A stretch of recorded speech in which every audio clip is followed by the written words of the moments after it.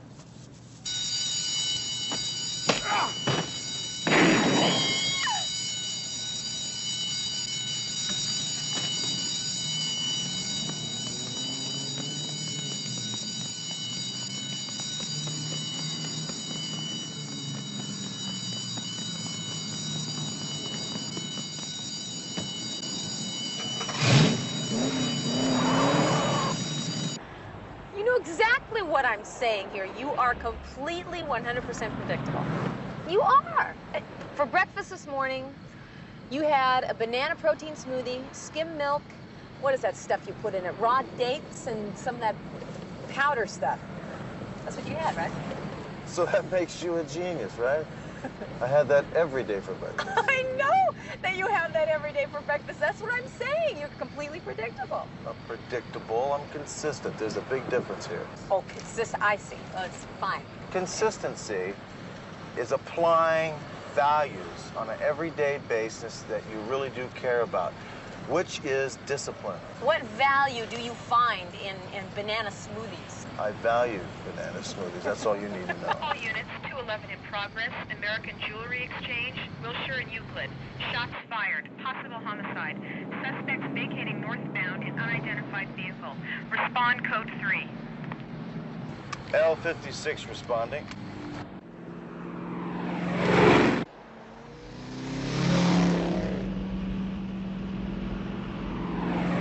What do you think? I think it was them. Let's move. Don't lose it. Get that camera up here. L56 in high-speed pursuit of suspect yellow Camaro, California license plate Peter Victor X-ray 349. L56, two suspects, mid-20s, one Latino, one Caucasian. Request backup southbound Flower at 12th Street. L56 out.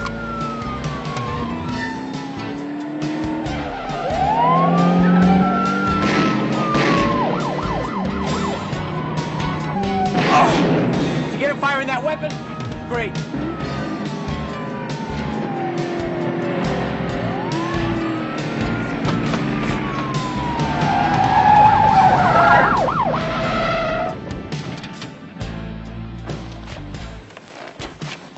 Hey, move the van! Get out of here with that! Wally, stay tight on the victim, Wally. I got the chase.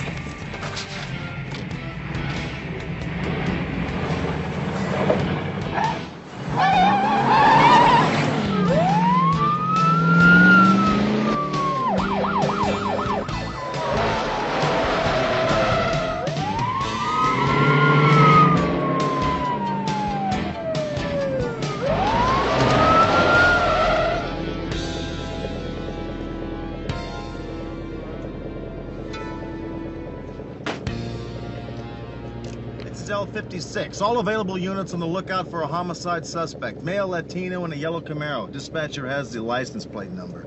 Suspect was last seen heading north on Wilson near, Olympic Boulevard. L56 out.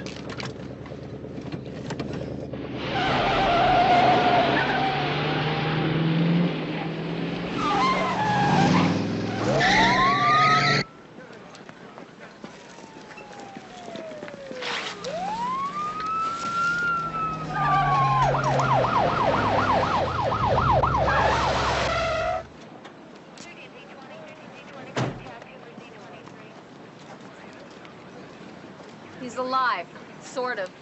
Shut that off. He doesn't take orders from you. This is a public event, and we're covering the news. You know what that is? I'll tell you, Sue, you're in What the hell are you doing? What's the charge? interference with a police officer. You realize this is all on tape? Shut that off. We got enough. I'll bet you $10,000 it doesn't get on the air. Move it.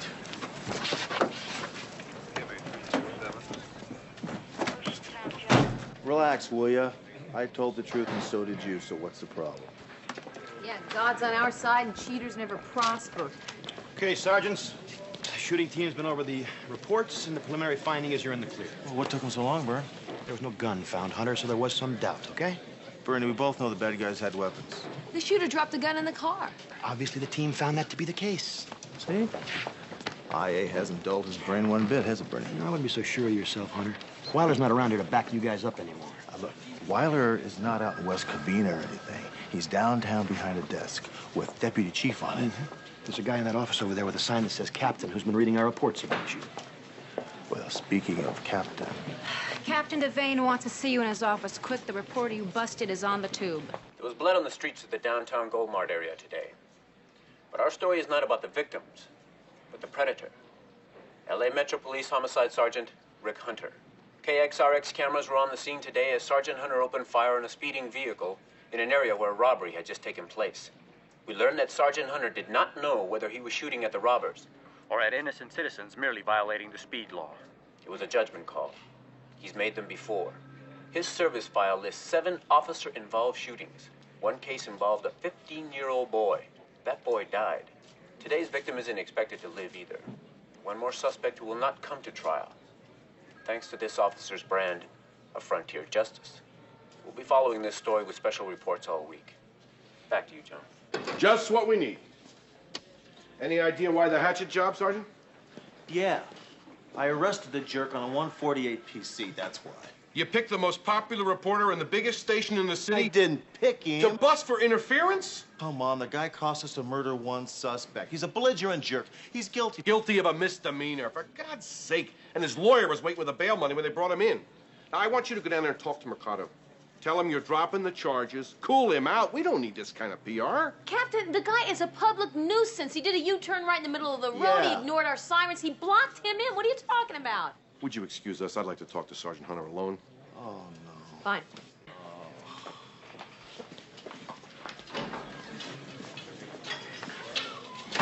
Look, Charlie, I mean, just... Look, Charlie, nothing. This guy's got you in a vice and he's starting to squeeze. And he's not making my life any easier either. So look, go just help him see it from your point of view and do it now.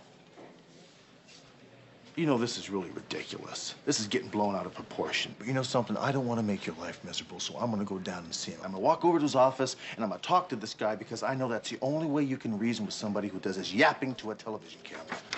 Okay? Okay. I'm going to do it. Thank you. Yeah.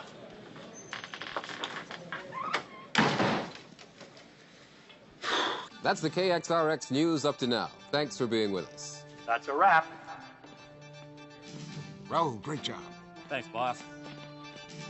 Switchboard's lit up like Christmas. Pro-con. Well, we won't know till morning, but they watched, didn't they? This isn't ratings at all. 5 months ago, Hunter shot and killed a 15-year-old kid. The guy thinks he's Wild Bill Hickok. Do I need to remind you you're attacking a member of the most important, powerful institution in the city? I'm not attacking the Metro PD, just Hunter. I don't know. It's not how they think, Raul. They protect their own. Maybe you better ease off on this one, huh? The guy's a trigger-happy psycho, right? He's an embarrassment to the Metro PD. Look, the police commission will probably give us an award for this one, Ralph. Probably is not good enough, Raul. You be certain on this one. On every single move you make.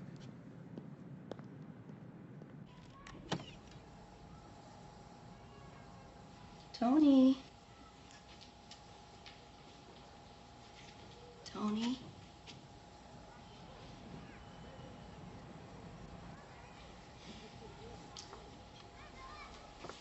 Tony, listen. Shut up. You've watched this thing about 50 times already. That's right. I want to be damn sure they can't make me out on that tape. They can. Good, then we got no problems. The hell we don't. Him and me were eyeball to eyeball. I remember his face. He remembers mine.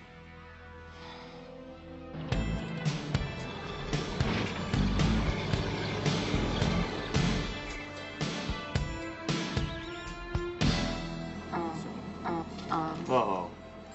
Look who's here.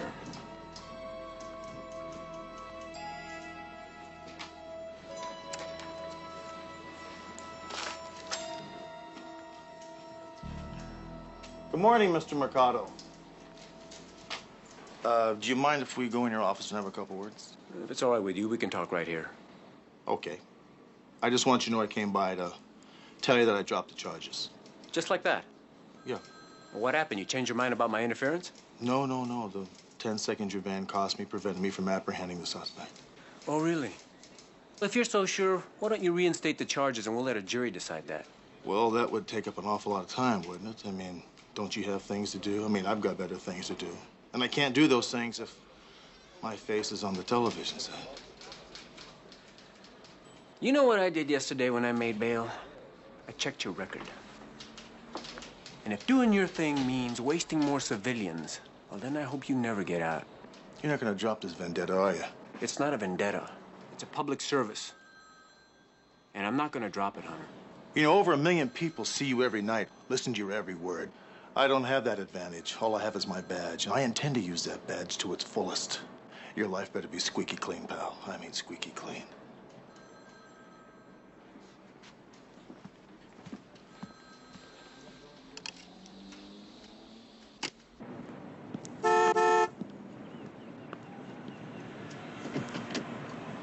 Your turn. Went that bad, huh? That bad. That's why you got a partner. Want me to go in and give it a shot? If you can get this guy to budge, I'll buy you an ice cream cone. An ice cream cone? What about dinner? No dinner. It's not worth a dinner. It's only worth an ice cream cone. All right, you got a deal. You know, sometimes a soft approach can work. Is that a fact? Yeah, Hunter, it was predictable. You used half-truths and innuendos to make him sound like some kind of an animal. There wasn't one word in my story that was not true. No, every word you used was half true. You remember that 15-year-old boy you talked about? He fired 5 shots while Hunter tried to talk him into dropping his gun. That is when I came on the scene, the kid turned his gun on me, he aimed, and that is the first time that Hunter used his gun. The very first time. And if he hadn't, I would be dead. And that, Mr. Mercado, is the whole truth. You're his partner. I don't expect you to be objective. Are you a complete idiot? Are you deaf? Don't you hear what I'm saying? What has objective got to do with anything? I just told you exactly what happened. If you're so interested in the damn facts, put that on the air.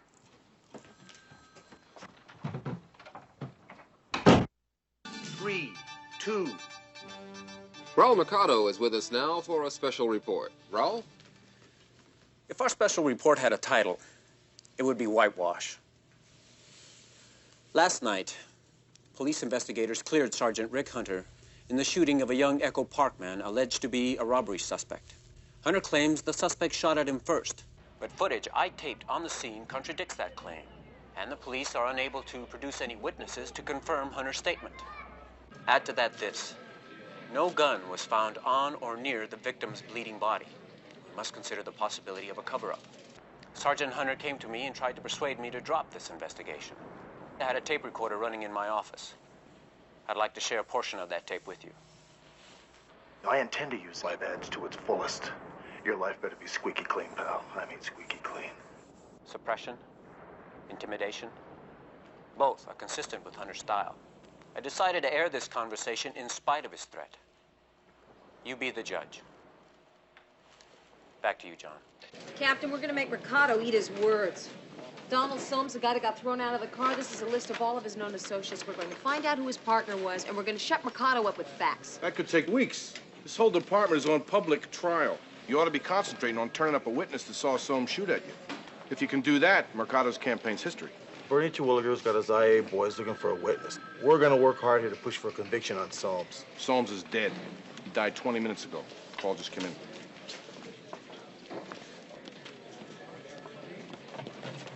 Man sure got the boys and the nails out for you, Hunter. What are you doing here, Sporty, slumming? Bad arrest. One of your peers thought that I was involved in a distasteful gambling operation at which I was merely a spectator. In Las Vegas, they call the spectators pit bosses. He sure something funny to do with, ain't he? Hey, McCall, what's this I hear about y'all needing a witness? Nothing, Sporty. Get off my desk. See, you two have one fundamental problem. See, the kind of witnesses you looking for, they don't like you, which is why you ain't finding any. They ain't gonna come forward to clear no cops. Unless they have some sort of peer group persuasion, is that it? Sporty, the kind of witnesses you provide, we don't want. They wouldn't even know what kind of car it was. What kind of car was it? Get out of here, Sporty. All right. But tell me one thing. Would you be grateful if I was to produce a genuine witness for you? You would, wouldn't you? The operational word here being grateful, you dig? Grateful, huh? I'll be grateful. You better get us an eyewitness. And you better be a good one, because you're gonna have to answer to me. Hey, this is my hat, man. So you got a date or something? Date? What do you mean? Just what I said, you got a date. You looked at your watch 4 times in the last 5 minutes. You know exactly why I've been looking at my watch. It's because that guy starts polluting the air in 5 minutes. I'll take a doggy back. No, you're not. You're going to stay here and you're going to watch this guy with me. I'm not gonna ruin a wonderful meal. Oh, come on. Why do you think I made such a wonderful meal? Trying to come on to me? Ah, well, there it's out. Listen, if I watch this guy, I might destroy your television set. You watch him, call me in the morning, give me a report. Hunter, come on. Where are you going? I'm gonna go home. Unless you've got something better for us to do. Well, not on a full stomach, no. By the way, the Jello Romanoff was exquisite, really. I mean that. Raul Mercado is with us now for a special report. Ciao. Raul? Welcome to our third in a series of special reports on LA Metro Police Sergeant Rick Hunter. He is a distinguished expert marksman. Tonight we'll be reviewing 3 of his 7 officer-involved shootings. I can't watch you either.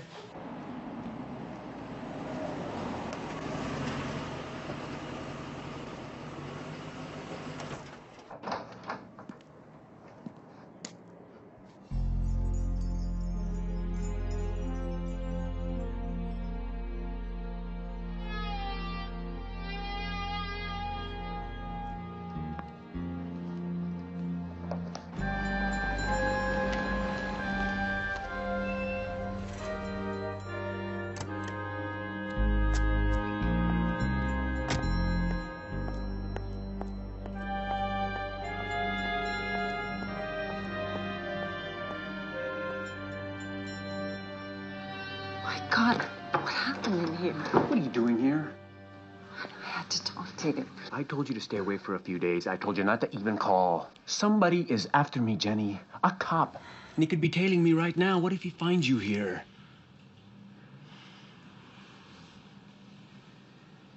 I'll call you in a few days.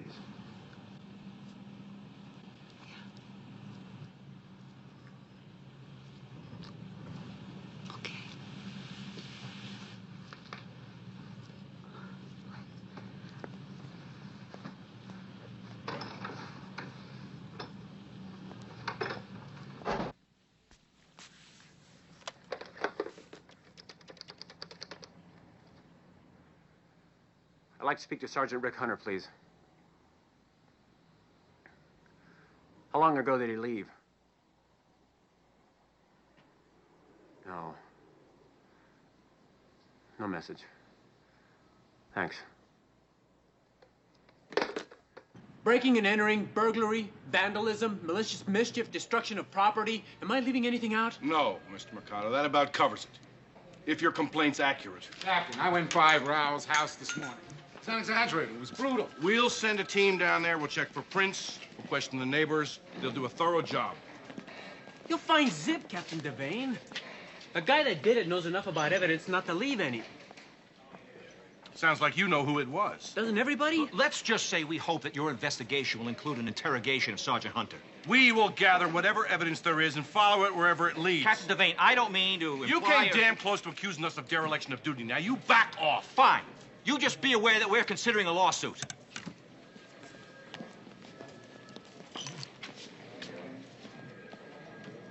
Any comment, Hunter? Yeah, thank you. Where were you when all this was going on? I was at McCall's house having dinner, then I went home. What time did you leave her place? Just about the time the 6 o'clock news started. Oh, so you had plenty of time to trash Mercado's place before you came home, huh? Oh, yeah.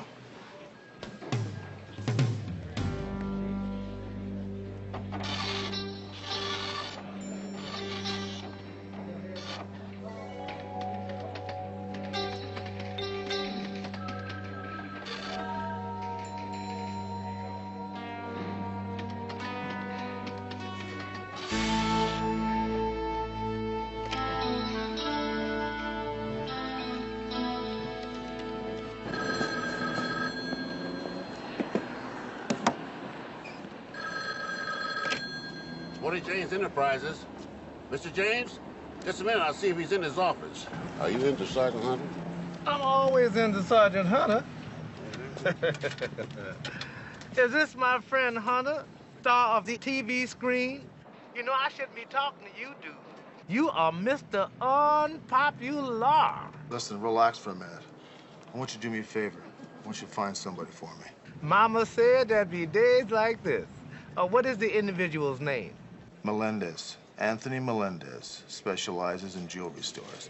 I've never heard of the gentleman, but that is no problem. No problem at all.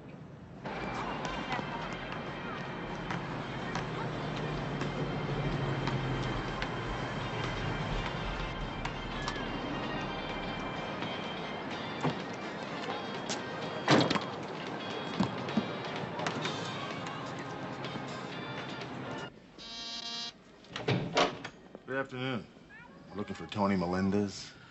Oh, you're that detective from TV. The Hunter, right? That's me, yeah. Does he live here? He's not here. I have not seen him for a week. I heard his mama's sick. Oh, his mother's sick. I'm sorry. Yeah. She probably lives in Texas, right? Texas? Yeah, that's right. Or maybe Chicago. Hey, could I look at his room? No. This is America, Sergeant. His room is his castle. We have rights here. Yeah, you sure do, honey.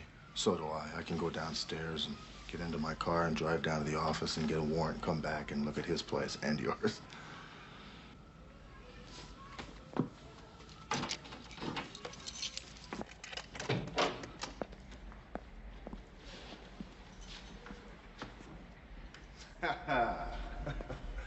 Well, he went to Texas, all right, didn't he? I'm surprised he didn't take the lamp.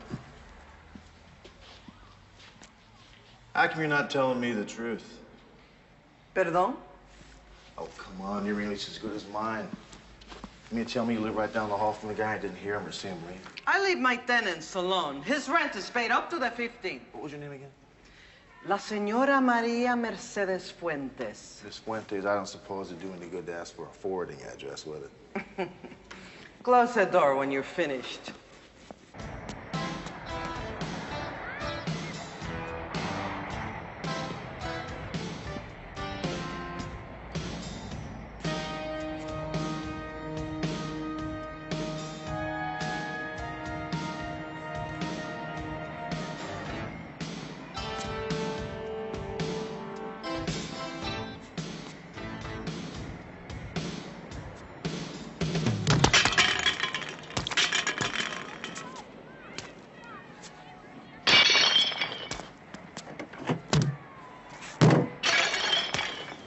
This is L56. Patch me through to Metro Headquarters, please. Sergeant McCall.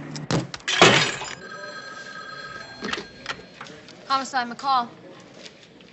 Where are you? I'm at Commonwealth on Avenue 57. I need a ride fast. Okay, I'll be there in 10 minutes. Don't use your own car. Why? Don't ask me any questions. Just get here. Do not bring your own car. You got it? It's an emergency, all right, Vaughn? Well, what about your own car? It's got a transmission problem. Give me a break, will you? Come on, let's go. Well, this one's just out of the body shop, so you gotta promise me, please, not to let Hunter get near it, touch it, see it, feel it, anything. Nothing. Hey.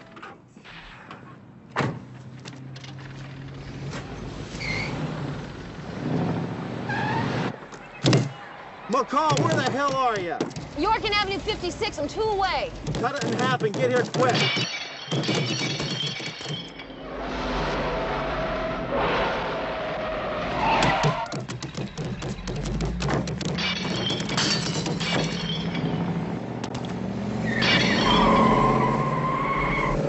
I take it your reputation preceded you.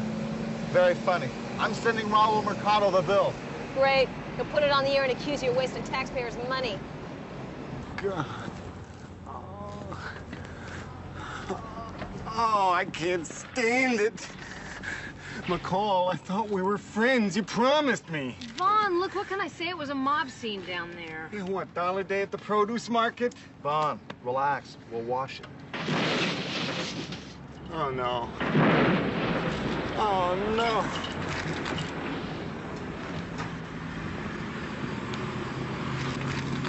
No. Keith. Oh, Vaughn, look, don't worry about it. All it needs is a windshield, a front end, a rear end, a top, a bottom, a motor, transmission, differential, and wheels. It'll be all right. You know what it is? I must have done something really bad along the line, and you're my punishment. Vaughn, think of me as a challenge.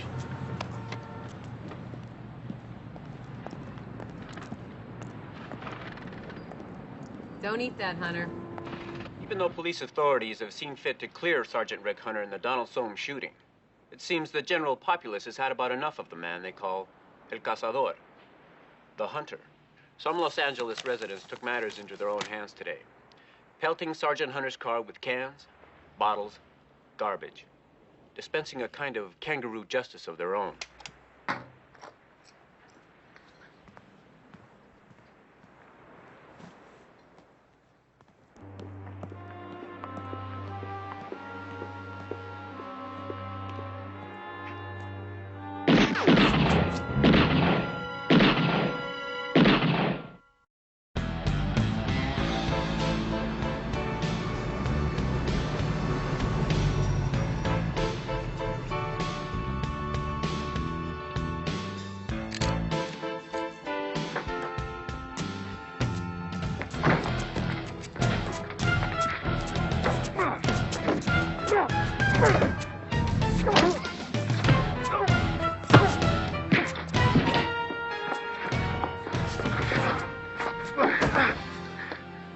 You.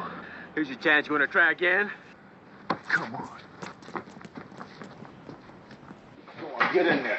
What the hell's going on? Like you don't know? No, I don't know. Where were you at 826 tonight? I went for a ride to think about you. Look, there's nobody in here but you and me. You want to get real? Yeah, let's get real. You're under arrest for assault and battery. How about that? And I'm charging you with attempted murder. How do you like that?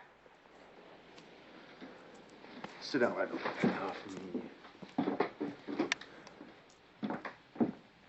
So, at 826, someone tried to kill you, is that it? That's right, Hunter. You took 5 shots at me. Let me tell you something, Mercado. If I had shot at you 5 times, you'd be dead 5 times. Well, I know that. If you were trying to kill me, that is. Boy, I must have hit you harder than I thought. You're a distinguished expert marksman. Took a hell of a shot to get as close as you did and still miss. You tried to put the fear of God in me, didn't you? Well, let me tell you something, Wyatt. It didn't work. Did you report this assault on your life? Tried that when you trashed my house. You saw where that got me. Oh, wait a minute. An assault on your life puts you in a position to get some help. And if I was in your shoes, I'd get all the help I could. If I didn't know you so well, I'd probably buy that line. You don't know me. Every last detail there is to know about you.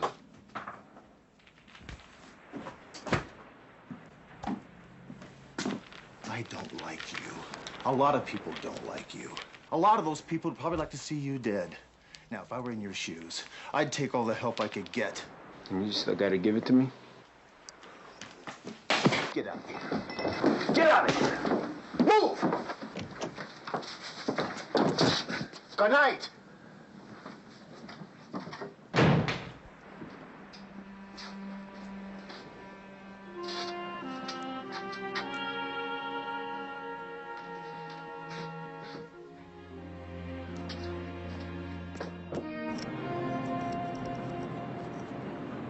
Well, what do you know? For once, Raul Mercado's reporting was accurate.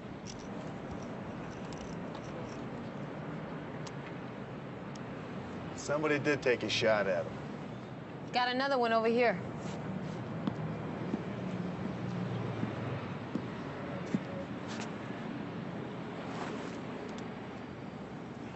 Well, they haven't been here very long. No, they haven't. You don't gotta hand it to you. You're trying to save his neck while he's trying to tighten up the noose around yours.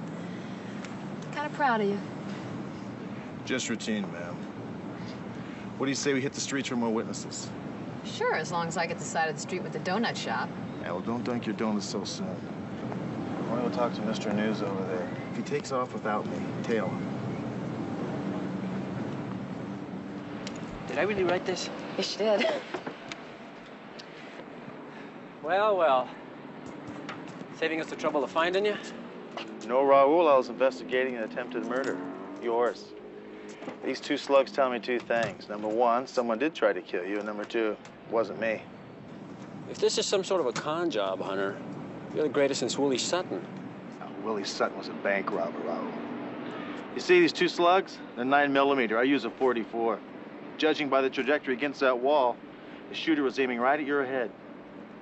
Not a very big target, even in your case. What you're telling me is redundant, Hunter. I was there. You know, over the years, you must have gathered up an awful lot of enemies, besides myself. Why don't you let me look through your files? Lisa. Yes. Take Hunter to my office. Show him the hate file. Right this way.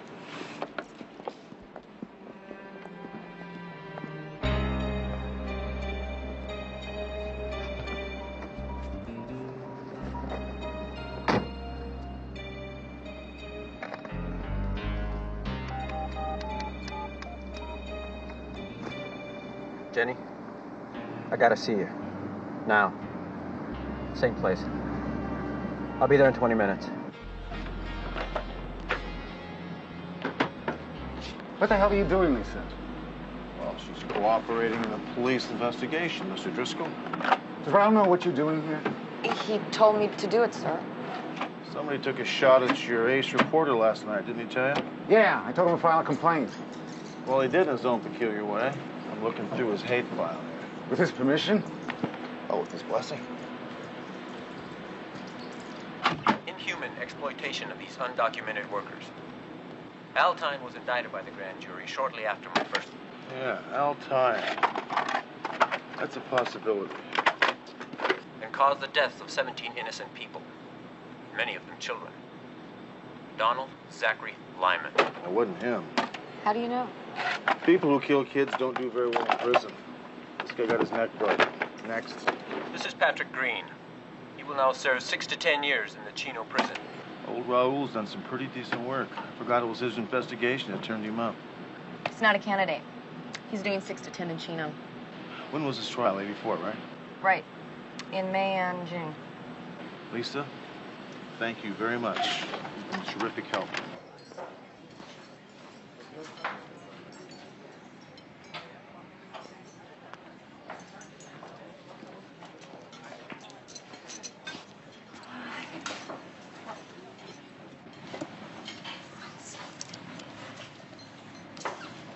Your face. I'm okay. Are you sure? I'm okay, Jenny. I'm all right. What? Look, I think we better cool it for a while. Stop seeing each other. Why? When I went after that homicide cop, I opened up a can I can't shut. Last night, somebody took a shot at me. What? 5 shots. What? Who? That policeman? I don't know. At first I thought, but now I'm not sure. It doesn't matter who it was. I can't put your life in danger, and I can't risk Hunter finding out about us. Rala, are you sure that this isn't just some way of telling me it's over? No, Jenny. No, it's not. I swear it. When it's safe, I'll call you. I'll get this straightened out. Soon. I promise. Oh, we've got to leave. You go first.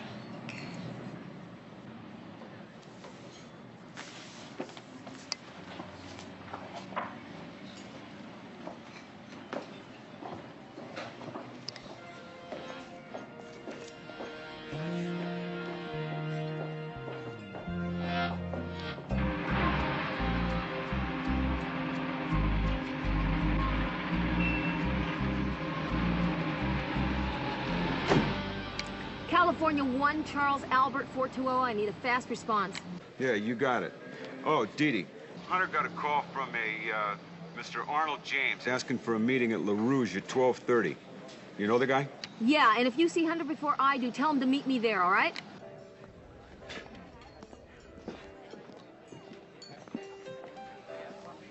Sporty, this had better be important, I'm telling you. Look, would I trouble you fine officers if it wasn't important? Save the crap, Sporty. What have you got? Slow down, slow down. Smell the roses. Oh, here. Have one of these tasty morsels. You know, I used to step on these things every morning on my porch, and he eats them. Figure that out. Get to the point, Sporty. Hey, I steered you two good people straight to the man's door, did I not? Don't blame me if he wasn't just sitting there, you know, waiting for you to call. Melendez must have heard you coming. You think I'm collecting on both ends or something?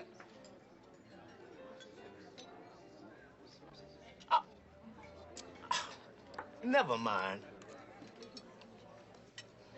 You still want him, I presume? No, we're willing to forgive and forget. Yeah, we want him. Okay. Because rumor has it that he would be interested in seeing you underground, Hunter. He's gonna have to stand in line, Sporty. Man, you're bad, you know that? Look, one of my colleagues brought it to my attention that he is holed up right now at a certain address on South Gower. Oh, and I take it you're gonna give us that address, yeah? Give? How much? How much? Look, I thought you and me were friends. What's the price, Sporty? Hey, man, this is Sporty James you're dealing with. You know my style. Money don't mean nothing to me at all. I like to accumulate favors. That's right. I do you this favor, you do me another favor later on down the line, you dig? Careful, Arnold. Or maybe two favors, because this be one unsavory individual. Look, Sporty, I can't guarantee you any favors. However, if this thing works out, we won't forget him, will we? Hey, that's all I wanted to hear, babe.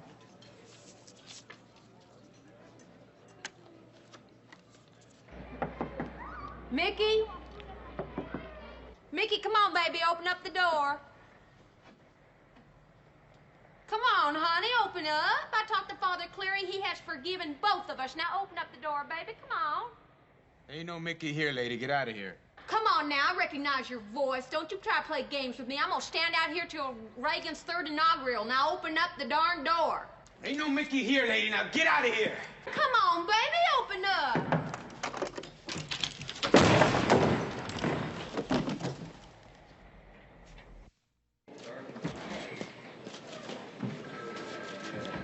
Score one for the good guys.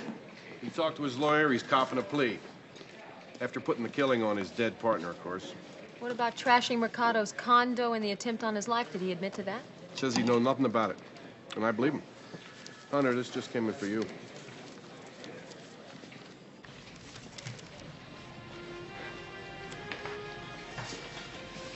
Coming. Where are we going?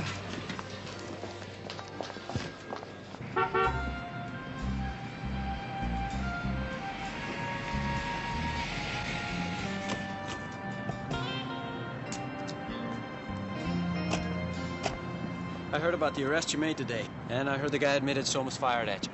How about that? camera can lie by omission. It sounded to you he's trying to apologize? Yeah, but I think he ought to try a little harder. Me too.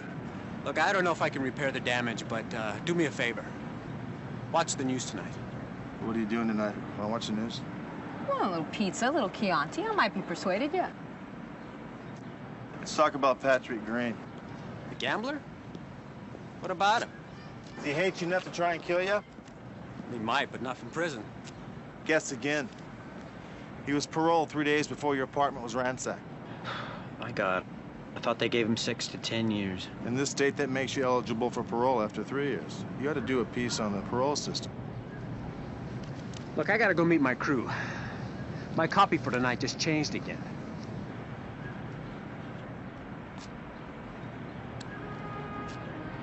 Don't miss the newscast. We won't.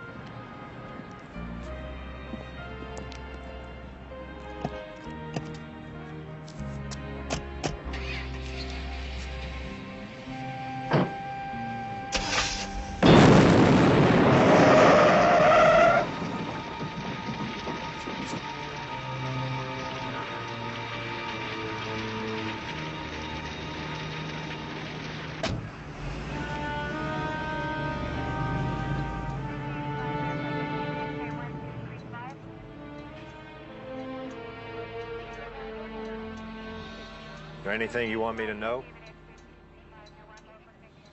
I had Mercado on unofficial surveillance until lunchtime. Should have stayed with him. You had another job to do, remember? You can't save them all. Look, I don't want to add insult to injury, but Driscoll, that station manager, called Captain Devane's office. He says if you're not in custody for murder by 6, he's going on air to call for your arrest.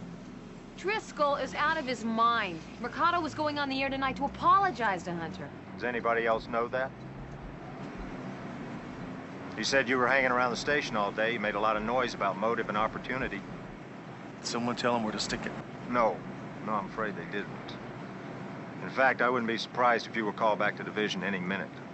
So if you two have any leads at all on this thing, I suggest you get going on it, like now. Does it say anywhere in my file that I'm stupid? You did time, didn't you? Well, why not? Why the risk for the business I'm in?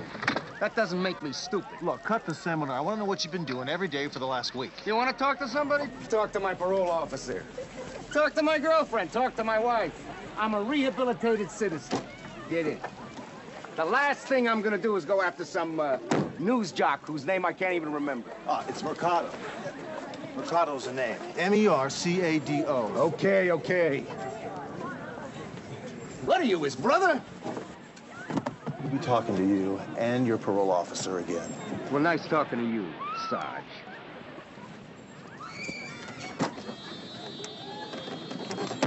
He didn't do it.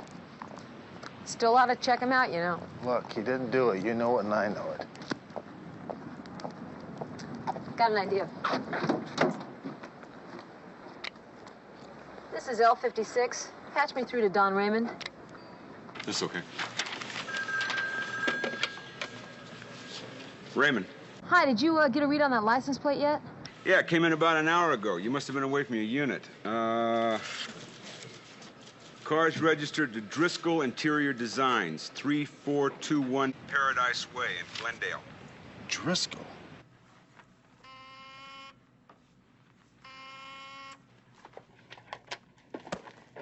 Yes. Mrs. Driscoll, there's some police officers here. They want to talk to you. Do you want to see them? Mrs. Driscoll, send them in. Yes, ma'am. I followed Raul today. I saw him meet you. Yes, well, he was going to help me with a friend. Do what do they call that? Give him a plug on the news, you know? I saw you both in the restaurant, and I watched you talking. And what I saw does not fit with what you just said. I don't know what you mean. Raul Mercado was murdered.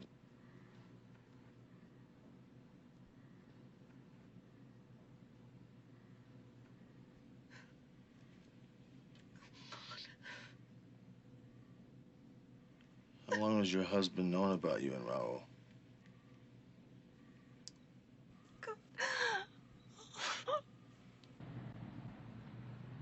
2 minutes to air, everybody.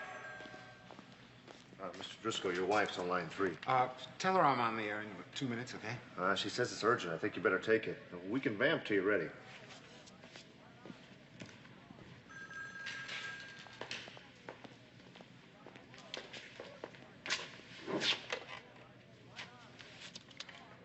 What is it, Jen?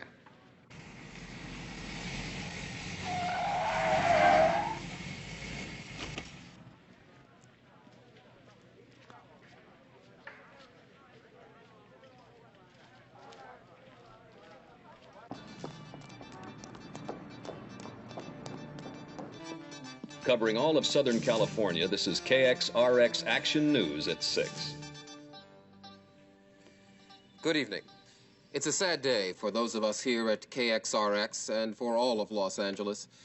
Sitting in tonight for Raul Mercado is our station manager, Ralph Driscoll. Today at 4 p.m., an explosion took the life of KXRX News' Raul Mercado. His death was not accidental. Raul Mercado was murdered, and for good reason. This man who presented himself to this community as a man of integrity and honor was committing adultery and had been committing adultery for over a year. That is why he was killed, by a man who had befriended him, had made possible his career, had loved him, and was betrayed by him. We're off the air. Gone to commercial.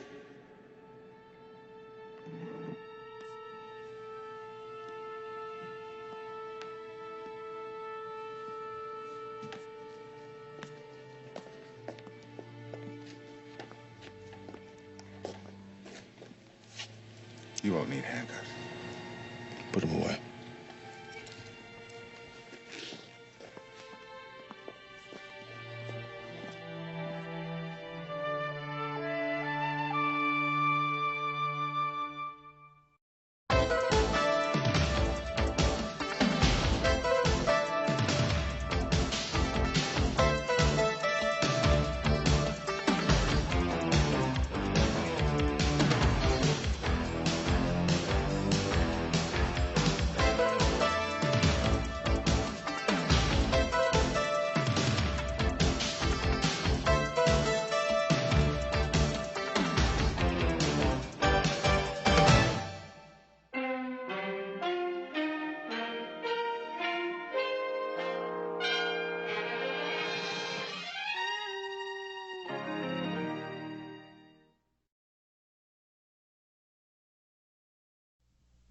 You and Hunter are no longer partners.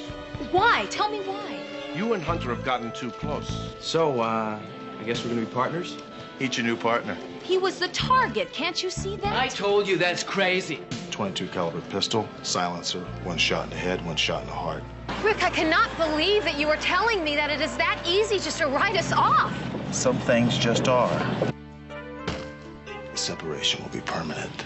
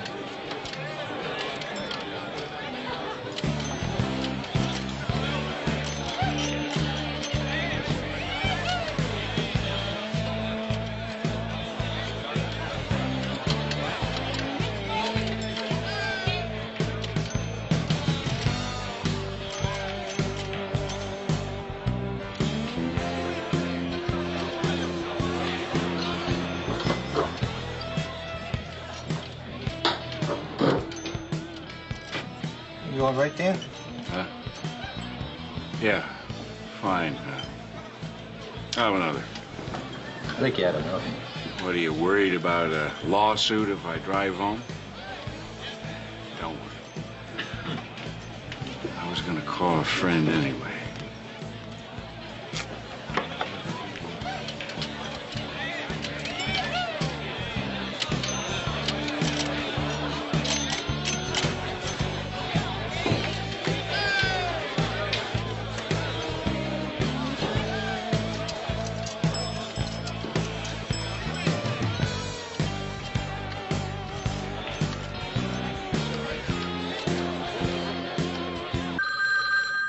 You should have gone ahead with the plan. Instead, you doubled back behind me. What does it matter? It didn't change anything. We still got the guy. That's not the point. The point is why you doubled back behind me. I don't know what the big deal is. The big deal is you cared more about me than the plan. You are supposed to care about your partner. Hold on just a second, Leah. Look, we were very lucky last time. When partners care too much about one another, they put themselves in jeopardy as well as the plan. Hello. Hunter. Dan Winslow. Dan, you all right? No, I gotta unload about something. I was too drunk to drive. I need to talk to someone. It's gotta be somebody I can trust. Don't let me down. Please. Where are you? Okay, now just stay there. I'll be there in 10 minutes, you understand? All right, look, so I was wrong. So I made a mistake. You don't have to jump all over me for it. All you have to say is, please don't do it again, and I won't. Please don't do it again. All right, I won't. Eat all this food. I'm not gonna eat all this food. And by the time I get back, have us all cleaned up. Everything. Clean everything up.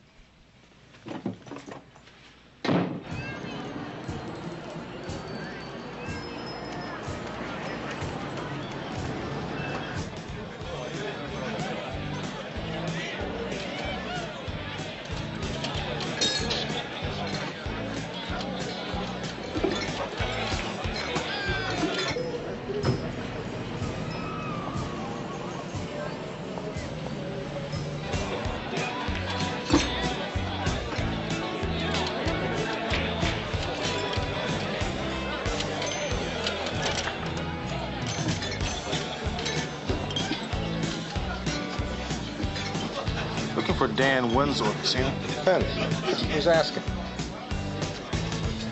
Just went out the back way.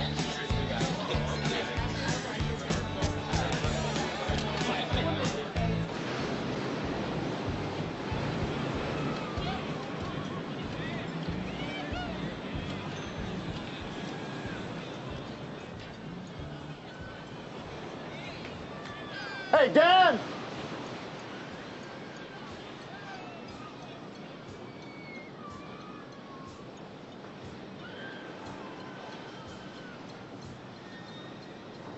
Dan!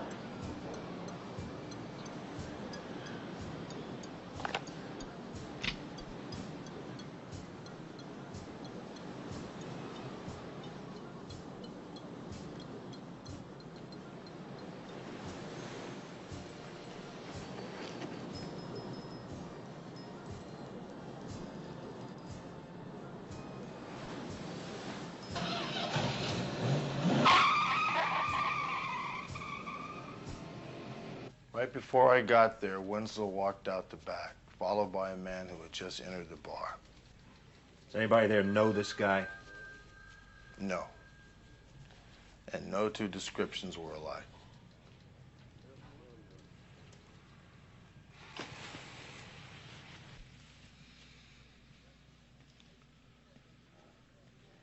First one of our guys to go this year. First one in 9 months. Has all the earmarkings of a professional hit. Like what? 22 caliber pistol, silencer, 1 shot in the head, 1 shot in the heart. Wallet and watch was still on him when I found it. Get on it.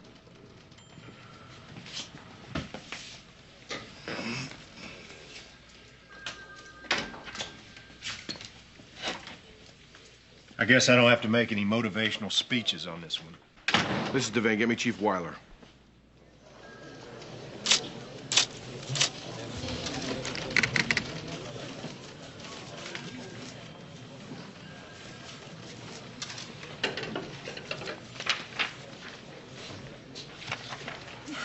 3 professional hits in the last 18 months with the same MO, right down to leaving a murder weapon. What are you two doing here so early? Haven't left yet. McCall had a hunch about the killing. Seemed as they follow a pattern of 3 other killings in the area. Yeah, the murderer gets close to his victim. He pops him once in the head and once in the heart with a .22. He unscrews the silencer. All the weapons were fitted with silencers. Yeah. He drops the weapon and he takes off. Well, a gun's a liability in case he gets caught with it. And he keeps the silencer because he can't buy one of those over the counter. Do all the hits follow the same pattern? Yeah, the last one was 4 days ago. A girl named Sarah Cameron stepped out of her boyfriend's car in his underground garage and, Only Sarah was clean as a whistle. Is there an APB out on the boyfriend? Yeah. Craig Borson. What about a connection between Winslow and the other victims? we don't have anything yet. This is a real tail twister. Have you talked to Winslow's partner yet? He's due in this morning, first thing. Okay, keep at it.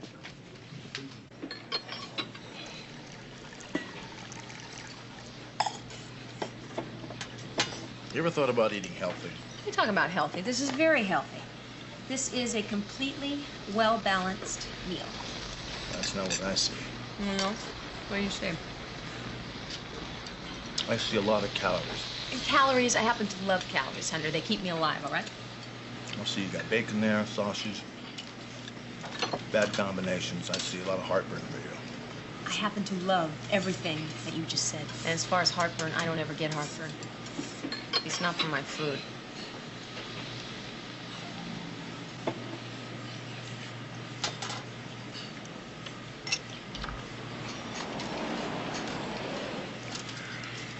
Hunter, McCall. Harry, good morning. Sit down. We're really sorry about Dan. Yeah, it took me 10 years to find a partner that I could put up with in this. Would you like some of McCall's food? No, no, thanks. I got no appetite. Devane won't let me within shouting distance of this investigation. Too closely eyed, too emotional, all that crap. Look, I came down here to tell you guys that I want to be involved. If there's anything that I can do to help, just let me know. I'll do it on my free time. Yeah, sure. Well, do you think what happened to Dan could have been a result of what you were working on? No, I've gone over it and over it. I don't think so. You know, I hate to say it, but, well, if Winslow was hit because of your investigation, they could be coming after you next. I hope they try, I really do. When's the last time you saw Dan alive? We checked off duty at 6 o'clock. He called me from the bar. He was drunk. He wanted to talk. I was busy. You didn't go? Look, Hunter, every time Dan poured a few cocktails, he always started in about Janice. Why did she divorce me? How can I get her back? I gotta get her back. I thought it was more the same old... I don't think I'll ever forgive myself.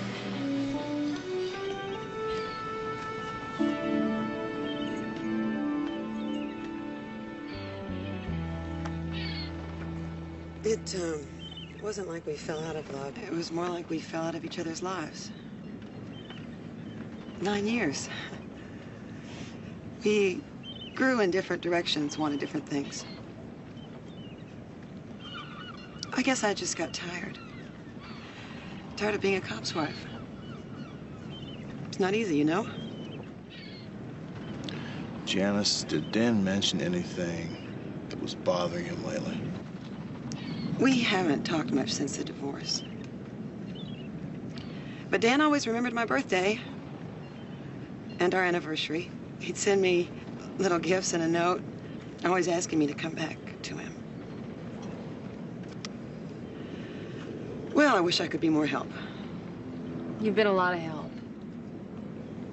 We're really sorry about Dan.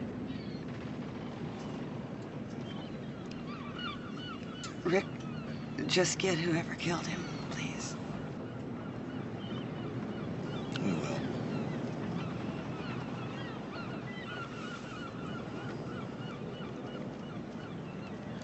If you hear anything, you call us, huh?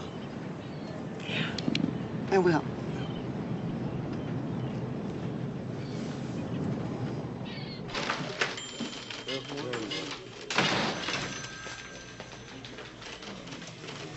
Lucy, tell McCall I want to see her right away.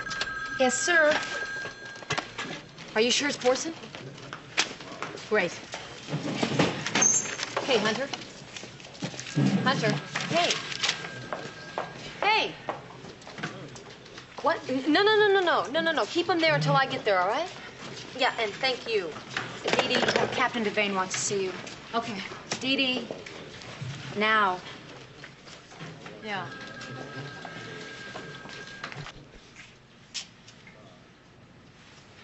Captain, I can't believe this. I can't believe what you're telling me. I'm sorry, but that's the way it is. You and Hunter are no longer partners. You'll both be assigned new ones. Why? Tell me why. I've been thinking about this since I took over the division. Conversation I had with Harry Trainer about partnerships and friendships nailed it down. You and Hunter have gotten too close. That's not healthy in our profession. Captain. Send Causland in. Now let's give it some time before we start registering complaints, okay? There will be no permanent partnerships in this division, at least not while I'm running it. Any questions? No, sir.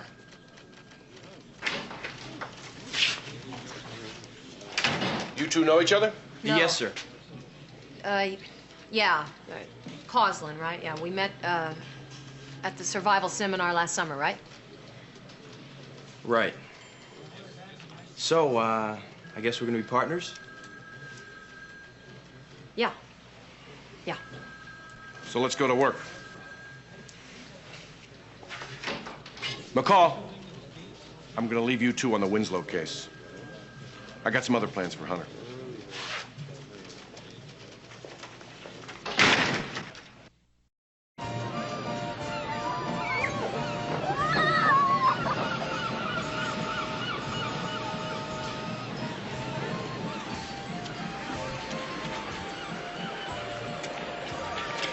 Hiya.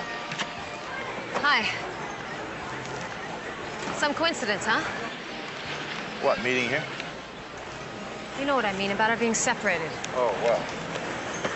I mean, 24 hours ago, we had this beef about who backed up who, where, and maybe we're getting too close to each other, and then today Devane just pulls a plug on us just like that. Rick. This partner swap is just a coincidence, isn't it? What else could it? Well, I mean, you didn't go to Devane and say that you thought maybe we were getting too close and that you needed some kind of a change. Dee Dee, you are the best partner I have ever had or ever will have.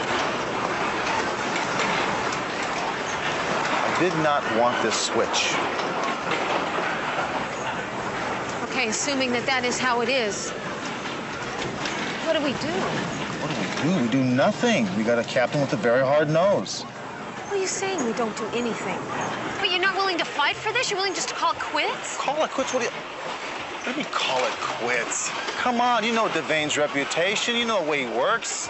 Rick, I cannot believe that you are telling me that it is that easy just to write us off.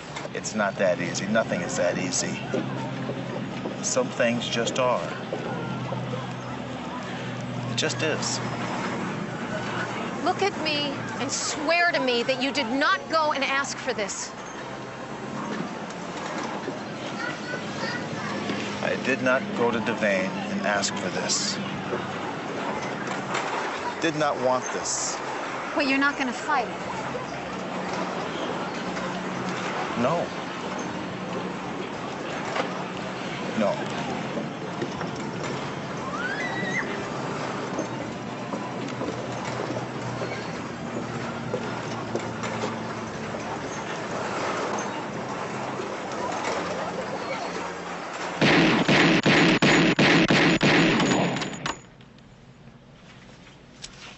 How's the hunting, Harry? In here, great. Out there, I've been spending a lot of time on why Dan got dusted. And? I checked every one of our files, case by case. Nothing. Well, maybe it's not a police-related matter. Yeah, I thought about that, but Dan got along fine with his ex. Didn't have any girlfriends or enemies. In fact, the guy didn't have much life outside the department.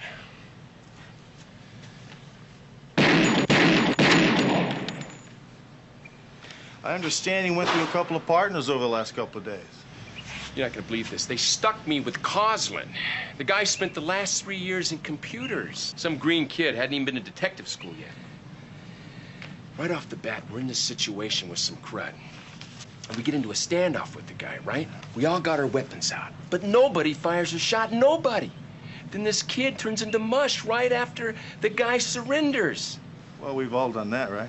Yeah, but did you ever puke in the patrol car? The guy pukes? Next day, they give me Weber. Dennis Weber? Yeah. I swear, Hunter, I never saw a flask or a bottle, but the guy was out of it from 9 to 5.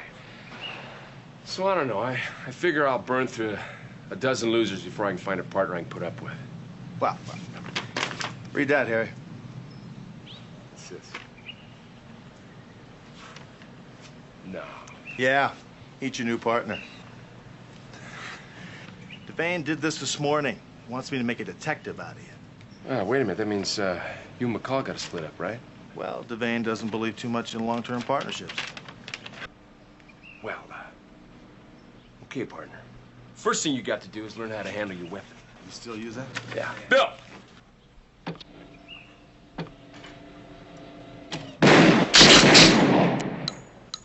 Well, you don't believe in shooting to wound, do you? If some sucker's dumb enough to pull a weapon on me, I don't plan for him to get me. Or my partner. Remember that. I appreciate that. Excuse me. There are times when you have to take someone alive, you know. I mean, they may have some information for you.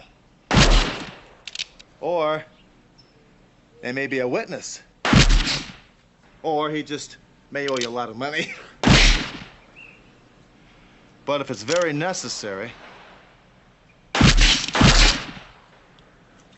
Just so you don't think I'm one-dimensional.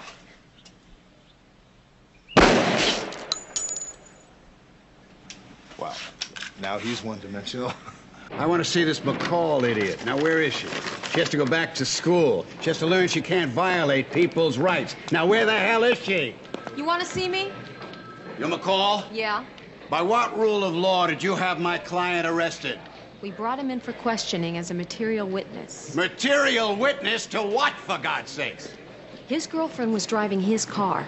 She took it back to his underground garage parking area. She had short blonde hair cut very much like his. She had on a jacket and jeans, and when she stepped out of his car, someone shot her once in the head and once in the heart with a silenced .22 pistol. Now, we've determined that that was a professional hit gone wrong, and Mr. Borson over there doesn't seem to have any comment on that. Mr. Borson was on a plane to Reno. How could he make a comment? He was the target. Can't you see that? I told you that's crazy. I don't know. Somebody must have been after Sarah. I don't know. I only knew her a couple of weeks.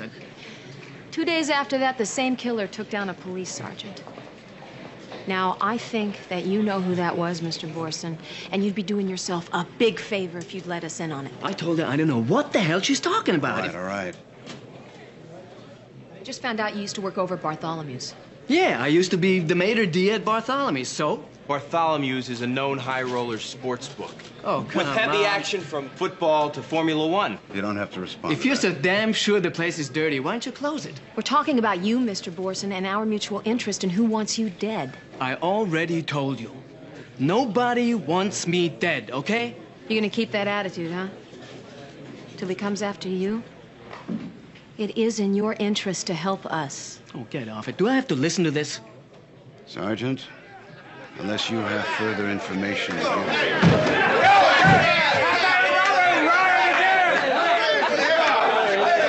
Hey, knock it off now. Knock it off. Come on, people.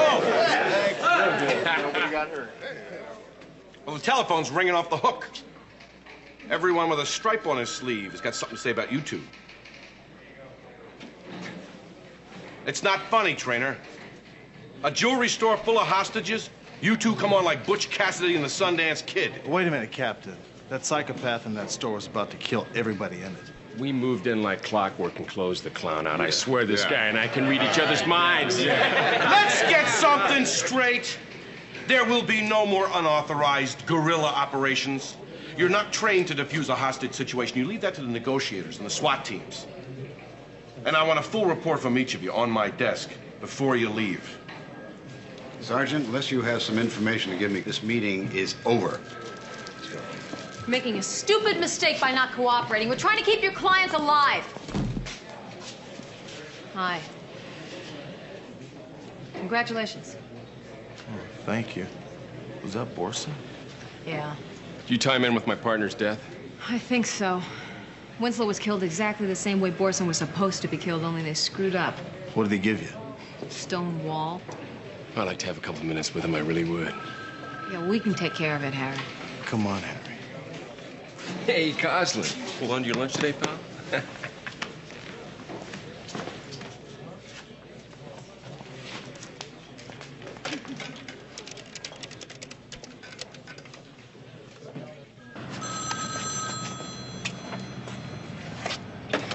Sporty James Enterprises. Yeah, is Sporty there? He ain't here just now, but if you want to leave him a message. Listen, Kirby, this is Sergeant McCall. I gotta talk to him. Do you know where he is? I don't know. But for his special friends, I can always find him. Okay, do me a big favor. You find him, you tell him I want to see him. I have a real important job for him. Okay. Thanks. Do you have a reservation, sir?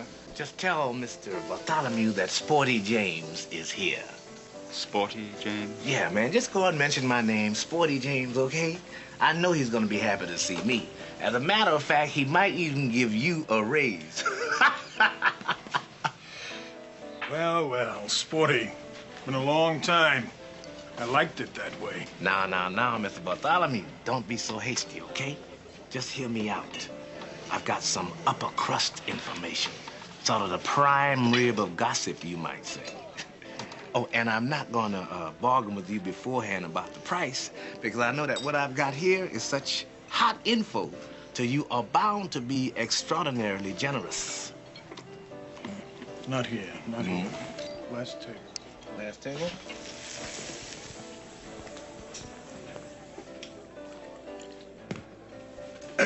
You have 2 minutes, Sporty. I suggest you omit the big words. Like I said, you will not be disappointed. Now listen to this. I was down to police headquarters today. Just clearing up a little misunderstanding. When I look across the room, and who do I see? None other than Craig Borson himself.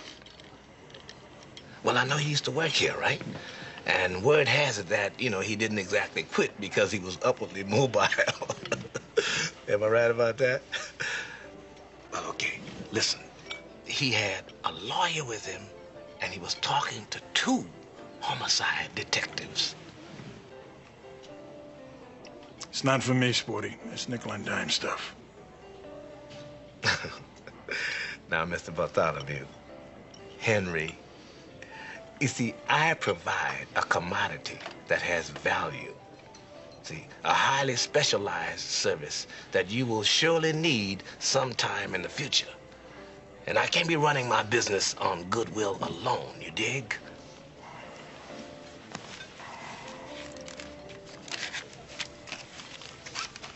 Thank you very much, Mr. Bartholomew. You have made a very wise business decision. And, if you want to talk further, you just call me, okay? Ciao now.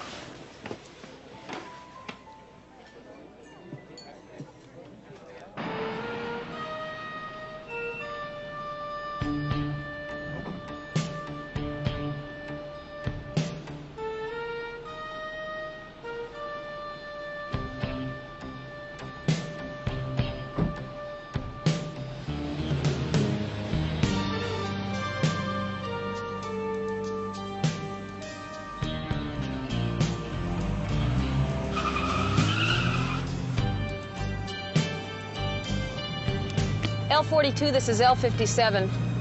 We're rolling. Did he use the phone? Negative, McCall. No calls in or out.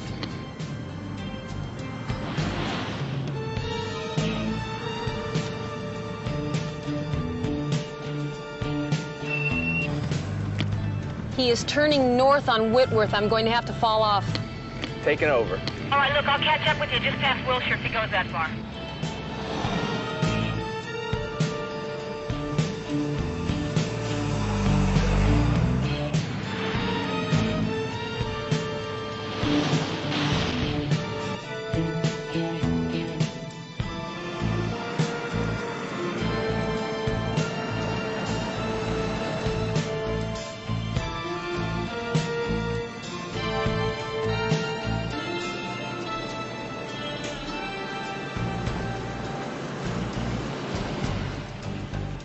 Nice house, huh?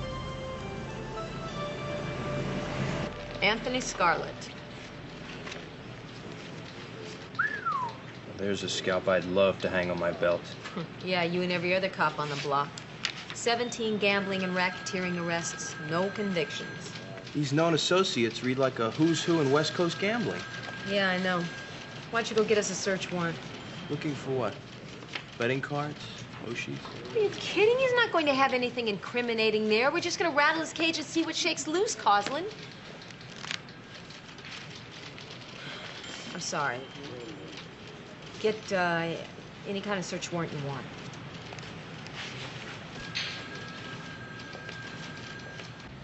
Dan and I not only worked together, we partied together. After the guy got divorced, we took a trip to Hawaii that you wouldn't have believed. They will be making a movie about this one. You like the islands, huh? Oh, yeah. All right, man, I'm out of here. Thanks for dinner. Hey, my pleasure. It's customary for the senior member of the firm to pick up the tab. I'll get the next one. Okay. Hey, listen, Rick, tomorrow you drive, okay? Got it.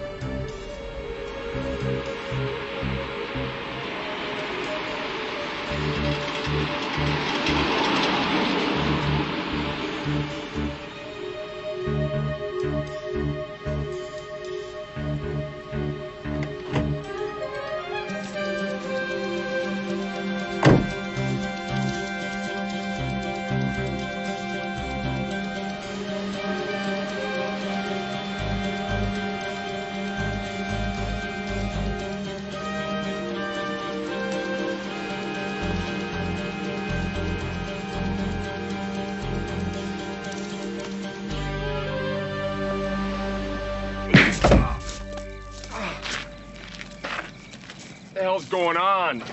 I wanted to do this ever since you called me to tell me that you blew it. Now I find out. You didn't just give me a bummer. You scared Boston so damn bad that you got his lawyer talking to the cops. Probably trying to cut a deal. Just remember this. If I go down, you land under me. Boston to give him anything. If he had, you'd have heard from me. Really? Then what's this broad name, McCall? You know, served the warrant in my home today? It's a typical cop ploy to shake you up, and it did. I'm talking about cop boys. What the hell happened to your partner?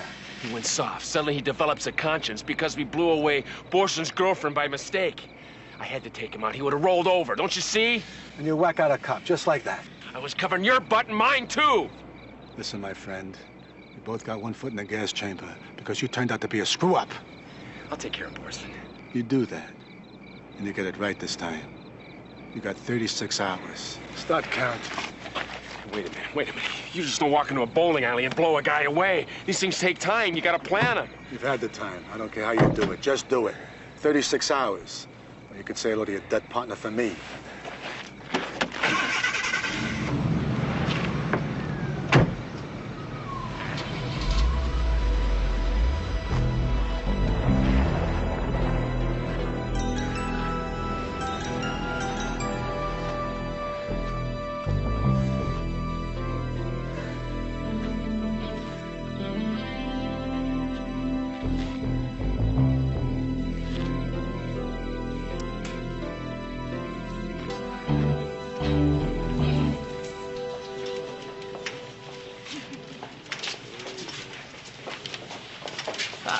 Good morning. Morning. Nut. No, thanks. Good for your feet. Thanks, no. You know, I don't think we'll ever get used to walking by this desk. Know what you mean? Coslin? You know, Trainer has a tendency to push a little bit. I wouldn't let that bother. I don't. I wasn't scared that night. I had the stomach flu.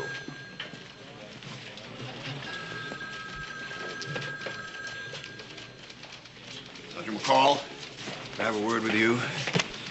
I'm looking for Mr. Borson. Now, you haven't found another unconstitutional way to lock him up, have you? Oh, get off it, counselor. We're trying to keep your client alive. Yeah, well, obviously, neither of us appreciate your interest. Now, are you saying that you don't know where he is? No, I don't know where he is. And if you do, I suggest you let him know that I have some very valuable information that he would find real interesting. Oh, yeah? Yeah. And what might that be? Word on the street is that Borson is in deep trouble. Sergeant, you and I have been around the block enough to know how reliable the street is. Yeah, well, we have a Captain Frazzi up in Vice, and he tells us exactly the same thing. Let me run something by you, counselor. Do you know that in top-level gambling, money hardly ever changes hands? They play with credit. Win or lose, their position is just a line in the bookie's ledger. Now, the only time that the high rollers ever flash the cash is when they want out of the game. If they're down, they pay off the balance. If they're up, they collect. What's your point? My point is, a few weeks ago, somebody laid a long odds bet at Bartholomew's, and they won. They won real big. $400,000.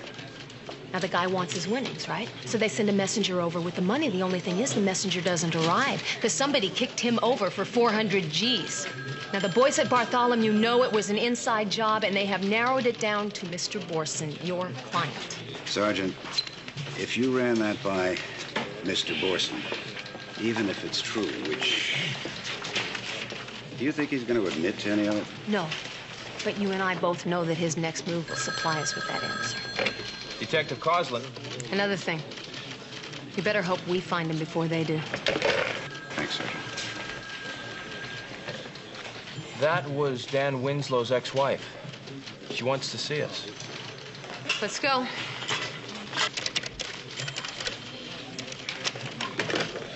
What the hell happened to you? Don't ask. I'm asking.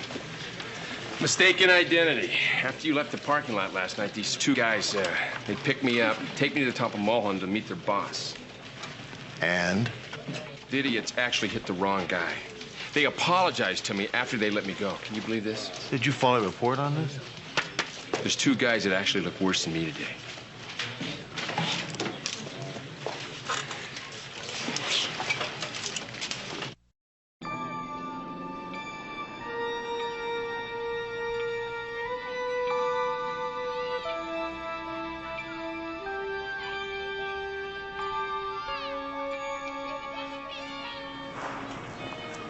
Hi.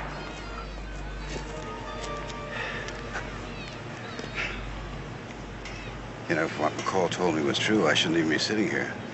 They might miss you and hit me.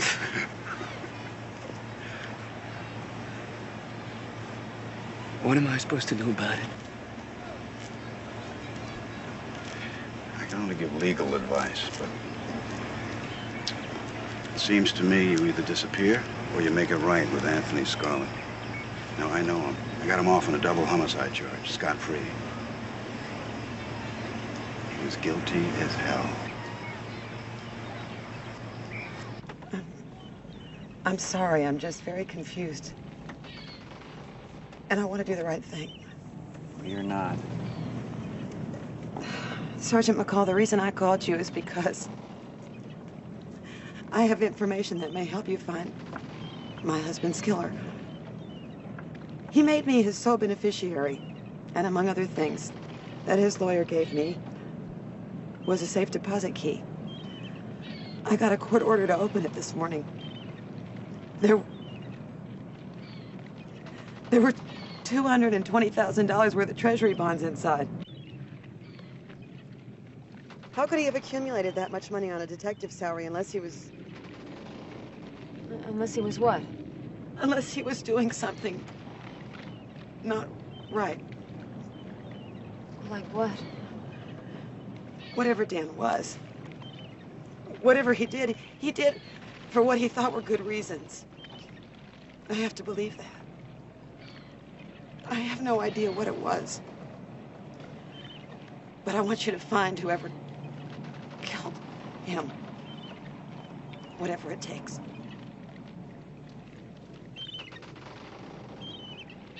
Mrs. Winslow, we'd like to get a look at those bonds as soon as possible.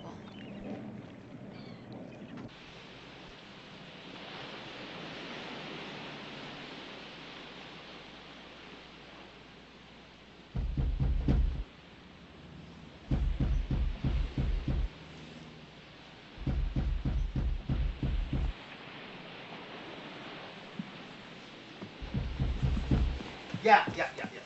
Relax.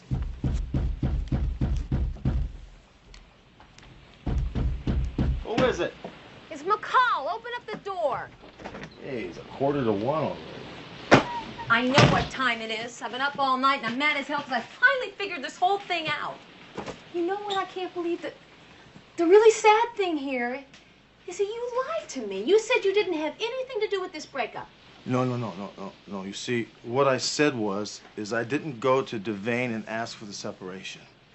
Oh, I see. Now we're going to have word games here, huh? This whole thing was a setup so that you could be partnered with Trainer. What are you talking about? What do you mean what I'm talking about? Cut the party line, Hunter. I know what's going on. I figured it out. Trainer's dirty. He's a wise guy with a badge, and your job is to nail him. Well, aren't you going to ask me how I figured it out? How'd you figure that out? I put 2 and 2 together and I get 4. It's called brilliant police work. Would you like a standing ovation now? How about apologizing to me for not telling me what was going down here? Well, in the words of our brand new captain, he said, Hunter, if you let McCall in on this, the separation will be permanent. Oh, that's great. Oh, I see. Okay, so I have to suffer so that the game plan isn't blown. Is that it? Yeah. I also found out that Dan Winslow was dirty. Yeah, well, I figured that. Left his wife a whole batch of treasury bonds. $250,000 worth. Well, now what we have to do now is get some solid evidence on Trainer. Pretty hard to be dirty and not have your partner know about it, you know? He purchased the treasury bonds in 6 installments, and it coincided with 6 head and heart silencer hits. The first 3 we knew about from L.A. The other 3 I got off a CII computer run. One was in Reno, one was in Vegas. And one in Hawaii. You see, Trainer Winslow went to Hawaii. 2 years ago, right? 2 years ago, that's correct. I can't believe they were hitmen on retainer. They sure were. Well, we have a lot to work on now, don't we, partner? Want some coffee? No, I don't want any coffee. Oh, good. There is something I want, though. What do you want? I want to know that when and if our partnership ever does come to an end here, that we are going to sit and we're going to talk about it like normal people, and we'll part as friends. That's a good idea, partner. All right. Okay. And if you ever pull another stunt like that again, I may not take you back. I bet.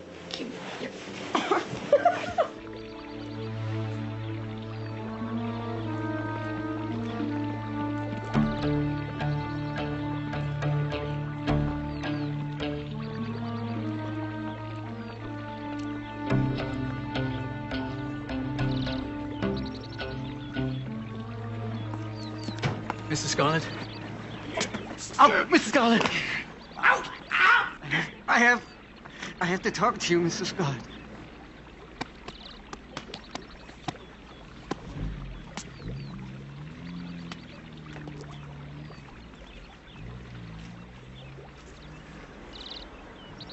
What do you want? I know I don't need to say this, but I ripped off the 400 grand. I did. And, I want to make it right. Cut me some slack, Tony. Give me a little time, and I'll hand every last cent of it back to you. I still got $360,000 I'll give you right now. I'll work off the other 40,000. Anything you say, anything. Come on. Wouldn't you rather have the money than my dead body? Tony, I made a dumb mistake. Believe me, I won't ever make another one. You got it with you? No, but I can get it. All I have to by this evening. You bring it to the secret harbor restaurant Yeah? in the marina. Right, I know that place, yeah. And you be there 6 o'clock sharp. Okay, thanks. Mr. Scarlett, thanks a lot.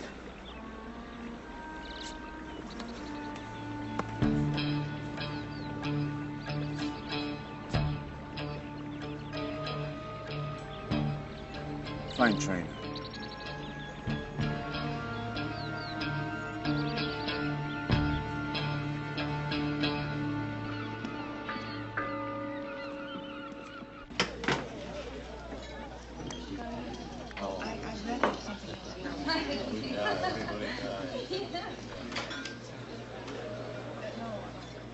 You Mr. Borson? Yeah? Got a call on the payphone back there.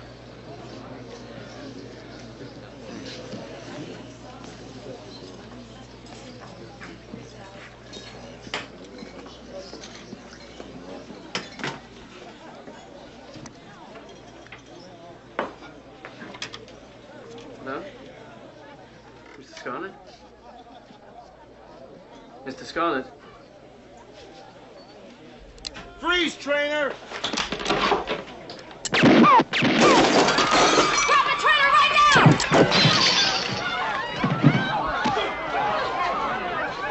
Need to get the back door. Get Borson.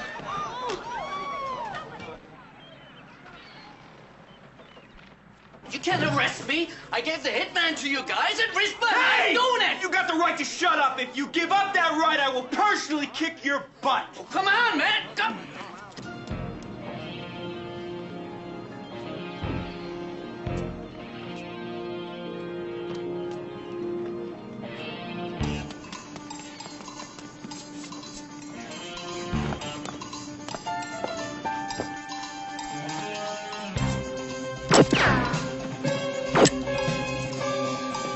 Traitor, drop the gun!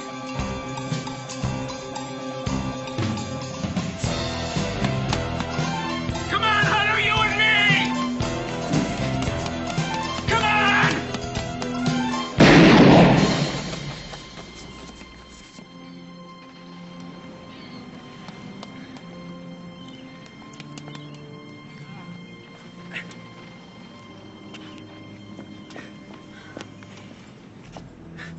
Where'd you learn to shoot like that, McCall? Same place you did. We wanted you alive. You'd have shot to kill, huh, Hunter? You'd have killed me, wouldn't you? You'll never know, will you? Better this way, though. You're gonna take Scarlett to the penitentiary with you.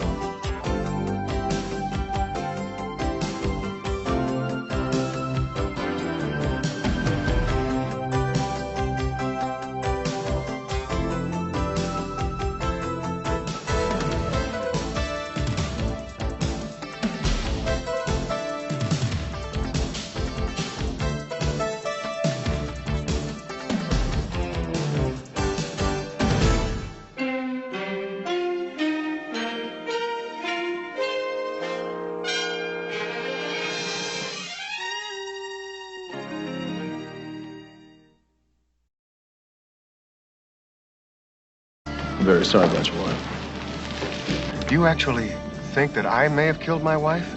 I wouldn't be sitting here if we didn't. What do you want to do, good cop, bad cop? Maybe I should have let you play good cop.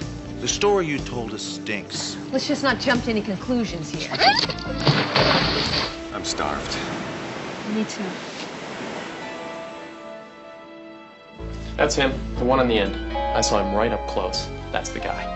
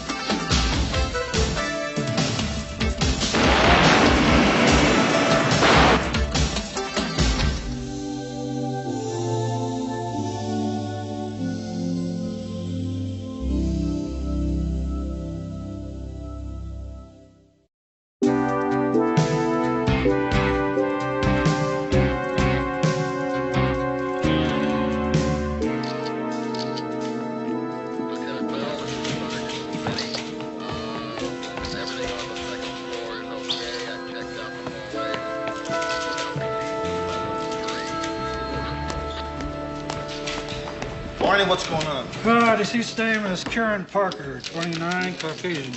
Blow the head put her out, then she had her nose and mouth held shut till she died. Any guesses to when? Only between 2 and 5 this morning. Autopsy will narrow it down to the hour.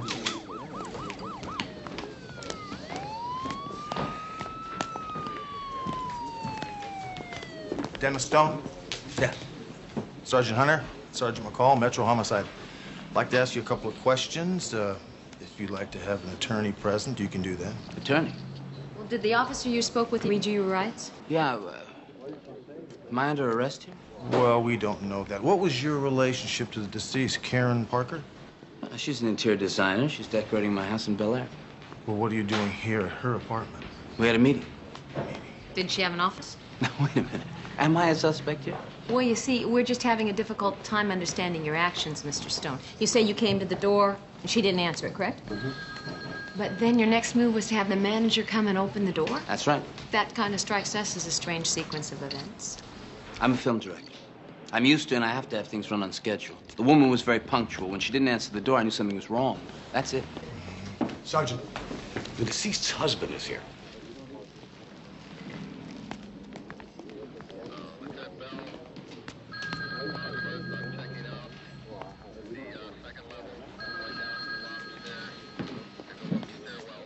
Mr. Parker, I'm very sorry about your wife.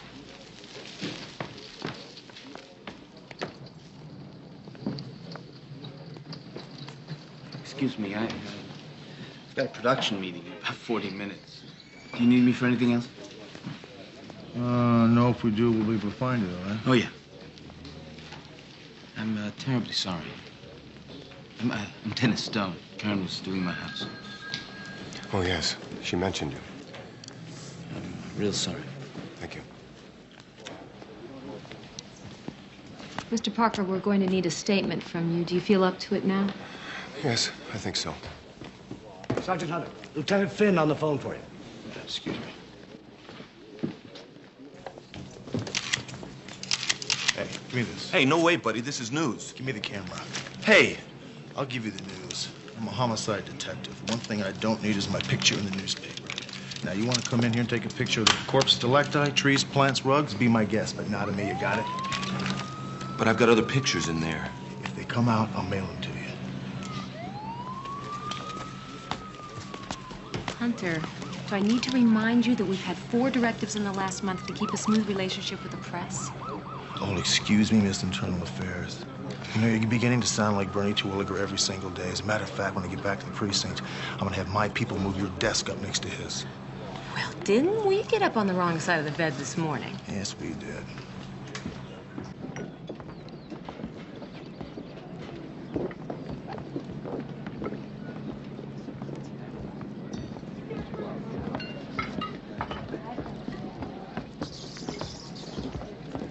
Good morning.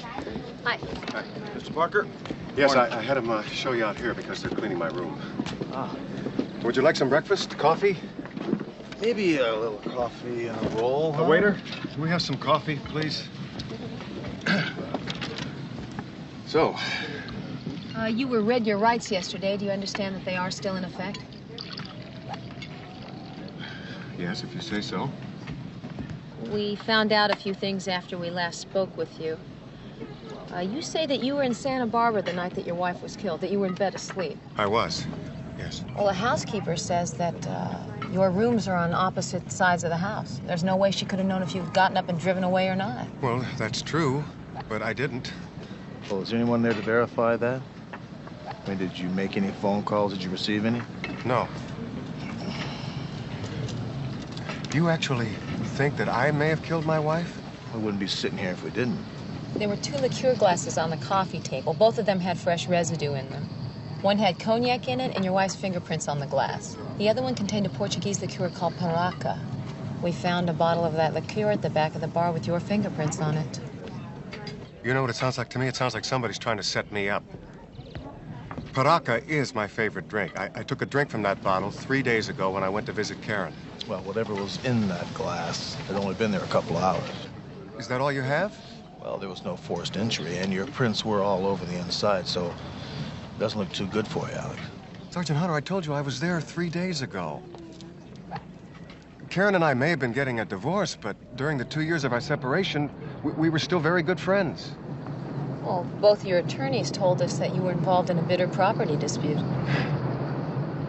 Whatever bitterness there was existed between our attorneys, not between Karen and me. In fact, I went there that day because I wanted to try and straighten something out that I felt they were handling very badly. You know, maybe I should have had my lawyer here. It never crossed my mind that I was a suspect.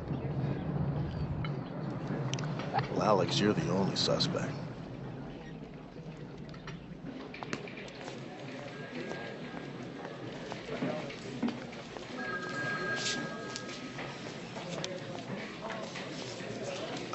Here comes Fellini. Probably wants to come by and tell us why he had the door open. I called him. He wasn't in, so I left a message. Thanks for the warning. I didn't know you needed one. What do you want to do, good cop, bad cop? Yeah, let me be the good cop. You? Come on.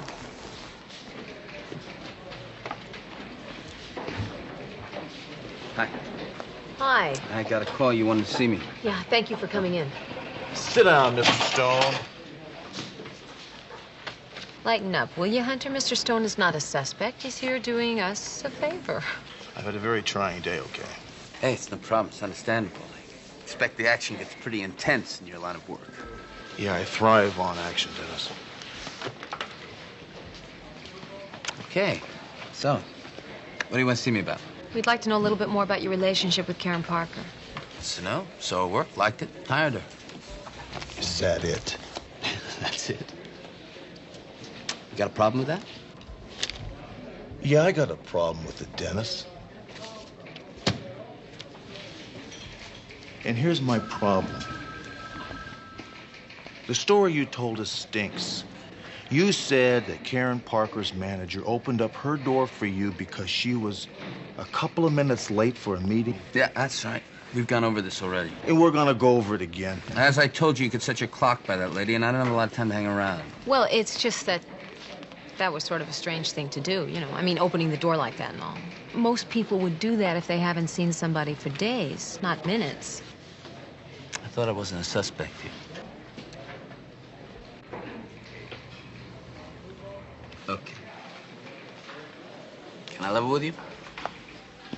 Karen Parker was up at the house almost every day for the past 2.5 months. Now, first, it was strictly professional, nothing more than that. I don't know, time goes by, we start to get attracted to each other. So when she called and asked me to come over, I got the distinct impression she had something more than business on her mind. Sex. That's putting it bluntly. What's the matter? Couldn't you wait? I gotta tell you something, Sergeant. I don't like your attitude. It doesn't bother me. I was on location 50 miles outside of town the night that Karen was killed, which I'm sure you've checked out by now. I then drove straight home, which my wife and my daughter can verify if you want to check that out. So unless you got some specific reason for asking me, I'd appreciate if you knock it the hell off. I came here to try and help. I know that. And I appreciate it. I do. So does he, really. Really? Got a funny way of showing it. Can I go now? Yeah. You know where to find me?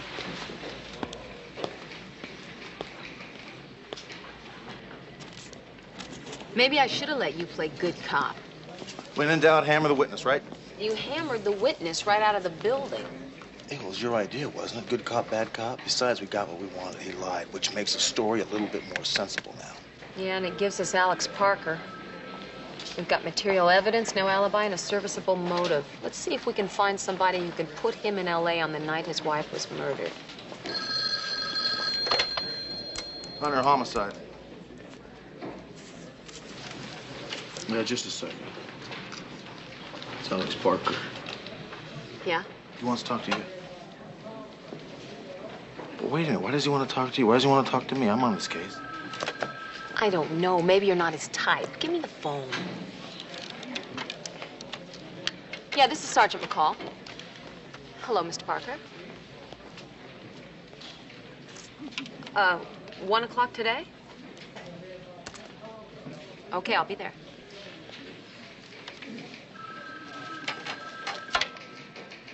He wants me to have lunch with him at 1 o'clock at his hotel. With or without his attorney? I don't know, he didn't say. Probably without. Why do you say that? Tone of voice. This wasn't a man setting up a meeting between a cop and an attorney. It was a man asking a woman to lunch. Well, he probably thinks you'll cut him more slack than I will. Little does he know you're the alligator of the two. You got that right. Oh, listen, do me a favor. When you get to the hotel, don't go to his room. Call, have him meet you in the lobby. I'm a cop too, remember?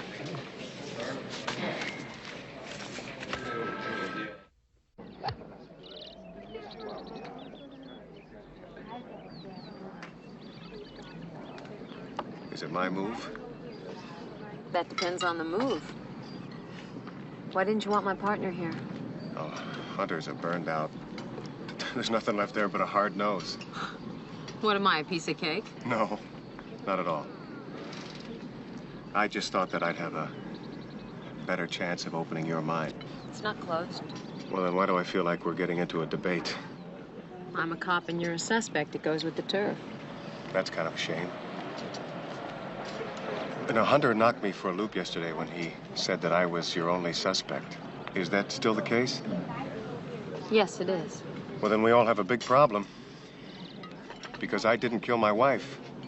You could have told me that over the phone. But could I have made you believe it? What I believe is irrelevant. It's a matter of evidence. It terrifies me that you and Hunter have already decided I killed my wife. That means you're not even looking for whoever did. It's just that right now all of the evidence points to you. May I explain something to you? Karen and I were deeply in love for 10 years. Even after our separation, we remained the best of friends. So no matter what evidence you may have against me, the fact remains I didn't kill my wife. And if you and Hunter won't do anything about that, then I will. Such as what? I'll hire the best investigative firm in this city and have them do the job you and Hunter won't do. Did Karen have any boyfriends? We never talked about it. What about before you separated? No, she loved her work. And she got very successful. Neither one of us paid much attention to our marriage. It died of neglect, not because of another man. We just got a statement from Dennis Stone.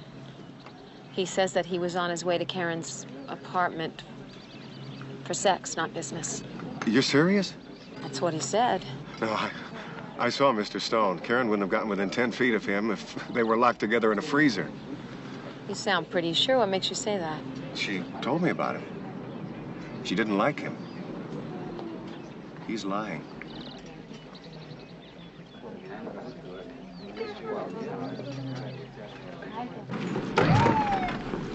Well, it sounds like old Alex really put it to you, huh? Put what to me? You've been conned. Oh, come on, will you? Look, the guy is right. He was right. We were zeroing in on him and nobody else. Need I tell you that in a homicide, unless it involves dope or crime, 70% of the time it's the spouse that's the killer. I know that, but I have a really strong feeling here. Look, you ever hear of women's intuition? Yes, from my grandmother. She had a fruit stand in New Jersey. She also believed in ghosts. So do I. And my woman's intuition is telling me that maybe Alex Parker did not kill his wife. Wasting your time. We've almost got enough on Parker for the DA as it is. I'm gonna go out and try to get the rest. If you want to go out and try somebody else, be my guest. I will.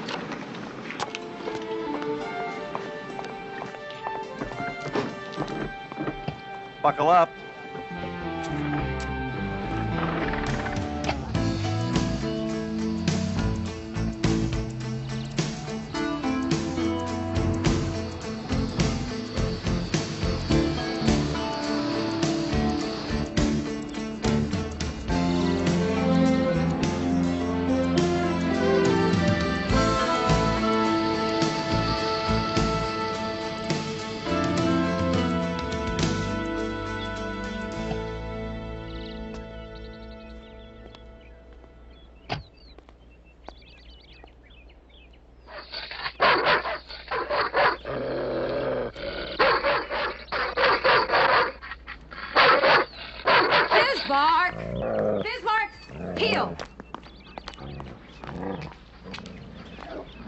Don't worry about him. It's really such a meatball.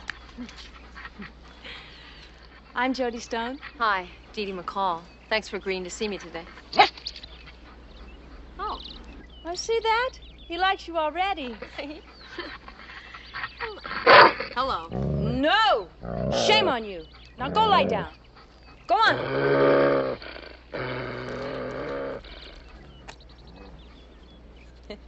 Sorry about that. Purebreds can be so unpredictable. Yeah. Hey, why don't we go around back? Front hall's still being redecorated. It's such a mess. I'm not ready to get out of the pool. Come on, you got to get ready, Stacy. I'll get ready when I'm ready. Excuse me a second. Mother's work, you know? Stacy, get out of the pool. Mom. Right now.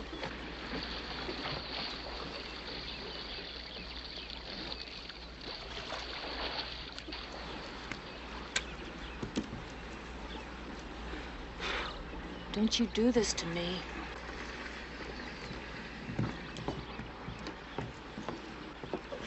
I'm sorry. That's twice I've said I'm sorry. Come on inside.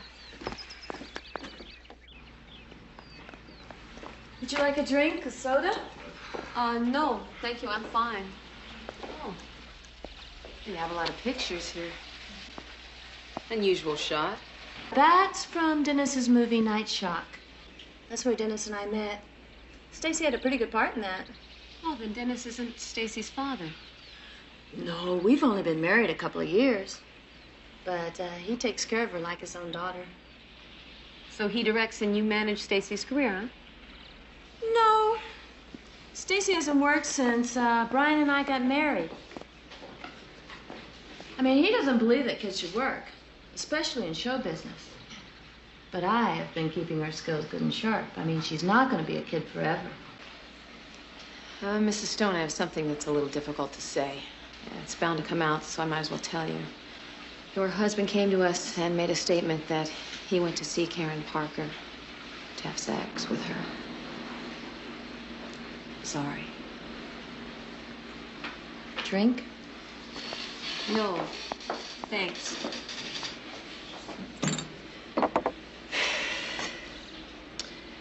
I tell myself it doesn't bother me. This isn't the first time? No. My husband is a film director. Do you know how often he gets propositioned by beautiful women? Talking about Karen? No. She had too much class for that. I was very realistic when I married Dennis. I promised myself I wouldn't get upset about the occasional other women because that kind of thing sort of goes with the job, you know? She won't wear her shoes. You don't have to wear shoes. It's too warm out. Tell her I don't have to wear shoes, Mom. It's okay, Maria. Dame paciencia, Dios mío. Haven't seen you around here before. Stacy, this is Dee Dee. Hi, Stacy. You the new decorator? No, dear. Dee Dee's a friend. Must be a new friend. You better hurry up, dear. You don't want to be late for Mrs. Talbot. I hate Mrs. Talbot. She smells like bathroom spray. Stacy! All right, Mom. You have any kids, Dee Dee? No. Don't be in a hurry.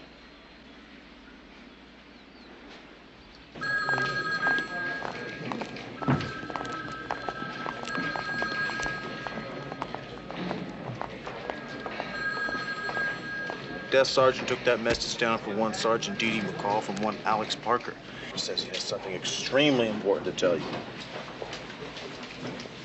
Well, what can I say, Henry? He doesn't want to talk to you. He thinks you're a burnt-out case. He's very perceptive.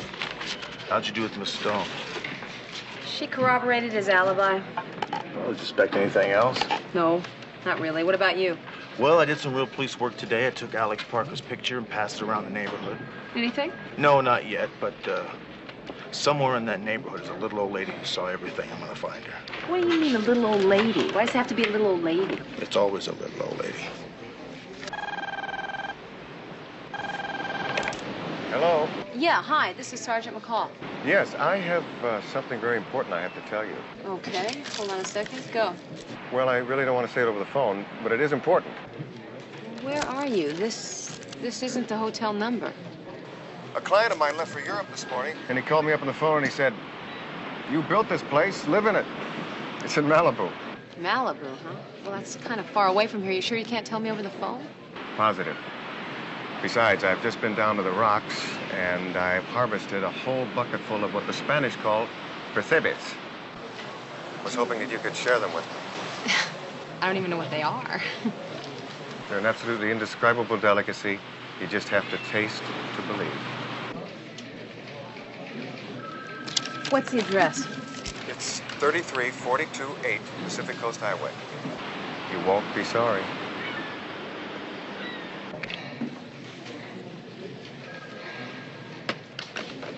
Now what, dinner in Malibu? Yeah. And something you can't tell me over the phone. Well, you want backup? No, you don't have to worry about that. Really, I don't think the guy's dangerous at all. Not at all. Evidence says he is. You just keep looking for your little old lady.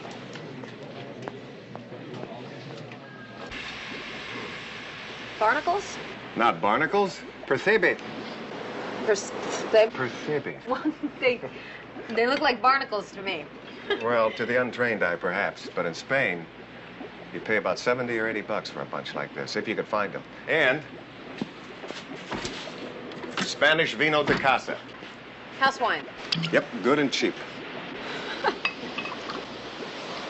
Sounds good. Here's to barnacles and cheap wine. I'll drink to that.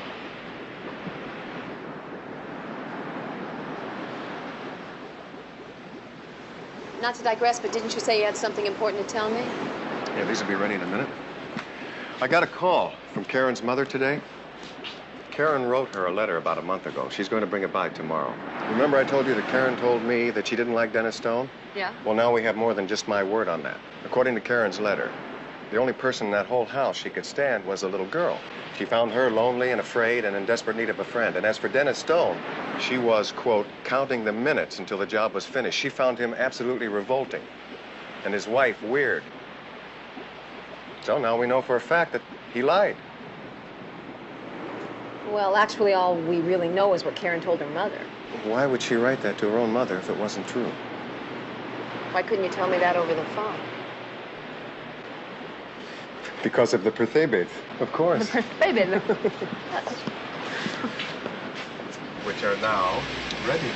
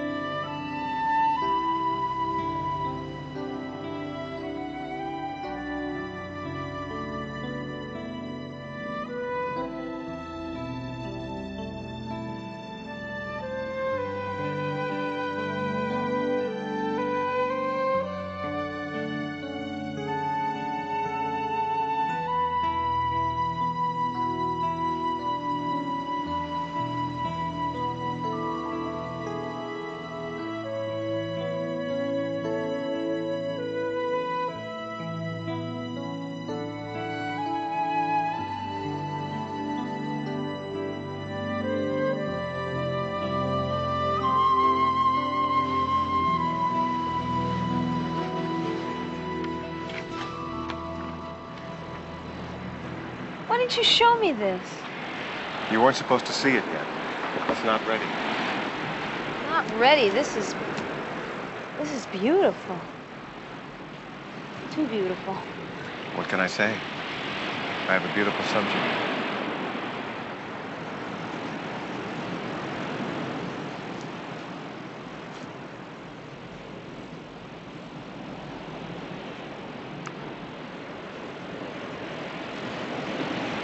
I better go. You don't mean that. Yeah, I do. I have had a great time, Alex.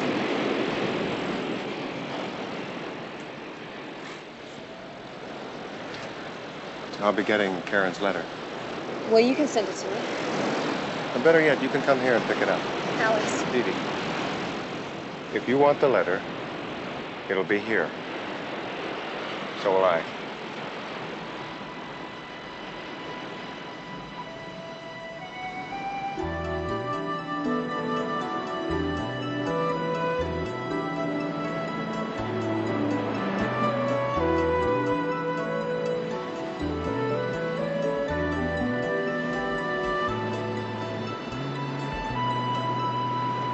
Hey, catch of the day. Fresh mussels. Oh, hello. Look at that. They look great. So what do you think? Well, I think it's pretty obvious your wife thought Dennis Stone was a jerk. Which means he's also a liar. It is the first point in your favor, though, Alex. Aside from the fact that I'm not guilty. I believe you. That leaves Sergeant Hunter. Yeah, well, he's out looking for a little old lady. What? Never mind, he's not going to find her. Come on. Tide's coming in. Besides, I'm starved. Me too.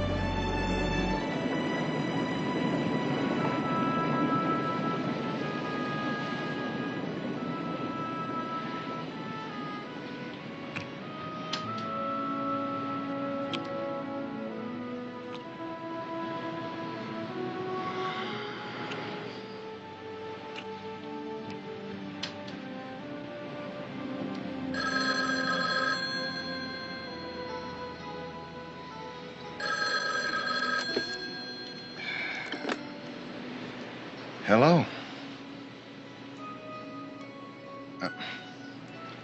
It's for you.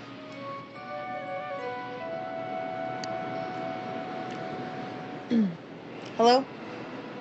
Hunter? Get up and get your clothes on. We got another murder on our hands. Who? Dennis Stone.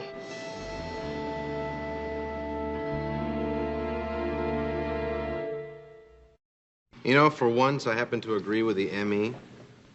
Whacked on the back of the head. You see these cute little bruises around his nose and mouth? A hand was clamped over them until his EEG went flat. That's exactly how Karen Parker was killed. Yeah, then he was propped up behind the wheel of his car and driven over the side of the mall. When did this happen? ME figures 3, maybe 4 this afternoon. No witnesses? Oh, a couple of teenagers found it about 8:30. Ruined their whole evening. Yeah, mine too. Hollywood's gonna miss you, baby. Him, not you.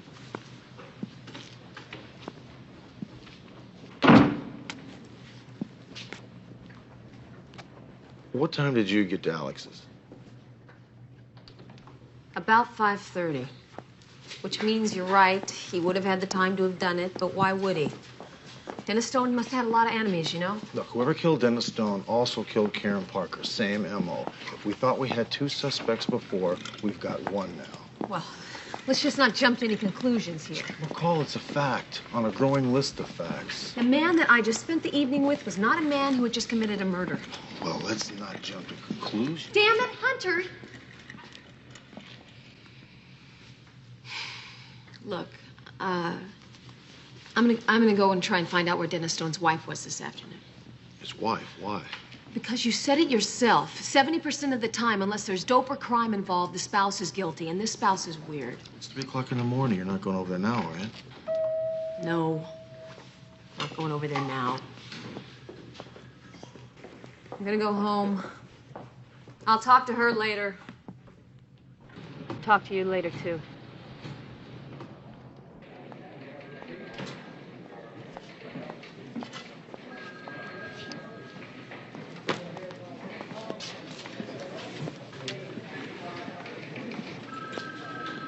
No good, huh? Hunter, I pushed so hard for a minute there, I thought it was you. Both the housekeeper and the daughter said that Jody Stone was at home the day her husband was killed.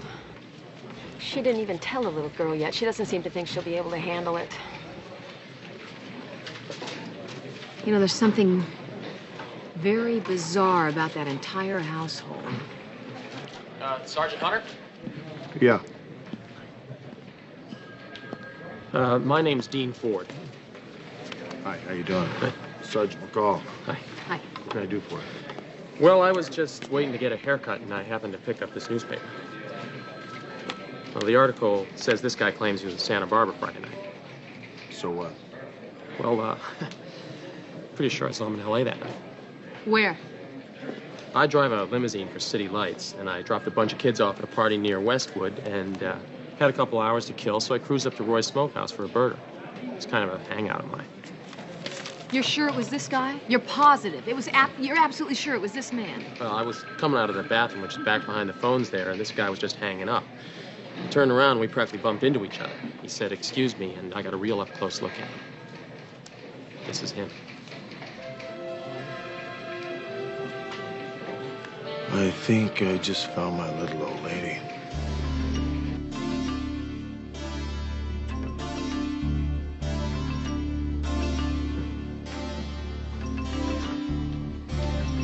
That's him, the one on the end.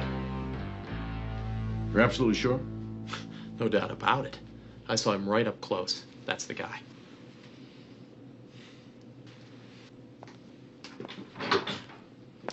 All right. Thank you, Mr. Ford. That's it? That is for now, Mr. Ford. You're a material witness to a murder. If we could have your address and your phone number on that piece of paper, if you decide to leave town, please call us. Send him back. Thank you, gentlemen. Thank you.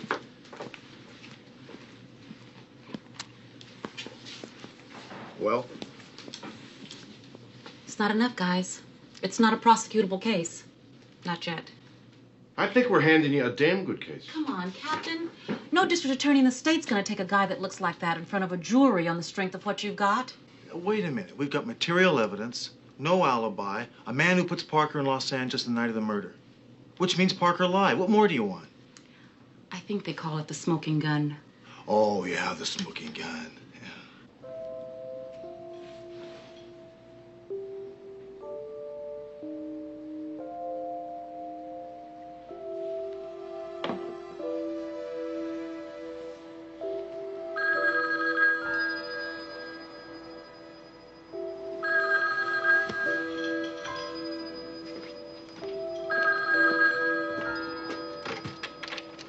Yeah, hello? Dee Dee, it's Alex.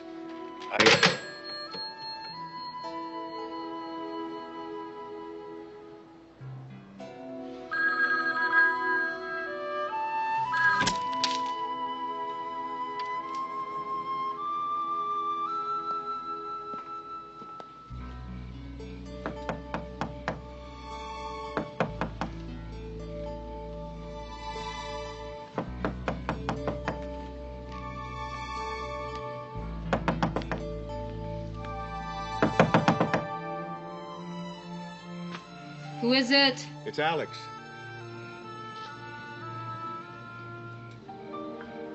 I don't want to talk to you. Dee Dee, for God's sakes, I gotta talk to you. come on, open the door. Please.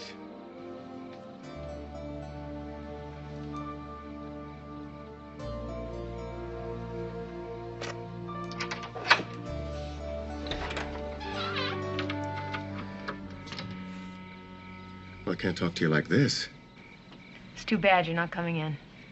My lawyer told me that someone placed me in Los Angeles on the night that Karen was murdered. That's right. Well, whoever that person is lying. Sure. Damn it, Dee Dee, someone is setting me up. You know, you said that to me the first time we met. It wasn't enough just to get me on your side, though, was it? You had to get me into your bed. What was that for, so you could have me completely under your control? No. I thought I was falling in love with you. You finished? No, not quite. I want you to look at me and tell me that you honestly believe I killed my wife and then killed Dennis Stone. I believe it.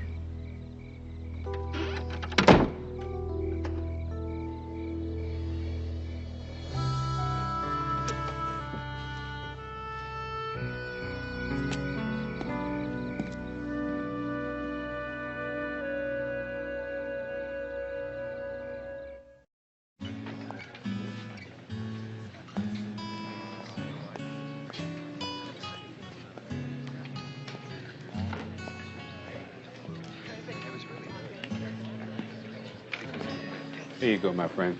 Just the way you like it, with a little twist of lime. What can I do for you? I want to ask you a couple of questions.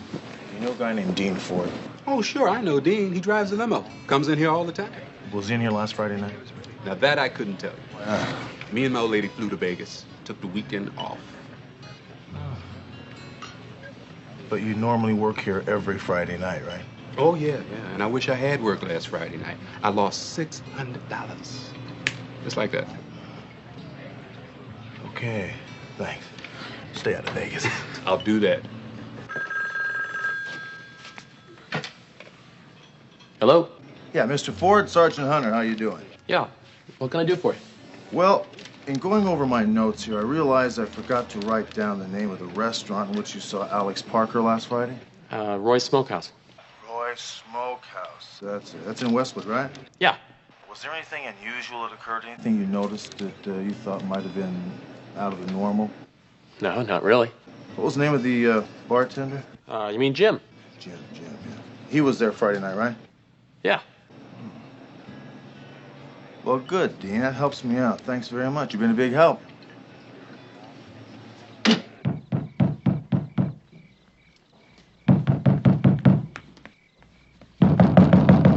Who is it? Who do you think it is? Open up.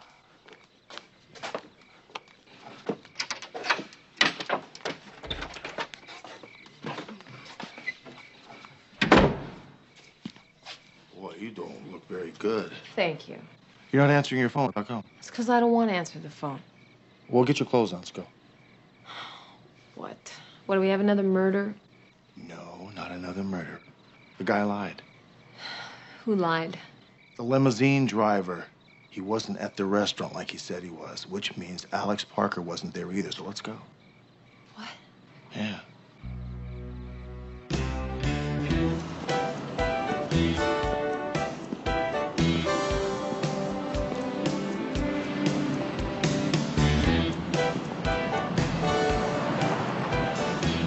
That's it.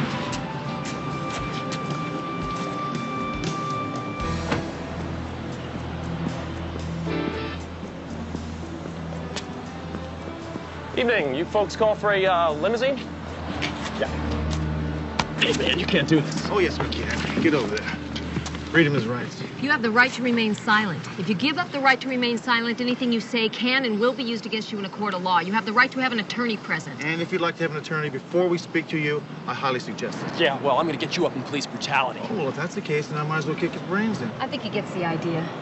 You lied to us, man. Your bartender friend was out of town Friday night. Which means you're either the murderer or someone paid you a lot of money to lie. Which is it? I don't have to tell you anything. No, I know you don't. You don't have to. You can call your attorney after we book you for murder. Come on.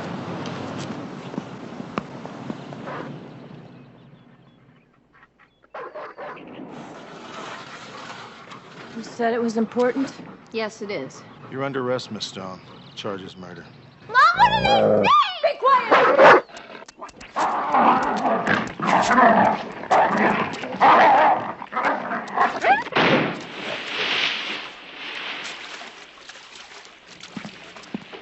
You all right? Yeah, go find the girl.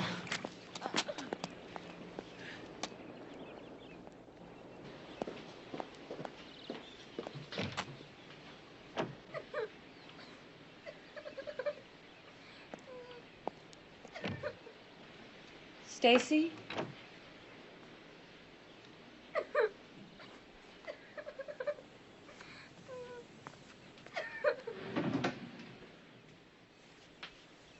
Stacy?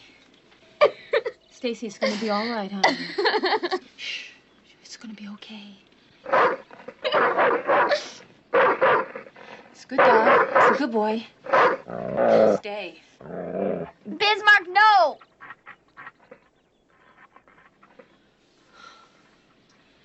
Thanks.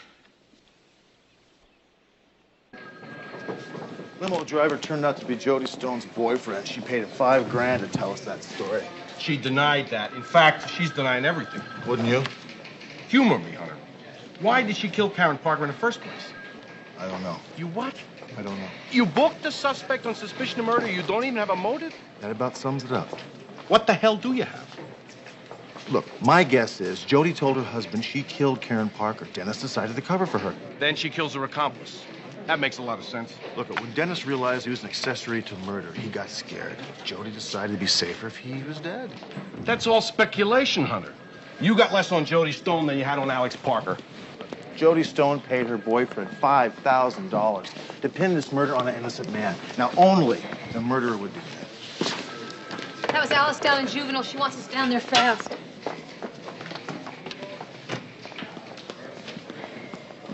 And my mother made me swear never to tell anyone. She said if I told, we'd all be sent to prison. And can you tell us now? I can't. Stacy, have you told anyone else?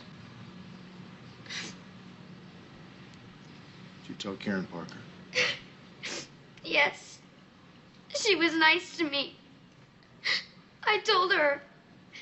And my mom found out. She hit me a lot. She said never to tell anybody again. Well, honey,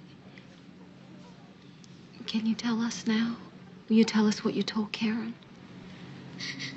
It's okay. It's okay, honey. Go ahead. When I was working on that movie with Dennis, he took me to his trailer. And he started taking off my clothes.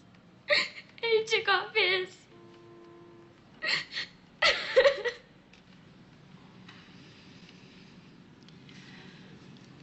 What about it? What about after? After he married your mom? He did it a lot. And my mom said it was okay. And to let him do whatever he wanted.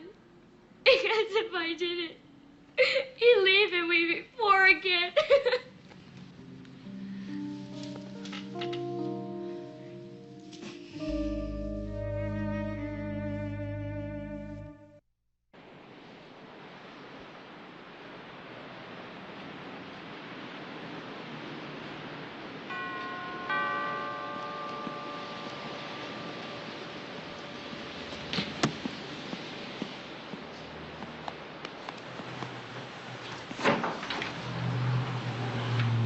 Hi. Hi. May I come in? Sure.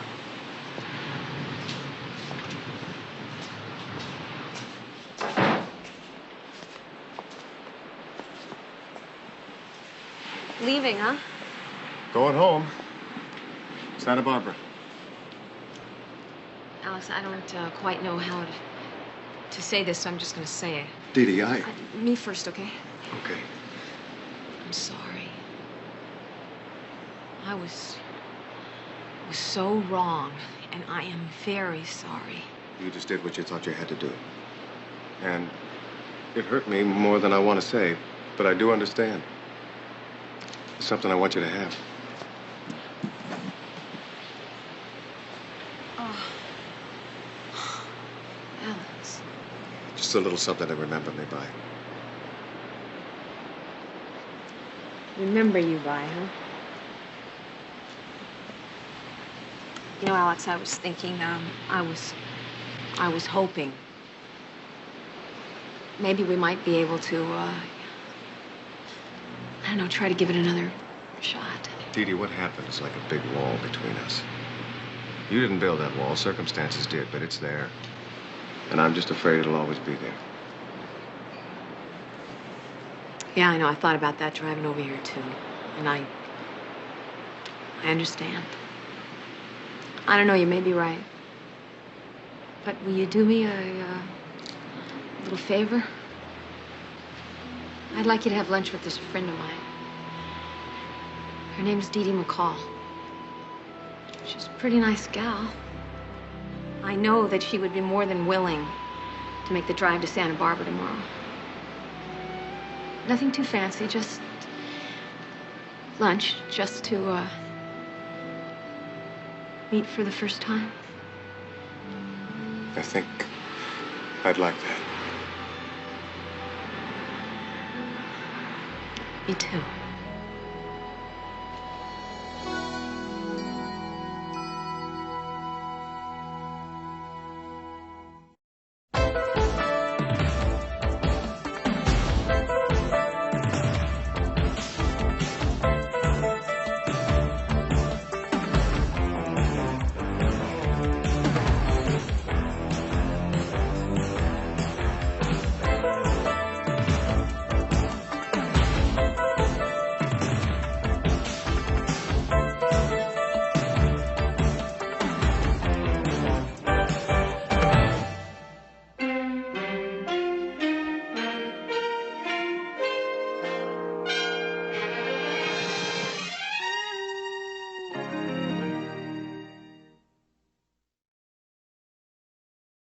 I need some help.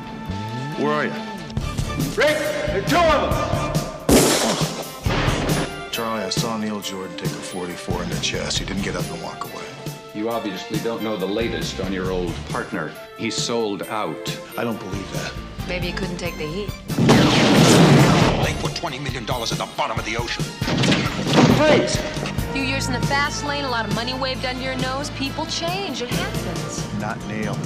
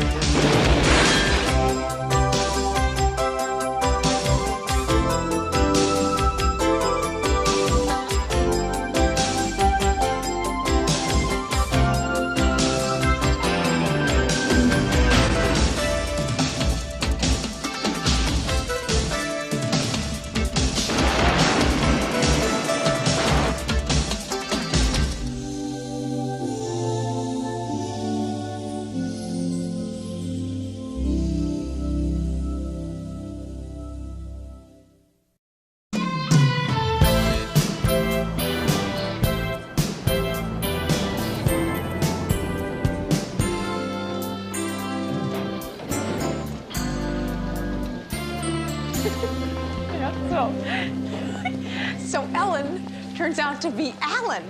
Yeah, only nobody figures it out till they get him down into the ladies' shower, you know, and hello and hi, how are you? What a way to get a date. I know. Hunter, homicide. Rick. Neil Jordan. Neil! How the hell are you? Where are you calling from, Florida? No, I'm right here. I need some help. Yeah, what happened? The DEA cut back on your budget? Look, I can't get into that right now, but I need your kind of help. Where are you? Just a second. Yeah? Okay. How's 10 minutes sound? Let's go. Where are we going? Officer needs help. Who? Neil Jordan. Who's Neil Jordan? Neil Jordan and I were partners for 2 years. When I became a detective, he quit to join the DEA.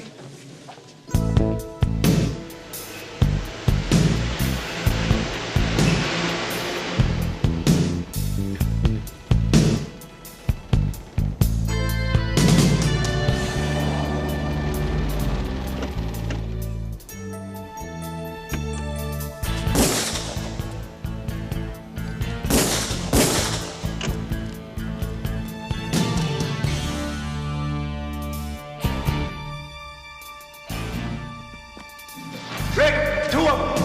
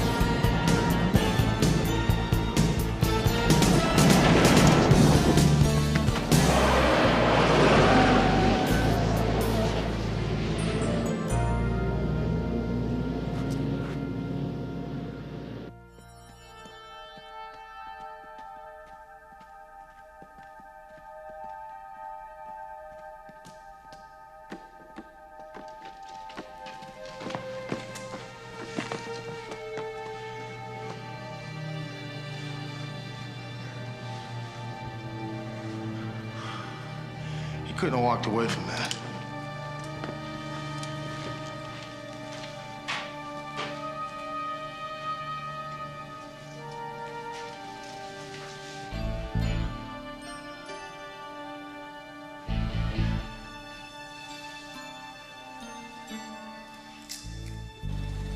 Are you sure you saw Neil Jordan take that hit? Were you close enough to be sure of that?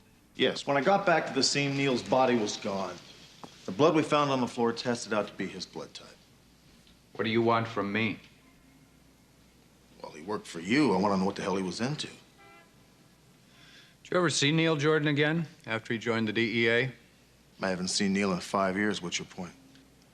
My point is that a lot can happen to a person in 5 years, especially with the kind of pressure that DEA people are under. You obviously don't know the latest on your old partner. 7 months ago, Neil Jordan turned. What do you mean, turned? He sold out. It's not the first agent we've lost. When you bust a guy carrying millions of dollars in cash, you find out what the word stress really means. Neil Jordan didn't have what it takes. I don't believe that. Believe it. And when an agent turns, we treat it like a cancer. We burn it out and we destroy it. Neil Jordan's on our most wanted list. If you, in fact, saw him killed, morale in this agency is going to take a big rise. Neil Jordan believed most crime begins with drugs. He was going to dedicate his career to cutting off the source of those drugs. That's why he joined the DEA, Mr. Stevens. He was a man with a mission. His mission took a left turn in Miami 7 months ago. Now, whether you want to believe it or not, that's how it is.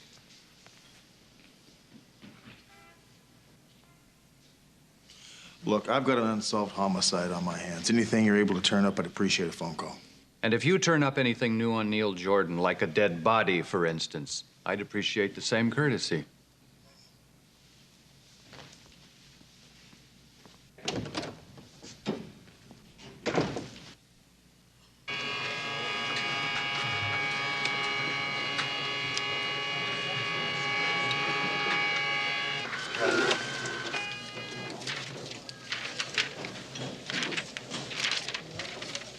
Good work, McCall.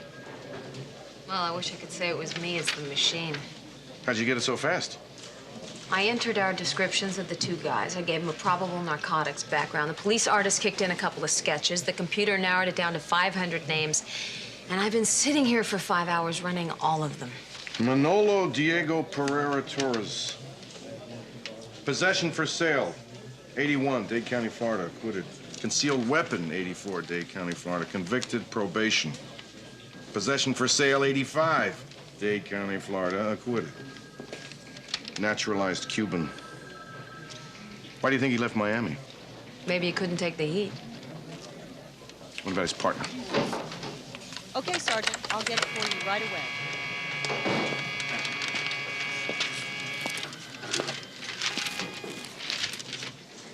That's the guy Hunter shot. Victor Antonio Santoro. South Florida boy. This is the guy that shot Neil, all right. I contacted their narcotics bureau. They say he's connected with some real heavyweight cocaine dealers. They just don't have enough to nail him yet. I'll need about 1,000 of these to distribute to every medical clinic and informant in Los Angeles County. It's being done even as we speak. Oh, you read my mind again, huh? Well, it's a dirty job, but somebody's got to do it. We're also sending out some pictures of Neil Jordan. Charlie, I saw Neil Jordan take a 44 in the chest. He didn't get up and walk away. He might still show up in condition to be identified. Well, whatever you want to do, but I'm going to work on this guy. He's out there and he's hurting.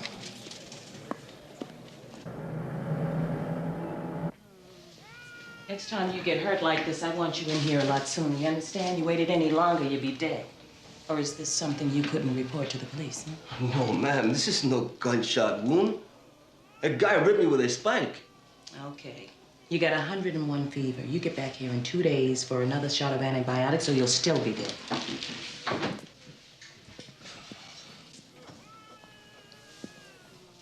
Thanks. Muchas gracias. Can you afford to pay? Yeah, I can pay.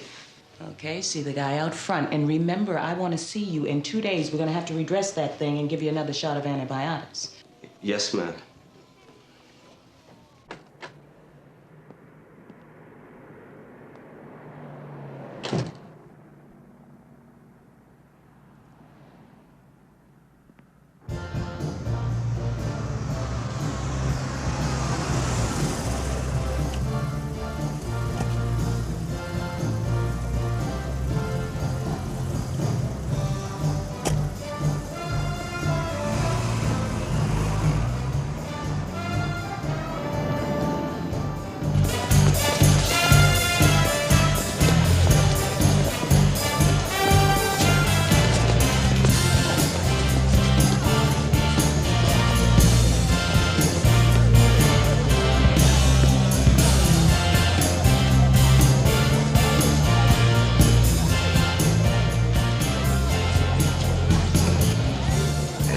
Victor, rough day last night, huh? I gotta talk to Nick. You don't look so good, man. You look good enough for the both of us. You got that right. Hey, where's Neil? Just get on the phone. Tell Nick I'm here, and it's important. He's got 2 VIPs with him. He doesn't want to talk with nobody. I said it's important, man. You don't pick up that phone right now, it's gonna beat your neck.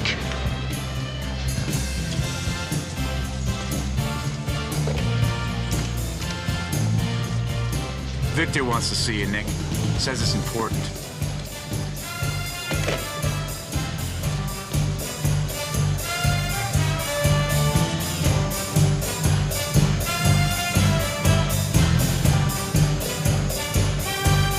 Neil Jordan's dead.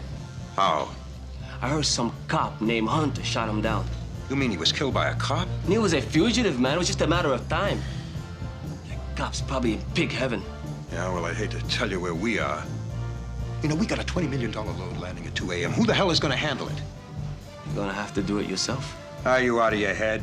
I follow the same rule the boss follows. Now, Frank Corona never comes near the stuff. That's how we stay out of the slam. It's got to be you, Victor. No way. Listen, you're Neil's main man. You know his people, and they know you. It's out of my league, man. Look, there's nobody else. Now, Neil trusted you, and Frank Corona trusted Neil.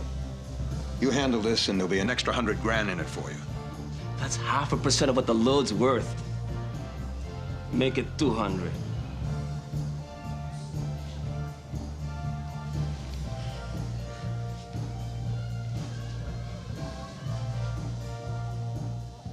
Neil was a great cop. Great deal of integrity, loyal friend. There's absolutely no way he would suddenly sell out. How long has it been since you've seen this guy? What, 5 years? 5 years. Well, a lot can happen in 5 years, you know what I'm saying? A few years in the fast lane, a lot of money waved under your nose. People change, it happens. Not Neil. L56? L56, come in. L56. Hunter, I got a homicide in Venice. Matches the description of one of your two suspects, Manolo Torres. What's the address on him? In the alley behind 490 Roslyn Street. L56, we're moving on it.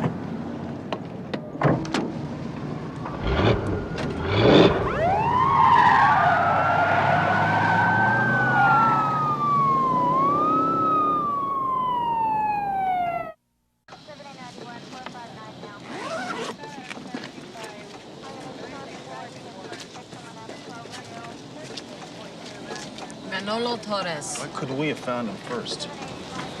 Hunter.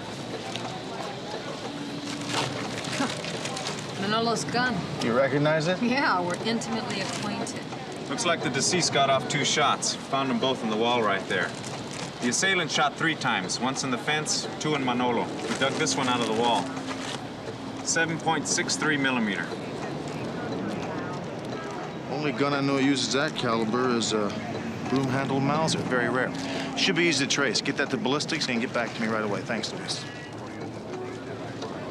What do you think? I think we better find Victor Santoro.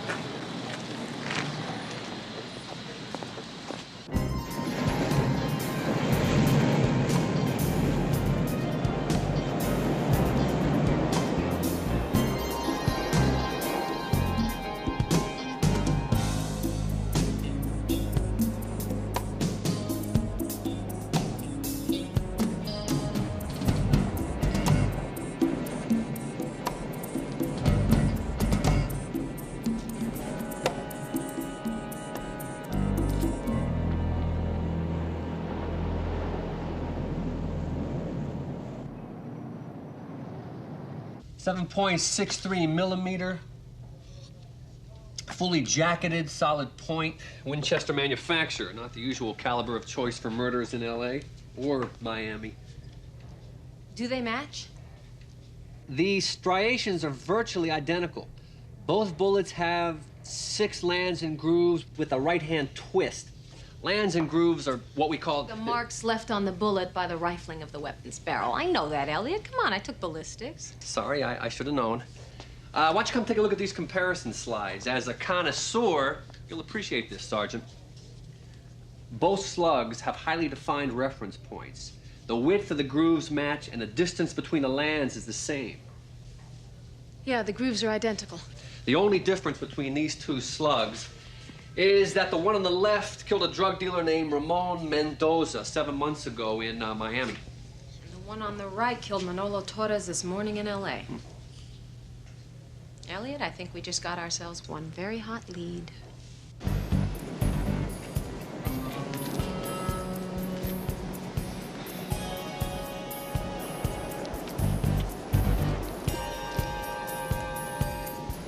Right on time. Right on time.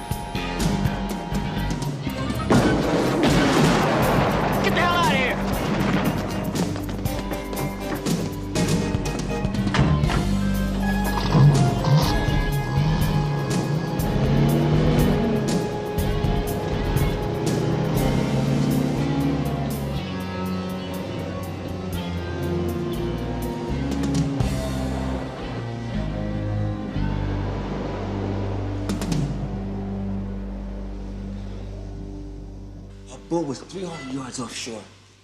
The speedboat comes around that point, and the guy in the speedboat shoots something, like a rocket launcher maybe, and blows up the boat and the load right out of the water. But who? Who'd do that? It doesn't make any damn sense. It sure as hell wasn't the Coast Guard, and it wasn't someone trying to rip us off because they put $20 million at the bottom of the ocean. So then, who and why? You think I know? And don't be jamming on me, man. Everything was nice and smooth until Frank sent you and Neil out here. Now you tell me Neil is dead. People are getting shot, and shipments are being blown to hell. Hey, Nick, I didn't even want to be there. Look, there was nothing Neil or you or anybody else could have done about what happened. Maybe somebody's trying to tell Frank Corona they don't want him on the West Coast. I gotta call Frank. I didn't even tell him about Neil yet. Now I gotta tell him about this, too.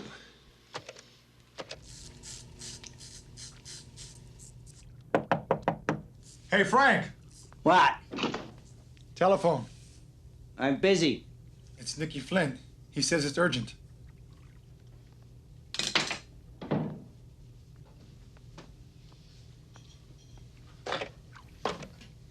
Nick, what is it? We got problems, big problems. The cargo got lost at sea. The hell you mean it got lost at sea? Somebody, we don't know who, blew it out of the water. Neil. Where's Neil? I want to talk to Neil. Neil is dead. Dead? Neil's dead?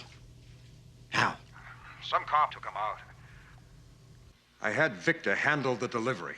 Victor? Victor is a campesino. He was the only one I had to trust. Maybe I can't trust you, Nick. Hey, Frank. No, hey, Frank. I'm out $20 million. There's another load on its way out there. Who's gonna handle it for me? I'll handle it myself. Just like you took care of this one, man.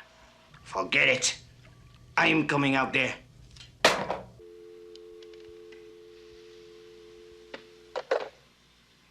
He's coming out here.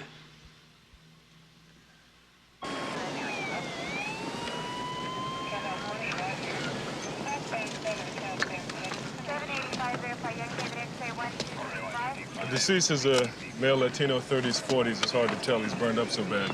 They're just loading him up now. You're welcome to take a look. Thanks. We'll take your word for it. What the hell happened here? Divers haven't come up with anything to indicate exactly what happened, but we're betting it was no accident. What about the Coast Guard? They don't know anything. Nobody knows anything. Excuse me, would you? Yeah.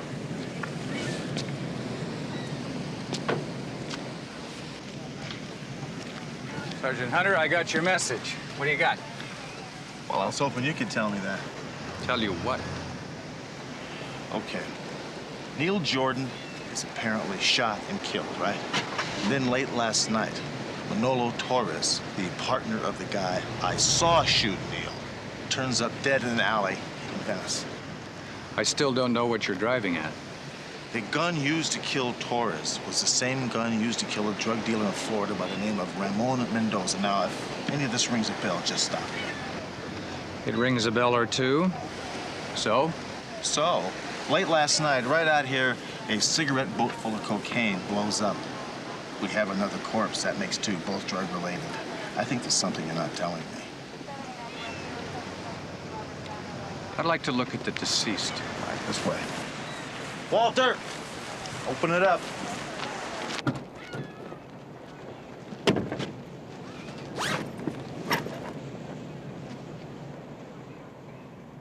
Now, can you tell me who that is? Our policy regarding information is strictly need to know. Look, Neil Jordan is the subject of an intensive DEA investigation. I didn't want you crashing in and screwing it up, but now we really have crashed into one another. The guy in the bag is Paco de Leon. He's a known coke runner. Last time we had a line on your buddy Neil Jordan, he was staying at Paco's house in Tavernier, Florida. Paco was our last link to Neil. No. I was the last link to Neil, and Neil is dead. Don't be so damn sure. Well, give me a reason to think otherwise. The gun that killed Manolo Torres yesterday, the same gun that killed Ramon Mendoza in Miami 7 months ago, is Neil Jordan's gun. Mendoza was the top man in the organization of a guy named Frank Corona, who probably does $200 million a year wholesaling coke. Neil Jordan killed Mendoza and the following day replaced him as Frank Corona's right-hand man. You have hard evidence on this? You think you knew Neil Jordan, but you know nothing. You got that? You've been had. Doesn't it strike you as strange that Neil's body hasn't been found? I find it a little strange he disappeared in the first place. I think Neil Jordan's death was faked to get us off his case permanently. Come on, it doesn't make sense. You're the best witness he could have to sell it to us. Neil Jordan had the reputation of being one of the craftiest agents in the field. That's what made him so valuable to us and to people like Frank Corona. He was known for stunts like this.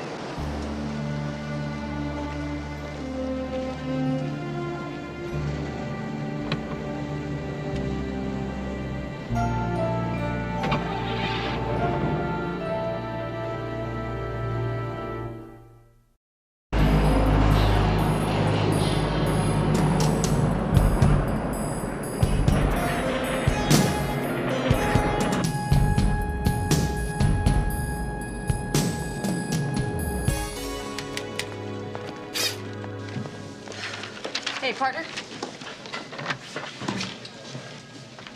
L57 to L56, please respond. Hi. Want to go get some breakfast? Breakfast. Yeah, you know, breakfast. That's the meal that everybody all over the world eats as soon as they wake up in the morning. I have been up since 4:30, and all I've had is a homicide and a cup of coffee. If you want to have breakfast, be my guest. Oh, excuse me for wanting to eat. You ticked off about Neil Jordan? If somebody had told me you had turned, I wouldn't believe him for a minute. You know why? Because I know you. I know your character. There's just some people you know that about. Yeah, but people can change. Especially if they spend 5 years doing what Neil did. Oh, well, now you believe it, huh? I don't have any reason not to. I don't know the guy. All I'm going by is the evidence that Stevens has. He has a lot of it on Jordan. Not to mention now, there's the gun. Yeah, the gun. Yeah, I know all about the gun. It does not mean that Neil pulled the trigger. No, but it definitely makes him a suspect. Oh, you think he's alive too, huh? Hunter, where's the report on the Manolo Torres homicide? Oh, it's right here, Captain. We just finished it. We? Yeah. Neil Jordan's body still hasn't turned up yet? No. Are you sure there is a Neil Jordan body? Well, there seems to be some difference of opinion on that. So this case is just where it was in the last report? No, Captain, it's not. Unfortunately, we have another corpse. We also have a lot of real weird stuff going down. We've got boats loaded with cocaine being blown up for no apparent reason, and nobody, including the people in Vice, can figure it out. I know it doesn't make any sense. It's all there in the report. Thanks. McCall, homicide. Yeah, I'll speak to Mr. Arnold James. Hey, Sporty, how you doing? Important, huh? And how important is that? All right, hold on a minute. No offense intended, okay? Just... Oh, hold on. Hey, Sporty wants us to meet him at La Rouge right now. Come on, let's go get some breakfast. Okay. We'll be right there, Arnold.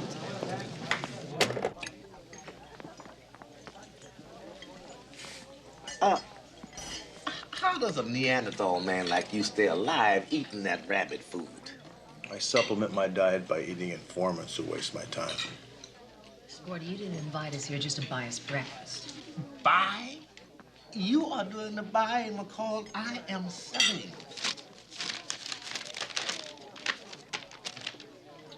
You are looking for that dude, true?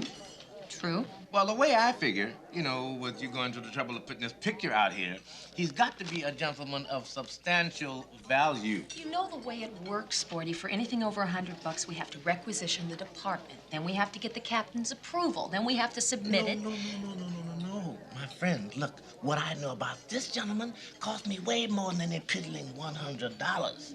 Now, look, I've got a clear, how shall I put it, reasonable entrepreneur's profit here. As Wimpy would say, Sporty, I would gladly pay you $300 tomorrow for Victor Santoro today. You see, that's what I like, a decisive businessman. Now, I think I know where you can find this gentleman. See, one of my many reliable associates saw him the night before last He turned up for medical attention at the South Street Clinic. And I have it on the same reliable authority that he's got to come back for another shot of antibiotics. When? Supposed to be sometime today. What are we doing sitting here? I don't know.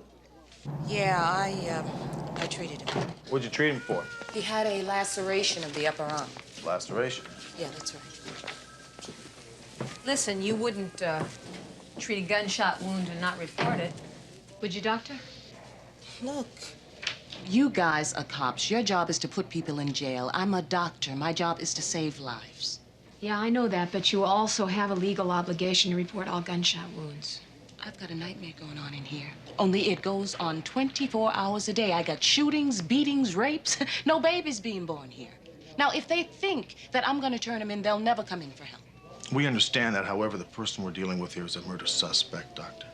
There wasn't a bullet in him. If there was, I would have reported it. He was real sick. I patched him up. I gave him some antibiotics, and I told him he was going to die if he didn't get back in 2 days. Has he come back? No. For all I know, he could be dead. Thanks.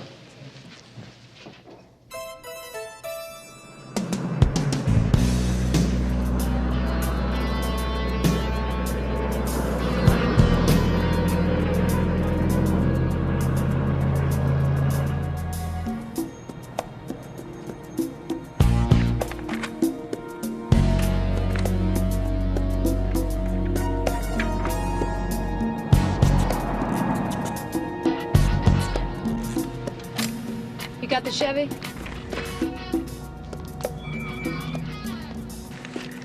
It's not him. At least they've got someplace to go. Hang in there, McCall. If I hang any tighter, I'll choke to death.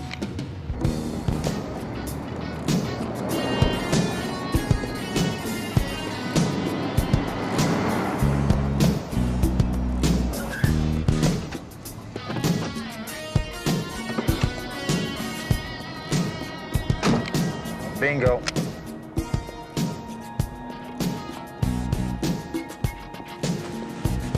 He came in on Pacific Street. He'll probably leave the same way. I'm gonna drive around the corner and wait for him. Okay, that's a roger.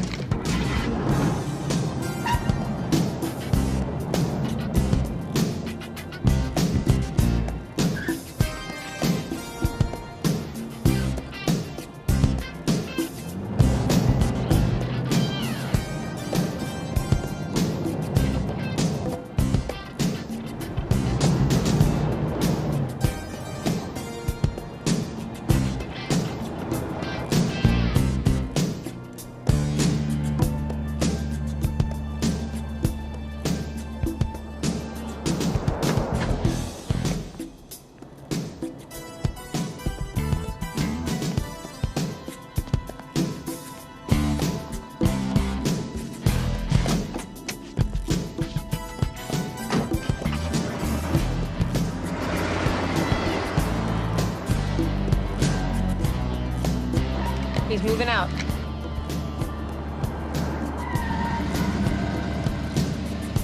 He's coming right to you.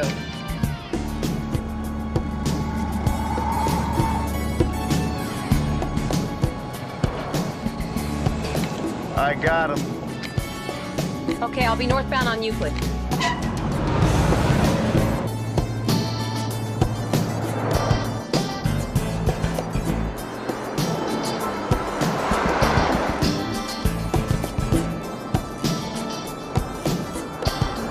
Northbound on Pacific at Westmore. Roger.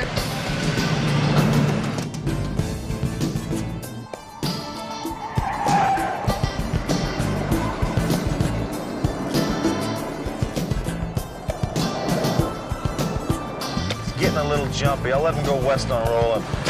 Roger, I'll pick him up.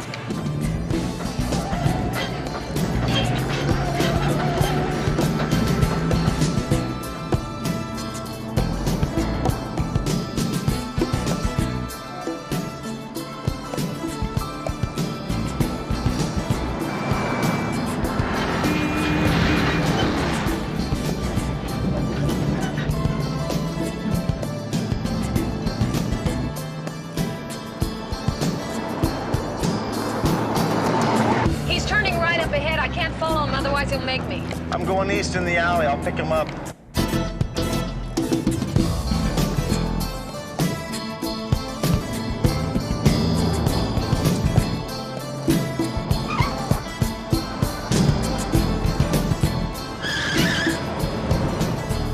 Hey, what are you doing? One way, you idiot! Jordan, reach the sign!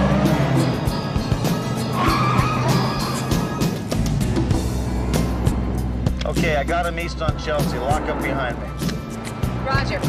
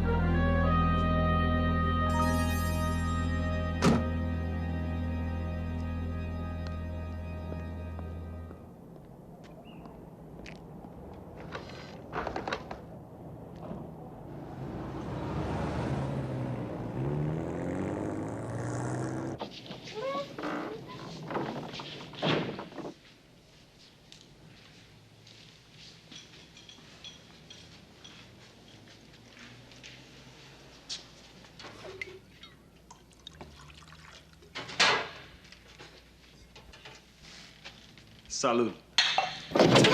Freeze! Stop right there! Don't move. Now, very carefully, put the gun on the top of the table.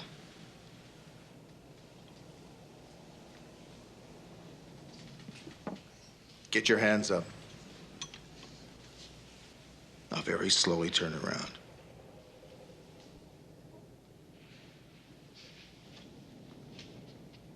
Hello, Rick.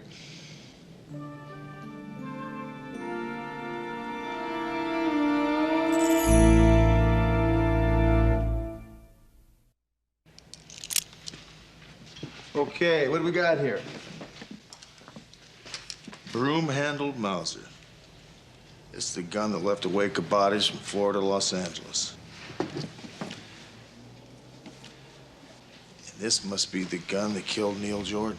Are you gonna let me explain, Rick? Yeah, in the squad car on the way to the police department. We don't have enough time for that. Okay, give it your best shot. Okay, who told you to move? You're looking pretty good, Rick. Still living right, huh? Oh, yeah.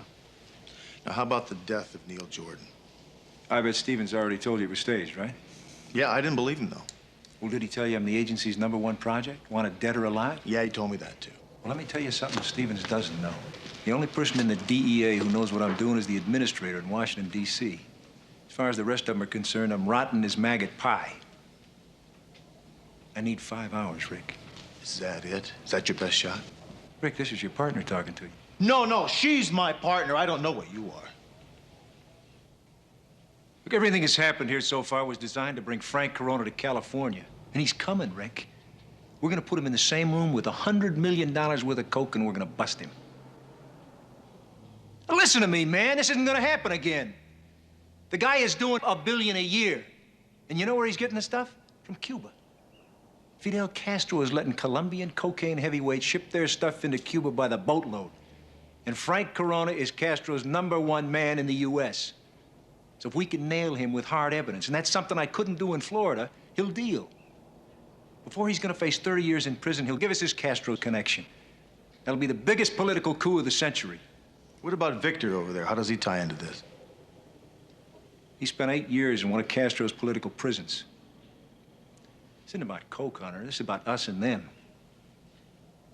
The Corona is on his way here. The deal goes down tonight. I'm asking you for 5 hours. Will you give me that much? I'll tell you what I'll do.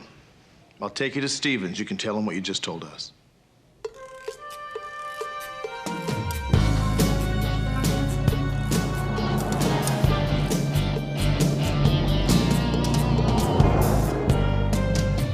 If we take Corona alive, he'll deal. He'll turn. I know him. He doesn't give a damn who wins the war between our world and theirs. Look, you give him a choice of going public with the Castro Coke operation or 30 years in prison, and he'll deal. Stevens. Yes, all right. As soon as he checks in, have him call me. This is a condition red emergency. They still can't reach the administrator. Well, the deal is going down tonight. You waste any more time and we lose Corona. And everything I have worked for, everything the administrator has worked for the past 7 months. Now, you want to look him in the eye and tell him you blew the Castro operation all to hell because you couldn't get him on the phone?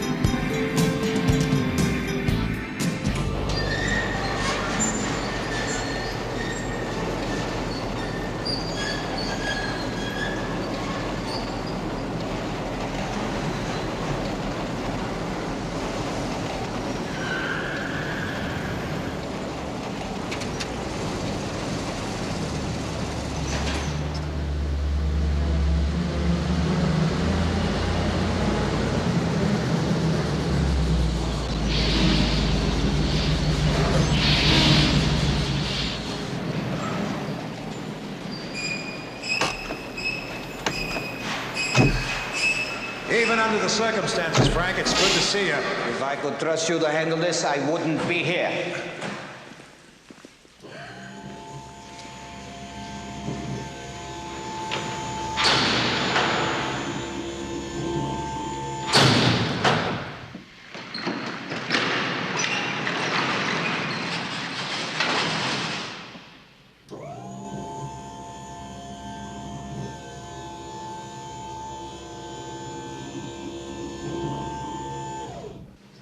That one.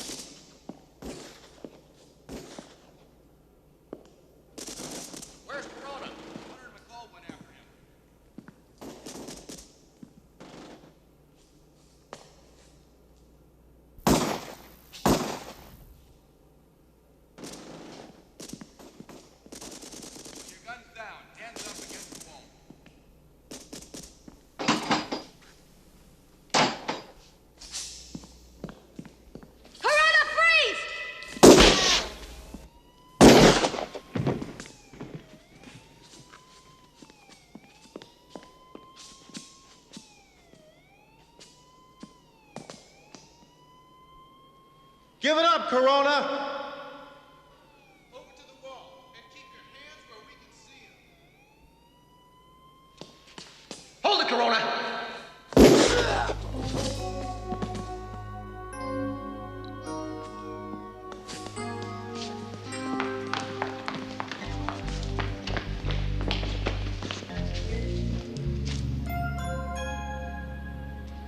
Nice shot. Thanks. Just blew away the last 7 months of Neil Jordan's life.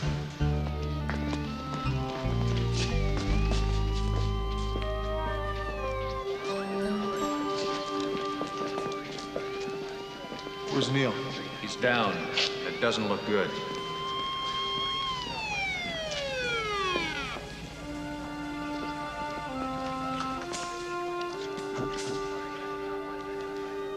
Where's Corona?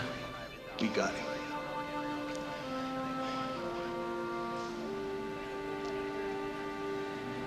I'd never lie to you, man. You wouldn't lie to me now, would you? We got him alive, right? We got him alive. And it was worth it. All those people who had to die.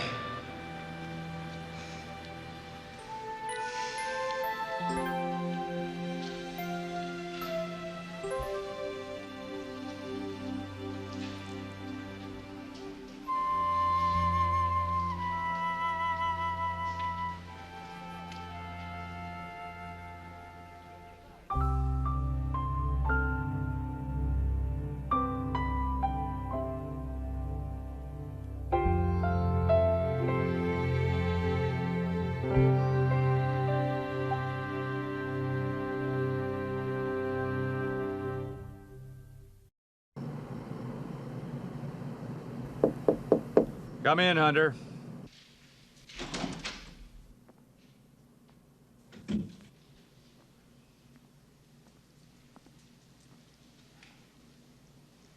I'm sorry. We're all sorry. Did you talk to the administrator? He hasn't returned my calls yet. You do know that we got what amounts to one of the biggest single coke busts in history. We got nothing. Neil Jordan died for nothing. Our only witness is dead because one of your people couldn't keep his finger off the trigger. All of the reports indicate that the agent was justified in discharging his weapon. In 2 weeks, Mr. Stevens, there'll be another Frank Corona. And we won't know who the hell he is. We're back to square one.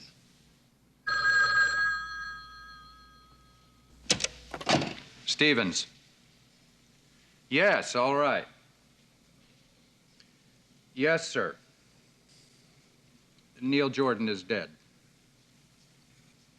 He gave us Frank Corona in a $50 million coke bust. He also informed me of the Castro cocaine operation and his own deep cover arrangement with you. Yes, sir. I understand perfectly. Thank you.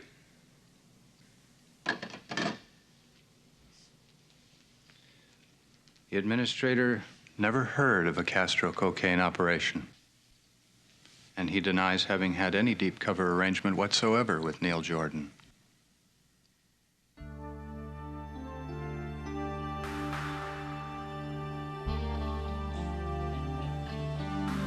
Goodbye, Mr. Stevens.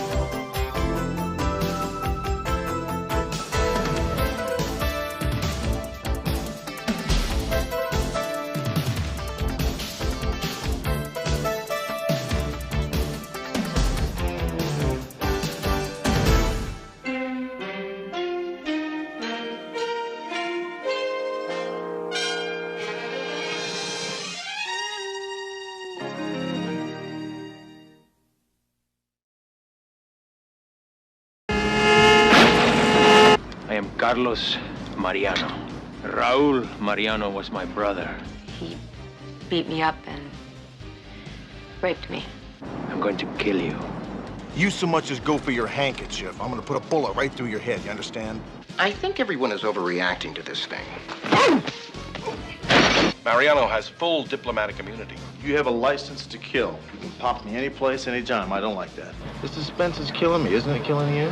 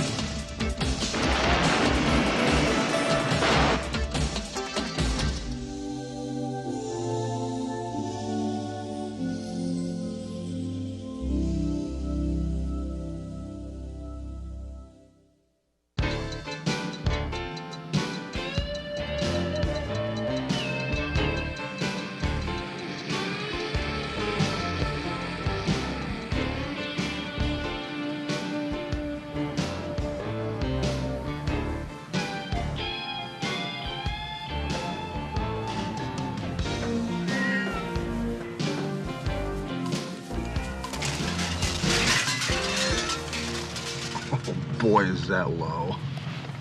What? There's a woman who just threw her trash off the fire escape and landed down in the alley. What are we doing here?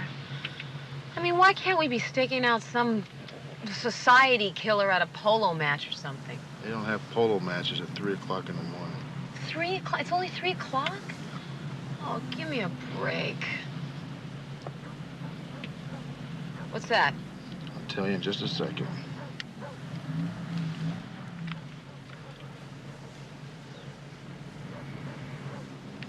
He's not our boy. You sure?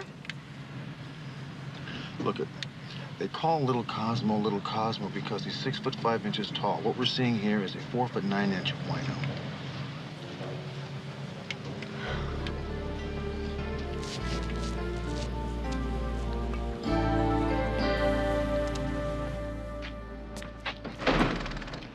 You know the problem with these killer drug dealers?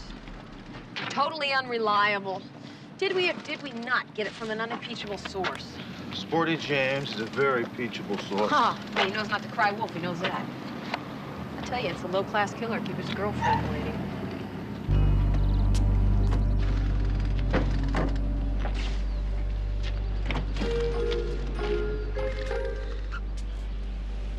Sergeant Hunter!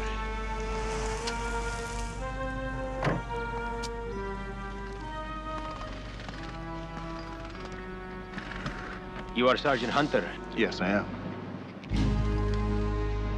I am Carlos Mariano. I'm sure you recall the name. Raul Mariano was my brother. Was my favorite brother. What do you want? Why are you here? Ah, you will be Sergeant McCall. I am the cultural attaché with the Uruguayan embassy. Does my presence disturb you? That depends on why you're here. I would like to speak to you. Only for a moment. Perhaps you can guess why. No, I can't. I'm going to kill you. I thought that you should be properly informed. You want to try it now? No. Please, señorita, not now. In my own good time, and I will give you generous warning. Let me give you generous warning. I don't like death threats. I take them very seriously.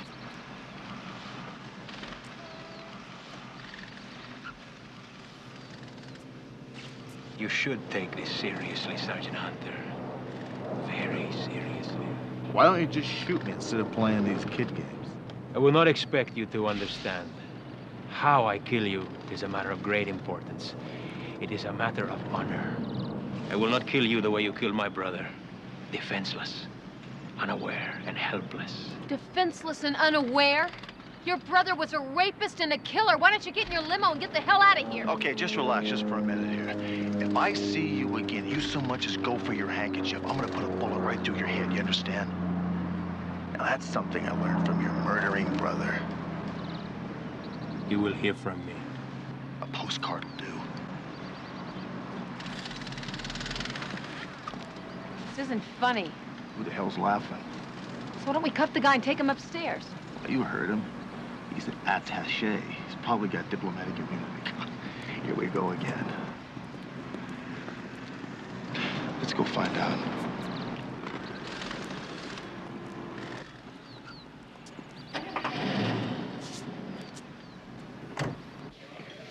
What's the area code for DC? 202.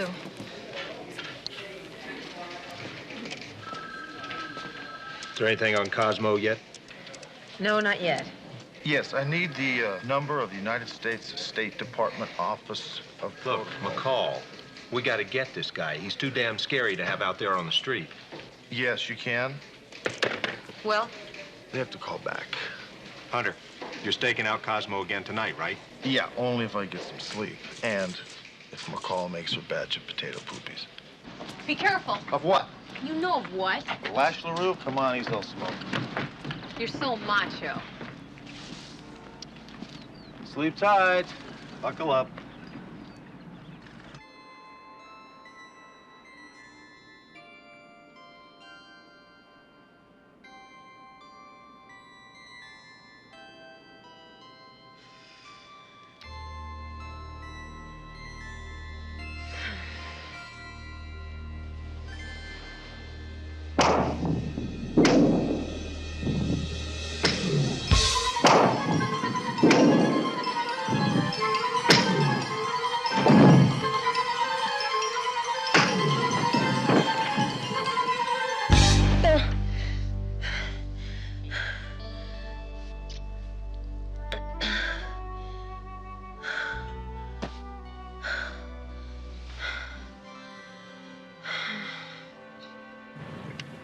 So did you get some sleep last night? I tried. How you doing? What do you mean? Well, I mean, this Carlos deal. I mean, he's not dredging up bad memories for you, is he? Yeah, well.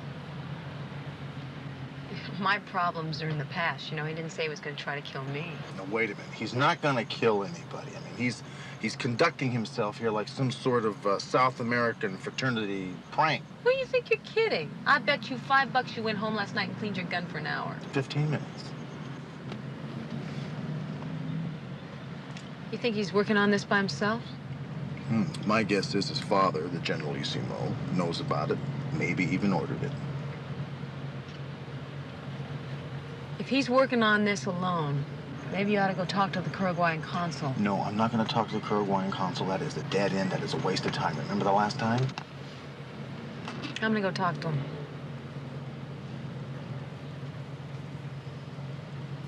Hey. A lot of headroom in that car. Think it's Cosmo? Let's go take a look.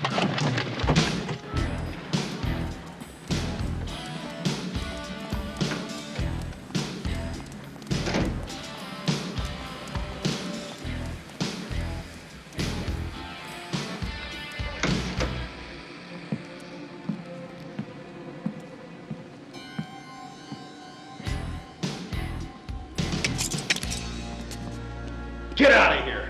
Move it. Go home.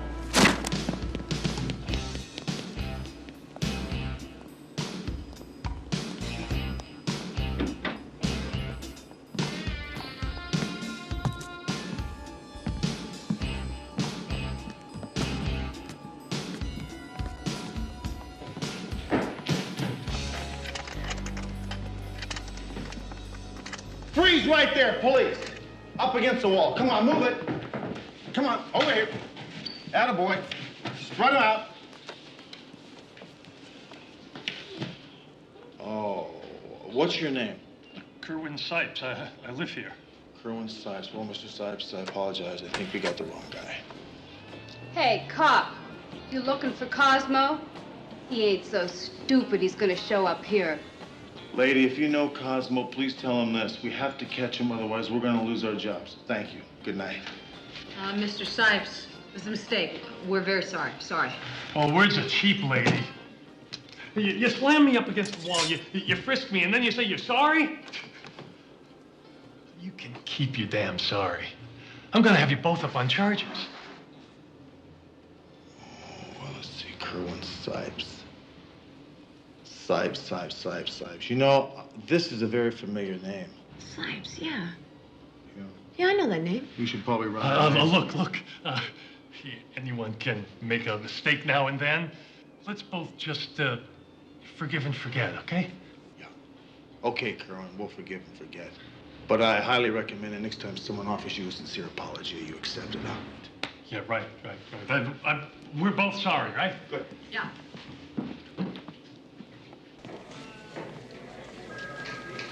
Still nothing on Cosmo? Nothing on Cosmo.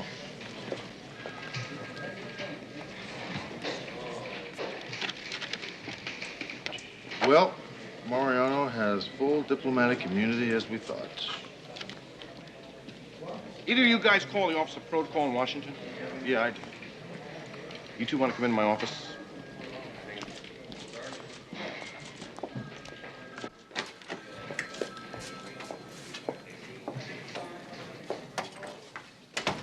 Who the hell is Carlos Mariano?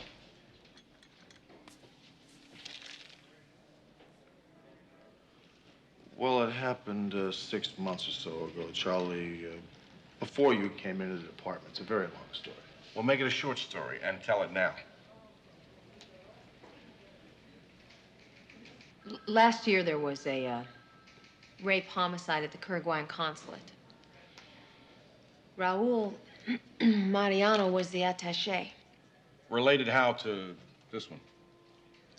His brother. When I interrogated him at the consulate, he tried to make a date with me. I turned him down. Guy showed up at my house. And he beat me up and raped me. I'm sorry to bring up painful memories, Dee Dee. What happened to the guy? Well, he had diplomatic immunity, Charlie. I punched him out, and he shows up at my house a couple hours later, and he shoots me. And Mariano? Well, the embassy hustled him back to Uruguay. End of story.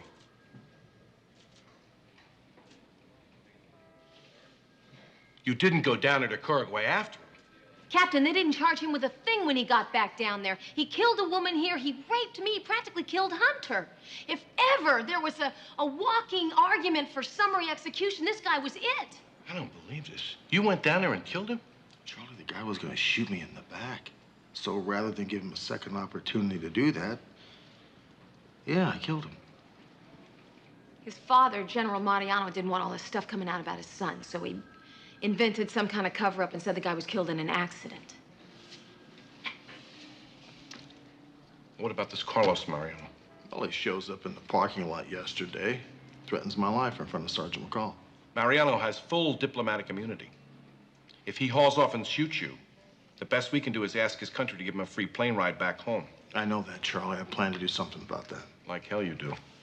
I'm gonna call the State Department and have them handle this. Hey, wait a minute. Come on, Charlie. The State Department is a waste of time. Believe me, they have other priorities. Suppose I tell you to ignore him. I think under the circumstances, Charlie, you won't ask me that. As was reported in all the Uruguayan newspapers, Raul Mariano was killed tragically in a hunting accident. And as to the stories that you choose to tell about a member of the presidential family, well, I cannot imagine what motivates you, a woman in your position, Senorita McCall, to say such things. How about the truth? Is that enough motivation for you? Truth. Have it your way, Senorita McCall. It is not my way, it's the truth. Let me ask you something. What happens to you, huh? What happens to your cushy little job here if Sergeant Hunter is forced to kill your boss's son? If Senor Hunter so much as approaches Carlos Mariano, we will have your State Department take the necessary steps to deal with him.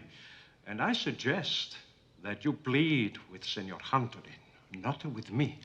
Have you talked to Carlos Mariano? Of course. Would you like to speak with him? Yeah, I would.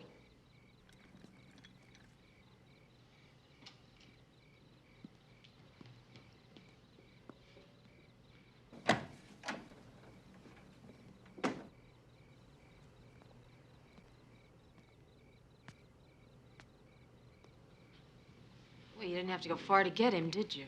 Do you know this woman? Yes. In view of Sergeant Hunter's prior relationship with my family, I paid him a courtesy visit at his place of work, and Senorita McCall was with him. Yeah, the most courteous death threat I ever heard. That is her claim, Carlito. Did you make any such threat? Certainly not. Oh, come on, Carlos. You're blowing your whole act. What about all that talk about honor? I'm afraid that my presence disturbs the senorita. I made no threats. Perhaps you need the help of a professional who deals in emotional problems, Senorita McCall. I am trying to be helpful. Yeah, well, you're not making it, pal. But you are giving me a great lesson in diplomacy. All life is an education, Senorita. By the way, Mr. Mariano, your brother was a creep and he deserved to die.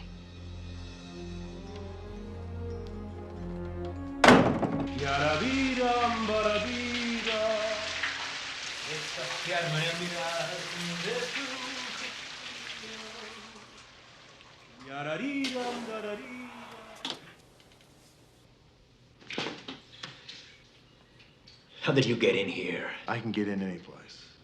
Let's talk, Carlos.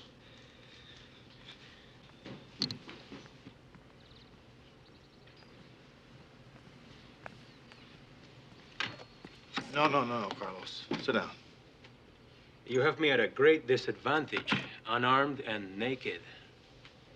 Carlos, you have a license to kill. You can pop me any place, anytime. I don't like that. I do not intend to pop you, Sergeant Hunter. I intend to give you every opportunity to defend yourself. Only then will I kill you. Carlos, I am not going to play your childish game with you. You understand me? Now, here's what you're going to do. You're going to go down to the airport, and you're going to get on an airplane for Uruguay, and you're not going to come back. If you don't get on the airplane, I'm going to shoot you. I don't want to have to do that.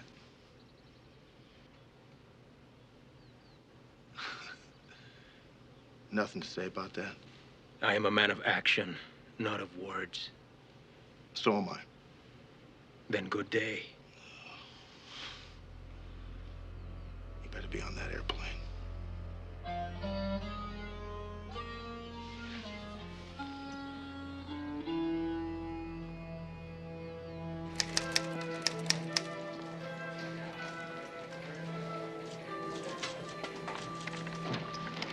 I called you this morning. You weren't home. Where were you?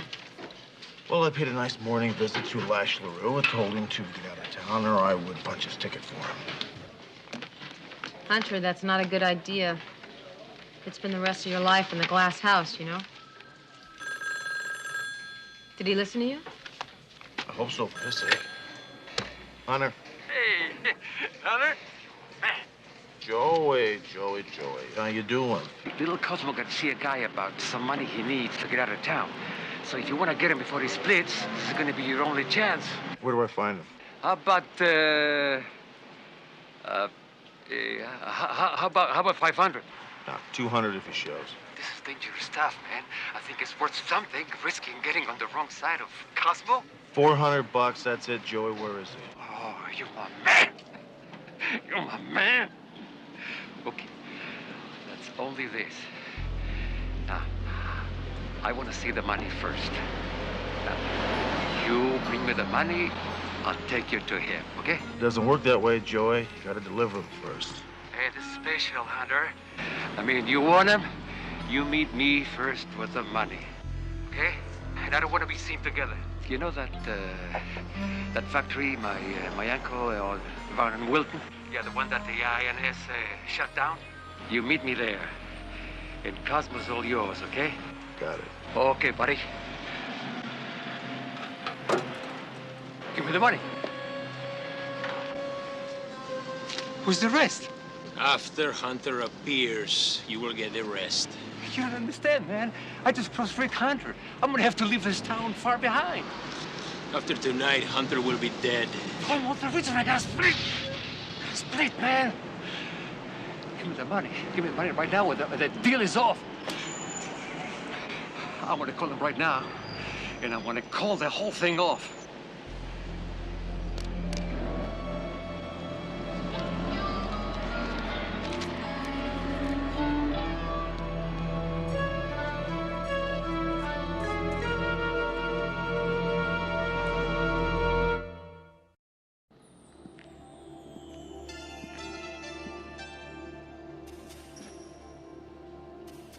Joey!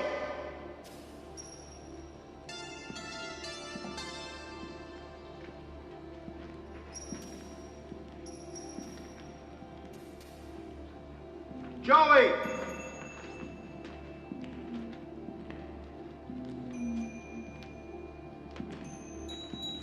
Joey!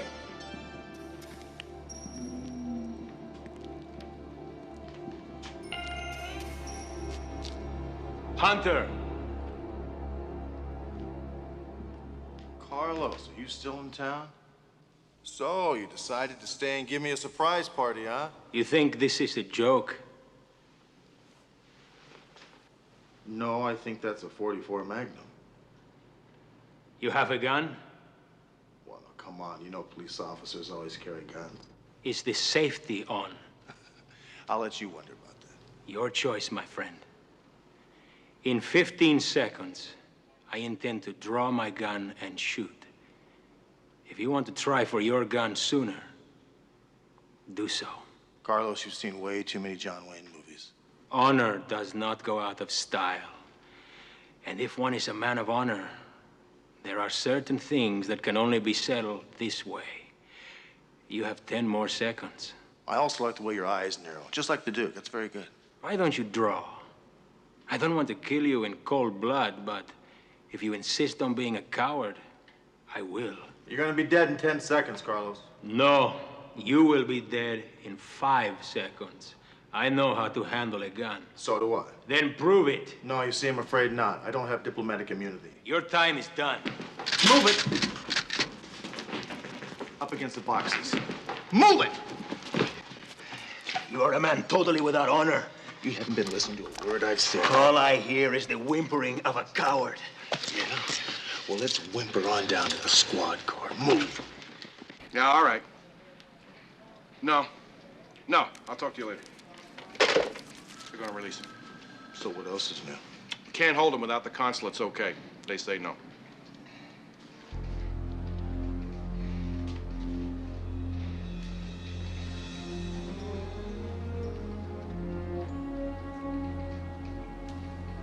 I'm gonna call Washington. Have someone come down here tomorrow. We're gonna get this thing settled. That guy's a nut. Yeah, you do that, Charlie.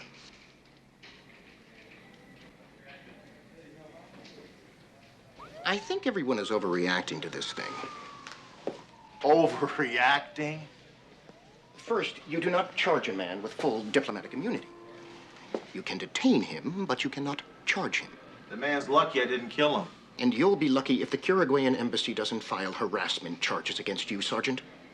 So I suggest you stay on the listening end of this. This guy, Mariano, he can't be completely above the law.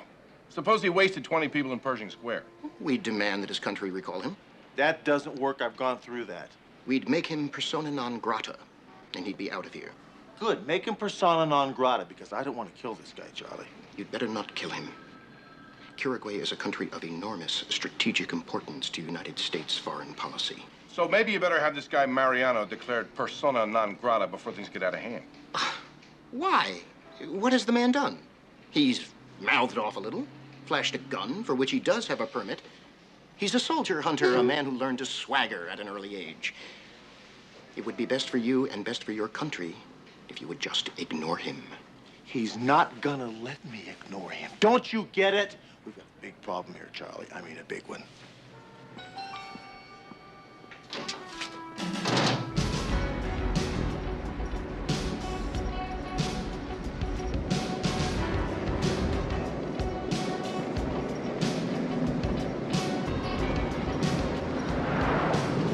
What is it? You're not gonna believe he's following us. Great.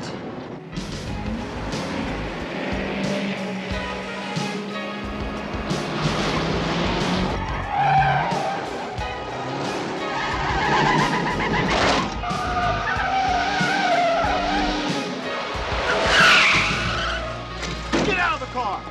Come on! Move it! You have no right to arrest me. Oh, yeah, I know that. Don't I know that? Spread them!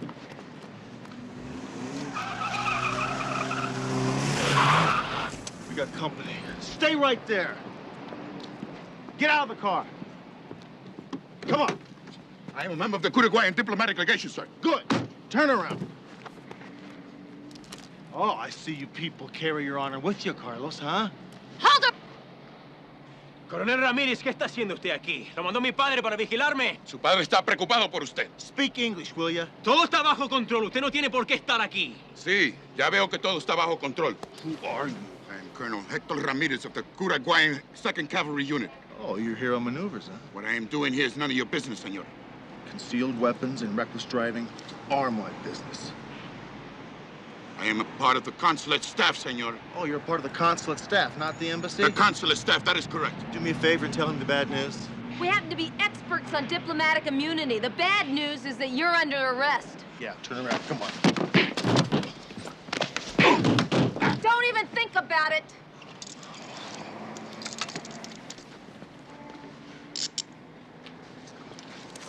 Come on.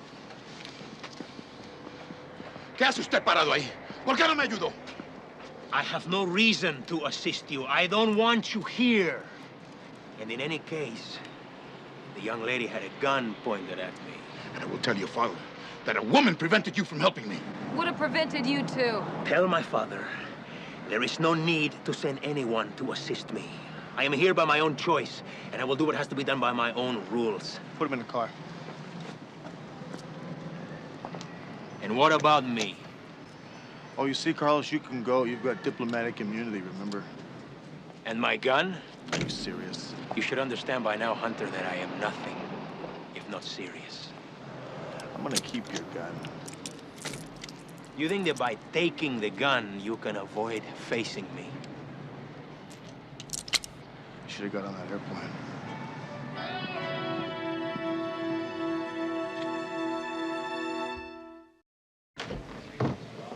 Louise. This is Colonel Hector Ramirez. I want you to book him on reckless driving, carrying a concealed weapon, resisting arrest, and assault on a police officer. Put him in a holding cell for me. I'm gonna go see a man about a deportation order. Senor Hunter, if I leave, there will be someone to replace me in 24 hours. You are accomplishing nothing. Are you friends with General Mariano? I am on his personal staff, yes. Good. I want you to do me a favor. Tell him to send his son a ticket home. Otherwise, I will send his son back to him in a body bag. You sound very confident. Very. Perhaps too confident. Carlos Mariano is a distinguished graduate of our Academia Militar. He has won honors in martial arts and marksmanship. There is no one, I mean no one in the Uruguayan army who can match him. As his brother distinguished himself in the fine arts, Carlos has distinguished himself in the manly arts. I would not be so cavalier if I were you, senor. Thank you so much.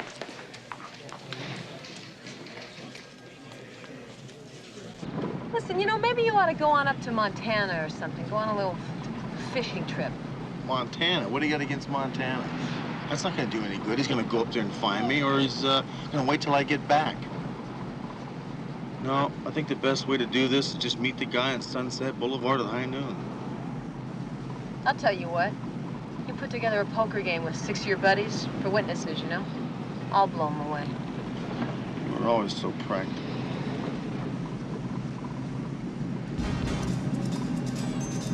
There he is. That's Cosmo.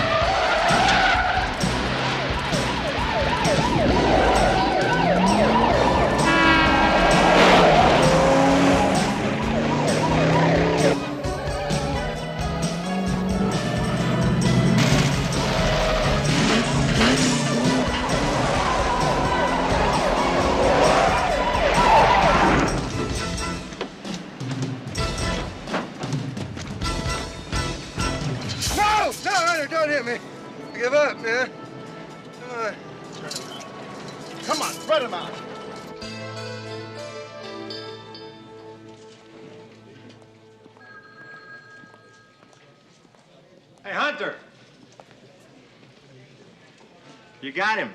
Yep. Good. Good work. Thanks a million. Now we get to go on to the next case. Well, how come you're still alive? Carlos give up? It's very funny. Well, you know, actually, I haven't seen the guy in the last 6 or 7 hours. You know, you really should think about going someplace. Oh, I am. I'm going home to bed. Good night. Hey, Hunter. Yeah. Listen, why don't you, come sleep at my house tonight, huh? You can stay on the couch. It's nice, cushy, it's real comfy. You never know what corner this guy's going to come popping out of. Carlos is not going to come popping out of any corner. He's not going to pop out of a tree on top of me. That wouldn't be honorable. Carlos thinks this is Dodge City, not Los Angeles. Good night. Lock up, okay?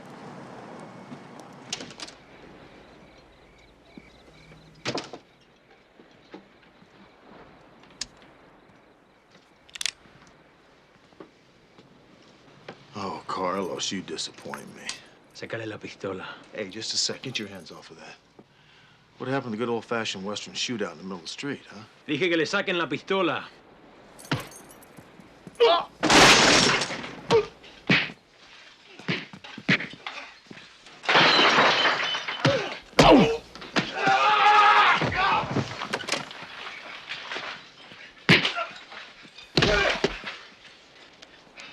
Dame la pistola.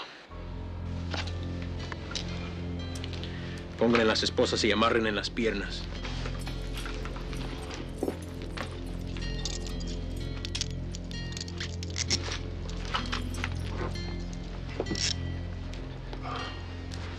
It's funny, Carlos. I was just telling my partner how honorable you were. Con prisa.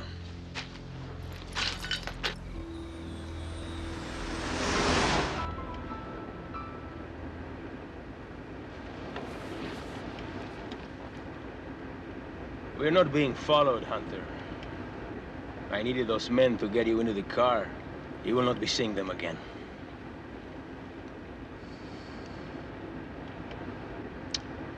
What's the matter, Hunter? Suddenly this is not so amusing to you, huh? Where you taking me? You will know soon enough.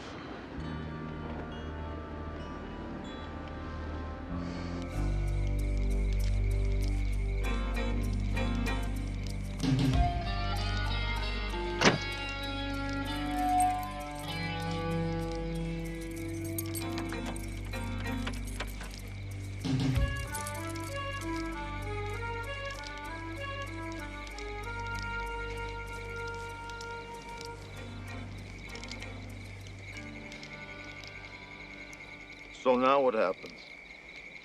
Now we wait for daylight. High noon, huh? Just daylight. I want you to see me when it happens. And I want to see you. You know, camping is something I never quite got around to doing. You're regaining your sense of humor. I'm optimistic. Air's fresh out here. Nobody's dead yet, and we have the rest of the night to talk. There is no need to talk. Afraid you might learn something? I am afraid of nothing that you might say. Well, at least you didn't kill me in cold blood. Difficult for you to understand, is it not? You know, Carlos, when I went down the Krog way, I was gonna kill your brother the first chance I got. Walk right up to him and pull the trigger. Which you did. No, that's not what I did. I gave him an opportunity to defend himself. Just like the opportunity you're giving me. I'm not interested in your apologies. But he refused that opportunity. And that's when I realized I could not kill a human being in cold blood, Carlos. With all the frustration and all the anger and all the planning and the feelings of revenge that I had, there I was, with my automatic pistol jammed in your brother's face, and I could not pull the trigger. Can you believe that? It had nothing to do with honor. It had everything to do with me realizing that I was a civilized human being. Well, with those feelings, I turned and walked away. And that's when your brother went for his gun. Yeah, Carlos, your brother was gonna shoot me in the back. Well, I turned just as he got off his first shot. And that's when I killed your brother. My brother was a gentleman. He knew nothing of guns. He was an artist, a poet. Your brother was a coward. Whatever he was, you killed him. He had no way to defend himself against a trained man like you. I do. He was a rapist. That is too funny. He could have any woman he wanted. I found my partner on the floor of her bedroom. Where she had invited him. No, where he invited himself. I knew my brother and I loved him. I did not know your partner. I believe him, not her. Your brother was a liar.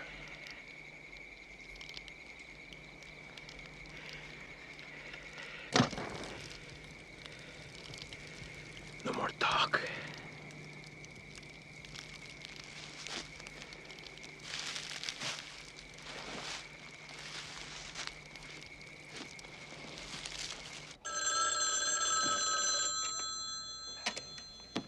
Finn here. Lieutenant, he's not here. The whole place is trashed. There's furniture broken. I don't know where he is. What about his car? Is it there? Yeah. Damn. That makes an APB next to useless. All right, look, I'll do whatever I can at this end. You go on home, get some sleep. You might need it. I'm not gonna go home and get some sleep. Lieutenant, send a fingerprint team over here on the double. I'm gonna wait for him. You got it.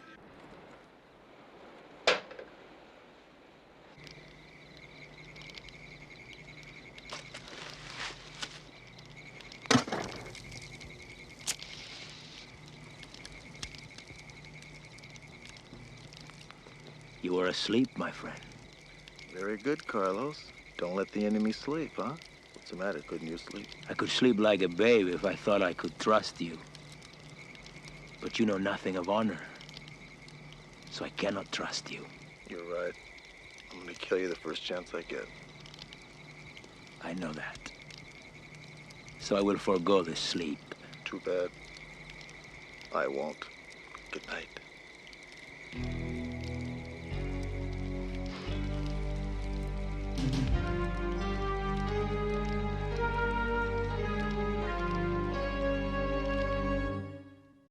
I have allowed you to enter here, and I have shown you the courtesy to hear you out. So do not use that tone of voice again, Senorita McCall, or you will be asked to leave.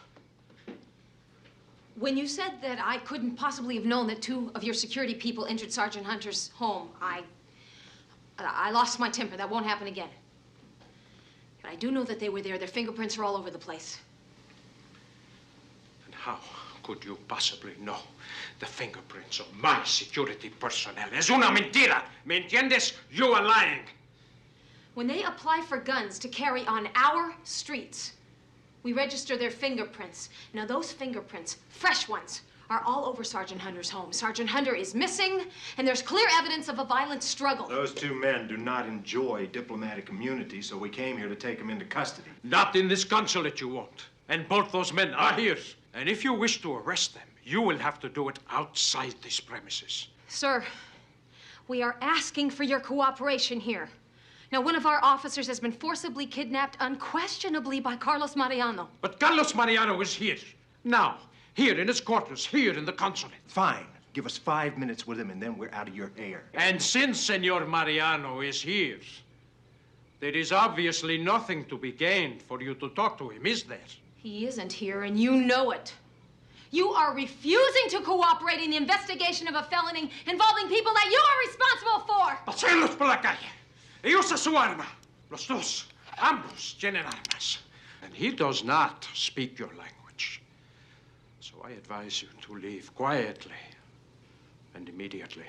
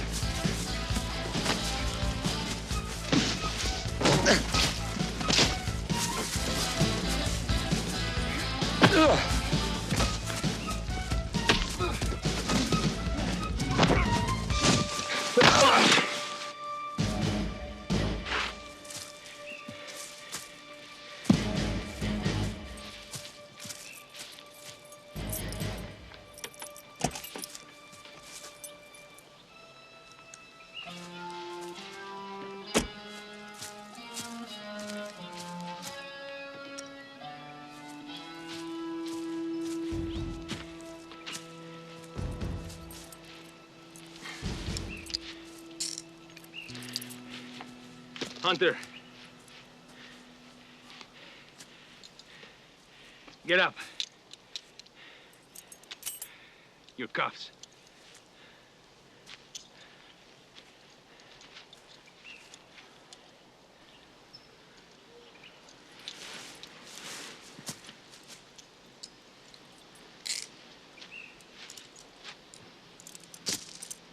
On your feet.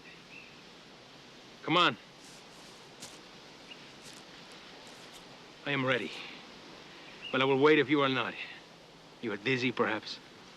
Don't worry about me, Carlos. Let's do it. Over to the rock.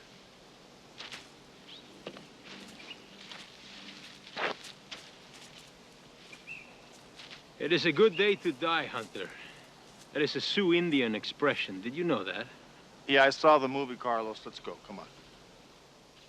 The gun is loaded. Put it in your holster. I want to check it. There is no need. I have seen to it. Left hand. And do it very slowly and very wisely.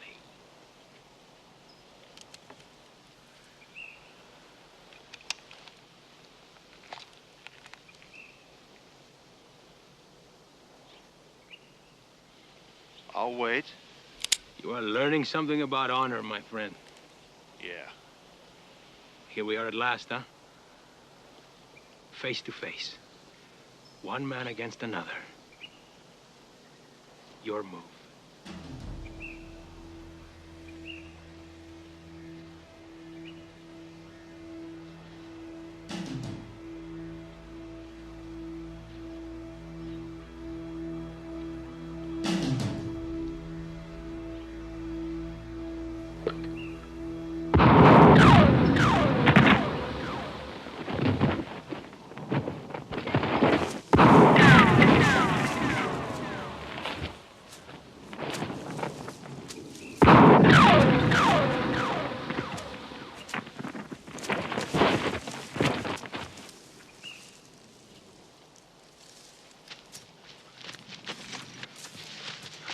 Get up. You said you would kill me, why don't you? Now, that was talk. This is reality.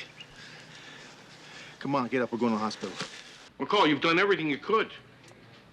The State Department's grilling the consul. We're trying to cover the bases. Hey, Hunter. I'll be camping.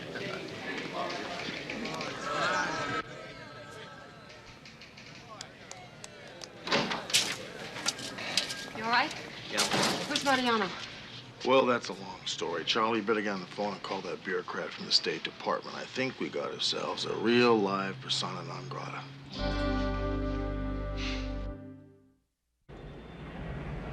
Your attention, please. Flight 6 for Rio de Janeiro, now boarding at gate 15.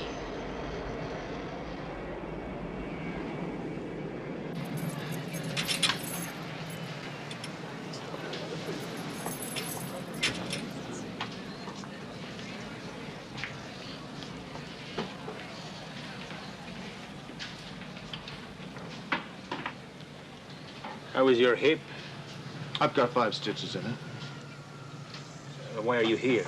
To make sure that I am really going. No, Carlos, I'm here to make sure you don't come back. There was only one way you could have assured yourself of that. You failed to do it. I don't think I made a mistake, do you? No. My father will understand. He understands the code that I live by. It is his code. And I have concluded that it is also yours. Final boarding call for Flight 11 to San Pablo, Uruguay, gate 7. Goodbye, Hunter. Let's hope so.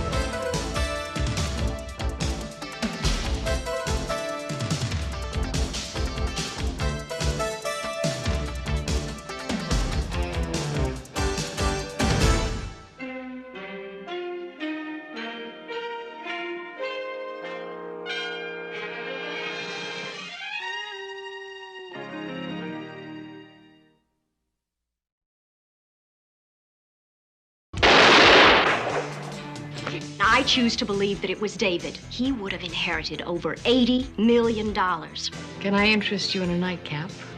Yes. So, did your little San Francisco honey get off all right? She sure did, right on time. You thinking maybe you'd like to have a blonde partner? You win some, you lose some. Hold it, police! Is there anything else I can offer you? I think you already have.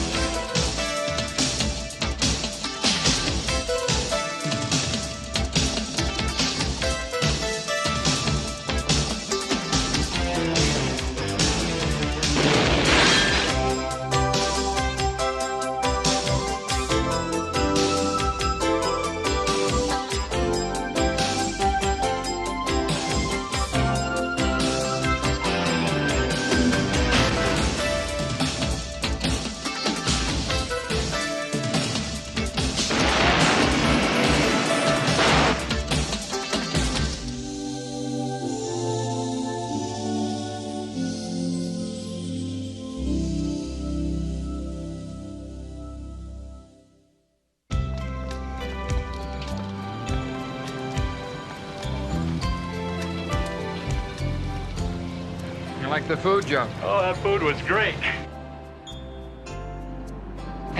I don't know why you say that. It's good wine. Yeah, that was great. Yeah, good for you. Let me see. I got that here somewhere. Joe. Oh, there it is. Yeah. I'll drive. Oh, I can drive. Oh, Joe!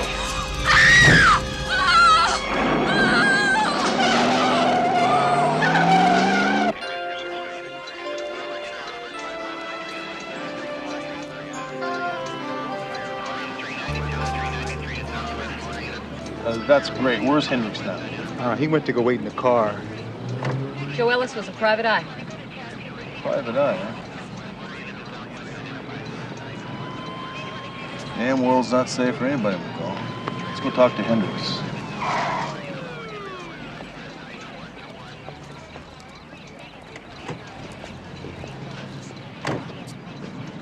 You see anybody in there? No.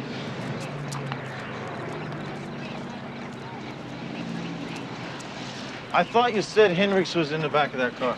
Well, that's where I left him. And he's not there? He's not? No. Excuse me.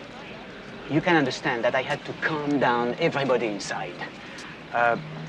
When is all this going to be taken care of? We're gonna be out of here as soon as we can. Now listen, you said Hendricks was a regular for this restaurant? He comes here quite often. The dead man I've never seen before, but Mr. Hendricks said that it was a good friend of his. Did anybody stop by their table while they were having their meal? Not that I saw. I must really go back inside now. I want to talk to you a little bit later on. Are you there? You know, if I were Mr. Hendricks, I wouldn't have hung around here either. Yeah, why is that? Because I think the shot was intended for Mr. Hendricks. Why do you say that? The man who got shot was drunk. Now, he stumbled in front of Mr. Hendricks just as the shot was fired. So how we doing? I think we're in.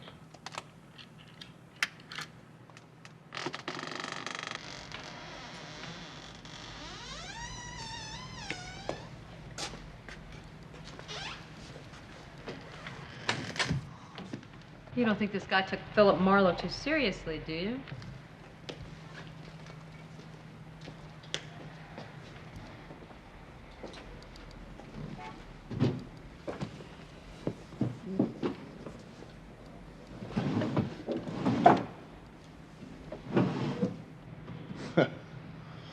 This guy's a real detective's detective. Don't tell me a bottle. Yeah, 3 of them. 2 of them on empty.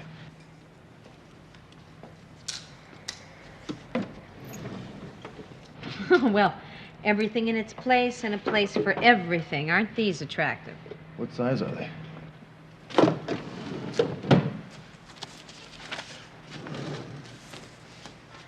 Hey, I live right. Hendricks, David. Nada, hombre.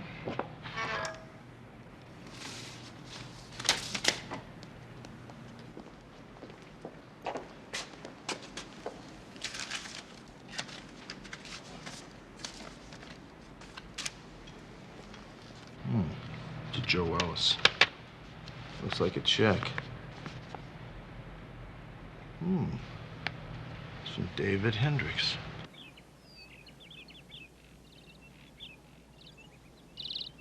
There's an answering machine on the phone back here. Did you check it out? Yeah, I listened to it. It's blank. Think you erased it? What are you doing here? Who are you people? I'm, Sergeant Hunter. This is Sergeant McCall, Metropolitan Homicide. Where's David? Who are you? What are you doing here? What's happened? Well, who are you? I'm Jill Tyler, David's fiancée, and I want to know what's going on. Where's David? And who let you in here? Do you have a search warrant? Yeah. Well, I'd like to see it.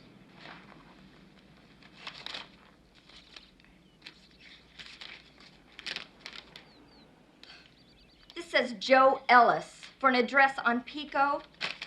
I want you out of here. Why? I don't have to answer that. You are here illegally, and I want you out now. Whoa, whoa, whoa. We are not here illegally. David Hendricks fled the scene of a crime, a homicide, I might add. And we went to find him in his office. He wasn't there, so we came You didn't here. have the right to break in Will here. you shut up a minute? We came to the back door, and it was open, so we came inside, which we had every right to do under the circumstances. We found evidence that Hendricks packed a suitcase, and he let himself out the back door. You know Joe Ellis? Yes.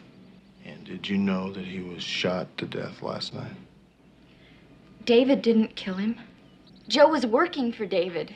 Yeah, what was he working on? I don't think I should answer that. Hendricks left the scene after the shooting. We haven't found him. Now, we think he's in a lot of danger. That's why we're here.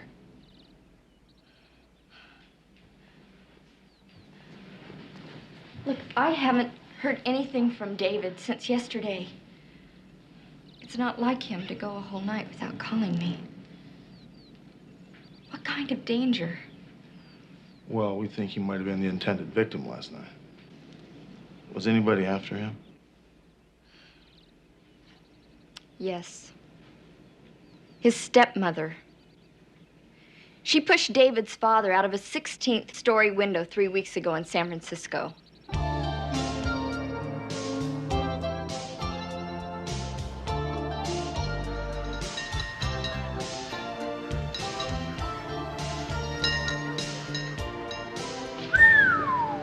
Pretty nice view from up here. Depends on which way you're looking. Sergeant Foster, was it night or day when he was pushed out of here? We haven't proved yet that he was pushed. He may have jumped. Well, was there any basis for that theory? He just suffered a severe emotional trauma. He and his wife had been married a couple of years and were expecting a baby. Revitalized his whole life. Apparently, that was all he could talk about, becoming a father again at his age. He was 63. His wife suffered a miscarriage 2 days before he went out this window. How old was she? 29, I think.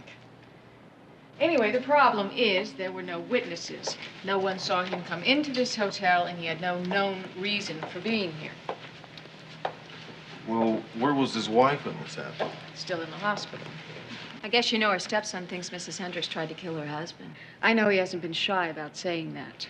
But not only was she in the hospital at the time, there is no evidence of any motive. Although Mr. Hendricks was a very wealthy man, so there's a whole lot of money at stake. Do you think you could possibly arrange it so we could meet Miss Hendricks? Sure, she's been very cooperative. Look, can we just get some lunch in the coffee shop first? I'll phone her from there. Sure. Cooperative. Very, very cooperative. Are you talking about Mrs. Hendricks or Sergeant Foster? You cannot stand it when there's a beautiful woman around, can you? Another beautiful woman. Nice save. Mm-hmm. It sure was. I'll let them explain when they get there, Mrs. Hendricks. They'll appreciate your seeing them. And thanks. She's home, and she said to come right over. No. Shall we, girls? Your cut of this is about $9.75. Leave her a good tip. She was great.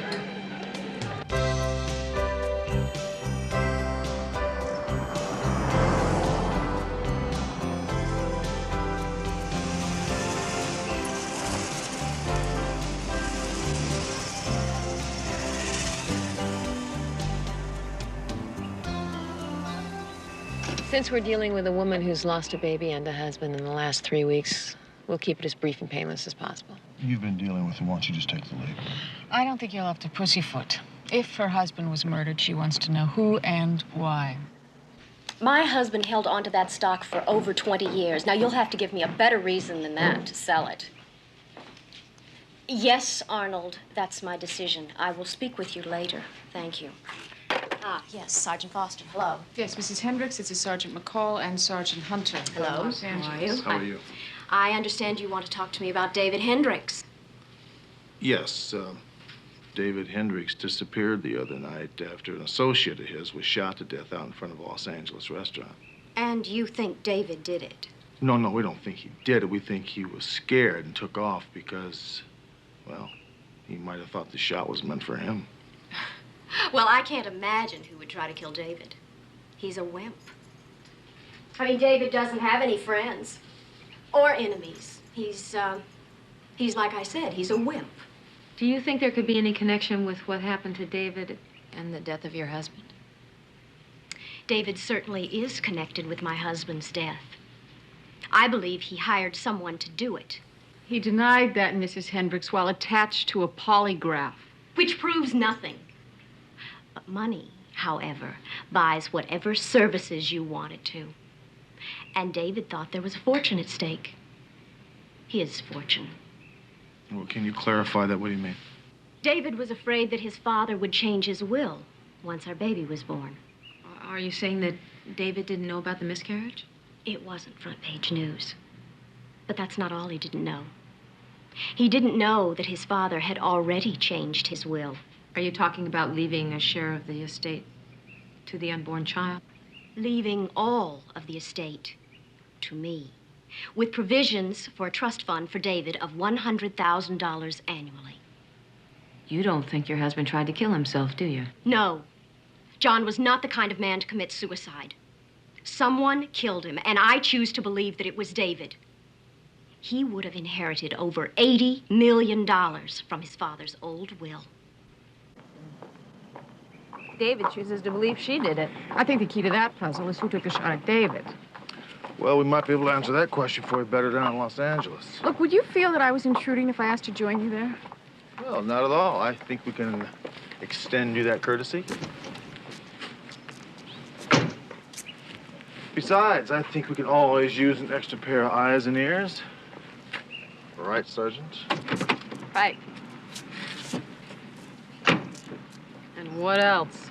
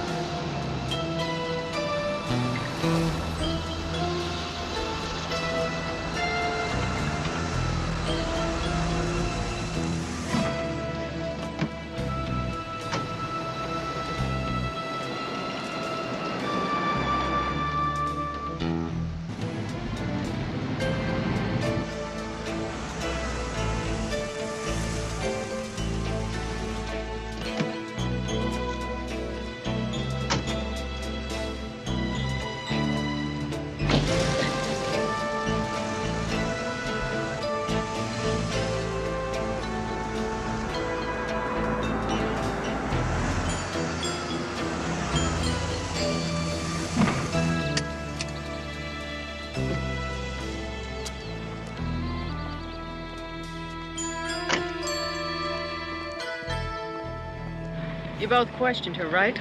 I mean, she'd recognize either of you. Yeah, she sure would. So while you're in there, how about ordering us some lunch, huh? Hamburger for me and a head of lettuce for the big guy.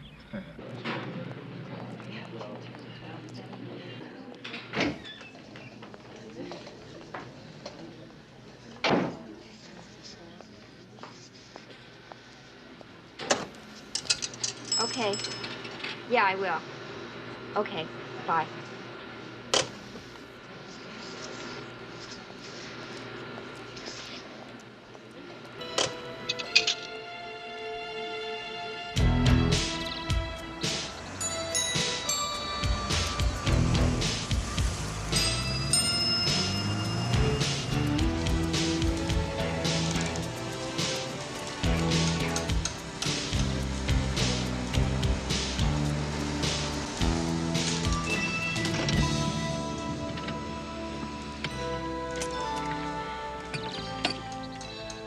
Well, a day in the life of Jill Tyler.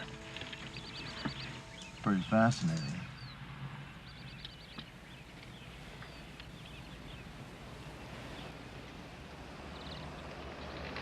I think I'm going to call in for some shift relief. I guess I'll go home and do something real exciting, like watch my plants grow.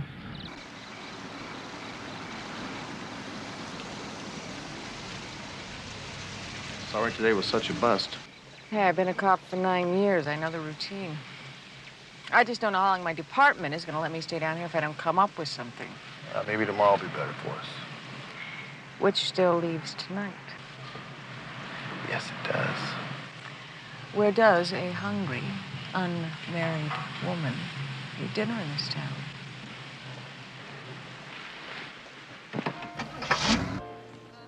Oh, come on, not that one. How did a nice girl like me?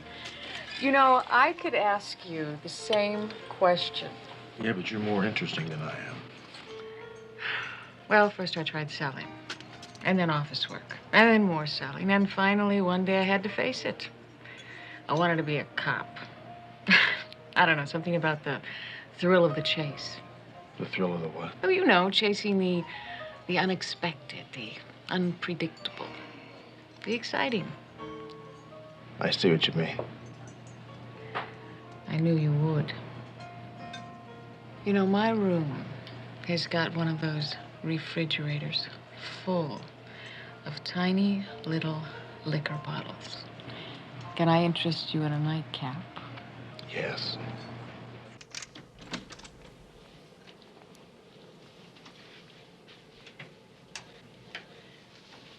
Here we are.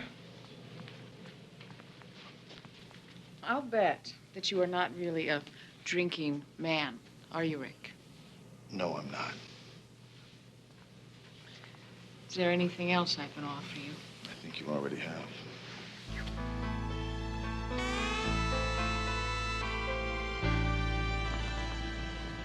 So, did your plants grow last night? Not an inch. Yours? Here she comes.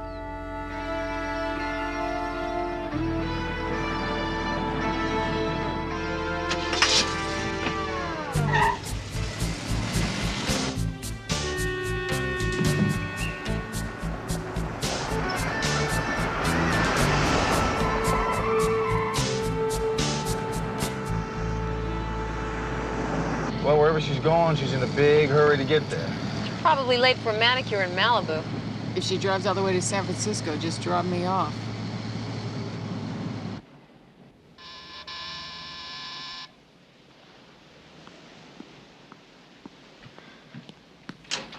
Hi. I missed you. Oh, I missed you. How are you? I'm okay now. I'm dying of boredom, but I'm okay.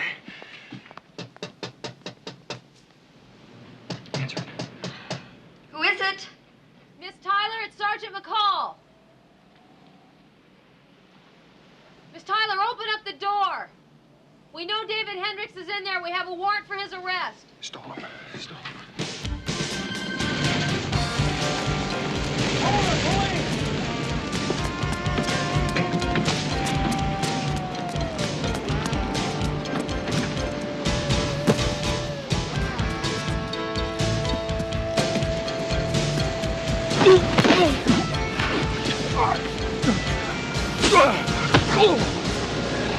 I'm a police officer.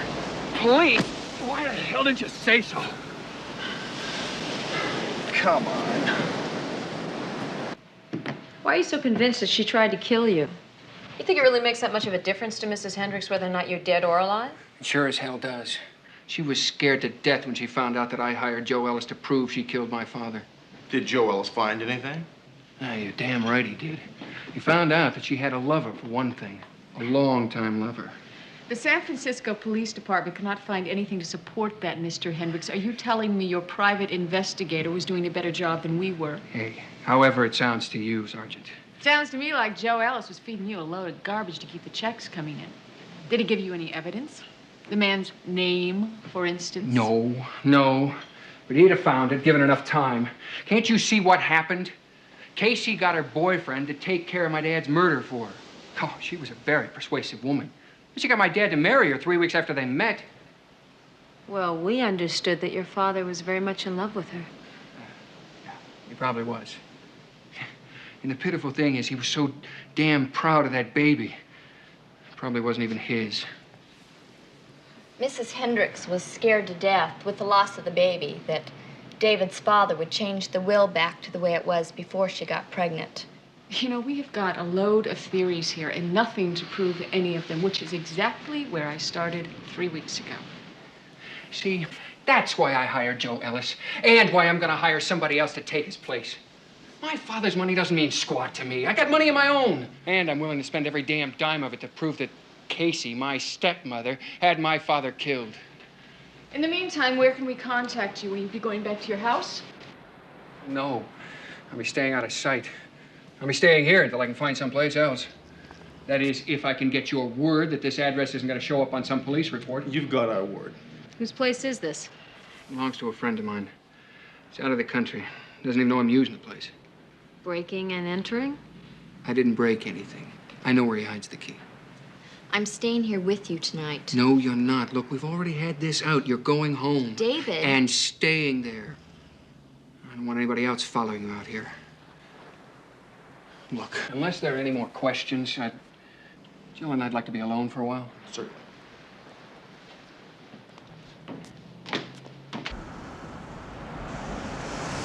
I've been wondering, why is it that nobody seems to believe his father committed suicide? Half my department thinks he did. But you don't. I don't know. All I know for sure is that it's time I got back to the city. Not your city, mine.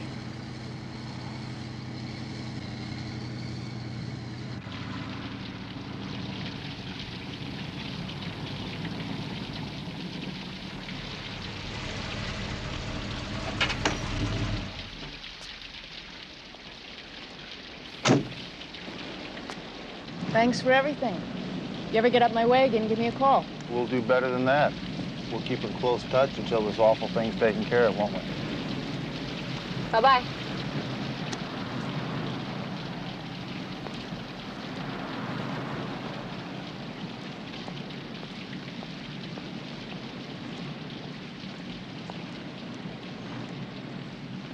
You thinking maybe you'd like to have a blonde partner? Gee, I'm sorry you hate her guts. Hunter, I don't know her well enough not to like her. I just wonder how she can afford a Castro suit on a cop's salary.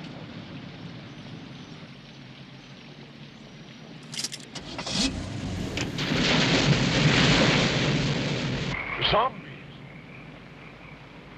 Yes. They are my servants. Did you think we could do it alone? In their lifetime, they were my enemies. Oh, the witch doctor. Mr. Hendricks, it's Sergeant Foster. Secret. I talked about them. Murder the swine.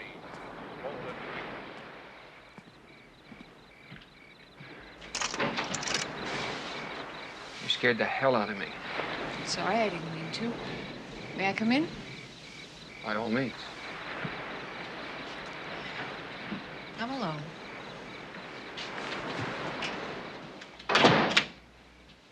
So what's up? You found something? No, but I'm going back to San Francisco on the 11 p.m. flight tonight, and I'd like to go over some notes with you. Notes? What notes? You people haven't done anything to make any notes about. Now, Mr. Hendricks, I don't think that's very fair. We have all worked extremely hard on this case, and if you will just go over a few puzzling points with me, I am sure we will be that much closer to solving this thing. Okay, sorry. I guess I got a little cabin fever.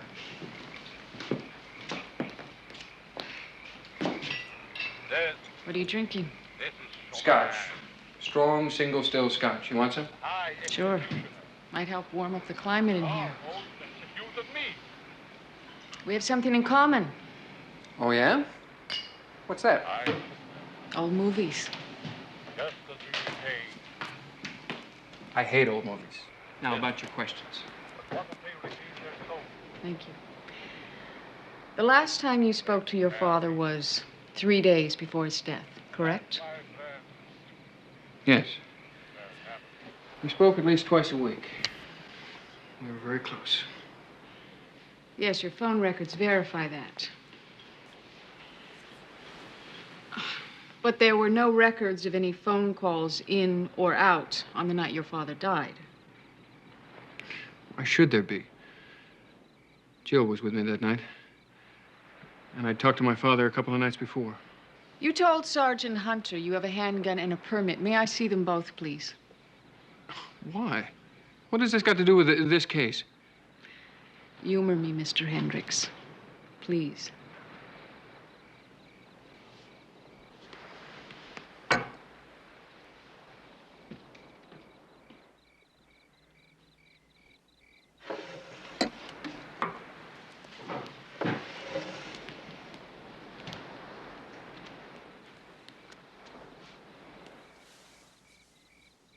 I suppose you want the permit, too.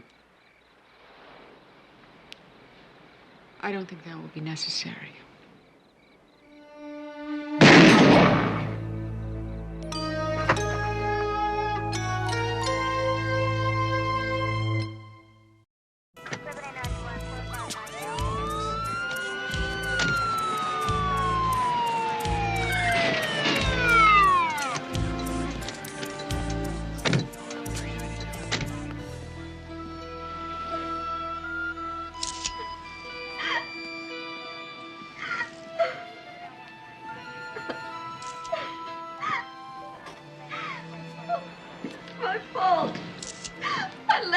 to him.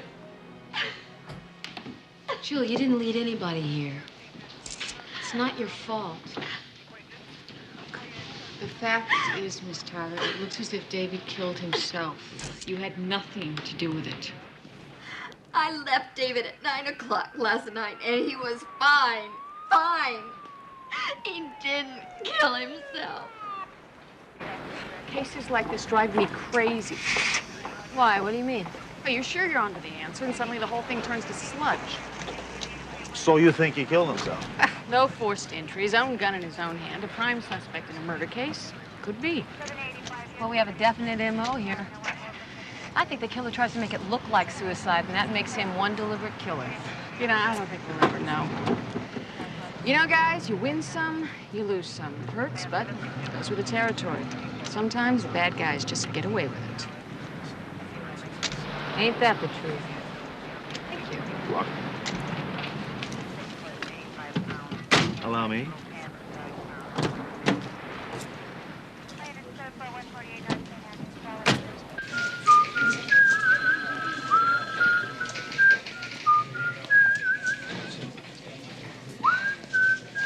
So, did your little San Francisco honey get off all right? Sure did, right on time. That's nice. What is it about your attitude here? What is it about your piercing whistle? I'm going home. Good. I'll walk you to your car. You still my heart. Well, you win some, you lose some. I wonder who said that. Well, you're a cop. You ought to know that by now. Do you really think that David Hendricks tried to kill himself? And what if I do? I'm gonna try to give myself a new part. You won't find one as cute as me. I think you're right. So what makes you think he didn't do it? How much time you got? How much time you need? He had a beautiful fiancée and a bank balance that either one of us would kill for, right? Yes. A few hours before he's killed, he tells us he's going to spend every cent he has to find the guy that killed his father. Now, does that sound like someone who's going to blow his brains out? It's probably best we both sleep on this. Together. Oh, no.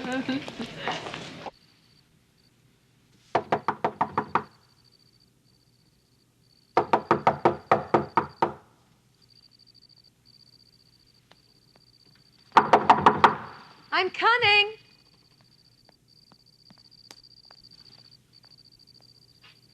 Who is it? Don Johnson.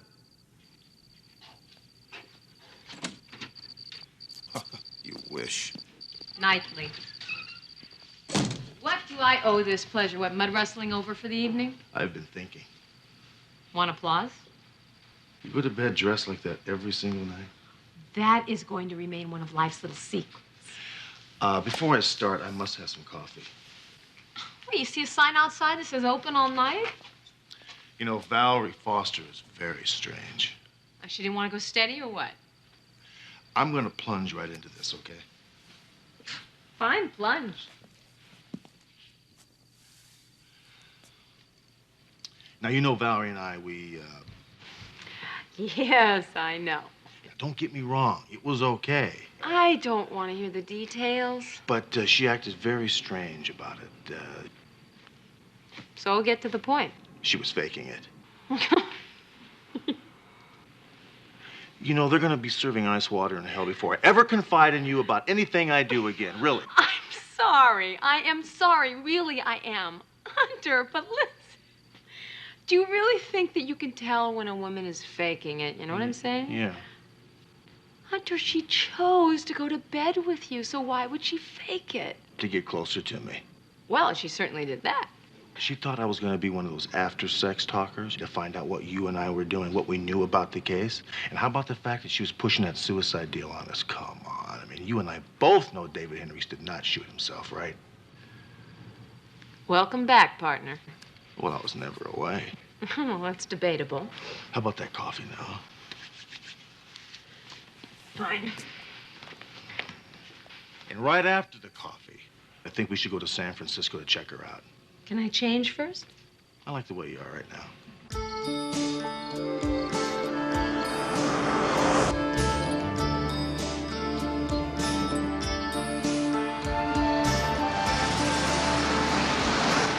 What are we, about 21 miles outside of San Francisco? You think she's headed back to Los Angeles? I don't think so. Not the way she's dressed. She's got herself a date.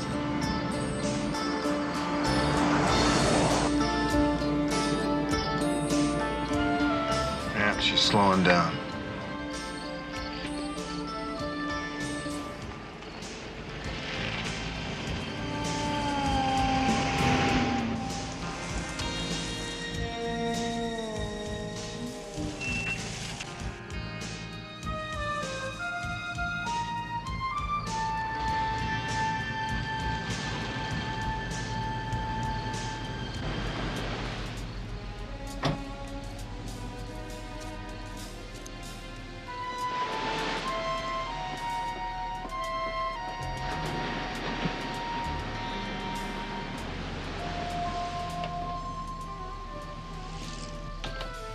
Bet I know what you're thinking about.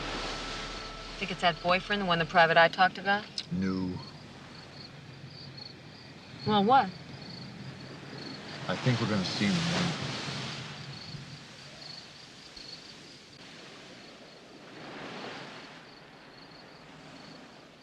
then. Okay. So which one of us gets to go to sleep first? You. Me? Why am I the lucky one? Why not? I mean, it's not because, you know, I'm a woman, I'm the weaker sex and all that. You wanna go to the moon? No. Get in the back.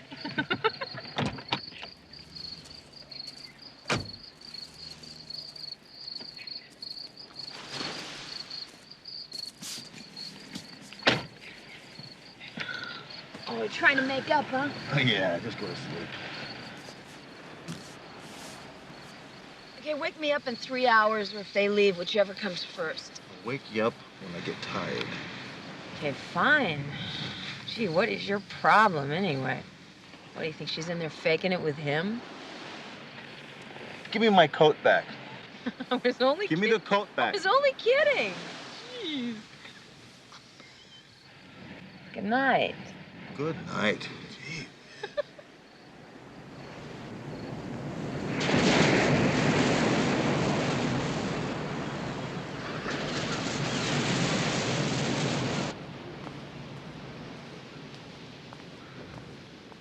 Hey, I'm hungry. Where you want to eat at the marina? Looks cold out, Val. When do I get my mink? As soon as the dust clears. But you will look better in sable. Who wouldn't? Thank God this is over. Amen to that.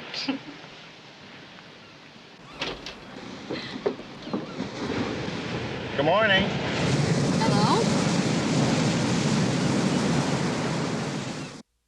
Yeah, the right to remain silent if you give up that right. There is no need to read us our rights. Thank you. Neither of us has any intention of saying anything to either of you. Well, then maybe you ought to call a lawyer. Casey, I want you to get in the car and go directly home. Do not talk to anyone on the phone and do not let anyone in. There's something I have to do and I'll be by later. There is nothing to worry about. Just do as I say. Go!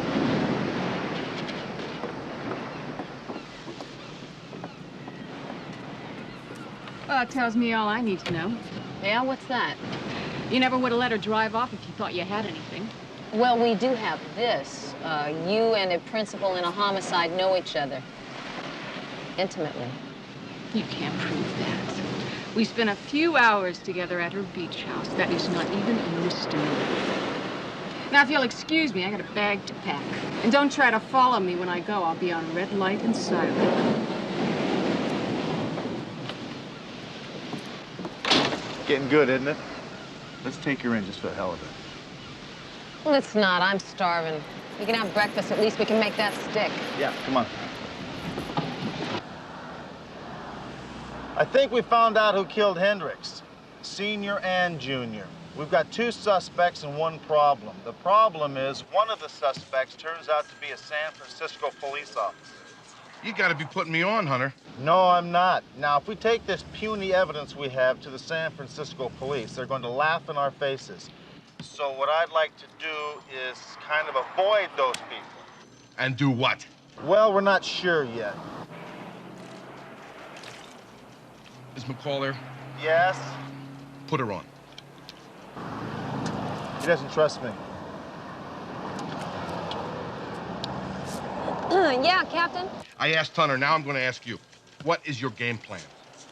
Well, right now we really don't have one. We think they might have gotten away with it. Hello? You still there? McCall, are you sure you and Hunter are in full possession of all your marbles? Well, maybe not. We haven't had anything to eat yet, and we spent the night in a rented car, you know? McCall, I'll tell you what. You and Hunter go out and have a nice, wholesome breakfast. Talk your problem over. Maybe come up with an idea or two. Then call me back. Would you like to do that? Yes, sir. He doesn't trust me either. Good, let's eat.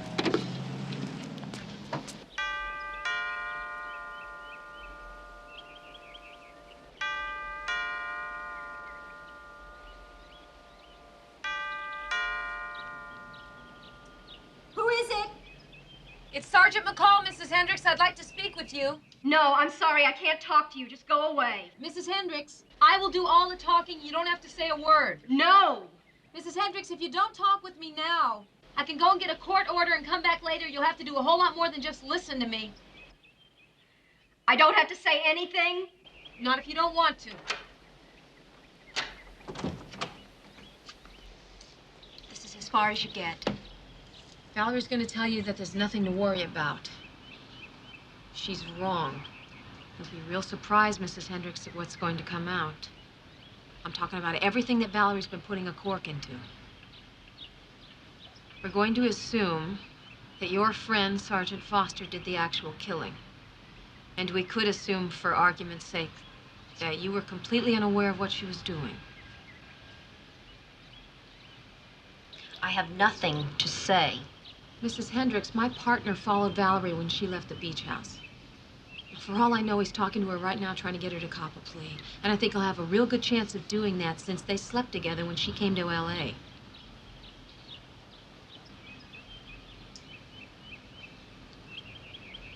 Now, if Valerie plea bargained, she could get off with a nice little short and sweet sentence.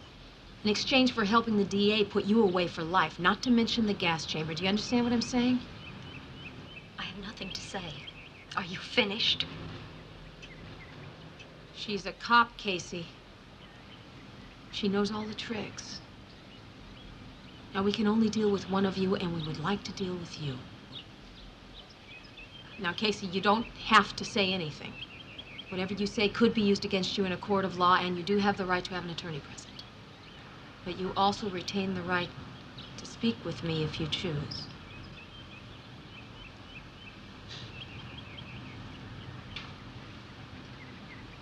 All right, thank you for talking with me. And Casey, do yourself a favor and think about it, all right? You think about it.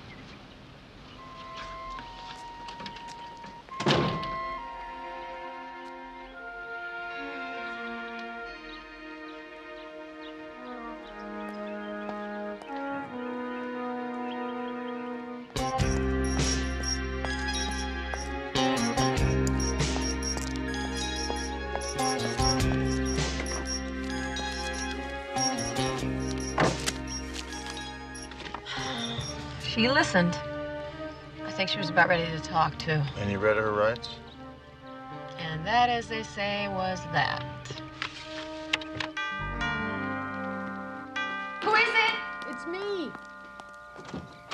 I thought you'd never get here.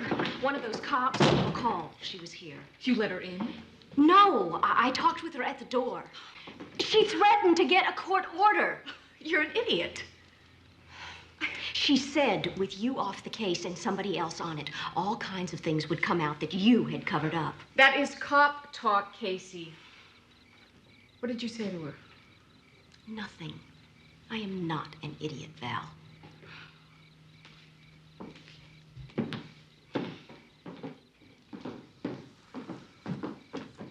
Casey, everything is gonna be fine. I went and saw Thomas Byrne. He's the best criminal lawyer in the country. What did you go see him for? Hey, baby, we may not be in heavy danger, but we will probably need a lawyer. And again, maybe not. Valerie, you said there's no way we can lose, baby, because I'm on the inside looking out. Isn't that how it went? We won't lose. Hunter and McCall know about us. That's all. Listen, if they had had any hard evidence, they would have cuffed us both this morning. Then why did you go see that lawyer without talking to me first and tell him the whole story? Hey, chill out. Lawyers need to know the facts. And just what were those facts that you told him, Val? That we both did it? That we're both guilty? What the hell is this? Or did you tell the truth? That you pushed John out that window? And you killed David after screwing up the first try? That the whole thing was your idea because you were a cop and could guarantee results? What the hell are you trying to do? Convince yourself you had nothing to do with this?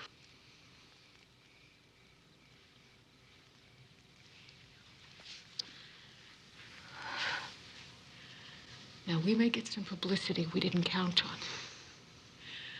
We're gonna be okay. Everything we planned is gonna come out just fine. No, Valerie. Everything you planned. And it's all coming apart. Don't hit her again. Turn around and put your hands behind your back.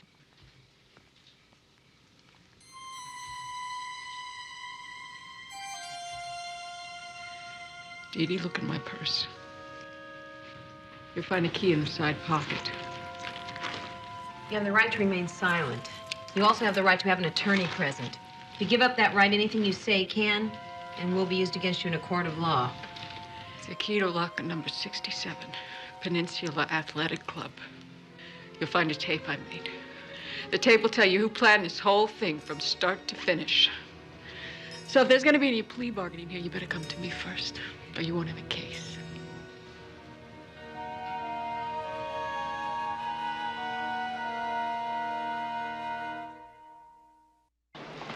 It's too dangerous. It'll work. It'll look like suicide. If they suspect anyone, it'll be David. It's murder, baby. It's necessary for us. Look, you know how cops think, Valerie, what they look for. And with any luck, you could even get yourself put on the case. Casey, that's a long shot. It's foolproof, Val. Please, please say you'll help me. Oh, we can have it all, Valerie. You and me and $80 million. God help us both, Casey. We'll do it. Oh, Val. I think that pretty much nails it, don't you, partner? It certainly does, partner. I think it was one of our better jobs, if I do say so myself. Yeah, I think so. I just have one question, though. I know why Valerie jumped in the sack with you. She wanted to get as close to what we were doing as possible, right? But what I don't get is, I didn't think that you were into one-night stands. Why'd you fall for that? I can't believe you asked me that. It's very personal. Yeah, it is. There's certain things men talk about, certain things men don't talk about. That's one of them. I will tell you this, though. I hated myself in the morning.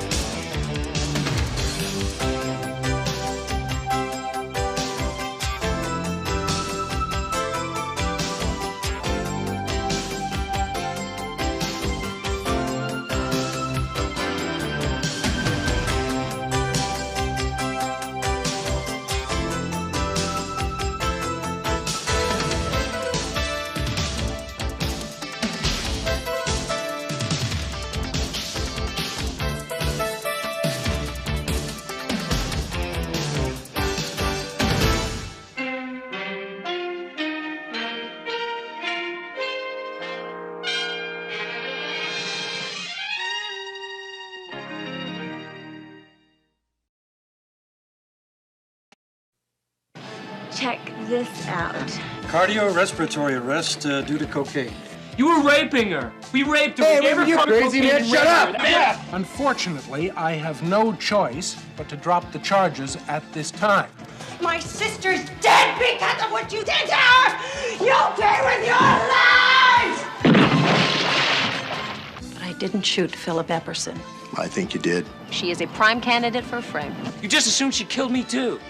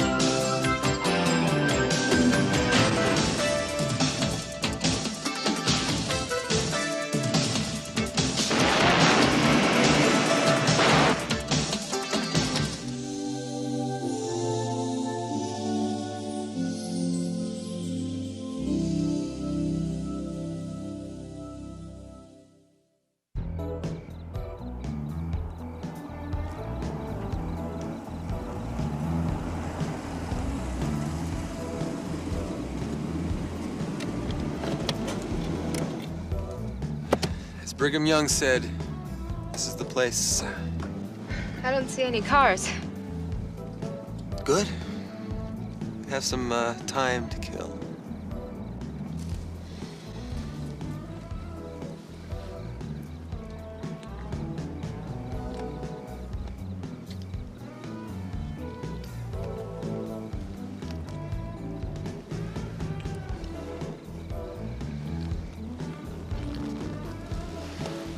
What's the matter? It's about your hands. Come on, I know what you like. I like sushi too, but not in a sports car. Let's go inside.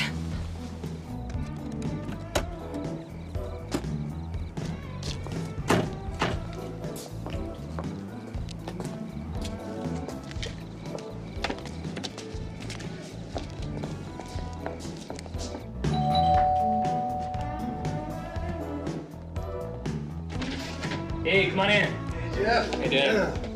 This is Rhonda. Very nice.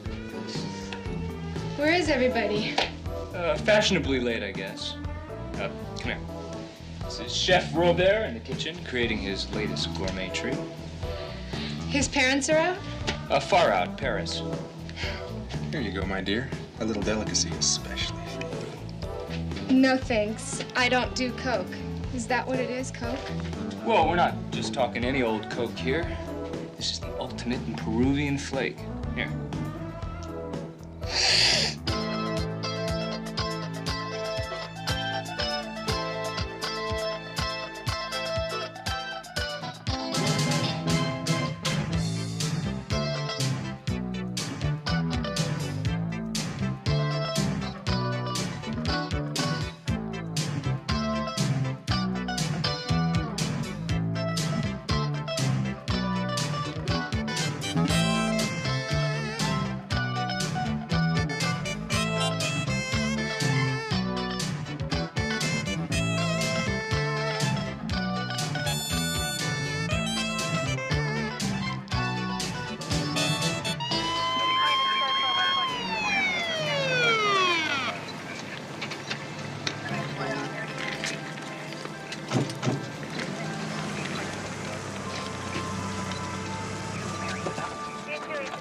McCall, my little fox. What are you doing here? What are you doing, chasing ambulances? This is not a homicide. I was on my way home and I picked up the call. What's up? Somebody thought they had a DB, but no. She's alive. Not well. They don't need us here. Well, what happened? Some girl, 18, unconscious, unresponsive, went into cardiac arrest. 18? Teenage heart attack? Are you absolutely sure she hadn't taken any drugs? No, well, she was with me. What she might have done before I picked her up, I don't know. We were having a few drinks. She seemed perfectly all right. Then all of a sudden, she started to complain about pains in her chest, and she wanted to lie down on the couch. And the next thing, it was like she was having a seizure or something. So we called 911. And she never came to again? No. Yeah, I wish we knew CPR or something. We could have helped the girl. Helped her? You were raping her. We raped her. Hey, we gave her you drugs. crazy, man. Shut up. That's what happened. Quiet! Don't pay any attention. Let him talk. He doesn't know what he's talking about. You say you gave her cocaine? Yes. We talked her into it. She didn't want to. She wanted to leave. But we didn't let her go. We held her down. Jeff! You get all that? Just goes to show, sometimes a beat cop can wrap up a case without calling the hot dog dicks. Did you Mirandize him? You did read him his rights. No, it was a voluntary confession. I wasn't a suspect.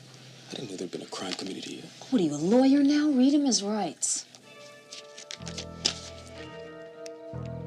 You have the right to remain silent. Anything you say can be used against you in a court of law. You have the right to have an attorney present during questioning.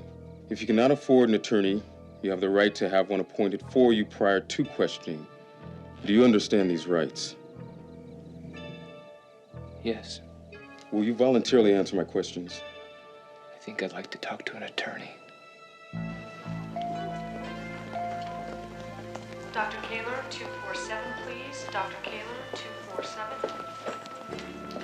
May I help you? Yes, Rhonda Burke, my sister. Is she here? Just a moment, please. Well, is she all right? What's If happened you'll just to have her? a seat, the doctor will be Let right me with see you. her. Where is she? It's Rhonda Burke's sister. Thank you. I'll take care of it.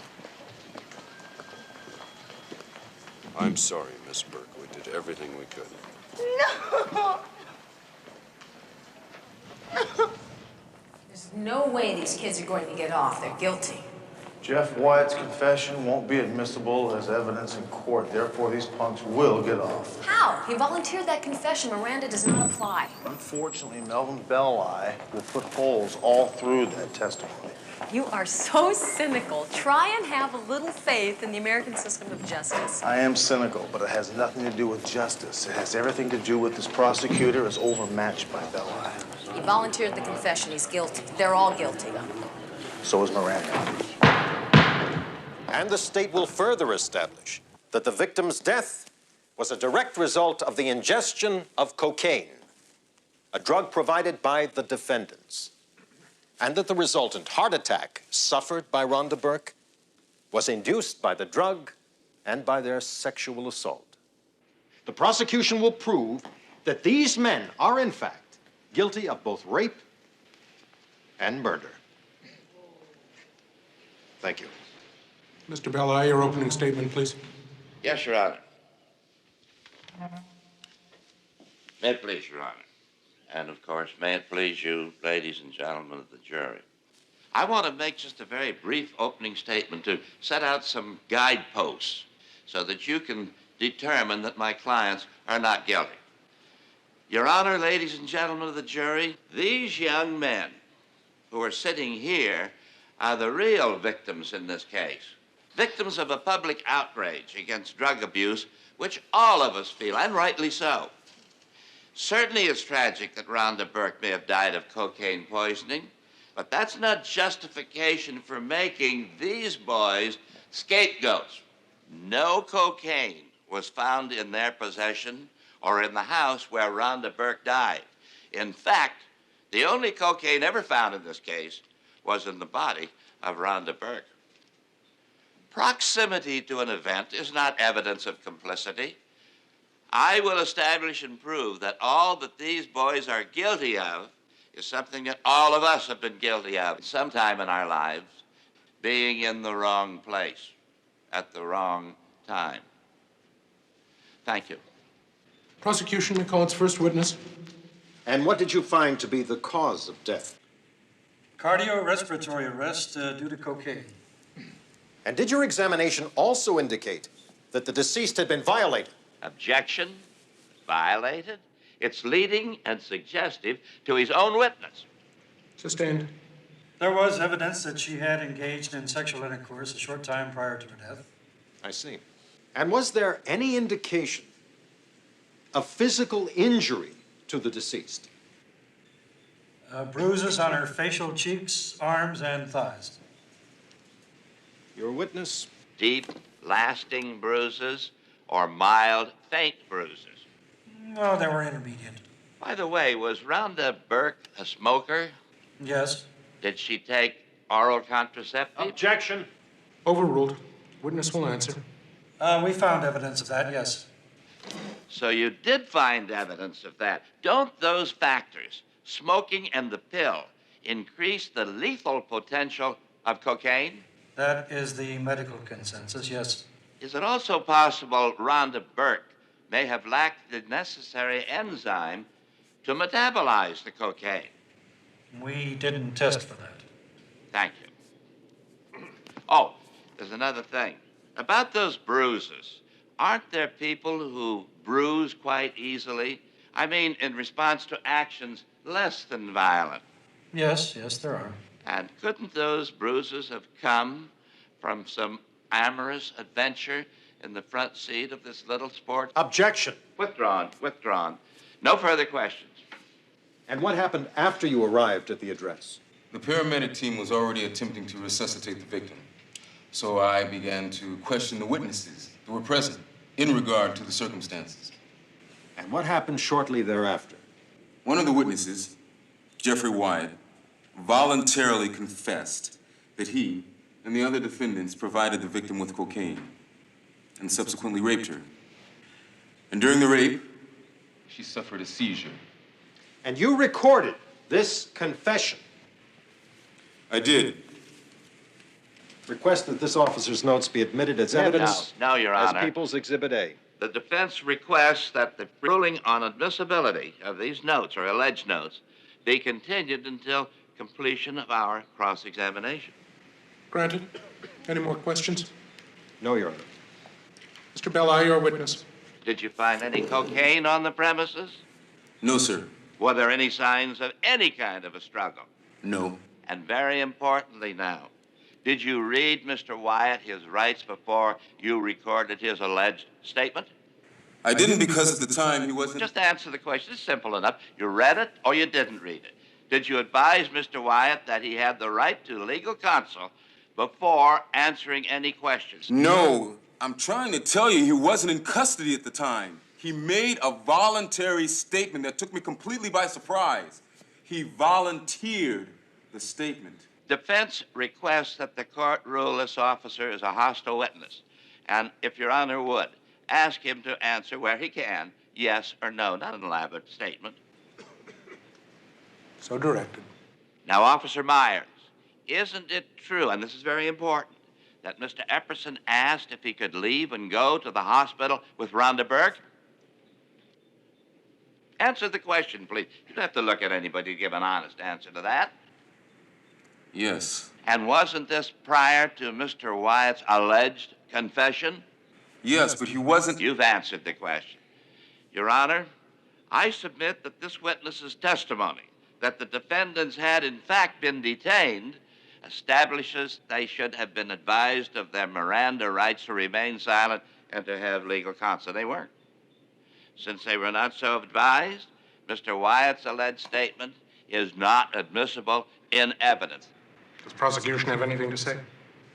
Your Honor, the people maintain that the defendant's confession was not coerced, nor was he in the custody of Officer Myers at the time. His statement was made voluntarily, as a free citizen, in response to general questioning in the normal fact-finding process associated with such an incident. I can understand how the state would take such a view, and how the officer could be completely unaware of the fact that a crime had been committed short of such information being volunteered. However, Officer Meyer's testimony indicates that the defendants were deprived of their freedom of action in a significant way. The law is very clear on this point. They should have been advised of their rights. And since they were not, regardless of the fact that I may personally wish to admit the defendant's statement as evidence, in good conscience, I have no choice but to rule for the defense. The jury will disregard Officer Meyer's testimony in regard to a statement made by defendant Jeffrey Wyatt, and the officer's notes in this regard are inadmissible as evidence. Exception, Your Honor. Noted. Proceed. The prosecution rests. Mr. Belli, you may present your case. Thank you, Your Honor. But the defense at this time contends that the prosecution has failed to establish a reasonable connection or nexus between the defendants and the crimes for which they have been charged. Therefore, we move that the court direct the jury to find a verdict of acquittal. Mr. Belli, there is absolutely no question in the court's mind that these young men committed the acts with which they've been charged. There is also no question in the court's mind that their rights under the Miranda decision have been violated. This is a particularly odious example of what can happen when errors of this sort are made. Unfortunately, I have no choice but to drop the charges at this time. Order! Order in the court! Jury is dismissed. The defendants will be released from custody. And this court is adjourned. Hey, little brother. That's insane! They're guilty! One of them confessed! They're guilty! Bailiff! Bailiff, remove that woman! You'll answer to a higher justice. I'll see to that if I have to die for it. My sister's dead because of what you sick, spoiled little creep Stentower! You'll pay for this! You'll pay with your lives!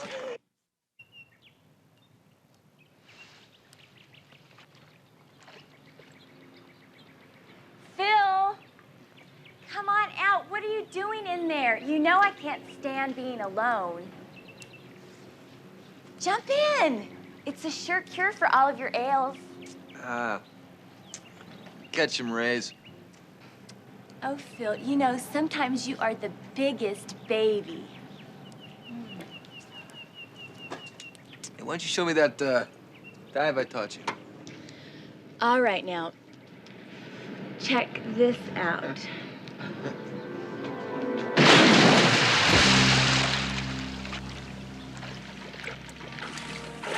Did you see it? Phil? Phil? Oh, my God.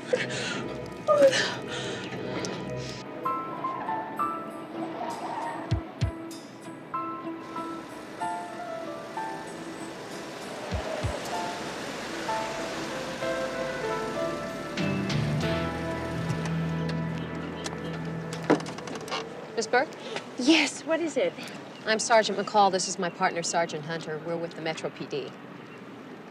We have some questions to ask you, but first I'd like to inform you that you have the right to remain silent. If you give up that right, anything you say can be used as evidence against you. What is this? What are you doing? Wait till she finishes. You have the right to have an attorney present. If you cannot afford an attorney, one will be appointed to you. Do you understand these rights? Yes, I do, but I don't understand what's going on. 2 hours ago, Philip Epperson was shot and killed. Oh, no. Oh, my God. Well, that explains it. How's that? A woman called me about 3 hours ago. I don't know who it was, but she managed to send me off on a wild goose chase. What do you mean? She told me she knew those boys were guilty because they'd raped somebody else 6 weeks ago. Did she say who it was? No, she wouldn't talk anymore on the phone. She said if I got over there right away, she'd give me all the details. That's where you've been? Yes, I went to see that woman, but there was nobody there. You don't believe me, do you? You think I killed him. Why aren't you at work today? I'm on a medical leave. They thought I was under too much stress to do my job. They were right. Getting back to this woman, did you go to see her? I couldn't find her. I mean, I found the house, but it was all boarded up. Nobody lived there. Anybody see it? No, I don't think so. Do you own a gun? Yes. May we see it? What's at the club? What club? The Westwood Gun Club. I keep it in my locker there. There's no law against that I'm aware of. And it certainly isn't that odd, either. My father was a Marine. He taught me to shoot when I was in grammar school. What address did the woman on the phone give you? Nobody's lived here in years. At first, I thought I'd written down the wrong address, but it's obvious. Somebody wanted me out of the way while they killed Philip Epperson. You said you had difficulty finding this place. Did you have to stop at any time to ask for directions? I remember now. I did.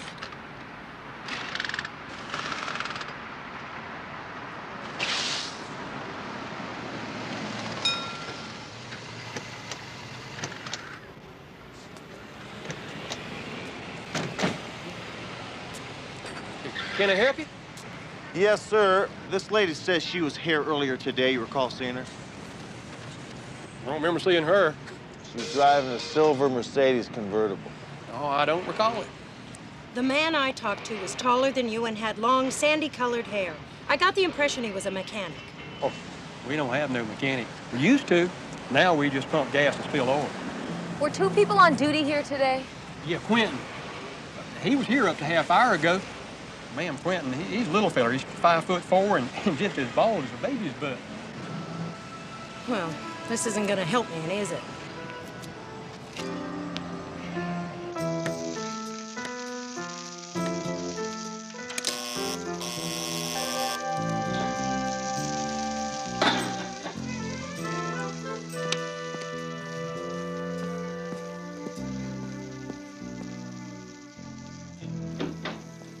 Sergeant Hunter, come in. Hope I'm not disturbing you. No, I'm just fixing dinner. Oh, I can come back another time. No, come in, come in. Right now, a bribe probably wouldn't do me any harm. How's that? Well, I'm in the middle of fixing dinner. Would you like to join me for a nice home-cooked meal? No, go right ahead. No. Well, if you want to talk, come on in the kitchen. You were pretty close with your sister, weren't you? Yes, we were. Our father died in Vietnam a few weeks before we got out of Saigon. And our mother died when Rhonda was 7. I practically raised her myself. I tried to call you earlier, but your phone was busy. Oh, I've got the phone off the hook. It was ringing like crazy when I came in here today. People from TV, from the newspaper, and just plain people. They all think I'm wonderful. A killer, mind you, but wonderful. They were surprised, though, that I'm not in jail. You almost were in jail. I decided to get a second opinion. And? Well, the deputy DA says we don't have a case yet. What was the model of the gun you own? A Walther PPK. I thought you checked it.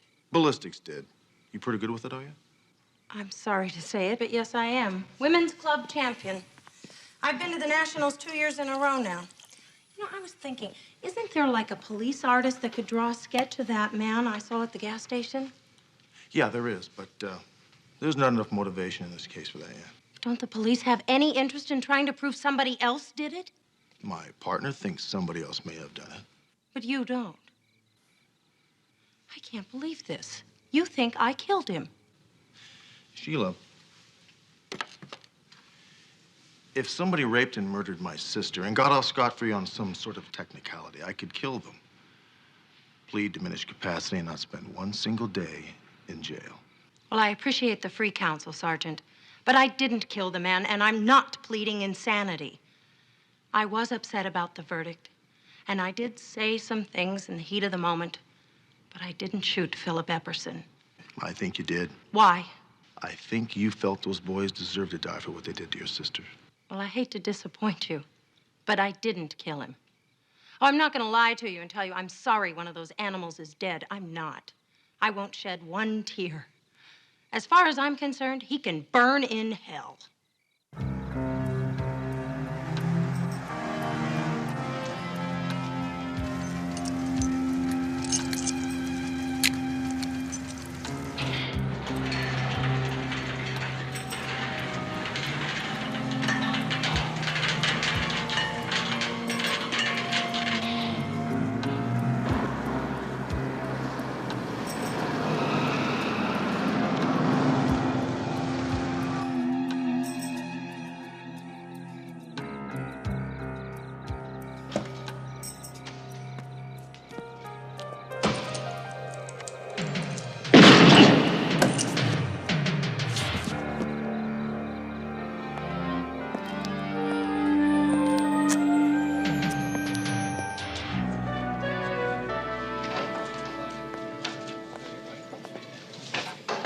Sergeant McCall, Sergeant Hunter, David Kephart, the deceased brother. Mr. Kephart? I understand you are the officers investigating Robert's death.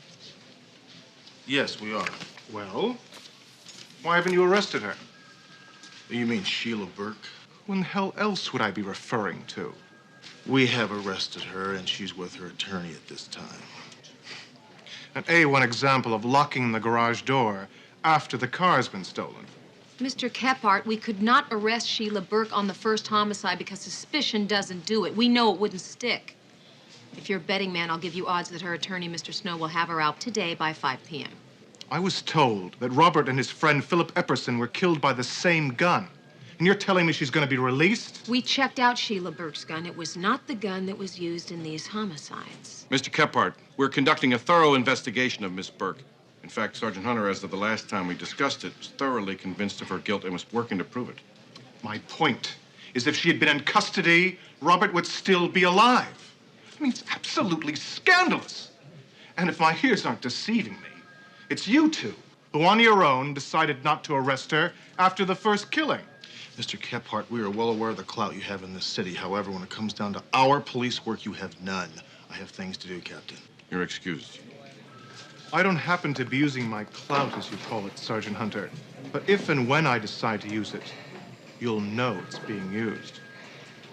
Great. Obviously, you know something about that loud-mouthed, arrogant creep that gives him clout. What is it?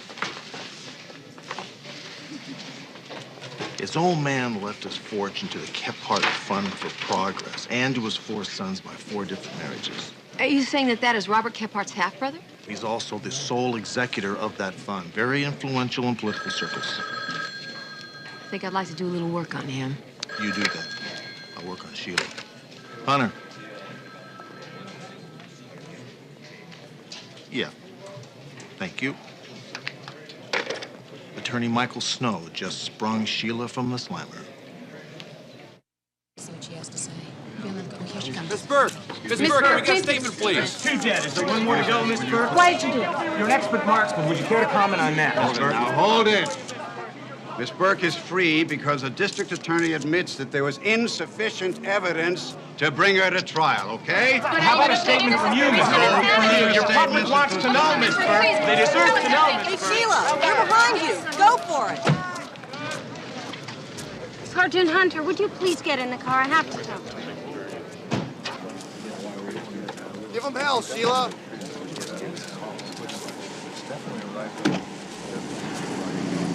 Do you mind telling me why you invited him to join us? Because he's my best witness. Was I or was I not with you last night after 8 o'clock? 8:05. You see, I couldn't have done it. You agree with that? No. What? You could have made it from your house at that time at night to Robert Kephart's in about 26 minutes. But he was shot inside a locked building. Yes. However, you could have followed the car into the gate before it closed. I can't believe this. You still think I killed him? Well, didn't you? Don't answer that. No. You are funny. What you seem to be saying is that by some sheer dumb luck, she got there just as this kid drove in. Now, is that your theory? That's about it, yeah. I want you out of this car. Now. Pull over. I think you meant it, Sheila. What? When you said you wanted those kids dead. Don't answer that. Get out. I'll be seeing you. Not if I can help it.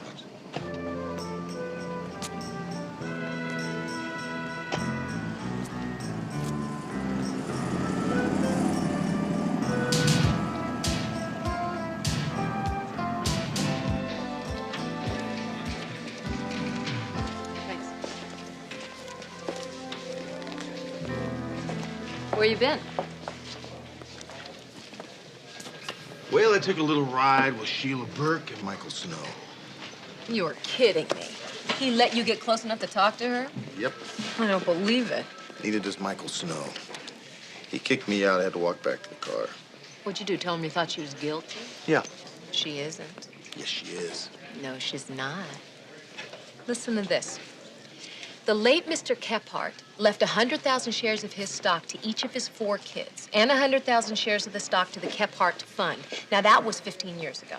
Now, at that time, Kephart stock was selling for about $40 a share. So in other words, David Kephart got stock worth $4 million and the fund got the same amount. Now, that is a lot of money, but is it clout? It all depends what the stock's worth. No, it doesn't, because David Kephart traded in his shares and the fund shares for nice, safe, and secure bonds. So what's your point? All of his sons got their shares when they turned 21, except for Robert, because he didn't make it to 21, he was just 19. So his 100,000 shares went into the Kephart fund in accordance with his father's will. So what are they worth now? They were split 4-1 in 1979 and split again 2-for-1 in 1986. So Robert had 800,000 shares selling at 52 when he died, and that comes to just a wee bit over 40 million bucks, and that is clout. And David Kephart got it as soon as his half-brother died. You mean the fund got it? I've been thinking I'd like to talk to Sheila Burke. Who is it? It's Sergeant McCall. I'm sorry, but Mr. Snow says I can't talk to you. Sergeant Hunter isn't with me. I'm by myself. I don't want to question you. I just want to speak with you for a minute. All right, please come in. Thank you.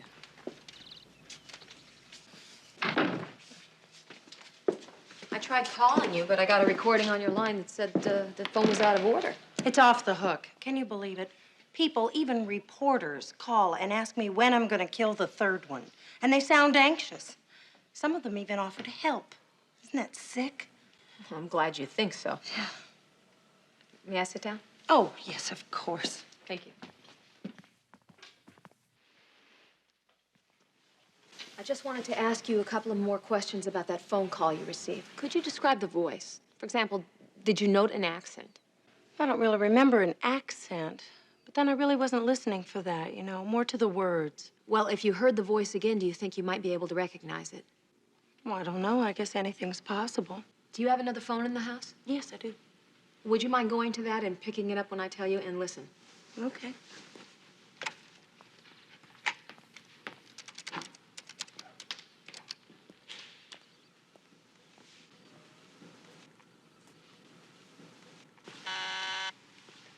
Yes?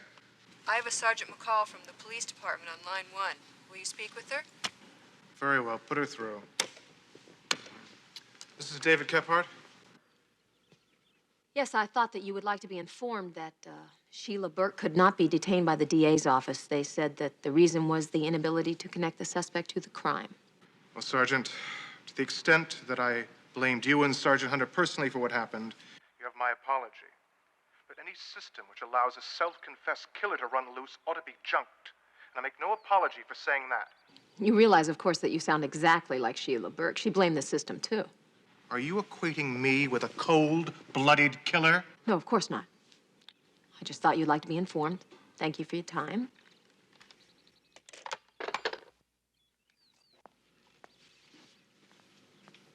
Who was that? Did you recognize the voice? Well, I couldn't swear to it on a Bible, but the person who called me had that same prep school-like accent. Maybe it wasn't a woman. Hunter, some kid's been waiting down the hall to see you all afternoon. His name's Jeffrey Wyatt. Thank you. What can I do for you? Yeah, I was wondering if I could get some police protection.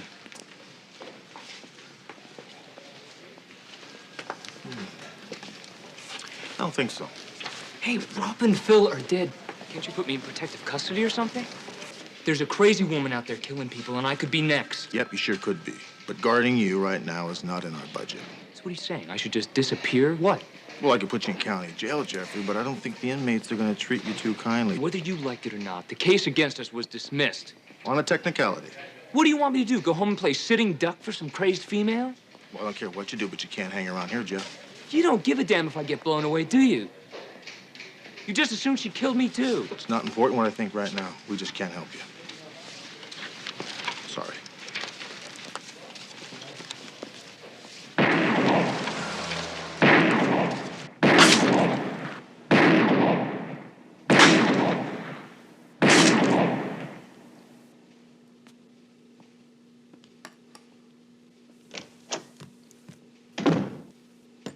So, this is where you go to practice killing people.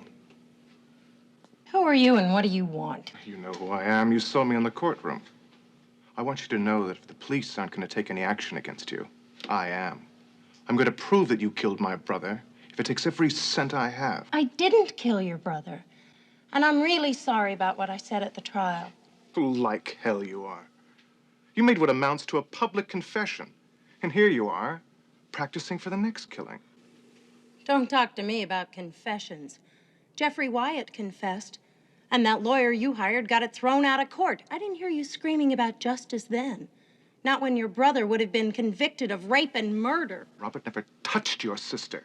They prove that. It's a tragedy that she died, but killing my brother didn't bring her back. And I swear to God, I'll see you answer for what you've done. Stop sounding so pious. Sergeant McCall was talking to someone on the phone today, and now I know who it was. You. What are you talking about? You're the one who called me. The one who tricked me into going out to Malibu at the exact time Philip Epperson was being killed. You're the suspect now, not me. I still don't know what you're talking about. You're not making any sense. You're saying that I killed my own brother? Oh, not me, the police. But I want you to know I'm going to do everything I can to help them prove it was you. If it wasn't for your lousy money you never even earned, those creeps would have paid for their crime.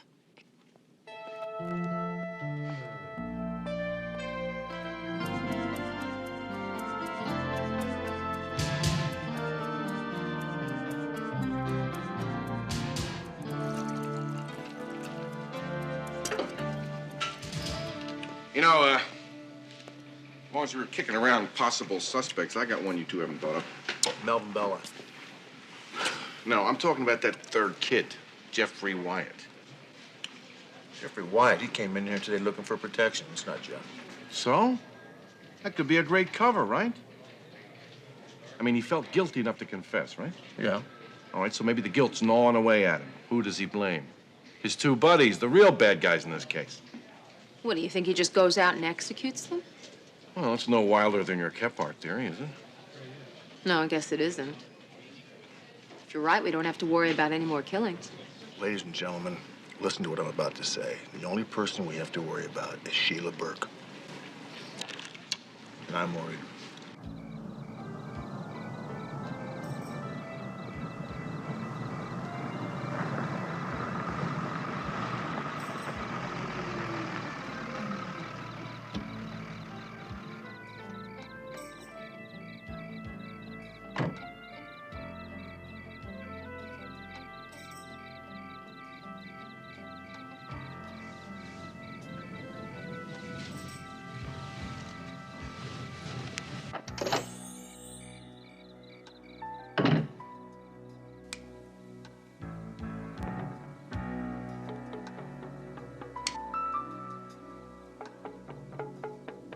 Who's in here? Don't move.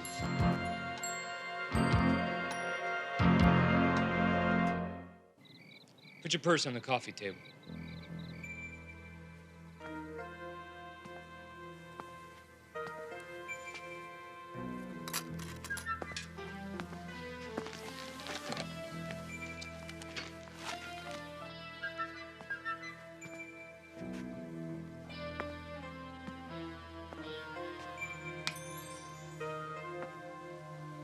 So, this is the gun, huh? The one you used to kill Rob and Phil? No, that's my target pistol, and I didn't kill anybody with it. You gotta be kidding. I'm not gonna wait around for you to kill me, Jeffrey, too. if you kill me, they'll arrest you and put you in prison for life. Well, I'd rather be in jail than be dead. Why do you think I haven't been arrested? Because the police know somebody else did it. Nobody else had any reason to kill Rob and Phil. David Kephart had all the motive in the world to want Robert dead. Money. You trying to tell me that the police think Rob's brother killed him? Yes. That's crazy. He didn't inherit Rob's money. The Kephart Fund did. To David Kephart, it's all the same. But in order to keep himself in the clear, he had to kill Philip Epperson first. And he probably plans to kill you next. I want to help you, Jeff. You've got to go somewhere and hide until the police arrest him. And they do suspect him now. You can go to my beach house in Venice. You can stay there. He might look for me there. Are you kidding? He thinks I want you killed. Why are you doing all this? Because I don't want to see you dead. I just thought after what happened to Rhonda. Whatever happened to Rhonda is over. It's gone and forgotten. I just want this whole thing to stop so that I can have a phone again and go to work and be able to walk down the street without being mobbed. Here are the keys and the address. You can keep my gun for protection. Where's your car? I don't have one. I just took a bus. Here are my keys. The car's in the drive. When you get to the beach house, stay there. I'll come by tomorrow with some groceries and stuff.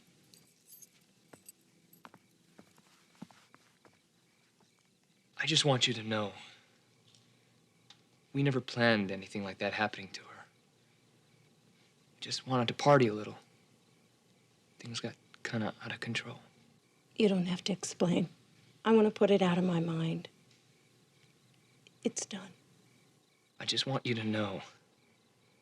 I'm sorry. I really am.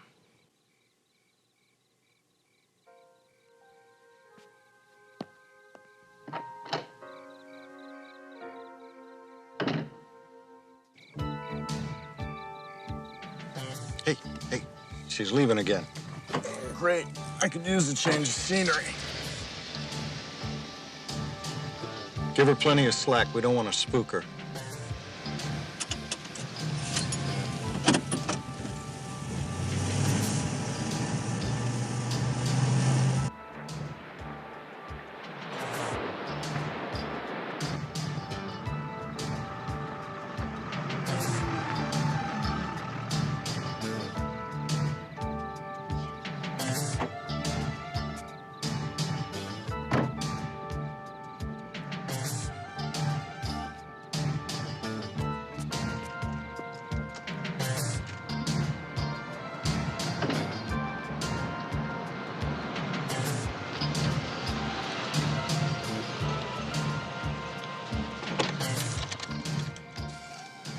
What do you bet she's out for an overnighter? Yeah, well, we spend all night at her place, we spend all night here. What difference does it make?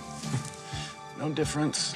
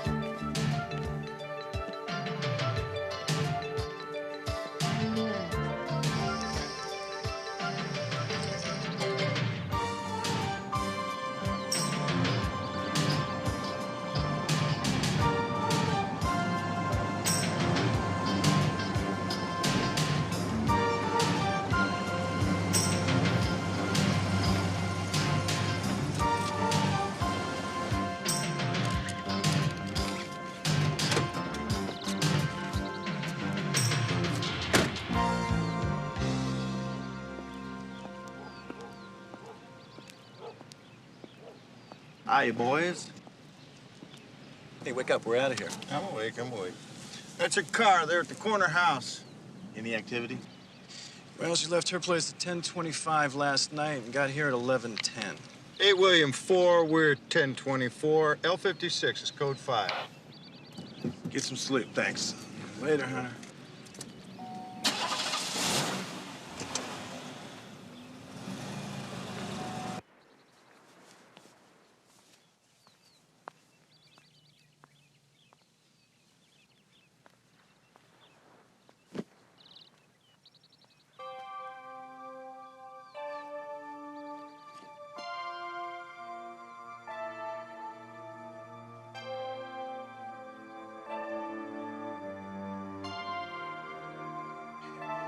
Get off of me! Get away from me! No!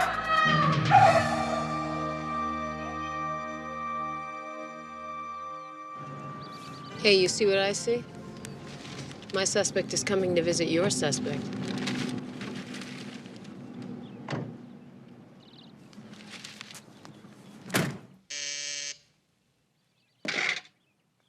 Jeffrey, are you here? Jeff, it's David Kephart. Come on, Jeff? Get in. What is this? What are you doing? Shut up! Listen, I understand why you're scared. I'd be terrified, too. I said shut up! Jeff, would you please just put the gun away? Where is she? Who? Sheila Burke. What did you do with her? Stop talking nonsense. I came here because I got your message. I brought you the money you wanted. Money? What the hell are you talking about? Don't move, I'll shoot you, I mean it. Drop the gun, Jeffrey. I said drop the gun. Why? You're gonna shoot me? Yes. No, you're not. Don't move, Sheila. Lower the gun. Lower the gun.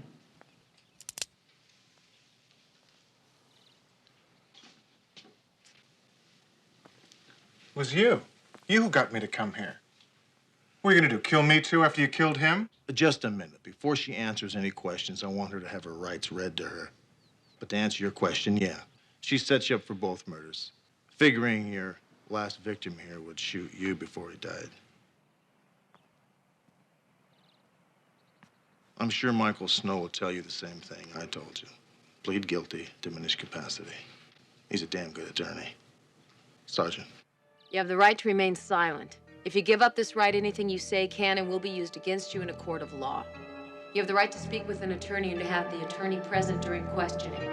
If you so desire and cannot afford one, an attorney will be appointed for you without charge.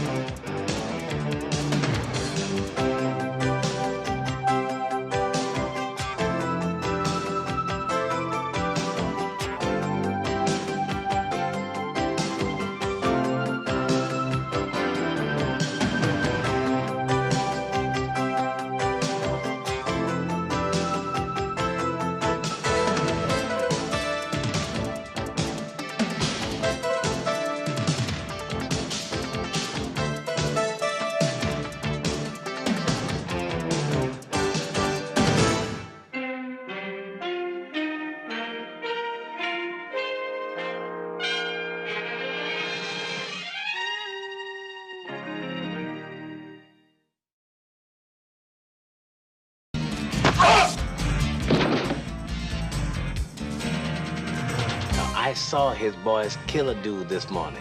It ought to be worth a cool million, maybe two. The last person that offered to testify against Bogota wound up on the wrong end of a chainsaw. $1 million buys you one tight-lipped friend, me. And then I am rid of you once and for all? Sporty's up to something. Sporty's always up to something. We're gonna live before we die. Get back.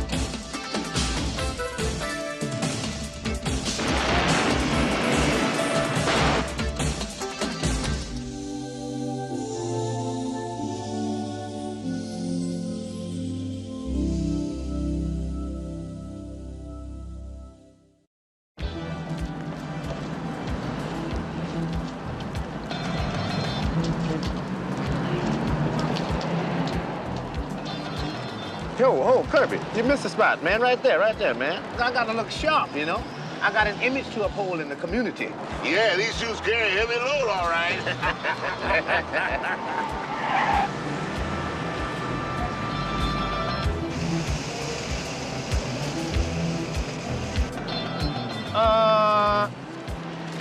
I'll be right back.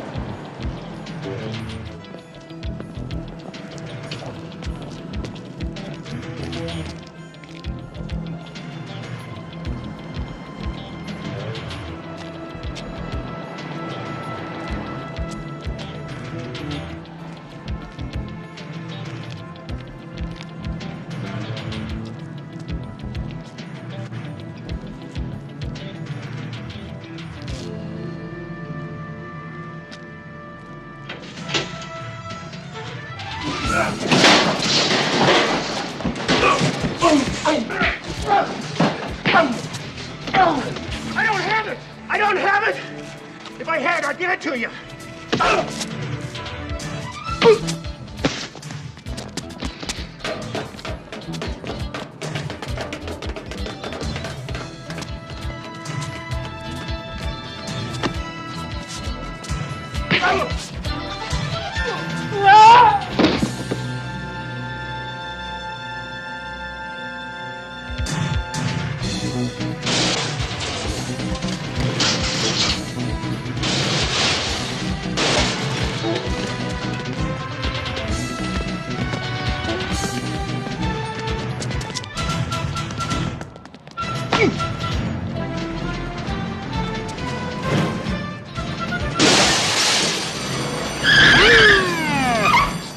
You know that guy?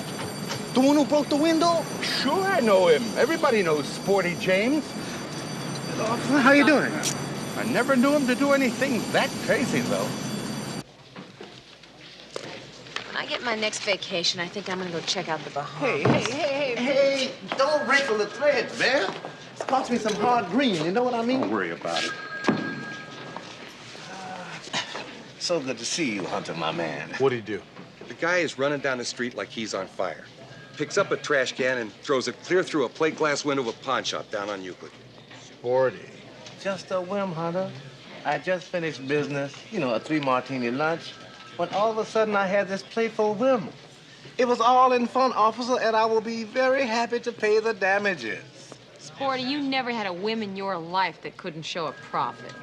You misjudge me, Sergeant McCall. You look at me and you see a man of business. You don't see the real Sporty James. A man of feeling, a man of impulse. A man who can stack a line of bull from here to Oxnard. She's not just foxy, man. She's sharp. I like her. Man, you got a shovel? Hunter, McCall. We got a body at Euclid and Cosgrove. Male cough, found this morning. Oh, on Euclid? Yeah. Excuse me.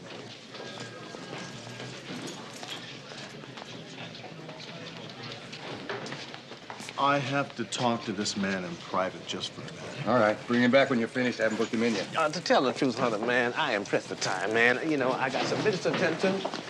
Yeah. You know, Well, I would like to chat with you, man. You You've know, got there's some good business too, trash officer. on you, This will but be I am painless, dry. believe me. You're gonna like this, Sporty. Hey, man, look, I'm dry. I don't know nothing. I've been nowhere and seen nobody. You are on Euclid? Yeah, I was wrapping my mouth around a couple of beers with some bloods. What'd you see? Me? Nothing. I was just hanging around. You know me, Hunter. Yeah, I do know you. What'd you see? Yeah, we go back quite a ways, don't we? Too far back. What'd you see? I'll keep telling you, nothing. Sporty, we've got a dead body on Euclid Street. You were running down that street, you picked up a trash can, you threw it through a plate glass window. I want to know why. I told you why. Now, would I lie? Yes, you would. You think maybe Sporty killed this guy? Oh, that's crazy. I never harmed anybody in my life, and both of you know that. Yeah, but you see, we got a real cranky boss out there, and he's gonna want to know about this. Guy running down the street, dead body around the corner. Okay. Now, look, you are not gonna believe this. Okay? But here's the real deal. Now, I was walking down the street, minding my own business, with nothing on my mind whatsoever, you understand? When all of a sudden, these two big dudes come right after me, and dig this, they got heat. They're ready to shoot. What'd they look like? Look like? They look like two big dudes with guns. That's what they look like, man. I didn't hang around looking at their faces. I started running, man. You know, and I was thinking real fast and running faster when I saw this police car, and quite naturally, I broke the window to get their attention. Sporty, we got a dead body on Euclid. You saw it, right? That is the end of the story. That is the gospel. If you want any more, you have to go to somebody else. It's gonna be awfully dangerous out there on the street for you. Hunter, I want to thank you for your kind concern. I will see you around. Stay cool.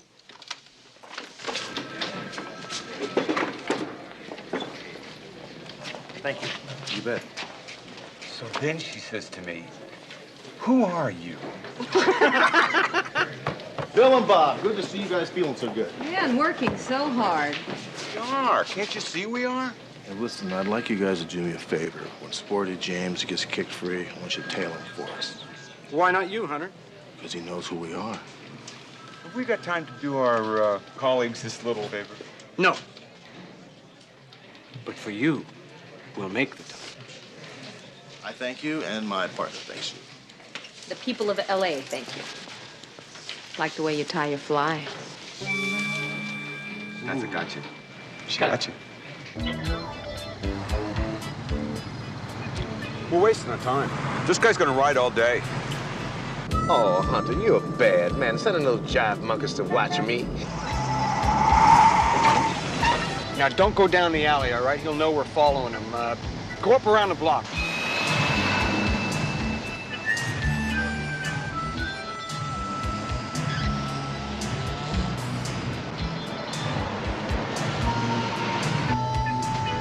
Hey, what the?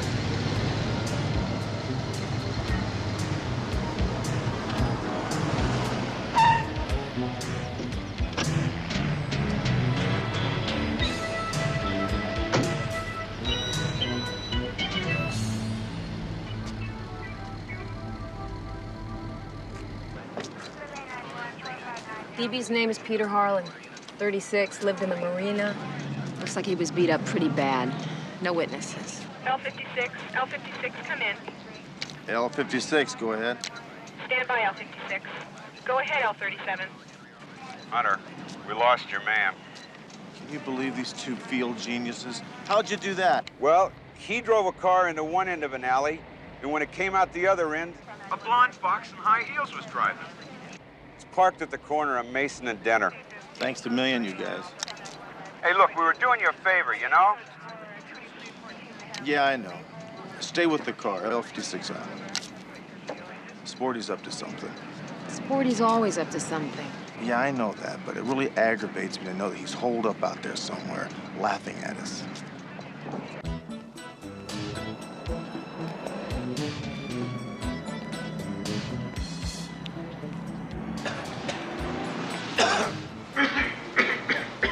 Excuse me, ma'am, but I'd like to rent a room.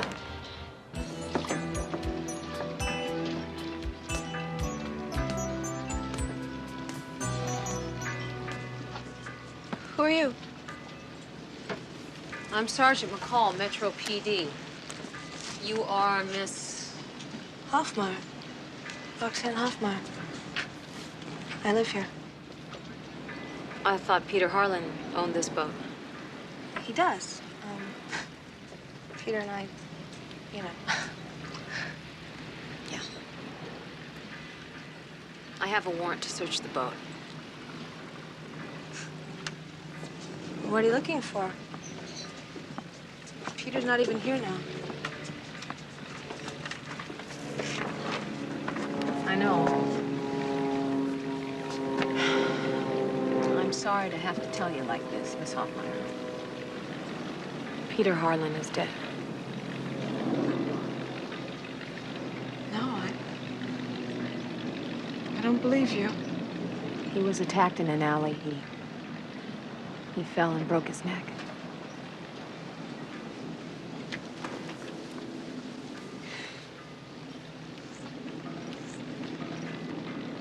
This can't be happening. I'm sorry. I know the timing is way off here, but you might be able to help us find who did it. Could you answer some questions? Yeah. How long did you know Peter Harlan? A little over a year. Where was he employed? Peter had his own business. He wasn't doing very well. He started dealing coke. Full-time? No, just, to do some favors for important clients. And then it got bigger and bigger.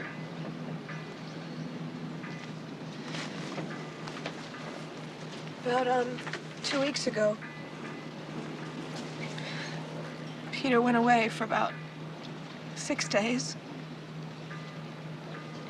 I didn't ask or anything, but I know when he takes the boat that it's usually for drugs. Anyway, when he got home, he was real tight. And then the phone call started. What phone calls? Some guy with an accent. All Peter ever called him was Bogota. You said that you felt Peter was afraid of him? Yeah, they thought Peter was holding out on him. Some deal that went sour. They didn't believe Peter because there's a lot of money involved. Millions, Peter said.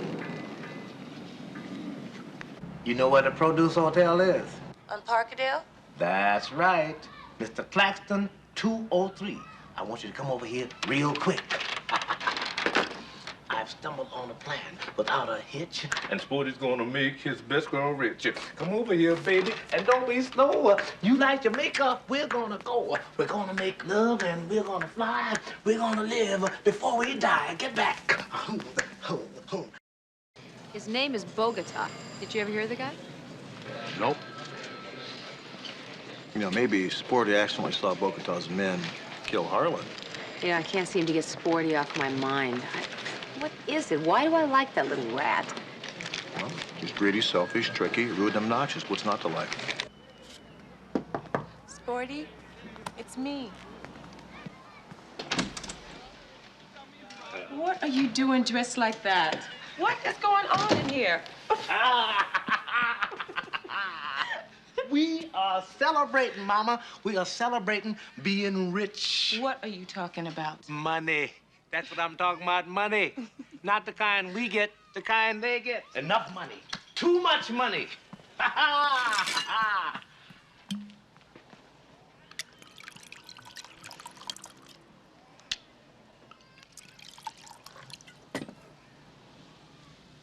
All you gotta do is get me in touch with Bogota. Bogota? Well, now you're talking crazy. Come on, you know him. Come on, baby. I mean, you want to jive me. You do know him. Well, yeah, I've met him, but I don't know him. Anyway, Sporty, it's not safe to know this man. Now, look, nobody's gonna get hurt, Marguerite. All I'm talking about is a simple little business transaction. How simple? I saw his boys kill a dude this morning. I was there, baby. And that's a murder one conspiracy rap that he can't beat because those dudes were his dudes. Now, he don't need no trouble like that. It ought to be worth a cool million, maybe two. $1 million, maybe two? Yeah. Ever since you told me about this dude, Bogota, I've been trying to think what to do with him. And then this thing just falls into Sporty's lap. Baby, it was supposed to happen. I can feel it. It's karma, baby. I don't know, Sporty. You get rich, maybe you won't want me no more. Baby, I'm never going to stop loving you. That's why I want the best for you. And in order to get the best, we're going to have to do something. Take a chance. Because I've been hustling out here in these dirty streets all my life. Now, this guy's got millions, and one of them's going to be ours. Oh, Sporty, you have got to be careful. Bogota kills people, even if he just thinks that they're doing something he don't like. But, baby, he already knows that I got something on him. I got no choice but to play it out. He's gonna kill me anyway, Marguerite. Look, are you gonna help me? All right. But this man scares me. No. Listen. Come, sit down. Look, I got it all set up, baby. All you gotta do is get a message to the gentleman. Well, what do I say? Tell Bogota that somebody saw what happened in that alley, and Fat William wants to talk to him about it. They already called Fat William and told him to get out of town, right? But that's all you know, you see. You can even tell him where Fat William lives because Fat William won't be there. Is that all I have to do? Well, you gotta get a number from Bogota where Fat William can call him and tell him that Fats is gonna call you for that number. No, baby, look. With this amount of scratch, we'll be able to go so far till they won't even be able to catch us. Just think, Marguerite. Hot nights and long, lazy days in Jamaica. You know, there's something wrong with my life. I'm young, I'm well-educated, I'm not bad to look at, and I have just spent the entire day with street people and con artists and sweaty wrestlers, and I just do not enjoy days like this. There's something wrong with this. What the hell are you talking about? Well, I'm talking about this. These street people, con artists, hookers, sweaty wrestlers, and you know, they pop out of the woodwork, they disappear back into the city. You ever wonder where they go? Right over there. That's him. Pull over.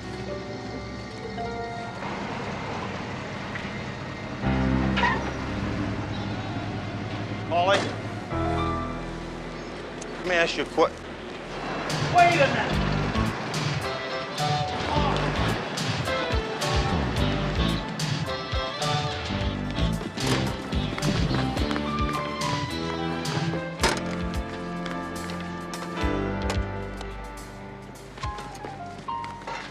Every time you see me, you run.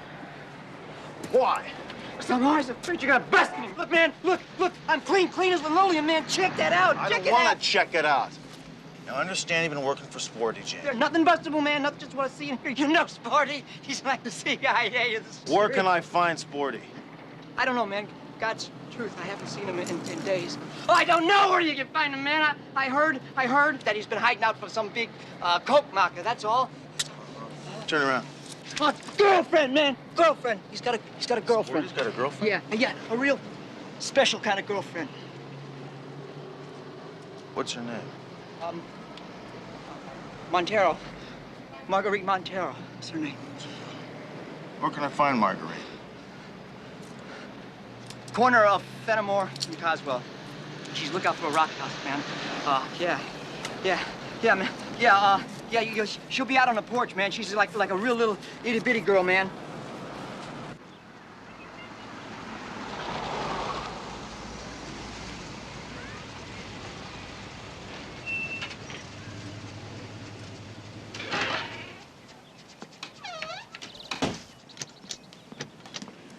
Miss Montero? Yes? I'm Sergeant McCall. This is Sergeant Hunter. We're with Metro PD. I'm sure that you've heard Sporty mention us. I have. We have reason to believe you know where Sporty is. We'd like to help him. No, I don't know where he is. You seem frightened, are you? No. I just don't know where he is. We happen to think you do. Well, what's Sporty done? Well, nothing yet, but his life is in danger, and if you happen to know where he is, we'd appreciate you telling us so. Look, I don't see him no more. And I just don't know where he is. If you do see him, or you hear from him, give me a call at that number. You could be saving his life. Believe me, the DEA has been on Bogota's trail for almost 3 years. We've assigned one of our top units, but so far, Zeb. You're well aware of the house on Coswell Street. You won't find a honcho like Bogota within 20 miles of a rock house. Coke bosses in Colombia ramrod both ends of their cocaine pipeline now. Production and delivery, and they stay out of sales. So what are you saying, that Bogota's untouchable? No, he's the enforcer, the muscle behind a $100 million a year operation. Well, if he's so prolific, why haven't you nabbed him yet? Well, we got a couple of problems. Like, what does he look like? Where does he live? Well, we're looking for a man that witnessed 2 of Bogota's thugs kill a dealer. Dealer's name was Peter Harlan. The last person that offered to testify against Bogota wound up on the wrong end of a chainsaw. Oh, well, thanks for the information. You know, if Metro Homicide tags Bogota before we do, the DEA could look pretty silly. Yeah. We should probably stay in touch, huh? Yeah, let's do that. Yeah, we'll do that.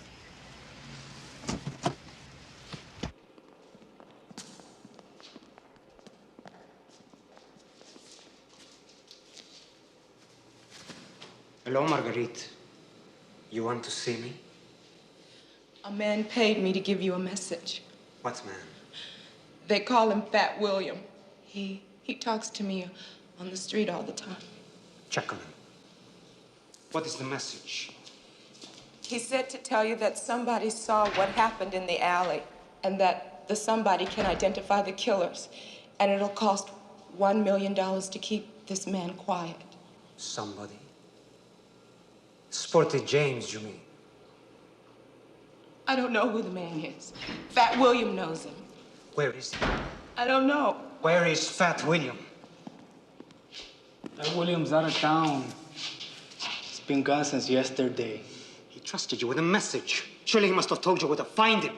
No, I swear he didn't. He just said to deliver the message and he would contact me, he would find me, and that to get a number where he could call you. What a pity. Such a pretty face. Too bad the mouth tells so many lies. Find out what she knows. You can lie to me, but to them you will speak the truth.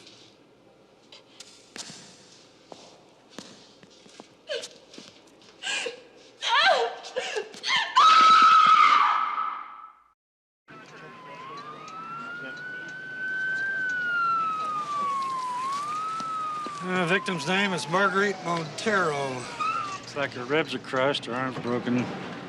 She really took some punishment. They made it slow, and they made it hurt. What was the actual cause of death, Barney? Probably internal bleeding or a bone fragment in her lungs. Thanks. Think we can find Sporty before they do? Well, well, well.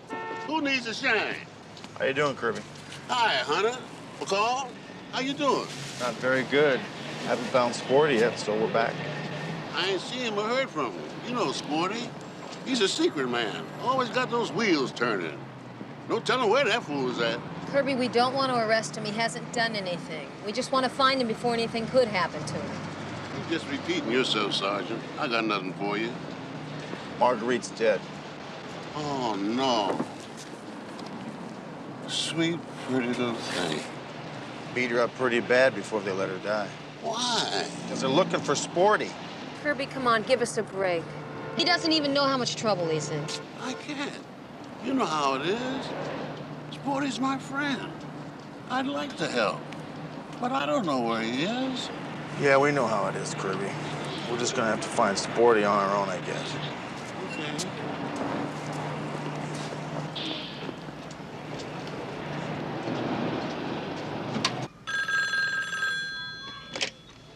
Yeah. Sporty? Kirby. Hey, Kirby, what you got for me? Hunter and McCall are looking for you. This is not news, Kirby. I told them I didn't know where you were, just like you said. But what? they want to see you bad. They said they have something real important to tell you. Something real important. Well, what is it? They wouldn't tell me. Maybe you ought to call them. Keep your mouth tight, man. I'm about to make the biggest move of my career here, and I don't need those two messing up my mind. Okay, Sporty. Talk to you later.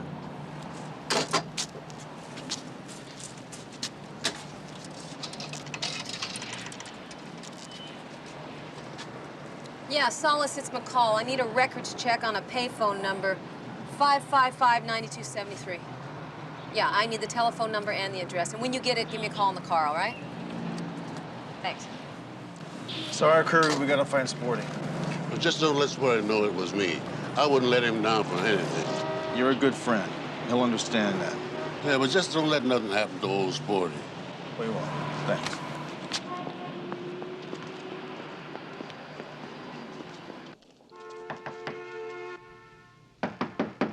Come on, Sporty, open up. Oh. Yeah, it's your favorite cops. Oh.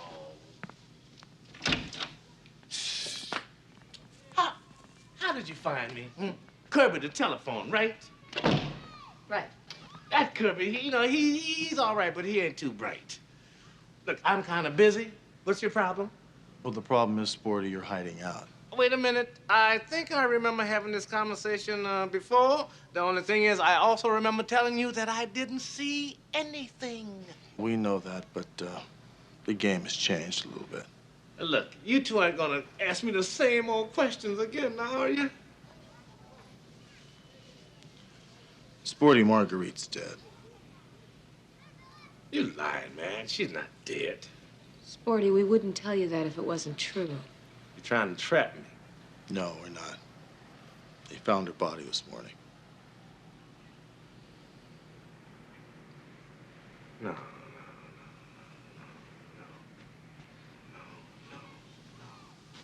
No! No!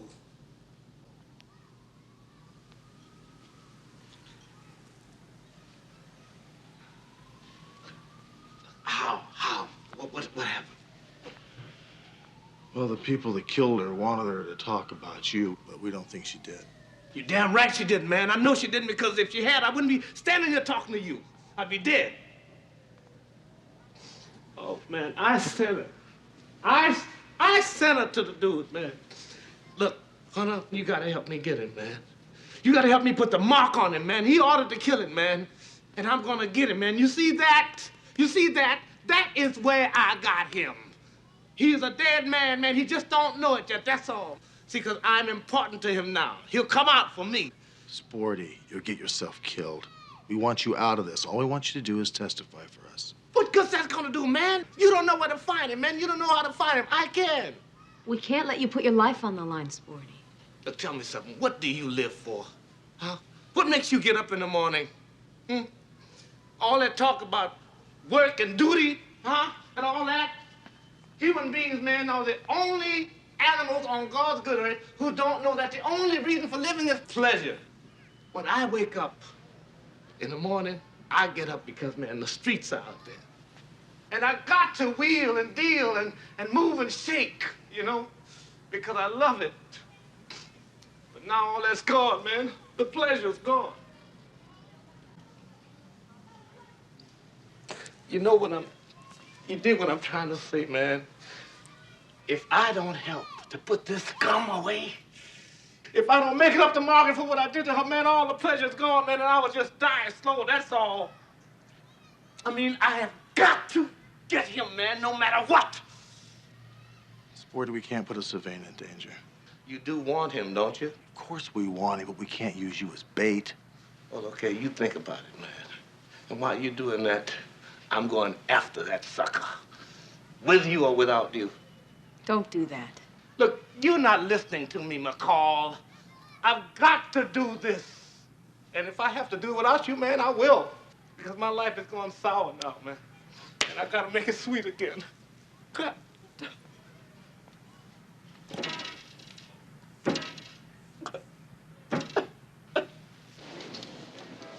Don't you know better than to bring me something like this? Look, Charlie, Sporty's going after this guy with or without us. Now, don't you think it'd be better for him if he did it with us? We're not having this conversation. I do not give permission to break the rules. But if an officer has an emergency situation in which there's a civilian life at stake, he does whatever's necessary to save that life. I've always felt this.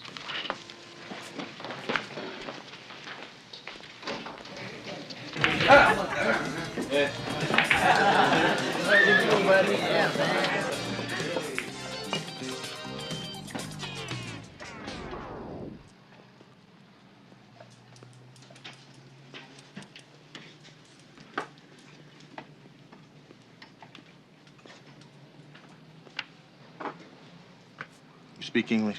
¿Cómo? I said you speak English. He don't speak English. Okay. I want you to tell him he's under arrest for murder, that I'm going to take him downtown to visit his friend Miguel. I want you to tell him to put his hands behind his head and tell these people at the bar not to make one move. If they do, I'm going to shoot you. Dice el hombre que usted se va con él. Y si alguien se mete, yo voy a ser el primero que... Thank you. Move. Real easy now, folks. Step aside, let us through. Thank you. Thank you. Thank you. Thank you.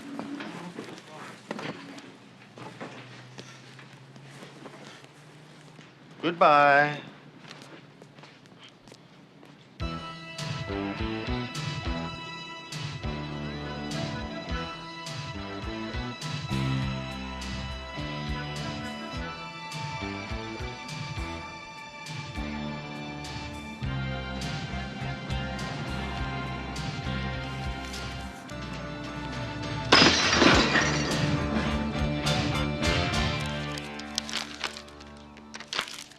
I can't be found, but I can be bought.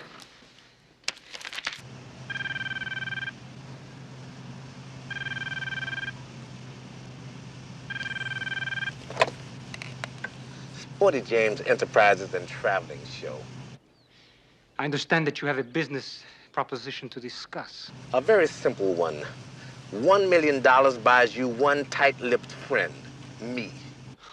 Why should I even pay you $1? Man, don't waste my time. I saw what your boys did to Harlem. At least 200 or 300 people know that they're your boys. You do know that they're in the can, don't you? Yes, I know. So when it comes time to breathe the gas or roll over, what do you think your boys will do? What is your proposition? The state's got but one witness, me. You pay me the money, and I finger the wrong dudes in the lineup. And then I leave the country. So how do I get this money to you? Where are you? Do you think I'm just driving around here to see L.A.? I know what L.A. looks like. So how do we deal? I want you to crawl to me with the money in your hand, sucker. That's what I want. Where? You be at LAX, 8 o'clock tomorrow morning, the International Lounge. Now listen, you get there right after you go through that little machine. You know, the one that's gonna keep me alive? The one that you can't bring any guns or knives through? I understand you can't even get a serious belt buckle through there, Bogota. But you can get some green paper through, about $1 million worth. And then I am rid of you once and for all? Hey, baby, I may be greedy, but I'm no fool. I figure I got one good sting left in me, and after that, I'm not pressing my luck.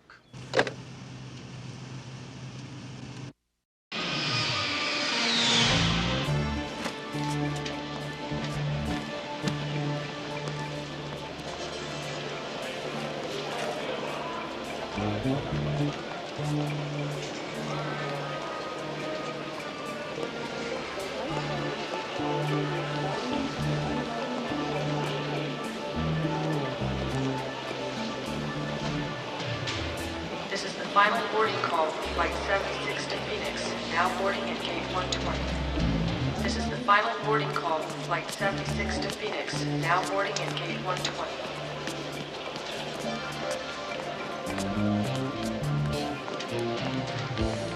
Are you Sporty James? Are you the big man, or are you just a trusted messenger? I'm Bogota. I didn't send no messenger because I wanted to see your face. I wanted you to see mine when I tell you, if you roll over on this deal, man, you won't live 5 minutes. You got that? I got it. I got it.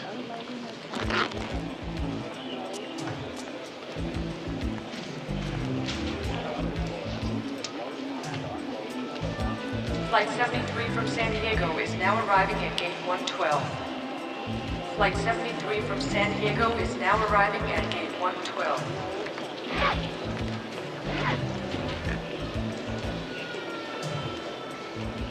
Hey, I didn't say you could go.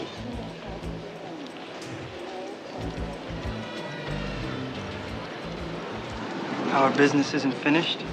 It's a pleasure doing business with you, Mr. Bogota, or whoever else you may be. Yes, thank you, thank you.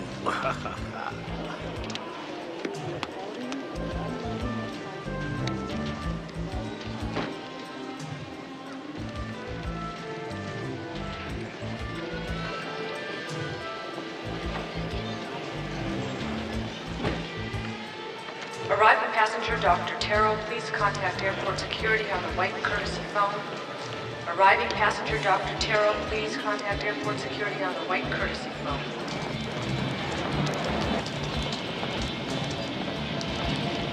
The red zone is for the loading and unloading of passengers only. He's out. He's heading towards the car, crossing the street.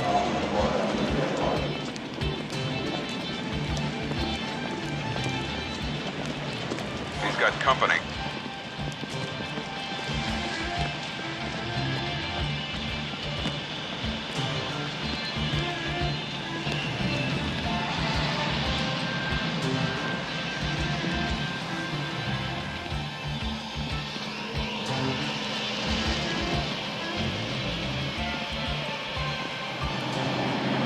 All right, get ready. He's going into the parking structure.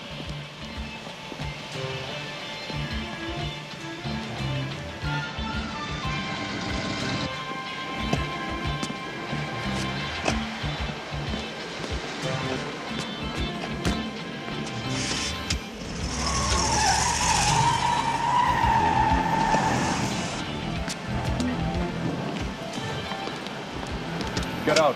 What's the matter? Somebody wants to talk to you. Who?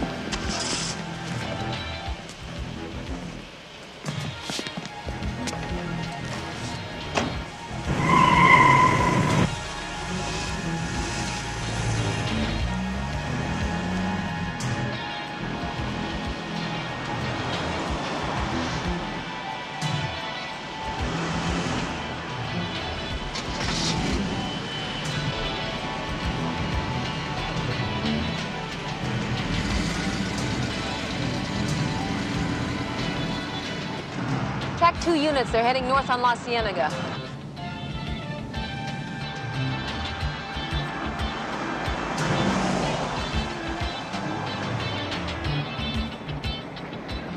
Where are they now? Heading towards Mulholland. Mulholland's the place if you're looking for security.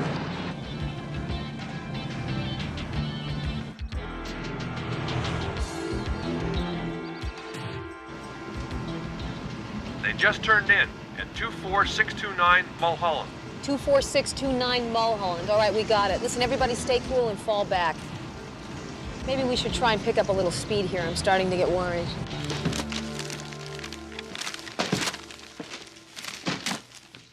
Where is it? Hey, man, you aren't Bogota. Do you think I am so stupid that I would deliver the money to you myself? You are Bogota. But you know, I don't like to carry a lot of cash on me. I want the money. I left it in a locker at the airport. The key? Oh, well, I don't have it with me. You know, I passed it off to a friend just before hold on, man, hold on. It's in my shoe, my left shoe.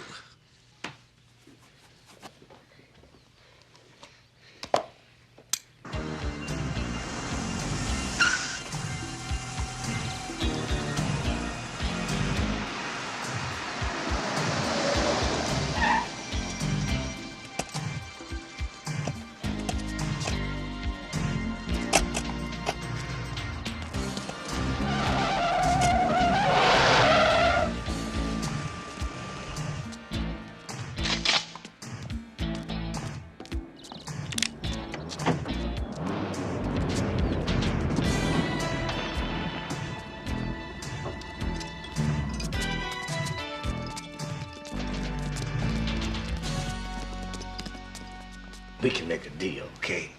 You let me go, and you got a loyal friend for life, baby. I swear, I won't identify your boys. I swear, I won't. That is right. You will not. Because you're gonna kill me. When they get back with the money from the airport, then we may do that. I may do it myself.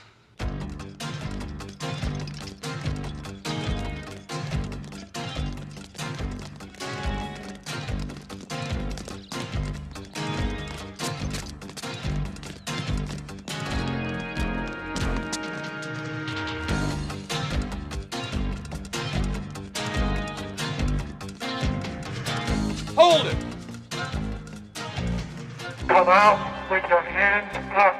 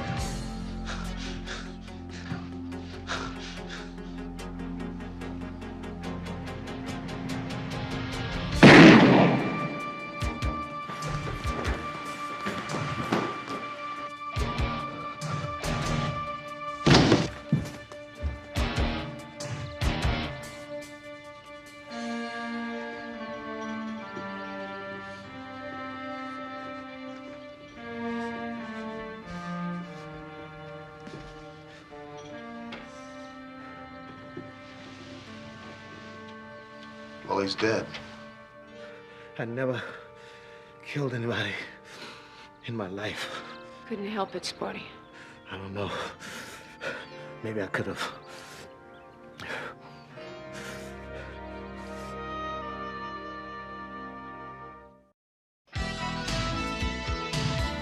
Flight 65 to Denver and Atlanta will now begin boarding through Gate 115. Flight 65 to Denver and Atlanta now boarding at Gate 115. Well, look at that. There's been a thief here. Now, you think you could put $1 million in a locker at an airport and feel safe about it, now wouldn't you? You think I've got it? He didn't have time to stash the money. It's got to be in one of the lockers. Now, which one is it? I don't know what you're talking about, McCall. I put it right in here. It's evidence. We got to have it, Sporty. Come on. You live for pleasure, don't you, Sporty? Well, yeah. Well, there's not gonna be any more pleasure for you. Not a minute of it. Ever. Not till we see the money. We're gonna see to it that you're followed every minute of every day for the rest of your life by two very miserable, honky cops.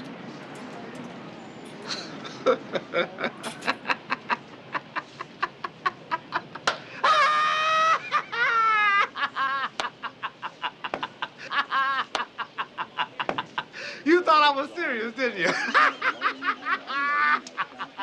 Hey, man, I was just joking with you. Hey, Sporty James is a man with a sense of humor.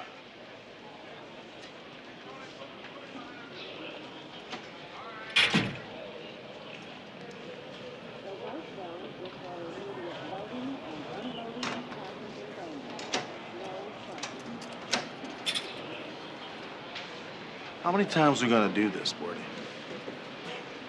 Hey, that was it, Hunter. That was it. Bogota's men must have been watching me all the while. It doesn't wash, man. No. Look, I'm telling you people the Bible-bound truth. Goodbye, pleasure. Hello, honky cops. No,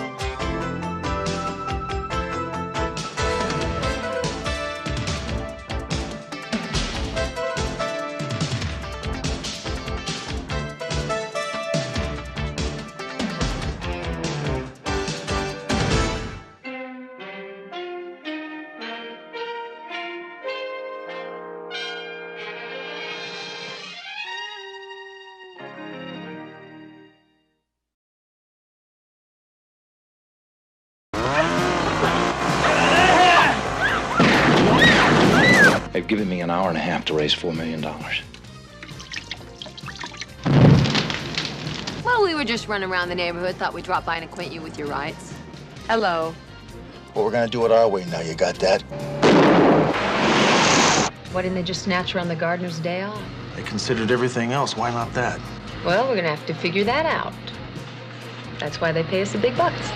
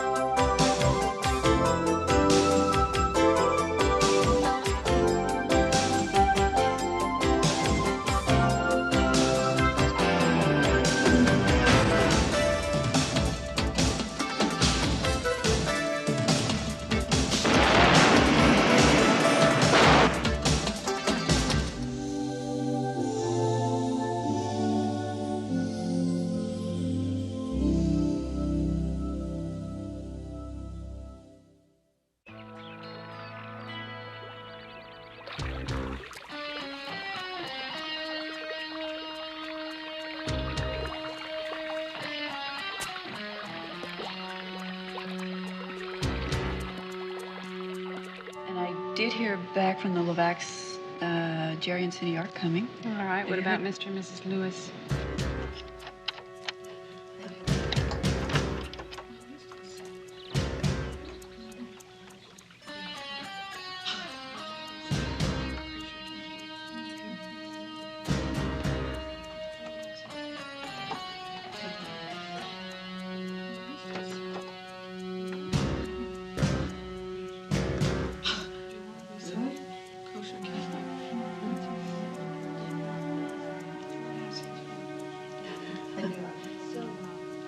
I don't know. I haven't heard back from. Get on the floor. Face down now. Now.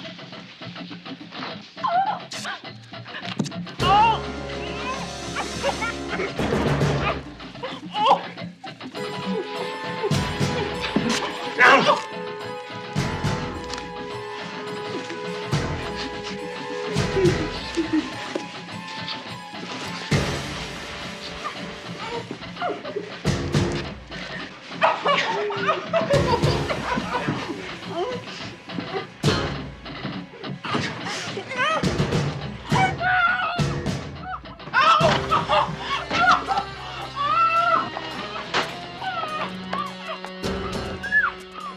Oye, ¿qué pasa? ¡Es la mujer! ¡Le digo!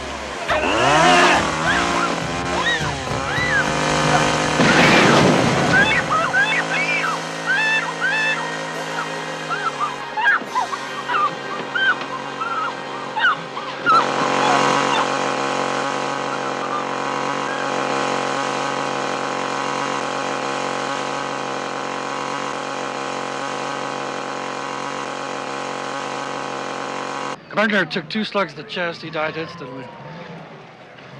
How about witnesses, Barney? Oh, victim's secretary. She's up at the house. He's pretty shook up. Looks like she put up a fight the whole way. Yeah, she struggled. Found her scarf on the lawn, found this in the street. Mickey, do me a favor. Call Lieutenant Finn, have him get a hold of the FBI. Right. Thanks. Have you heard anything about my wife? Mr. Hennessy? Who the hell are you? Well, I'm Sergeant Hunter, and this is Sergeant McCall. We're from Metropolitan Homicide. We found this scarf and this necklace. Can you tell us if they belong to your wife? You think I give a damn? I mean, my God, my wife is gone. Where the hell was everyone? We were sitting at the desk going over the guest list for Saturday night, and we didn't hear anything. He was just there. Can you describe the kidnapper? Oh, he was all dressed in black. He had on a ski mask and a black leather jacket with an eagle on the back. Tall, short, round, thin, what? He looked big. He looked big. You were there. You can tell us more than that. Did he say anything? He told us to get down on the floor. Did he have an accent? I don't know if he had an accent. You don't seem to know anything. Did he hurt Laura? Mr. Hennessy, if I could have done anything to help her, believe me, I would have, but he was pointing a gun at us. Cale, you must have noticed something about him. I mean, what color was he? I don't know. Mr. Hennessy, calm down. Calm down? My wife has just been kidnapped and God knows what else, and you have the gall to stand there and tell me to calm down? Mr. Hennessy, we understand how you must feel. You don't understand anything. You're cops. This happened here, to me, to my wife. Your gardener's been murdered. Has anybody called his wife? Don't pick the phone up until I tell you to.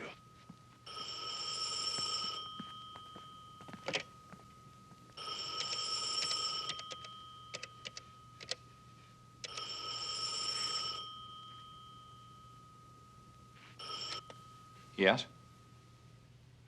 Speaking. Jerry? Hunter. Yes, I'm listening. I want you to put a tracer on 555-7892. I understand. Conversation in progress, I'll hold. Yes, you have my word. That doesn't give me enough time. No. No, wait, I'll get it. I'll be where you want me, when you want me to be there. Just please don't hurt my wife.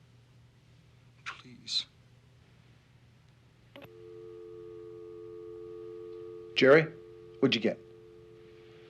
I understand, yeah. Thank you. What'd they say?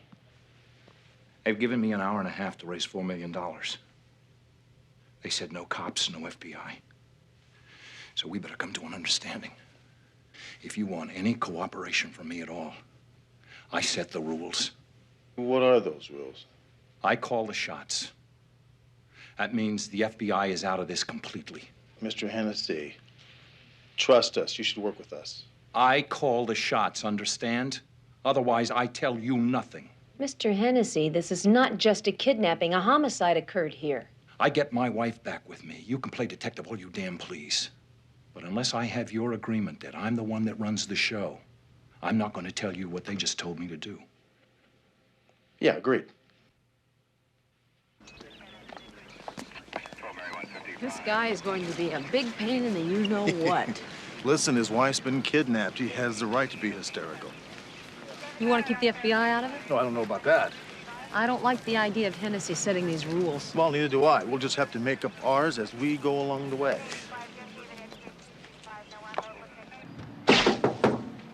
Wait a minute, wait a minute. Hunter. You've interrupted a very delicate operation here. We understand that, Willie. However, we need a long-distance tracker and a car. I take it you people have a yellow authorization form? Willie, give us a break, will you? This is an emergency. You know, it's always an emergency with you two. I give you what you want, you peel out of here, and I wind up with flack from the brass for ignoring procedure. No way am I gonna put my butt in a sling, because you two won't take the time to go inside and make out a... 2 tickets to the Raider game Sunday. How about it, Willie? Cheerleader level. On the other hand, the safety of our city's at stake here. Attaboy.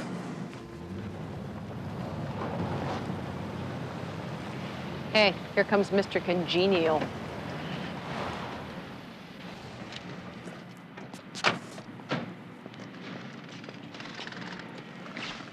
Everything set? Thanks, Bill. Did you record the serial numbers of those bills? We hardly had time to count them.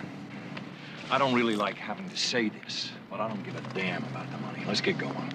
Well, we'll get going as soon as we get you wired for sound. You're gonna have to wire Clint. I'll be riding with the 2 of you. Well, what's the matter, Mr. Hennessy? Don't you trust us? These people made their instructions very clear. No cops or FBI involved. If you want to have any part in this, you'll do it with me right there beside you, keeping you honest. Understood? Yeah. Come on, Clint, let's go get you wired for sound.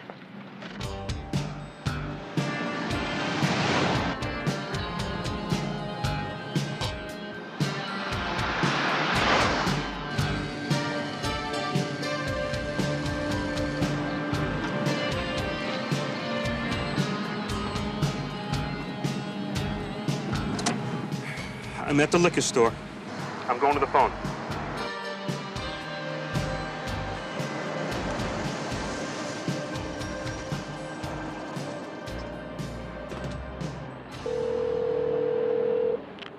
Hello. Go to a phone booth at the corner of Amherst and Paso Grande. Average 30 miles per hour. You'll be there in 6.5 minutes.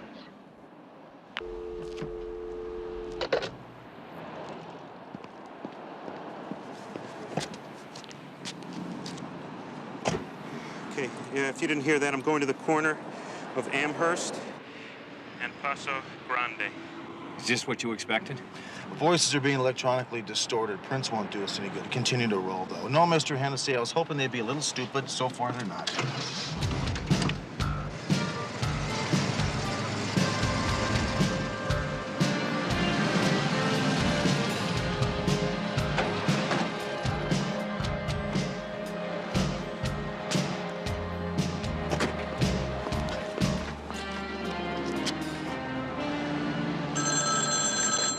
Yes. Did you bring the paper and pencil? Yes. Drive east on Long Acre Road for exactly 22.3 miles. You'll see an oil pumping station. There's a field phone there. It'll ring when you get there. We have a vantage point that covers 200 square miles, so if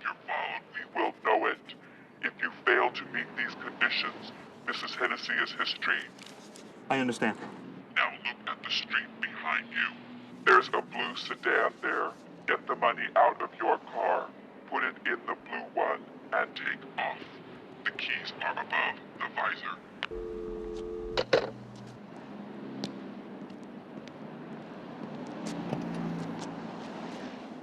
Did you get all that? Yeah, I got it, Clint. The tracking gizmo, I don't know how to put it on the other car. Forget it. Get going. We've been outsmarted.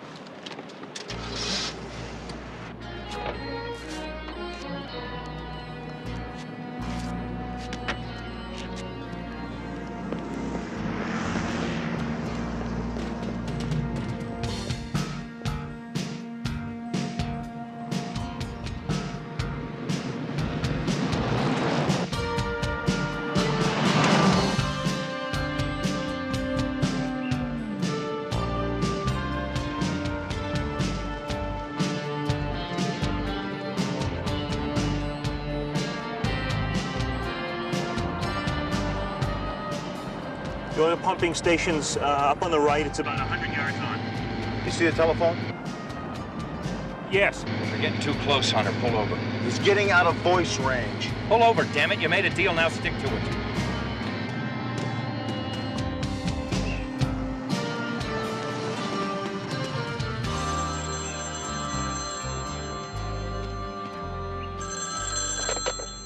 Hello. The road takes off 2.5 miles from where you are. Take the road left for 3.4. It's the interference from the power lines. I don't think it was an accident. Put the suitcase in the car.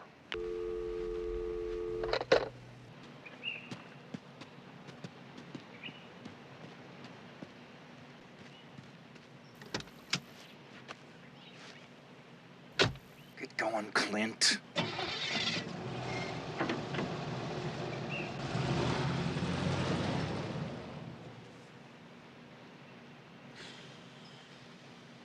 Hello? Hello? Can you hear me? Yeah, Clint, you're coming in. Where are you? I'm on my way back, just about past the oil pumping station. I found the rusted-out Hulk as advertised and put the suitcase inside of it out of sight. Did you see anybody? No. Nothing. I could see for miles. It probably made the pickup by now. You want to check it out? No. We can't be sure they picked up the money yet. I could be watching to see if there are any police around. I'm sorry I let the two of you get involved in the first place.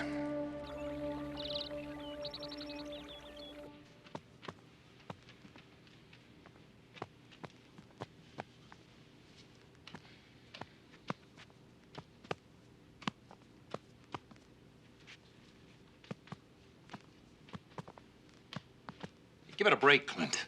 Take a seat, please, huh? Sorry.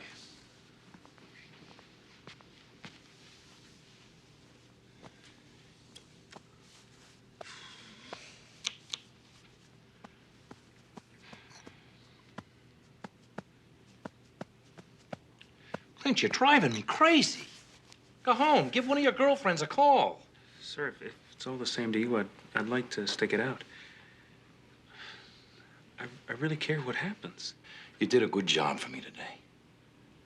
Possibly even a dangerous one, and I thank you for that. But now give yourself a break, huh? You've earned it. Go home, please. Okay.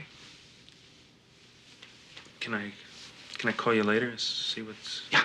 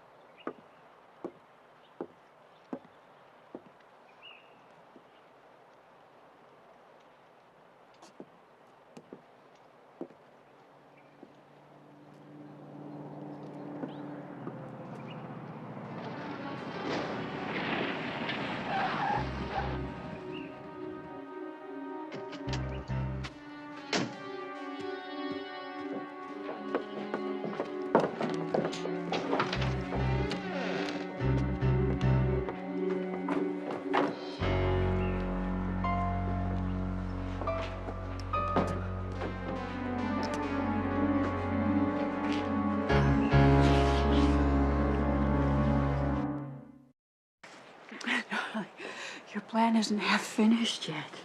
We don't have time for this. Yeah. You know, sometimes I wonder About what? if you did this for me or because you think your husband did you wrong. Oh, darling, we haven't got time for that either. Okay, let's get going. What about Hector? He's not badly hurt, is he? Baby, we're home free. We're gonna be rich. Just tell me he isn't dead. He came at me with a chainsaw. Nothing bad was supposed to happen. It wasn't my fault. He wasn't supposed to be there. You're not blaming me for Hector, are you? No. He wasn't supposed to be there. It couldn't be helped. Right. Okay, come on.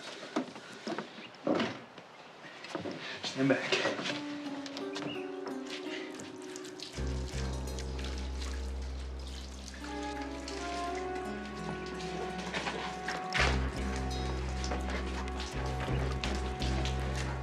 Sit back. Come on. Come on.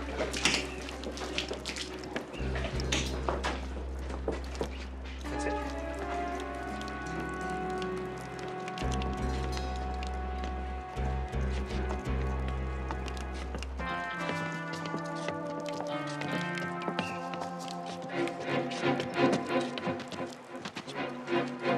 All right, go.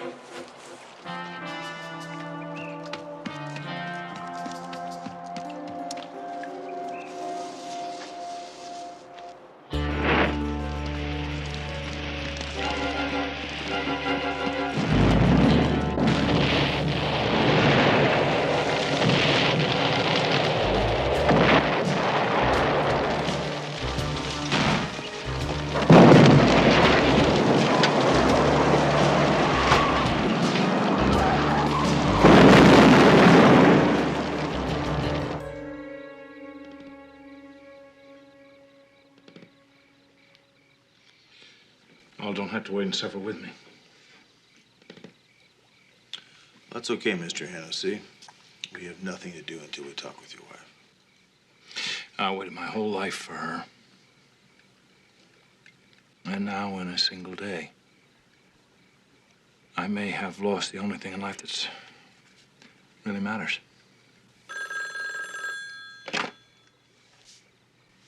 Yes? Roger? Laura? Oh, my God, where are you? I'm okay. They didn't hurt me. Where are you? I don't know. I'm out on Highway 31 someplace. They dumped me here about an hour ago, and I found a highway patrolman. Stay right there. I'll come and get you. No, darling, they can get me home a lot faster. I just want to come home. All right. I'll be here. I'll be right here, and you tell those guys I want to hear the sirens when you get here. She's all right. She's coming home.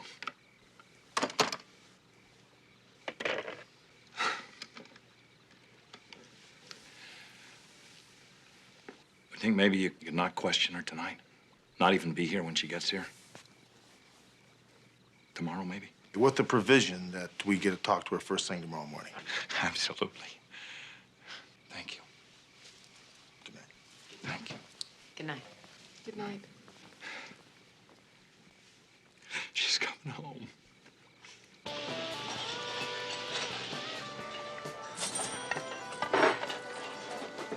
You're not eating. Obviously, something is eating you. Talk to me. Kidnappers were very smart. Didn't take any chances. Everything they did timed out just right. Except they made one very stupid mistake. Yeah, they killed Hector Sandoval. They considered everything else. Why not that? I don't know. I was thinking about that myself. Why didn't they just snatch her on the gardener's day off? Well, we're gonna have to figure that out. That's why they pay us the big bucks. Eat. You're not eating. I'm not hungry. Eat. You're losing weight. I don't want to eat. Your clothes are hanging. Eat.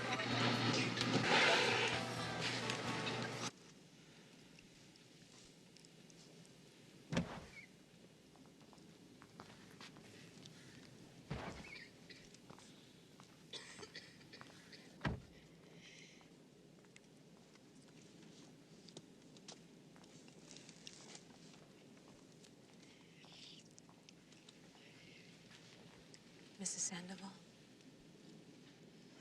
I'm with the police. May I speak with you a little later on outside with my partner? Please, you don't have to wait. We could talk here. I don't want to intrude. You do not intrude. I can help you. Yes, I need to ask you some questions about your husband. Please sit down.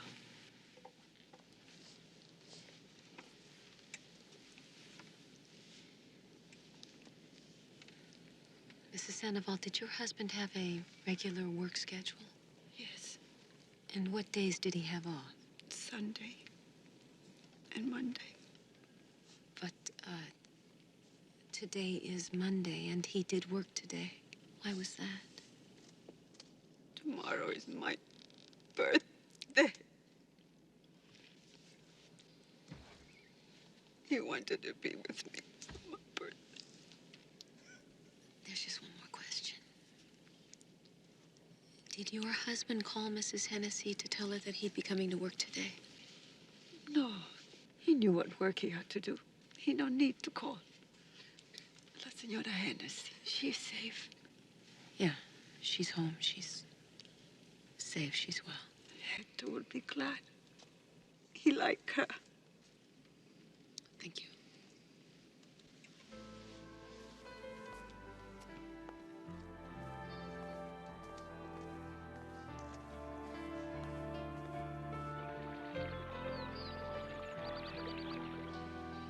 Could we please speak to your wife alone? No, not alone. You're not going to put her through anything unless I'm there to keep an eye on you. That means my lawyer or me. You make the pick. Roger, darling, it's okay. I want to help them. Let's just get it over with. Thank you.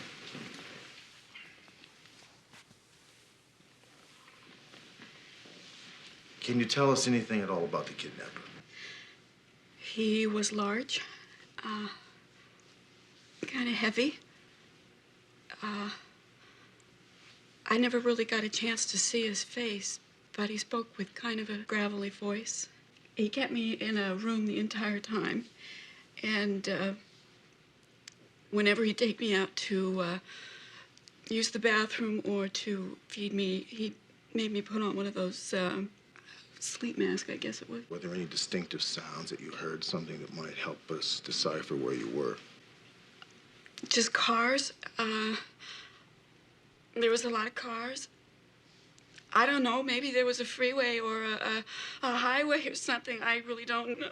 They kept you in one room, is that correct? Come on, detective. She's already told you she was locked up in one room. Mr. Hennessy, this is a homicide investigation, which your wife is a key witness. Shut up. Roger, darling, it's okay. Let me do this, okay? Please, darling. At the end of the day, he took me out and he blindfolded me and he put me in his car. And we drove for, I guess it was about an hour. Then he stopped and he untied me and he shoved me out of the car. And he told me not to take off the blindfold for 2 minutes. And I didn't. When I finally did, he was gone. And I started walking. All right. And All right, that's it. Now, she has told you what she can. Was Hector Sandoval supposed to be here yesterday? no, it was his day off. But he was here, so you didn't expect him. No. I wondered about that, too. I asked Gail, my secretary, and she didn't know anything. He just showed up. He didn't call or anything.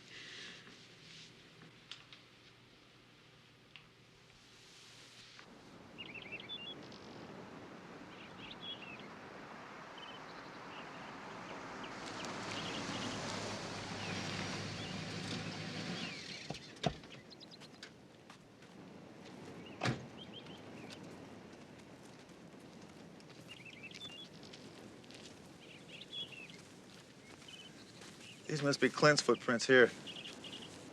They must be the kidnappers. I'm gonna go check out the car. Yeah.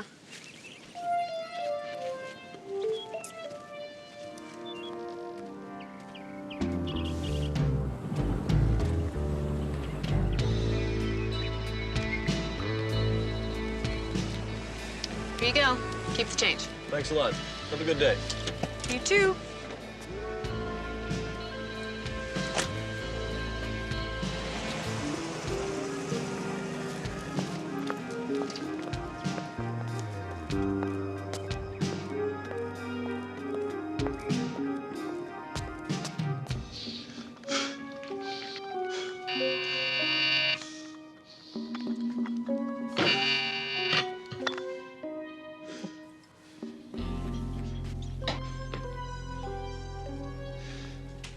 Yeah. Clint, it's me, Gail. How you doing? All right, how about you? Great. Gee, Clint, I'd like to be in there, not out here. Yeah. Yeah, sure. Come on in.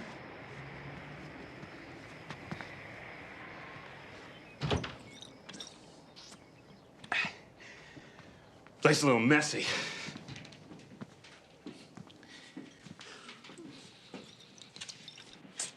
Can I have one of those? Oh, I get some wine in the fridge. No, I like beer. That never was just a man's drink, you know? Right. So, what's up? Well, Clint, you and Laura really pulled it off. Thank you. What are you talking about? Oh, come on, Clint. You know me. I'm the girl who never misses anything that goes on at that house. You know, Laura told me about the contract that Mr. Hennessy had her sign. And that helped me to figure it out. You and Laura staged that whole beautiful $4 million caper. And I'm impressed. Yeah, I'm really very impressed.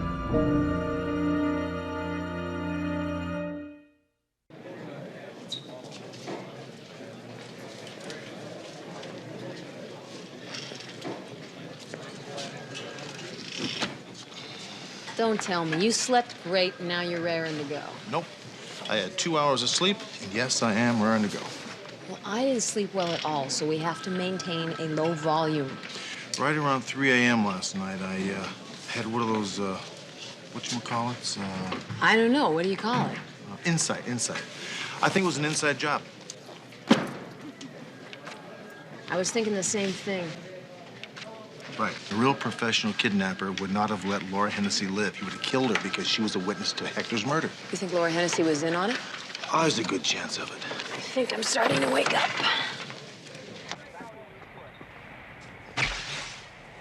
You know, his wife's back, so it can't be Hennessy. Maybe it's Clint. Perhaps. But let's start with Gail. Why Gail? Well, you know the electronically distorted voice we recorded? Yeah? Sounds like a woman to me. Okay.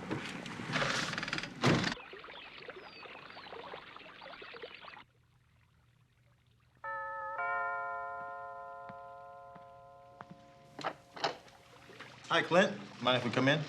Who is it, Clint? It's those police detectives. What do you want? We stopped by Gail Morton's apartment. She wasn't there. We figured she might be here. Is that right? What's going on? Why are you suddenly interested in Gail? Mr. Hennessy, is she here? I think maybe you better come in. There's still no answer, and none of her friends have heard from her. Gail seems to be missing. She was supposed to be here at 8 o'clock this morning. Why are you looking for her? We think the kidnapping was an inside job. I told my wife that. On Monday, I give up $4 million worth of ransom money. And on Tuesday, her social secretary disappears, huh? Roger, I just can't believe that. Gail wasn't just my social secretary. She was also my best friend. I think that something's happened to her. Does she have any family? A husband, any children? No, she was divorced and they never had any kids. You have a photograph of her? Yes. Why? Well, we want to circulate the photograph, get it out to the press. Tell me, when's the last time you saw her? Well, she left last night about 6, and she seemed perfectly fine to me. And what about you? She was gone by the time Clint and I got home from the office last night at 6:15. When I saw her last, she seemed okay. She was very cheerful. Well, if we could have that photograph, we'll be on our way. Yes. What do you mean the guy doesn't have a record? He drives a car for a living, for crying out loud. How distraught he is. Yeah, I know. Yeah. Thanks. Think I won't? No, I don't think you will. Don't worry I got about some it. bad news and I got some Go ahead, so-so talk, news. talk. Bad news is Judge Turnell will not give us a search warrant on Clint. Insufficient cause. And you know, if Turnell won't give us one, nobody will. It's gonna be one of those days, I sense it. Yeah, the so-so news is Gail's picture made the front of the paper. Look, go ahead, lock me up. This is a matter of principle. I will never bend, I will never relent. Go ahead, lock me up, go ahead. We'd rather have you bend, Mr. Kirschenbaum. Maybe just a little. Never! There is a lesson there somewhere, Hunter.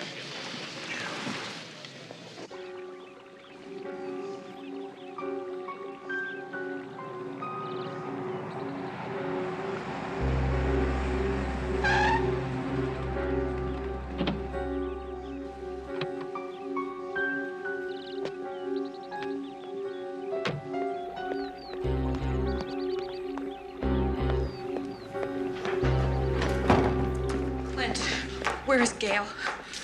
Baby, You know, don't you? Where is she? she had it all figured out. Oh, my God. She came to me last night with all these demands. What did you do to her? Hey, your best friend was about to throw us to the wolves if I didn't give her a third of the money. I had no choice. Clint, you had a choice and you made the wrong one, didn't you? Baby, you gotta take it easy. Didn't you? Take it easy. When we first started talking about this, nobody was supposed to get hurt. Roger would lose me and $4 million he wasn't going to miss anyway, and he'd get over it soon enough, and now 2 people are dead. Wait a minute.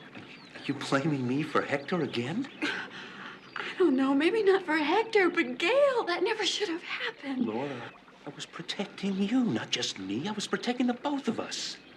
Hey, you know I wanted it to go just the way we planned it, don't you? Yes, we started this together, we'll finish it together. I got that hostage hid away nice and cozy, so you tell him if he doesn't meet my demands, she's gonna die. Mr. Kirschbaum, you can't kill a Ferrari. Oh, no? Mortal injury. I can cause mortal injury. So you tell that scum of a landlord I want my security deposit back. All $200 of it or she dies. I'm calling the probation officer. Go ahead. You think I won't? No, I don't think you will. Excuse me, I'm Mrs. Mikulski. A fellow back there told me you're interested in looking for this missing woman. Yes, ma'am, we sure are. Yeah, well, being a concerned citizen, I thought you ought to know. I seen her last night. Are you sure? Where? Paying her cab fare. And then she went into the apartment building right next door to mine. I saw her clear as day. Oh, what's the address of that building next to you, ma'am? Oh, 4284 Edgemont Drive, the Granville Arms. Thank you very much. You've been a big help. Yeah, well, like I say, you know, being a concerned citizen, any reward?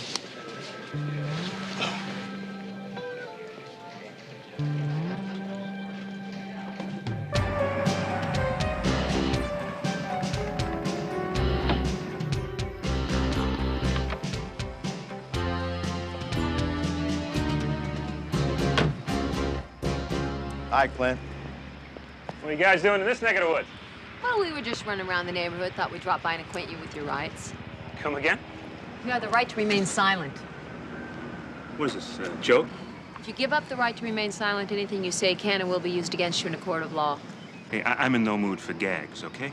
You said you saw Gail yesterday. I believe the word you used was she was looking cheerful. Well, you lied to us, Clint. That wasn't the last time you saw her. You saw her here last night in your apartment. We got a feeling when she left, she wasn't feeling too cheerful. Hey, the lady wasn't here. Last night or ever. We don't socialize. You guys are playing games. You're playing with my lawyer, which you forgot to mention. You're under arrest. Oh, you want to fight? I hope you do. It's not a good idea.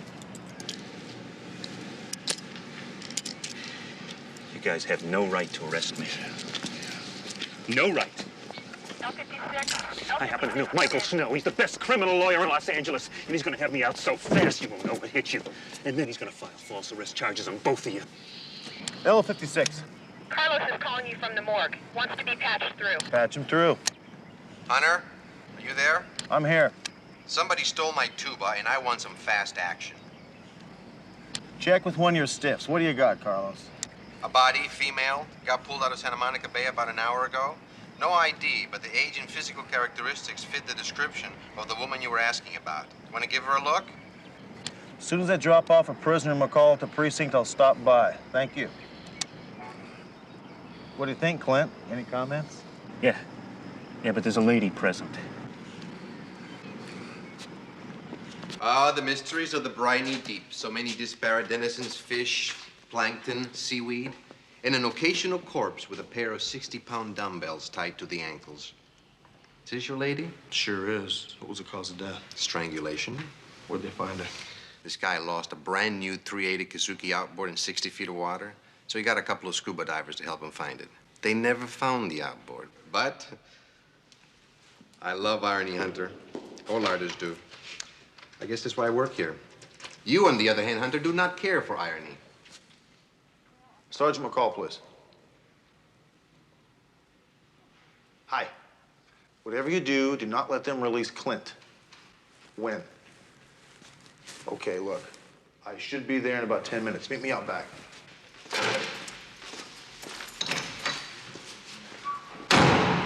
Strange man.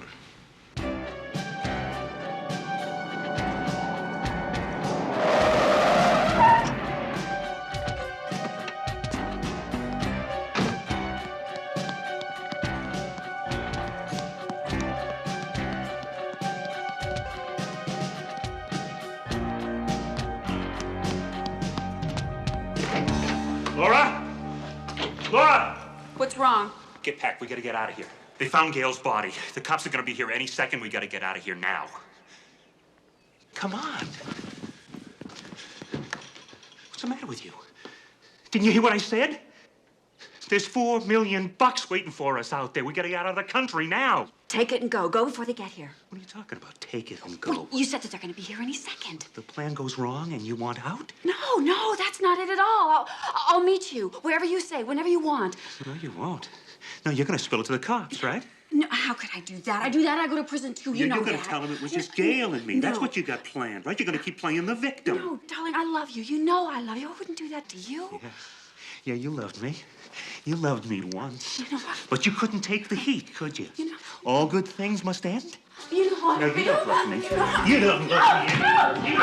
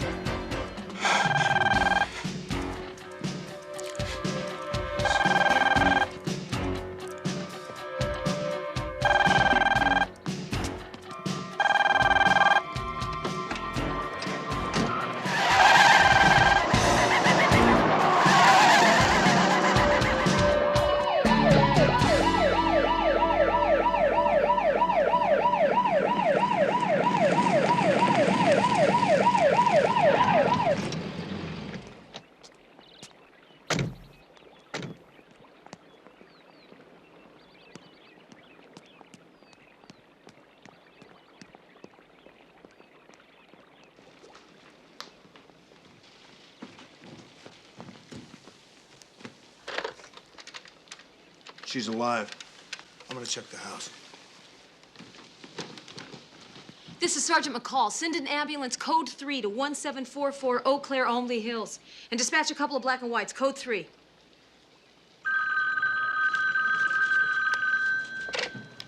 Yeah. McCall's calling from her unit. We patched her through.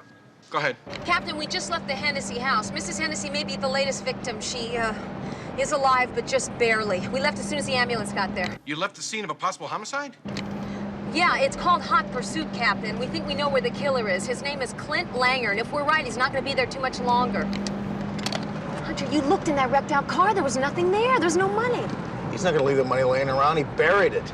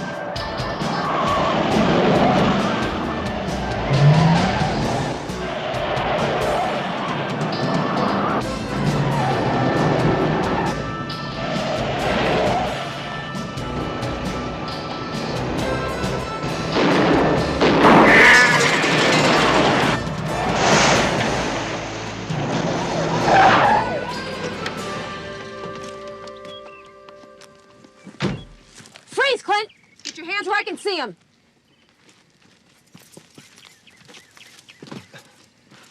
Clint, you touch that gun, I'm gonna kill you. Now, very slowly put it on the floorboard. Slow. Attaboy. Put your hands up where I can see them. Get out of the car, come on. Boy, turn around, put your hands up. Watch them for me. Spread them out. Now, where's the money? In the trunk.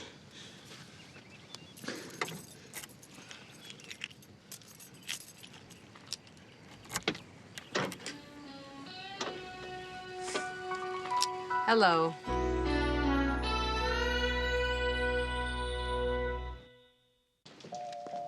Dr. Bartels, 212, please. Dr. Bartels, 212. Respiratory therapy to the emergency room. I owe you. Both of you.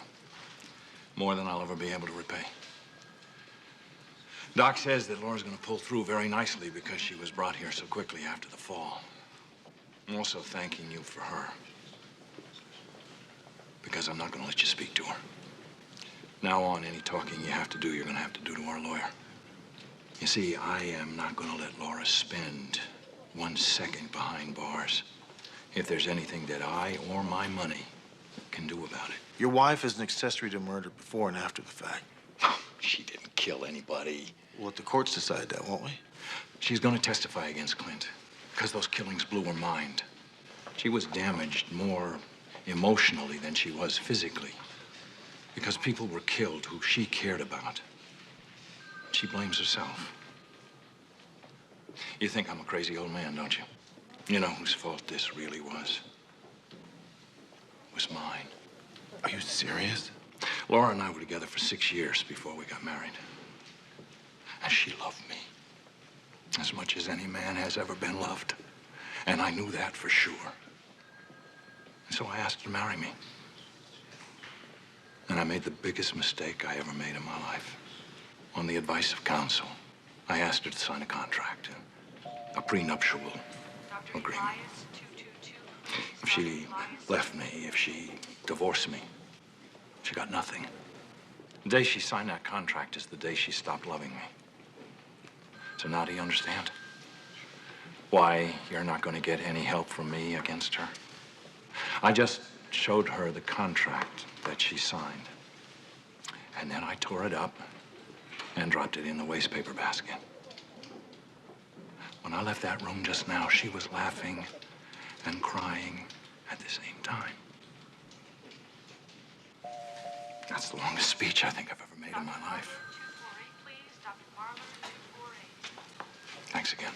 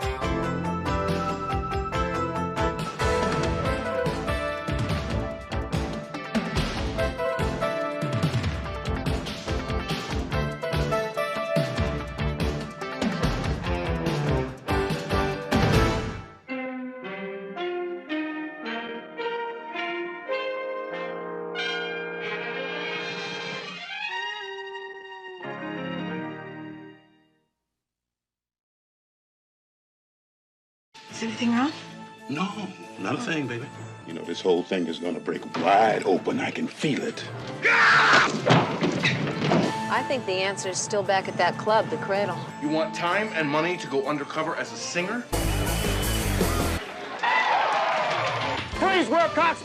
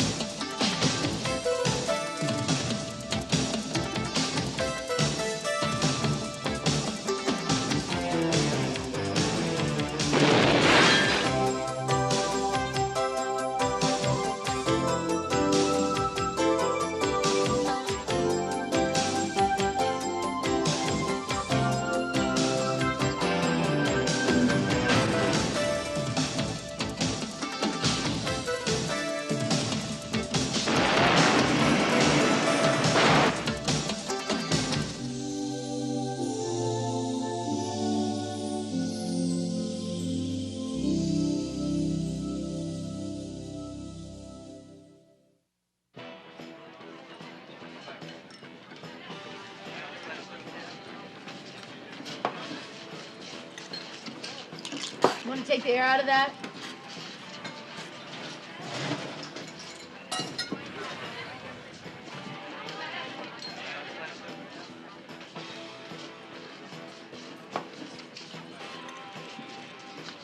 Hey, turn the sound up. I want to hear that.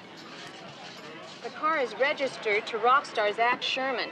Sherman, who was divorced last year after a stormy marriage to rock vocalist Gina B, has been missing for over 2 weeks and is suspected to be the victim of foul play. I'm speaking with Detective Sergeant Dee Dee McCall from Metro Homicide Division.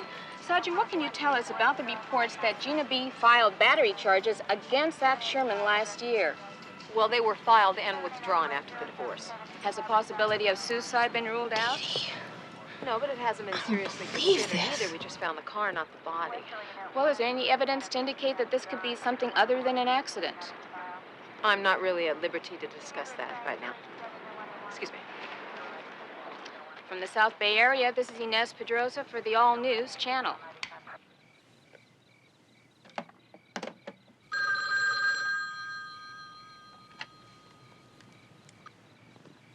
Hi, Hunter.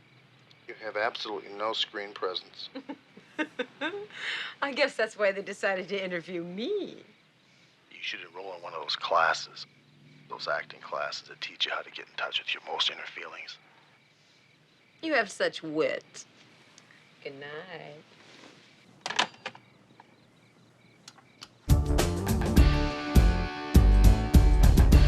All right. Well, I don't guess we can get any better than that, huh? Hey, Larry, thank you, baby.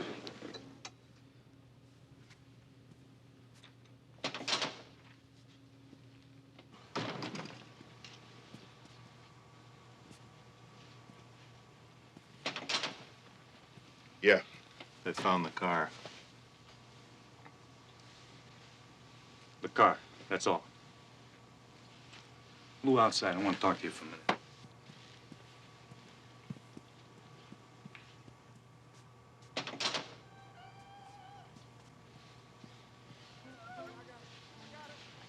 Is anything wrong?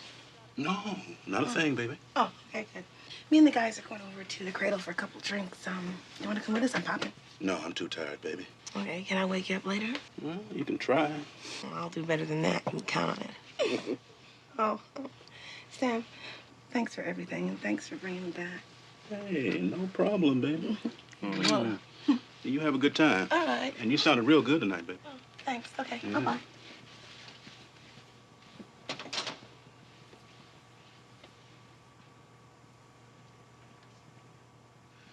You know, this whole thing is gonna break wide open. I can feel it. All right. Now, what's going down with that broad? You stop worrying. I'm meeting her tonight, right here. It's due any minute. But close it out. And I don't care what it takes. Do you get my meaning? It's done, Sam. I told you not to worry.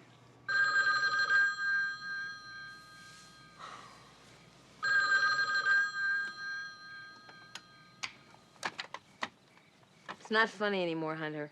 It's Charlene. Charlene, I haven't talked to you in years. How have you been? I gotta talk to you, Dee Dee. It's about the case you're working on. Zach Sherman? What about it? Not on the phone. Well, where are you? I'll meet you at the Cradle. It's... Yeah, I know where that club is. When do you want to meet? Let's say, about an hour and a half, 1:30. But don't go inside. Stay in the car. I'll find you. Charlene, look, can't you tell me a little...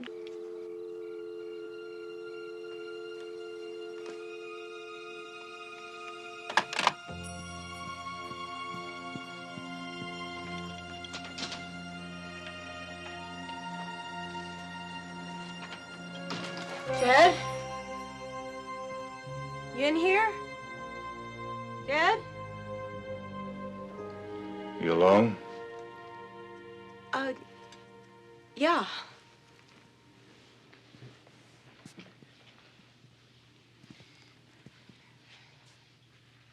Good. Did you bring her with you?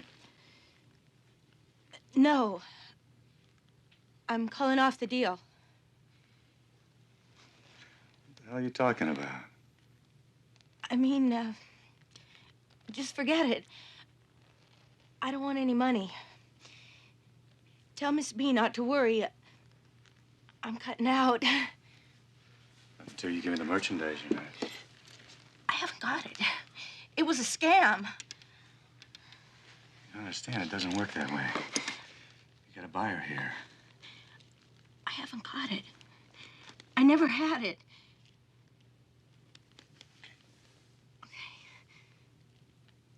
Who does have it? I don't know. I don't know.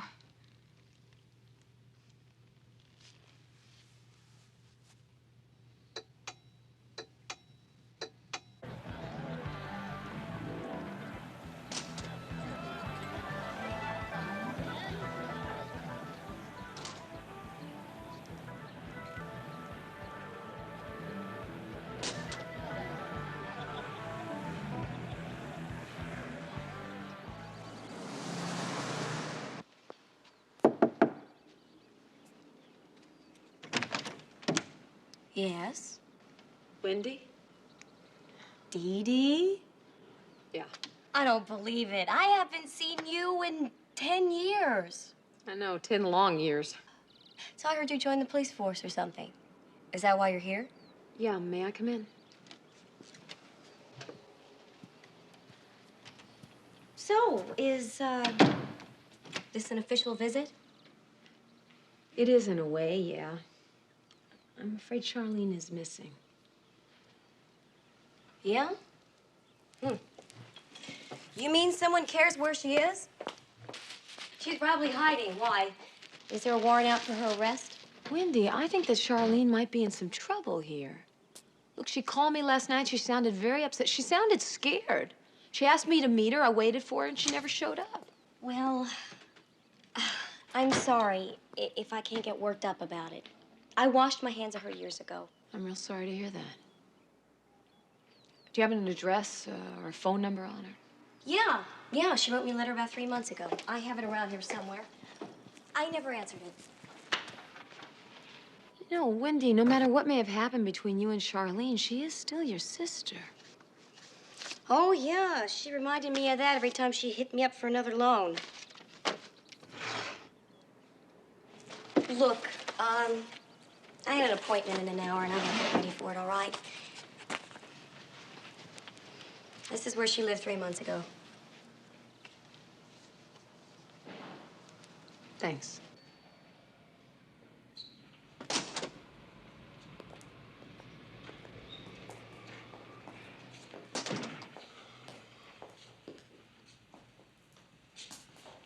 Looks like somebody broke it open.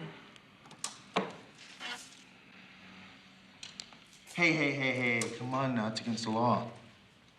I'm impounding it as evidence. It's law.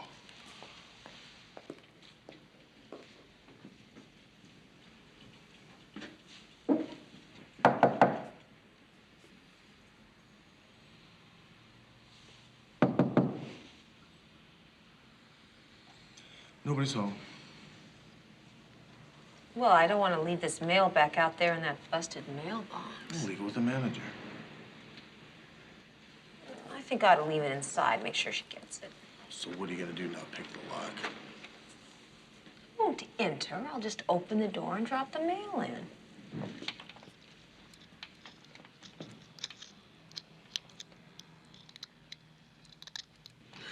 in. Had a big breakfast. My timing's off. Give me a break. Here.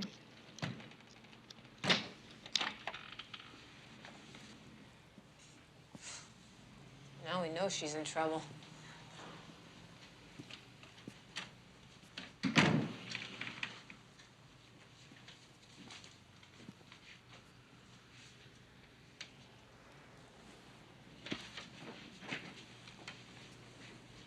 Is Charlene? Yeah. You might need this.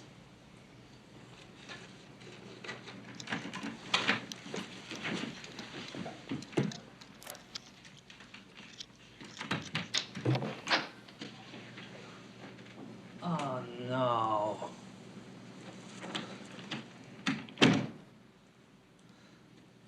Oh, jeez. Don't move. Please. You're cops. Oh, man, thank God. You happy about that? If you were looking down the barrel of a cannon, who would you like to find out was on the other side? Okay, move over here. Spread them. Hey, man, I'm clean. I ain't carrying. I ain't holding. Yeah? So you're holding a lockpick for starters. Lockpick? It's a nail file. Well, that's for you then. Why'd you break in? Charlene's a friend of mine. I ain't seen her in 4 or 5 days. I thought maybe something happened to her. Got some ID? Yeah.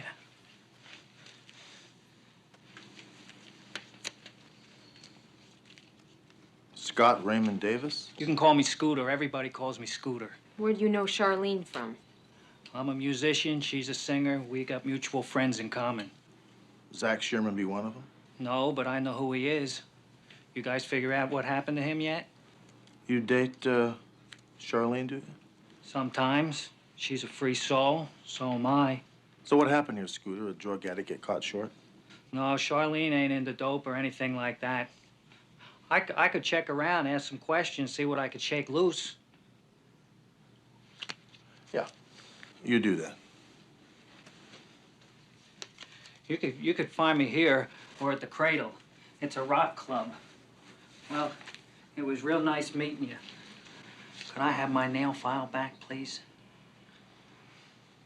Thank you.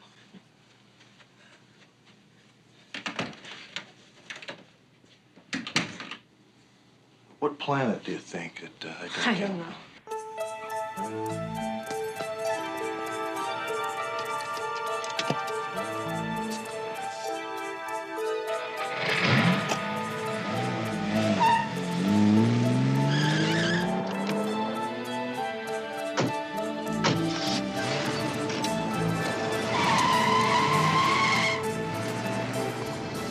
L56, request any wants or warrants on a late model BMW, California license plate, Lawrence Peter Charles 098.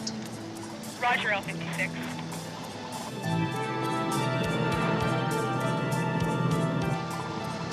Well, he spotted us. That tells us something. I just got a little bit too close to him.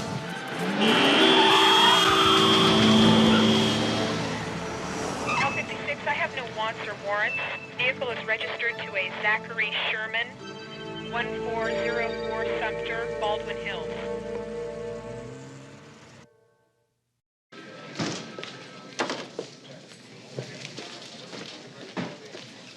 Your friend Scooter the Spaceman stiffed us on his number.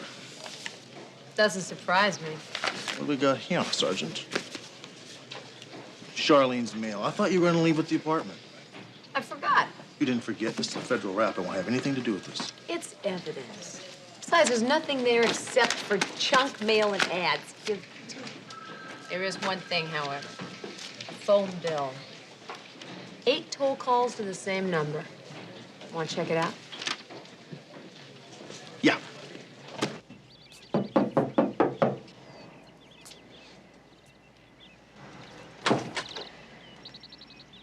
don't want any, okay? Jed Wilcox? We're with the police. We'd like to talk with you about Charlene Lindquist. What about her? Well, she called you a couple of times last week. What about? Drugs. You saying she's a drug user? Uses drugs. She's a speed freak. So joy pop, freebase, speedball, you name it. I told her I haven't got any connections. I'm out of the drug scene. We're talking about the same person here? This girl's a singer. Once, maybe. Now she's your all-purpose junkie. What do you do for a living? I'm in the music business. You know Scooter Davis? Yeah, why? Where can we find him? I don't know. Have you tried the Cradle? You mind if we go inside and talk? Damn right I mind. I got a lady in there. Probably someone we should talk to. Not unless you got a search warrant. Well, I think we got time to get one of those. Why don't you wait here with him, excuse me? Okay. Okay, huh? Come on in, officers.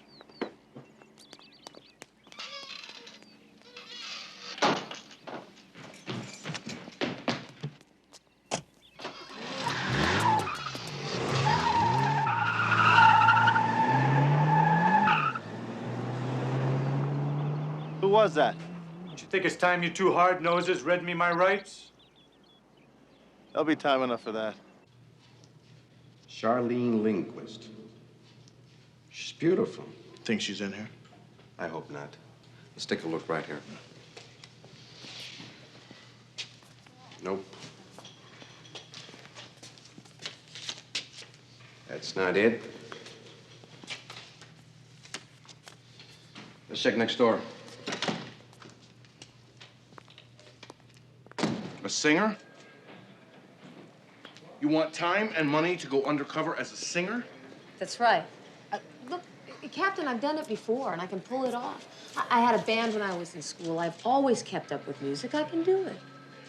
But this Cradle place, that's a little over your head, isn't it? They give unknowns a shot on weeknights. Now, I know that if I can last a night or two, that I can get the information we need. How dangerous is it? Well, I don't sing all that bad. You were just on TV the other night, talking about Zach Sherman. A lot of people saw you, McCall. I know that, but it was only for a couple of minutes, and it was on the late-night news. Captain, this is no more dangerous than cuffing a homicide suspect. You've also got two people, both missing, with close connections to this Cradle joint. And Zach Sherman. Isn't he connected to it somehow? Yes, that's right, but that's exactly why I think I ought to spend a little time at the club. Hunter know about this? Yeah. He doesn't think I ought to do it.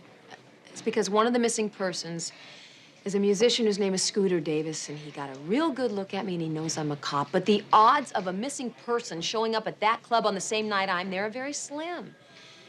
And besides, the other missing person is a girl whose name is Charlene Lindquist. We practically grew up together. Captain, I really want to do this. How much is it going to cost? Very little. I have friends that are professional musicians. They owe me a favor or two. I'll put together a couple of songs. We give it to this guy named Suki at the Cradle, and if he likes it, we're in. Okay. Do it. Thanks. I can't say I'm unhappy we didn't find her. Me either. Hey, where's the little fox? Oh, she's in your field now, Carlos. Music.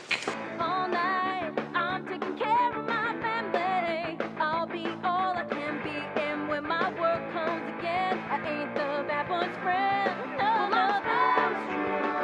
My day, and a lady at night. Well, I'm strong. My day, and a lady at night. How come I never seen you before? Just been traveling around a lot. Just came down from Seattle. So you can go anytime, huh? Yeah. Okay. Be here like early. 8:30, 9, like that there, huh? Great. Thanks.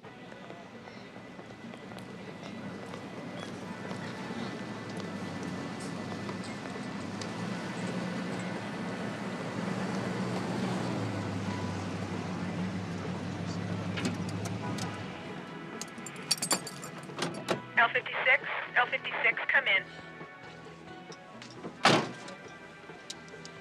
L56. Hunt Banter, do you want to be patched through to Carlos? He says it's important. Yeah, patch him through.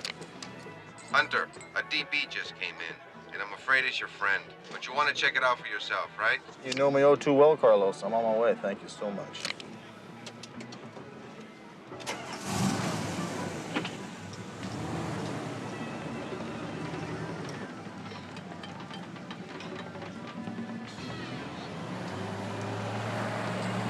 And now, for the first time at the Cradle, the hot Mach 10. Let's hear it. Get it up. Let's go.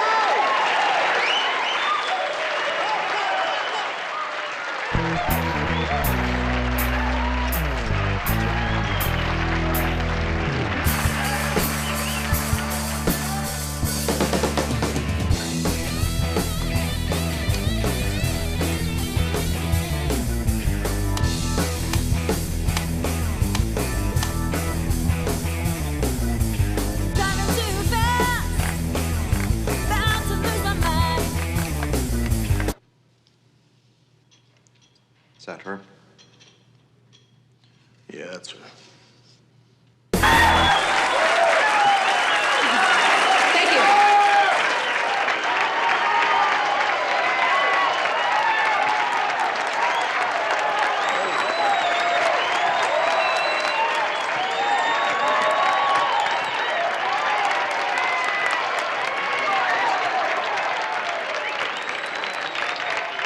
Miss Gina B, Mr. Sam Pruitt. You were really, really good. You got no fear, and that's half the battle. Sit down. Stay a while. Thanks a lot. Yeah, that was beautiful. Just wonderful. Thanks a lot. Miss Vig, I love you. I think you're great. Well, thank you. Thank you very much. I like your work, too. Listen, you gonna get up and do a number? Not tonight, babe. And the Cradle keeps on rocking with Dead Dog. Let's hear it. Bring it up.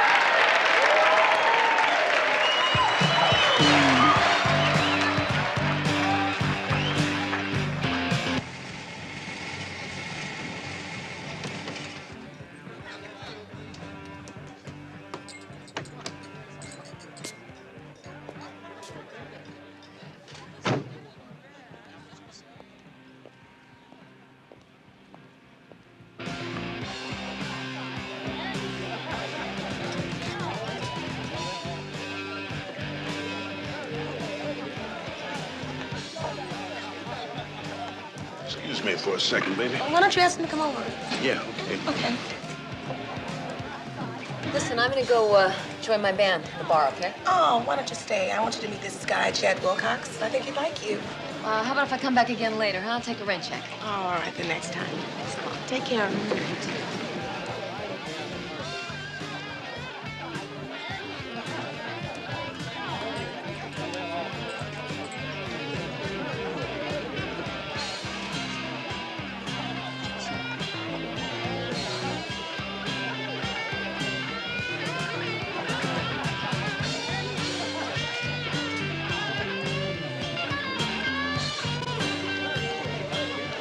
So what happened to the young lady?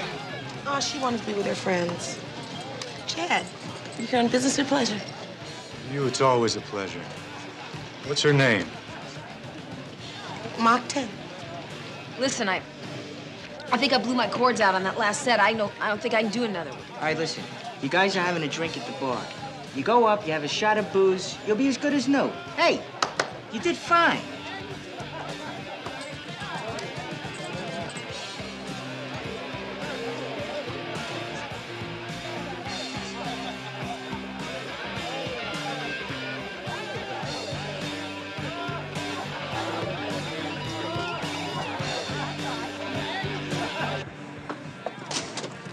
He burned me. Let's go.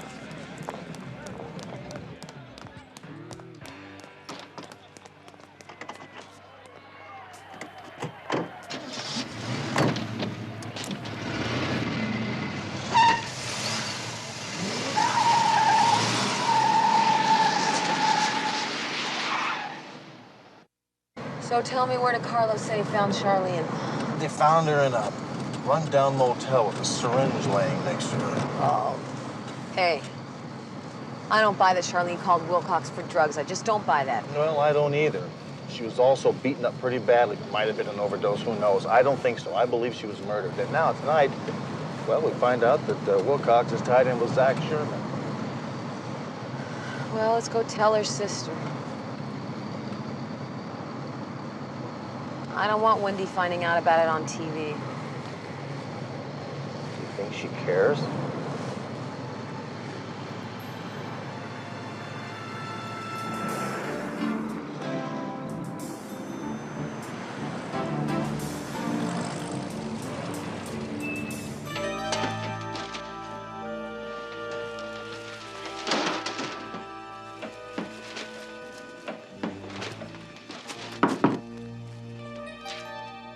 I know there's somebody in there. I heard him.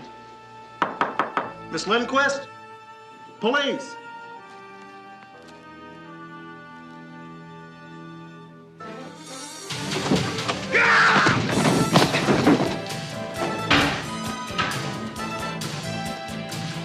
Check Wendy.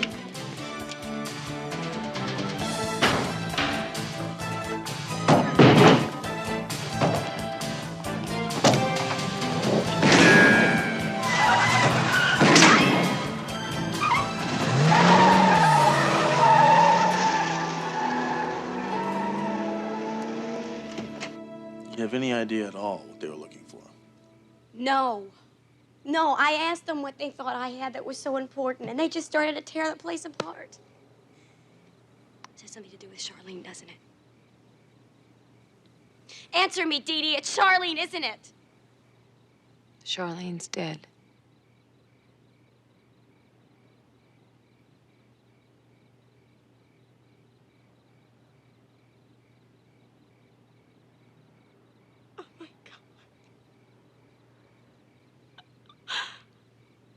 Oh, my God. No. Big, tall cop with a woman partner? All right, get lost. Call your travel agent and take a trip. I don't want to see you for at least a month. Sorry we came up empty, Mr. Pruitt. Yeah, forget it. Work on your 10.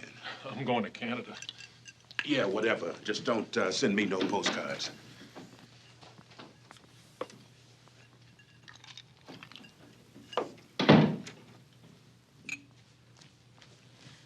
Sam, I'm really scared. First, Ted telling us all these crazy stories about undercover cops, and now this, whatever this is about. Look, take it easy, baby. Everything is under control. But the police know about Scooter, too. They asked Jed Wilcox about him. We will find Scooter, baby. Now, you put this in my hands. Let me take care of it, all right? I should have never called on you for help. I should just turn myself in. Now, forget that. There was a time when you could have done that, but that time is gone.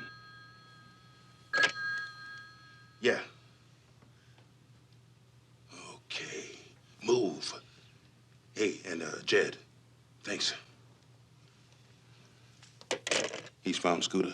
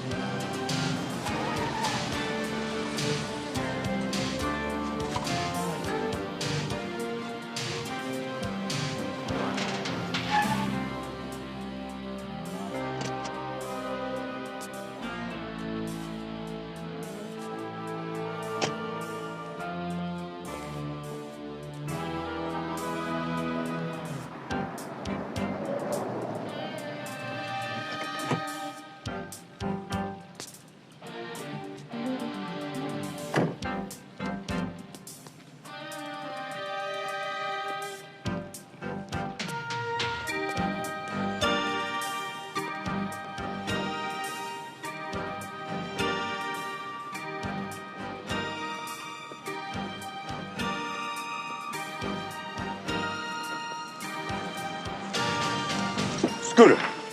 Hey, Jed, what are you doing here? What's the matter with you? You're nervous. Well, you snuck up on me. I didn't hear you coming. I'm just sitting here waiting for somebody. Well, yeah, the guy you're waiting for, he called me. Why? Because I paid him to find you and to call me. Because you and me, we got some business to transact. Hey, man, I don't have nothing that you want. But you do. You got the videotape. Tape? The tape. The one Charlene tried to sell me? I don't know anything about any tape, man. You got it from Zach's apartment, and you gave it to Charlene. But Charlene got rid of it. That means you got it. Now, where is it? I don't know, I swear. You are gonna give it to me straight, little man. Or I am gonna blow you away right here. I was never going to use it. I wouldn't try to blackmail Miss B. Neither would Charlene. We were very high the night I let her look at the tape, and we talked big for a while. Too big. Charlene, she threw that tape away. Well, my boss is not gonna buy it, Scooter. He says I gotta clean things up right now. Now let's go get it. Move. Freeze, Wilcox, police!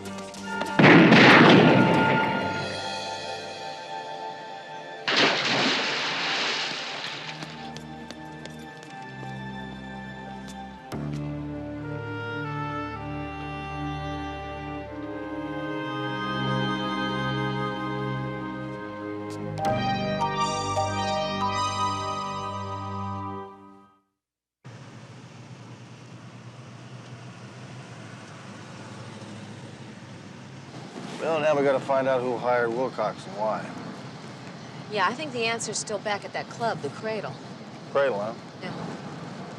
You don't think Wilcox told him you're a cop, do you?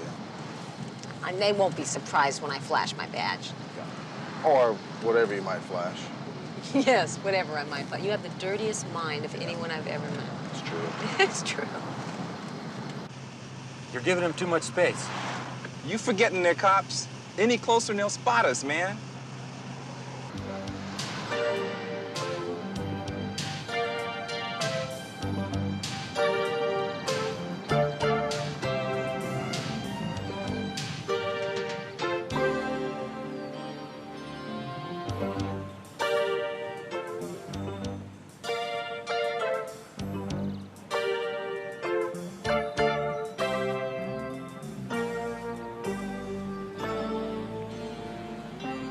You are not welcome here. Out.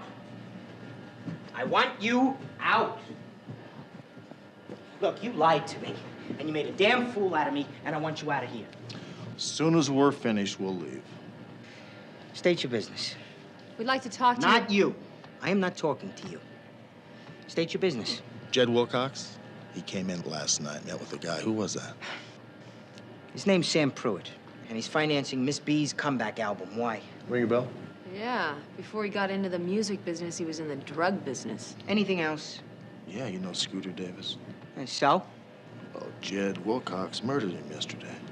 He also murdered Charlene Lindquist.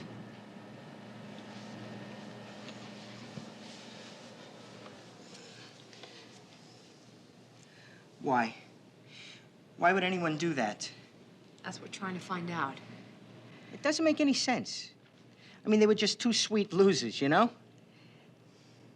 What can I do? How can I help?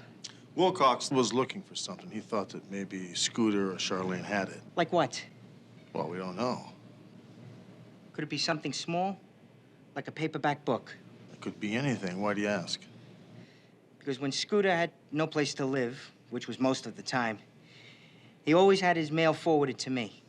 I've been getting stuff for the past couple of days, mostly just junk mail.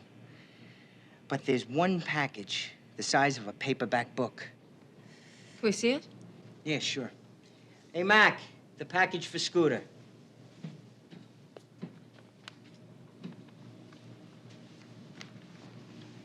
Thank you. It's made out to you, Suki. Mind if we open it? Yeah, go for it.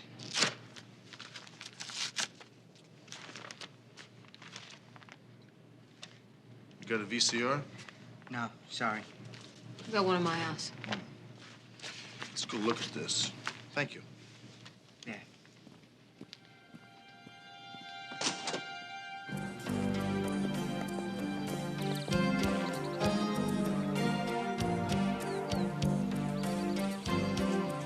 He's got the cassette. They've got it, and we're on them.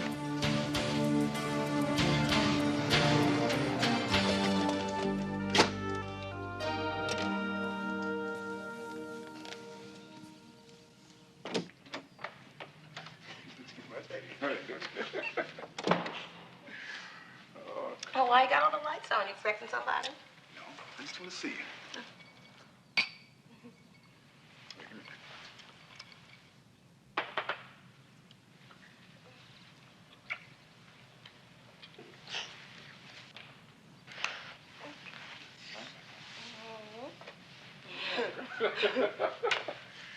Take my clothes off. Come here.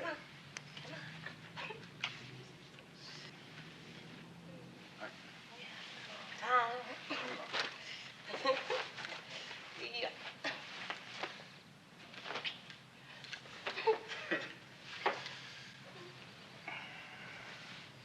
I think we're watching an X-rated movie. Recognize the stars. Yeah. Zach Sherman and Miss B.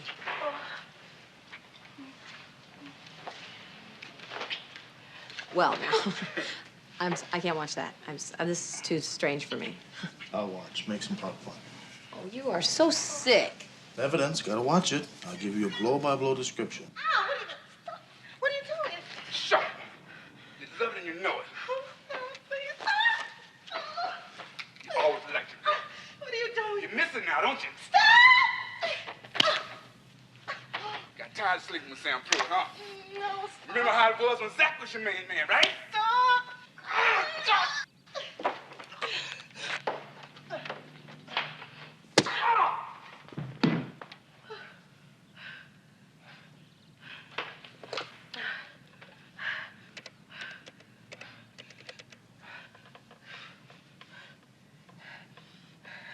Hello. This is Gina B. Let me speak to Sam Pruitt.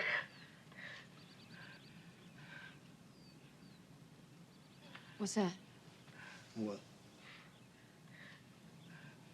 That noise.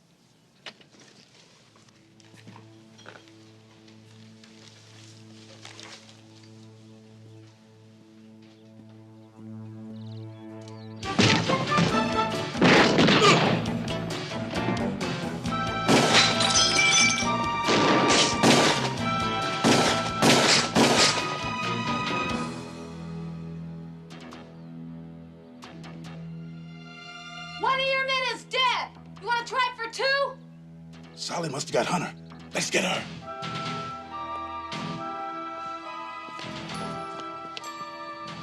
I got a better idea, lady cop. You throw out your gun. No deal. Freeze, police! Don't shoot. Put the gun on the floor. Very easy. Put your hands behind your head.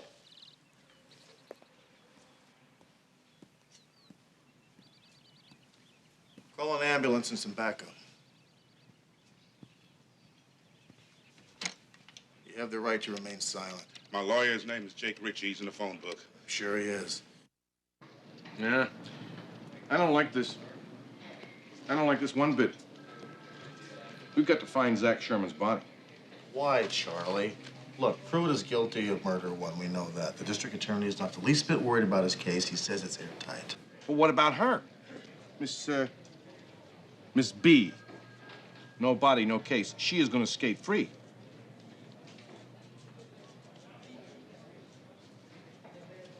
Now, why do I get the feeling you two don't care if she gets off? Captain, this woman was abused for 10 years by Zach Sherman. If she did kill him, the tape makes it clear that she did it in self-defense. So she walks? Charlie, look, where are we going to find a jury that's going to convict her of murder without a corpus delicti? And you two have no idea where Zach Sherman's body is. Huh? We'll look for him on the way home.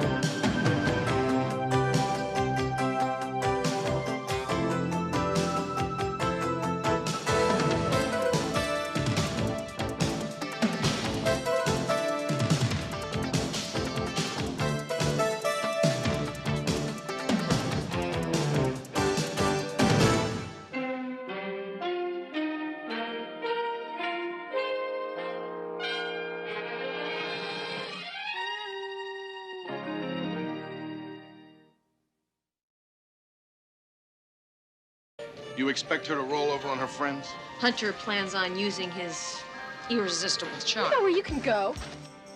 I belong to a cause, a movement. Your father is Brother Harold Hobarts of the National Aryan Order.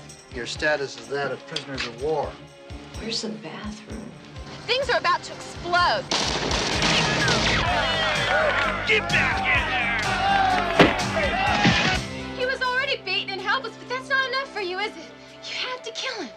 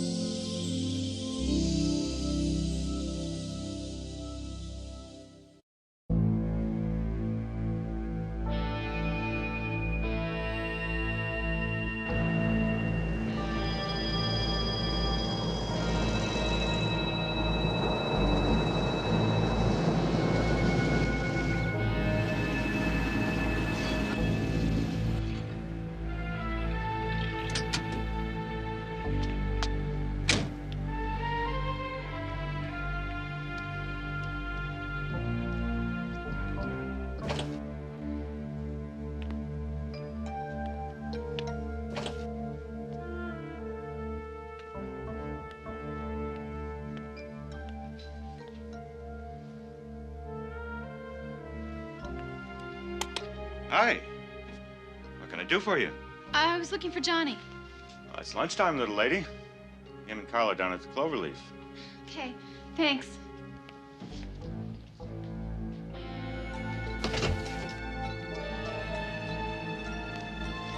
This is Lookout. It's all clear.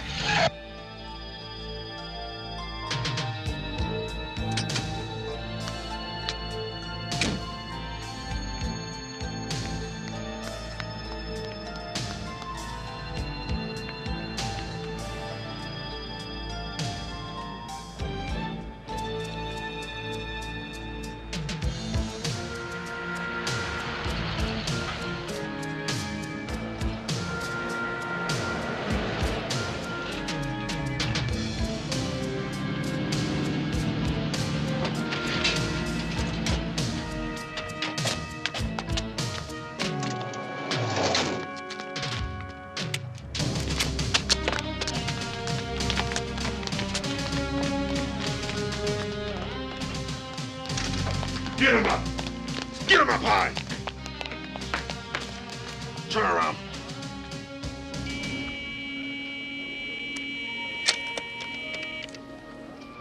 I have a 211 in progress at Pony Express Firearms, 6660 Southfield Road, Hollywood.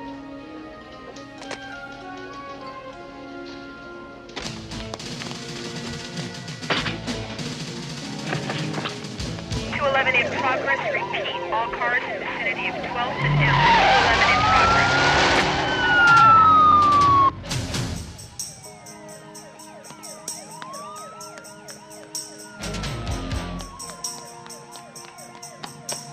I heard a siren. There's cops on the way.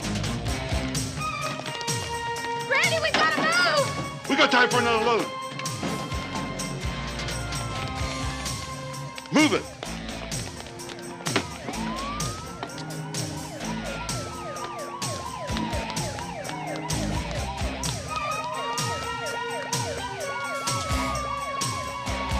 Come on. Come on, come on, come on, come on.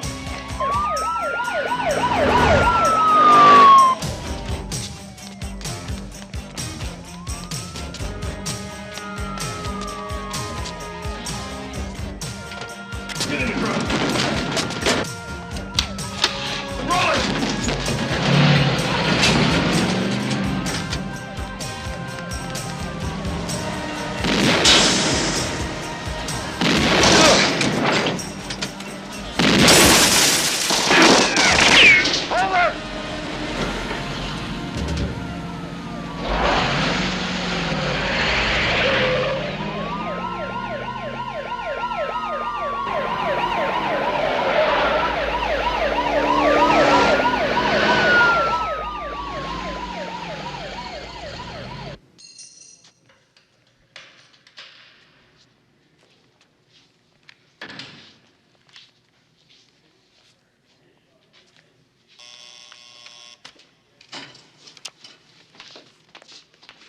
Angela Hawley?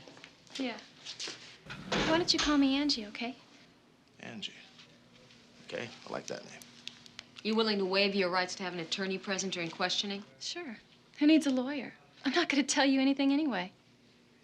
Well, that's your privilege, but I sure wouldn't want to try to protect a group of people that left me bleeding to death. Yeah, well, maybe they didn't have any choice. No, they had plenty of time to get you out of there. That guy that was in the van with me, is he okay? Dead on arrival. He never had much luck. The gun store clerk's in critical condition, too. It looks like your friends left you holding quite a bag. Well, that's between them and me, isn't it? That's it, huh? That's it. Well, Angie, if you think of anything else or you need something, just let us know. Yeah, you know what I need is, get out of here. Well, can't help you with that. I didn't think you could. And you can cut the Angie Hawley crap. We ran your prints. Your last name's Hobart. You're wanted up north in Gower County on a bank robbery murder charge. I suggest you get yourself an attorney, Angie. If you can't afford one, then the courts will appoint one for you.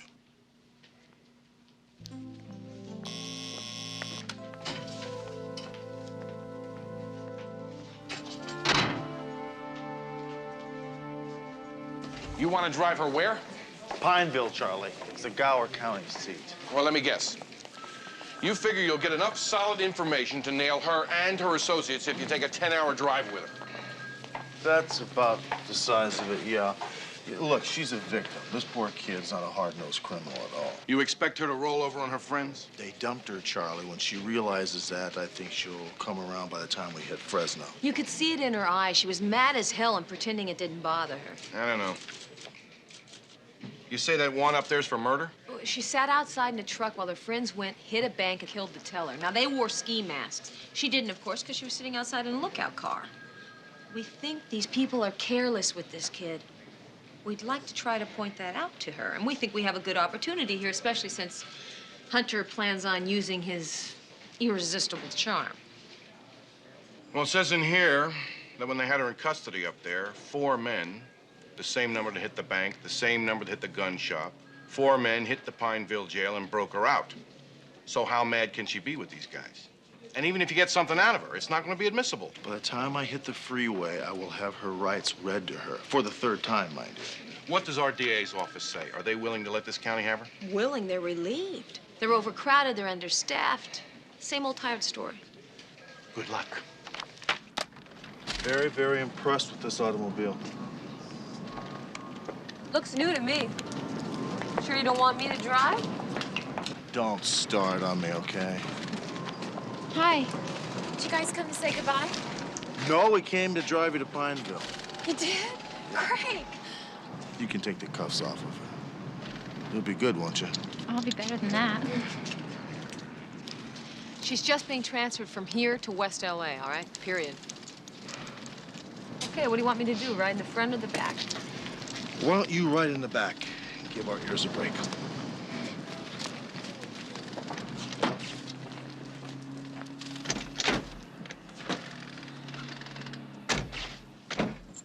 Ready? Yeah.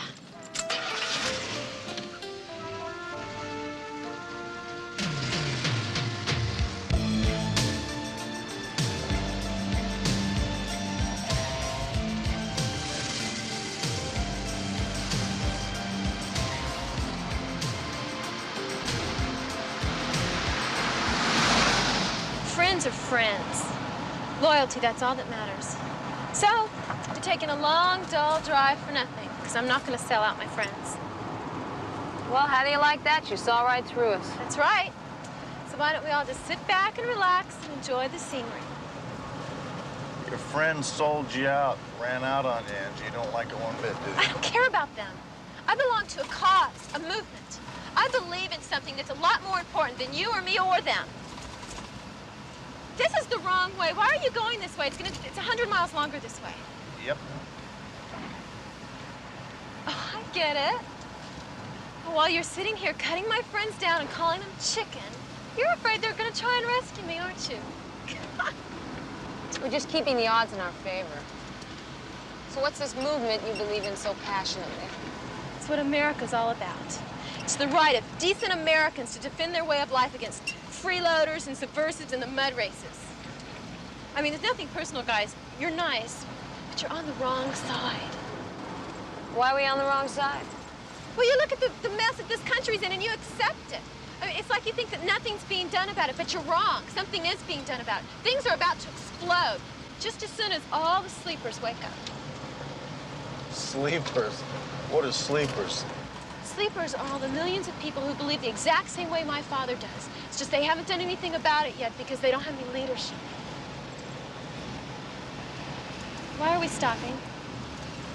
Well, we're gonna take a little rest here. Yeah, a little rest. You want to find out if my friends are following us.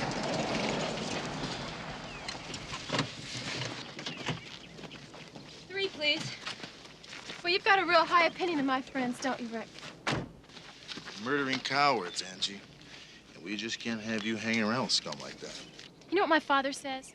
He says an undedicated life isn't worth living. And who might your father be? Wouldn't you like to know? We do know, Angie. Your father is Brother Harold Hobarts of the National Aryan Order. Fine. Fine. You know where you can go. See what you did.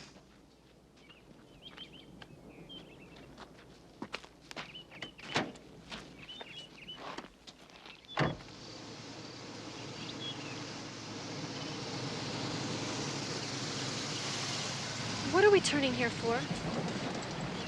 Great. We're never going to get to Pineville.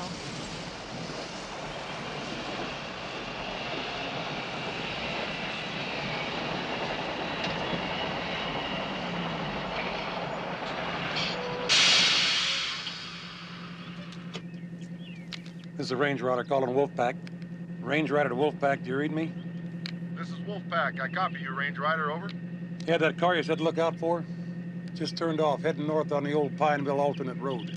Nice work, good buddy. Thanks for the info. Hey, nice to help out. So where's home these days, Angie? We heard that your father's National Aryan Order disbanded a few years back. We didn't disband. And I don't want to talk to you, either of you, anymore. Friends run off and leave her bleeding in the street for the cause. Is that why they robbed the banks, Angie, for the cause? Yes. And that's the last word that either of you are getting out of me.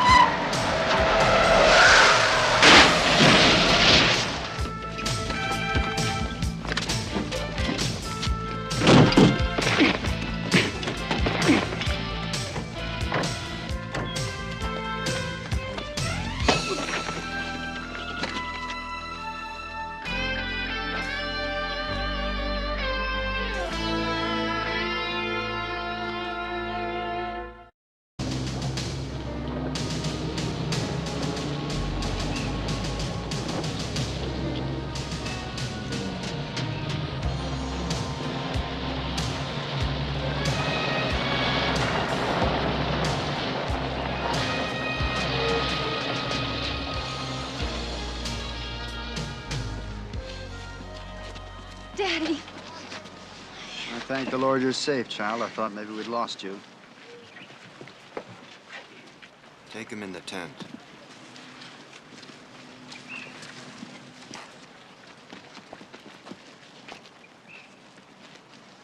Daddy, I'd like to go to my tent and clean up a little bit. All right, go ahead.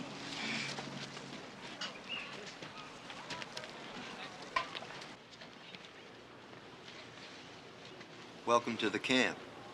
We call it the New Valley Forge. I'm Angie's father. You're Sergeant Hunter. You're Sergeant McCall.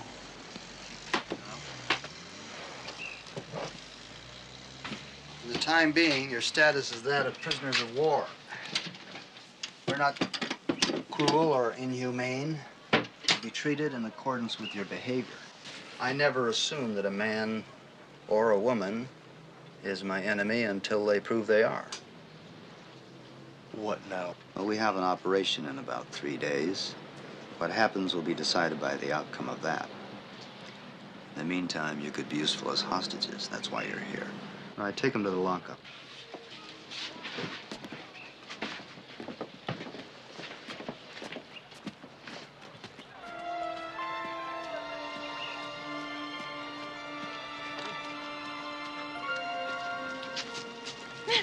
Mark.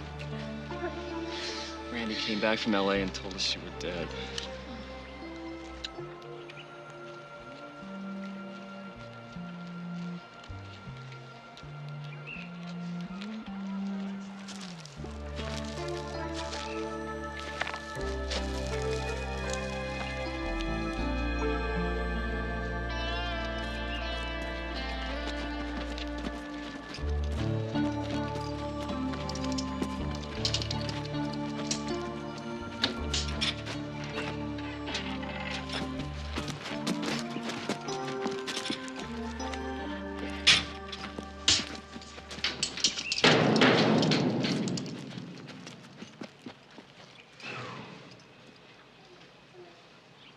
Must be 110 in here. Yeah, it's like a solar reader inside this plane. The walls must be a quarter inch thick. Have any idea what Hobart's and his army have in mind for us? Well, if they don't wind up killing us, this thing will. You spend too much time in here, you'll die of hypothermia. Yeah, we gotta find some way out. Speaking of, did you notice anything strange about Brother Hobart? Yeah, he's nuts. Yeah, but other than that, guy kept feeling me up with his eyes the whole time. That idiot is our key out of here. Yeah? Well, why don't you play to that? I mean, while he's courting you, you might be able to get our guns back for us. Believe me, if I get a chance, I will. Yeah. The question is, where's the bathroom? I'll dig a hole for you over there.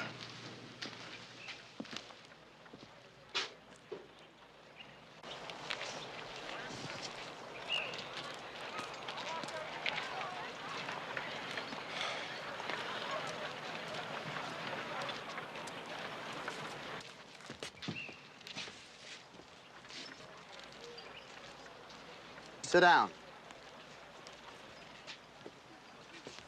Randy tells me he observed you meeting with my daughter. He said you were behaving in a carnal fashion. He felt ashamed of both of you and couldn't go on watching. He's jealous, that's all it is, Daddy. Randy's jealous. Shut up, Angie. I'll get to you later. Jennings? Well, I'm in love with Angie. Is that a fact? Well, the moment you decided you were in love with my daughter was the moment you should have given some thought to the rules and regulations of this brotherhood. Yes, sir, I know. I realize I should have come to you first. I'm deeply sorry I didn't... Sorry isn't enough, not by a long shot. You're gonna have to prove yourself worthy of my daughter and worthy of this brotherhood. Yes, sir. Whatever's required, Brother Hobarts, I'm ready to do. Well, that's a start. Randy's asked permission to test you, and I've agreed. Tonight you'll meet in the circle, and what will be, will be. Now get out of here. You too, Randy, get out. Daddy. Daddy, please don't do this. It isn't fair. He's got a right to challenge him. You don't question that, do you? Daddy, I've never asked you for anything. Damn it, child. Randy and I busted you out of that jail. Now, he's got a right to your consideration, and he's got a right to challenge Jennings. Well, and I'm grateful to you and to Randy, but don't I have any rights? If Jennings is the man for you, we'll find out soon enough. He doesn't have to beat Randy, But he has to prove that he's man enough to stand in there with him.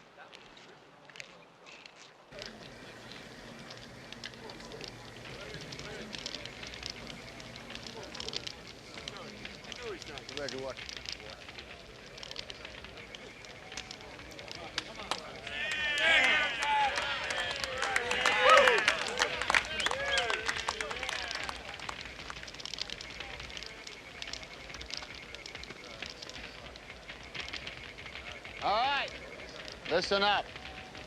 As you know, this is our court of last resort.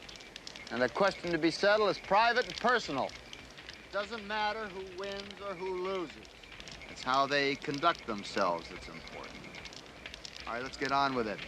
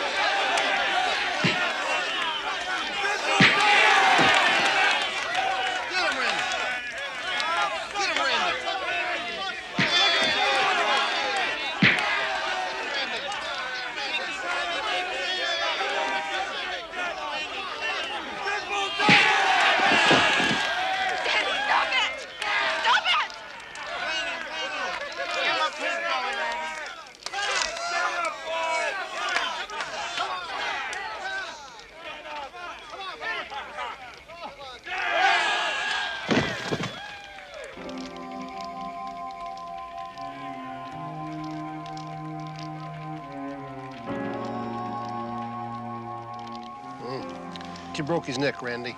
He had it coming.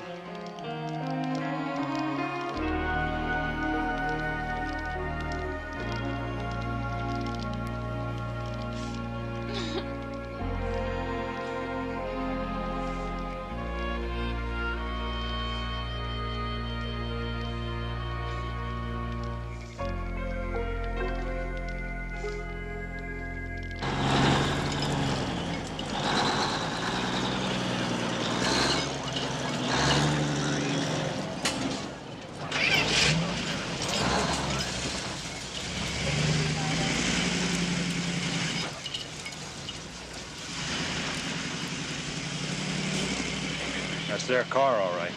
Hope to God they weren't in it. They weren't. We checked it out before the tow truck got here. Searched the area, too. No sign of anyone, alive or dead.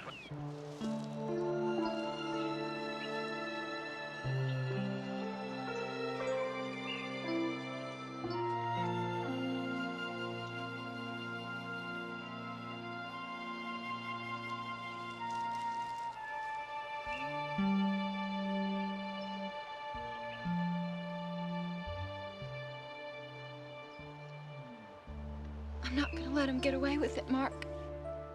I promise you that.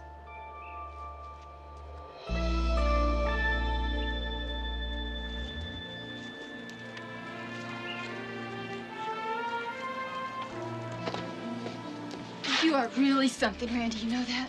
You outweighed Mark by at least 50 pounds and you killed him. He was already beaten and helpless, but that's not enough for you, is it? You had to kill him. It's just something that happened in the heat of battle, Angie. You know what you are? You're a rotten, lousy coward.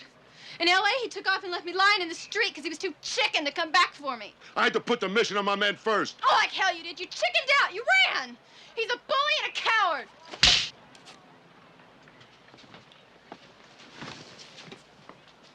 Are you going to let him get away with that? It's not a woman's place to talk to a man like that. Randy told me about leaving you behind. He felt bad about it, but he thought you were dead. What's more important, he had the success of his mission to think about. Men will do what they have to do, Angie.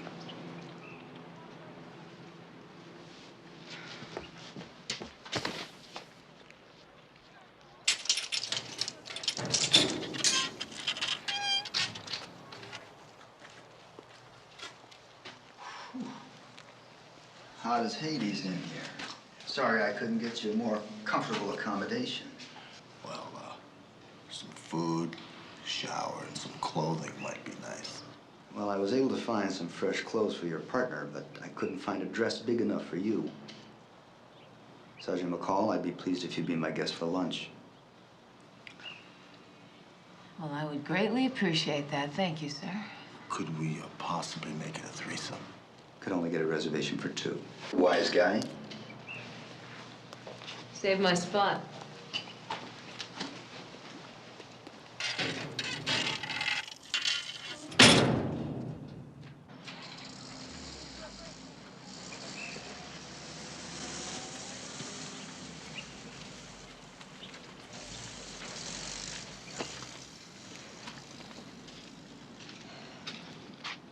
Never thought a cold shower could feel so good.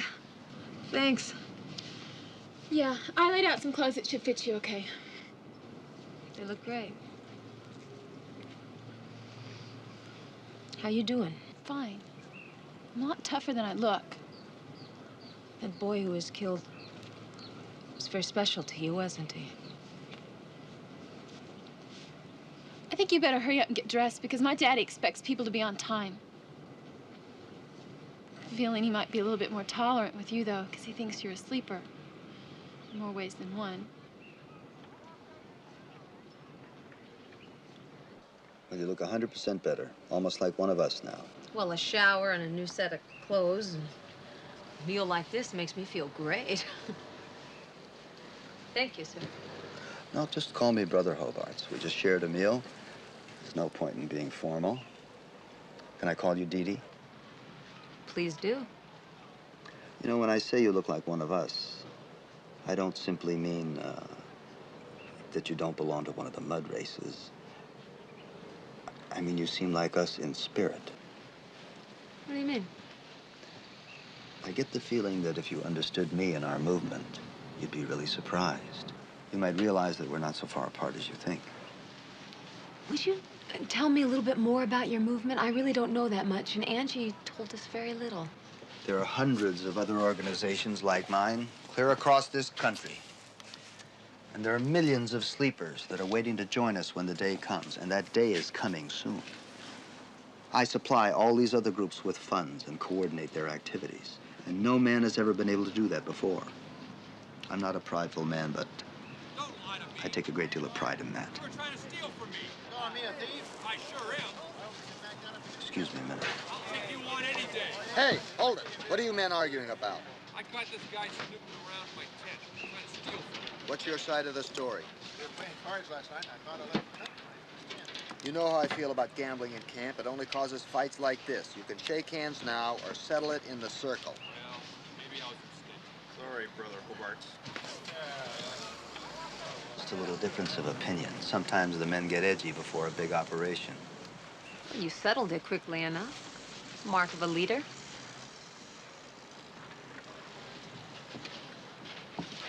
Hold it right there. It's empty. You think I'd leave it loaded? Guards! Give me that. Give me that! Give me the other one. What, do you think I am, a fool? That fight was staged for your benefit, Sergeant McCall. I just gave you a golden opportunity to save your life, and you failed it. I thought you would. Take her to the lockup.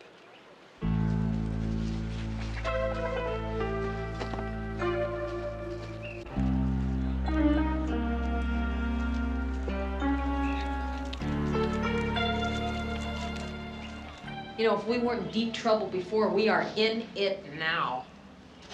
I can't believe I underestimated him like that. Well, he may be nuts, but he's not stupid. I should have played along with him a little bit longer. You know, you don't look very well. As a matter of fact, you don't look very well at all. You're getting worse by the minute. Well, despite the fact that it's 110 degrees, I can't imagine why.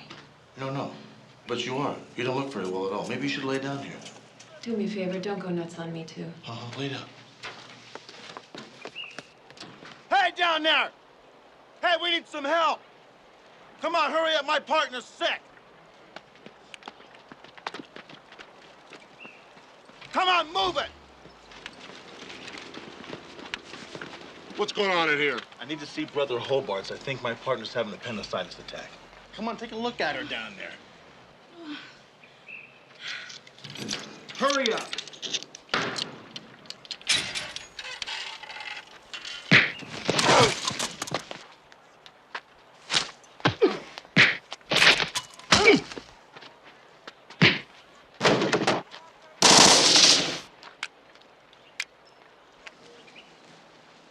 What's going on? They pretended the woman was sick, and when we went inside, they jumped us. Get him back in there and lock him up. If he tries anything, shoot him. What happens to you will be worked out between us. Brother Hobart's. He hit me with a real sucker punch after lying to me and telling me the woman here was sick. So? I want him. I want him in the circle. I don't want him killed unnecessarily. I might need both of them. I won't kill him.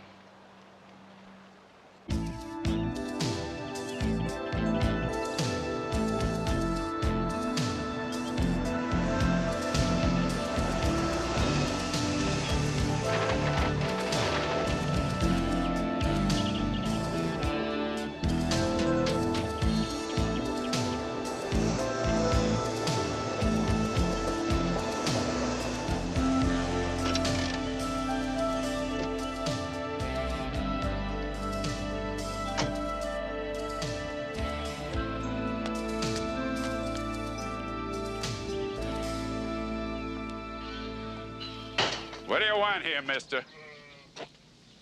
I'm a police officer. I'm here to speak to the parents of Kenneth Hatch. You're too late if you come to hassle our boy. Kenny's dead. Died in L.A. Yes, sir. I know about that. I'm very sorry. What's going on, Dwayne? Oh, for pity's sake, put up that gun. Lieutenant Ambrose Finn, ma'am. L.A. Metro Police.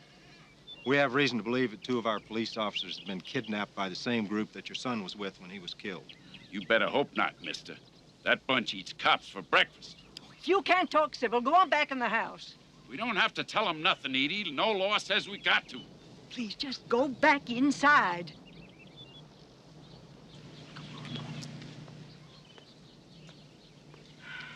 I'm sorry about Dwayne, mister. I've been having kind of a hard time here lately. What with Kenny getting killed? Yes, ma'am, I understand. Do you have anything you can tell me about that group that your son was running with? He never talked about him. Said he wasn't allowed to. Did he give you any idea of where they might be located? No. He wrote us a couple of letters. They were postmarked. Do you still have them? I got some inside. I'll get them. Oh, go on, you old coot. Get inside there.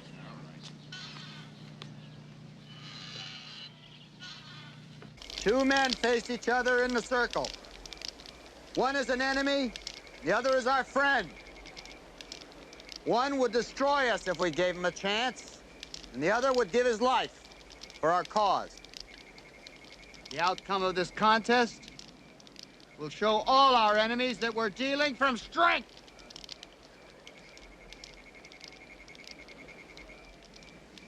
Explain it to him, Randy. Get him, Randy. Get him, Randy.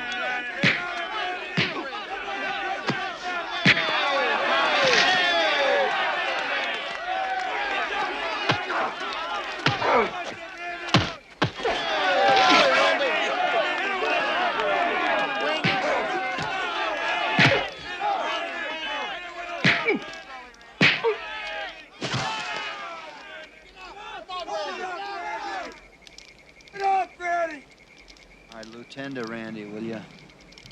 Take the prisoners back to the lockup. Give me a hand. Take him to the tent.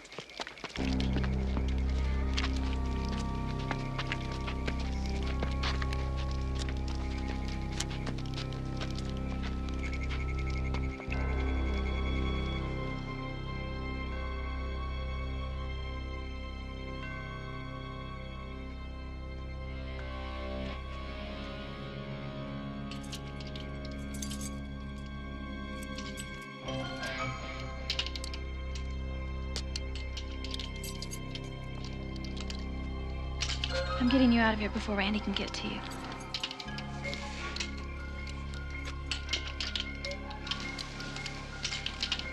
Easy.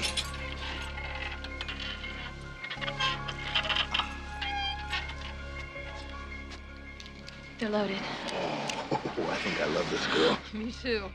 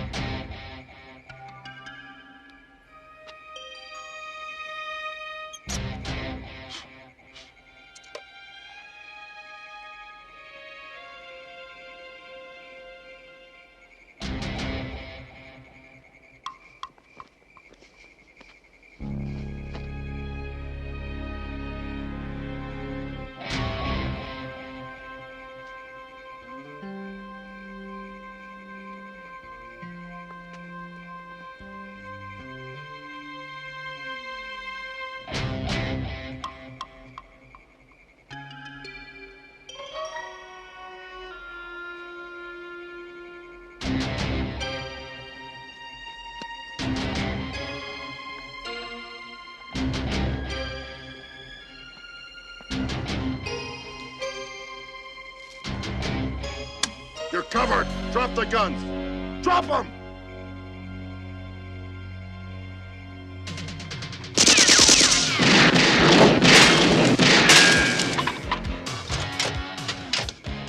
Over here!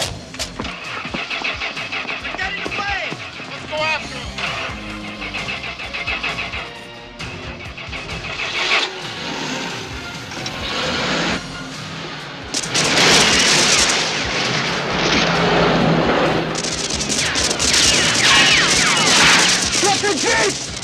They shot Randy. Angie's with them.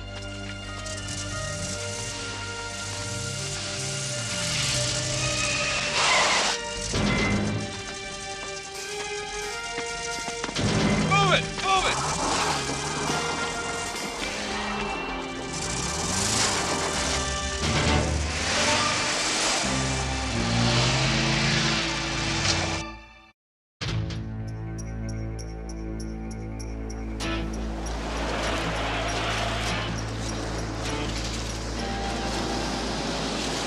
They must have hit the tank.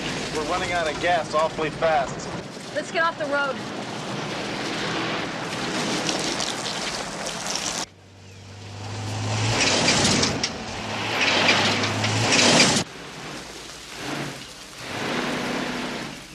That's it, everybody out.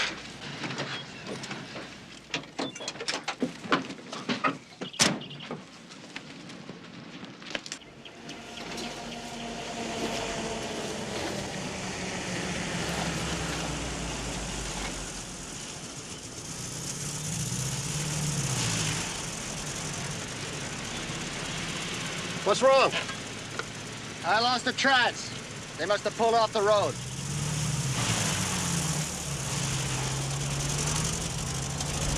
How far is the highway, Angie? 12 miles by the road, maybe 10 this way.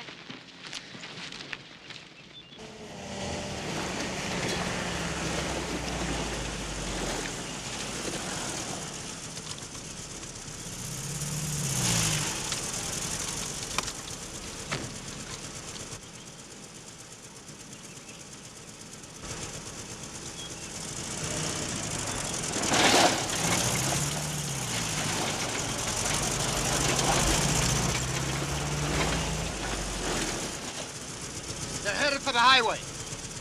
We can't let them get there no matter what. Angie's with them.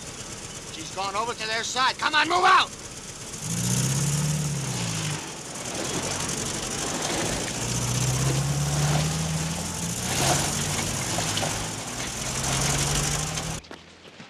Oh, we got company. Pistols against rifles don't count. We're gonna have to go someplace where the Jeeps can't. Like right up that mountain face there. Let's keep going.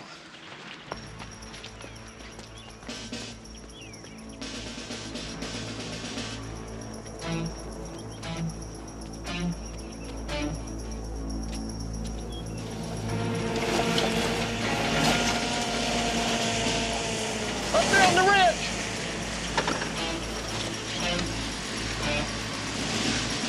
Now, they won't get far in this country. All right, leave the Jeeps here.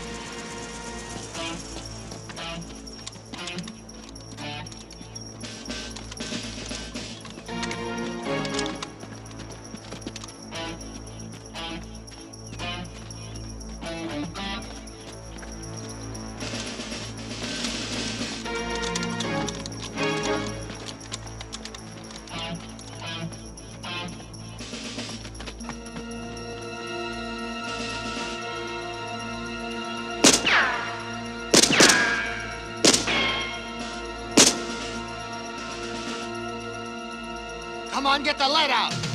We gotta get him in rifle range.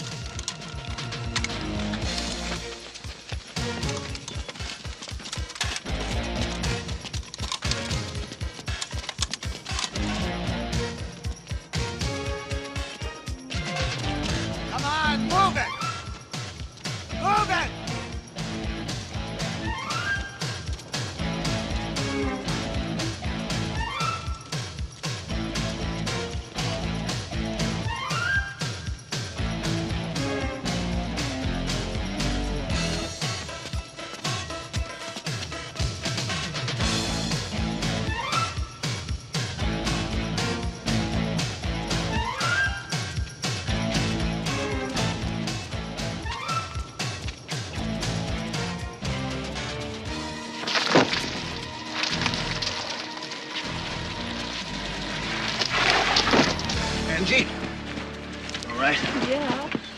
your knee? Yes. Can you walk? You go on. My dad's not gonna hurt me. No, come on. You're gonna have to tough it out here, kid.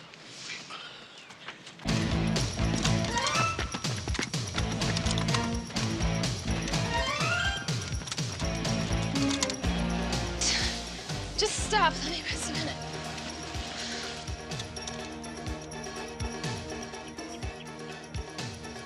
How far is the road, Angie? It's right over that hill. This ridge right here? Yes. Get on. No, just leave me here. Get on! Don't give me any problems here. Tough enough as it is with your complaining.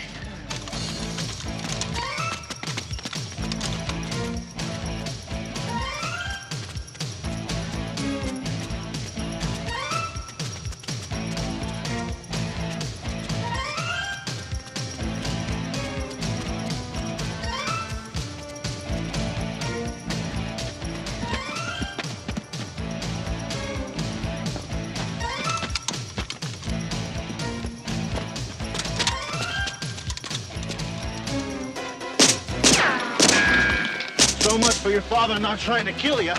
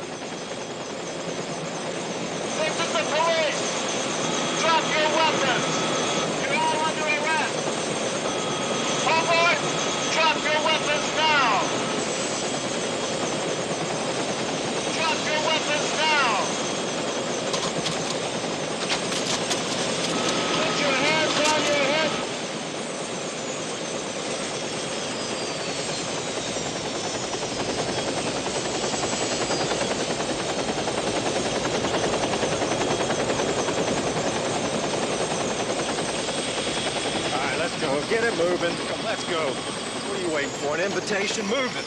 Move it. Come on, get it. How's Angie?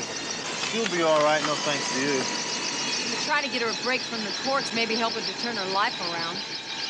But you, Brother Hobarts, are going to prison. Half the men you'll meet there belong to those mud races you were talking about. They're gonna like you.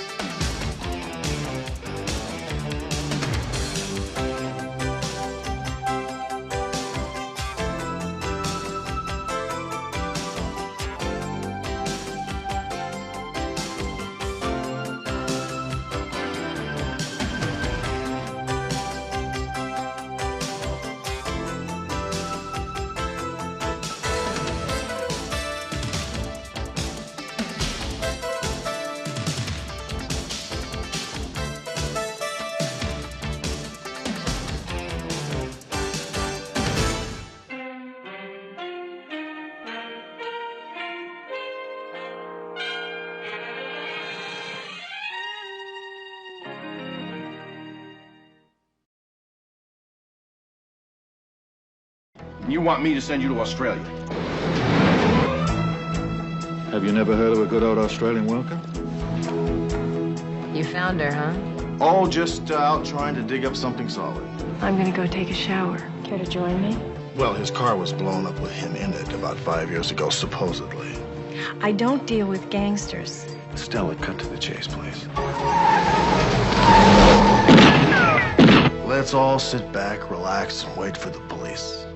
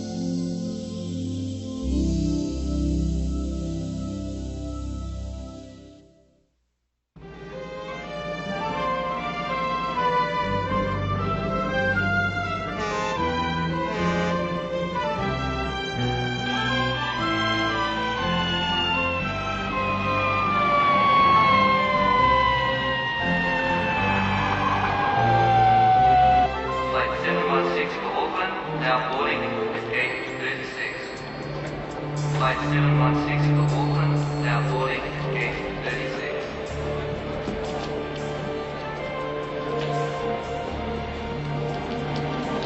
Flight 111 to Canberra has been delayed. Please consult arrival monitor for further information. Flight 111 to Canberra has been delayed. Please consult arrival monitor for further information. I got here too late. The suitcase is on the bloody plane. Yes.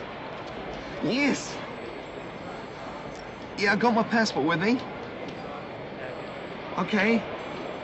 Okay, look, no worries, mate. I'm gonna have to go. Listen, you got any space on the Los Angeles flight? It leaves in 15 minutes, sir. I know when it bloody leaves, but I want is a ticket on it. I have space available. Do you have your passport with you? Yes. Do you have any luggage? What's it bloody hell's it look like, love?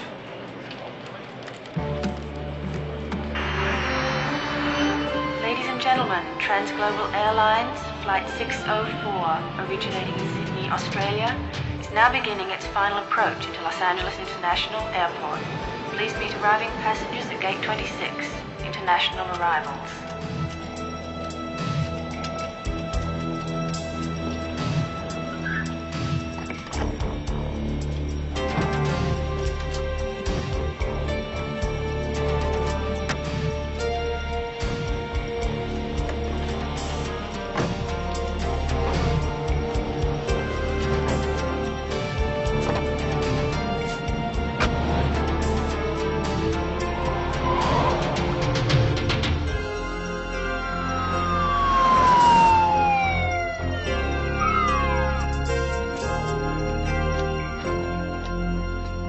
How'd you happen to come over and find her?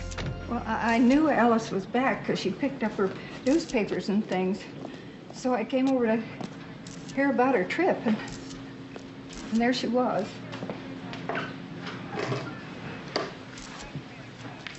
What do you got, Barney? She's got bruises on the inner side of her forearms, like somebody grabbed her and shook her before she was strangled.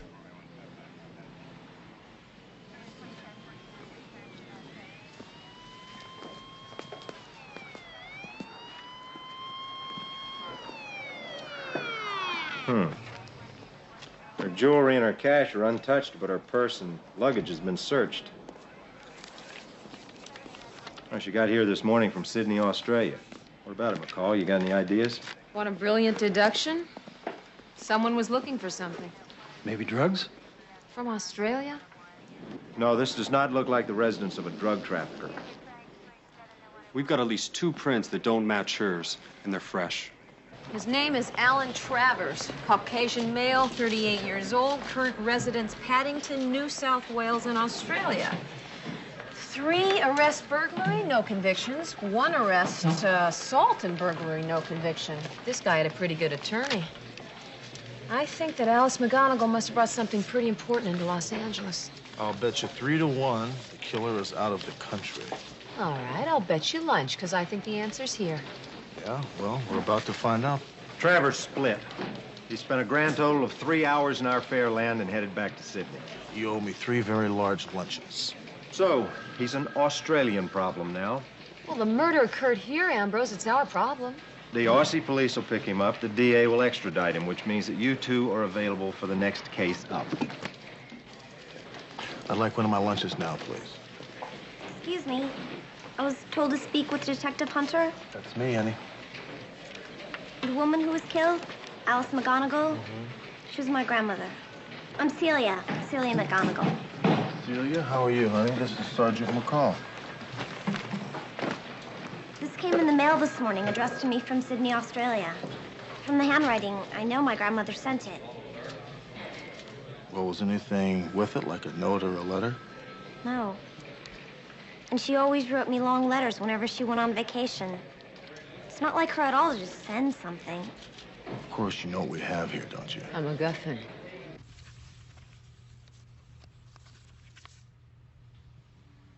Well, that's not Travers. Travers is blonde.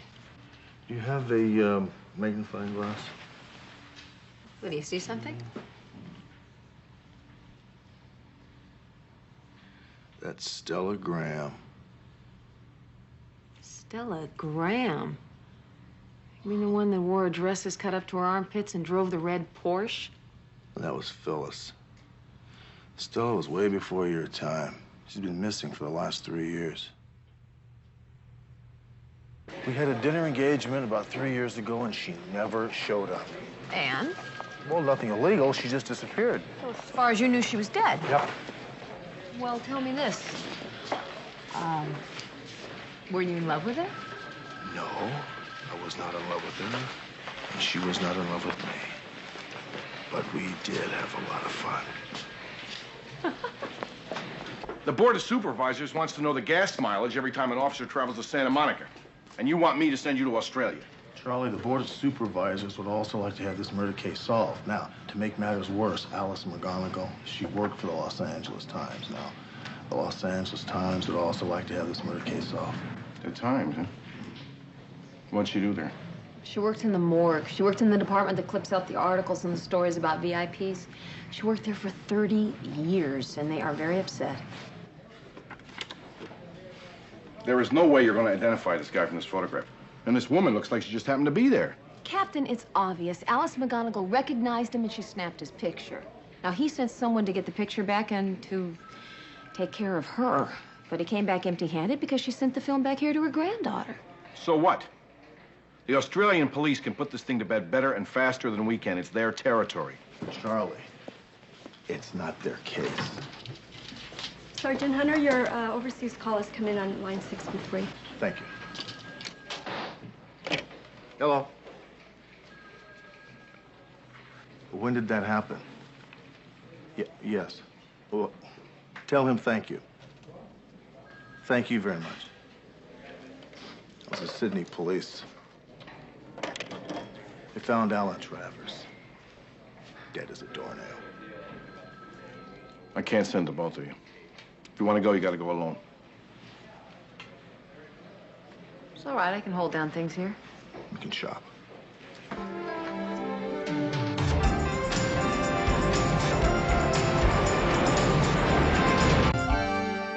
McCall, it's not going to help to blow this up any larger. The ring is just going to get bigger and fuzzier, not clearer. You know, I don't understand this. We can put cameras on Mars and take nice, clear pictures, but you can't do this? The old lady used a typical $49 tourist camera. Camera on Mars cost $20 million. George, I need this. Come on, help me out.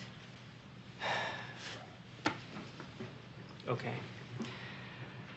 Maybe they can help us over at the Jet Propulsion Laboratory in Pasadena. They have a computer they use for space photos to enhance details. Great. I knew you'd come through for me. Thanks. Ladies and gentlemen, welcome to Australia. We will be landing at the Sydney airport in a few minutes. Please fasten your seatbelts, put your seats in the upright position, and extinguish your cigarettes. Thank you for flying Transglobal. Flight 716 for Auckland, now boarding at gate 36. Flight 716 for Auckland, now boarding at gate 36. Paging Miss Jan Ma to the VIP reception area, please. Miss Jan Ma to the VIP Answer? I'm Desmond Evans with the New South Wales CIB. Oh, great. Want to give me your passport? This is the final boarding call. Flight 16 to Melbourne, Adelaide, Perth. Now leaving at gate 4. Final boarding. This is Russell Woodward, my partner. Russell, G'day, how mate. are How are Pleasure. you? Gee, I didn't expect a welcoming committee. Have you never heard of a good old Australian welcome? Come on, we'll take you to the hotel, get you checked in. Terrific, thanks. Thank you. Flight 78 to Brisbane, now.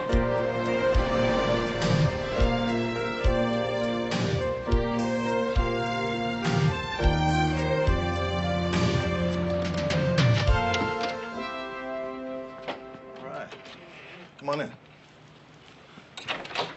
Room okay? Yeah, very nice. Can I get you guys anything? No, we've got to get going, but if there's anything you want, anything you need, give us a call and we'll try and provide. That's because we don't want you to get into any trouble that isn't necessary. I appreciate that. There is one thing. Have you ever seen this woman? Her name is Stella Graham. I reckon Desmond here knows every bird in Australia. Don't you, Des? Well, almost. Pity I missed out on this one. Do you think she's got something to do with Travers? That bloke who got knocked off after he arrived here from Los Angeles? That all depends on who that fellow is. You'll notice Stella's in the shot. Is this the picture Alice McGonagall took? Are you sure they're together, mate? No, I'm not sure. That's one of the things I gotta find out. Is Stella Graham the name she'd be using here? I doubt it. She worked in a bank in Los Angeles.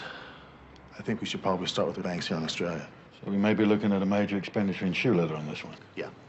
Look, Sport, we go off duty in a bit, but we'll jump all over this thing first thing in the morning. Yeah. We'll stay in touch with you, mate. Appreciate that very much. Did you guys find out who killed Travers? No, we came up empty on that one, but we're still working on it. Good.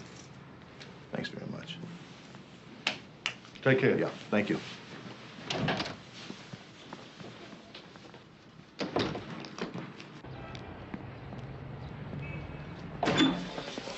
Oh, you're early. Good morning. G'day, mate. I've been going through Travers' file. You might like to start with his girlfriend, Kate Scanlon. She's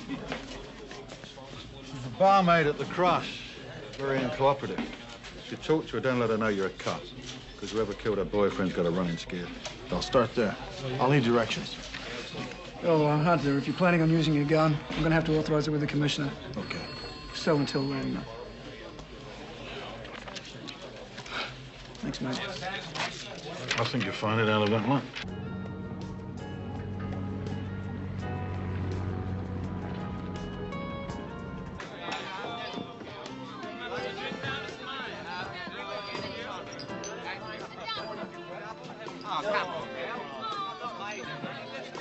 G'day, how you doing? Pretty good. How are you? Yank, are you? Yep. What'll it be? Beer. New or old? What do you mean, new or old? New is light, old is dark. You'd like the new. Give me a new one. You'd have some clean air? No, actually, I'm here on business. My company sells RPM systems for lathes. Lathes? Yeah, thank you. Funny. You look like an American cop. Well, I'm not a cop. Thanks for the compliment, but, you see, my company makes voltage-controlled RPM systems for lathes that work with servo feedback loops. Would you like to hear about the loops? I don't think so. That's better. G'day, Freddie. Kind of the usual?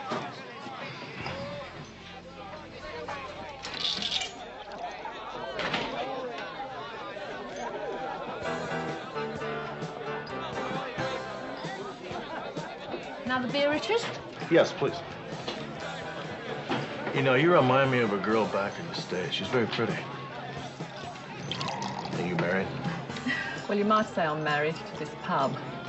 Well, perhaps I could take you to a better one. The last thing I want to do when I get out of here is go to another pub.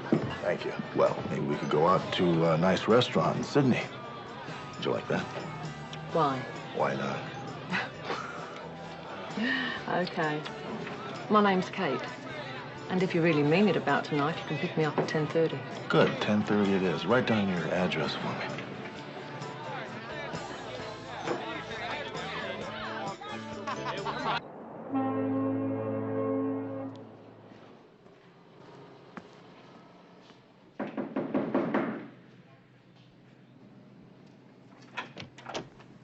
Well, here's a bloke who believes in being on time. How are you? I'm running a bit behind myself. Pull up a pew.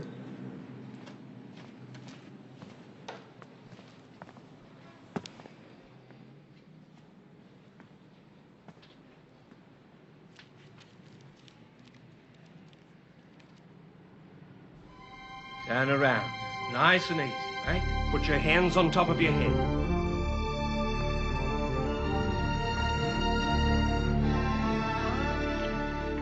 Look, I just came for dinner.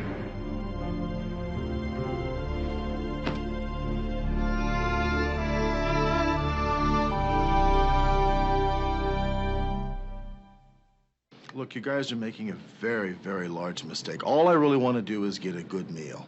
Where's the photograph? What photograph? The snapshot, the one the old lady took. You've got it and we want it. You want to give that to me or I'll blow your kidneys out. It's in my breast pocket.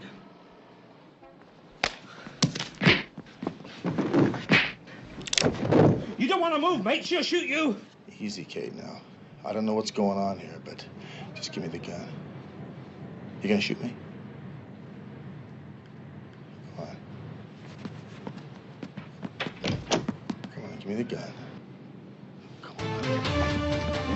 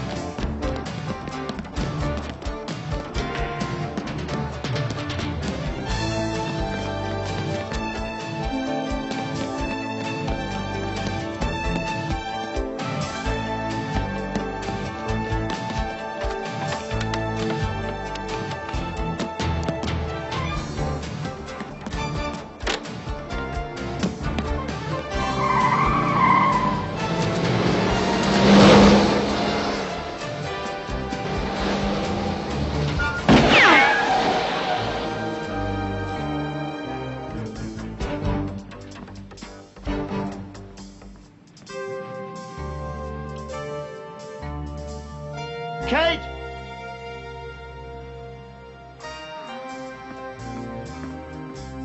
Good. I'll run a check on it, see what I come up with. Oh, Commissioner okayed it. Terrific, thanks. You know, you're right about Kate Scanlon. She's a scared girl. I called Kate Scanlon's boss. He said she called in and said she was quitting, not to send her final paycheck because she didn't have a forwarding address. Well, whoever was that sent those guys after me wants to make sure that he's not recognizable in that photograph. You know, this bloke must be pretty important. Probably an American if the old American lady recognized him. That's the way I look at it. Yeah. How about Stella Graham? No, nothing on her yet. Not through the want of trying either. Thanks for this. Thank you.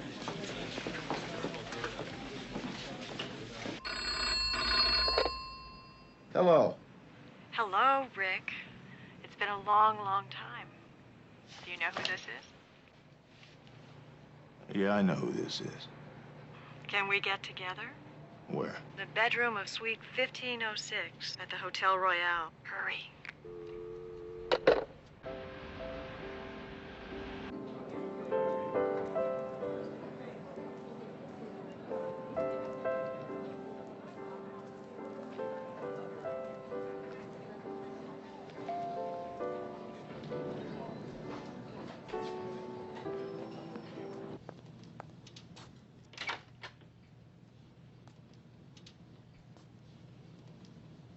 Hi, Stella.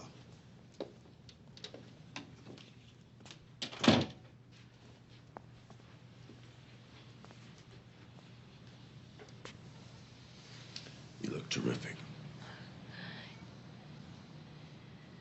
So do you. Now, where's that bedroom?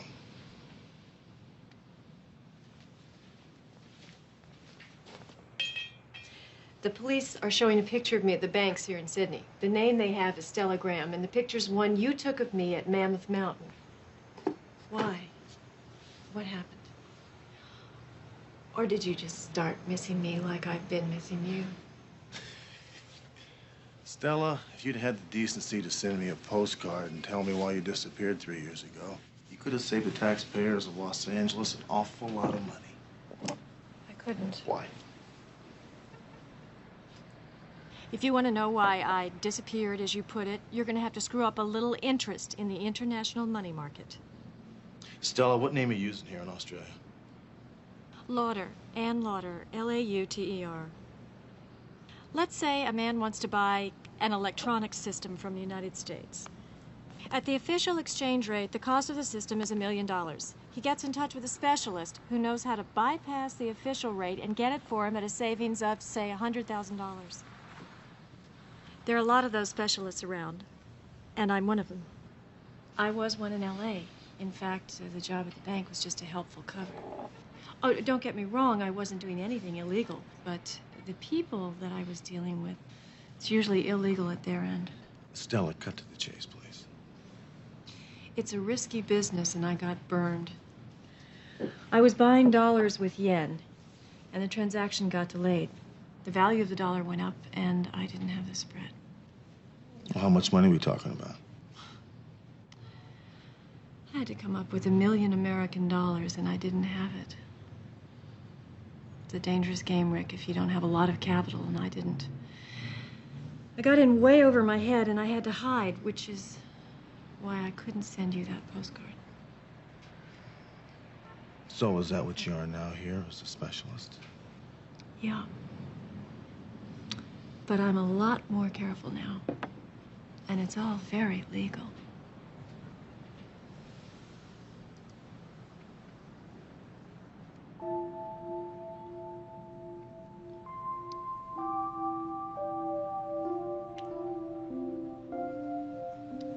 Still angry? I've been thinking about that for the last 3 years, Stella. And what I've decided is, you need a good spanking.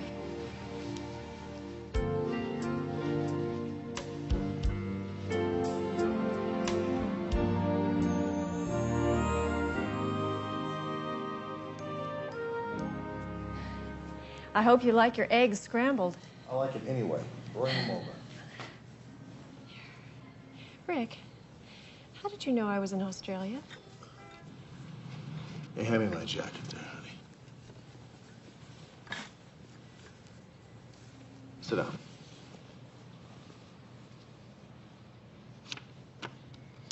Remember that photograph? Yes, I do remember it.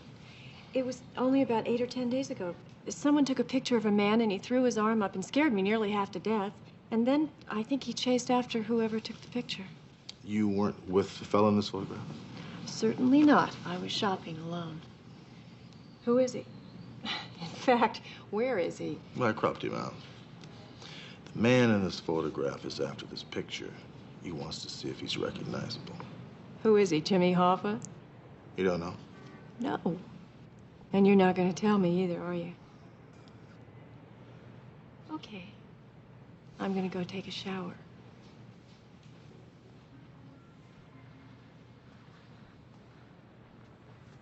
Hey, care to join me?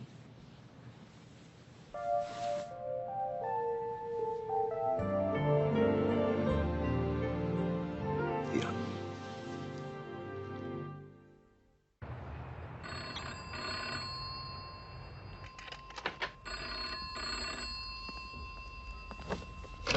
Hello.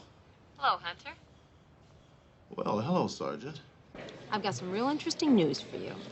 Did you notice that our mystery man, the guy that didn't want his picture taken, was wearing a ring? So? Well, I took the negative to the Jet Propulsion Lab, and I had them enhance it electronically, you know, like what they do with boulders on Mars. And I sent the processed copy of this ring to the FBI. They had a record on this thing. Are you ready for this? It's the class ring of a parochial school in Trenton, New Jersey. That's interesting. It's just that this school had one famous graduate. The guy never took his ring off. I mean, he was superstitious about it. He never took it off. I give. Who was it? Anthony Trenton Tony Paris. Tony Paris, come on. He was blown up in a car 5 years ago. I know that. As a matter of fact, he was blown to bits. They identified the body by the ring and by his dental records. The ring was claimed by his family, and the dentist died a couple of years later. The FBI says the bombing saved Paris from a long prison term because apparently they were getting ready to bust him. Very nice piece of police work, McCall. Thank you. I figure it could have been somebody else's body in the car, and the dental records could have been cooked, right? So, what's your story? Oh, just out trying to dig up something solid. Where were you last night? Don't tell me I got the time zones mixed up either. No, you didn't. Like I say, I was out trying to dig up something solid. You found her, huh? Goodbye. I'll call you later. Yellow. Is this my gang friend? You got a lot of guts calling me here, Kate. How'd you find me? Harry, the bloke with the popped face. He told me who you are. And I found your hotel by ringing a dozen of them. I need to see you. No, you don't. No, thank you. You already set me up once. I'm not going to give you a second chance at it. Listen, I think I can do you a favor. But I can't talk about it on the phone. Yeah, well, you're going to have to come here then. Okay. I'll come over there. When?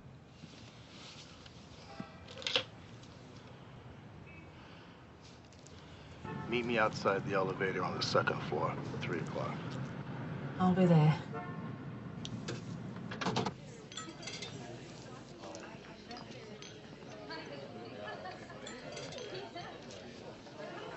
Hi. Hello. I want to be as close to you as I can possibly get. I got here early because I have to leave you again in exactly 1 hour. Oh, no. Can we have dinner here tonight? Certainly. Thank you. 6:30? I know that's early, but I want to go to bed early, too, before I get tired or sleepy or anything like that. Good thinking. You know Tony Paris? Well, I've heard of him, of course.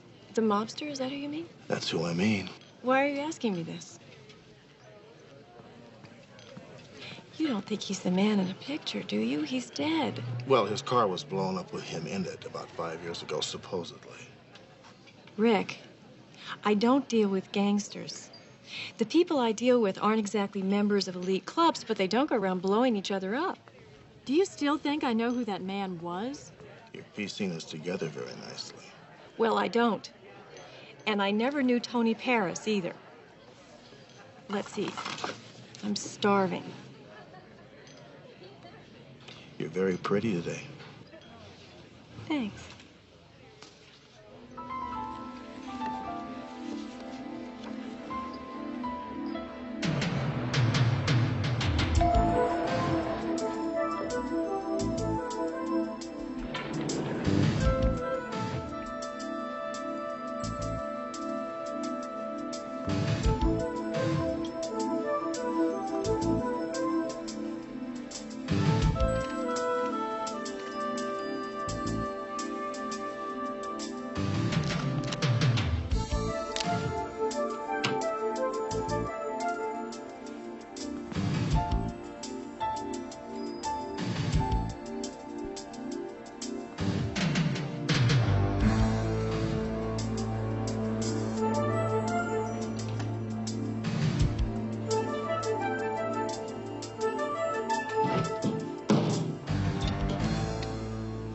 Should I bother with underneath the bed?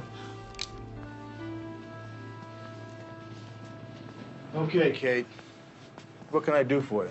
I need some money. $300. It'll get me to Melbourne, and I can stay there till all this is settled or forgotten. I have a sister there. She's married. They won't find me there. Well, what are you worried about? Harry blames me for not using that gun when I had the chance. He came to the pub looking for me. He thinks I did it on purpose to help you. Well, what do I get for my $300? I'll tell you where you can find Harry. You do want to know, don't you? Well, sure I do. This is where he lives. He won't be there now, but he will sometime after 6 or 7. What can you tell me about Alan Travers' business? He never talked business to me. I really, truly don't know who he worked for or what he was up to. I really don't. But he did know Harry. Yeah. They were mixed up together. You'll get your money as soon as I find out you're not trying to set me up again. Look, Harry forced me to set you up. I've got nowhere to go. I can't go back to my flat.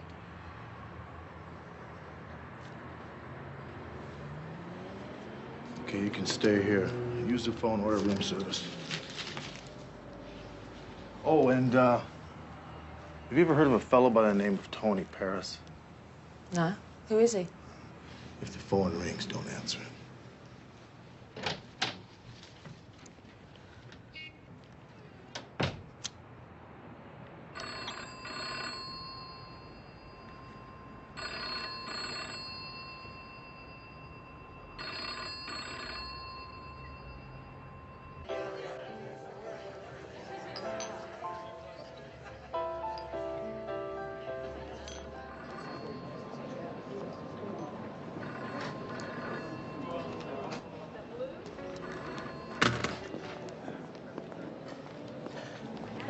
Excuse me. Did Ann Lauder in room 1506 leave a message for me? Rick Hunter. That room is unoccupied. The party in room 1506 was a Mrs. Mary Clark, but she checked out at 1 p.m. Are you sure about that? She checked out at 1 p.m. today, sir. She checked in yesterday. Excuse me, sir. Aren't you the gentleman I seated at table 12? Yeah. Would be using the table, sir?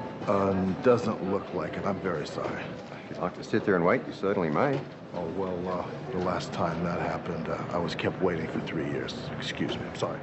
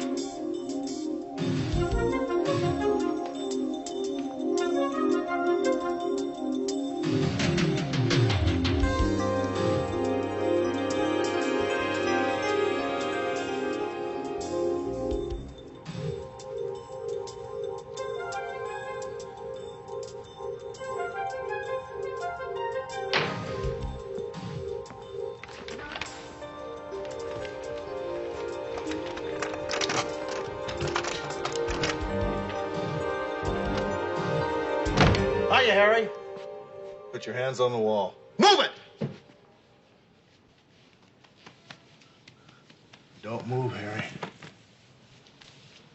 I wouldn't want to have to shoot you. In the chair. Come on. Come on.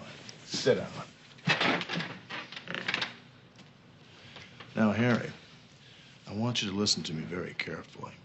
I want you to tell me the name of the man that sent you to take that photograph away from me. I don't know that bloke. I mean, he came up to Oni and me at the pub at Cape Works. Gave us the dough and told us what he wanted. Didn't give us a name. Harry, I want you to tell me what I want to know, or I'm going to throw you out that window. Give me the name.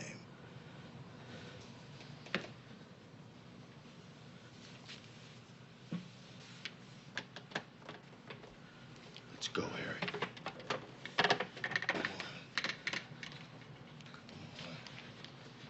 Don't turn around. I want you to see where you're going. See you, Harry. All I got was an address. Where I was supposed to send the picture. I swear that's all I got. Turn around. Come on. Let me have it.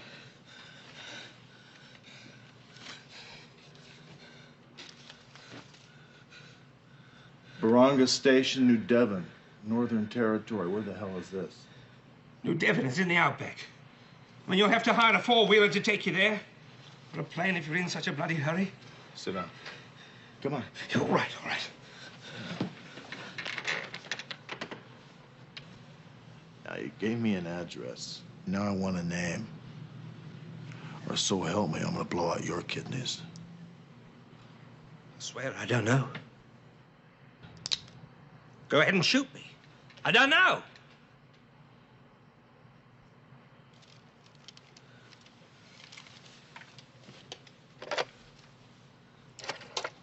What are you doing, mate? Give me the police. I'll give you what you asked for, then you squeal to the cops. Sit down, Harry. Sit down. Yes, ma'am. This is Sergeant Hunter. I'm working with Evans and Woodward of your CIB. I've just made an arrest. I need some assistance, please. Yes, I'll hold. Look, mate, that address was dinkum. Why don't you be a good bloke and just let me slip away into the night? Harry, I'm not gonna tell you again. Shut up and sit down. Yes, ma'am. Good. I'm at 410 Edmonton. Yeah, room 312. I will. Thank you very much.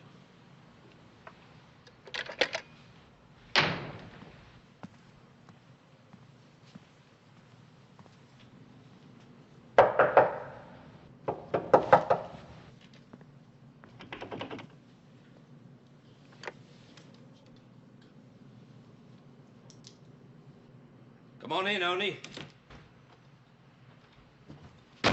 Hi, Oni. Get your hands up here. Move it! Sit down on the couch, Harry. Okay, Oni. Get your hands up there.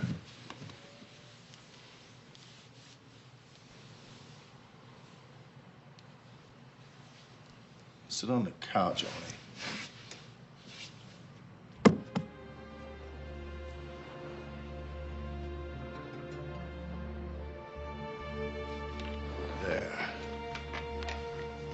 Let's all sit back, relax, and wait for the police.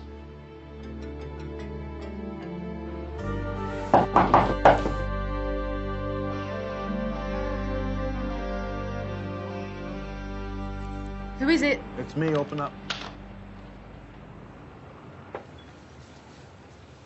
Very cute. Covers more, too. The phone only rang once.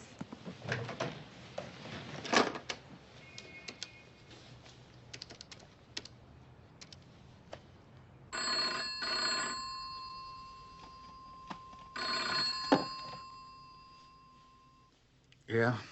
Evans? Wake up, it's Hunter. What's the bloody time?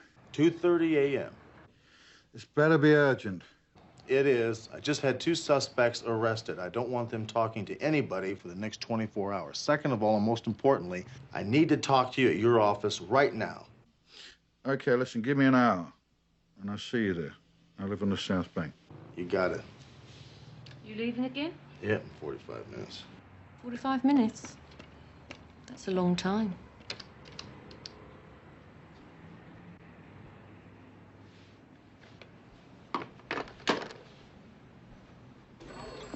Look, fellas, your own computer printout sheet shows that the Baranga station is owned by Leon Burkett. I think Burkett is Tony Paris. Now, before it gets too late, let's get the warrant, fly to the Outback, and serve the guy. And how do we get the court to issue the warrant? What's the basis for it? 2 counts of murder, 1 attempt on my life. Yeah, sure, I can get a warrant. But supposing this Mr. Burkett turns out to be a fine, upstanding citizen. You're gone, and me and my partner here are left looking like a pair of dills.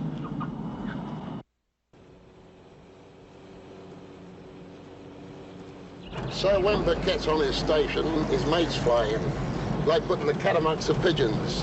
There's never any trouble, though. Is this a working ranch, or is it just a place for Burkett to get away from the city? Oh, no, business. Cattle, mostly. But he's not fair dinkum country. I believe he's got a job in the city. Seems awfully lonesome out here. In the Outback, Sergeant Hunter, a man can see further and see less than anywhere in the world. Privacy was invented here. Does Burkett have an accent? I've never met him, but they say he's Canadian. That's what he says. How far till we get to Burkett Station? You've been on it for the last 20 minutes. The homestead's just over those trees, and the chain gates are about 2 chain down the road. Texans come here to learn humility.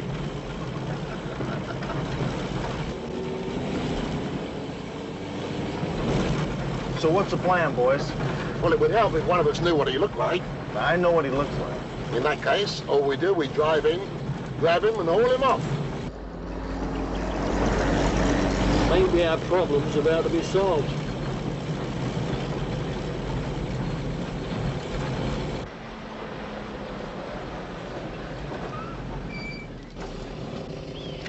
You blokes are on private property. G'day, Jack. I didn't know you were working out this far. G'day, Constable. You're Ferguson. Yeah, what's the idea of the rifles? Didn't know it was you, Constable, but this is private property. When I have a warrant, no property's private. I intend to serve it, so you can put down those guns. Mr. Burkett said to stop you. Yeah, he said to stop you and turn you back where you come from. If you do, you'll be breaking the law. Not only that, but you'll be risking your lives. I'm armed, I intend to come through.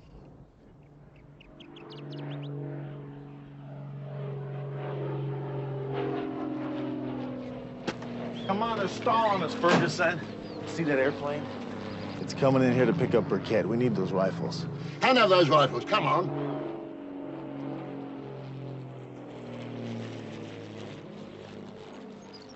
Hey, don't be stupid, fellas. This has nothing to do with us.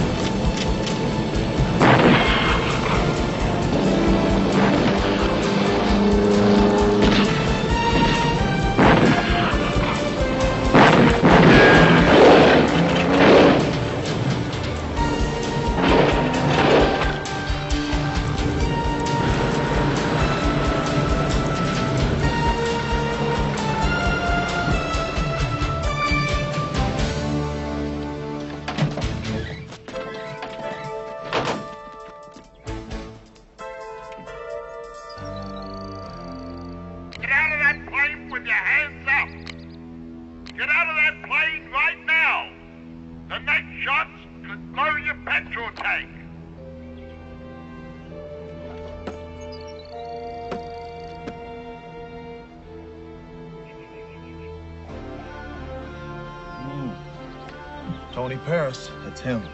The pilot will step out of the plane. The pilot will please step out with his hands raised.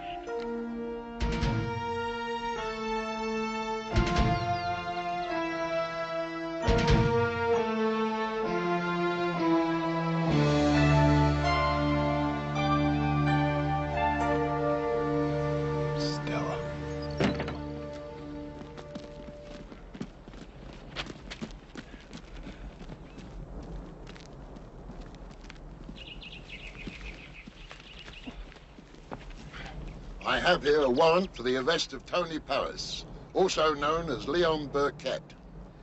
You two will be held for questioning. Into the Jeep, please. I want a moment with her, please. Go ahead. Stella, what the hell you doing? How'd you get mixed up with this jerk? Rick, you're the only man I ever knew that I didn't use. But money came first, and Tony Paris supplied my capital. 2 more years, and I would have had enough to quit. Well, I don't know how deeply you're involved in this thing, but I have an idea you're going to be able to write me those postcards.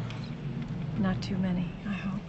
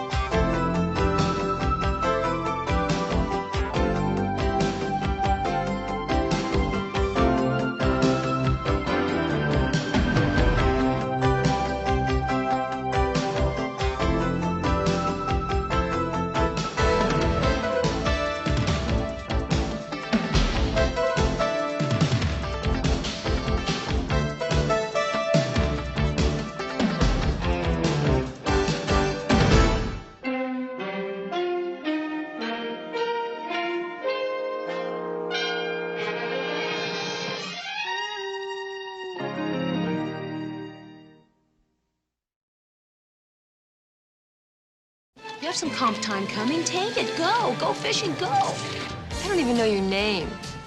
John Dawson. Nikki Raines. Nikki, how are you? Our luck will change. I feel it. I think it already has. You're supposed to be fishing. I am. Can I help it if I gaffed a big one? I guess you did. A hit has been put out on Sergeant Hunter. Oh, come on. You don't believe that, do you?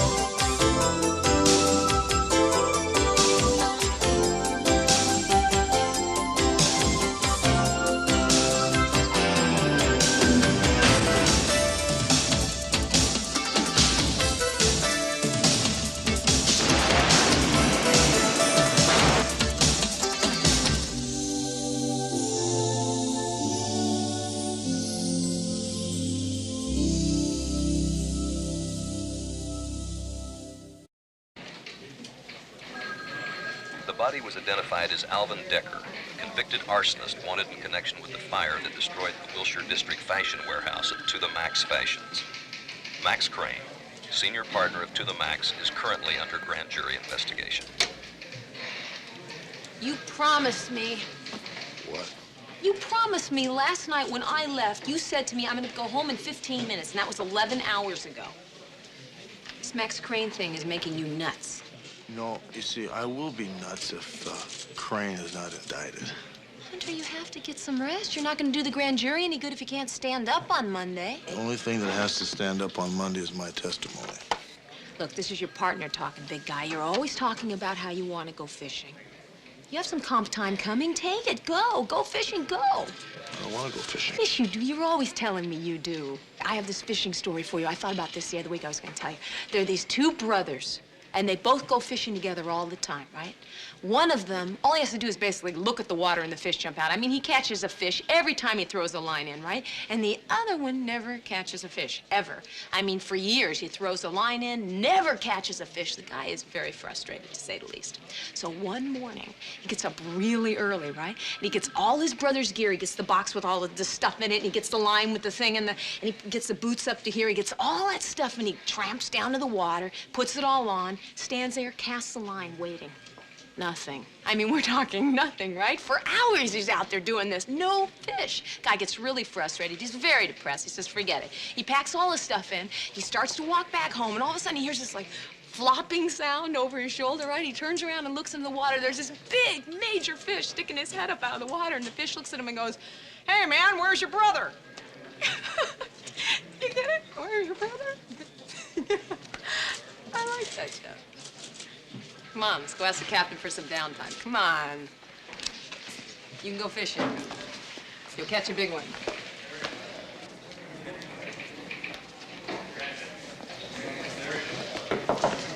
Captain? You look like hell. What, his truck run over you? I've been finishing up a job, Charlie, okay? You have finished that job, Hunter. The rest is up to the grand jury. With what little evidence we have on this fellow, the grand jury will not indict him, okay? Oh, come on, Hunter.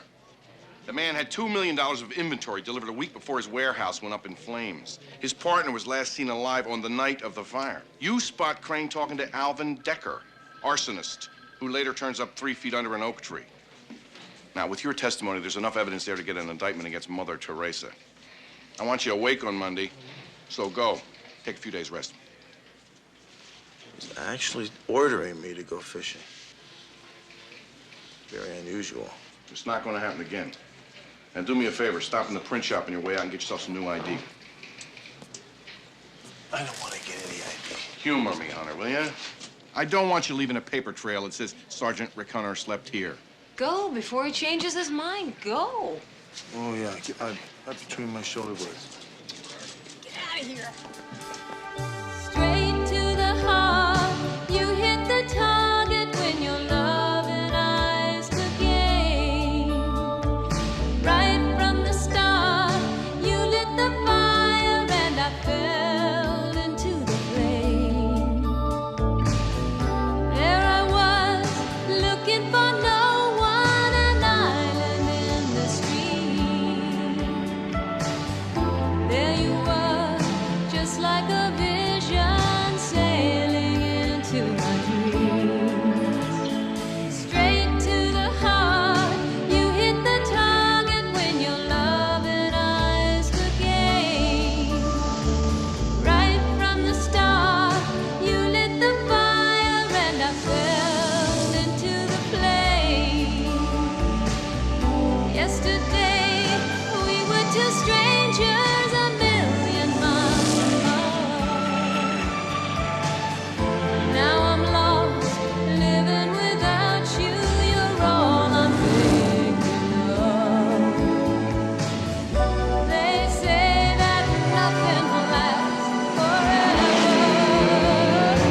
but I will remember when we're far apart.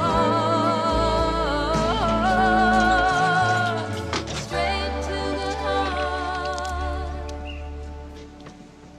Headed up to the lakes? Up from LA?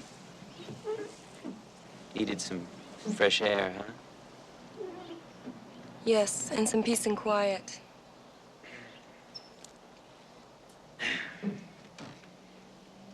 $7.75.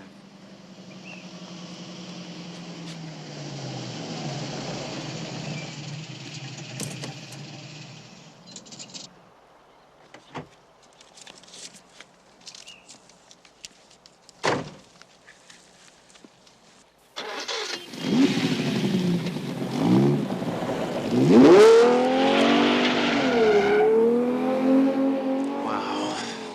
You don't get ones in here like that very often. Yeah.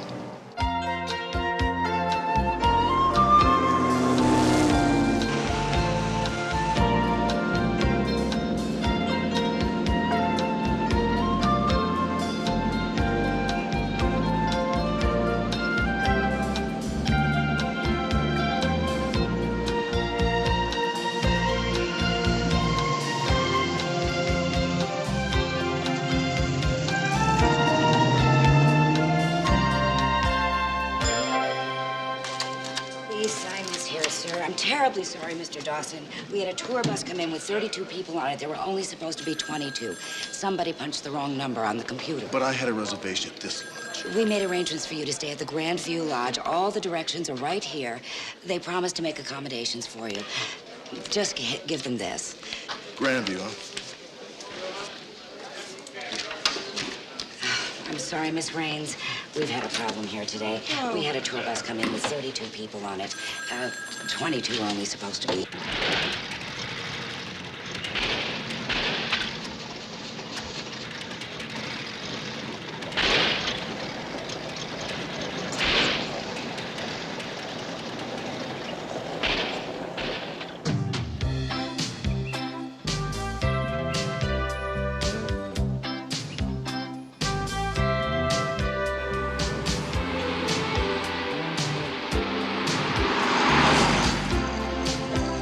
Thank you.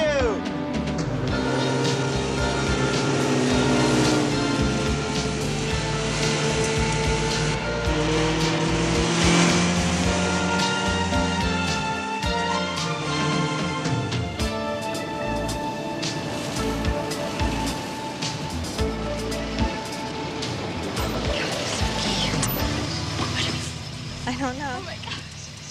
Hi, girls. Thanks for stopping. Got a problem? Arthritis of the field pump. Well, what are you waiting for? An engraved invitation? Thanks. His name's Kyle. He's really a rad mechanic. You want his number? Yeah, where's he located? In Viewmont. Well, that's where we live. Hey, it's only 8 miles from the Grandview Lodge, and every night's a party night. Okay, I'll take the number. And, give me yours, too, will you? His is 74810, and mine's 74626. 626, got it. Kelly's my name, and this is my sister, Chrissy. Kelly and Chrissy. She's shy.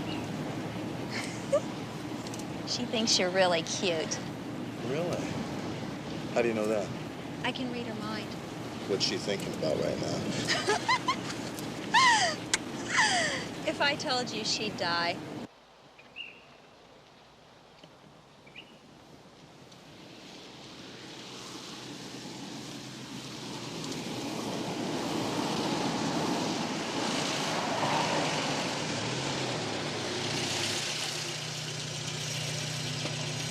Kelly, Chrissy, thanks very much for the ride. I appreciate it. Hey, don't forget to call Kyle. If anyone can fix your car, he can. It's your brother, right? How'd you know that? I bet Chrissy's fine.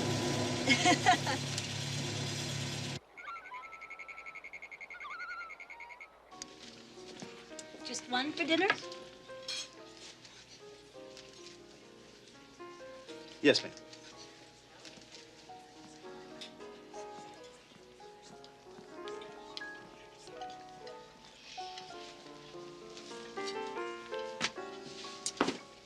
Thank you.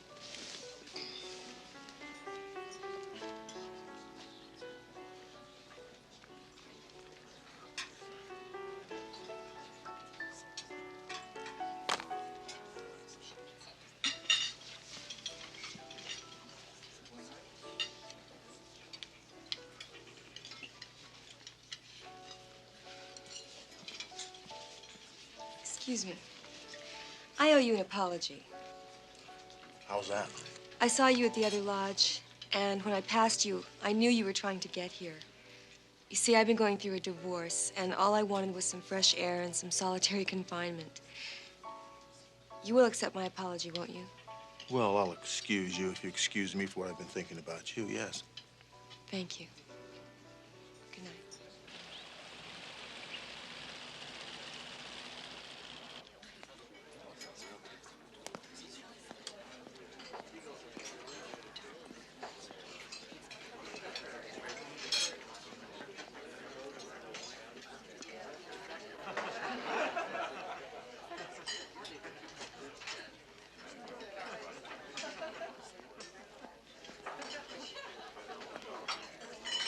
May I sit down with you? Certainly. I feel kind of like an idiot sitting at that table alone, and I don't really want to be hit on today. Well, good. We can sit alone together. I'll have cold cereal and hot coffee. Try the wild mountain berries. They're delicious. With wild mountain berries on it. So, what are you doing here? Just R&R? A lot of R&R. I hope your problems are smaller than mine. I don't have any problems, per se. I'm just trying to get away. I'm in the construction business. I'm in the housewife business. At least I was, until 6 months ago. You could have fooled me. You look like an actress or a model. Well, I was a model once. And then I got married. You married? Close a couple of times, but no cigar. Wish I could say that. The guy started cheating on me the very first year. And then when I finally got fed up, he gets joint custody of our daughter. Please forgive me for rambling on like this. It won't happen again. No problem. Want to talk? Go ahead. No, that's it. I don't even know your name. I'm sorry. John Dawson. Nikki Raines. Nikki, how are you? You, ever do any fishing? Are you sure you're not a cop? A private eye hired by my no-good ex-husband? Do I look like a cop? Yeah, you do. And besides, what are the chances of me running into a man all by himself in an out-of-the-way place like this who looks like you? Well, no, I could say the same about you now, couldn't I? Okay. I'm gonna stop examining it and just go with it.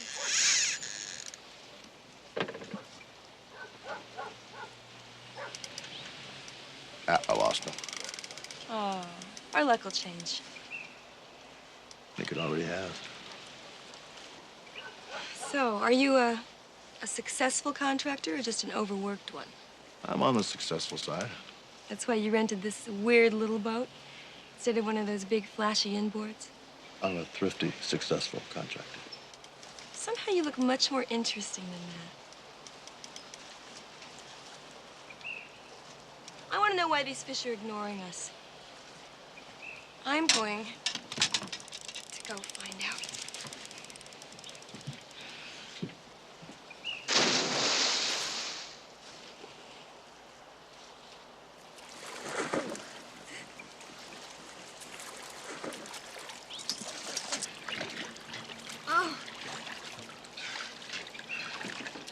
I know the answer.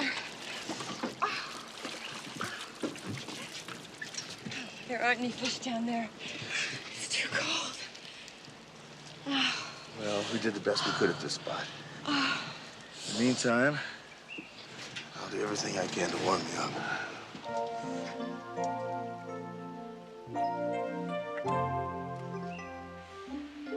I can't believe this. Is this the same woman who told you yesterday that she was looking for solitary confinement? Yeah, same woman, different outlook. Full of surprises. You and me. Life. You know, being a successful but thrifty contractor, I think we ought to consolidate our living quarters. Or I might jump into conclusions. You jump into conclusions. But I was hoping you would. I don't really want to face all the smirks and raised eyebrows back at the lodge. So why don't we just find us a new lake? Start over.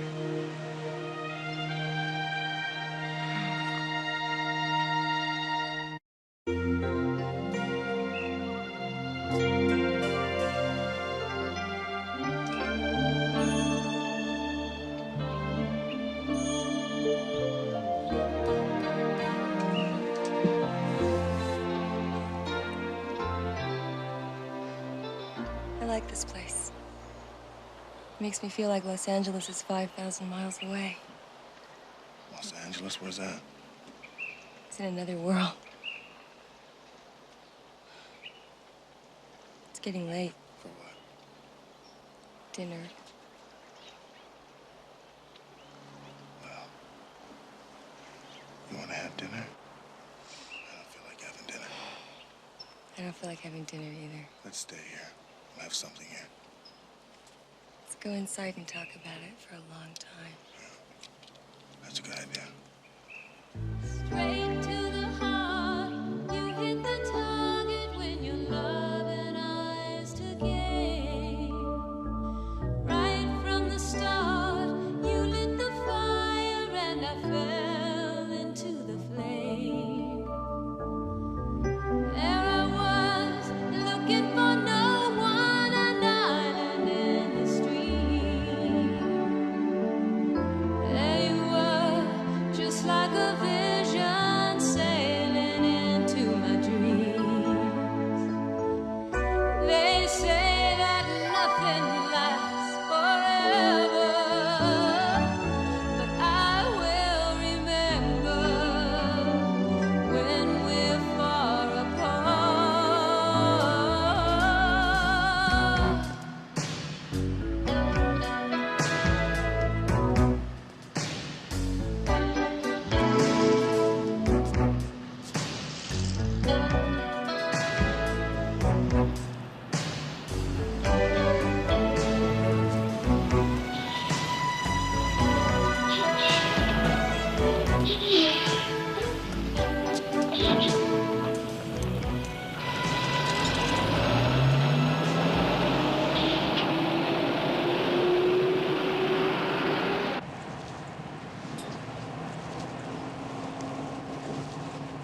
What are you doing sitting here in the back, Sporty? They took care of that sort of thing about 30 years ago. McCall, I do not want you to say anything funny because if I start to laugh, I will cry.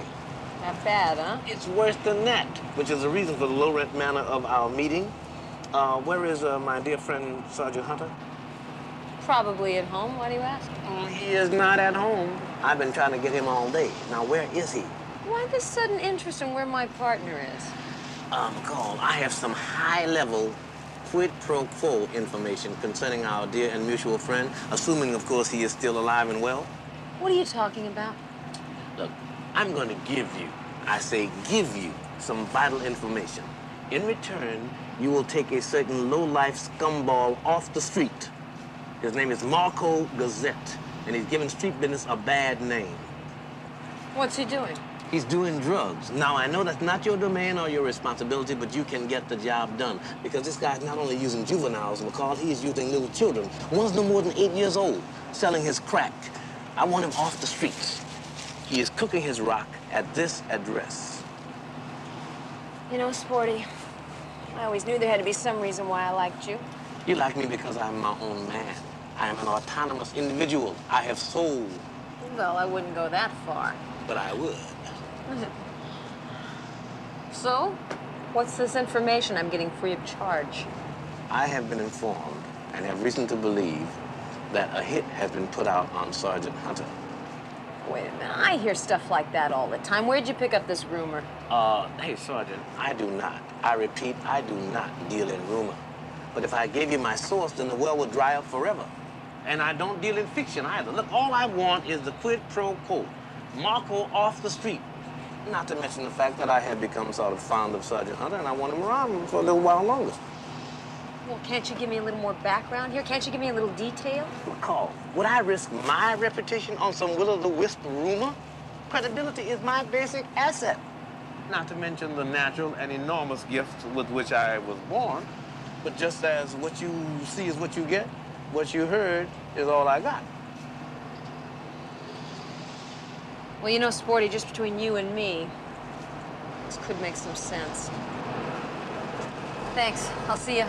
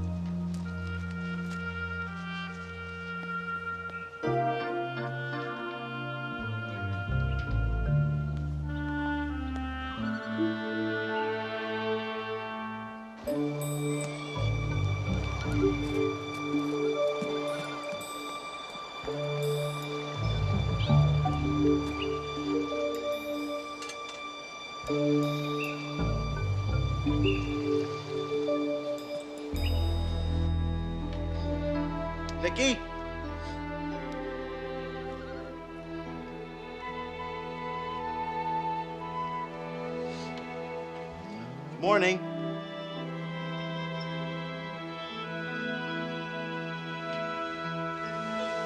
Nikki?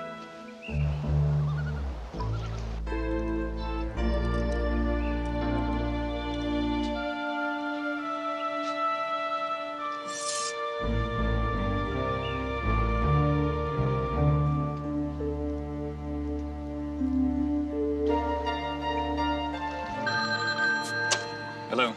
Max, it's me. Right on time. How's it going? Just the way you wrote the script. Then you're gonna get it done today, right? It'll be done. I gotta confess, baby, I wasn't too sure of this deal. I feel better now. I love you. I love you too.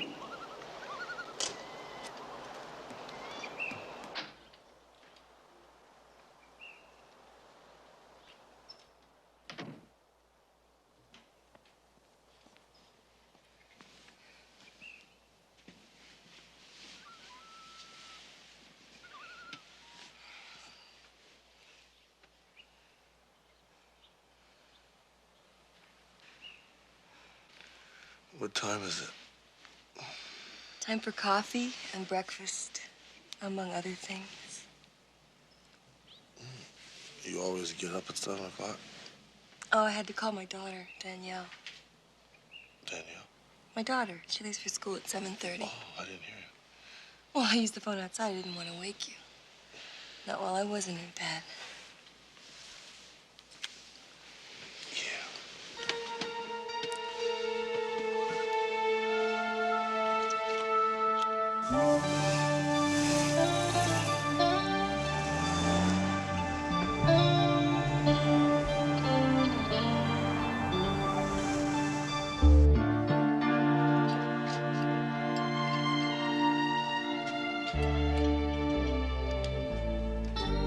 Excuse me, I don't mean to interrupt you, but the clerk at the front wouldn't answer my questions. What can I do for you? I'm looking for a man whose name is John Dawson. The people over at Tanner Lakes Lodge say they sent him over here. He's a big guy. He's about 6'6". Oh, him. Then he is here. Well, no, he checked out. When? Well, the next afternoon. He and that young lady, they just checked out. What young lady? Real beauty. Baines, Raines, that's it, Raines. They drove off together, God knows where. Were they in his car or hers? They only had one car, a red Ferrari Roadster. Thank you.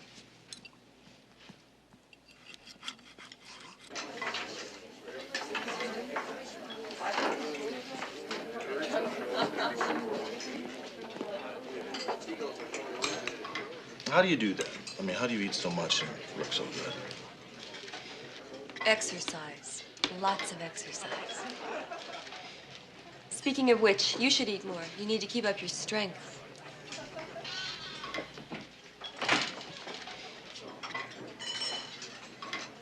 Mr. Dawson? Just tell me one thing. That isn't your wife, is it? No. Dee Dee, this is my good friend, Nikki Raines. Nikki, this is my secretary, Dee Dee. Hi, nice to meet you. You are a very difficult man to find. Well, apparently not hard enough. What brings you around? We have a small problem back at the office. Would you mind if maybe we discuss this by ourselves? Oh, no, of course not. I'll be in the ladies' room. Thanks. Thank you.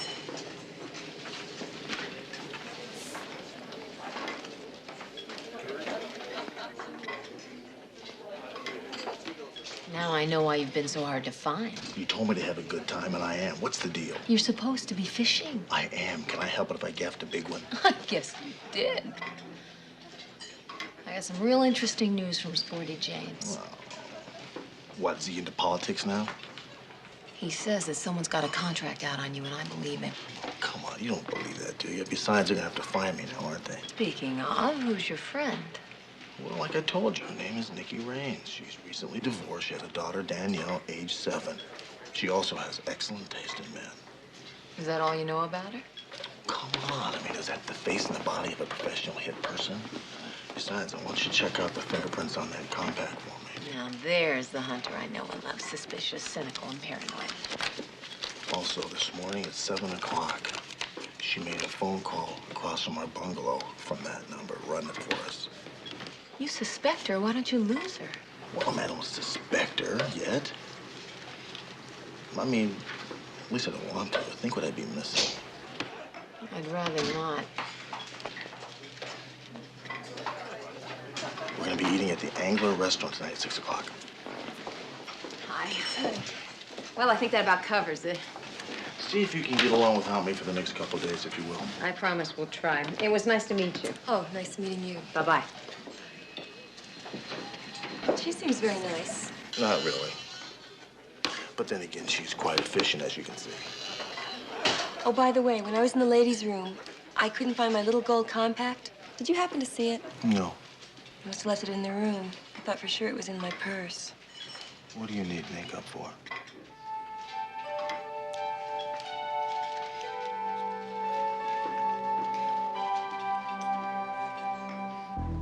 Nikki! Come on, those fish aren't gonna wait. I'll be right down. Hold on.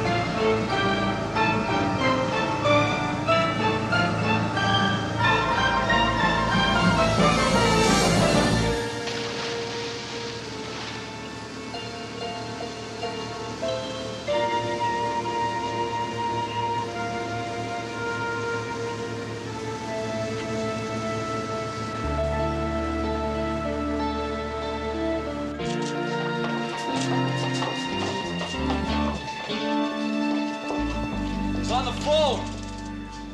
Look, don't hand me that. Well, I don't care what Weiler said. Look, I was running divisions when Weiler was still playing politics at the police academy. Yeah, well, do it my way. What can I do for you? I have to get back to the mountains. Why?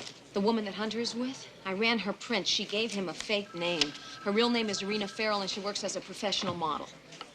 A model with a professional name? That's not unusual, is it?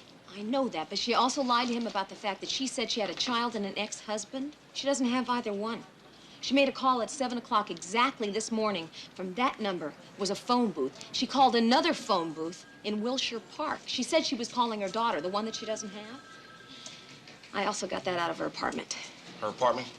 I got a warrant. On what grounds? Exaggerated facts. Look at the label, Captain. To the Max Designs. That's Max Crane's business. You got it. You have any way you can call Hunter? No, but he said he was going to be at a place called the Angler at about 6 o'clock tonight. How long did it take you to get back from there? 2 hours. Well, you go code 3, make it 90 minutes. Go, go.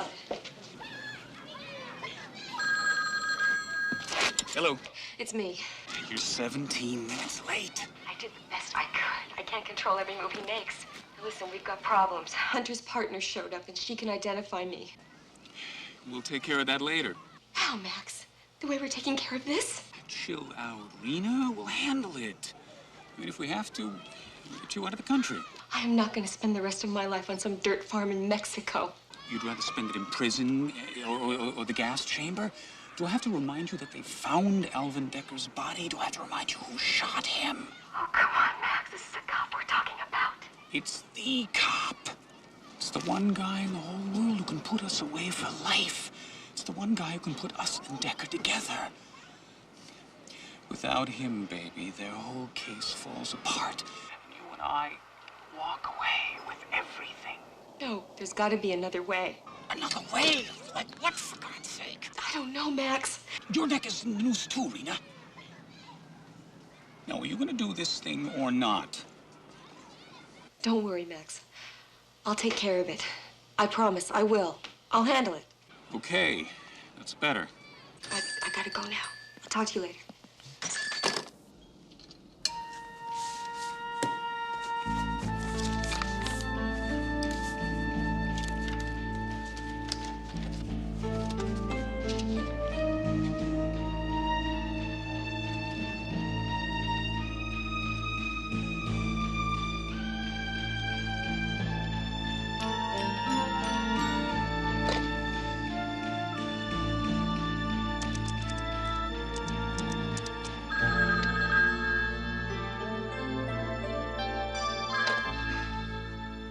Yeah.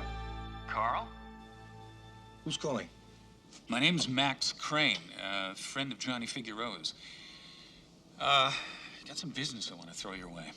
I don't discuss business over the phone. Sure, I understand. How about if we meet? Johnny Figueroa gave you this number? Yeah. What does Johnny Figueroa look like? Hey, we both know what Johnny looks like. He's built like a tank, 250 pounds, 5'11". He's got a scorpion tattooed on his left hand. And what do you look like, Mr. Crane? Me, I'm 6 feet, 165 pounds, blonde hair, blue eyes. Before we meet, I'm checking you out with Johnny. The description better match. Call me tomorrow. Hey, hold on. You don't understand. I need some work done right now. I'm talking urgent. Urgent costs more, Mr. Crane. I don't care. We have to meet now. You know the baseball diamond in Montgomery Park? Leave now. If I don't show up, it means you didn't check out.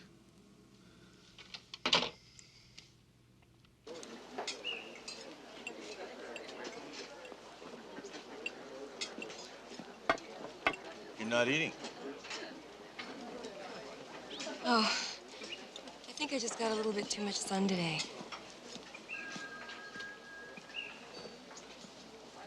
That's not it. I have a bit of a personal problem. Is there anything I can help you with? I haven't been completely honest with you. How's that? Mr. Dawson? Yeah. Telephone for you, sir. Thank you. Hold that thought. Be right back. Thank you. Hello. Hunter, is your little friend still with you? Yeah, why? Her real name is Rena Farrell. I've connected her to Max Crane. Hunter, she is the one that's been sent to kill you. Are you there? I gotta go.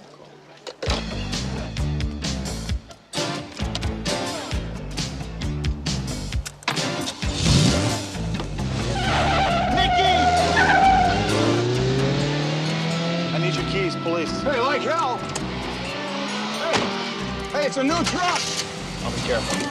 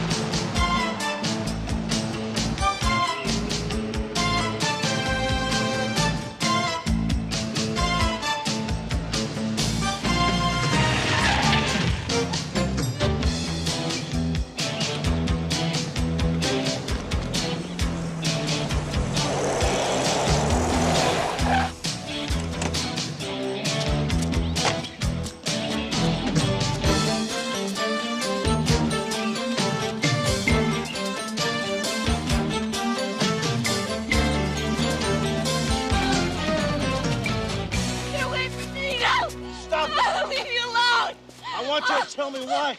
Max Crane sent you to kill me. I couldn't do it. I had a gun, and I had the chance, but I couldn't do it. But why you? Why'd he send you?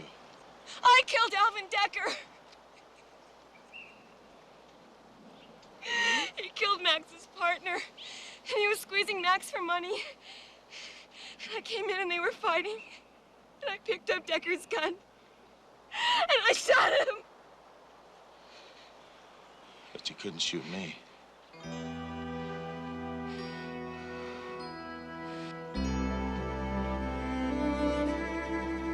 Come on. Come on.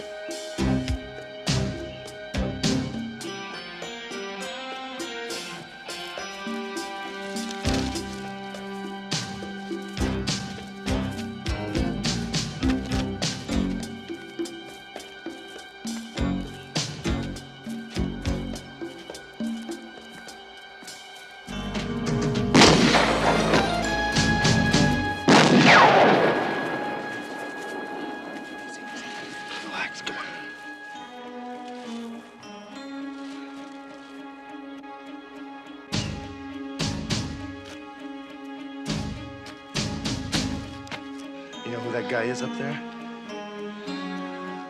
Yeah, well, I do. That's the guy Crane sent to finish the job.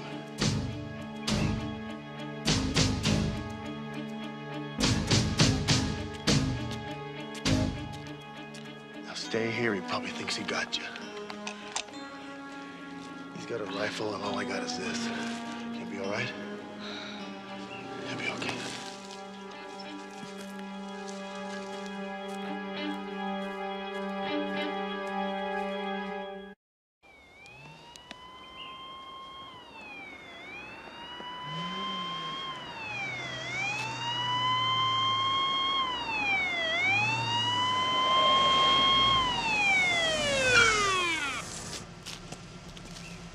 You're looking for that cop that was up here a while ago?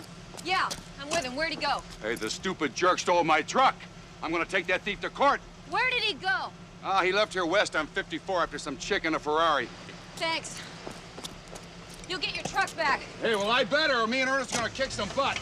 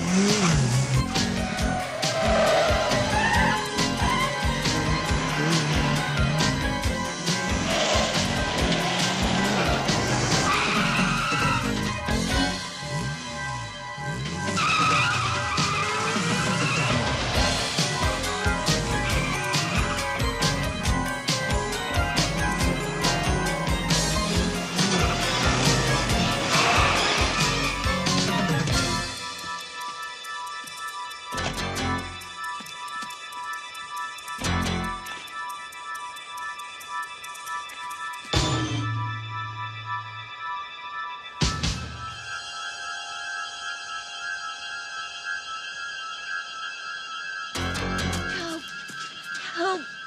Help me!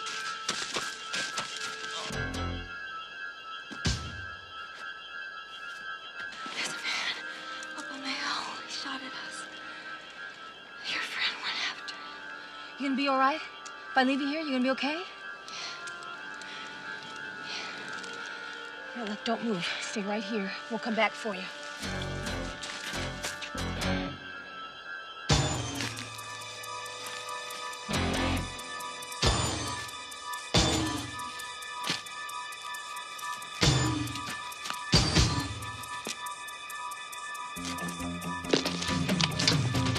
Hold it!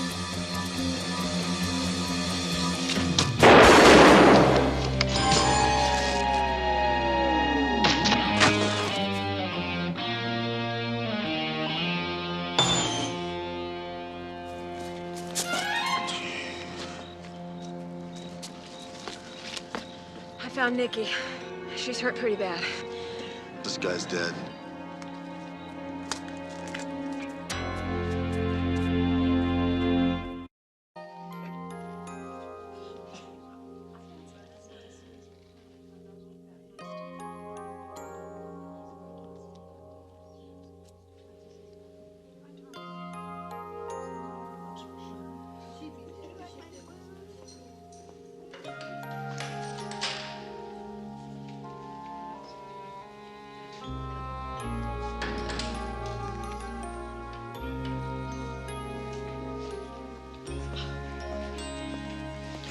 Rena? Rick! I liked it better when you called me Nikki. How you feeling? I'm okay. I'm better on the outside. Yeah, the shoulder's healing pretty well. Good for you. I hope this isn't an official visit. Max Crane was sentenced to 134 years today. Of course, he'll be out on good behavior in the year 2053. I also want to say thank you for not shooting me and for telling the truth. That's all I had left. You're being transferred up to Pleasantville. Doing your 27 months up there will be like belonging to a country club. I also came by to say goodbye. You may not believe this. The time we spent together, that was when I was being totally honest. Telling the whole truth. The rest of it was a nightmare. And a lie.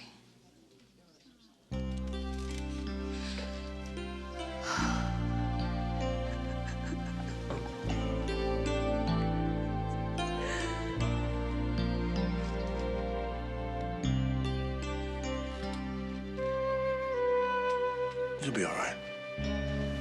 Goodbye.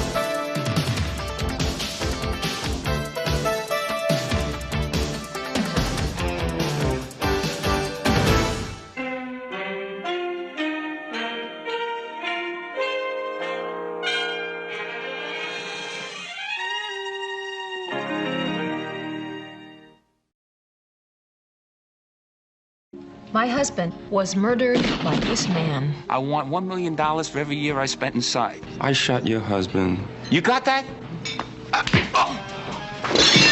IA has instructed me to put you under suspension.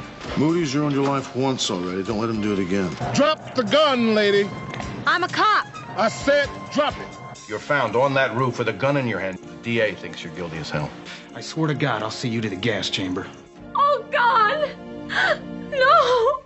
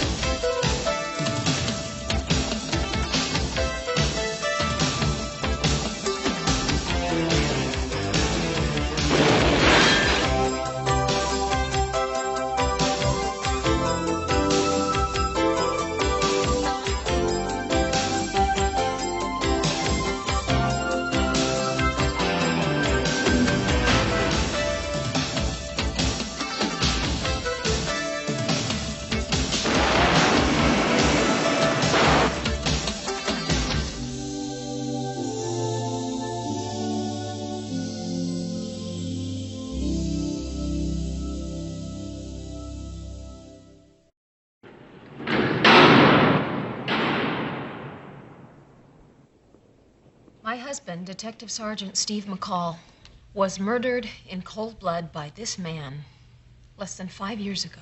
With all due respect and sympathy to Sergeant McCall, the charge was manslaughter, and this is not a trial, it's a parole hearing. Mr. Brevard is right, Sergeant McCall. This is only to determine inmate Moody's eligibility for parole. We have to confine ourselves to the facts of record. Unfortunately, the record doesn't reflect the truth. The most important part of my testimony was stricken as hearsay. That doesn't make it any less true. This man called my husband at home. He set up an ambush, and he shot and killed him. Really, this can't go on. Sergeant, please. Sorry, it's just that one miscarriage of justice occurred when the jury found this inmate guilty of only manslaughter, not murder in the first degree. Now, if you let him miscarry... All right, that'll be all, Sergeant. Please. Mr. Brevard, you may proceed. Thank you, sir. Mr. Moody's conduct as an inmate has been exemplary, and he's shown deep remorse for the act which led to his imprisonment. I'm sure the board will agree that Mr. Moody has earned the right to parole.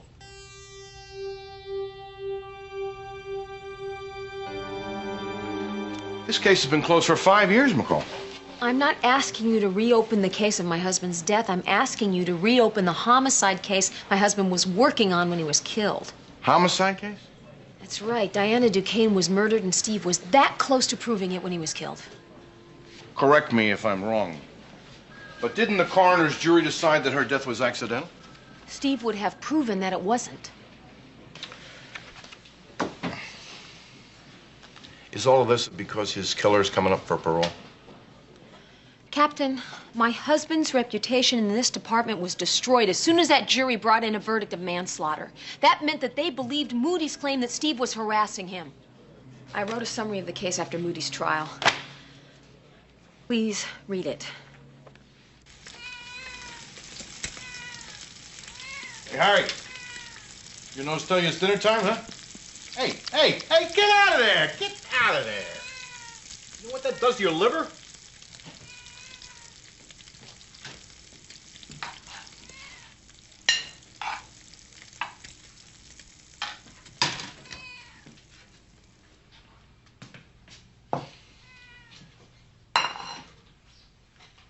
What's the matter? You on a hunger strike? See? Not so bad a life.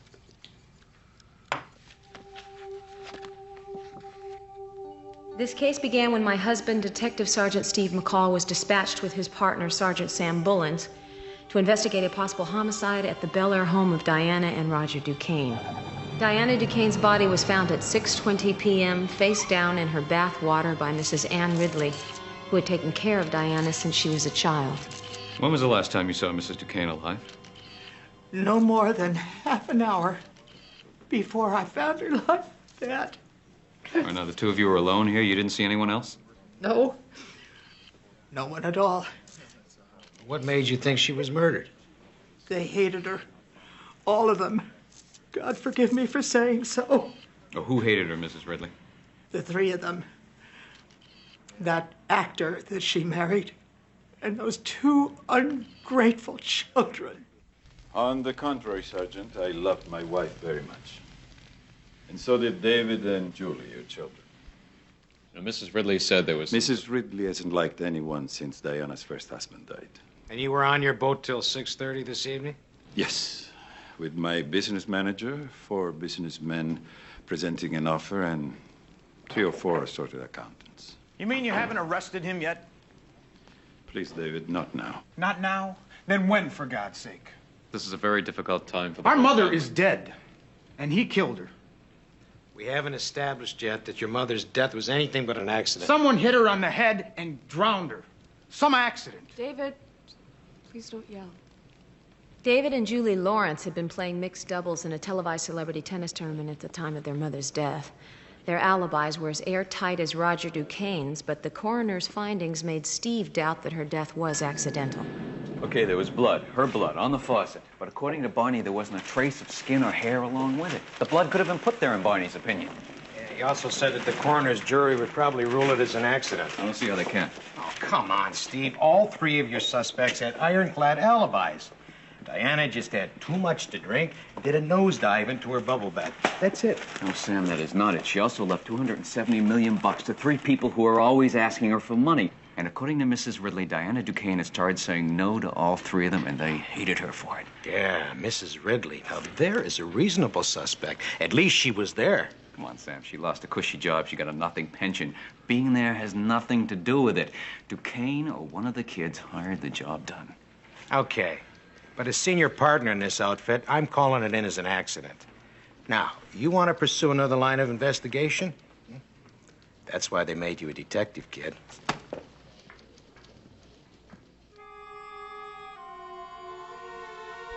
Steve decided to stake out the Duquesne family mansion, and he was getting less than 4 hours sleep each night. But his persistence finally paid off.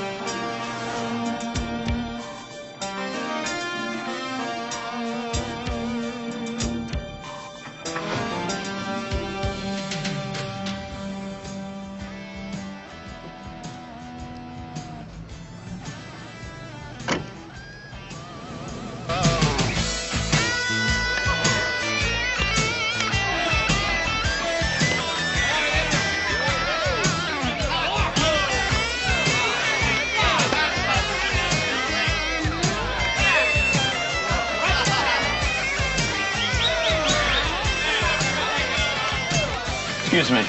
I just walked in here. He's about my height, light brown hair, green leather jacket. You see him? Yeah, I see him. He came in and walked right through the joint and out the back.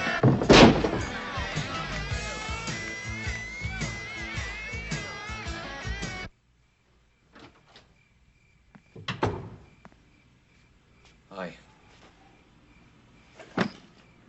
Didn't your mom ever tell you could go blind doing that? So stop me when I need glasses.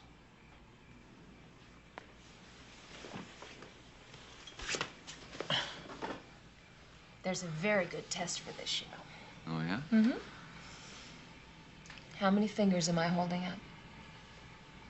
1. It's very good. What is that finger pointing at?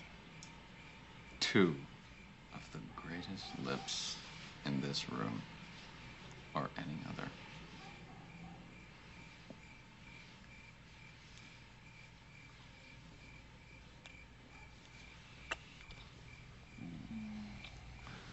You pass. But I think you're going to need regular examination.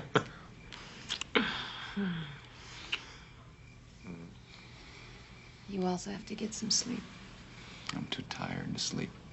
Come on, baby, 5 minutes. Okay, but it's not going to work. Well, you might surprise yourself.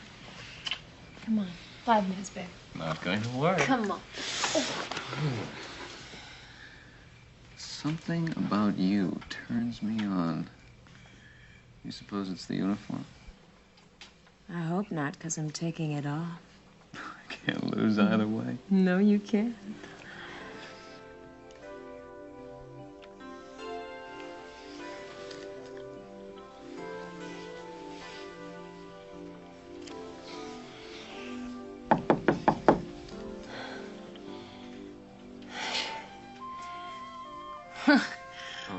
I don't know. Oh, no.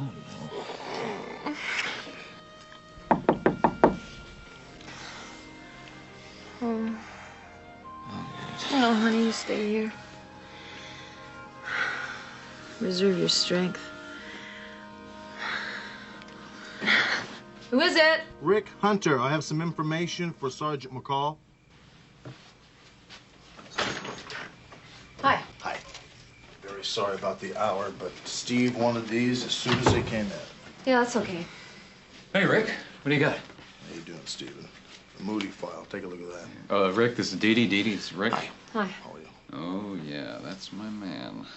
Rodney Alistair Moody. Let's pick him up. On what grounds? Just for questioning.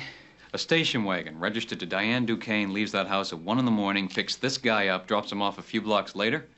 I want to know who's driving that car. Well, yeah, but Steve, if he refuses to tell you, then haven't you just put him and the driver on guard? Is she always like this? You mean smart, careful, by the book? Yes. All right, I'll think of something. I'll call you in the morning. Nice meeting you. Nice to meet you. It's about time all Steve does is talk about you. Ooh, now you know the awful truth. Oh, yes, I do. Good night. Bye. Where were we?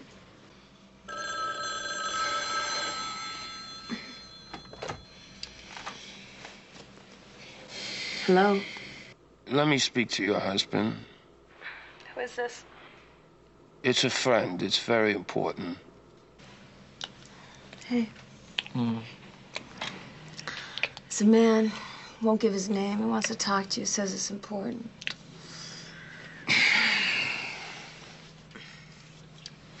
Hello?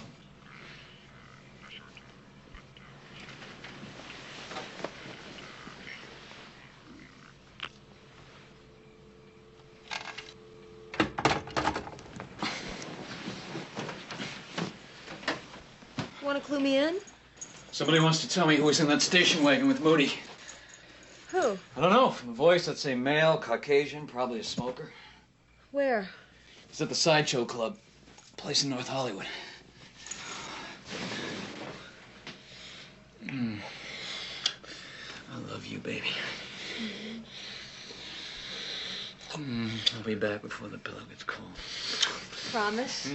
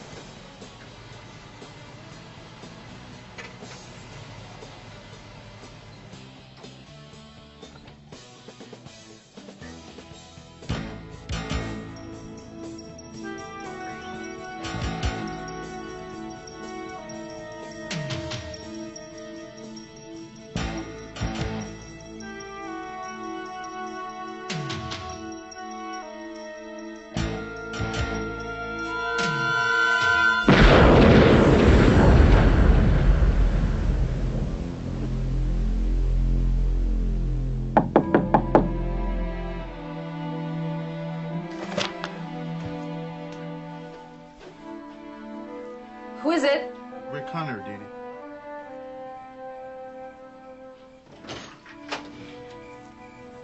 Where's Steve?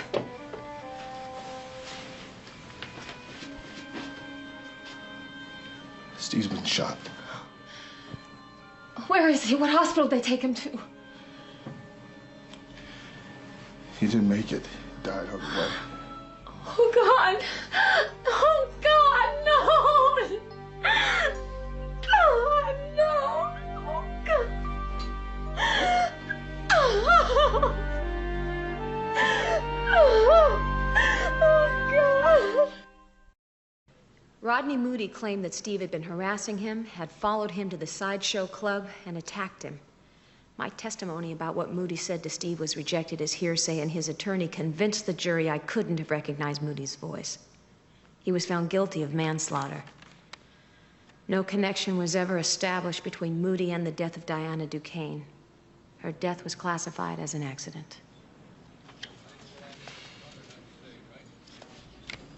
Ask Sergeant McCall to come in here, please.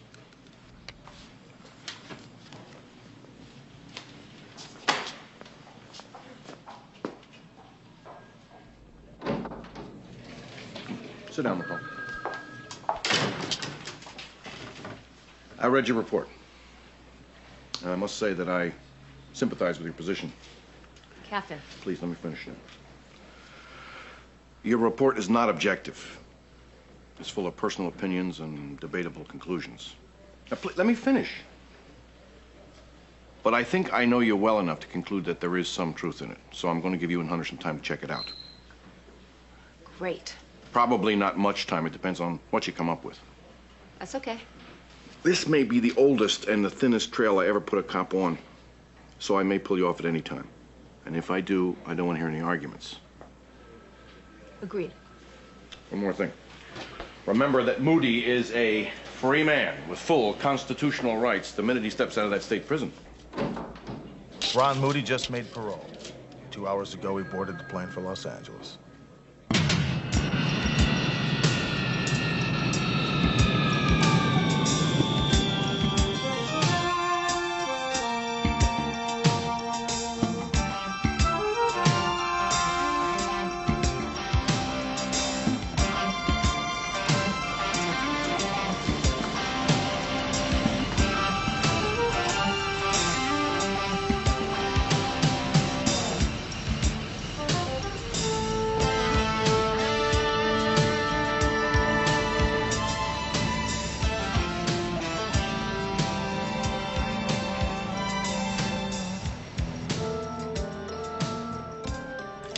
One guess why he's writing down that phone number. He figures his phone's tapped. And I'll bet you he plans on getting a call from that phone right there.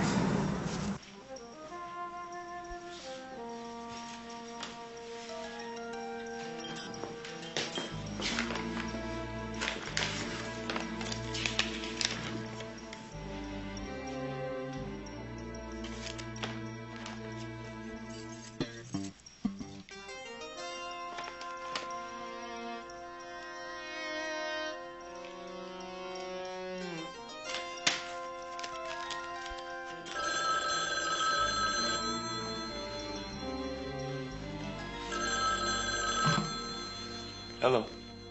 Shut up. Don't talk. Just write down this number.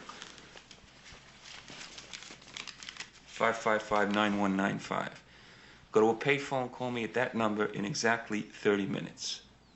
We got to talk about money.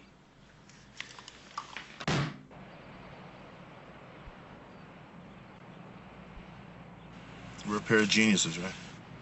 Only if it rings.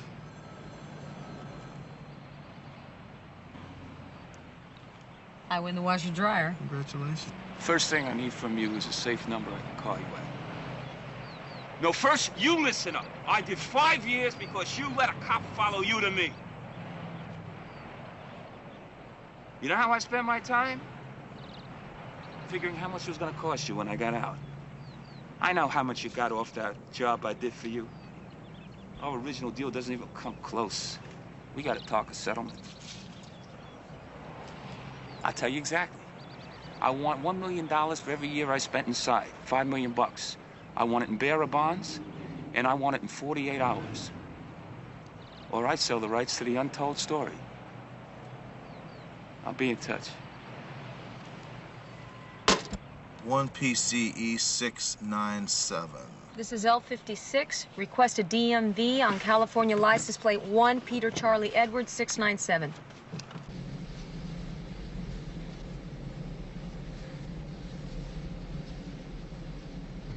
California 1, Peter Charlie Edwards, 697, 1986 Chrysler LeBaron, registered to Ridgecrest Leasing Company, 9970 Wilshire, Beverly Hills, leased to Rodney A. Moody.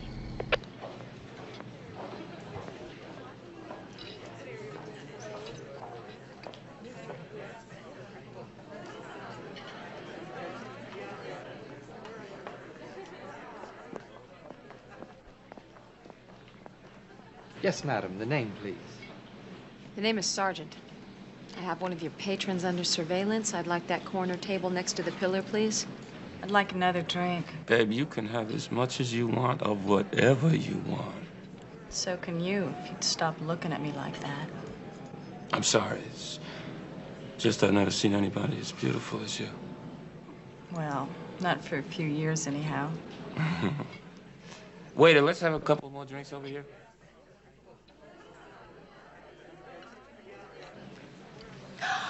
Dee McCall! For God's sakes, keep moving. I'm running a surveillance here.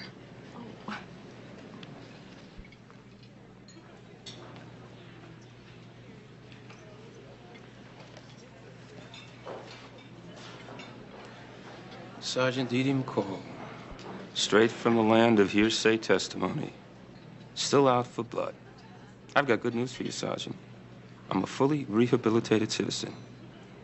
I shot your husband for exactly the reasons I gave at my trial. I have deeply regretted it ever since, and I've done my time.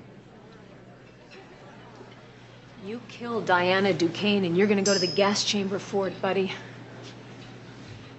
I'm gonna call my PO. I still got rights. They're not gonna let some vigilante cop follow me around making death threats. You got that?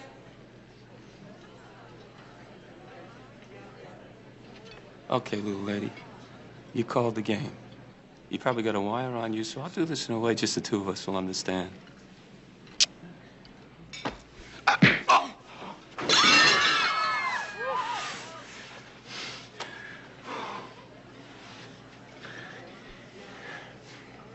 You just lost the first round, babe. I understand why you decked this guy Moody, but why did you have to do it in a crowded restaurant? Now, I have no choice but to turn Terwilliger loose on this, otherwise the press is going to make a martyr out of this creature. I understand, sir. Moody has agreed to drop his complaint. If you agree not to interfere with, follow, or harass him in any way. Agreed? I am not being suspended? Bernie Terwilliger will file his report and we'll evaluate it.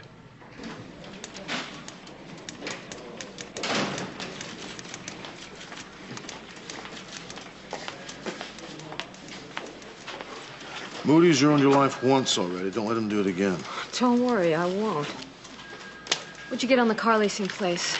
Arrangements were made by telephone and paid for with a cashier's check by Howard Brovard, Moody's attorney. He's one of the priciest criminal attorneys in Los Angeles.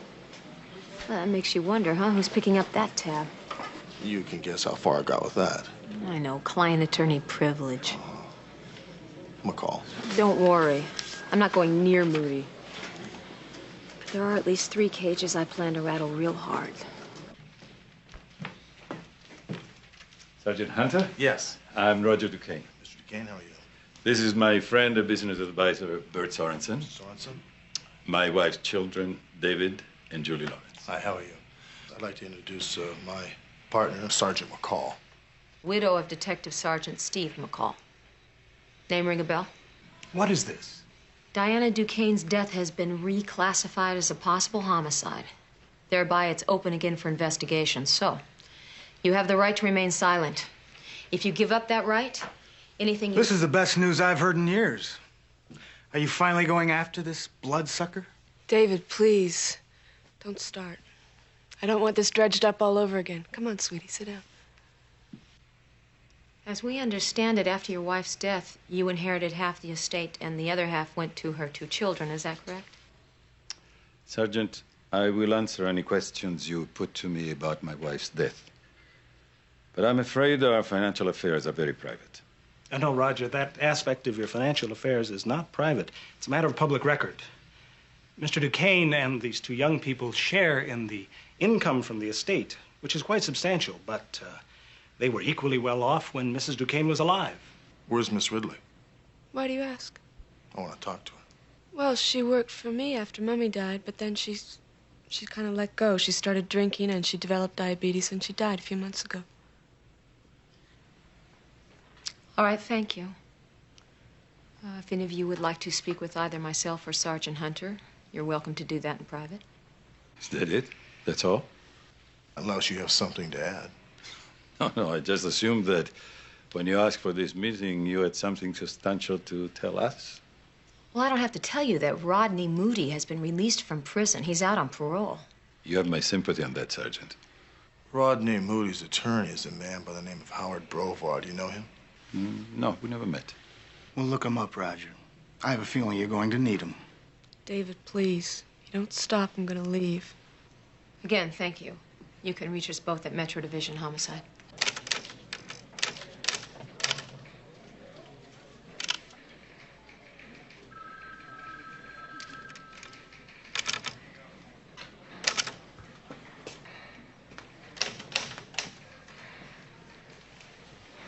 I spoke to Hunter. He said you'd still be here.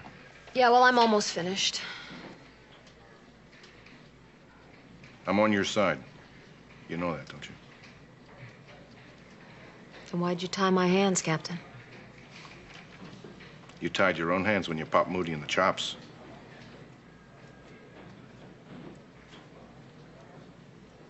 Yeah, you're right. But it was worth it. I know what you mean. Off the record. Oh, look, yeah, you were just starting to get in good there. You and Hunter are important to me. I don't want either of you getting into departmental trouble. You're good cops, both of you. Well, gee. I mean it. Well, you're forgiven for wrecking my life, thanks. Good night, McCall. Good night, Captain.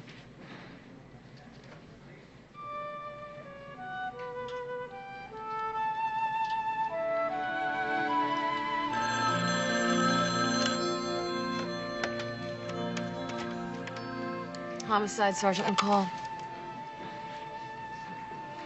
Yeah.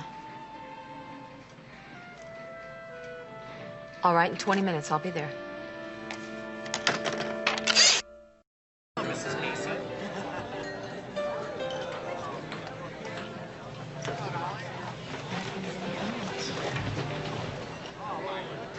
Mr. Lawrence.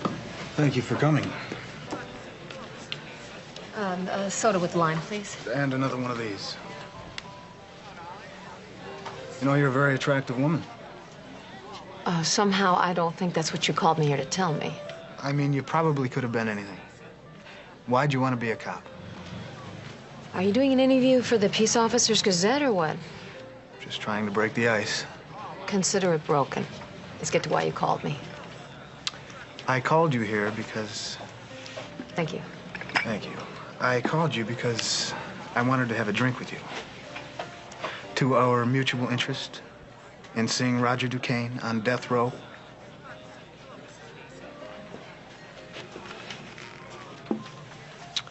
Are you always this much fun?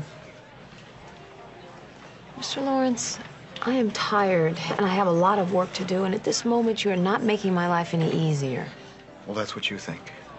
You know that guy you were talking about, Moody? I saw him and my ex-stepfather together yesterday morning. Where? What time? It was a little after 9 at the house. I keep some of my cars there. Why didn't you tell me this before? I didn't put it together until Moody called again after you left today. How'd you know it was Moody? Roger called him by name. What'd they say? I don't know. So I heard somebody coming, and I hung up the phone, but I picked it up a few minutes later, and they were just saying goodbye, so I guess I missed the good part. You willing to make this statement under oath? Are you kidding? Roger Duquesne is a killer. He even knows how to hire killers. It is not going to do me any good. Custody. Enough to put Roger away. I'll back you up under oath, but not before he's in custody.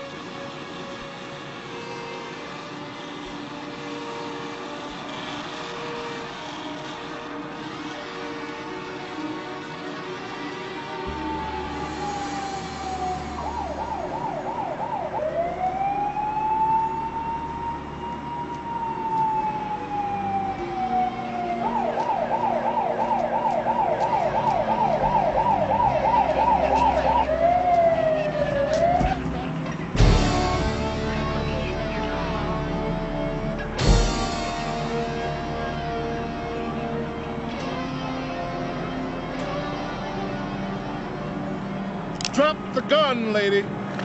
I'm a cop. I said drop it. Now.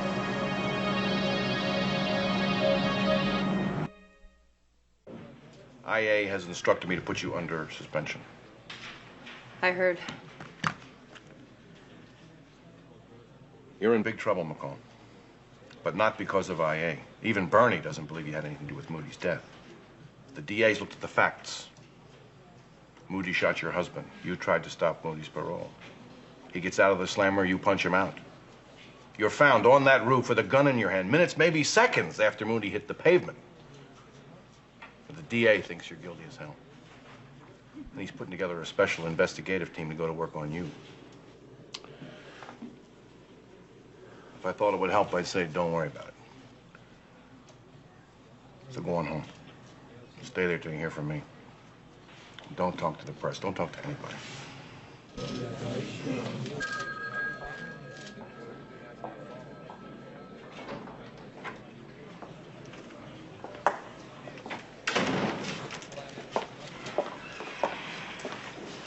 Hey, what do you say we get some coffee? I'm going home. I thought you might need someone to talk to. Thanks, Richard. I just want to get the hell out of here.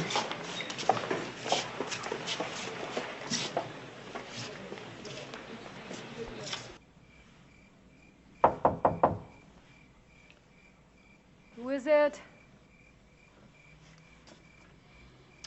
It's your ex-partner. Ex-partner, thanks a lot. I brought you a pizza. Thought it might cheer you up. It's gonna take a lot more than a pizza to cheer me up. This whole thing is so crazy. It's so sick. Everybody knows I didn't push Moody off that rooftop. Even Terwilliger knows it. Terwilliger was just doing his job. You know that. I followed Roger Duquesne into that building. Then Moody showed up. I kept thinking this is such a coincidence. Otherwise, I'm being set up. Just like Steve was set up. You know, Duquesne has a witness that says he was in Sorensen's office when Moody hit the sidewalk. The receptionist logged Duquesne in at about 2:08. He was there till 3:10. Moody made the big hit at 2:16. Sure case? Yep. You want a little help? I think I'd like to check out that receptionist. You like living dangerously, don't you? Am I under arrest? No, Mr. Duquesne, you're not under arrest. I'm not even going to take you downtown. But I would like to ask you some questions. Telephone for you, sir. It's Miss Julie. Oh, thank you, Peter. Excuse me. Hello, Julie. No, I can't just now. Sergeant Hunter is here. No. I'll call you back later on. Okay, the beach house? Goodbye. You were an actor, weren't you, Mr. Duquesne? I am an actor. I just haven't found a script I like lately. It's been about 10 years, hasn't it? I can afford to be selective. Would that be because your late wife left you an annual income of about $3 million? Please get to the point. The point is, Mr. Duquesne, somebody hired Rodney Moody to kill your wife. Now, Moody got very greedy.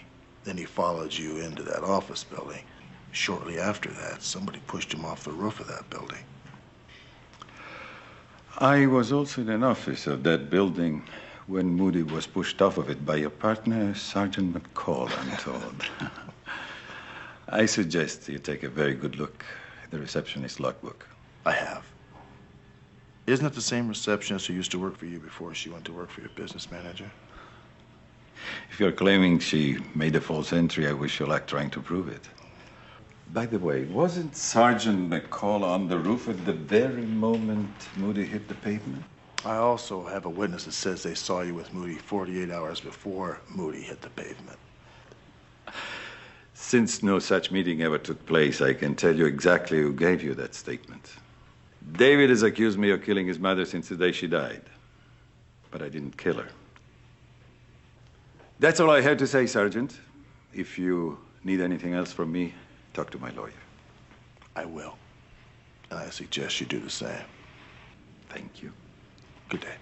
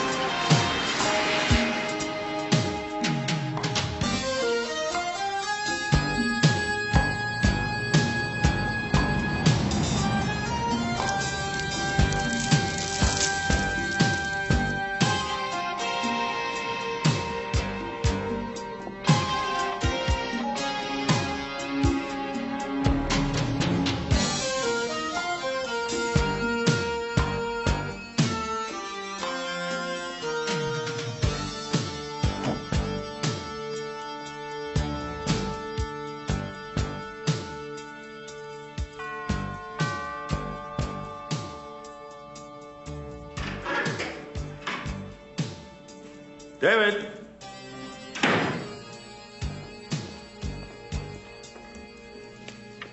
David! David! David!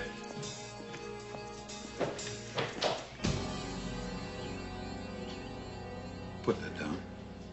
You killed my mother, and you killed Rodney Moody. Is it my turn now? You lied to the police. You told them you saw me and Moody together. You invented that story, David. Why? If it'll help put you away, I'll swear to it. Since Moody's not around to deny it anymore. I'm not going to take any action against you for what you said, except to deny it. You may not know this, but I tried very hard to be a father to you. I finally had to give up because you never forgave me for taking your mother away from you. Oh, you're a psychiatrist now, huh? I think I'm still trying to be a father. Maybe I should have consulted a psychiatrist. If you're sick enough to claim that you've seen me and Moody together, probably you need one. God forgive me for the question I'm going to ask you now, but did you kill your mother? Do you mean that?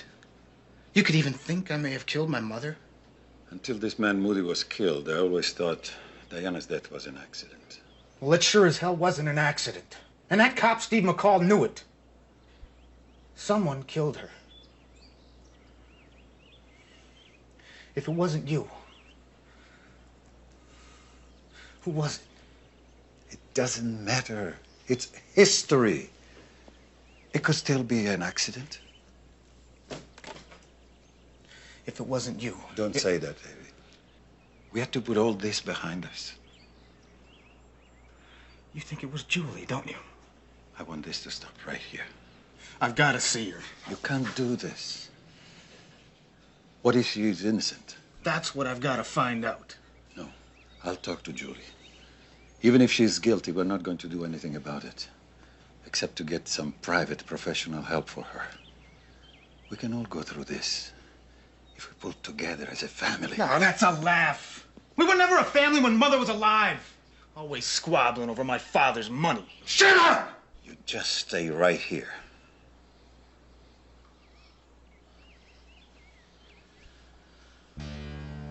I'll call you. Just as soon as I speak to Julie.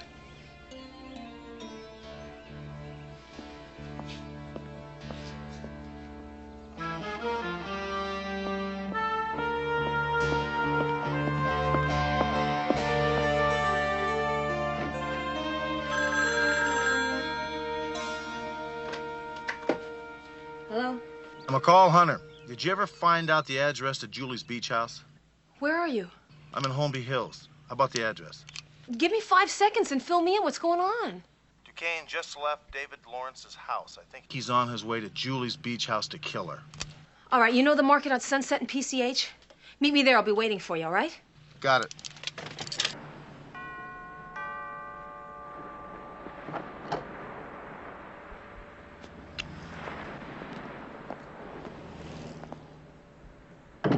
You said you were gonna call.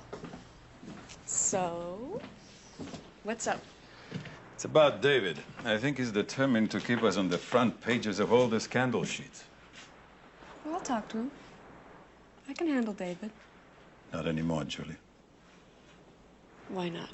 That man, Rodney Moody, his death changed everything. Why? The newspapers practically accuse that policewoman of killing him. Not a chance. You think that Moody would let her lure him to the roof of that building?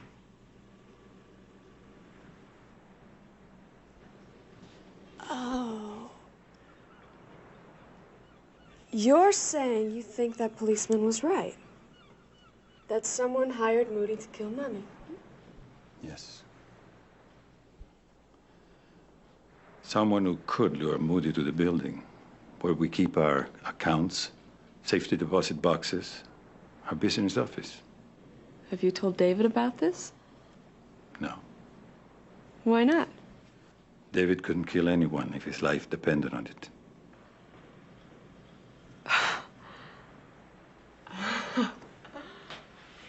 guess that leaves you and me, huh? Roger, is this a confession?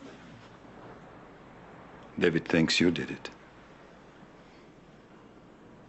And he's right. Your mother used money like a whip to keep you and David permanent adolescents. Permanent dependence. I never blamed you for hating her. But I never guessed you could kill her.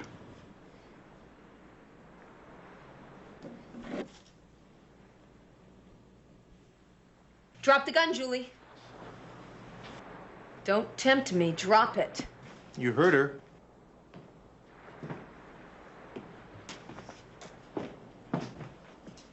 Give me the gun. You're under arrest for murder. It's all right, Johnny. But don't say a word. Not one word. I'll have the best lawyer in the country representing you by tomorrow morning. Come on.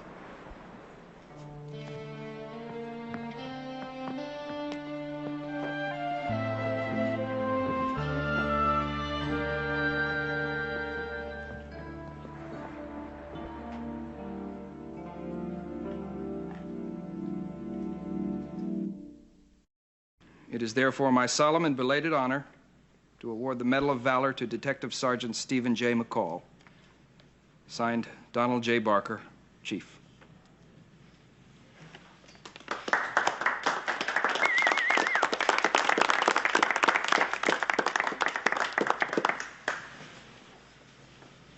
Thank you. We're not on vacation, folks. Sorry it took so long, Sergeant. Well, at least we got Steve's reputation cleared. That's what really matters. Not bad for someone whose hands were tied.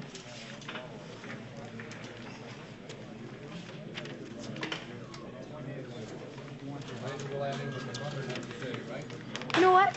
Yeah, you want that pizza now, right? Yes, I do.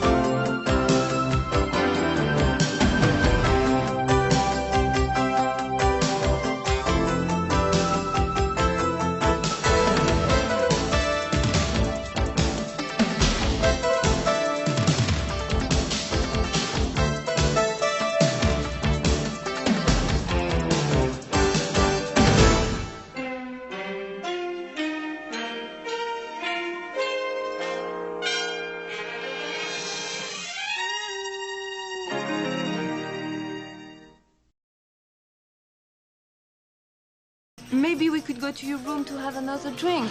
I don't let strange women in my room. Look, 2 weeks ago, one of our marks ends up in the morgue. One thing you know about cops, man, is that they're all ugly. So how does it feel to be one of the world's most beautiful women? Well, then what do I do? What every model does. You find work on the outside. Why don't we go up to my room? What do you say? But it is a wee bit crowded in here. Way to go, Shelley. You brought me a cop! Take the gun, McCall.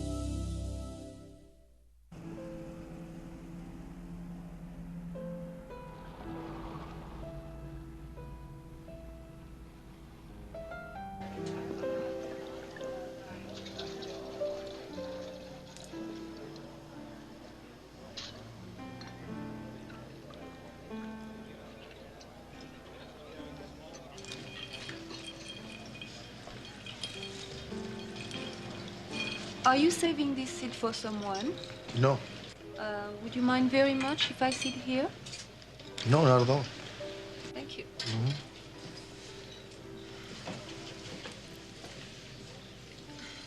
It's not that I want to seem too forward, but I'm waiting for a friend. And the men, they always try to, how do you say, pick up with me? Well, at the risk of being forward myself, may I offer you a drink while you wait? Scotch? Yes. I'll have the same. One scotch, Johnny. Well, I'm here on business. How about yourself? I'm from Paris, but I'm working here now. Oh, well, then we're strangers together, aren't we? Yes. Jacqueline Dubac. Oui? Telephone. Excuse me.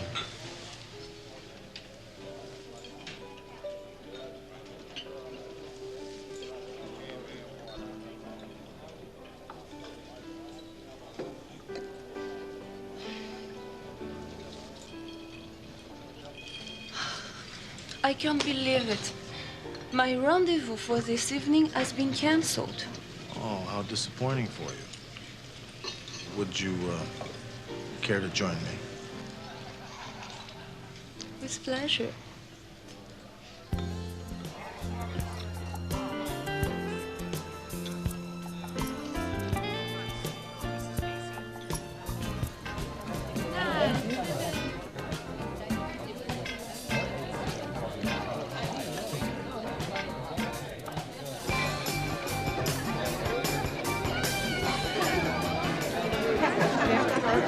Oh, it becomes so noisy here.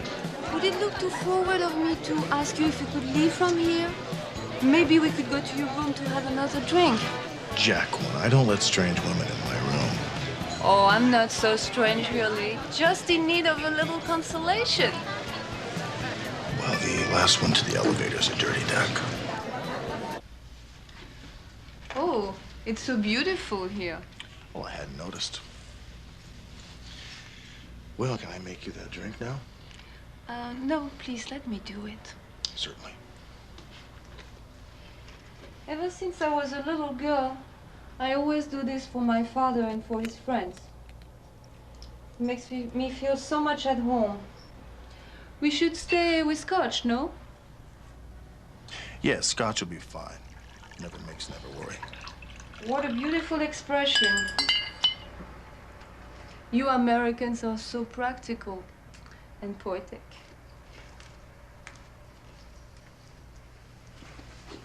Thank you. La Cité des Lumières, the city of lights. That's how we call Paris. Well, as you say here, to your health, Rick. Cheers.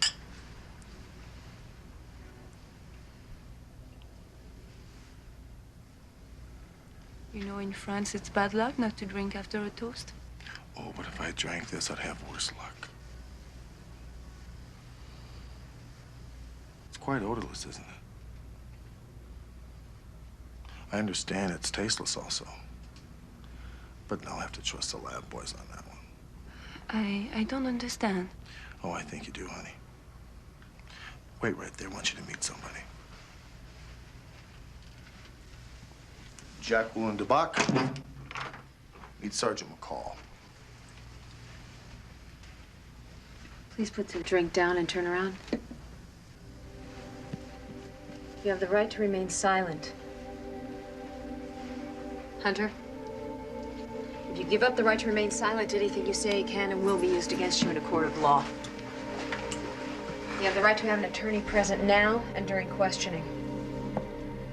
If you so desire and cannot afford one, an attorney will appoint to you without charge. Do you understand each of the rights I've explained to you? Let me get this straight. You got wrapped up in this, Mr. Bach, and never met anybody except Shelley Kurtz, then? Oui. I was brought to Los Angeles by the Intertal Modeling Agency. And since I've been here, there are very few jobs. They expect me to look superb all the time, but I don't have any money. I was desperate. Shelley is my friend. She says she wants to help me. She says that I can make a lot of money if I do what she says. She says that I can make thousands of dollars a week. She told me that I don't have to sleep with anyone. All I have to do is find a rich man at the bar, go to his room with him, put the drug into his drink, which takes effect immediately. Then I take his watch, credit card, and money. That's it. Nobody's hurt.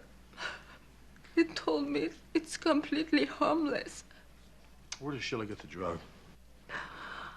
I don't know. I got the drug only from her. The drug you tried to give Sergeant Hunter last night is a controlled substance.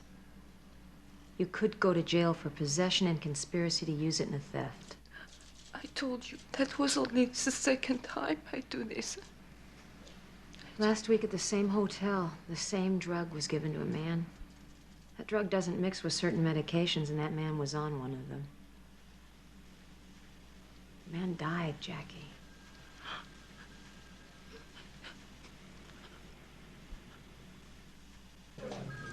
So let me get this straight. Thank you. You've got a woman, a French woman, in protective custody. A voluntary incarceration. Right. And she appears to be involved with a operation that was responsible for a homicide, but she has no idea who's running the thing. Correct. It's almost midnight. I got a meeting with Weiler at 8 o'clock in the morning. McCall, you talk faster, so why don't you just tell me what your plan is? Well, right now, our only link to Shelley Kurtz is through the Intertal agency. Jackie thinks that Shelley gets her orders from some top man or woman who sets up the operation and provides a drug. We talked to Jackie, we checked out her story, and she's in no way connected with the man that was killed last week. The DA says that if she testifies, he won't prosecute her. So the plan is... no plan? Is that what the silence means? Well, no, Captain. Obviously, the only way we can get to this person is through Shelley Kurtz. Now, if I can get into the Intertal agency, I can meet her. We've discussed this in depth, and she will be wearing a wire.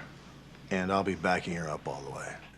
I talked to Jackie. She told me exactly who I have to see there. Said all I really need is a good portfolio. I can do that. That's simple enough.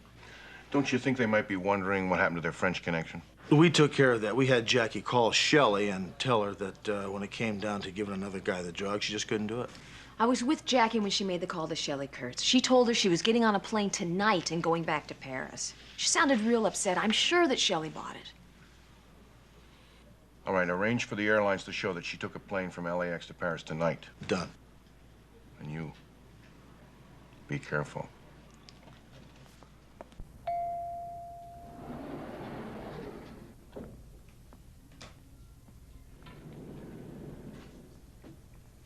Hello, my name's Patricia Cradle. I've got a 10 o'clock appointment with Cynthia Jane Bartlett. Okay. Ah, yes, Patricia. Oh, would you just wait a moment, please? I'll let Miss Bartlett know you're here. Okay, thanks. Okay. Mm-hmm.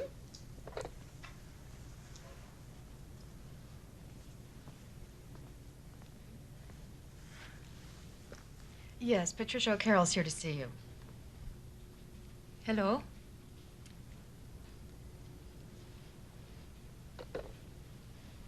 Patricia, Miss Bartlett will see you now. Best of luck to you. This is Patricia O'Carroll. Patricia, how very nice to meet you. Hello? I'd like you to meet my assistant, Shelley Kurtz. Hello? How do you do? Let's have a look at your portfolio. All right, there you go. Come over here and sit down with me, will you? Right here.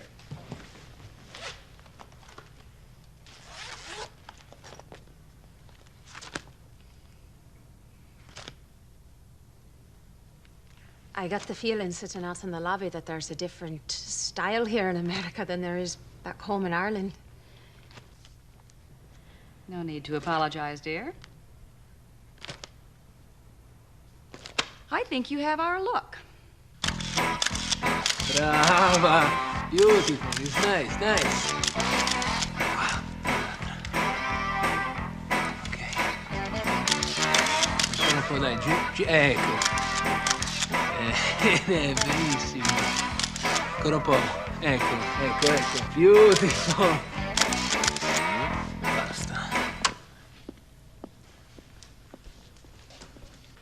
could you get off the stainless, please? I'm sorry. Did I do something wrong? No, when Dina says it's over, it's over.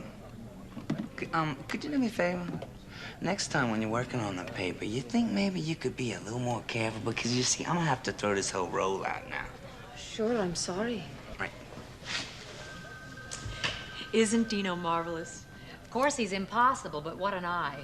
Was I all right then? You'll look great. Of course, it's up to Cynthia Jane now. She'll get the proofs tomorrow, and then I'll give you a ring. Shelley, I hate to be so awfully direct, but when can I expect to be paid for this session? Paid? No. Cynthia Jane is doing you a favor. You won't be paid for this. Most models would kill for exposure like this.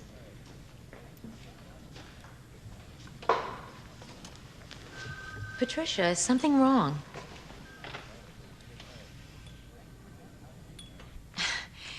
The first thing you must learn about the Intertal Agency is that we're like family. We trust each other, confide in one another. You can tell me anything. Well, to tell you the truth, Shelley, I'm in a bit of a bind. I've only been in the country for a month, and my finances are completely exhausted. The man at the motel has extended me a week's rent already. The agency keeps several small apartments around town. They're usually all full, but one of the girls had to go back to Paris unexpectedly, so her place is available. I'm sure Cynthia Jane wouldn't mind if you stayed there for a while. Oh, that'd be great. But there's still the problem of a week's back rent. Why don't we go to the restaurant across the street? There's privacy, and we can have something to eat.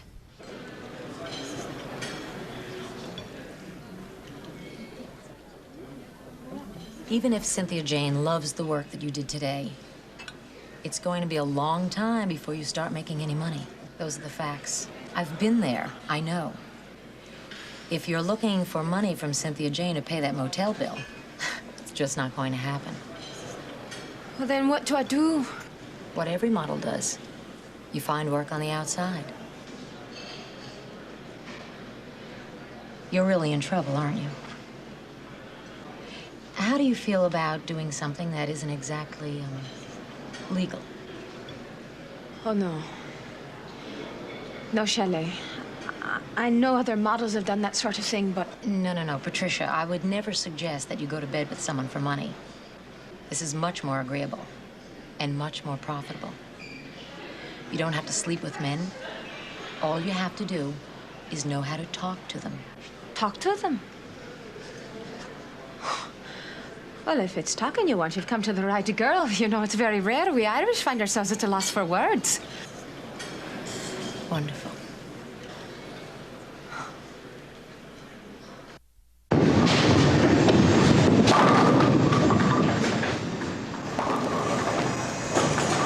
You know, McCall, bowling is more than the American pastime. It's physics, man rising above the laws of gravity for a higher purpose. Yeah, well, you were definitely born to bowl, Slammer. Slammer, where'd you get that shirt anyway? Oh, I see. Now that you're a high-fashion model, bowling is beneath you, right? Hey, I am not living some fast-paced, intensely glamorous life of a high-fashion model. Not yet. Yeah, next thing you'll be doing is those swimsuit ads for Sports Illustrated, and I'll be looking for a new partner. Give me a break. You know, you did pick the best place to meet today, though, because none of my new friends would be caught dead in a bowling alley. Who cares about your new friends? All I want to do is bowl.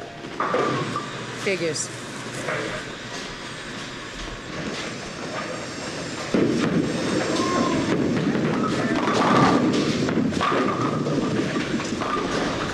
All right, I told you what I have. What do you got? Well, after several days of copious detective work, I found out the Intertal Agency is clean. What about Shelley?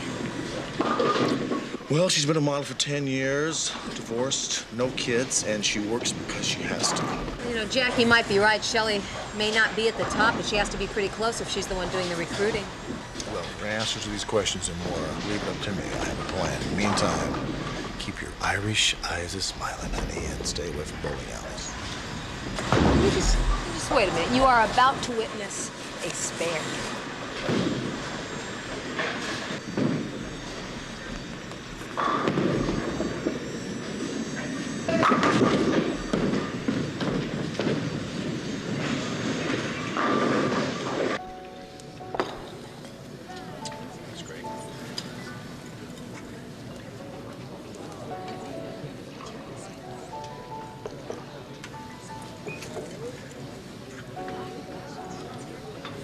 Excuse me, Mr. Mitchell.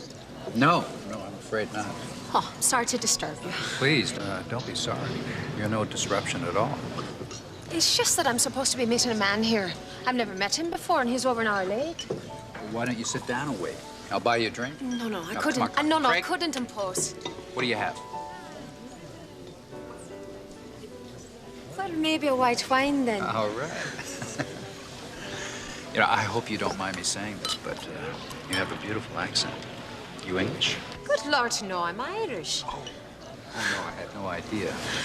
Hope somehow you'll let me make it up. Oh, I'm so sorry. It's okay. I guess that makes us even. I guess so. Listen, you didn't get a chance to finish your wine, and I have to change my clothes. Why don't we go up to my room? What do you say? But it is a wee bit crowded in here. All right. Craig, put these on 740, please.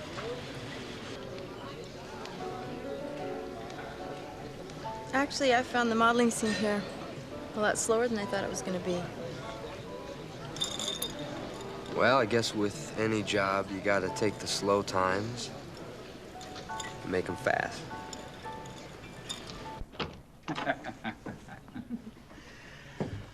You know, McCall, this wasn't in the script. You don't have to get so violent, you know? I was just about to invite you up anyway. It was an accident, Harry. Let me have the stuff. McCall, I've always had a thing for you. You know, Harry, when Hunter told me he had something in mind, I didn't think he had you in mind. I'll bet you 10 to 1 he set this up. Don't forget the wallet. You know, it just occurred to me that this room's paid for. You know, it'd be a sin to waste it. Be a sin to break your jaw, too. Aren't we touchy this afternoon? Don't forget the receipt. Oh, yeah.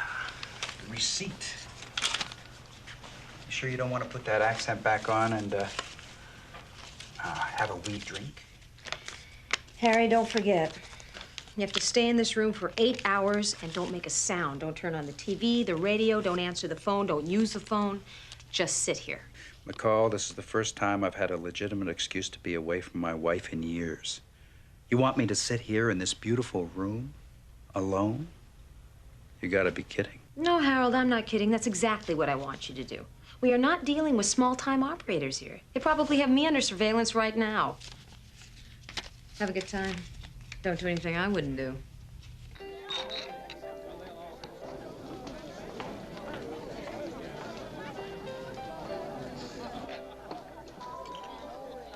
Hello, Shelley. It was so easy, you were right. No, not a hitch. All right, I'll meet you there.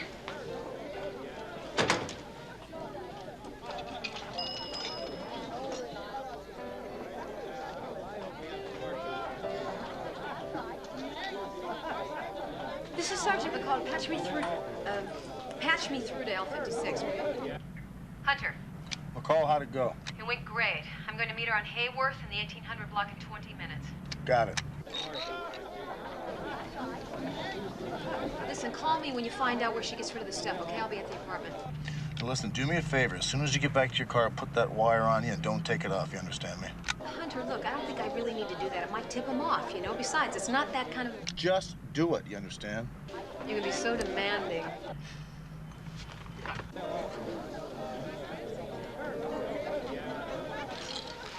Listen, why don't you grab another drink, Tia?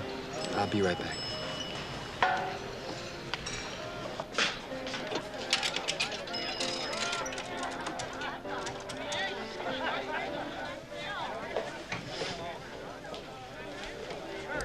Shelley? She just called you, right? Just once. She didn't call you back? Not a thing. Listen, bring her to the party. I want to talk to her. Yeah, I'll see you there.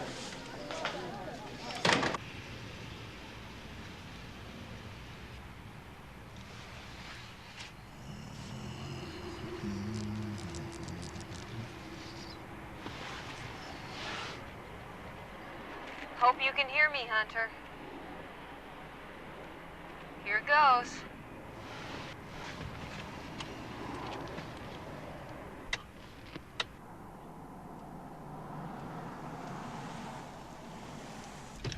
L87, you in position? Yeah, Hunter, I got him.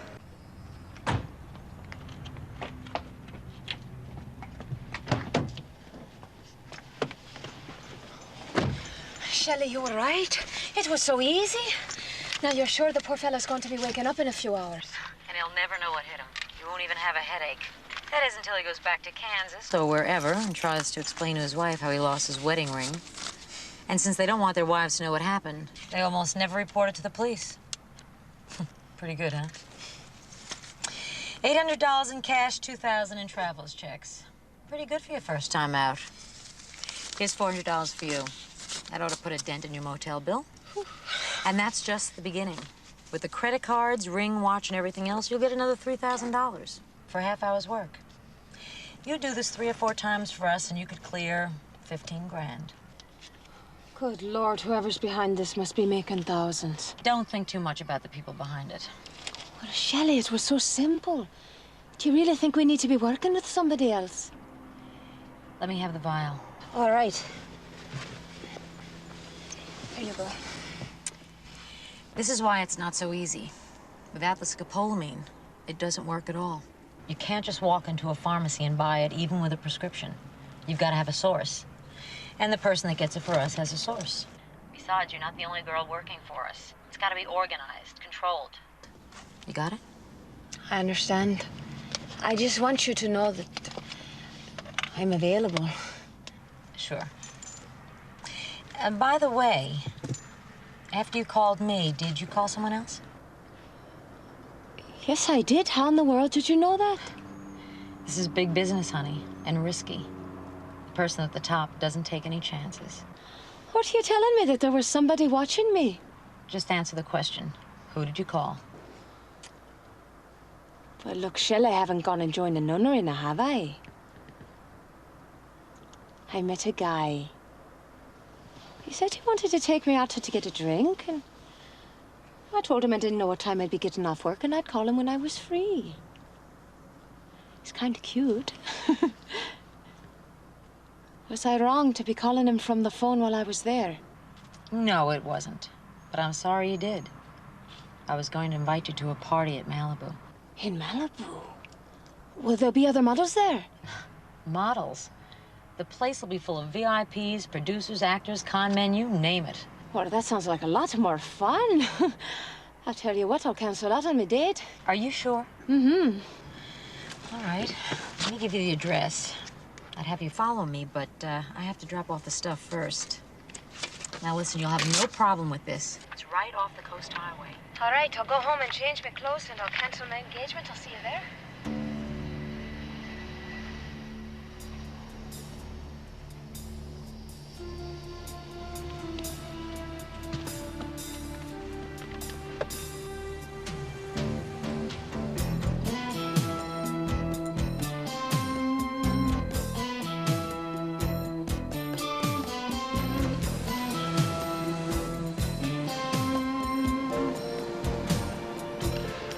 L87, suspect's heading your way. If she turns on Wilshire, I'll take her.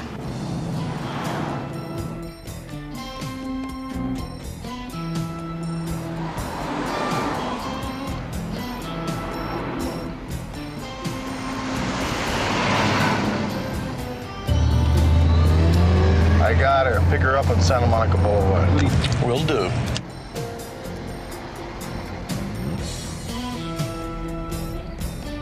Pick her up now. We're coming to Bundy.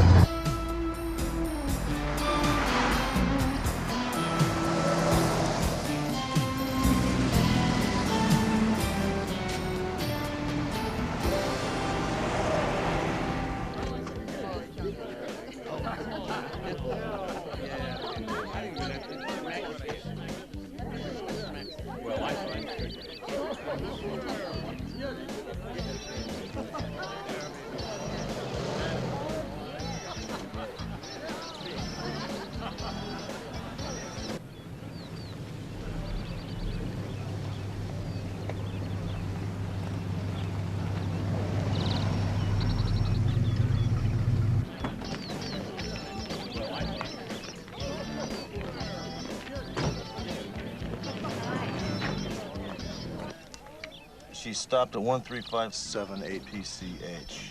Go a little north of there and throw out the anchor.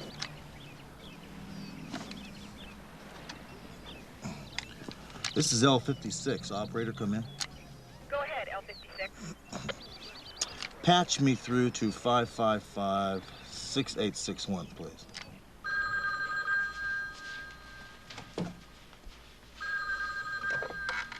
Hello?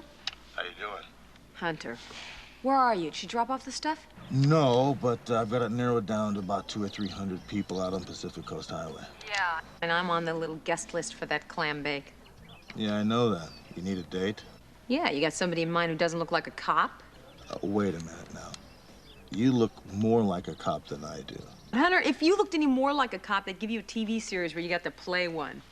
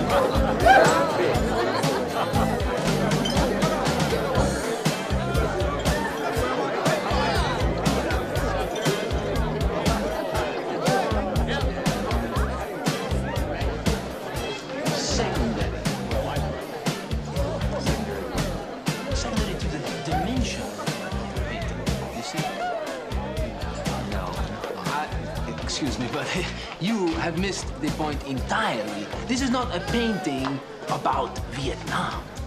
This is about the rebirth of a love in a technological society. I'll tell you what it's about. It's about 60 grand, and he bought it a few months ago for 5.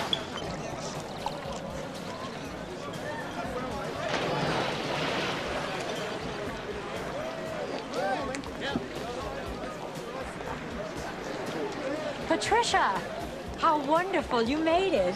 Thank you for inviting me. So, what do you think? Well, it's just like home. Have you met Matthew? No.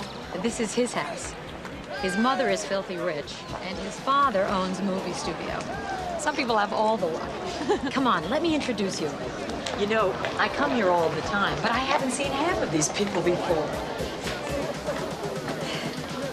Excuse me. Matthew, I'd like you to meet Patricia O'Carroll. She's one of the new girls at the agency. How'd you do? So how does it feel to be one of the world's most beautiful women? Oh, I wish it were true. Michelle, you wouldn't mind getting me another drink, would you?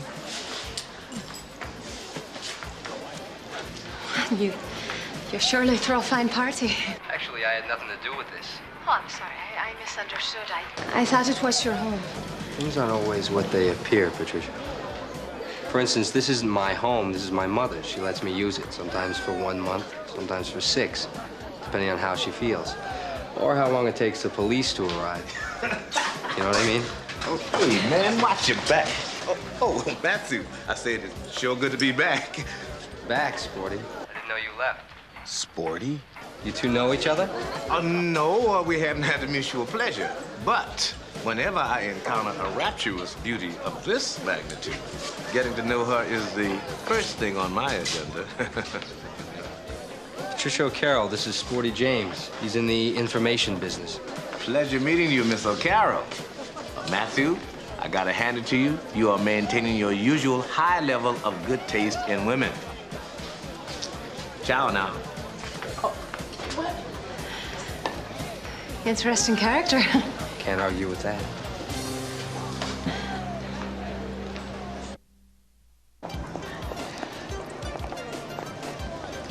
Yeah, well, give it to me straight, Sergeant. When's the bus coming down? There is no bus, Sporty. Just take it easy and relax, okay?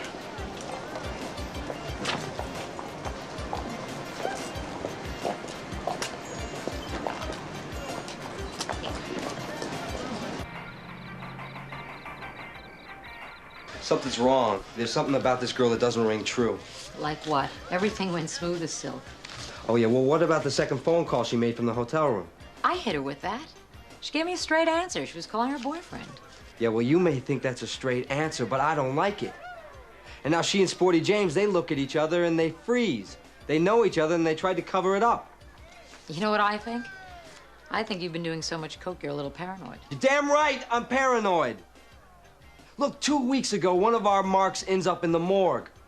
Now, up until then, we were only a little bit vulnerable, but now we are accessories to murder. So now, from now on, and until I decide to get us out of this racket, we have to remain paranoid. Give me that stuff.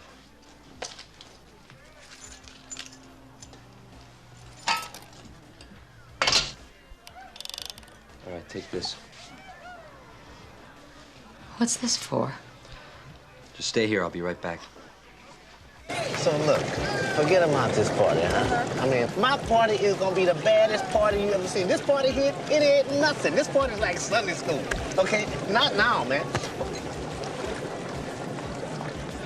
I gotta talk to you, Sporty. Can it wait? This is business. Oh, well, why didn't you say so? Because Sporty James Enterprises is open for business 24 hours a day.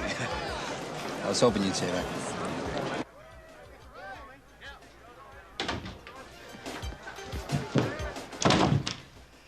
If he moves, shoot him. Shoot him? Shoot me? Are you crazy, man? Hey, I'm your man, baby. Sporty James. Yeah, now why don't you tell me about you and Patricia? Come on, Sporty, I saw you two when I introduced you, and then you step outside for a little conversation. Who is she? Hey, man, look, I was trying to hit on the broad, and she turned me off, you know? Look, don't give me that. Now, I want to know who she is, because I think I smell cop here. Cop, man, are you crazy, man? That chick is too good looking to be a cop, man. Hey, look, one thing you know about cops, man, is that they're all ugly. You know, hey, look, you know what? I think you're letting that Irish accent get you confused. Thanks, Sporty. You've been very helpful. Like I was saying, if he moves, you shoot him. I mean it! So you see, at the inception of any work, the artist must first be able to go within himself and draw out... Excuse me, Dino. Can I talk to you for a minute? Sure. You never mentioned you were interested in art. Well, as a matter of fact, I am. You have a fine collection. Well, in that case, let me show you a little something I just picked up. I think you'll find it very interesting. Shelley, what's going on? Hey, Matthew, I told you, man. I got all I need from you. Shelley, I don't understand what's happening. What was that little encounter you two had on the balcony? I don't understand what you're talking about, Matthew. What's going on?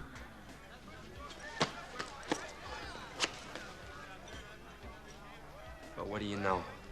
You are a cop. Way to go, Shelley. You brought me a cop! Police, get out of the way!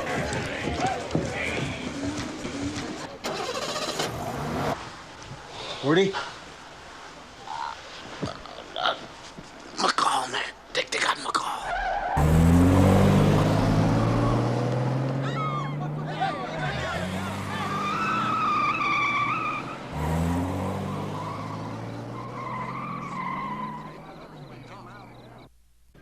We're covering the airports, the bus and train stations, and every highway out of town. And the Coast Guard's covering the Marina Force. There's no way they're going to get out of this city. Did you get anything from Sporty? You know, the hospital wouldn't let me talk to him. Well, I'm going to assign Causland to help you until we find McCall. Charlie, come on. I'd rather do this by myself. I don't need Causland. All right.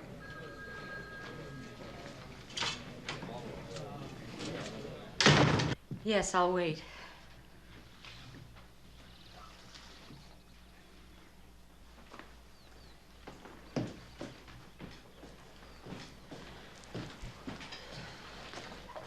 Thank you. Your friend's in intensive care. Maybe we should have just left her there. Maybe you shouldn't have shot Sporty James. For God's sakes, Matthew. You had me pointing a gun at him, and he jumped me.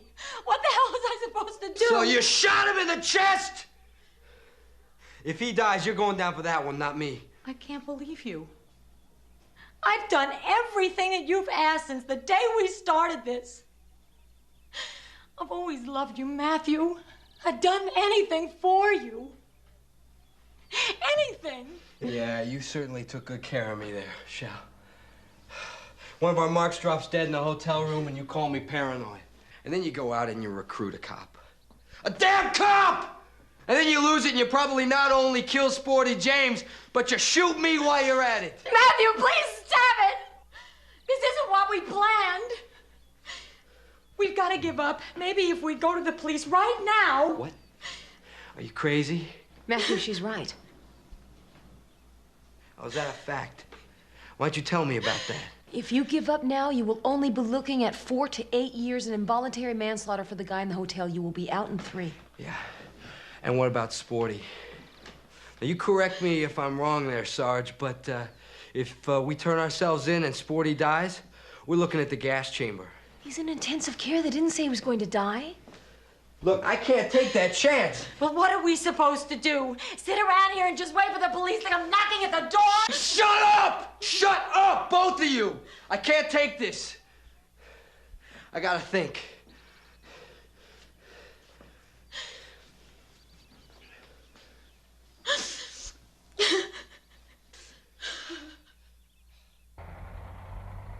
Tell you the truth, Sergeant, I haven't seen Matthew since I cut off his allowance a year ago. Well, could he be someplace else, like another home in the mountains or in Palm Springs?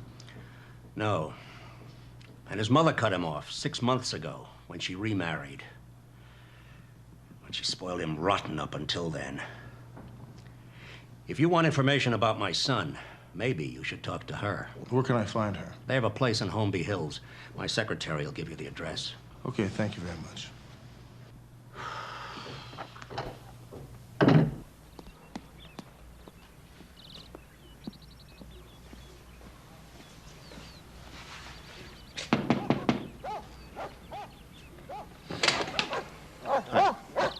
May I help you, please? Yes, I'm looking for Mrs. Adler. Mrs. Adler is not here. She's gone for 6 months. Do you mind if I come in and take a look around? Okay. Come in.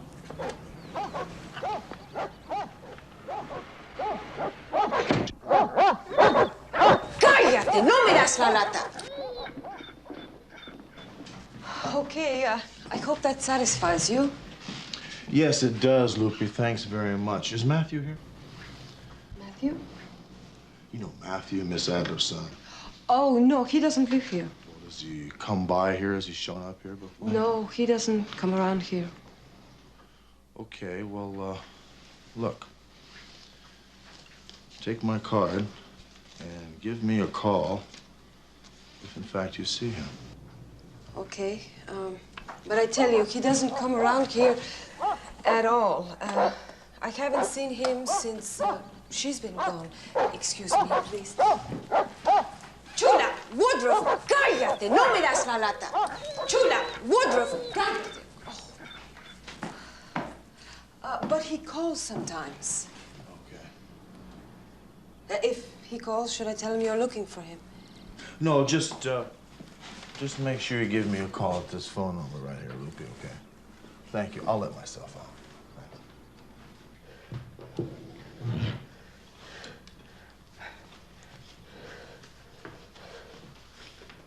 All right, come on, let's go. We're going to that place in Ensenada. Mexico? We can't get her across the border. Why don't we just leave her here? We're not leaving her here. We need her for insurance. When we get to the border, we'll figure out what to do with her. Matthew, I don't think that's a good idea. You're too high. You can't drive. We're safe here. We're safe. How long do you think it's going to take before they find this house? Let's go. Come on, let's go. Get up. Let's go. Move it. Matthew, this is insane. Shut up. Get in the back seat. Let's go.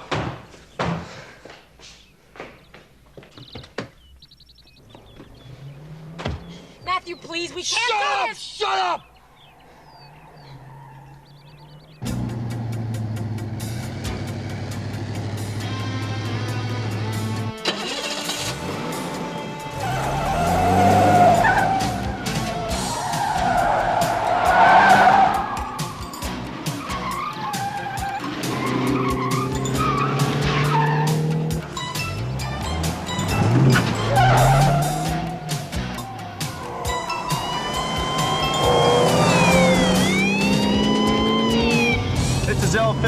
I'm in hot pursuit of a suspect holding a police officer hostage. He's headed west on Mulray Boulevard at Beverly Glen, requesting immediate backup. Suspect is driving a gray BMW. Out. Stop the car, Matthew! Would you shut up? I am so tired of your screaming. Just shut up!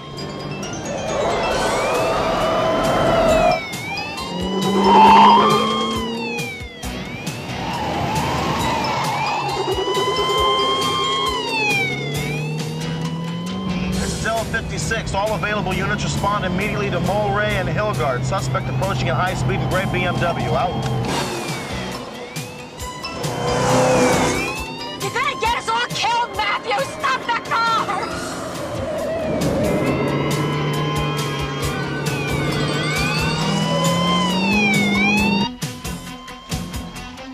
Damn it, stop the car! I swear I'll kill you if I have to! Shelley, don't! If you shoot him, we'll all die. Don't shoot! Go ahead, Shelley, do it! Come on, go ahead, shoot! Do it!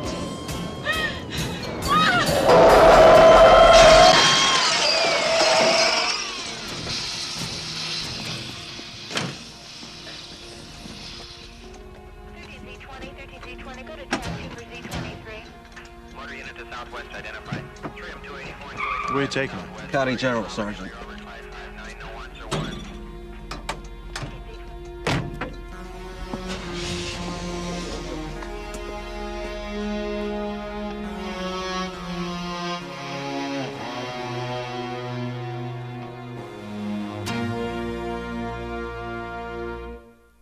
There I was, bound and gagged, with 5 of the nastiest handguns you ever saw in your life pointed directly at my face. Now, I knew I had to do something, right? So you calculated the odds. Which were not in my favor. And you went for the gun. Sporty, the last time you told the story, there were only 3 guns. Hell, 3, 5, I don't know, there could have been 7 or 8 guns there. You know, the light was dark. You know. Dr. Elias, 222, please. How do you do? What room might I find Sergeant McCall in? Would you be looking for Sergeant McCall? Well, now that your modeling days are over, maybe you should take up acting. What do you mean my modeling days are over? As far as I'm concerned, they've just begun. Well, I hate to be the bearer of bad news, honey, but, After all I did for her. Oh, she's very appreciative of the fact that you, busted Matthew and Shelley. Oh, it's for you. On you. I know, but don't call us, we'll call you. That's correct. So, in view of your modeling demise, I thought I'd give you a present you might like. Kidding, what is it? You'll like it. Welcome to the wonderful world of bowling. Thanks. You know, you're very strange, man. You're very strange.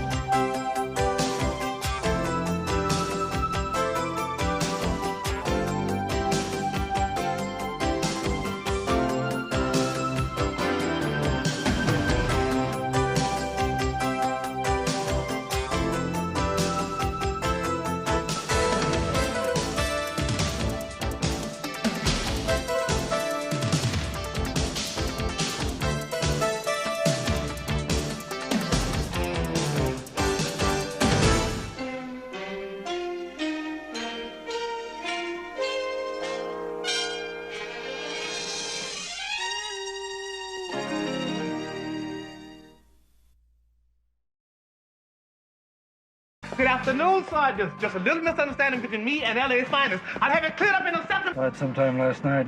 Gunshot to the heart. She fell in love with a police officer, a fellow police officer by the name of Riley Cosland. It's our bridal suite. Come on, Love Muffin, hop on. Let me tuck you in. Good morning to you, too. What makes you and these idiots think you can put that on me? You just better be good.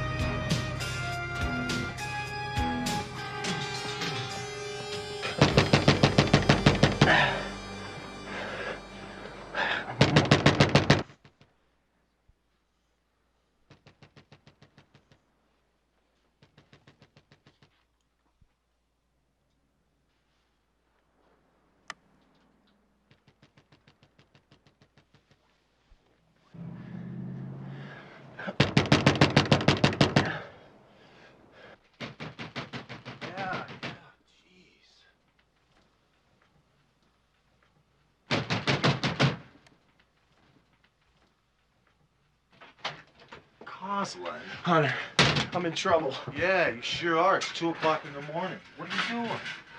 Look, man, you gotta help me. Watch out with the curtains, will you? You gotta let me stay here tonight, okay? What do you mean? Will you relax? Don't turn the light up. Cosland, sit down. Get in there. Sit down right there.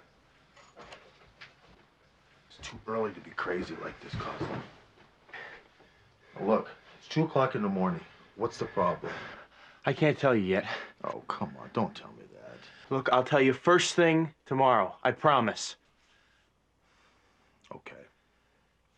Over there on the window seat is a blanket. You'll find the pillows there on the couch. Good night. I'm gonna come down here first thing tomorrow morning, and you just better be good. Hey, Rick. Thanks.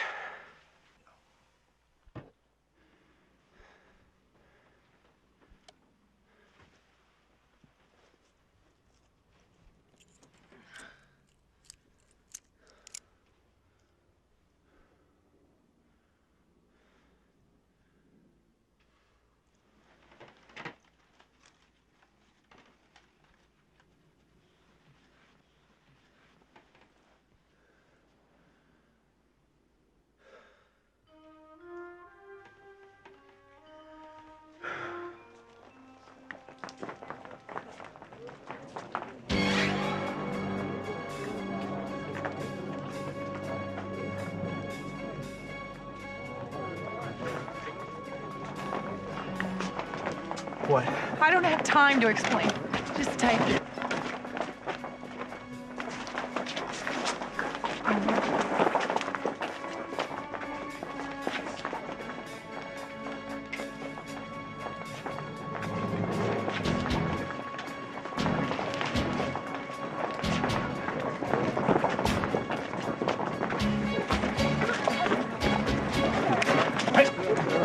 Get him.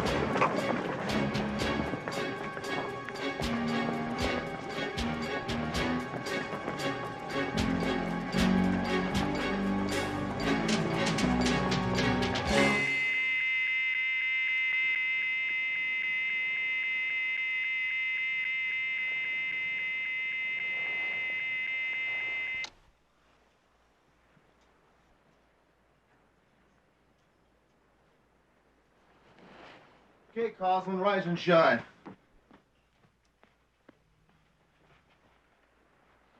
Riley!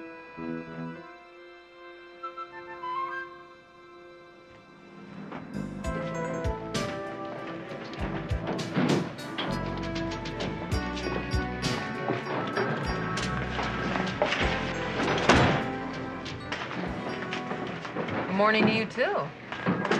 Charlie, what case was Coslin working on? He isn't working on anything. He's on vacation.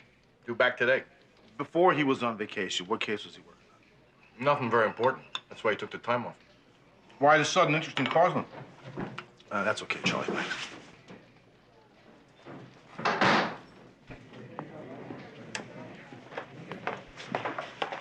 Have a nice weekend? Could have fooled me. I had a strange thing happen to me last night, McCall. What? Just a second. What? Hi, Riley. Hey, Hunter, how you doing? Well, cut the crap, Riley. What are you talking about? I'm talking about last night. Look, I just got back from vacation, and I got a Look, lot of... don't jack me around here. Look, I don't know what you're talking about. Hey, Coslin! Deputy Chief Wiley wants to see you on the double.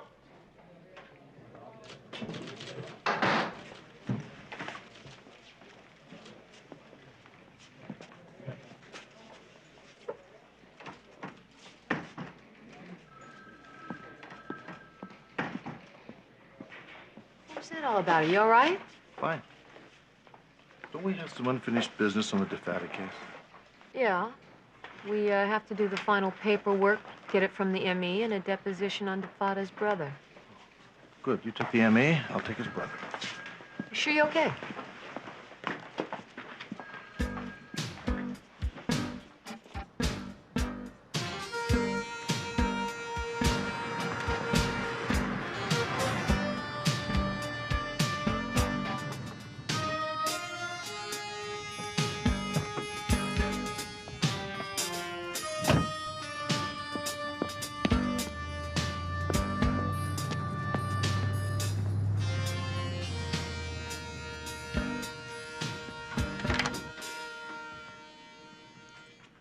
Hi, Riley, let's chat. What the hell are you doing, man? Shut up, sit down. Why the sudden loss of memory this morning, huh? I can't tell you that. I can't tell you that. Yes, you can. Let's have it, Riley. I'm not leaving until you... Look, I wish I could tell you, but I can't. You have to accept that. I don't accept that. You think I'm nuts? You show up at my house last night like a wild man. You begged me to let you sleep on my couch. In the morning, you disappear. You show up at the precinct this morning, and you act as if nothing ever happened. Now, what's the big secret, Riley? Maybe I can help you. You can't help me, man. Nobody can. Sit down. I'm not leaving until I get some answers.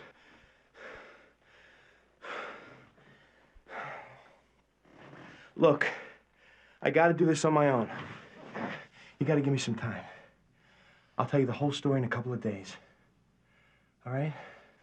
But for now, it's just between you and me. Come on, Rick. Please? Look, Riley, you better know what you're doing.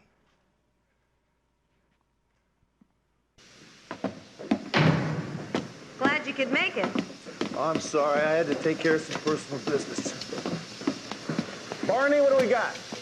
Well, we got a female, Caucasian, mid-20s, cause of death? I don't know yet. Let's take a look.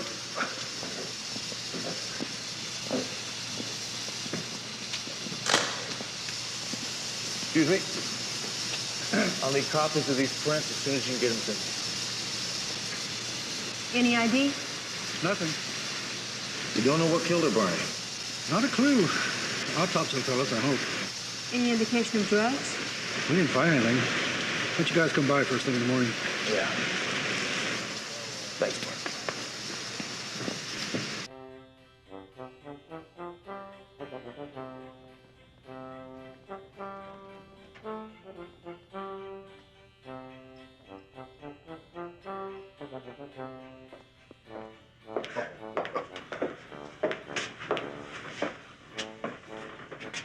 Carlos. Carlos, wake up. Come on, Carlos, wake up. McCall, my little fox.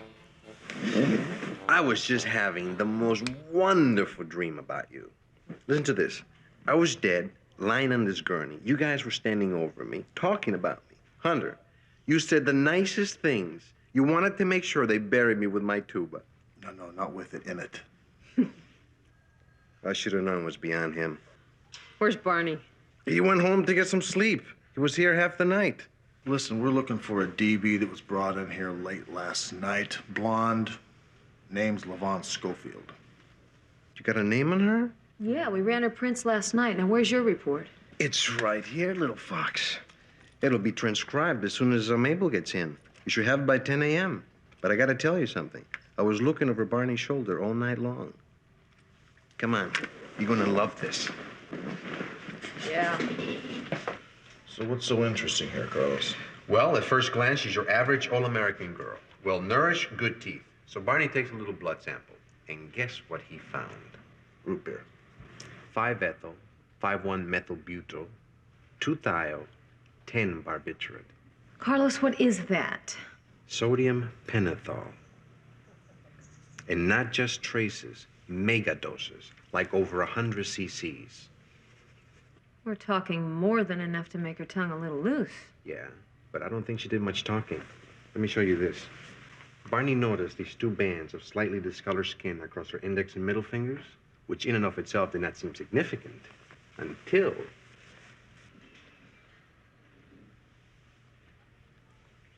conductive jelly, like to conduct electricity. Not the kind of stuff we find on every corpse they wheel in here. Barney estimated time of death between 1 and 2 a.m., night before last. As to the cause of death, traumatic, massive coronary arrest. When they turned on the juice, well, you see, she had this little valve deformity. Probably didn't even know she had it. So Barney doesn't think they meant to kill her. That's right.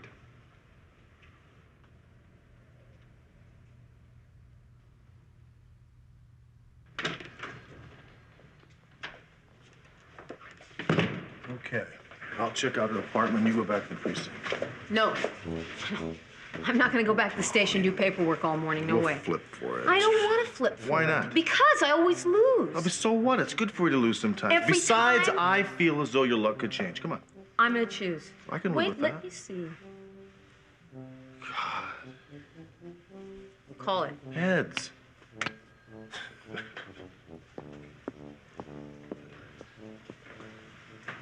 I hate that. Nobody is safe in this country anymore. How long has Levon lived here, Miss Poston? She moved here from Texas 2 years ago. If you want my opinion, she should have stayed there. I mean, maybe she'd be alive today. I mean, she was a sweet young thing. She couldn't hurt a fly. I just can't believe this. Did Levon have any friends? Of course she had friends. She had a lot of friends. Oh, my God. Oh, God. Sybil. Sybil. It's her best friend. She lives here across the hall. Now, I don't know. I really don't know how I'm supposed to tell her this. You think Sybil would be home right now? No, she wouldn't be home. She'd be working, because the two of them work together. Pacific Industries down on 4th Street. Okay. Thanks, Miss Poston, for your time. I'm very sorry about Levon. I can't believe she's dead. I mean, who would want to do such a thing? Everyone loved her. You were pretty close, huh? Oh, we were like sisters. We were. Both from Texas, so we had a lot in common. When did you first meet? A couple of years ago, I guess, right after she moved to L.A. Do you think it's possible for me to look through her desk, her personal belongings here at work? Perhaps it might help me. Yeah, sure. I'll show you where everything is.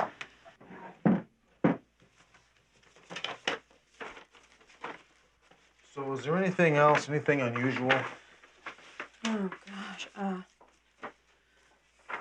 Well, a man called a couple of weeks ago. I don't know if this means anything. But, well, he thought I was Levon, because my accent. He started talking to me until I told him I wasn't her. You know, she wasn't in. Do you recall his name? Yeah, I wrote it down. It was Dr. Shapiro. I remember because she and I had the same doctor. It wasn't him. Sergeant, I want to help you find this person who killed Leva. I cared for her very deeply. It's because of my feelings for her that I ask you to use discretion with any information I give you. I understand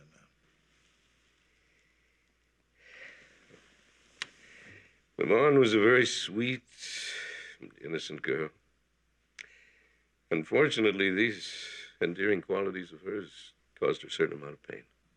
What do you mean? She was born in a little town in Texas. Pruittville. Yes, that's right. Pruittville. Her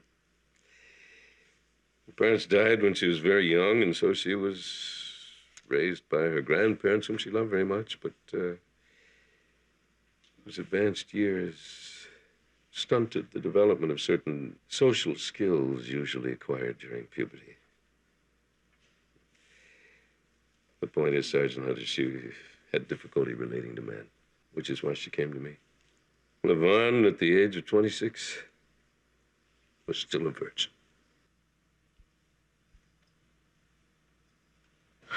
Yes, I'll hold. Damn it. Having fun? Loads. You know, this That's okay, officers. Really, I have been walking since I was 2. Well, I don't really remember that far, but my mama says I was a pretty precocious child. Good afternoon, Sergeant. Just a little misunderstanding between me and LA's finest. I'll have it cleared up in a second. Don't even bother to get up out. Hello, yeah. That's all you have? All right, thank you. What do you got? Not much at all. They found her car in Westwood. She's got a clean record, and there were 2 sets of prints in the cars, her and somebody named Sybil Taylor. Yeah, I just talked to her. What is this? It's a birth certificate, tax return, and personal ID. You got a blood donor card, too. Where'd you get this stuff? From her desk at Pacific Industries. What do they do there? They make precision fasteners. What? Nuts, bolts, things like that. Sounds exciting. Says here she was born in Pruittville, Texas, May 2nd, 1960. The people I talked to say she's your typical, ordinary girl next door. Well, who would want to torture and murder the typical, ordinary girl next door? Pruittville? Where the hell is Pruittville? Texas, 140 miles south of Longview. Are you telling me you can't get any information on this girl without going to Pruittville, Texas? Charlie, this is a real strange case we have here. This girl was the ultimate all-American girl next door profile, and she winds up being tortured to death. Now, we have tried everything in L.A. We've come up empty. Why don't you try calling the law in Pruittville? Oh, Charlie, we don't want to check out our only lead on a long-distance phone call to somebody we don't know. How much is it going to cost? It's not going to cost hardly anything at all. Longview round-trip airfare is nothing. A couple motel rooms, a rental car, $500 at most. I'm going to hold you to that, McCall. Have a nice trip.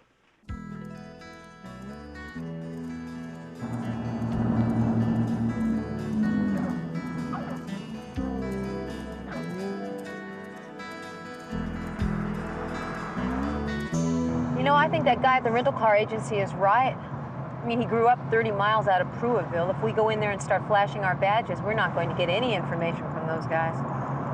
When in Rome. Yeah. think we ought to just pretend we're married. Be a lot easier. Okay, Love Muffin. Love muffin? You call all your wives love muffins? I'll pick you up a ring when we get into town. Oh, well, thank you for that consideration, but it really isn't necessary. Love muffin? Well, you're in luck, Mr. Hunter. This is our last room, and it's our best one. Well, that'll be fine. What? I said that will be fine. Fine. Now, what are you up here for? Our county agricultural meeting? No, we're up here looking for my cousin. Her name's Schofield. Schofield. I heard the name. Never met any of them, though. See, my wife and I, we only been here a few years. We had a farm south of Topeka. Thought Texas would be a good place to retire. Folks are real nice here. Yes, they are. You know, I've been telling my husband that for years. This is his first visit to this part of Texas. Where y'all from, anyhow? I'm originally from Dallas. Oh. Yes, but my husband's from L.A. Yeah? Yeah, well, I think you'll like the room. It's real nice. Of course, it's a little expensive. $24 a night. Does this room have a phone? Certainly, it's got a phone. It's got everything. It's got air conditioning, vibromatic bed, king size. You know, it's our bridal suite. We'll take it.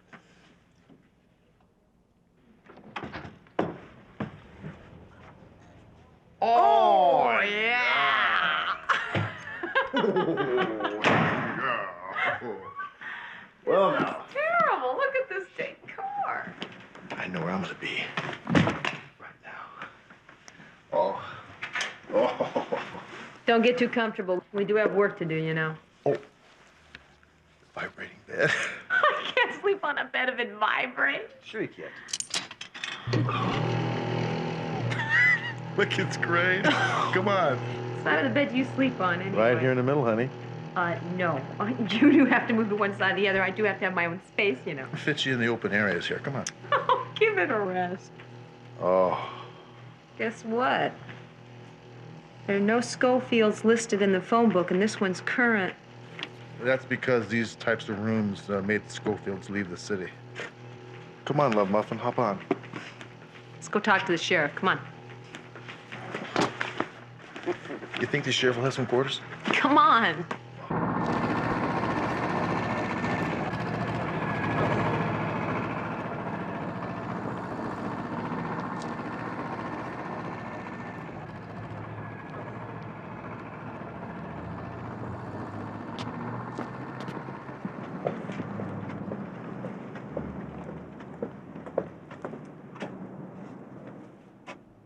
Great. What is it, 6:15? Place is closed up, just like Orange County. Let's go get some beer. Let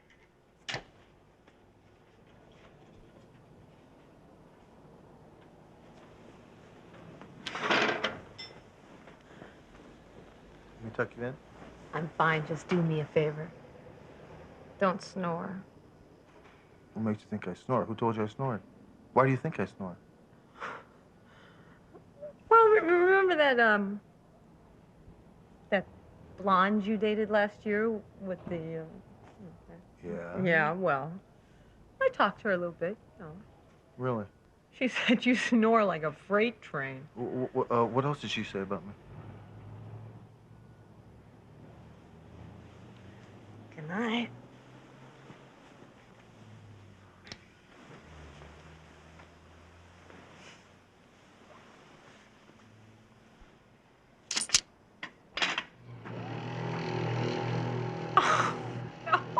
Turn off the bed. Love Muffin. Turn off the bed, you idiot.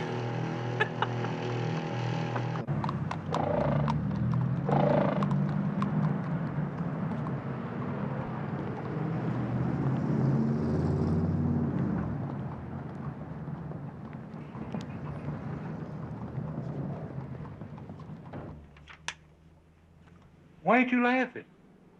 Because you told me that joke last week. Twice.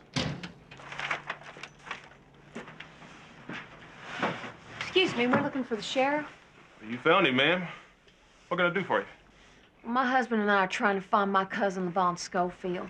Family's from around these parts. We just lost track of each other a long time ago. I thought maybe you might be able to give us some help to find her now. Yeah, Schofield. That's an old Pruittville name. In fact, there's an old building next to the depot over there that's called Schofield Building. Have you tried looking her up in the county phone book? We sure did. Name Schofield ain't even in there no more. No Schofields? Mm-mm. I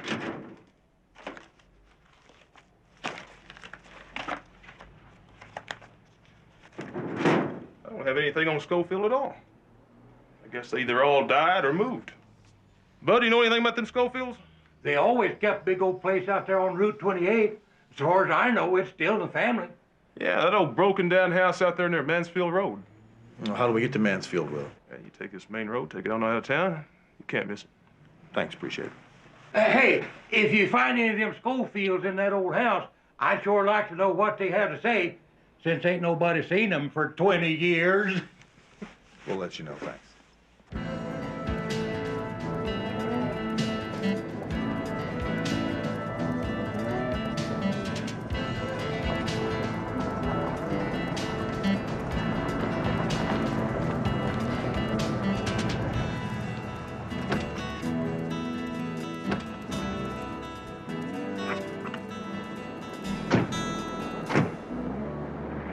Well, nothing like a hot tip on a cold day.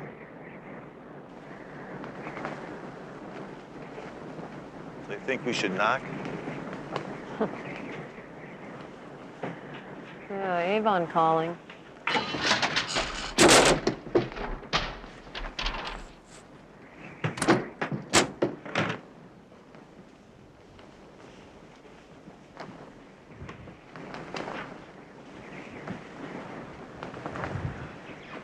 Nobody's lived here in 25 years. Yvonne couldn't have been raised here.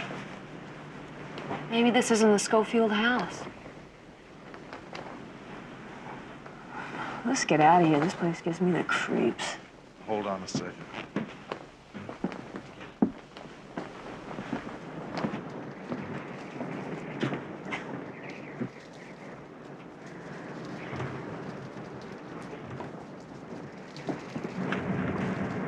Oh, Bud was right. This is definitely the Schofield place. Looks like it has been for a long time. Look at the dates on these things. Listen to this. Elizabeth Clay Schofield, born 1837, died 1883. Daniel Clay Schofield, son of Mary Elizabeth, born 1843. Gave his life for the noble cause of the Confederacy, 1862. Hey, come here.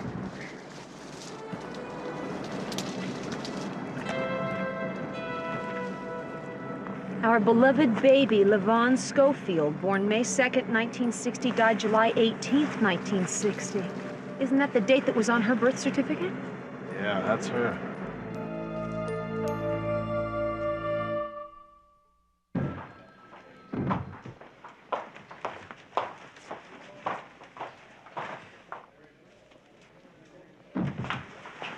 Look at my desk. Every time I leave, I come back, someone's always monkeying with my desk.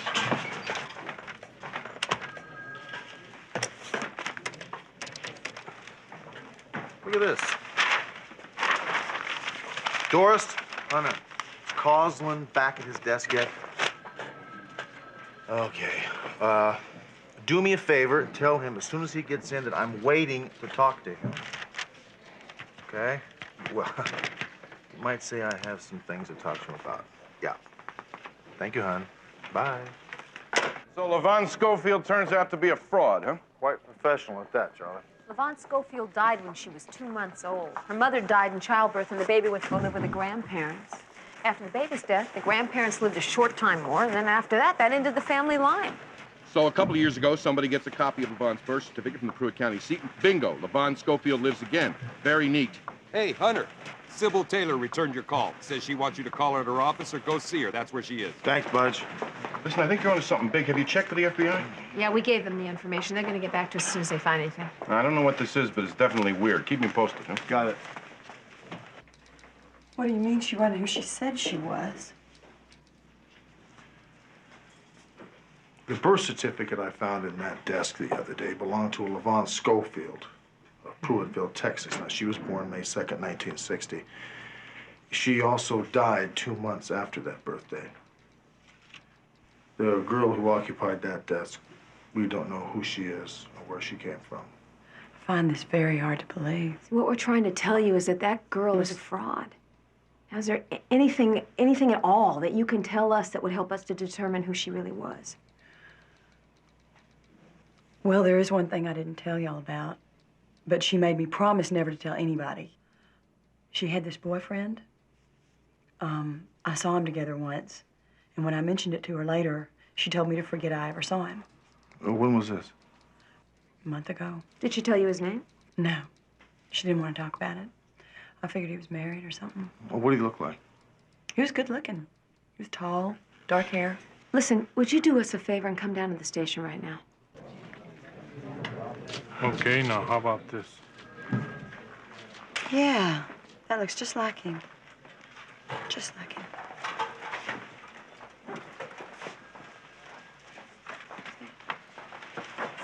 Are you sure about that? Well, it looks just like I remember him. Yeah. Hold that.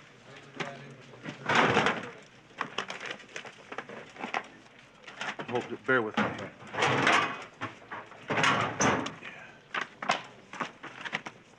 That the guy? That's him. That's him. You folks know him or something? Yeah, okay. Well, let me know if you find him. No one's seen him today. They called his home. There's no answer. Now, are you sure Causland came to your house the same night this Schofield woman, or whatever the hell her name is, was murdered? Charlie, Causland showed up at my house 2 o'clock in the morning, Monday night. Now, Barney puts the death of the girl at about the same time. Go to his house. If he isn't there, wait for him. Got it.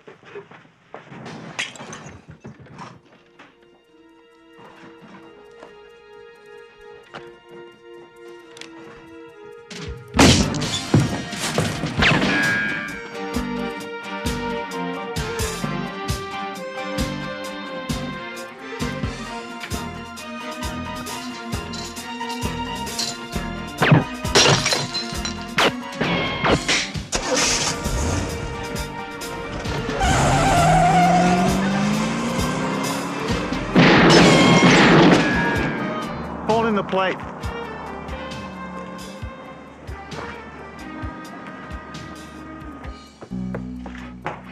Causland!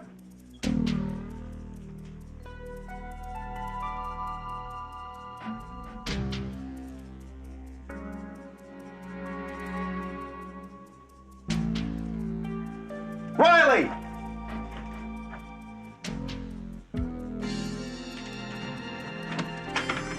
Property's clear. Let's get out of here. Let's get a print team down here, too, and then let's get back to the station. I got a real good look at that guy, and I don't want to forget him. Yeah, that was a little fuller. Eyes were a little closer together. Here's the report on those prints. Great, Budge, thanks. Yeah. What do you got?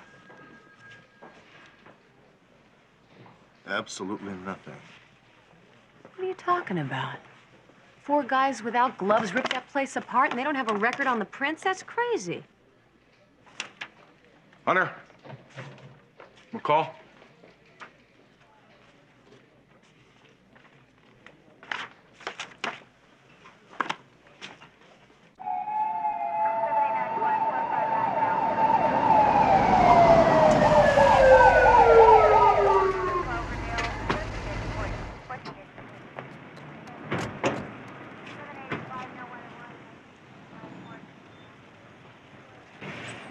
Died sometime last night. Gunshot to the heart.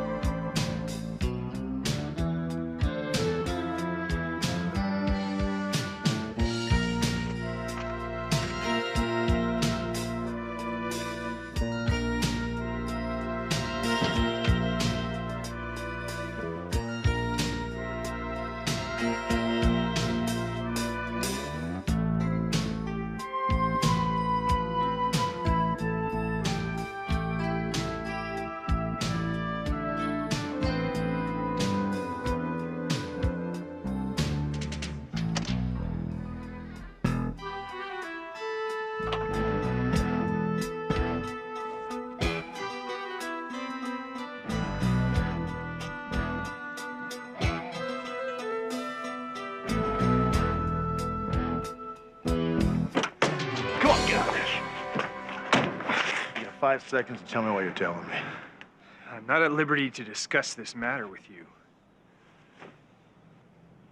All right, who do you work for? May I? Sure. I'm not at liberty to discuss this matter. It figures.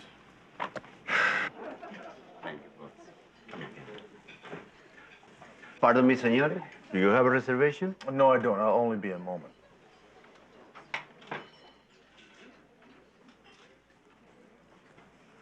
Hiya, Brad. Surprised to see me? Not really. What's it been now, a year since I gave you the Zukov case? Why don't we talk about this tomorrow at my office? I have a friend of yours out in the back of my car, a special agent, Brailsford. Excuse me, gentlemen. You're having me followed, Brad. I want to know why. Because you're involved with the case we're involved in, and I don't want you involved. Levon Schofield? That's a murder case. I get paid to solve those. What we're working on is a hell of a lot more important than your homicide case. I want you out of it. That's not going to happen. You better come with me. What's this look like to you, Sergeant?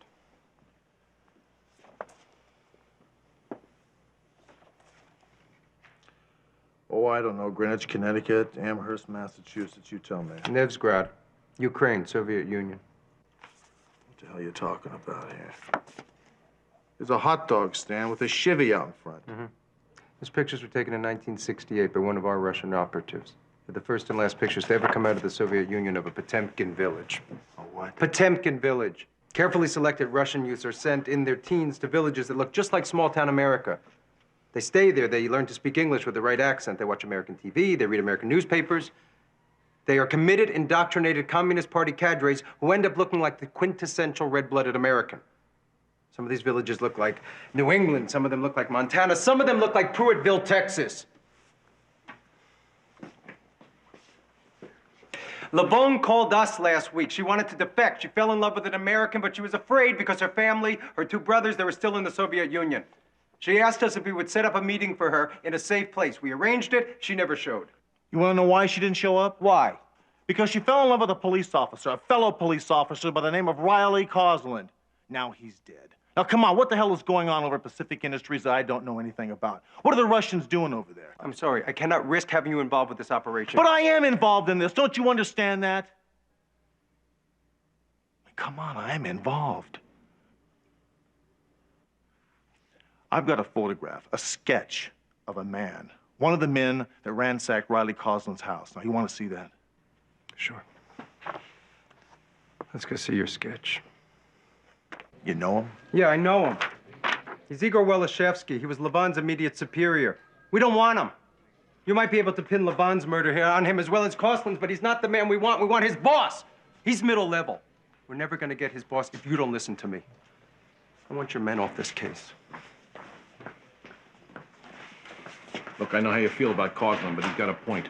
Not to mention political clout. Let me tell you something, Charlie. The last time that guy said I interfered in this case, I ended up handing it to him. I'm not worried about the case, Hunter. I'm worried about you. I've already lost one man to this thing. I don't want to lose another one. I want to talk to you about that.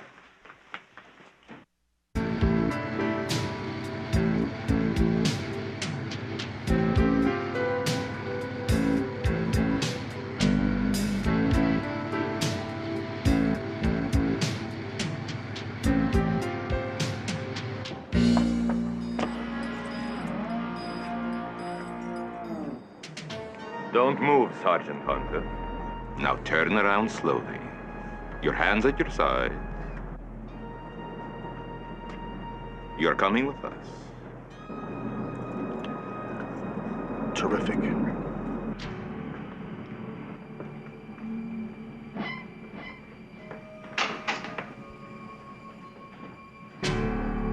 이대! 주의시 이대!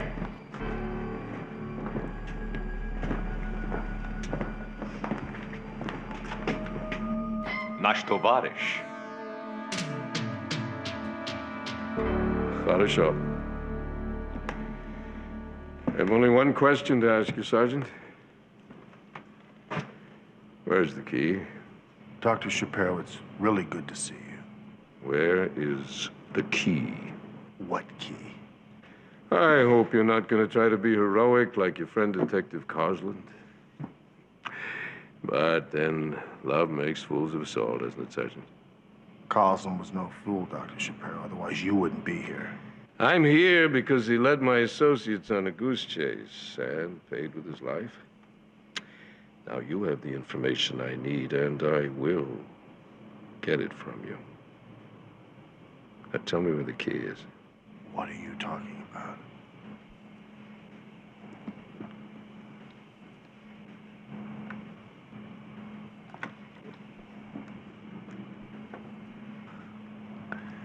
What makes you and these idiots think you can put that on me?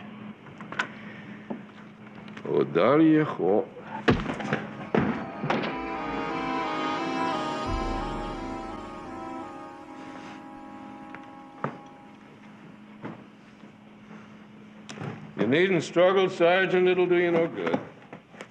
Hey, look.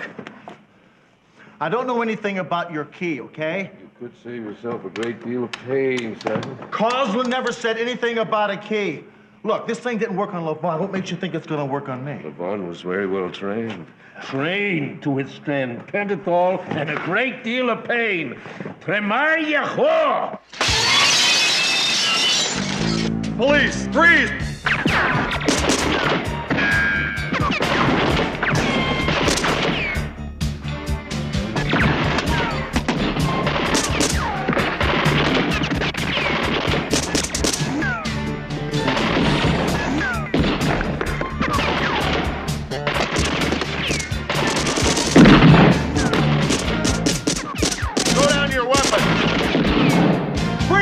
Drop your weapon!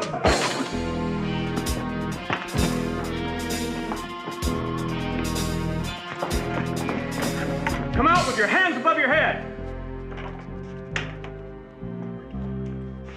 Here's Dr. Shapiro over there. That's the guy that Wilkes was after. Carsland apparently hid a key at my house. We gotta send someone over there to find it. Send a search team over to Hunter's on the double. I'll meet you there. And where were you guys? How come it took so long? That guy could have poached me with that thing.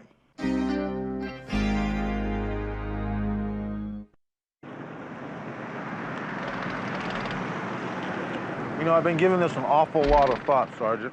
What I think they need is a shorter quarterback. You know, you don't know the first thing about football. When's the last time you even saw a game? Hunter! McCall! Got a visitor. Hiya, Brad. Hi. I just came by because I wanted to thank you for all your help. Oh, well, you're welcome. What's happening with Shapiro?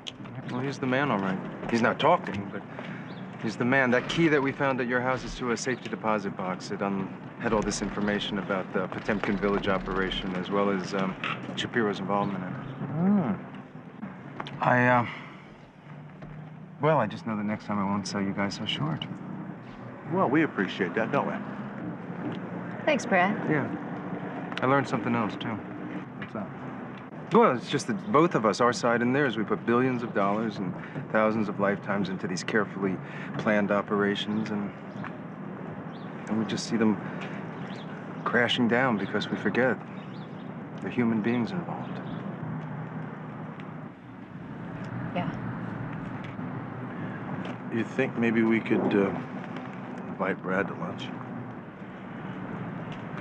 Yeah, what do you say? Want to join us? Yeah, sure. If you let me pick up the tab, my agency's budget is a hell of a lot bigger than yours. Certainly. Yeah. Yeah, what is the name of that agency again? I keep forgetting. Well, that's because I keep declining to tell you. Get in the back seat, Brad. Right, in the back. Good.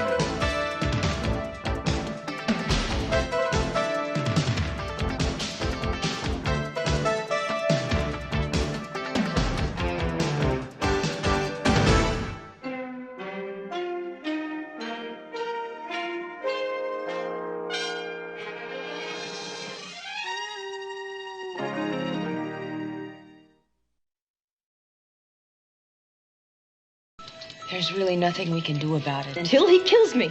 You wouldn't let me do what I have to do. I'm going to fight! He has cut this woman to pieces once, now he's going to do it again. It won't be the next time, Ralph. I hereby order the defendant be released. Don't even think about it. You can't stop me. No one can stop me. So what do you think? Film at 11.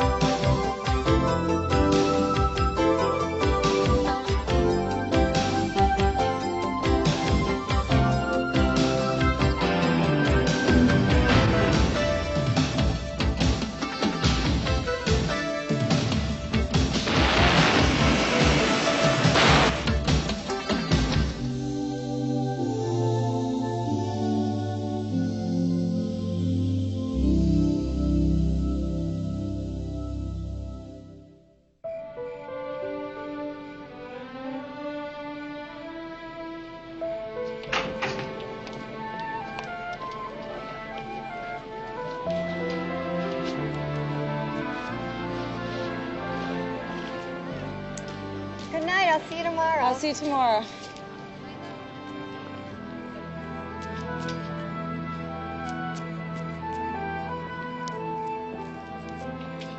Jennifer Hartman, Yes?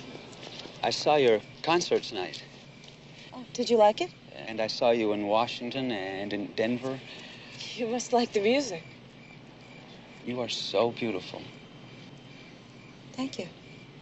I saw you, and I heard you play, but I didn't know what to do. But then I realized that you're too beautiful to live here on this earth, surrounded by so much that is ugly. And then I knew what to do.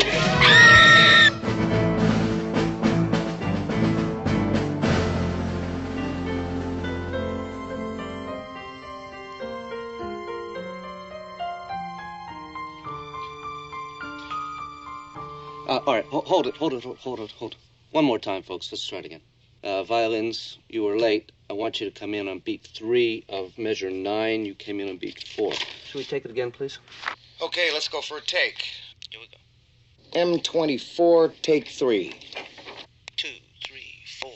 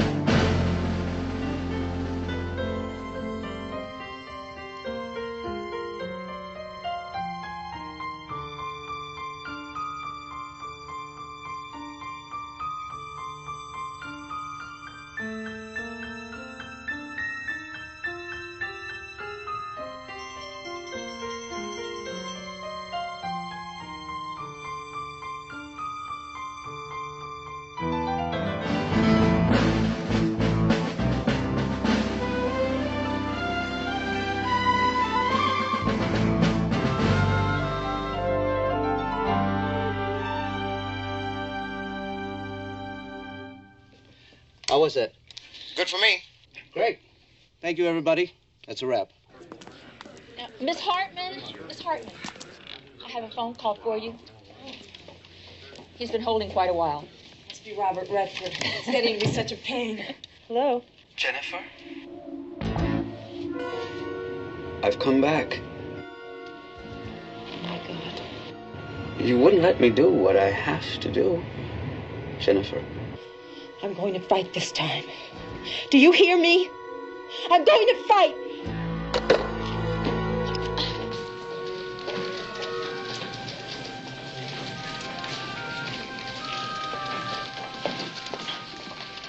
Are you Sergeant McCall? Yes, I am. Could I talk to you for a minute? Sure. What's on your mind? My name is Jennifer Hartman. And if I don't get some help, I'm going to be one of your homicide cases in the next day or so. Excuse me? This is just a little bit of what he did last time. There are 11 other scores. Please sit down. Tell me about it.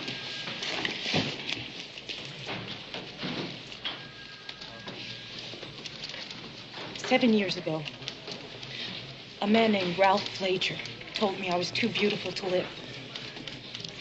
Then he pulled out a knife and stabbed me 12 times. I only lived because a taxi driver saw what was happening, jumped out of his cab and tackled Flager.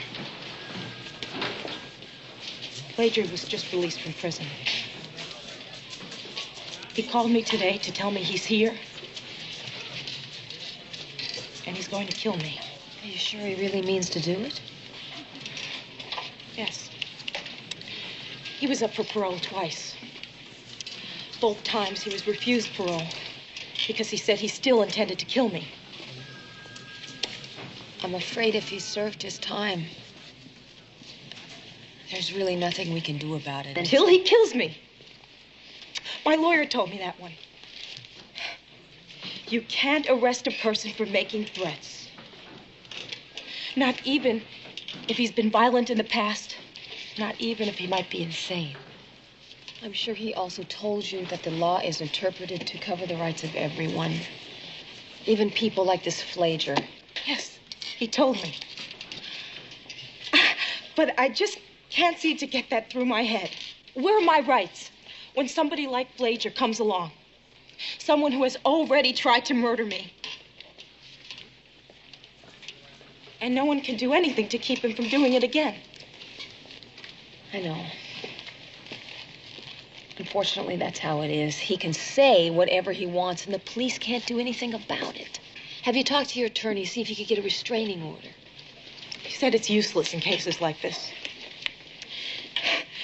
He advised me to change my name, give up my performing career, and run. Just disappear. Well, I won't run. Flager is the criminal, not me.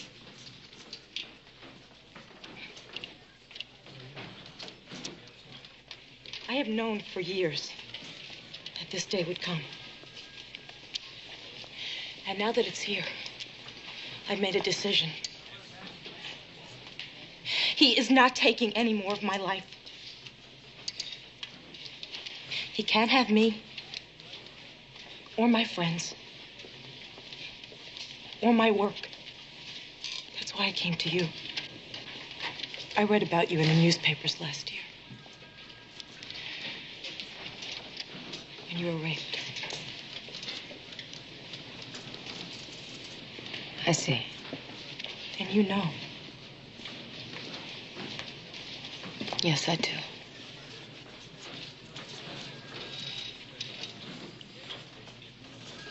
It's out of my hands.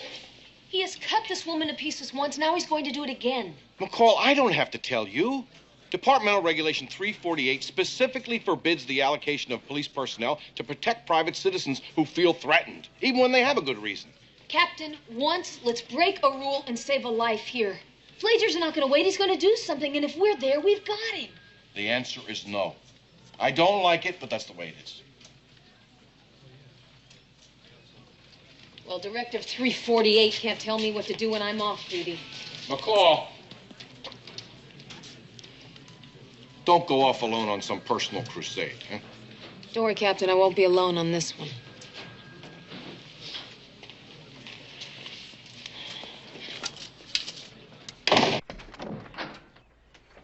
Come on in.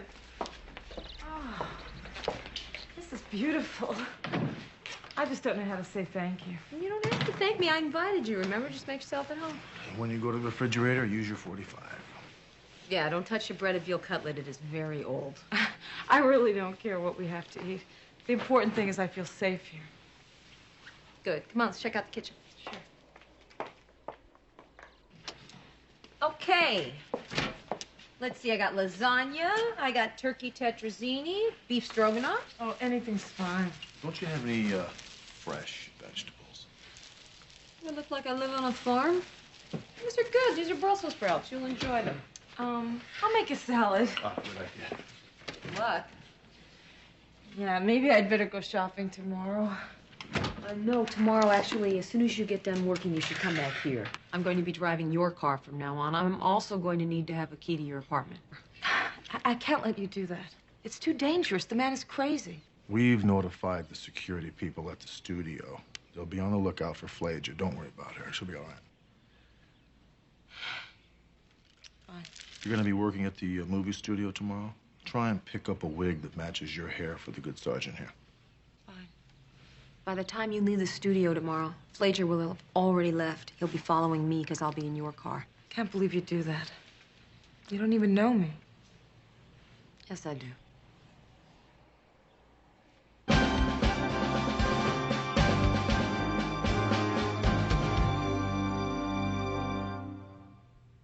How was that for you? We got a problem in here.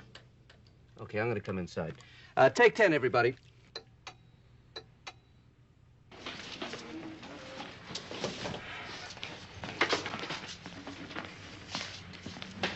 Hi, are you having a good day? I feel like the Christmas goose on December 24th. We'll get the guy soon. That for me? Yeah.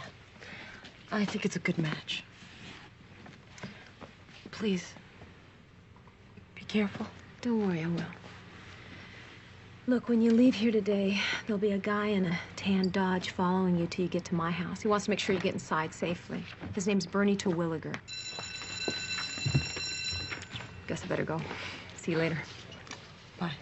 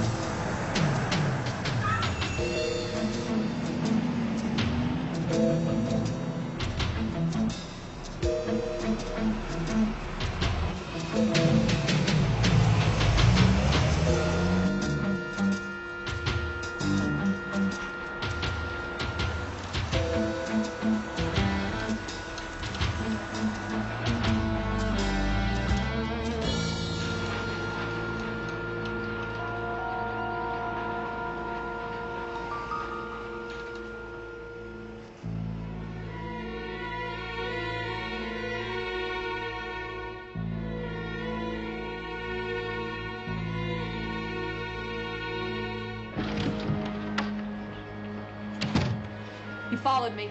Yeah, I know.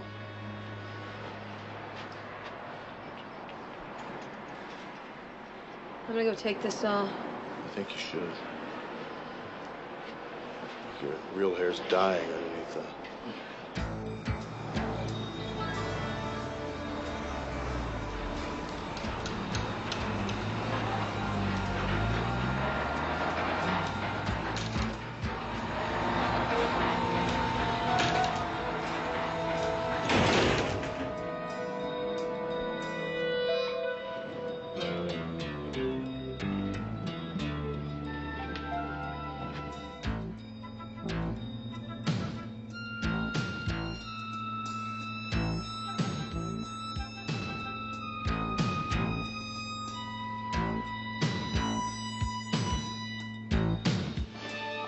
Thank God you put that shoe back on. I can hit this guy over the head with it when he comes in the door. You can hit the guy over the head with your foot. When's the last time you cleaned your feet?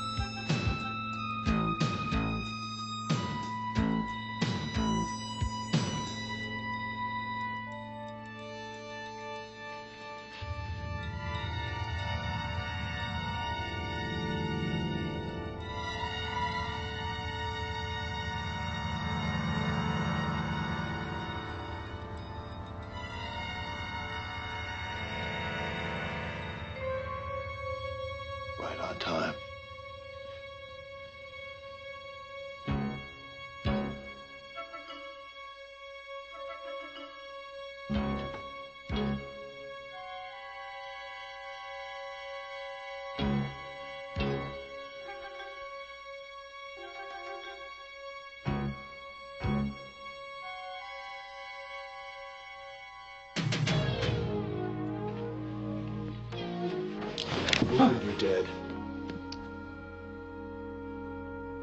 Who the hell are you?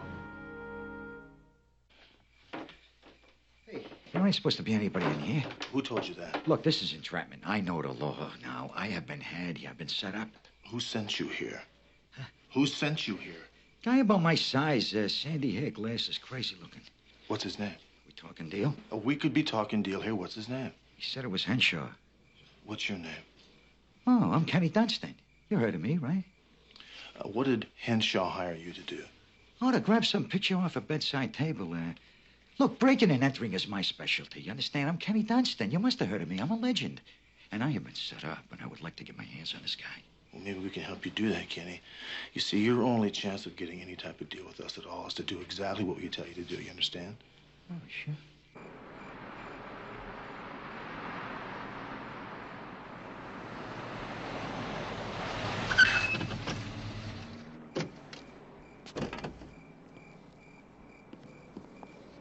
You set me up, man. You set me up. Something went wrong. Yeah, you told me that place would be empty. But it wasn't. Sure it was, except for this pretty brunette laying in a bed there. I almost had a heart attack on the spot. I don't need this kind of aggravation, you understand? I have a high blood pressure problem. Did she hear you? Did you wake her I do up? not make noise. You're talking to Kenny Dunstan. Now, you owe me. I'll pay you. Now, right? And you will forget we ever met. Do you understand? Mr. Henshaw, that will be the only pleasurable thing about this whole affair. Freeze right there. You're under arrest. Turn around, put your hands on top of the car. Move it! Come on, Kenny, we're not done with you yet. Cuff him, Sergeant. I got him. Hey, I thought we made a deal. You're a witness. We're gonna take you in and book you. You'll probably make bail, but you're gonna have a real good reason to show up to testify. Testify? The man has witnessed nothing. Is that right? You hired this guy to break into Jenny Hartman's apartment. That means we can nail you for breaking and entering, and that's gonna put you back on the slam for 5 years. She wasn't there. They were. I should never have depended upon anybody else. Next time, I won't. It won't be the next time, Ralph. You can't stop me. No one can. Yeah. Hank, what's the big deal? I mean, it's nothing to get so upset about. Oh, yeah? When the DA tosses a report at me saying one of my people's been busted and he's out on bail, I tend to get pretty damn concerned. But it was a gag. It was a joke. Okay, tell me the joke. All right, look, this guy looks me up. He needs a favor.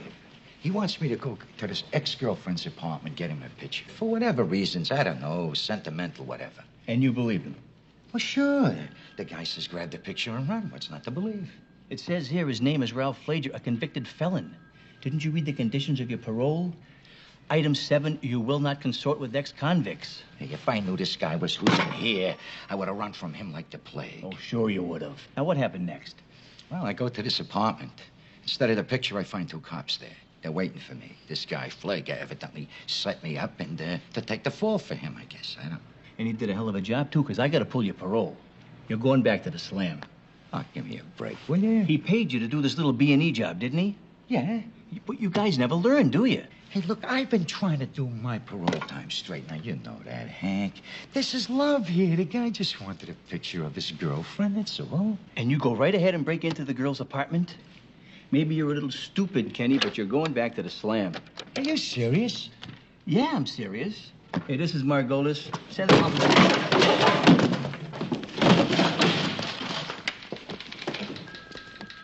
The defendant is ordered to stand trial on 2 counts of grand theft auto. The hearing date is set for the 15th of next month. I have set bail at $5,000, and the defendant is remanded into the custody of the sheriff until such time as set bail is posted. We can't find Kenny Dunstan. What do you mean you can't find Kenny Dunstan? I don't know. I just heard about it. Next case, People versus Flager. Are the people ready, Mr. Alberg? Your Honor, we were ready to proceed at this time, but we've just been notified that our key witness is no longer in this jurisdiction. Is this witness necessary to your case, Mr. Alberg? He is our only witness, Your Honor. Do you have any idea where this witness is? No, Your Honor. He fled and forfeited his bail. I have no choice but to suggest that the district attorney refile this case when the state's witness has been returned to custody. I hereby order the defendant, Ralph Flager, be released. Next case.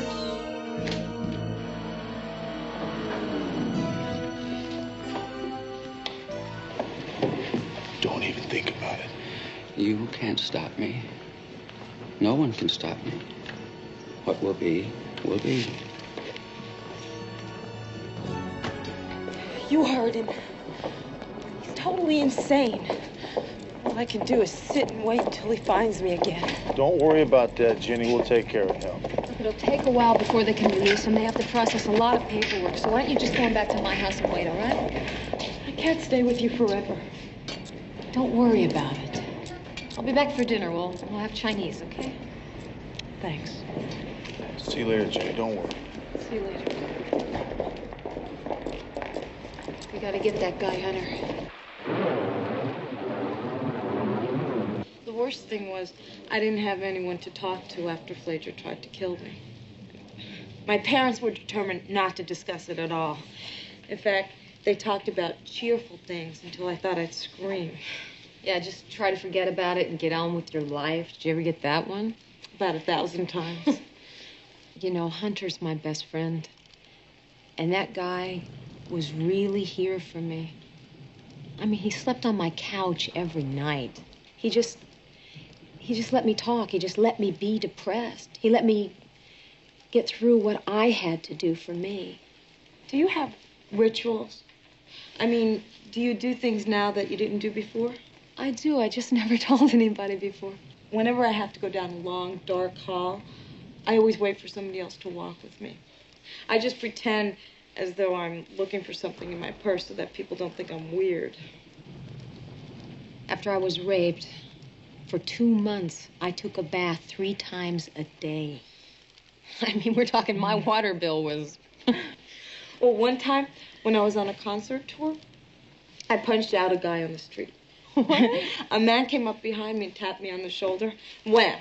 I let go with a right hook. There's a little man in Pittsburgh who'll always remember me. Wait, I have one that's even worse. I shot a coat. A coat? It was really dark in my house, and I looked and I saw this. I thought it was a man. It was a coat, so I shot it.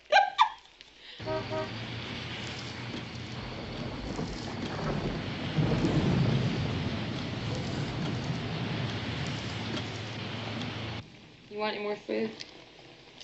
I'm not really hungry. Well, good. You can clean up. Thank you. Look, I admire what you're doing and everything, but, well, look at you. You're half asleep, right? No, we're not. We're awake. We're fine. Look, you're going to have to find some way to do whatever it is that you're doing without coming in here and dragging your butts. Now, the department's paying you to do a job. A correction. The citizens of the city are paying you to do a job, and I expect to see that job done. You understood? Yeah.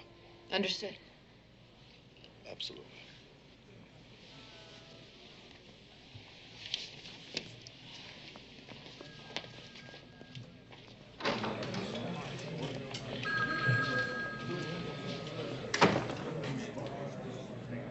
You look like hell. Go home. You don't look like a spring morning either, you know. How's Jenny doing? Like a trooper, better than me. Well, let's find Dunstan so he can get some sleep.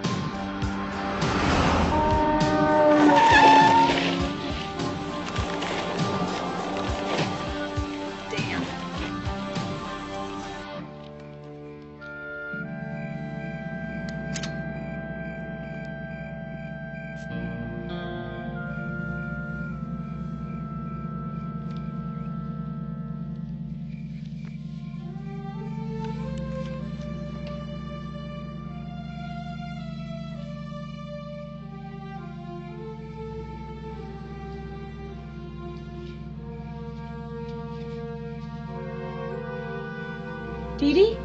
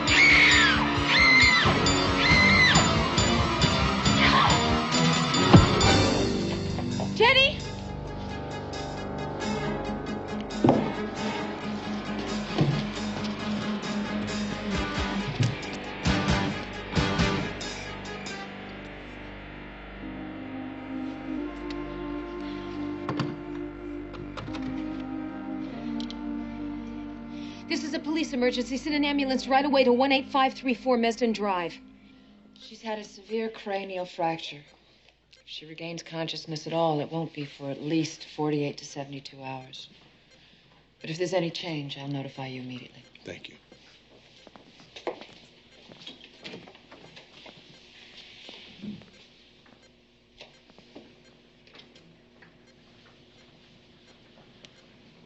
Hang in there, Jenny.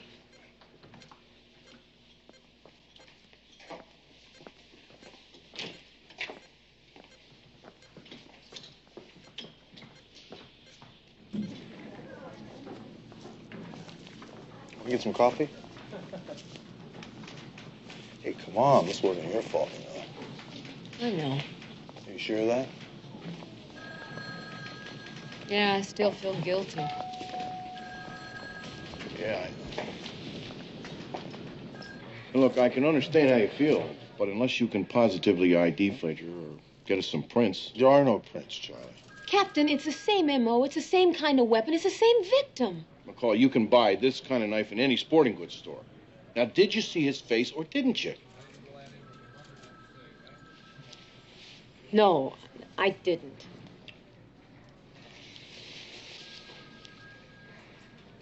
So that's it? Unless you can tell me now that you can positively ID Ralph Flager at the scene, that's it.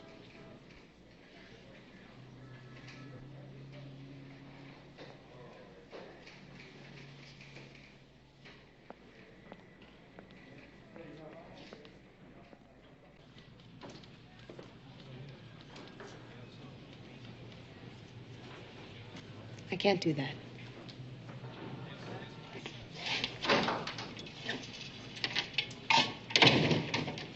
So what do you think, McCall? You think we've joined the system? I think we are the system. Call delivery for you. Came in just a little while ago. Thanks.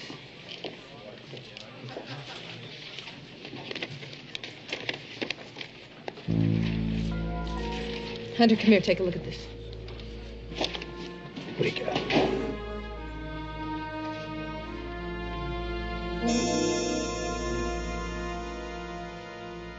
This guy may be crazy, but he's not stupid. Fingerprints all over the envelope and the card, and none of them turn out to be Flager's. Any developments on Kenny Dunstan? Everybody in the department's looking for him, Charlie.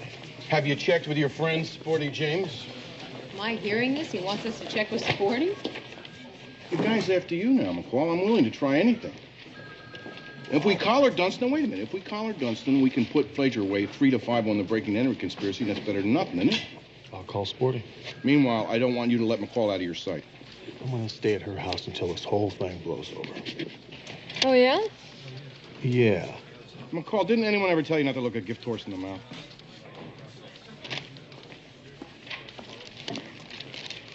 That's why he's the captain.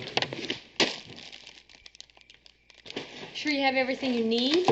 I'm only going to be here a short period of time, hopefully.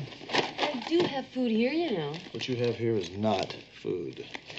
You said that the last time you stayed over. You see, the food you have in your refrigerator now is probably the same food that you had in your refrigerator then. I think you are right. Did I ever tell you how much I really appreciated you being here for me last year? I think so, yeah. I really did. You helped me a lot, thanks. You're welcome. So, what do you think? Prunes? Ugh. The city council will vote on the parking ordinance after meeting with local citizens groups. About time. That's it for news of the neighborhood, Grams. Now time for the entertainment section. Arnold, I swear you sound just like those guys on TV. That's right, Grandpa. Film at 11. Read on. All right, it was a pretty good breakfast. What do you mean a pretty good breakfast? It was a great breakfast. Let me ask you a question. Do you know anything at all about nutrition? Yeah, I know a lot about nutrition. Yeah? Okay. What are the basic food groups? The 4 basic food groups. Order out, take in, frozen, and canned.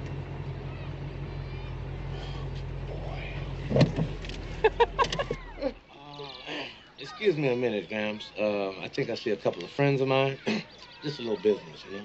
I'll be back to do the weather, okay?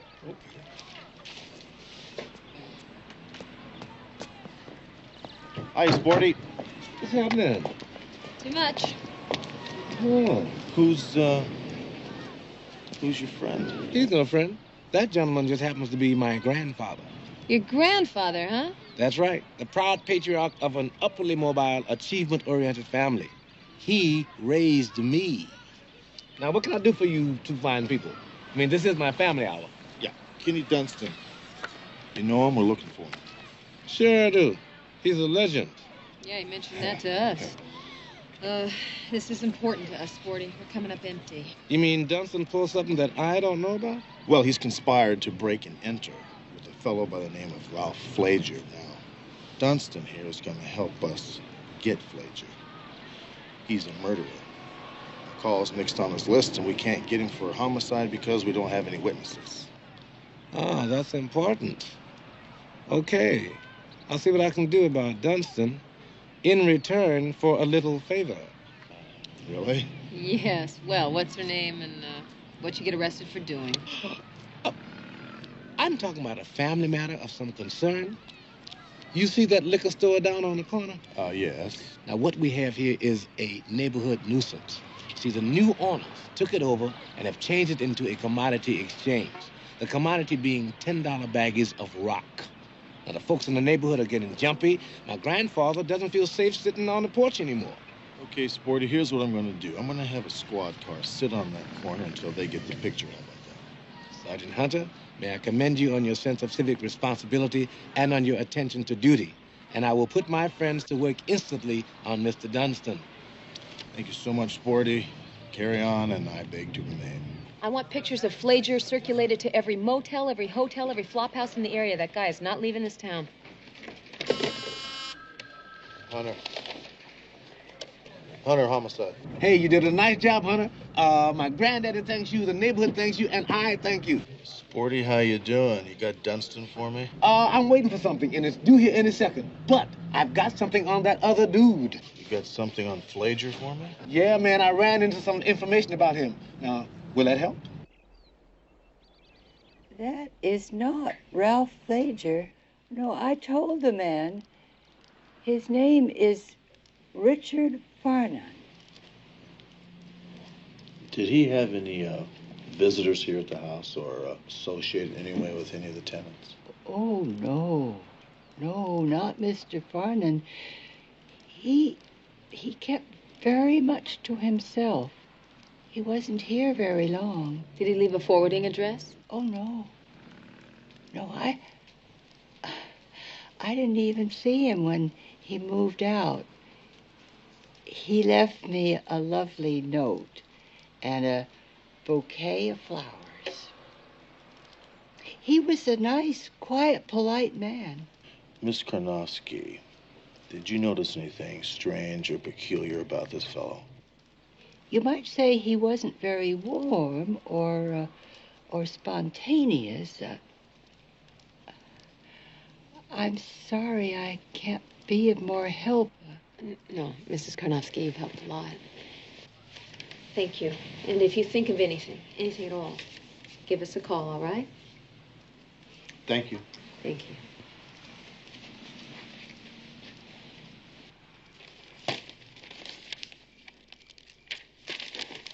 I'd hate this just sitting here waiting. I wish the guy would make his move already. You will. It's 2 o'clock. Let's get some sleep.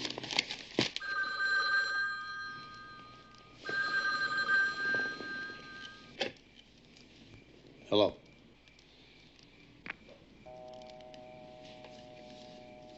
He hung up.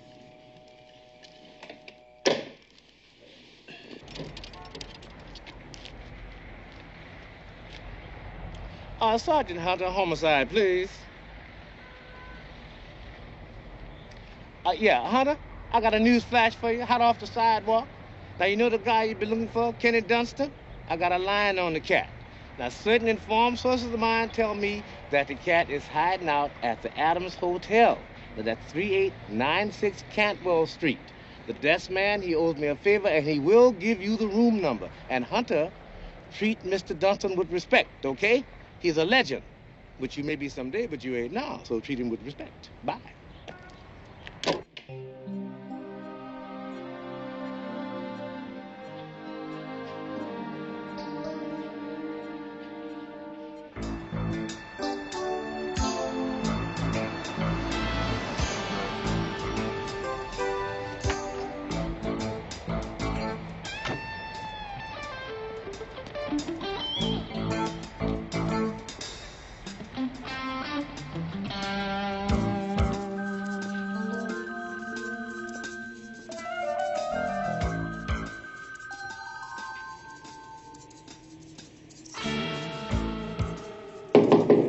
Dunstan, open up, please. Dunstan!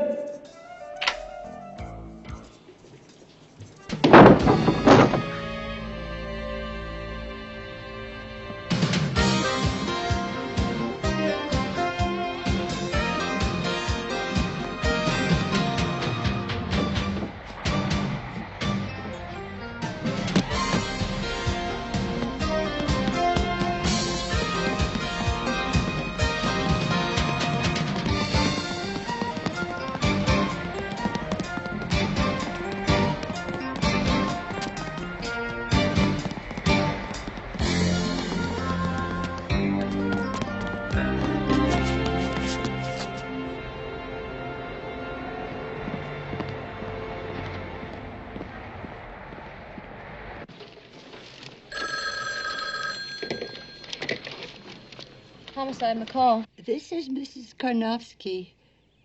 Do you remember me? We talked about Richard Farnham. Yes.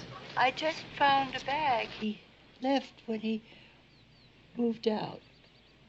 Would you like me to open it? No, don't open it. I'll take care of that. Wait for me, okay? I'll be right there, and thank you for calling.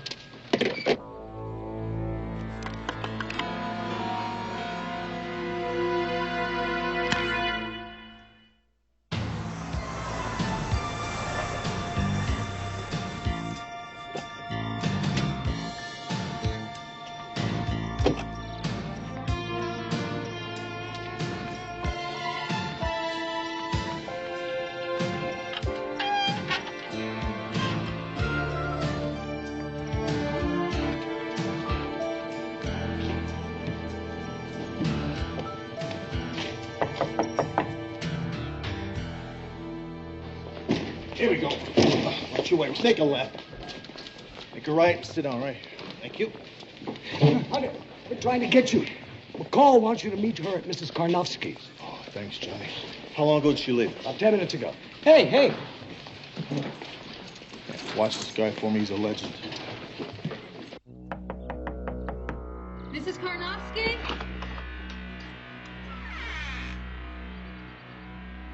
Mrs. Karnofsky?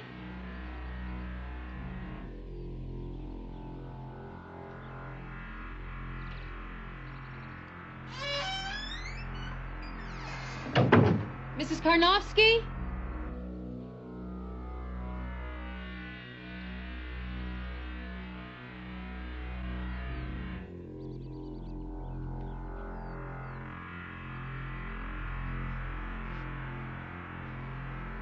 Mrs. Karnofsky?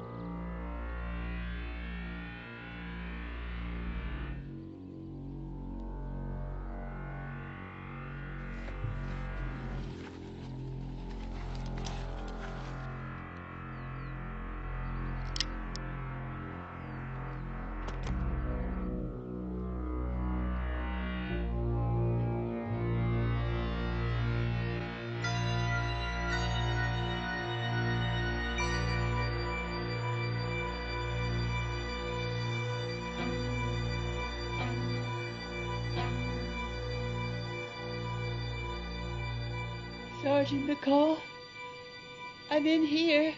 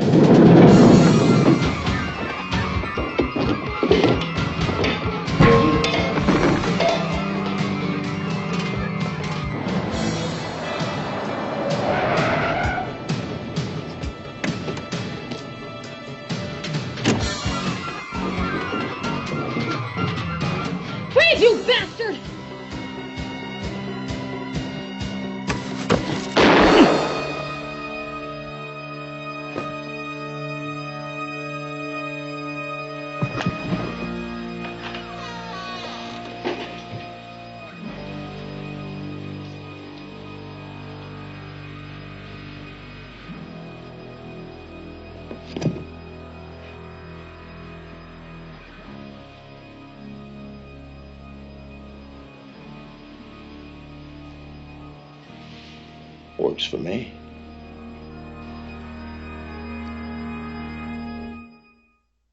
It's a good thing you got there when you did. Thanks. I owe you both my life. Well, you're quite welcome. Now, the doctor tells me they're kicking you out of here in a couple of days. I guess they need to bed for somebody who's really hurt. Believe me, I'm ready to go. Yeah? You know, someone sent me a flyer from the victims' rights group. I'm definitely getting involved. Maybe I can help them get some laws passed that are good for victims for a change. That's a good idea, Jenny. Yeah, put us on that list. Yeah. I was hoping you'd say that. Let me ask you a question. Yeah. You shot Flager through the heart, right? Right. Is that where you were aiming? I told you what happened. I fell and my arm hit the chair. Well, that's not what I asked you. Yeah, I know.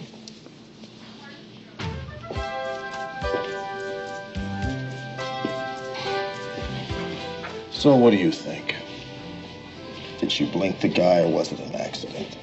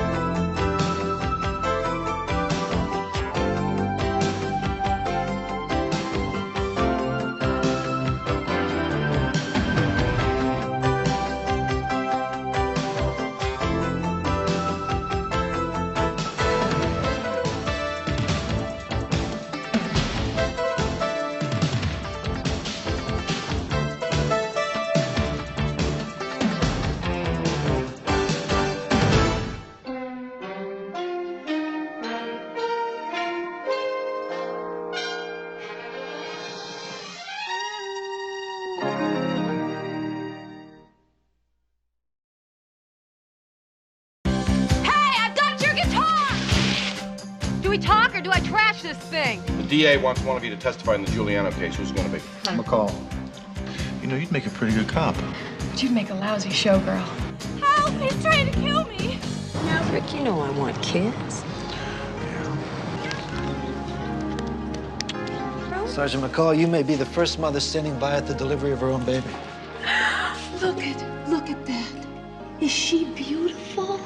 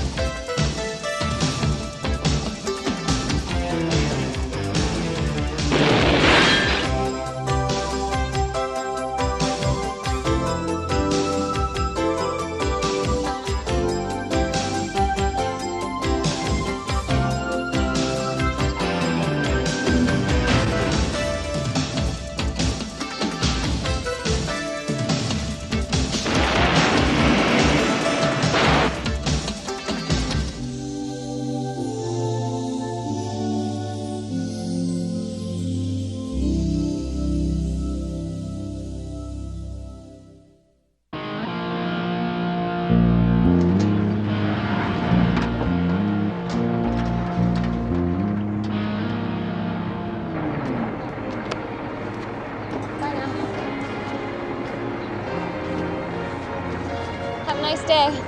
Bye.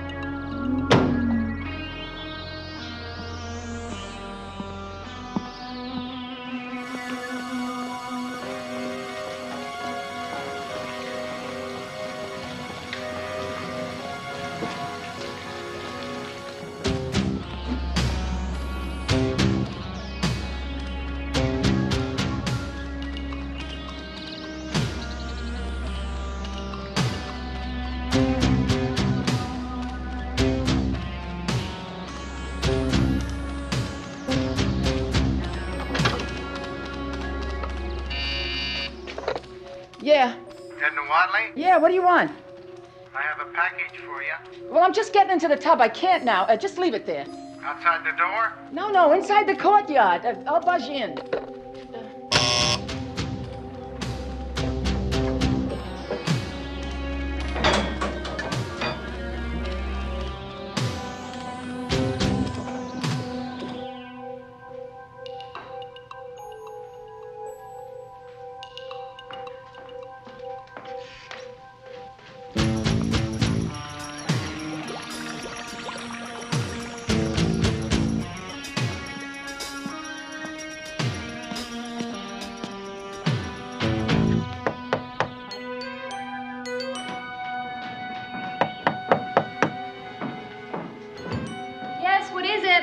We have a plumbing problem, Miss Pileski. Mr. Warren wants me to check your bathroom. Okay, just a minute.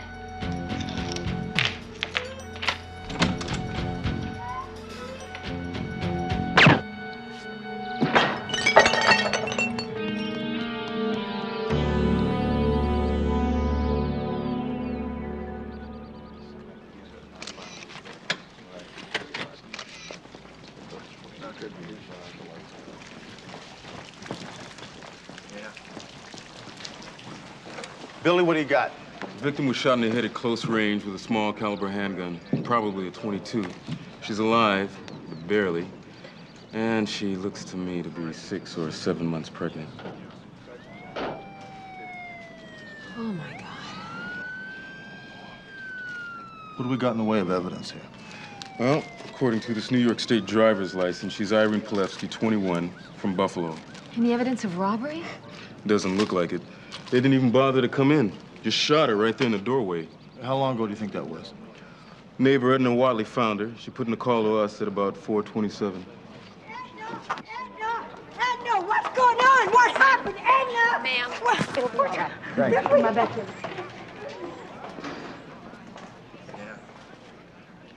Miss Watley? I'm Sergeant Hunter. I understand you're the one that discovered Miss Pilevsky's body. Yeah. I live right next door to her. Poor baby. I tell you, I don't understand none of this. Who'd want to hurt that sweet child? Now, when you heard the gunshots... I didn't hear no shot. I went out to the lobby to pick up a package supposed to be left there for me, only there wasn't nothing there. And when I come back, I seen Irene's door open and her just laying there. Now, you sure you didn't hear anything that sounded like a car backfire? Look, ain't nothing wrong with my ears. I'm telling you, I didn't hear no shot. And my TV wasn't on neither. Now, you say you went down for a package? Yeah, it come when I was taking a bed. So I told the guy to just leave it in the lobby, only it wasn't there when I went out there. You talked to him on the intercom? Yeah, when I buzzed him in. What time was that? Oh, let's see, it must have been about 4. Yeah, 'cause I didn't go take my bath until after Your Lucky Day was over with. And that must have been Your about... lucky day? Yeah, the game show, Your Lucky Day. You could win dinettes. I thought you said your television wasn't on, though. Well, I always turn it off when my program goes off. What about Irene's friends? Tell me about them. Well, she's only been here a couple of months. She didn't have no friends, except for me and Sister Nora over at St. Agnes's home, you know. They was helping her with the baby. Would you happen to have Sister Nora's address and phone number? Oh, sure I do. Irene, give it to me in case of emergency. It's in my apartment. Anybody you talked to hear gunshots? Nobody. Must have been a silencer. Make it a professional hit? That doesn't make any sense. She's just a kid. Sure doesn't. Let's go find out why. I'm gonna go over to the hospital. I'll drop you off with Sister Nora. She's more your type. Forgive the emotional display, but I still find it difficult to accept. Dear Lord, that child was such a gentle creature. Who would possibly wish her any harm? Are you sure it wasn't a robbery? It doesn't appear to be. Sister Nora, I need for you to tell me anything you can about Irene. That's very little, I'm afraid. The most important thing we offer these girls is confidentiality. The only reason we ask them for their birth certificate or driver's license is we're required to by law to be sure they aren't minors. Well, what about the father of Irene's baby? Did she have any contact with him? No. He was back home, not here in Los Angeles. She didn't even tell him she was pregnant. Back home, you mean in Buffalo? Well, yes, that's where her family is. Do you know if she tried to contact the family there? Well, I tried to persuade her to tell them the truth, but she wouldn't hear of it. The thought of their finding out she was pregnant simply terrified Irene. So she invented a story that she was traveling in Canada as an exchange student, and she'd call them every 10 days or so from Canada. Did you ever try to call the parents? Oh, good heavens, no. That would be violating an irrevocable trust. If we didn't offer that, many of these girls would opt for abortion. But Pilevsky is hardly a common name. I'm sure if you call Buffalo Information. Yeah. Well, thank you.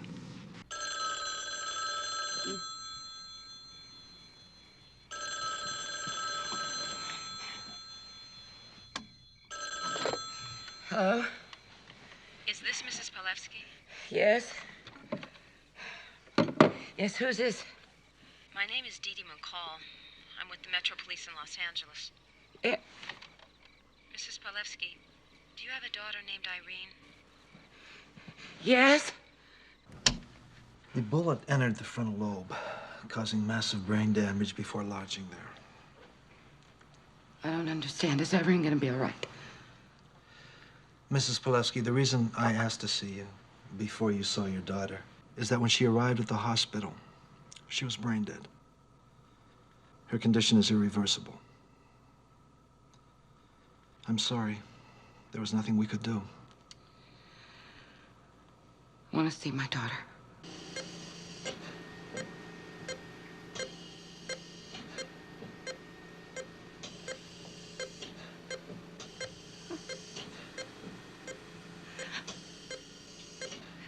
not my daughter. It's not Irene. Take another look, Mrs. Pileski. Be absolutely sure. I don't have to. I know my daughter. This isn't her. Oh, I'll send you a picture, then you'll see. I'm very sorry about this poor girl, but she's not my daughter.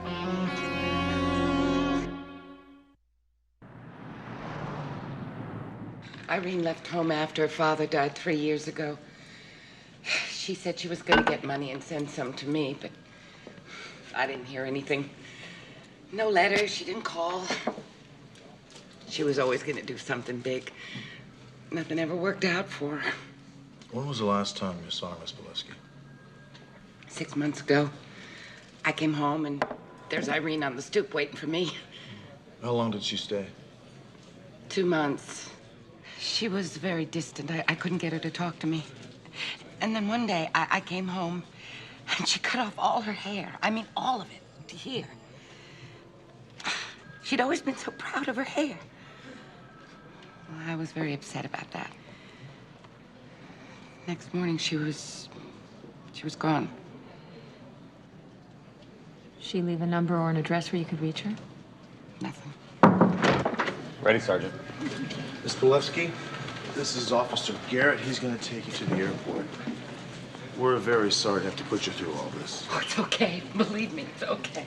We'll keep you posted until we find Irene. You'll look for her? Oh, yes, we've got to find her fast. You think somebody wants to kill Irene? Well, there's a good possibility of that, yes. Be sure to send us that picture. It'll help. I'll send it as soon as I get home. Have a nice flight. Thank you. Thank you very much. You better find that girl fast. Whoever put the hit on her is going to try again as soon as they figure out they killed the wrong girl. Morning, McCall. Morning, Hunter. Hiya, Charlie. Glad to see you looking so happy and relaxed this morning, because I got some depressing news for you. The DA wants one of you to testify in the Giuliano case. Who's it going to be? McCall. You work it out. Whoever it is, in my office in 10 minutes. Wait. I want this case. You don't want to flip for it? No. Let me have this case, okay? There's something about it with the girl and the baby and everything. I want the case, all right? Sure. Thanks. Well, I'll make Charlie wait 10 minutes and then I'll go tell him.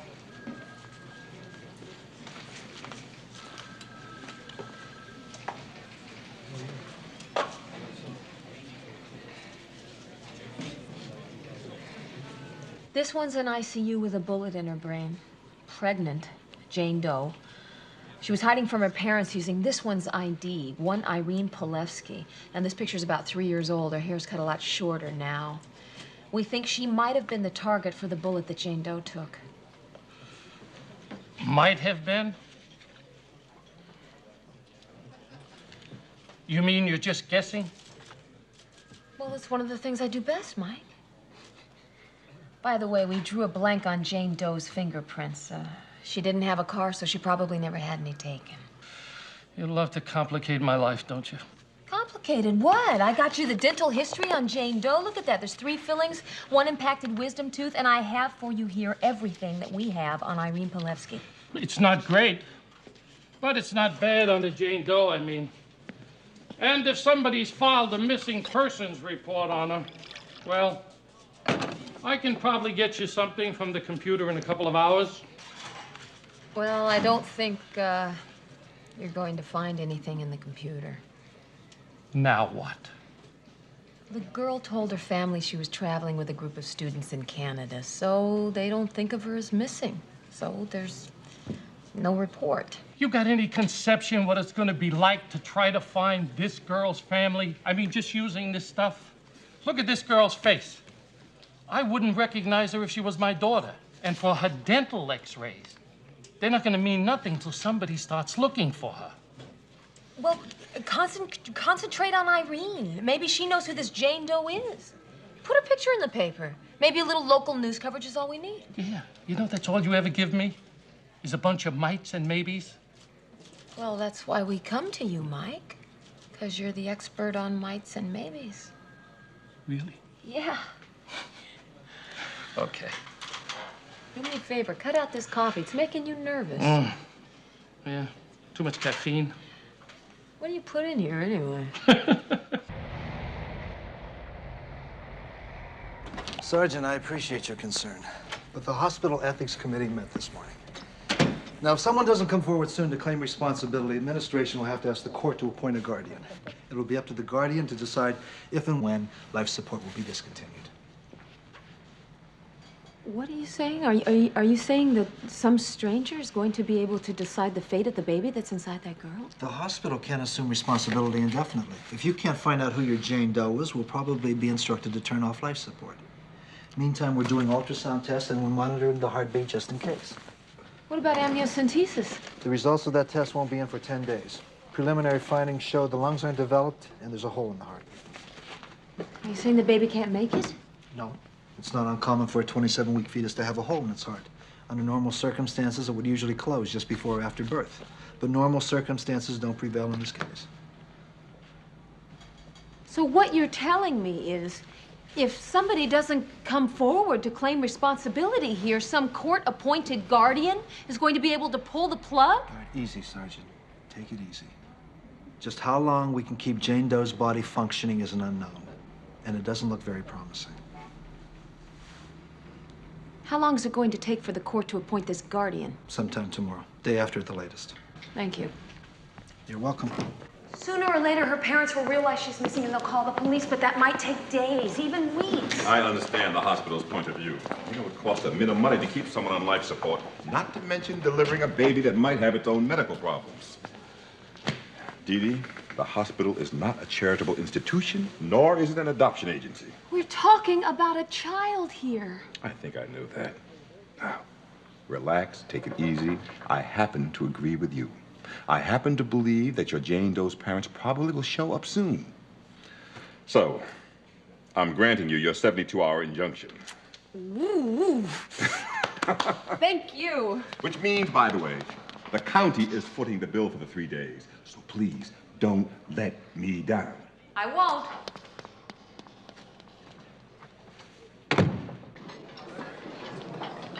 Dr. Lynch to radiology. Dr. Lynch to radiology.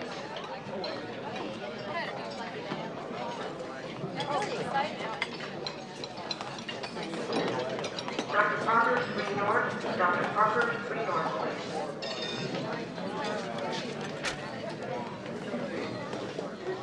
What's all this? Read it. It's a restraining order that prevents the hospital from taking instructions from anyone to pull the plug on Jane Doe's life support system for an additional 3 days.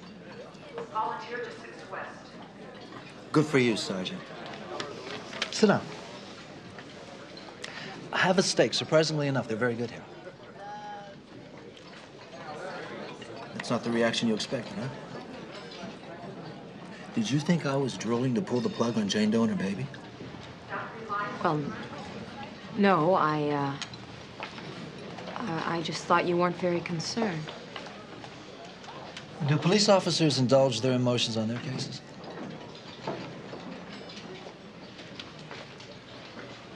No. Actually, we have to keep a certain distance. But you're not willing to assume the doctors do, too?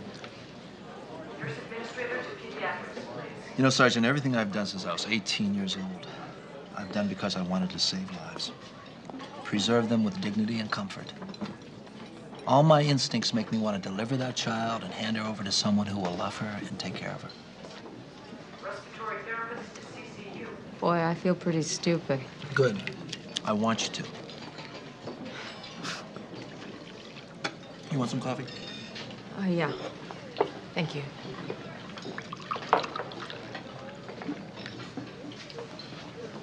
I'm very sorry. I thought that you were rather cold and callous, and I was very wrong. I'm sorry. You know, when I started in medicine 20 years ago, the world was a lot simpler. Life support systems were primitive, and all these complex ethical questions hadn't been asked yet. What I'm trying to say is the ethics committee tries to do the right thing. But we have rules and regulations, and the hospital operates on a stringent budget and has to obey those rules and not take on responsibilities that belong elsewhere. So it warms me when somebody like you comes along and forces us to do what we wanted to in the first place.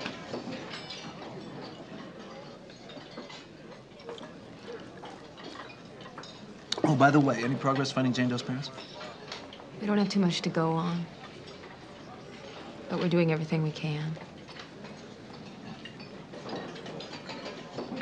What was your name again? Tiffany!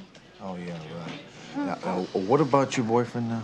Oh, so, anyway, I'm going with this guy named Todd, right? And we are just, like, really, really super in love with each other and everything like that. And the only problem is he works in this really cool club. And one night, this, like, totally bogus girl shows up, you know? And Todd, like, dumps me. Couldn't even believe he could do such a cool thing like that. And then I read in the newspaper that the police were looking for this Irene Polevsky and everything, so I, like, came right down. Why? Why? What? Why did you come right down? Because, like, that was her name, Irene Polevsky. Oh, yeah, right. Like, I'm gonna forget her name. I mean, she took my boyfriend away from me. The name Polevsky is absolutely branded on my memory forever for life. Is that her? Oh, my God, yes! This face is branded on my memory, too. Only, you know something? She didn't have, like, all this hair and stuff. Like, her hair, when I saw her, was, like, really, really, really short. It was totally ugly. It was absolutely disgusting. I mean, I wouldn't even wear my hair like that. I wouldn't be caught dead with that hairstyle and everything like that. You know what I'm saying? But, yes, that's her. Once she moved in on Todd, he could not even remember my first name. Now, look, your boyfriend is Todd who? My ex-boyfriend, please. His name is Todd Logan, and he's a real super fox, and he works at the Cosmos Club on Pico, and he plays guitar, lead guitar, even with the Stiff Springs. Have you heard the Stiff Springs? They're really, really good band. Now, when did all this happen with Irene, I mean? Her showing up? Oh, okay. Well, she, like, first came into the picture, like, maybe, like, 10 weeks ago. Yeah. But listen, sir, can I just ask you a really quick question? It's kind of important. I was just wondering, is she, like, in trouble or anything like that, you know? Not that I know of, no. Oh, God. Because, like, for the longest time, I was just, like, totally mad at her, you know what I'm saying? And then one day, I just woke up and I just realized out of the blue that hate is just, like, such bad karma. So I said to myself, okay, Tiffany, just be big. So I wouldn't want anything bad to happen to her. Hunter, I got 3 more days. Oh, hey, listen, is that fantastic? Good Sure for is, you. yeah. Oh, boy. Look, I have to get back to court. And I'd like to have you, Sweet Pea, tell her everything you just told me, and I mean everything. And good luck to you. Hi, so what's your name?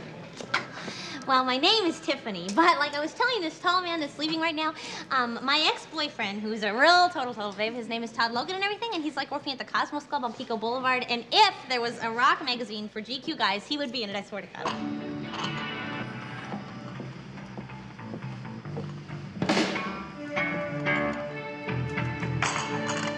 Todd Logan here.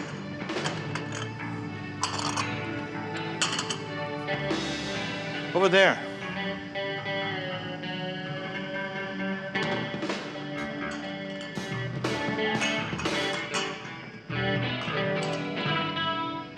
Todd Logan? Who wants him? Los Angeles Metropolitan Police. Can we talk? Yeah, sure. Just a minute.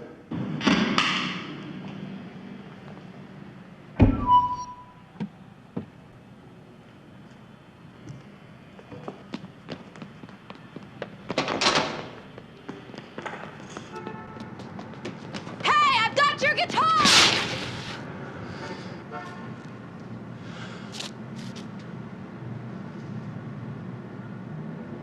Do we talk or do I trash this thing? Please, lady, be careful. Don't even hold it like that. You could drop it. Do we talk? Yeah, just bring it down real easy. That's right. Talk about what? About Irene. Irene? Why didn't you say so, for God's sake? You know, with Irene gone, this is The only good thing I got left. Gave me a full scare, you know? Tell me about her. We were together for like 9 or 10 weeks. I didn't know it was possible to feel like that about a chick, you know? Then one night we heard on the radio that a girl named Irene Polevsky's been shot. Irene looked sort of shocked, you know? I told her it must have been some sort of weird coincidence or something, right? Then I went to work. When I got home, she was gone. Nothing left but a note. What'd it say? It said, I love you. Someday I'll call and explain. Don't forget about me. Like I could forget about her, right? Did she call? No, but I'm waiting. What did Irene do before she came here to L.A.? Said she was a showgirl in Las Vegas. We had this chance to go to Vegas together. A weekend gig, all expenses paid, right? So I tell Irene about it, and she gets all paranoid. Says she never wants to go near there. I asked her why, and she said, don't ask. I turned the weekend down. Are you gonna look for her? Yeah.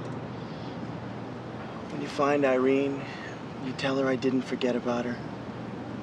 Tell her to come home. I'll tell her, Todd. She's the best thing that ever happened to me. She was a showgirl there 6 months ago. Her real name is Irene Polevsky, but I don't think she was using it. Look, I'm going to send you a picture of her with a Detective Vasquez. He's coming up in the morning with a prisoner he's going to deliver to you guys. And do me a favor, put a rush on it because we think the girl's a hit target. Yeah, thanks. Ray, do me a favor. If Hunter or anybody else calls, tell them I'll be at the hospital. You got it.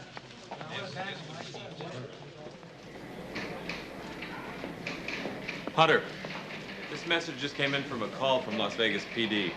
Irene Polevsky used the name Gloria Boucher. Boucher disappeared 6 months ago. She can call Detective Feeney. Thank you very much. Sure.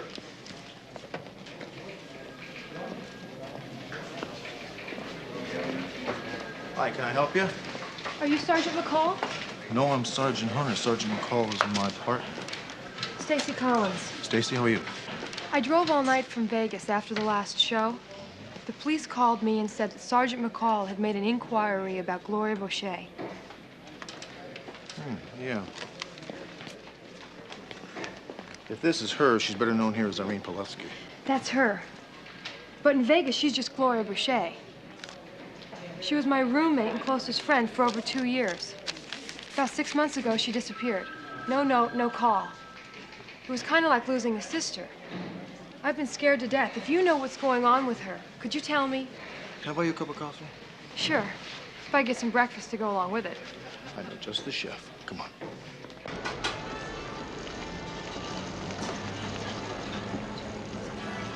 Apparently, she and Todd had a pretty good thing going until she got scared and took off again.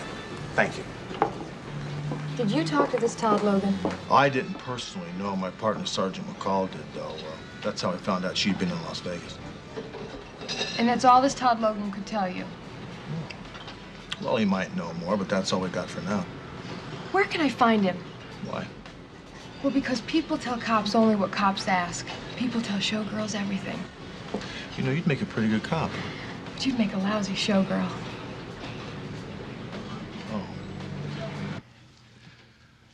I do my homework, Dee Dee.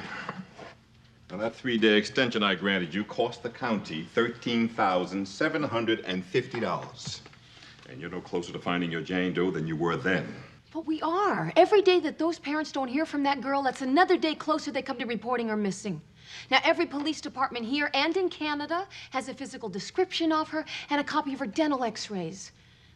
Please, just extend the injunction a few more hours. Just 48 hours, 24 hours. But what about the cost of keeping your Jane Doe alive?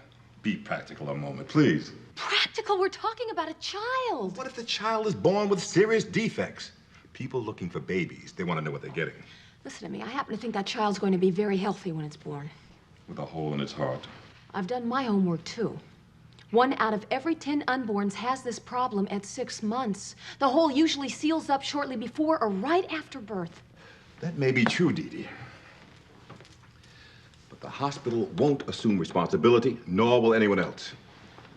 Byron, just listen to me for a minute, all right? If no one else is going to accept responsibility for that baby, then I will. Just wait a minute. I've given this a lot of thought, I really have.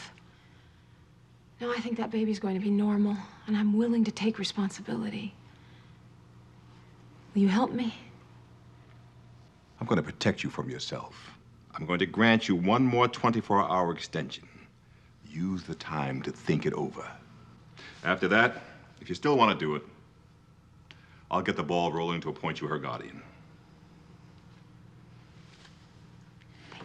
It just seems so funny. Most women have 9 months to prepare themselves for this. I mean, it's virtually happening to you overnight. You know, what if the baby comes into this world with a birth defect? Yeah. I know the odds, I know the circumstances. I know that it could happen, but to tell you the truth, I feel inside that it won't. I really, really do. And even if it does, that is all the more reason that I will need to be there for that baby. Well, yeah, I mean, I understand that. What I need to know is that your decision about this is based on fact and reality, not on emotion and circumstance. Well, emotion and circumstance obviously do enter into this, but here are the facts. That baby needs a parent desperately. Now, I can fill that need. What's more is I want to. Now, I am moving carefully. I am moving deliberately. I have thought about this for a long time. Rick, you know I want kids. Yeah. And that's something that's very important to me. And I feel ready. I really do. Let me play devil's advocate with you here on one subject. What if somebody steps forward and puts a claim on that child? Well, then I will have to deal with that if and when it happens. But till it does, I'm all that that baby has, and I know it. I can't turn my back on that. Could you?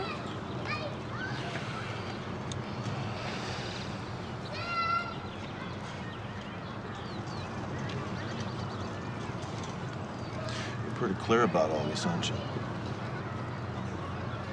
Yeah. Yeah. I like you.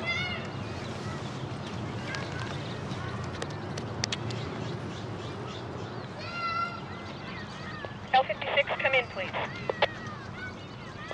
L56, come in, please. L56, go ahead. L56, we have a patch through for Sergeant Hunter. Yeah, patch him through.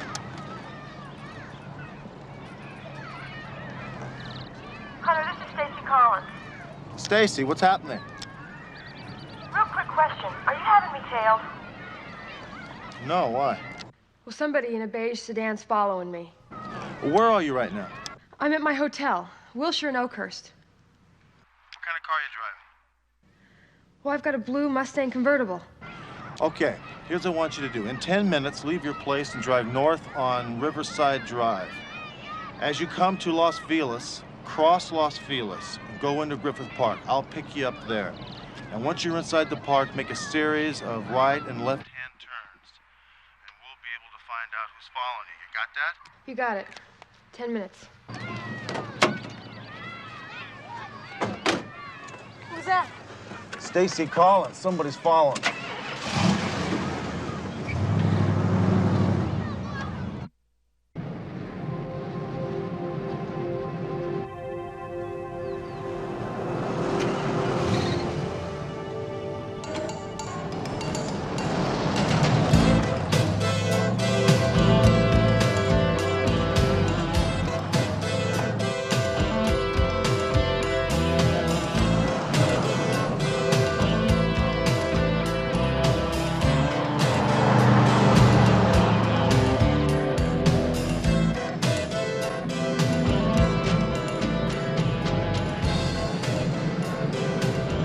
L56? L56, go. I'd like a 1028 and 29 on California license number 2, David Charlie Lincoln 310. 10-4, L56. L56 on California license number David Charlie Lincoln 310, a 1987 Olds registered to ABC Auto Rental, Los Angeles. No wants, no warrants. 10-4, I'll be stopping the vehicle at Los Feliz Boulevard, northbound. L56, you want a backup unit? Negative at this time, will advise.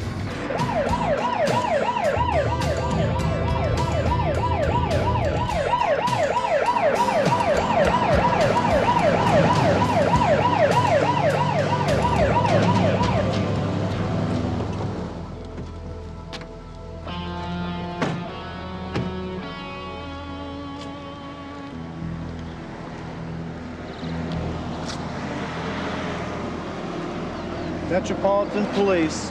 Get out of the car very slowly and put your hands on the roof, please.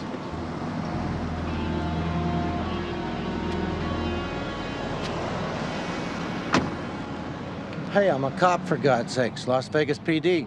My badge is in my right jacket pocket. Where's your gun? Left side.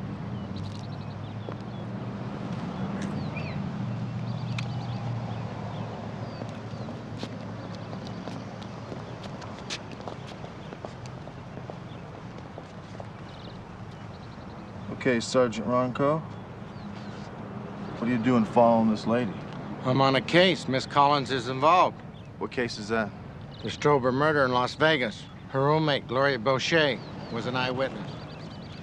Well, usually when a police officer from another jurisdiction comes in to work on one of our cases, they notify us. Just got in town early this morning. I didn't want to lose her. Look, I don't know how you found me, and I'm not so sure I want to know. All of this is making me kind of nervous. I wonder if you or Sergeant McCall could follow me back to my hotel? Sure. This is my partner, Sergeant McCall. She'll take you to the precinct where you can meet our Captain Devane. He'll show you our case file. Much obliged. Sergeant, shall we?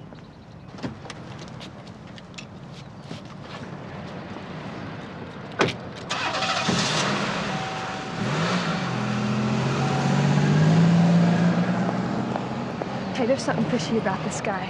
Yeah, what's that? Well, the Strober murder. If Gloria was an eyewitness, she never told me about it. And the police never came around to ask either one of us any questions. Yeah? Okay, come here. Here's what I want you to do. I want you to go back to your hotel, check out, and check into another hotel. You got that? After you do, let me know where you are. And you'll keep me posted? Yes, I will.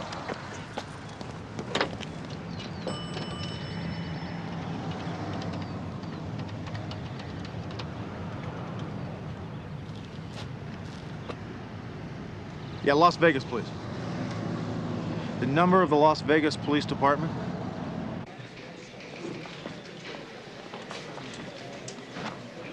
McCall, I've been looking for you. Got a couple of messages for you.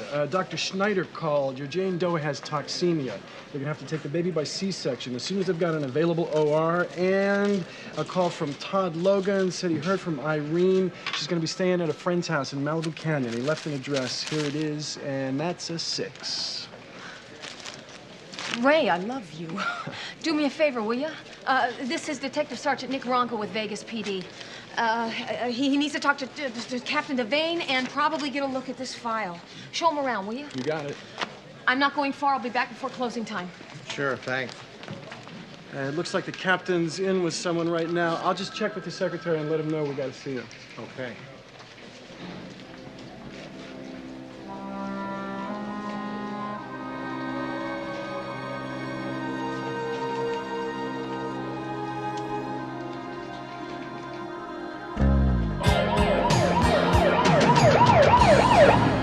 Ray, where's McCall?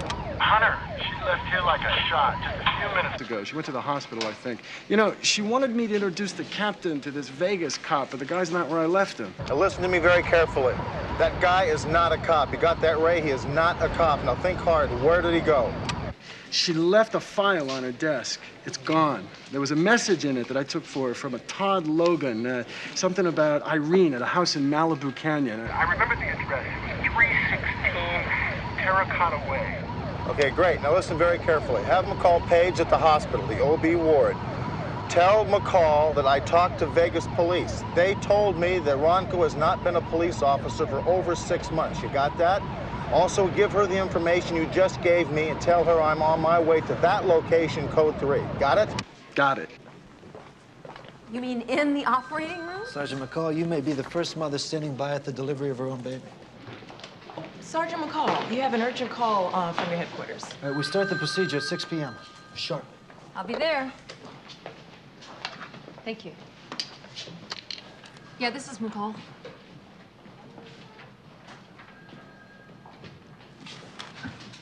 Ray, I cannot thank you enough. Yeah, I got it. Terracotta Way. Right. Thank you. Can I make a call from here? Sure, dial 9.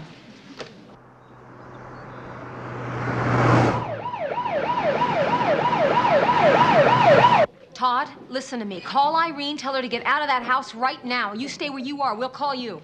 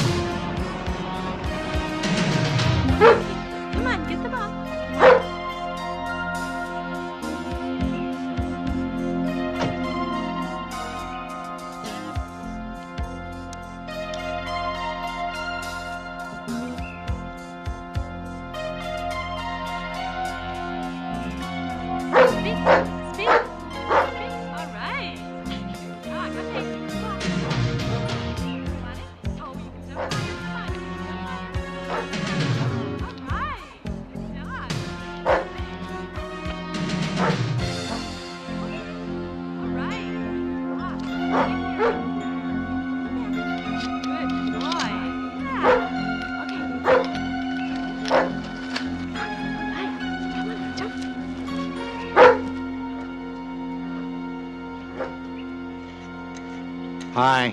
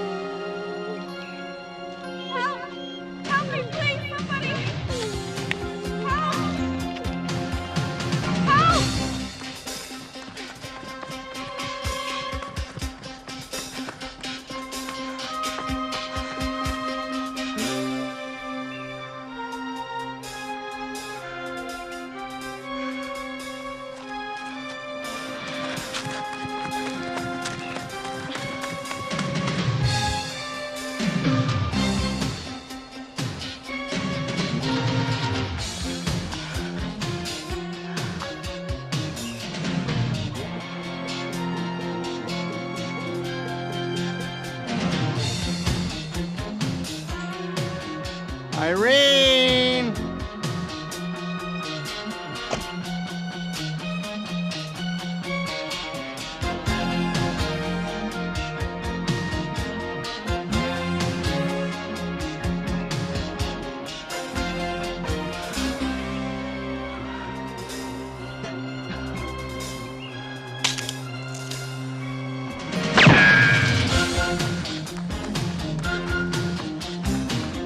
Oh, please help me.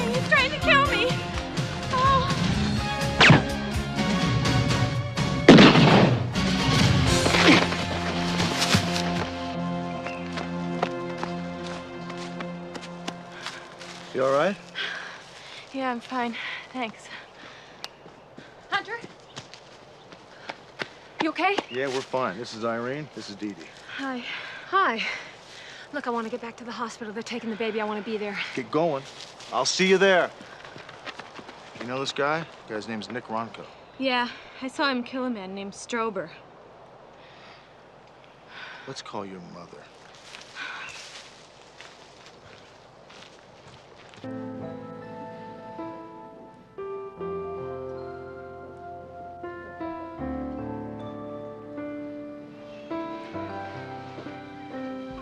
Oh, come here, come here. Look at that. Is she beautiful? She's so tiny. Boy, she's terrific. Oh, she's gorgeous. Look at that little face. She's great. Oh, she's beautiful. What? What? Well, I went back to the precinct and ran into Mike Harrison, who was at my desk. He found Jane Doe's nearest of kin. They're farmers from Wisconsin. It's for the best, right?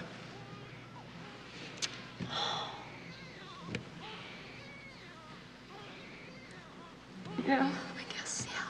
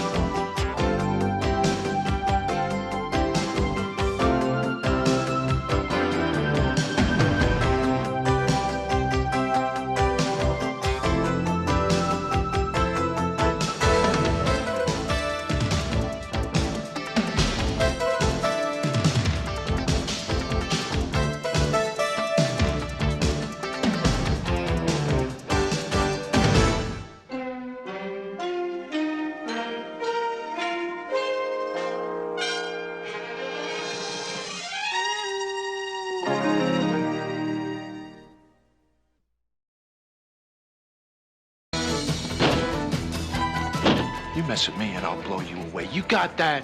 Take your best shot, you got one. That's just passing through. I'm here to stay. He could end up making you look like the homicidal maniac. What are you doing, man? Are you crazy? Don't even think about it! You heard her! Drop him! So is it getting serious between you two? Who knows? Maybe you'll like being a street cop's wife. Let's find out. What do you say?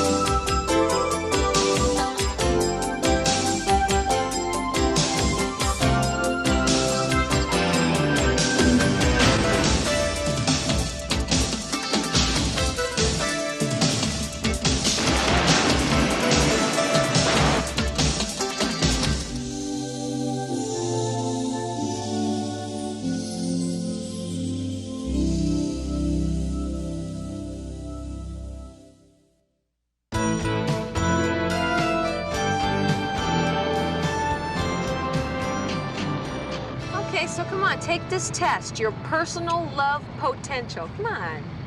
I'll have you know that my personal love potential rockets up the scale. So take it. Take the test. If you flunk, no one will know. It'll just be between you and me and your rocketing love potential. Attention all units. 211 silent in progress at jewelry store, 4567 Lambert. Let's take that. L56, we're moving on the 211.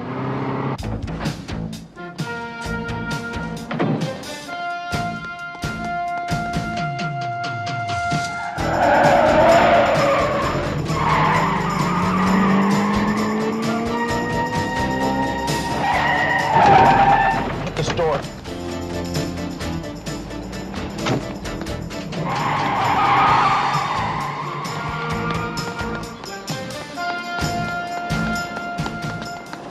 Stop, police!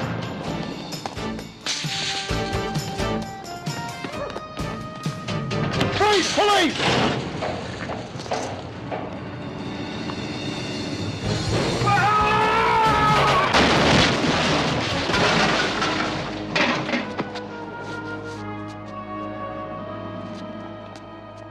No, I'm sorry. The man I saw came running out of that jewelry store and almost knocked me down. I'd remember him real good. Okay. Thank you, Mrs. Pifford. Thank you for your time. We'll be in touch.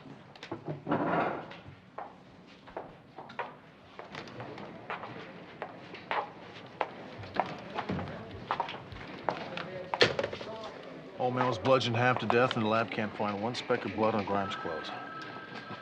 The DA is going to throw this one right back in our face. Listen to this. No stolen property or weapon found on the suspect. No fingerprints belonging to Grimes inside the store. The jewelry store owner's still in a coma, and our only witness saw somebody else running from the scene of the crime. I'll drop robbery in exchange for a plea of guilty on the assault and resisting arrest charges. No, that's not acceptable. Sergeant Hunter used excessive force in arresting my client, and under the law, Mr. Grimes had a perfect right to defend himself. It'll never wash with a jury. No? No. Try this. Wally Grimes is walking down an alley behind a jewelry store. Suddenly, a man bursts out of the building, and he points a gun at him. And naturally, he becomes frightened, and he runs out into the street, where he sees a second man with a gun coming after him. And naturally, he did what any one of us would have done. He ran because he thought his life was in danger. You should have identified yourself as a police officer, Sergeant. I did that twice. Any witnesses to that? Did anyone see Mr. Grimes in the jewelry store? Is there any evidence to substantiate his involvement in the robbery? Anything? Excuse me.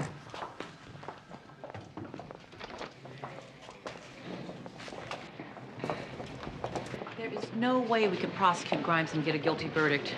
It'd just be a waste of time filing charges. Hunter, this just came in for you. Thanks, Rick. We did it. Well, the man in the jewelry store just died. It's now a murder case. Right? You know what it is? Just a second.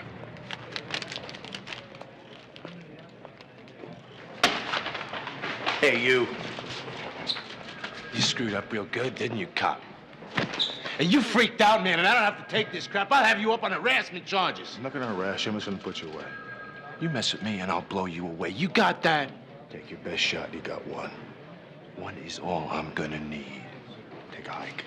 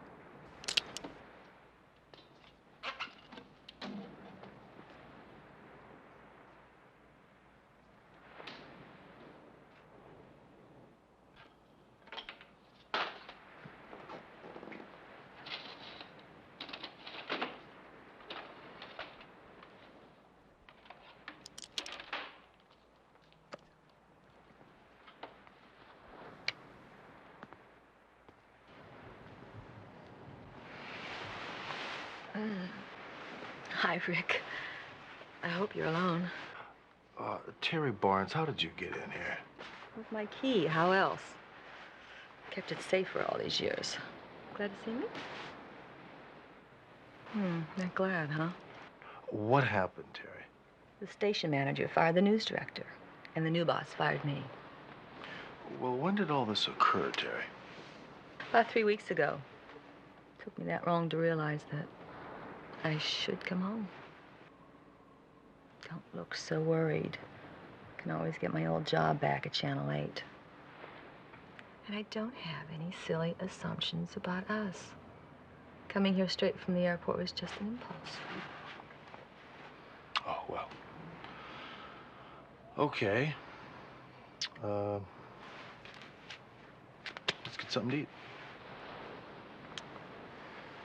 I'm really not too hungry for food right now. Really? Well, me either, then.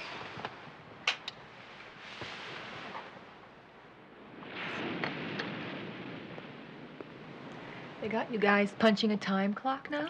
No, my partner's picking me up in 10 minutes. Oh. Is your partner still Garriman? No, Garriman retired. McCall's my partner now. Cheers. Enter, McCall. Yeah, come on in. You're a little early. It is so windy outside. I tell you, I don't know how you can live down here. Good morning. Hello. Hi. Sergeant McCall, meet Terry Barnes. Hi. Hi. Listen, I can come back later if you guys are... No, it's quite all right. We're on our way out. I assume you'll be here when I get back. If that's an invitation, I accept. It is. Goodbye. Bye. Come on. Nice to meet you. Nice to meet you.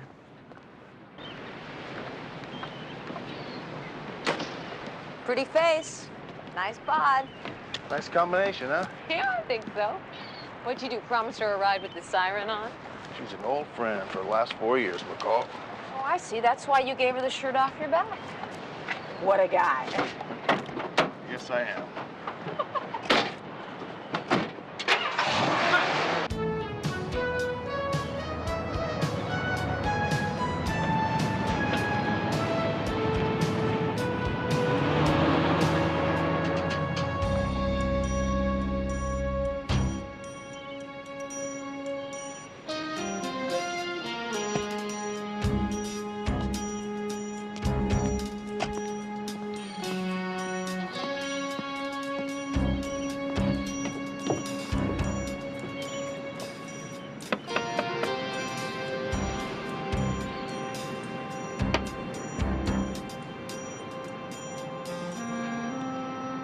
What do you want? Let me in, Terry, and I'll tell you. Terry, if you don't like what I have to say, I'll leave. That's a promise.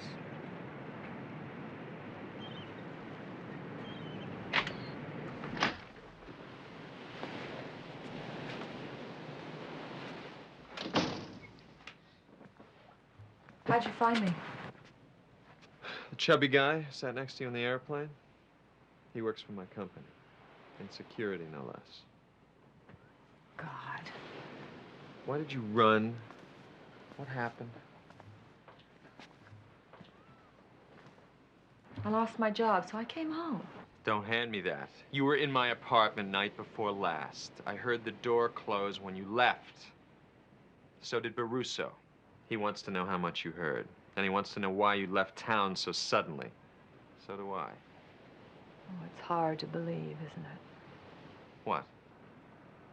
You and I were once lovers and friends. Cut the crap, Terry. You were in the apartment when Jake and I came in. We talked and you stayed. Quiet as a damn mouse and listened. What did you hear? Carl, stop trying to act like a tough guy. It doesn't become you. You want an answer? Sit down. I'll give you one.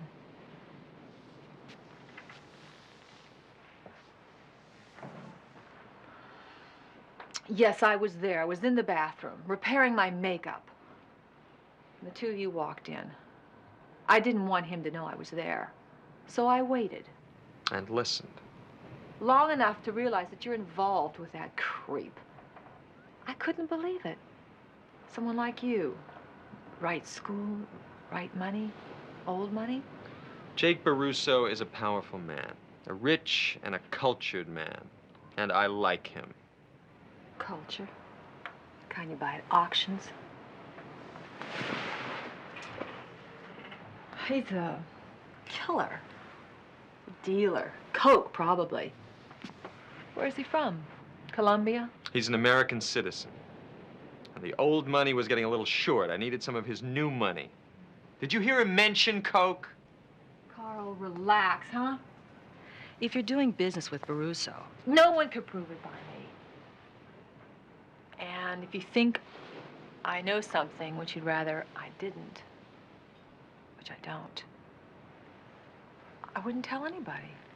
I don't intend to forget what it was like between us. That's all I care to remember. That's why I'm here, Tara. And that's why when you just ran like that, I was worried that you had misunderstood what Jake and I were discussing. I'd been planning to leave since the day I lost my job.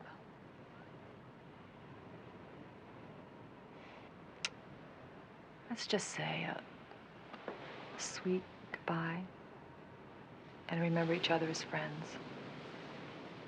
Okay?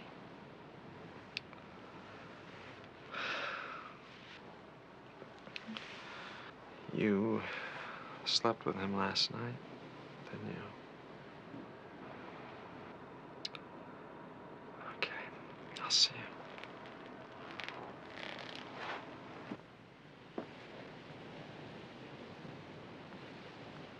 There I was, holding my fishing pole, waiting for a big one to come along, you know what I mean? Then I feel something tugging on the line. Then I pull back, see? And then it tugs harder, harder, harder. And then, before I knew it, it had yanked me clean off the pier and out into the ocean. I had hooked up with a humongous whale. Yeah, last time you said it was a shark, Uncle Arnold. Well, shark, whale, you know, I didn't really get a good look, Jemima. Oh, a couple of friends of mine I want to see, okay? I'm going to leave you in charge. Now, if anything bites, you give me a holler. All right. Those are cute kids, Sporty. You been keeping some secrets from us? They're my niece and nephew, Jamal and Dominique. They're my sister's kids. Sometimes I wish they were mine, but then I regain my sanity. How can I be of service to you public servants? Man robbed a jewelry store and murdered the owner. His name is Wally Grimes, you know? Yeah, got a rep for small-time jobs. Smash and grab, mostly. Usually works with a partner. His partner's doing time in San Quentin right now, so we don't know who he's working with. That's why we came to you. Okay, I'll open up a couple of boxes and see what pops out. Now for the quid pro quo. A female acquaintance of mine named Georgette Willis got herself bum-wrapped on a shoplifting charge. And she, you know, needs somebody to just straighten things out, you know? We'll see what we can do. Uncle Arnold! Uncle Arnold! It's a whale, Uncle Arnold! It's a whale! Excuse me, I've got Moby Dick on the line. Get it! Oh my gosh, look at that! Where do you think you got those pants, anyway? Caught him offshore here. Look at that! Whoa, that's a big one! That's a big one! Pull it in! Boy, you got talent! I'm sending you to the Fishing Academy!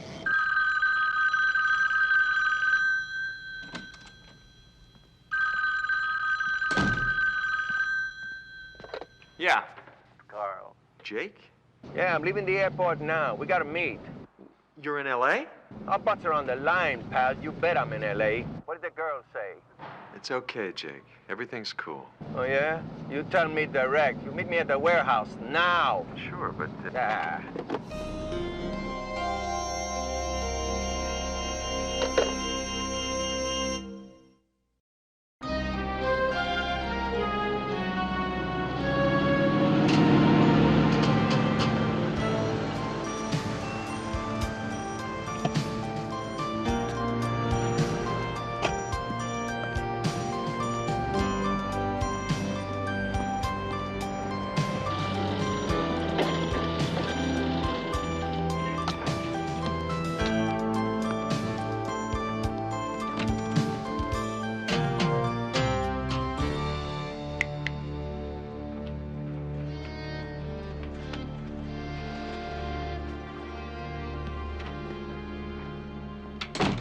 Jake, we gotta get one thing straight between us right now. You don't order me around like some errand boy. Hey, you understand? You chill out, amigo. We got problems here, and you don't seem to want to see them, and that makes me very nervous, you understand? Like I told you on the phone, there's no problem. There is no problem. You sure of that, huh? Yes. Why? Because I know this girl, and I know when she's being straight with me, and I know when she isn't. You know what I hear you telling me? I hear you telling me that she was there, huh? She don't deny that, right? She was there. She admits that she was there. She just don't hear nothing. We was discussing our deal. We didn't say anything that she can put together. You know that? You know that we never mentioned me buying a piece of your company? I am a dealer. Huh? I buy into a fine old company that's been importing coffee from Colombia for the past 60 or 70 years. That lady is a reporter. You think she don't put that together? Listen to me, Jake. Even if she heard something about your buy-in, she's not gonna say a damn thing to anybody. Huh?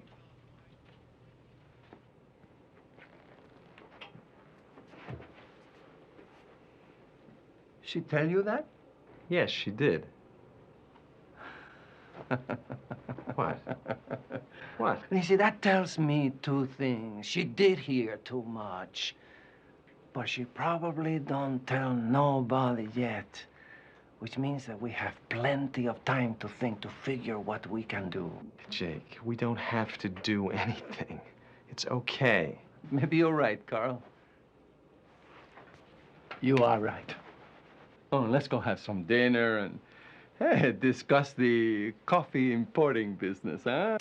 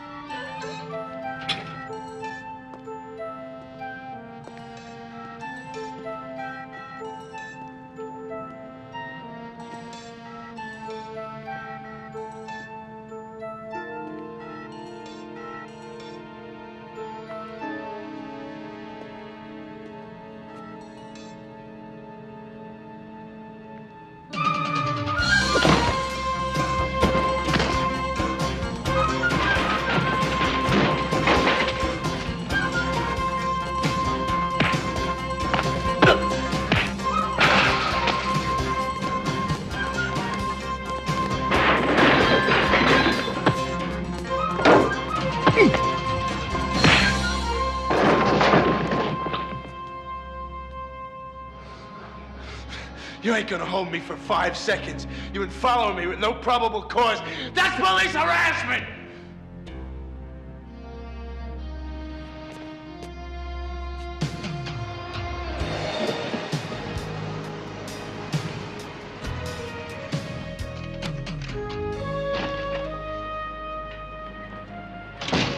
Hi. Whoa, what happened to you? Well, that's a 148, and this is terrific. Where'd you get this? Out of my suitcase. What's up?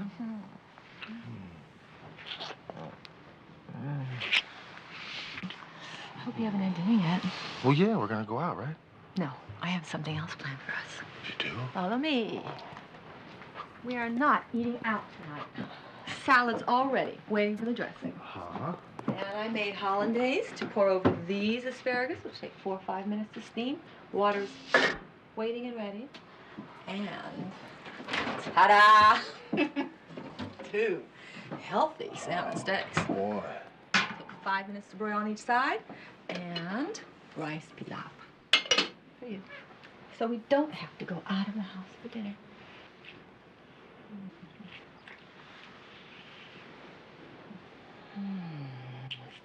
Start something we can't finish. I could finish it. Mm. But I'll take a shower instead. Okay. I'll be right back. What's the 148? Resisting arrest. Oh. Him, not me.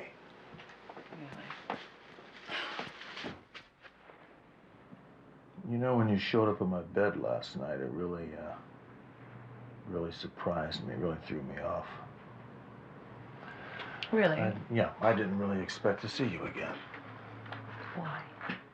Well, I mean, you'd taken off from New York for your job opportunity and all. I figured some big executive would sweep you away. Rick, didn't you ever guess why I left so suddenly? Yeah, like I said, big job opportunity in New York City. I was doing real fine right here. I wanted you to tell me not to leave. Oh, what are you talking about? Of course I didn't want you to leave. Then why didn't you do something about it? Look, Terry, haven't we gone over this before? 1,000,000 times before? I mean, a street cop's life is no type of life to share with a woman. Now, come on, we talked about that. I know. I felt that tonight when it got to be 8 o'clock and I hadn't heard from you yet. But I gave up the idea of being your wife a long time ago. In fact, I found an apartment today. Really? I'll be ready by Friday. Well, good. In the meantime, you'll stay here. If you want me to. I do want you to. And when Friday comes, we'll talk about the apartment. Maybe.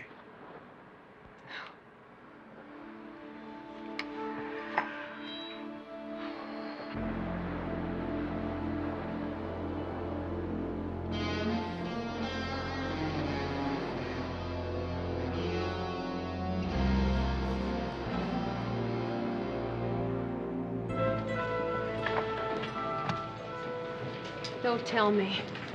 Grimes made bail. If you ever need an attorney, call Mike Snow. Honor homicide. Is this the same Sergeant Hunter who made Georgette Willis a free woman?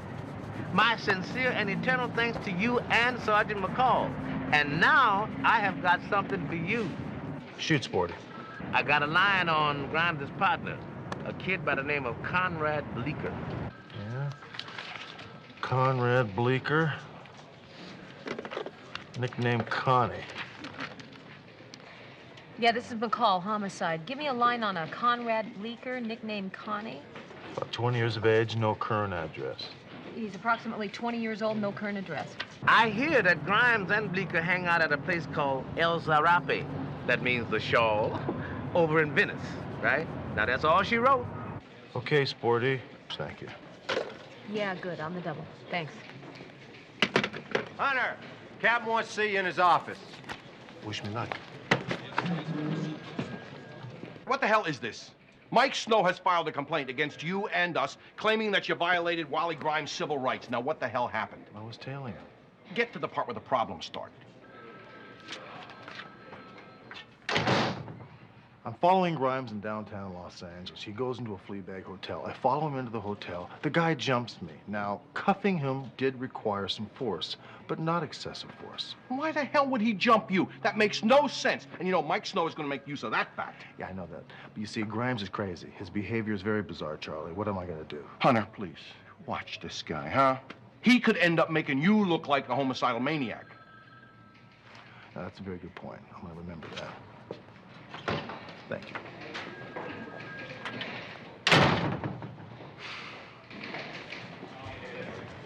Grimes again? Yeah. Well, I hate to be the bearer of bad news, but Conrad Bleeker is 20 years old. He's got a criminal record going back to the age of 14. No arrests since the age of 18. So there's no current picture in the file, and there's no current address. I know something that'll make you feel better. What? You could come over to my house for dinner tonight. I'll cook. I mean, I'll cook. Now, that's a feat. What do you say? Well, I appreciate that, but I promised Terry I'd take her to dinner this evening. Well, that'll be nice. Yeah. So is it getting serious between you two? Well, I do like her. A lot. Perhaps it'll work out this time. Who knows? Have fun. I know that you will.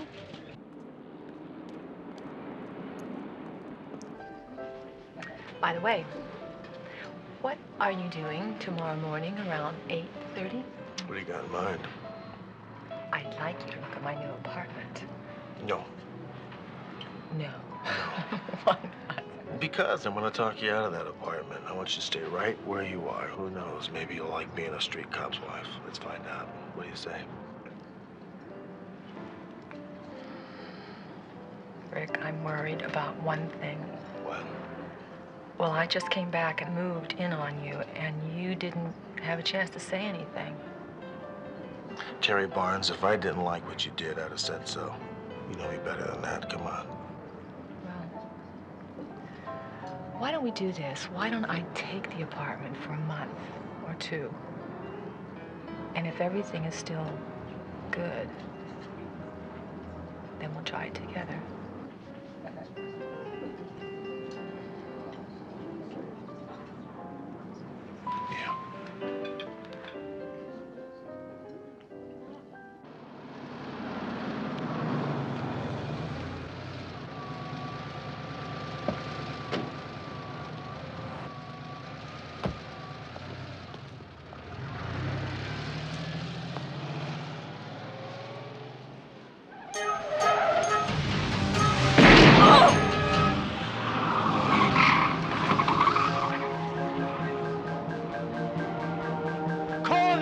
For God's sake.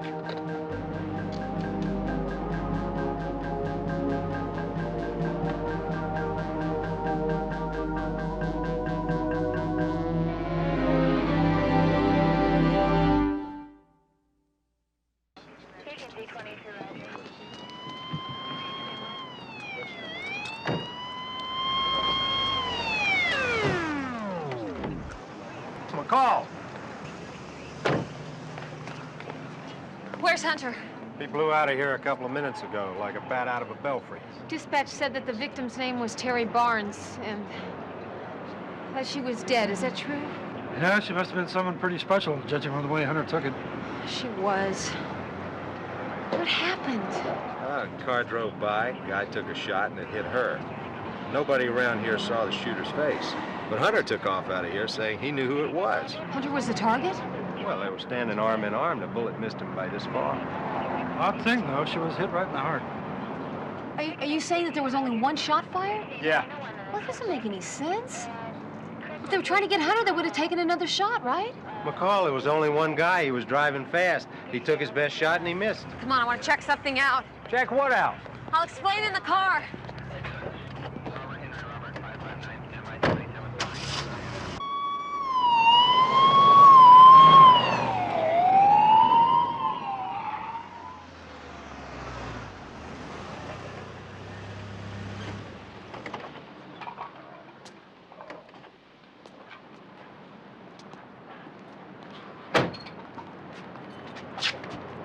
Got your own key, huh?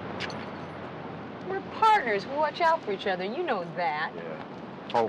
Hold it. Give me 10 seconds to get around the back.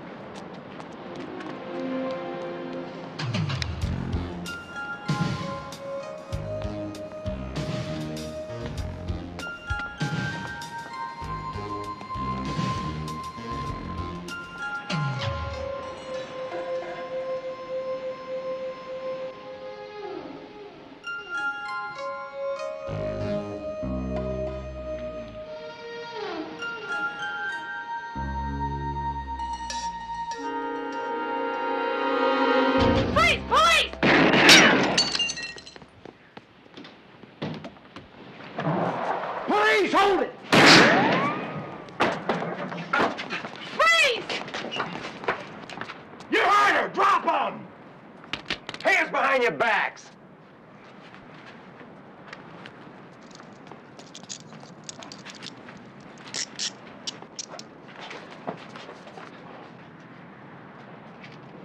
No wallets, no IDs, no nothing. What have we here? What do you want to bet? These belong to a GM car, and it's parked no more than 2 or 3 blocks from here.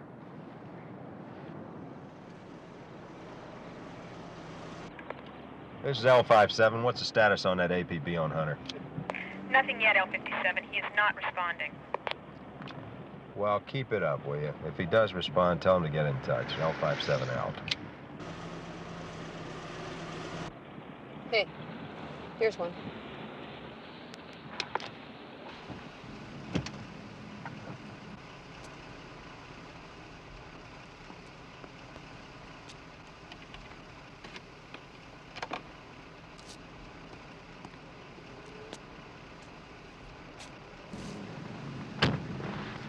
Next case.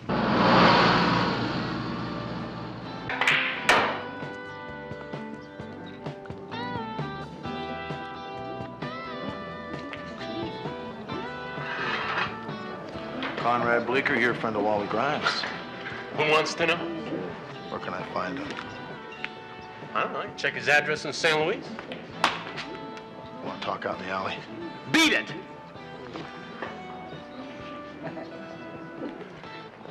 I'm not sure where he is, but he spends a lot of time with this hooker, Courtney McQueen. She does special duty. Where can I find her? I said, where can I find her? Wally wrote it down in case I need to get in touch with him.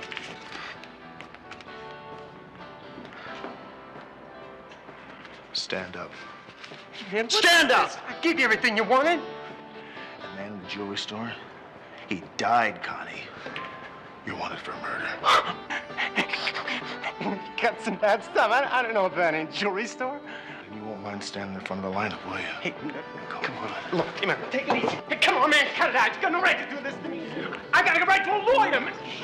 Look, man, you can't do this. Get me out. Come on, man.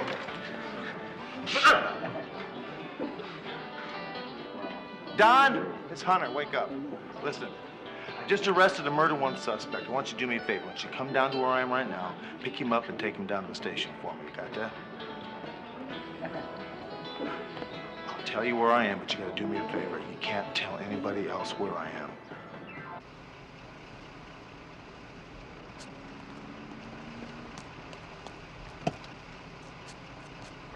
Bingo. 2 X-ray 79236.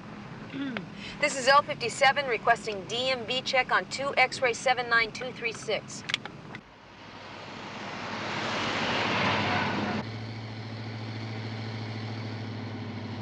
L57, come in, please. This is L57. Go ahead. L57, 2 X-ray 79236, blue GMC van, registered to Hudson Imports, 15 Water Street, San Pedro. No wants. Anything on Hunter? No reports on the APB. All right, patch me through to Captain Devane. Whoa. Wait, you gonna shake the captain out of bed at 5 a.m.? Yeah, I am when Hunter's life's on the line, yeah. Stand by, L57.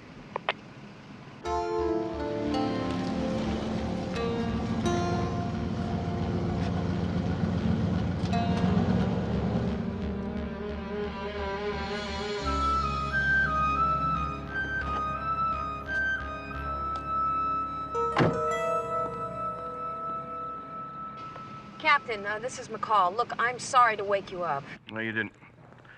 I've been up all night with Harry. Had a fur ball. He wasn't feeling so hot. Better now. What's up?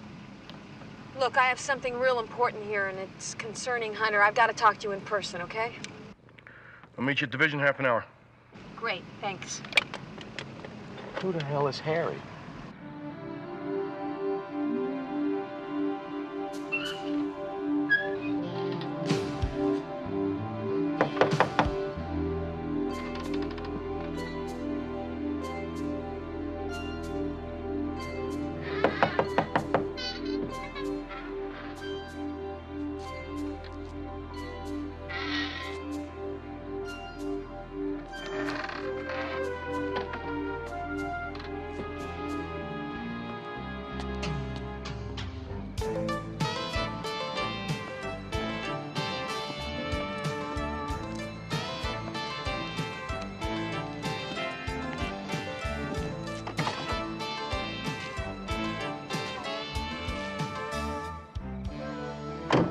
They ripped Terry Barnes' luggage apart looking for something. Now, I am positive they're tied into her murder and that Wally Grimes had nothing to do with it.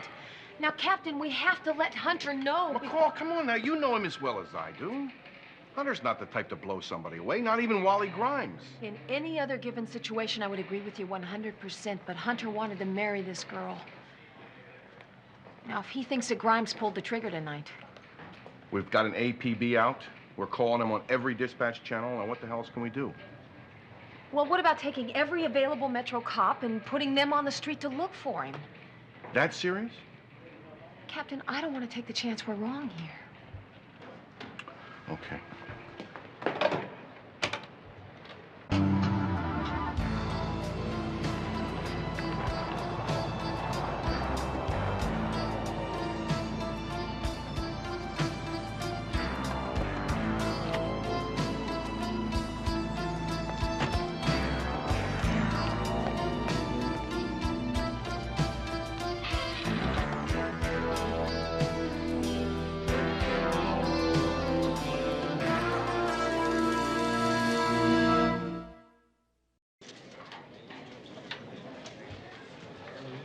Ambrose, Hudson Imports is an old established company founded in 1909, and guess what they import?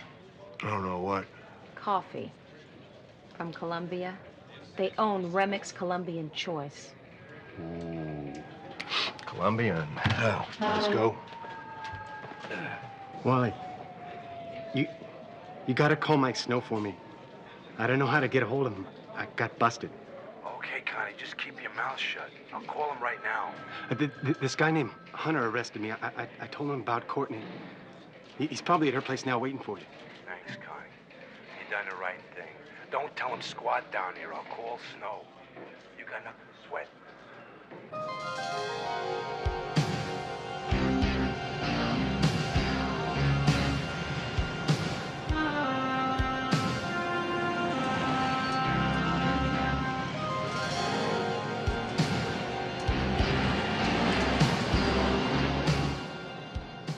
L57 requesting DMV and wants on 1 Lincoln William Henry 545.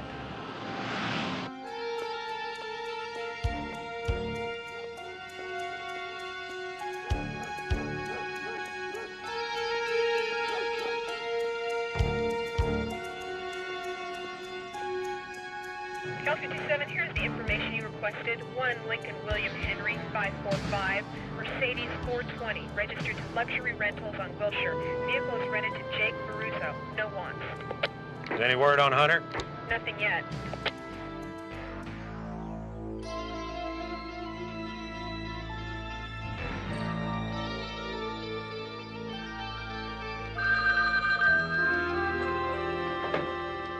Stevens. Mike, this is Sergeant McCall, Metro PD. I'm investigating a murder, and a guy named Jake Baruzzo just came into the picture. You ever hear of him? Hell, yes. He's a mover and shaker in the coke trade. He works out of New York City. Anything we can bust him on? I wish there was. Baruzzo stays behind the scenes. Way behind. We've had a tail on him for 3 years. Haven't even come close. Well, listen, I have probable cause to hold Baruzzo for questioning in a homicide, so how'd you like to meet him face to face? Oh, I'd like that.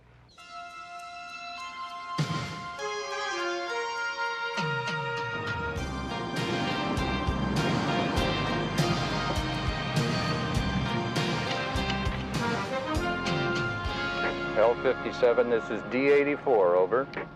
I'm reading you D84. What's your position? I'm about 100 yards west of Hudson Imports. We got 2 backup units rolling in with us. Let's go.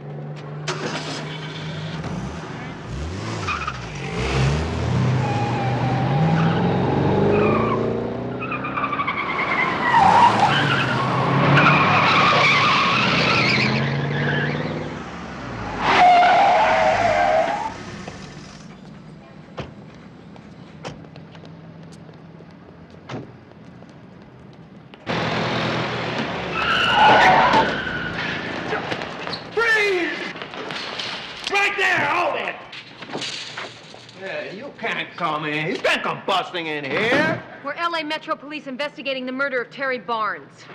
Oh, no. No, you let us. Hold it. You have to do it. Wait. You have to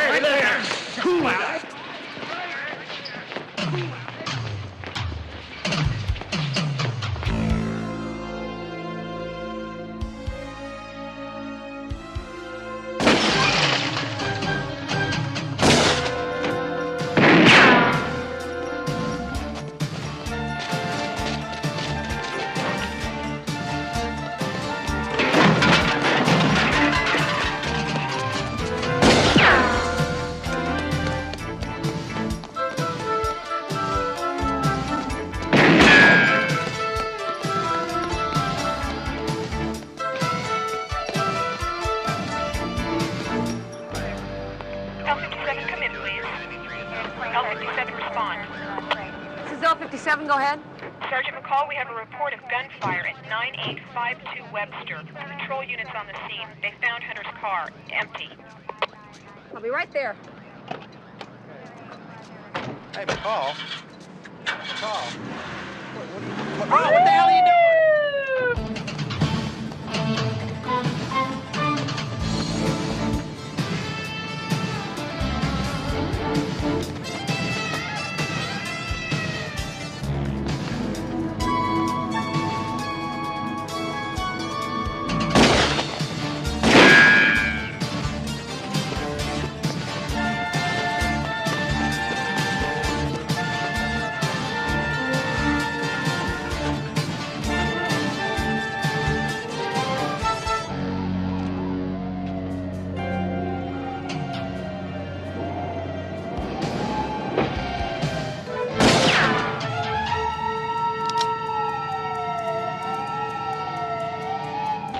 Hey, you can't kill me! You're a cop!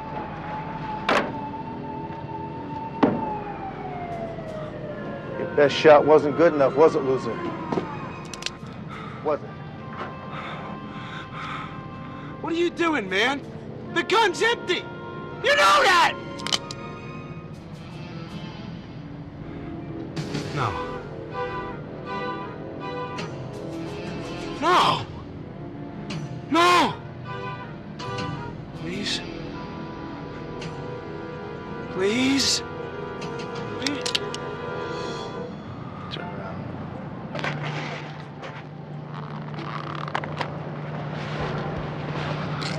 Don't move. Don't make a little itty-bitty move or I'll break your neck for you. Come on.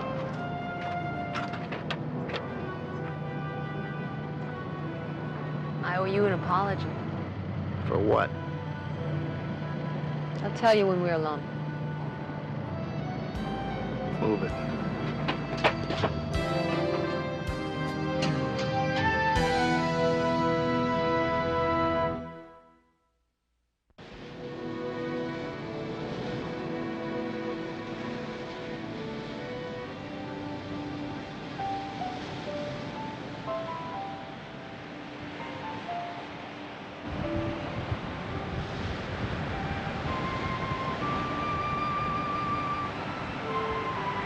Sorry about Terry.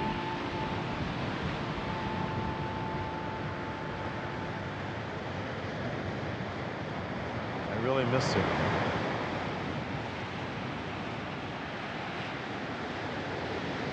I don't know. Maybe I missed what I thought we could have had.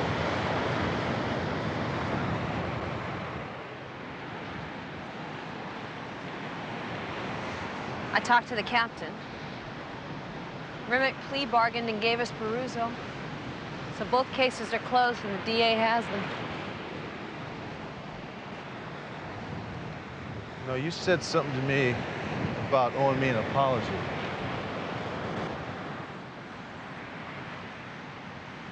Yeah, but it really doesn't matter now.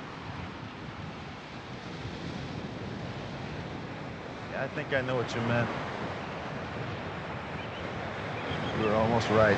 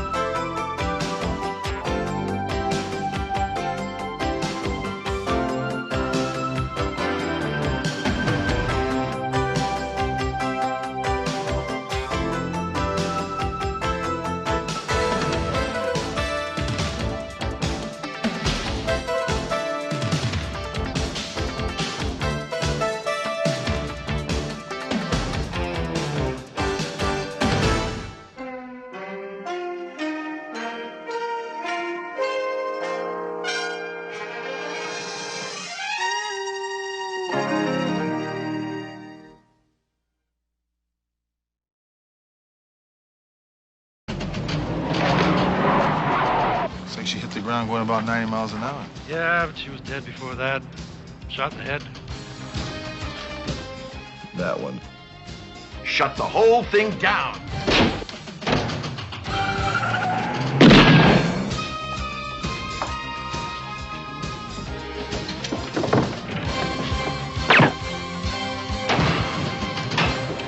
What are her chances?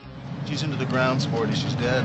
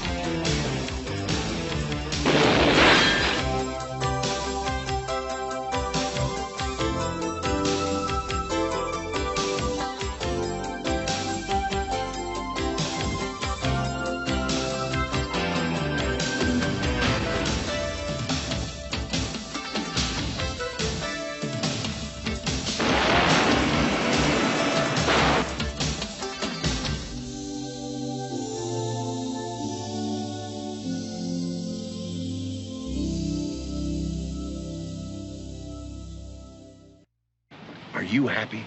Huh? I mean, ask yourself. Are you happy? How can you be happy here with this city life? Hemmed in by concrete and glass and steel. Huh? Barking dogs just driving you mad. Neighbors all over the place just hemming you in. Huh? Being terrorized by animals and hoodlums. Well, of course you're not happy. It's driving you crazy. It's driving you nuts. Well, friends, here's the solution. Big Jack's Camperland. Whoa, whoa! Where your fantasy of freedom becomes an RV reality. We've got 4 acres of fun and freedom here, folks. Motorhomes. We've got the biggest selection of country comfort cruisers this side of the Mississippi. Whoops, how'd that get there? Big Jack's Camperland, open from 9 to midnight, huh? You come and see us, you hear? Big Jack loves you. Got the picture?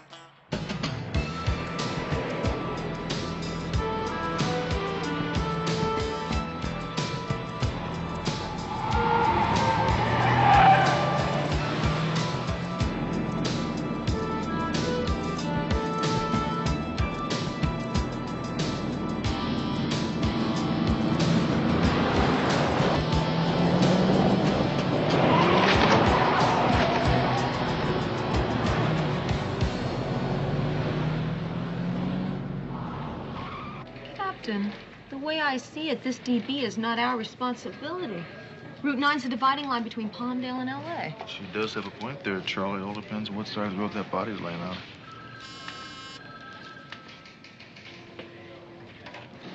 Hello.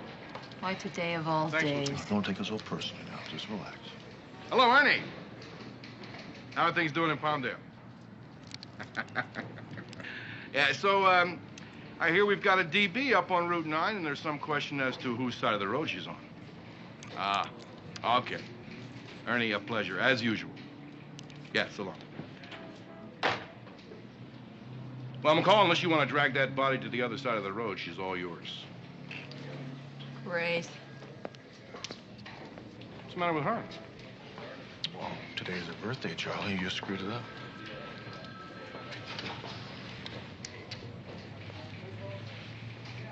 This guy's really great, too. I take it you have a lunch date? I had a lunch date. Anybody I know? You wouldn't approve. So, what do we got this time? Another jerk attorney? What do you mean, another jerk attorney? What do you think, just because I date one attorney one time, you think those are the only kind of guys I date? No. This guy happens to be a doctor. And he's very successful and he's very busy, which means we don't have a lot of time together. Now we're not going to have any time together. I'll tell you what. I'll go on this little run and you can stay with your doctor. Really? You mean, sure. Yeah? You cover? Sure. Oh, you're an angel. Yeah. Take it easy on him.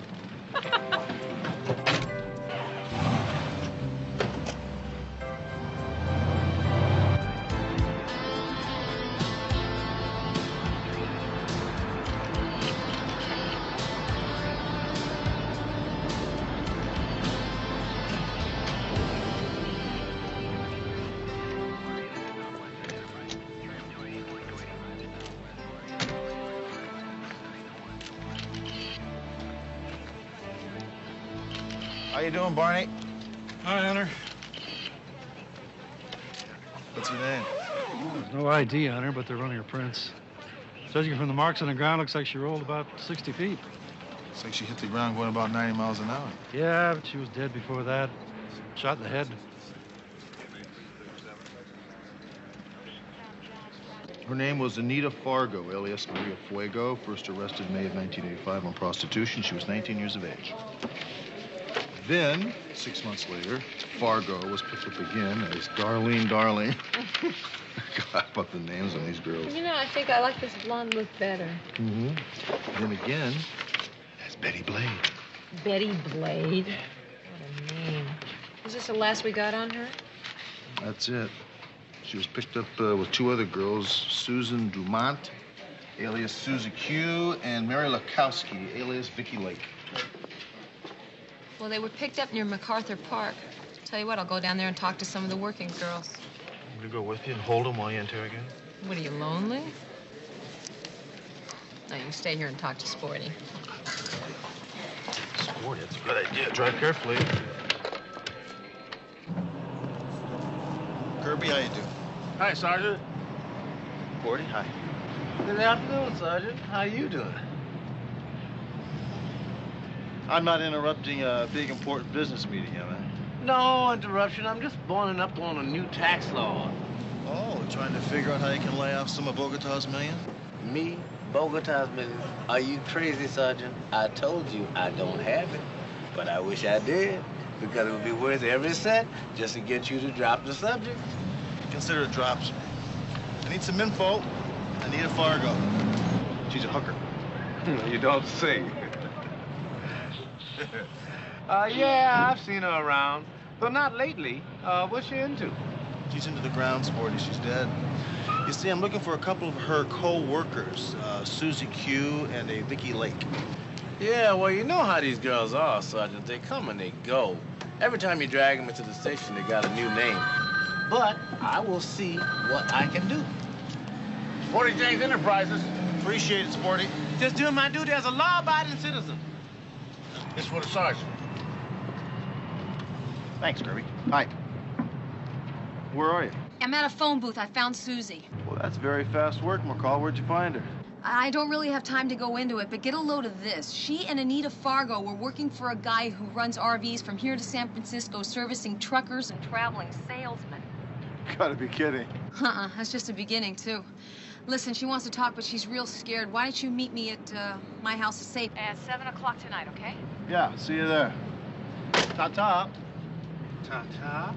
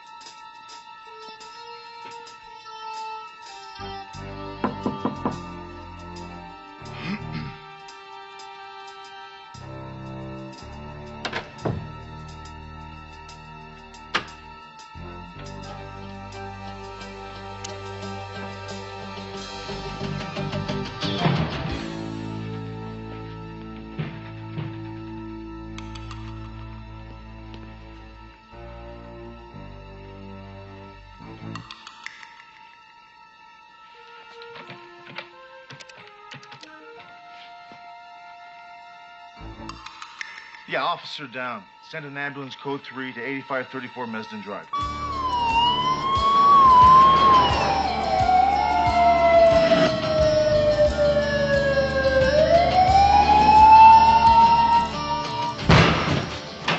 Code blue, ICU. Code blue, ICU. Give blue your medicines and call the operator. I'm sorry you can't come in here. You'll have to wait outside.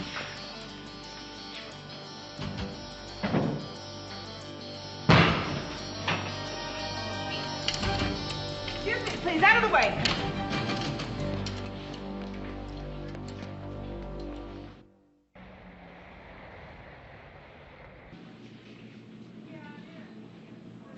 Dr. Parker, 3 North. Dr. Parker, 3 North, please.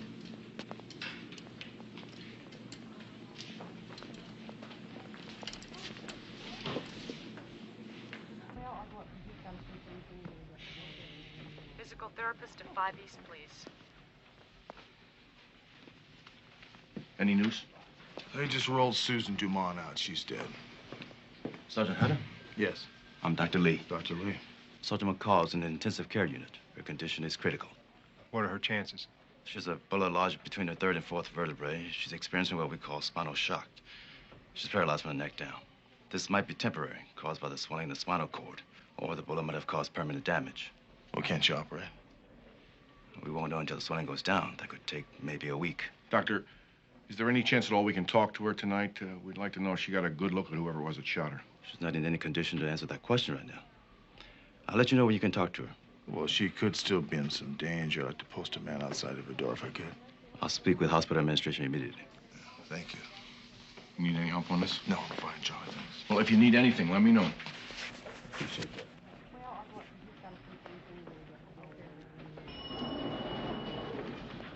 Volunteer to 6 West. I just heard what happened, man. Is she all right? No, she's not, Sporty. She's in the ICU. Oh, my God.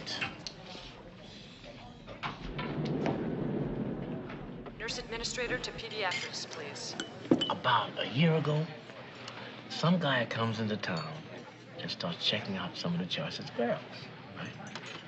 Now, none of the pimps took him seriously until they woke up one morning, checked out their inventory, and realized that 2 or 3 dozen of some of their choicest girls had disappeared. Nurse administrator to pediatrics, please. Sounds like the guy McCall was talking about. Does anybody know who this guy is? Have a description on him? No, but from what I'm told, Nita Fargo, Susie Q, Vicky Lake, they all dropped out of sight just about that time. Respiratory therapist to CCU. Okay, Sporty. Appreciate the info. I better find Vicky Lake. Oh, there's a brother out there who owes me a favor, a big favor. And if there's anybody who knows where Vicky Lake is, Omer does. Omer, huh? I didn't know he was back out on the street. Where can I find him?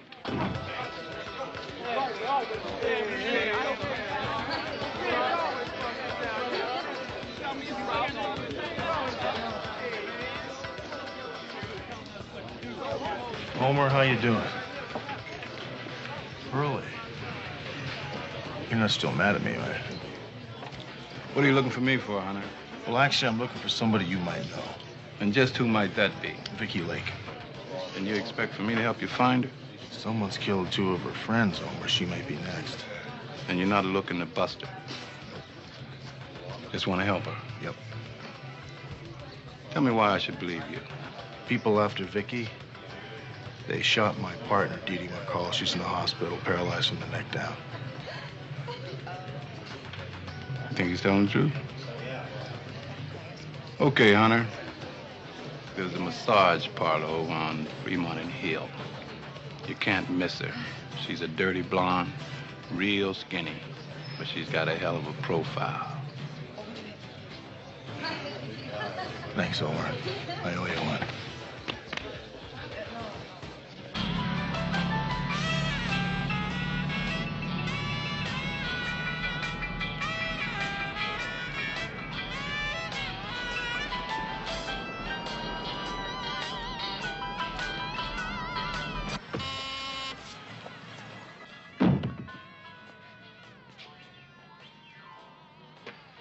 Cover charge is $20.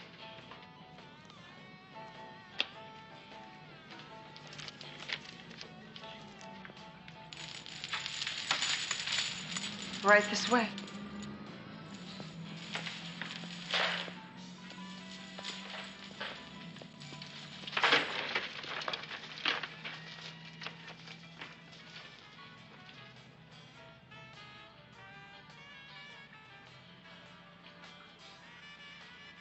That one.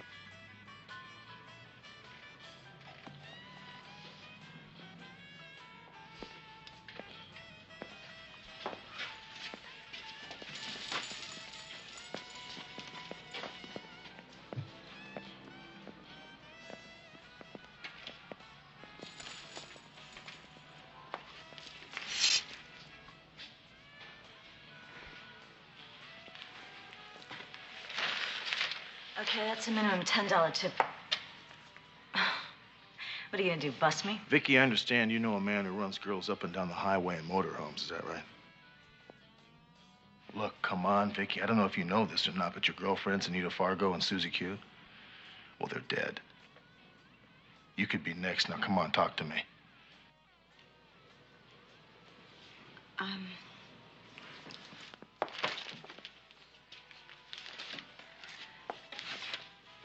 Look, about a year ago, I had a fight with my pimp.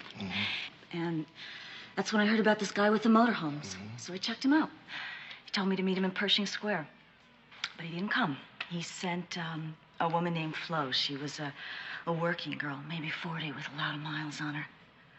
She said I'd be getting $1,000 a week plus 20%. No pimps, no nothing. Just me and 3 other girls in a motorhome. I was on the road that night. How many motorhomes they use? I don't know, 8 or 9, maybe. Flo was the manager. She followed us around, told us which roads to take, where to stop. She handled all the money, did she? Yeah, once a week she'd pay us whatever was due and then put the rest in an envelope and leave. I saw her one time give the money to somebody in a big black Rolls, but I didn't see who was inside. What does Flo look like? Can you describe her to me? I don't know. Red hair. She's maybe 5'6", 5'7". Kind of heavy, maybe 130, 140. Oh, yeah, she's got a tattoo. It's a rose on her shoulder up near her back. What highways did that take? All of the major truck routes. All we had to do was just get on the CB and say the Wild Bunch was pulling into a truck stop and we'd be turning tricks like crazy. Wild Bunch? Yeah. Yeah, each RV had its own handle. Soft shoulder, hot pursuit, stuff like that. And $1,000 a week and 20%, that's a lot of money, Vicky. Why'd you quit? Vicky, come on now. You're in danger. Your friends are dead. Talk to me here. Yeah, that's right. I am in danger, all right. Talking to you. I have answered all your questions. The well is dry. Your time is up.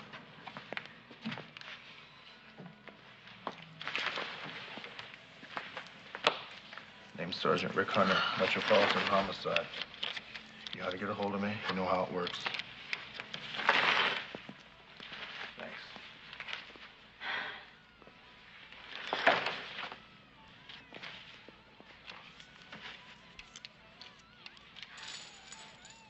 Sergeant, please don't ask her to talk too much. She's in pain and under a lot of medication. Thank you. Code blue, ICU. Code blue, ICU. Dr. Lynch to radiology. Dr. Lynch to radiology.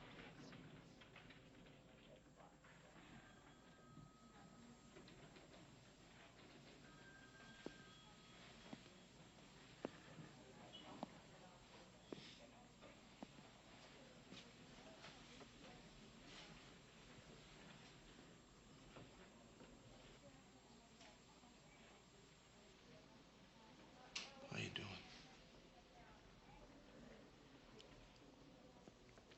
Okay. Doctor told me not to have you talk too much. Just relax.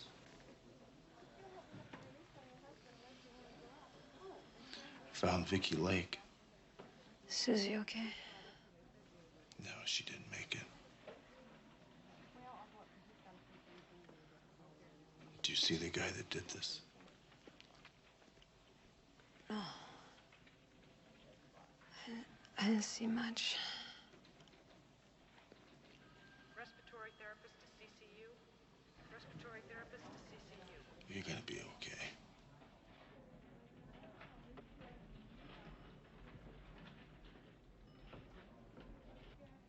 Hey, go ahead, Breaker. What's your 20?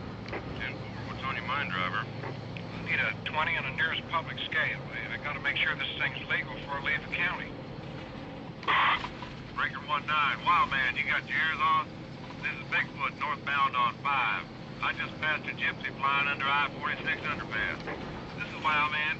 I got the hammer down and I'm riding light dead end to Phoenix for a load of cans. Better pull her back. There's a bear in the air taking pictures at the 180.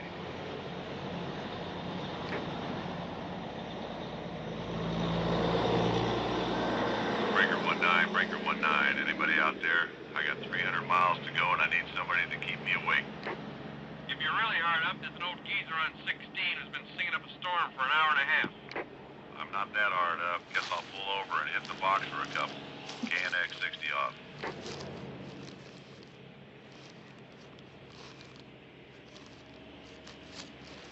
Breaker 19, this is Streaker. I'm at the Gag and Puke on 5 and I got Shagman looking for a ride. Anybody doing a sleeper run and needs a hand? Which way's he heading, Streaker? He's heading east, but he'll take any ride he can get. This is Globetrotter. I'm heading for Houston. Can use a hand. Is that far enough? That'd be great, Globetrotter. Okay, see you at CalStar on 15. I got a tilt cab and I'm hauling metalwork tin. Be ready, cause I'm running behind. Right, see you in 15. Streaker out. Breaker 19, BKA trucking northbound on 99. This is Sleepy Bear. You got your ears on? This is BKA. What's the word? Looks like you're riding heavy. If that's true, better pull off at 152 and go around. The county manager's out for bear at inspection 190. 10-4, Sleepy Bear. Catch you on the flip-flop. KMA 70 off. Breaker 19, Breaker 19. This is Old Yeller, southbound on 99. Fancy footwork? You still pulling in at CalStar on Route 5? Negatory, Old Yeller.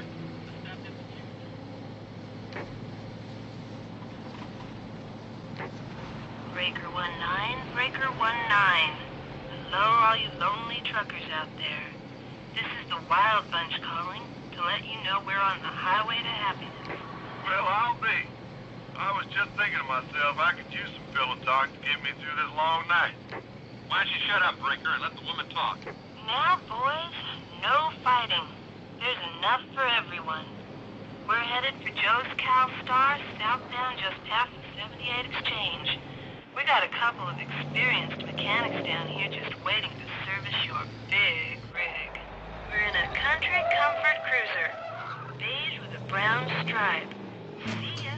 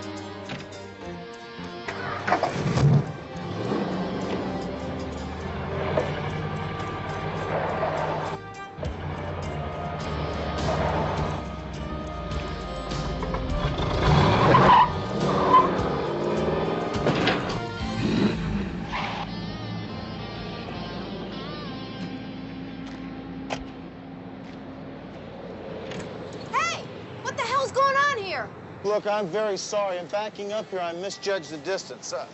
Yeah, well, you ought to be more careful. Hey, Ginger, it's cold in here. Shut the door. Look, why don't you come on in, huh? Yeah, okay. Listen, I'm very sorry about your motorhome. I thoroughly intend to pay for it. It's a small dent. Oh, really? Hi. Yeah, I'd like to forego my insurance if that's okay with you, and maybe we could exchange phone numbers and addresses. You could send me the bill. Listen, as long as it's nothing serious, let's just forget it. No, I insist on paying for it. It was my fault, and after all, I should pay for it. Look, honey, I don't own this rig. And to tell you the truth, I really don't think the owner wants to exchange addresses with you. So, since it's not a big dent, let's forget about it, okay? Accidents happen. Okay, thanks. Would you like to stick around? Stay for a drink. Yeah, maybe have a drink.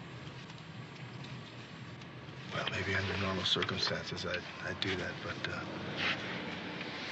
the accident shook me up a little bit. Thanks, though.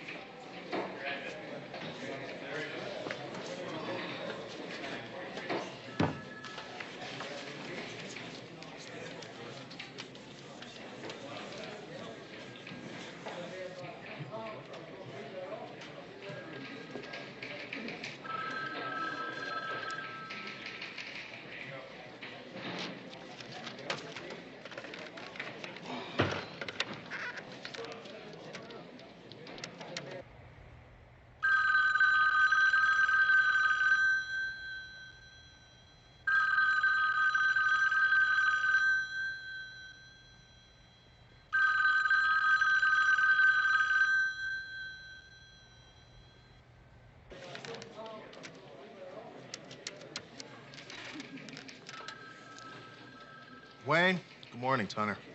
Listen, do me a favor, will you? I need an address for the following phone number, 555-7843.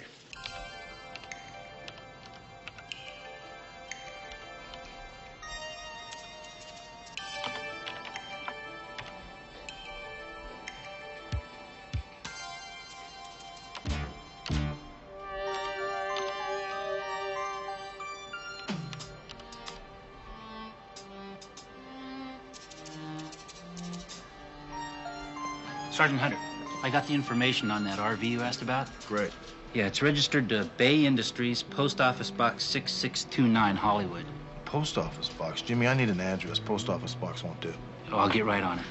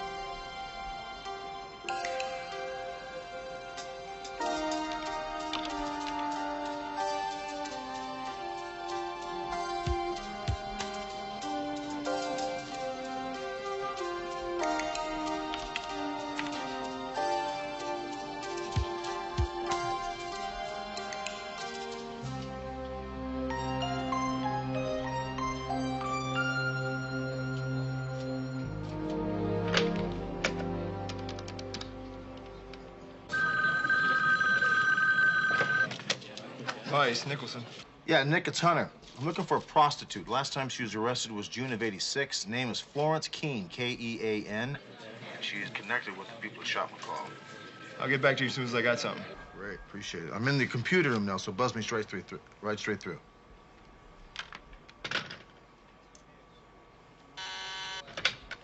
Hunter. Hunter. Yeah, Wayne, great. Terrific. That helps me out very much.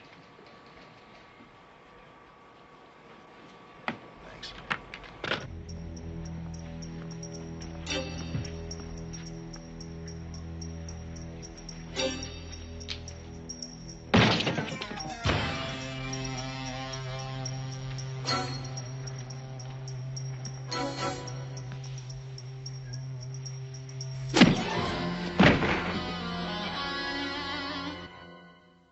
was walking down the hall and the door was open.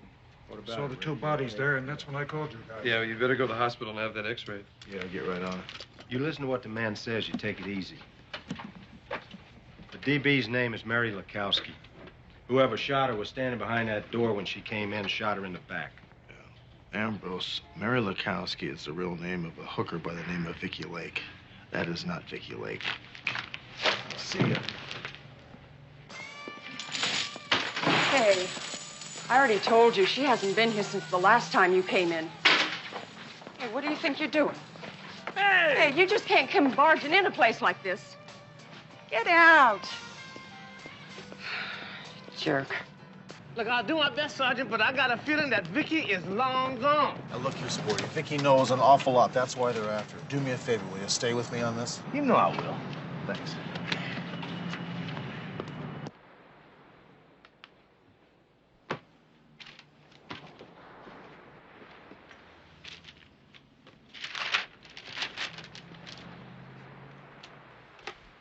So when I checked out the address I had for Bay Industries, I realized it was an abandoned building. Well, then I'd ask myself, what would Sergeant McCall do in a situation like this? She'd get out the old wrapping paper and send them a package to the post office box.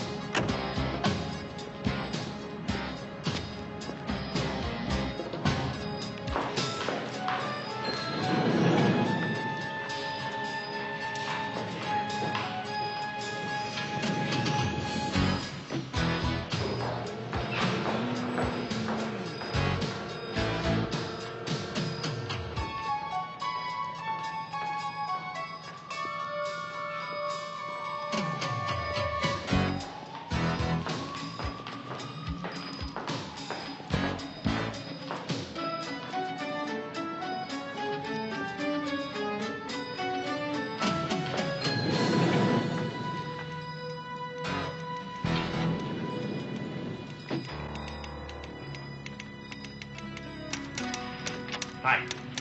Sorry, no solicitors.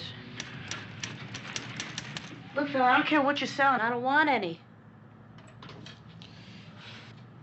I was wondering if you could answer a question for me. How is it that a little office like this could house what appears to be one of California's largest conglomerates? I just work here, mister.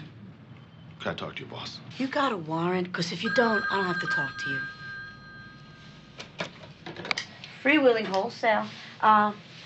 Could you hold, please? Are you just gonna stand there? Because if you are, I'm gonna hang up. You've got 5 companies in an office that big, Jack. One of them belongs to your wife, Louise Hemmings. The rest belong to a John Arthur Hemmings. That is you, isn't it? Mr. Hemmings' corporate holdings are a matter of public record. If this is some kind of official... You're also running hookers up and down Interstate 5 in motorhomes, Jack. That is a damned lie. It's also slander. Now, I run an honest business, and I've got a good name in this community. Unless you're here to arrest me, I want you out of my office. You're a pimp, and you're a murderer, Jack. And you paid some punk to shoot my partner. Now I'm gonna get you. You get out of my office. Certainly. You've given new meaning to the term recreational vehicle, Jack. Call me when you want to confess. Nice shoes.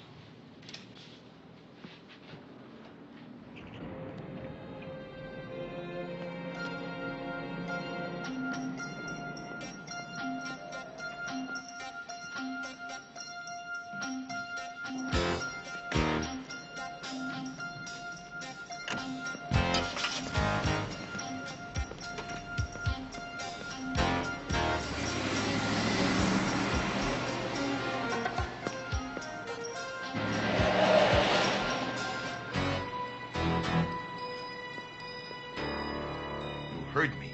Shut the whole thing down.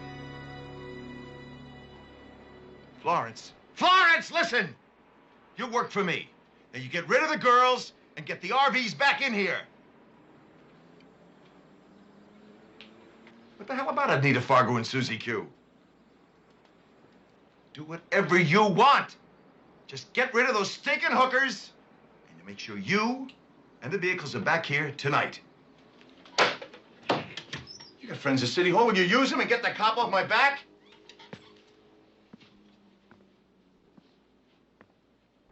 Yeah, I know, Hunter, but we gotta be careful about this because you know what this sounds like. It sounds like an officer harassing an innocent citizen without just cause.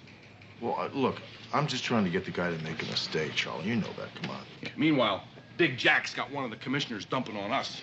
Now, I agree with your theory. Let's just hope it works. You know, you look like my cat after a bad night. Hairballs? Go home and get some sleep.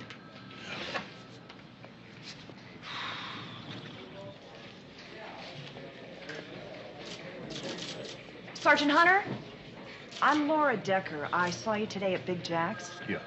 Well, I heard what you said to him. I took this stuff from his office. I want to help you get him. Why is that? He killed my father. Dad and Mom were going to see America, but they had so much trouble with that damned RV. Dad finally had it checked out. It turns out it had been sold at least once before. Dad sued. And right in the middle of the trial, he had a heart attack and died. I canceled a trip I planned to Paris and got a job with Big Jack, hoping I'd find some way to make him pay for what he did. When you came in today, I decided I'd found the way. These are his in-house originals. They haven't been doctored yet by his CPA. You mean the guy in his office? Yeah, Roger Adler. Big Jack pays him a lot of money to make sure everything adds up. Now, what about Big Jack's wife, Louise? Now, she's on record as the owner of one of his businesses. Probably a tax scam. Louise is a real cheap-looking bimbo who can't balance her checkbook, let alone run a company. She's in New York right now. Jack sends her away a couple of times a year to help support the fashion industry. Okay. This is good. Do you have any cream? Yeah, I'll get it for you. Jack finds out these files are missing. He's gonna come looking for you. I highly suggest you not go back to your house until this whole thing blows over, so you might as well stay here. Oh, thanks. That's really nice of you, but I can't. I'd be imposing.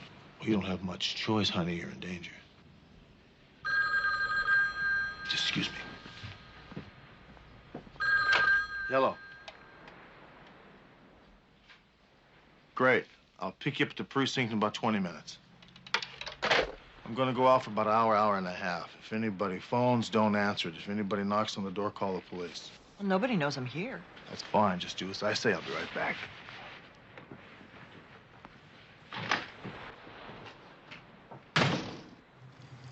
Nice neighborhood, huh? What do you expect? She's probably pulling in $80,000 a year, and all that's tax-free.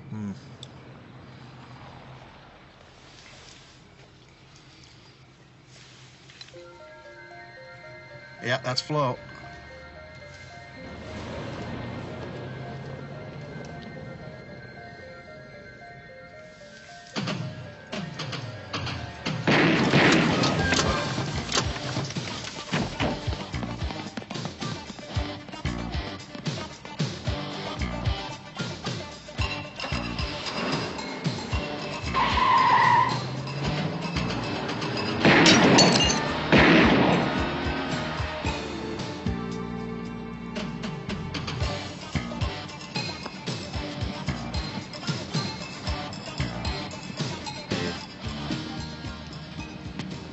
Dead.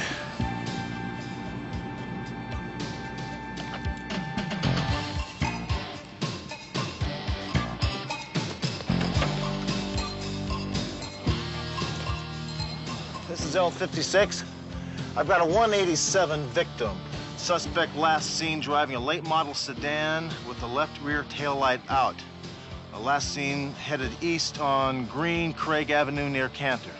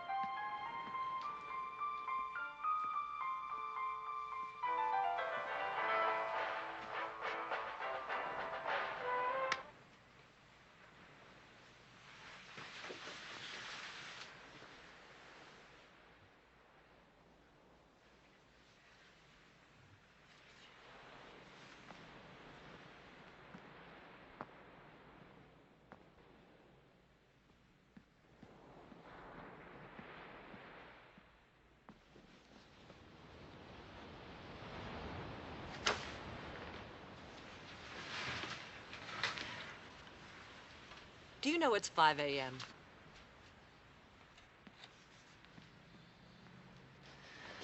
Whose initials are these? The bank inspectors.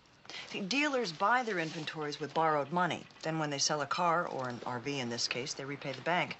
The inspectors' initials tell the bank that the vehicle's still on the lot, unsold.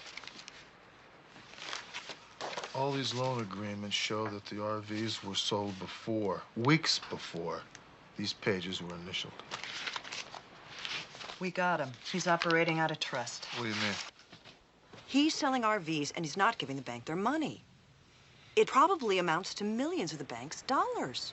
Big Jack plays the stock market all day long. I've heard him buying options, commodities, warrants. Rick, if we take this to the bank, we've got him. You take this to the bank, you'll be arrested for theft. Let me ask you a question. What happens to Big Jack's business if his RVs stop coming in? Well, this whole scam depends on turnover. RVs coming in as fast as they're going out. You cut off his supply, and he's had it. Where does the supply come from?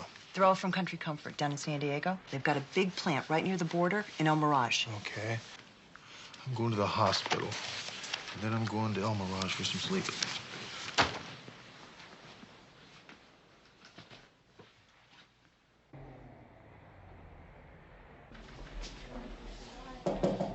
Can Sergeant McCall come out and play?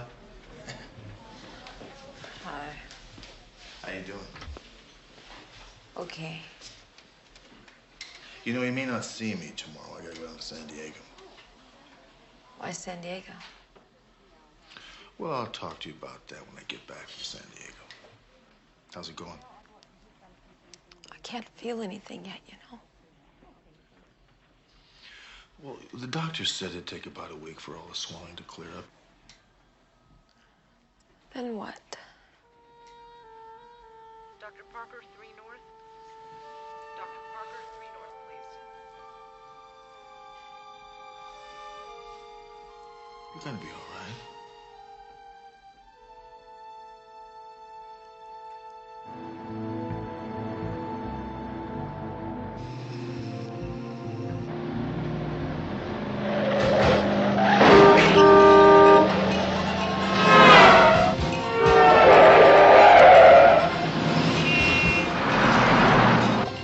This is L56. I'm in pursuit of an ADW suspect driving a late model red sedan, license plate number 1 Peter Charlie Echo 421.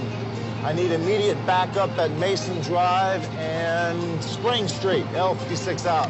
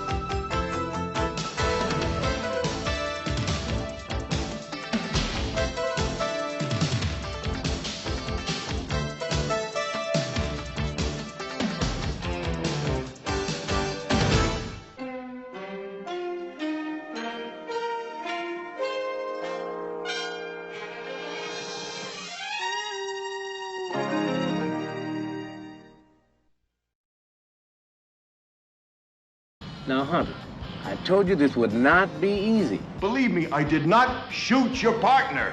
Oh, I haven't even started yet, Jack. Do they know who did it? They think I did it. You gotta be kidding. All right, step out of your car, hands raised. You understand these rights? Yes, I did. What's the charge? Homicide. If I were you, I'd get an attorney. How is she? Not good, Charlie. She's scared to death. Frankly, so am I.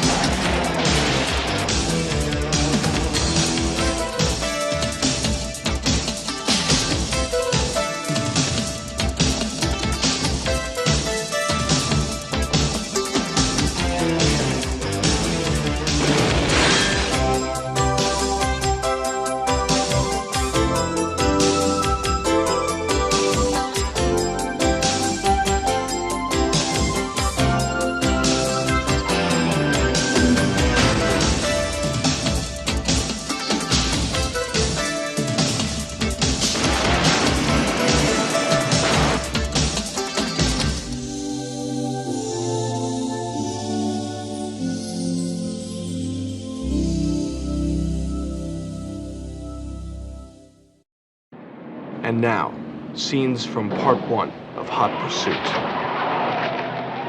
She was picked up with 2 other girls, Susan Dumont, alias Susie Q, and Mary Lakowski, alias Vicky Lake. I'm at a phone booth. I found Susie. Well, that's very fast work, McCall. Where'd you find her? I don't really have time to go into it, but get a load of this. She and Anita Fargo were working for a guy who runs RVs from here to San Francisco, servicing truckers and traveling salesmen.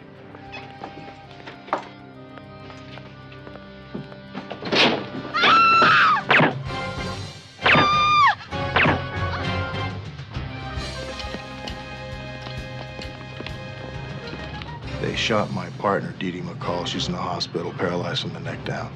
Look, come on, Vicky. I don't know if you know this or not, but your girlfriends, Anita Fargo and Susie Q, well, they're dead. You could be next. Now, come on, talk to me.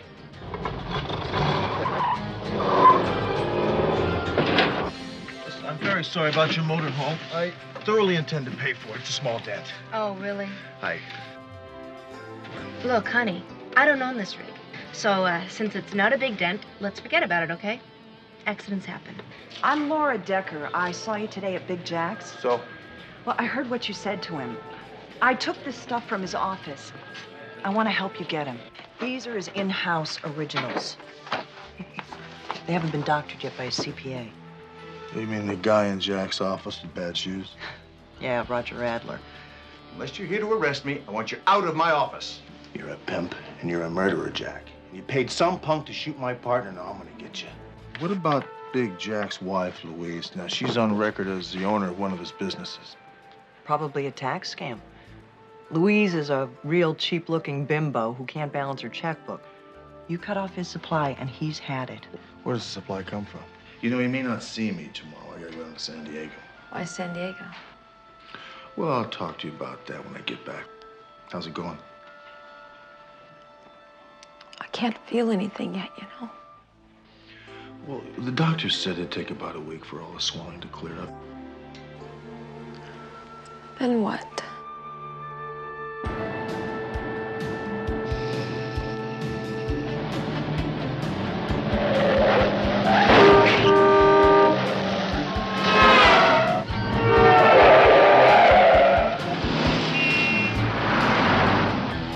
This is L56. I'm in pursuit of an ADW suspect driving a late model red sedan, license plate number 1 Peter Charlie Echo 421. I need immediate backup at Mason Drive and Spring Street. L56 out.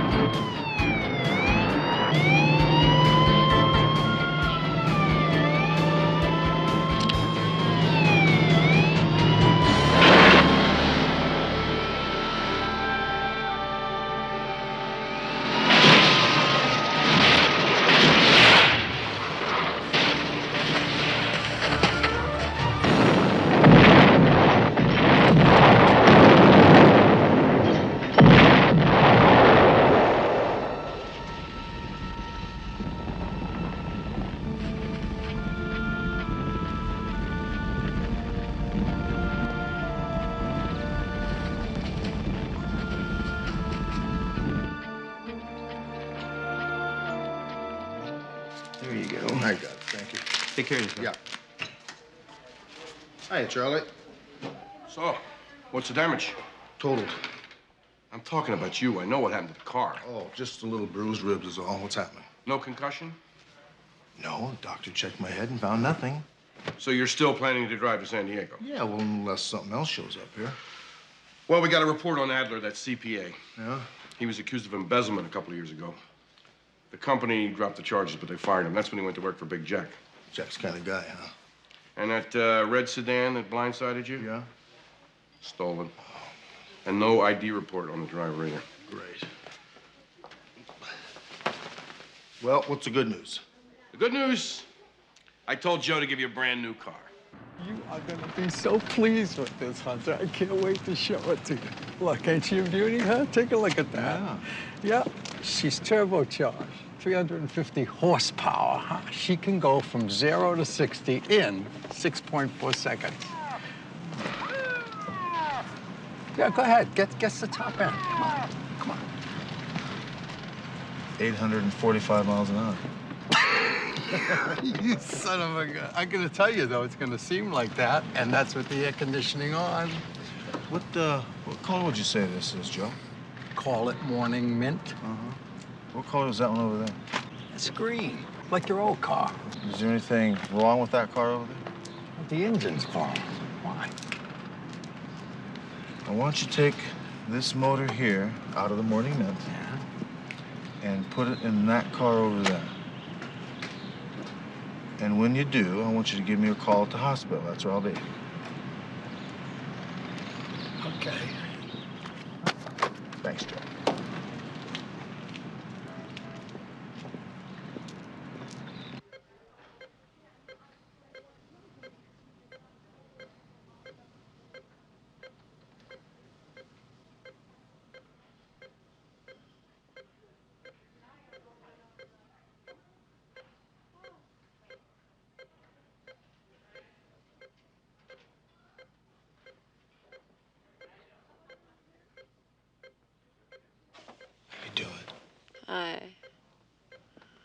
I thought you were going to San Diego. Oh, I'm going. I just got detained by some bad car trouble. You know how that goes. Yeah. The doctor tells me that you're doing so well that they're going to operate and take the bullet out in a couple of days. You gonna be here? Yeah, I'll be here. Thanks.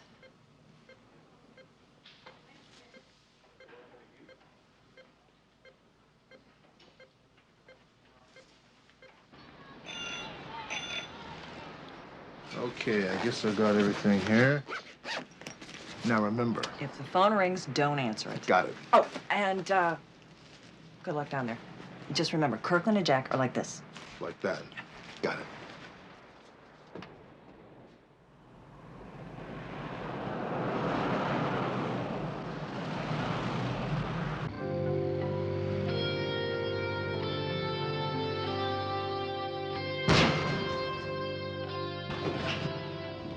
I like you.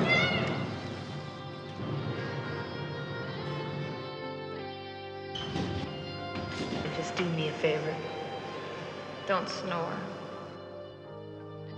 Can I change first? I like the way you are right now. What are the basic food groups? The 4 basic food groups. Order out, take in, frozen, and canned.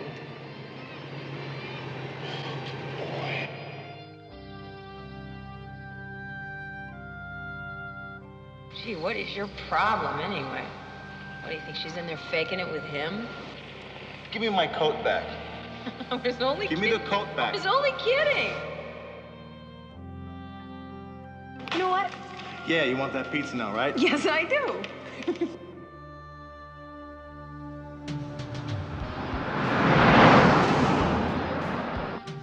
Jack Hemmings moves RVs, my RVs, faster than any distributor in the country. You gotta be out of your mind coming to me with this crap. Take a look at this. That's me and Jack hunting pheasant at the High Lake Club. The one behind me, that's me, Jack, and my family, Cabo San Lucas, marlin fishing. That's me and Jack in Maui. And that one there is the 2 of us with the governor playing golf in Palm Springs. So, if Jack's doing something illegal, that's your problem. You're trying to get me to do your job for you? What are you so damned afraid of, Mr. Kirkland? I'm sure not afraid of some low-rent cop from Los Angeles. Thanks for the support.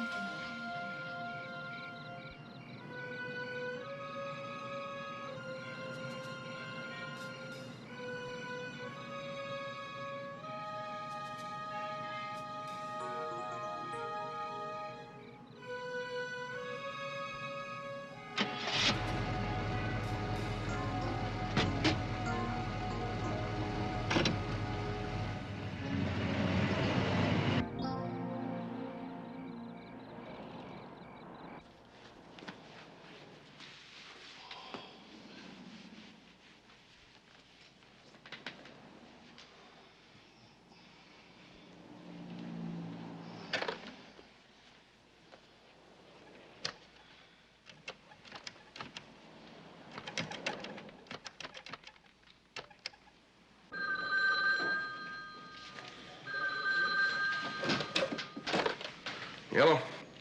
Charlie, Hunter. Where are you? Well, I'm down in a motel in El Mirage. So how'd it go today? Not good. Kirkland and Big Jack same joint at the hip. So what are you still doing there? I don't know. I seem to make Kirkland nervous. Maybe I'll make a stupid mistake. Like what? I don't know. You talked to McCall? Yeah, talked to her about, 15, 20 minutes or so ago. How is she? Not good, Charlie. She's scared to death. Frankly, so am I. I tell you, I don't think I want to do this job without her. Look, she's tough. She'll make it. I should be up there with her right now. Now stick to Kirkland. See what you can find out. I'll go to the hospital myself. I'll tell her you're thinking about her. Thanks. I appreciate that. Okay, I'll talk to you later. Yeah, I'll see you.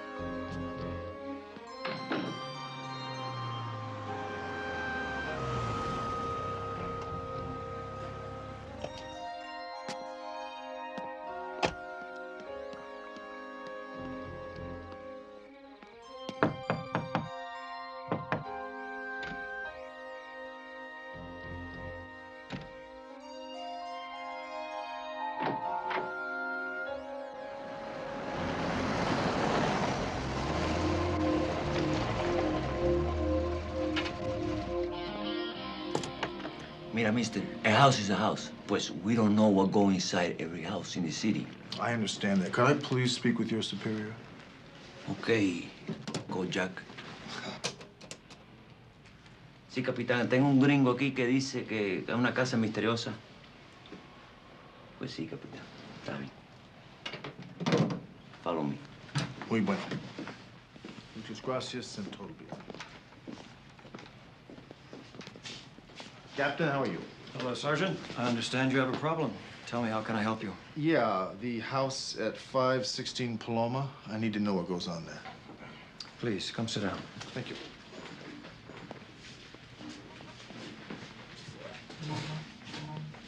May I ask you a question, Sergeant? Sure.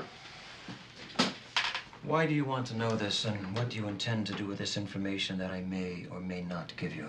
Well, a man that's involved in the murder case I'm working on went into that house this evening. What is this man's name? Kirkland.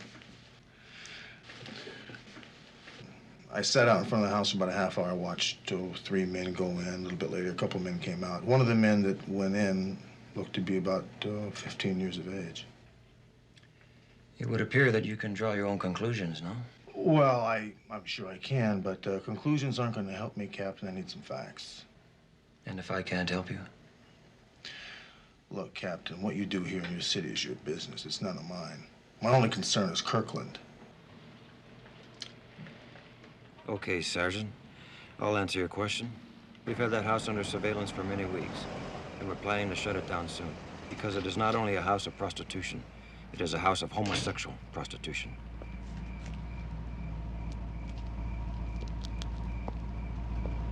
Could you pull into the inspection area, please? Something wrong? Pull up right over there, please.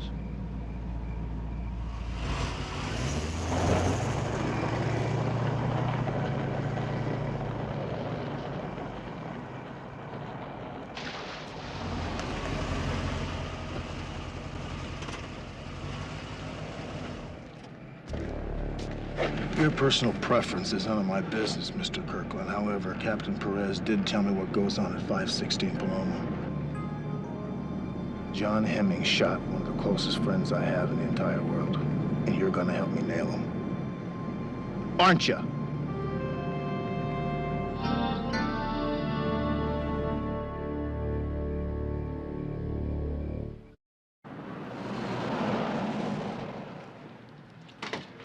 Work, Charlie. Kirkland pulled Big Jack's franchise. I'm gonna put Big Jack under 24-hour surveillance. You got it. See ya.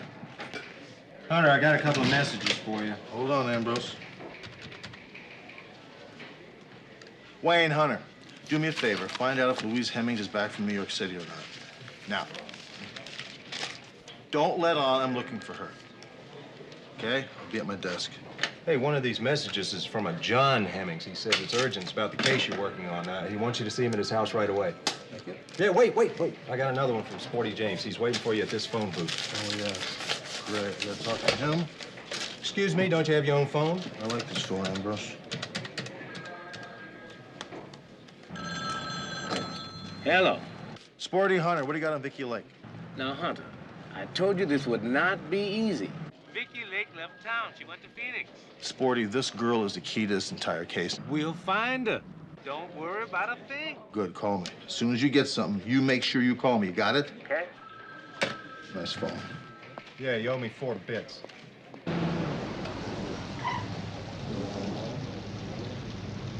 Yes.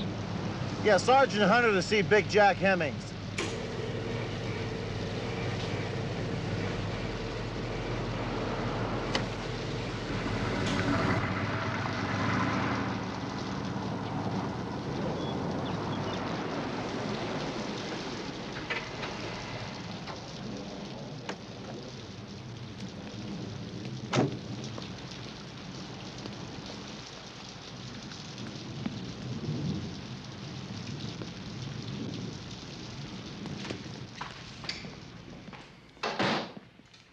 Mr. Hemmings upstairs, first door to the right. Thanks a million.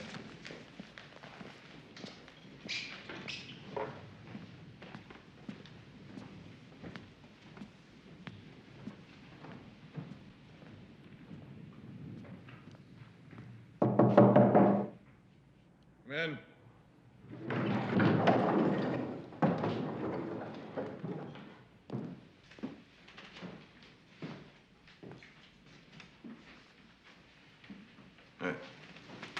I mean, do you think you pulled it off? Is that it?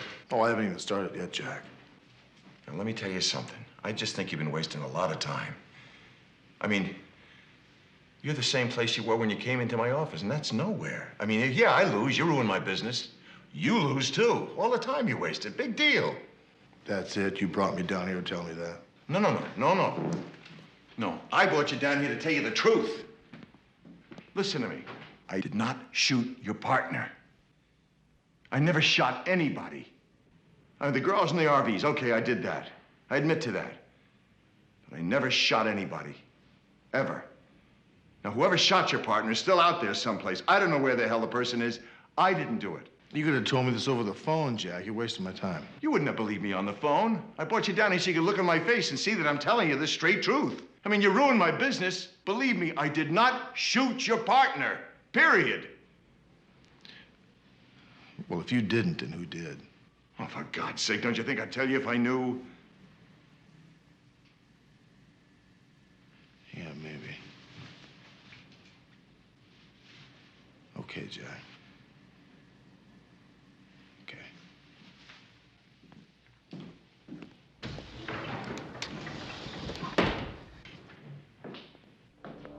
Louise, what the hell? I just talked to you in New York. No, Jack. You just thought I was a New Yorker.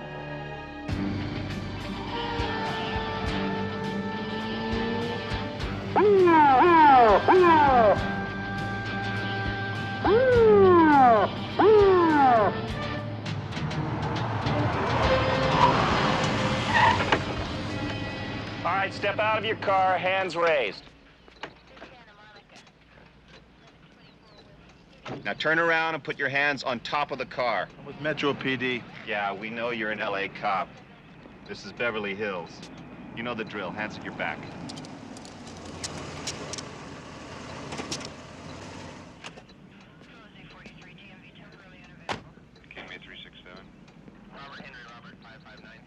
You can turn around now.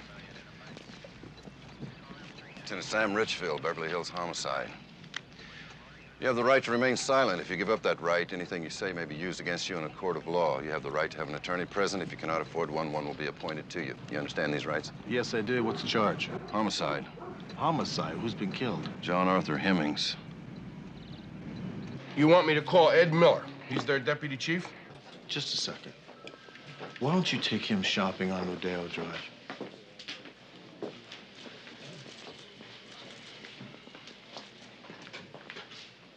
Thank you.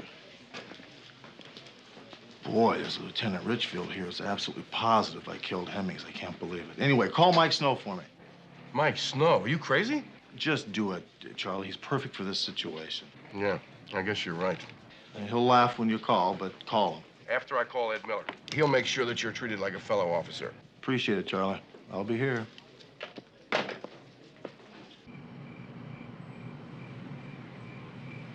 Now, two witnesses, Mr. Roger Adler and Mr. Randolph Taylor, were in the rear of the house when they heard the shot. Mr. Adler was the deceased's accountant, and Mr. Taylor, as we know, is one of the most highly respected attorneys in this city, a former president of the California Bar. When these witnesses got to the study, Sergeant Hunter was not there, even though he had gone up to the study only 5 minutes earlier. Sergeant Hunter wrote out for me exactly what was said by him and by Mr. Hemmings verbatim. I timed it. Their conversation lasted less than 2 minutes. Now, that leaves 3 minutes unaccounted for. After Mr. Hemmings was found, 6 minutes elapsed before Sergeant Hunter was arrested in the 700 block of Sherbrooke Drive. That seems accurate, but very peculiar. Mr. Adler finds his employer dead. A gun in his hand, gunshot wound to the temple.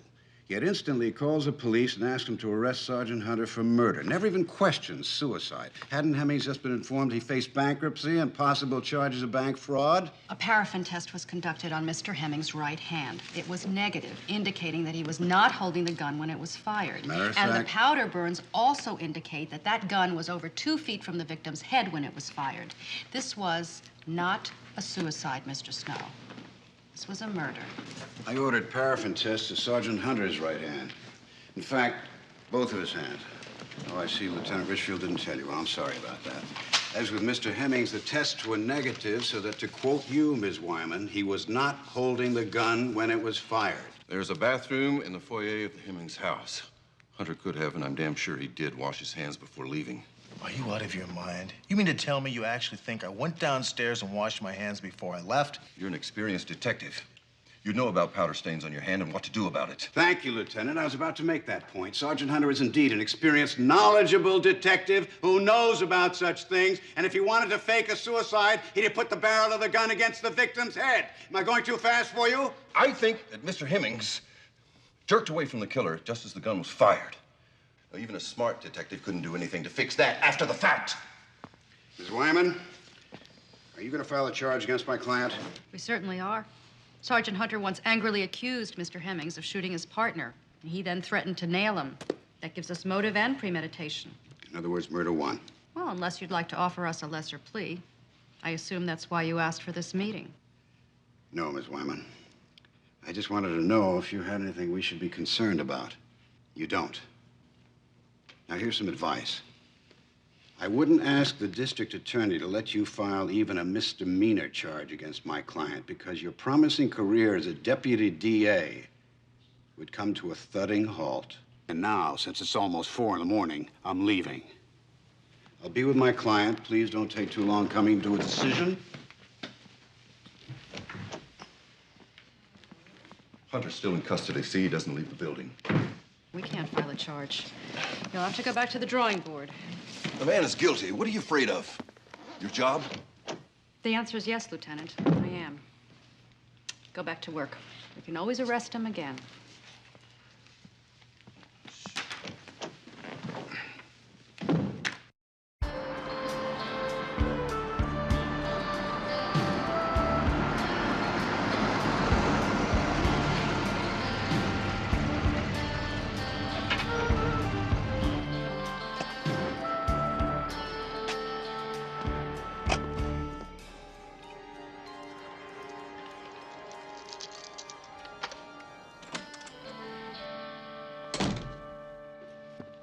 I've been so worried about you. Really?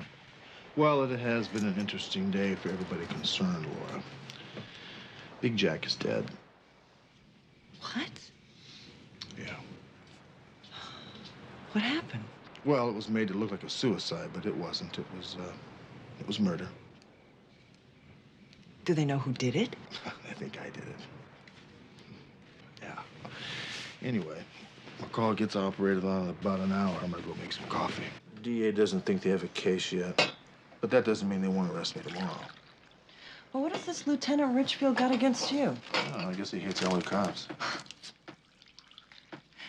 Did you believe, Jack, that he didn't have anything to do with what happened to your partner and the others? Yeah. And who could it be? Roger Adler? He was with Randolph Taylor when the shot was fired. Did you ever meet Louise Hemmings? Could be her, you know. Well, sure. I told you, remember? She's a bimbo. Complete airhead. Well, with Jack dead, there goes my only excuse for staying here with you. Guess I'll just pick up where I left off, go to Paris. But I will stay if you think there's any chance you might need me. No, don't stay here on account of me. I think everything's all taken care of. Thanks anyway. Okay. While you're at the hospital, I'm going to go to my apartment and pack. You will take me to the airport, won't you? Sure. What if you can't get on a direct flight to Paris? I'll fly to New York. I can make the Paris arrangements from there. Good, okay. Where's my coat? Oh, behind you. Oh, okay. I'll call you from the hospital. Okay. See ya.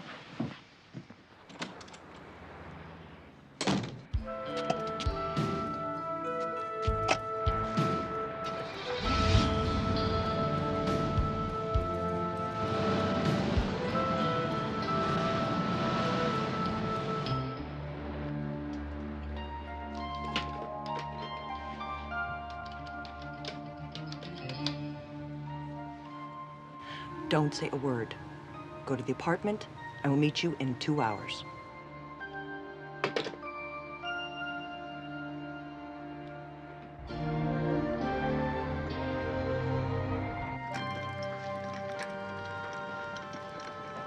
Code blue, ICU. Code blue, ICU.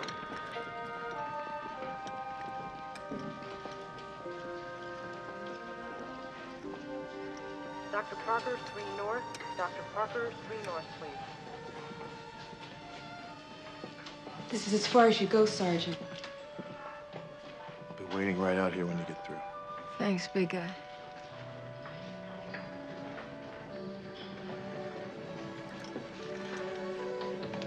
Physical therapist to 5 East, please.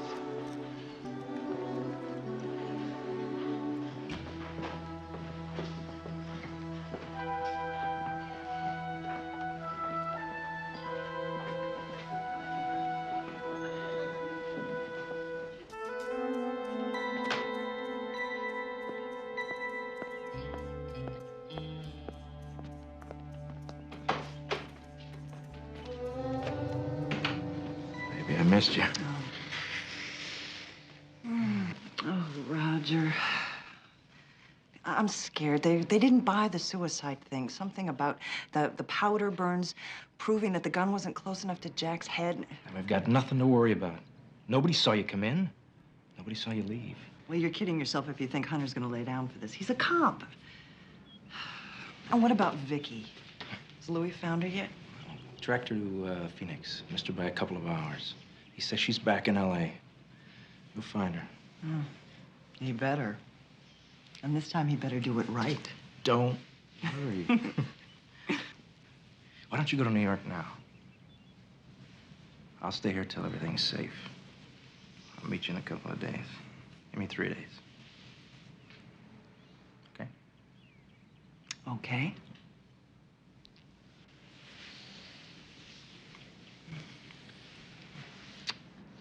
I'll see you in New York in 3 days.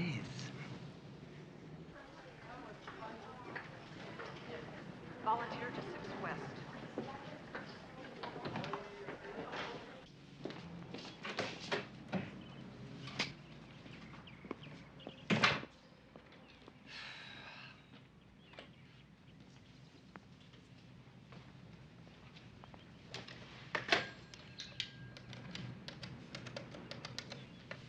Reservations, may I help you? Yes, this is Louise Hemmings.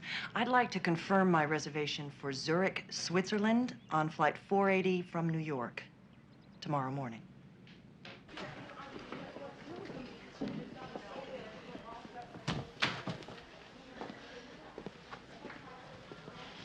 Sergeant Hunter.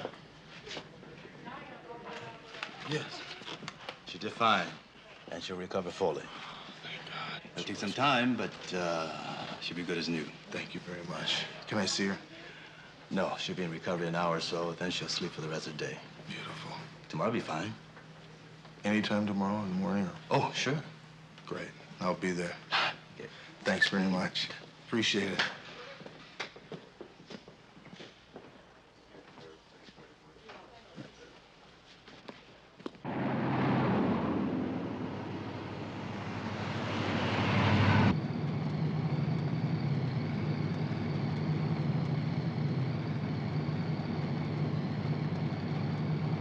Do you always drive with one eye in the rearview mirror? Oh, yeah.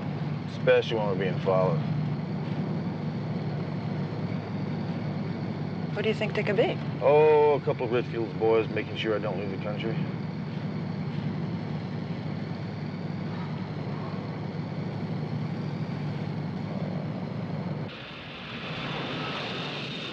Your attention, please. Passengers on flight 696 Great. seated in rows 50 Rick, is that them? 47 may now be Yeah, that's them, all right. Look, you better get going. Have a good flight. Thanks for the help, and I'll talk to you soon. Okay. Thanks. Good luck. Yeah, thanks. Bye. Have a good flight. Thanks.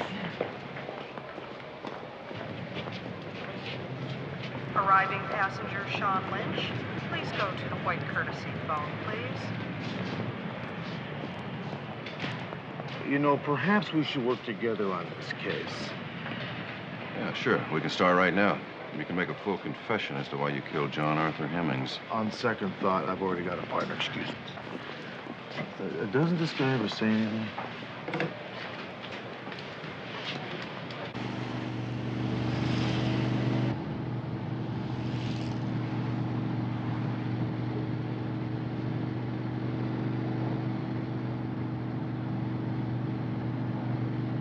L56, come in, please.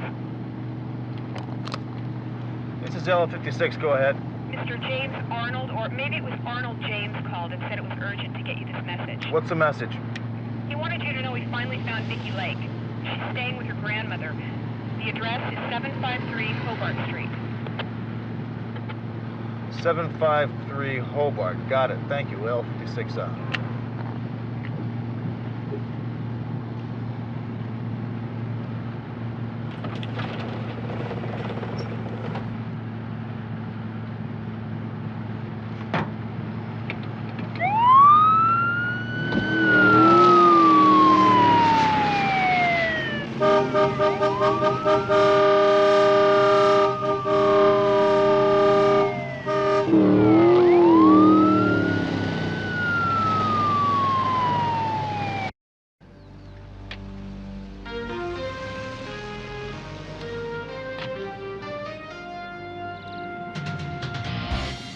This is L56.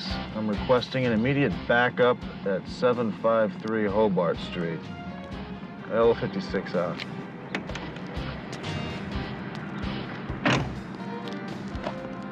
Stop right there, police!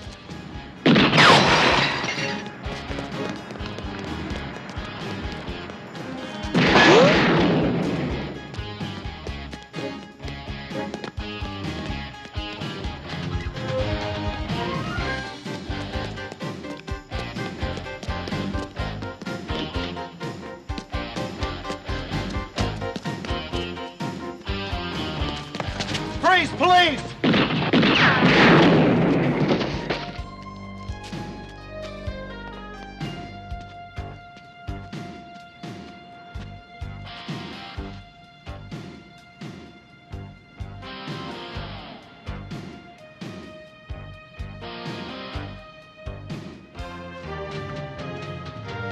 But you can't go!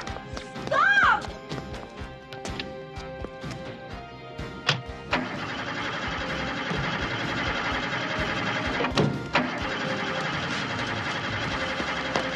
Vicky, get out of the car. Come on. Everything is all right. Now, you called my office and left an urgent message. You want to talk to me about Big Jack Hemmings? What are you talking about?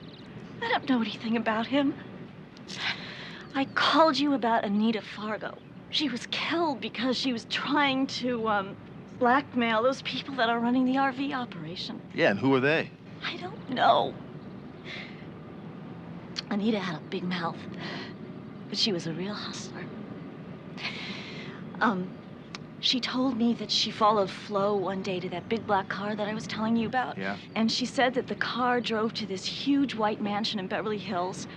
And then this woman got out and went inside. Did Anita say what this woman looked like? Only that she was, young, kind of nice looking. I kind of got the impression that she was ladylike. You know, real classy. Well, how do you know Anita was blackmailing these people? Because she told me and Susie that she was going to. Okay, and then a week later, she's dead. And then someone is trying to take out me and Susie, too. That's when I started running. I'm Sergeant Hunter. This is Vicky Lake. Now, she's helping us on a murder case. I want her and her family put under protective custody, understand? Yes, sir. Should I call an ambulance? No, I don't think we're gonna need one. Vicky, I'll talk to you later.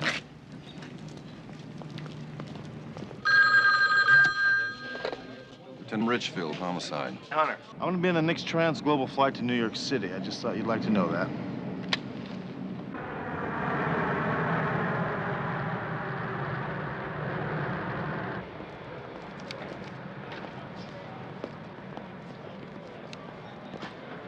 Lieutenant, I want you to do me a favor. I want you to telex a photograph of Louise Hemmings to New York City for me. Why should I do that? Look, will you just do that for me? I need your help on this case, okay?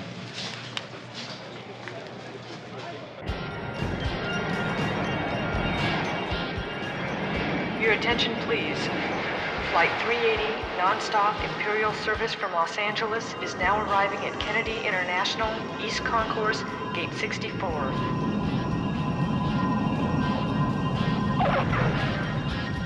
Flight 380 from Los Angeles, now arriving at Gate 64. Your attention, please. First-class passengers on Flight 480 to Zurich may now begin boarding through Gate 12.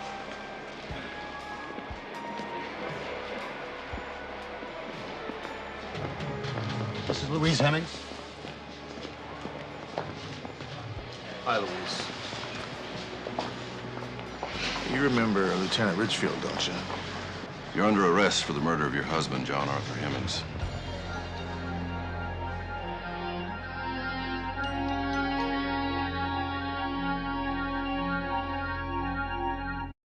So Louise planned the whole thing. Yeah. Even down to cutting Adler out of his share. That's a smart lady. Well, maybe. A little bit lower. She's so smart, how come she blew that suicide? Well, that's something even she couldn't control. You see, Big Jack pulled his head away just as she pulled the trigger on it. Huh. You did pretty good, you know. Yeah. I mean, you solved this case all by yourself. Yes, I did. Kind of worries me. Yeah, what do you mean, worries you? Well, does this mean you think you can do without me now? Well, now, wait just a second. The things I did in this case, I was forced to do because of your situation here in bed. Like what? Well, let's just forget about it. What, I have to read about it in the report? It's not in the report. That bad? Well, yeah, it is bad. Come on. Does that mean you still need me? Oh, I need you like a dog needs a bone. What? Like a dog needs a bone? That's not a very flattering analogy. Well, I could have said fleas.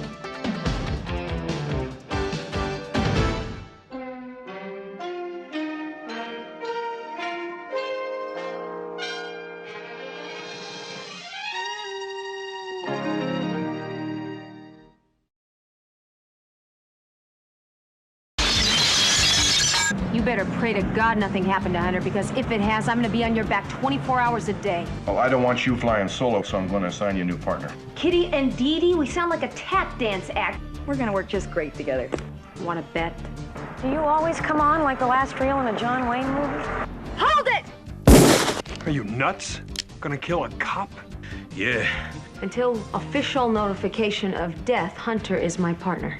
Died about 10 o'clock this morning.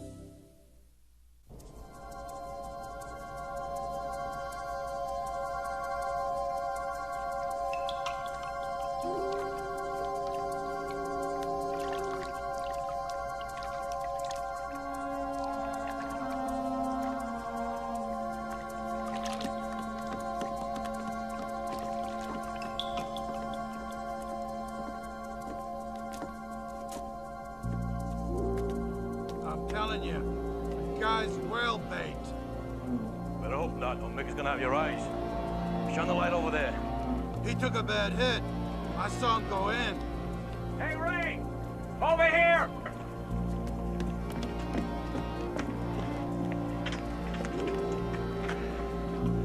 That's his. He must have come out of here. Hey, this guy went down hard. How could he be alive like that? Count your blessings. He can't be far. Spread out. Who is he? The Terminator? How could a guy get back up just like that?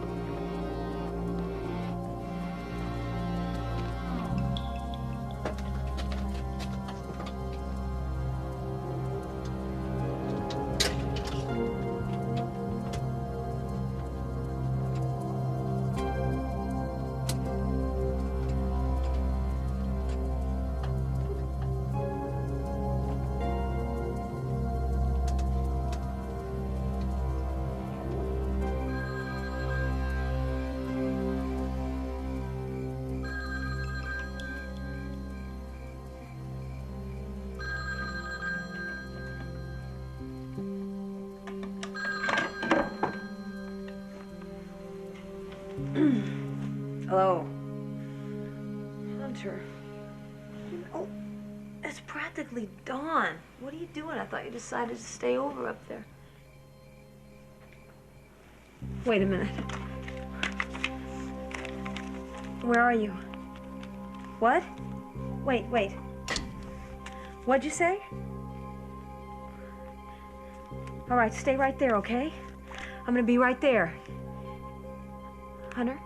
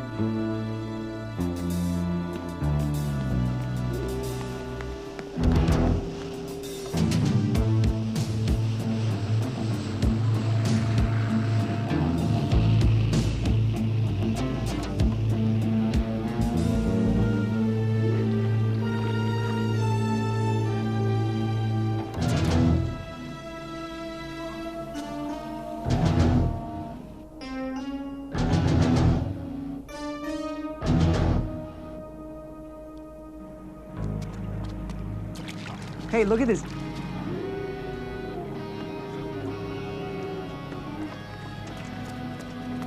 What do you got there? Nothing, just some old jacket. See it. You're kind of young for a bag lady, aren't you?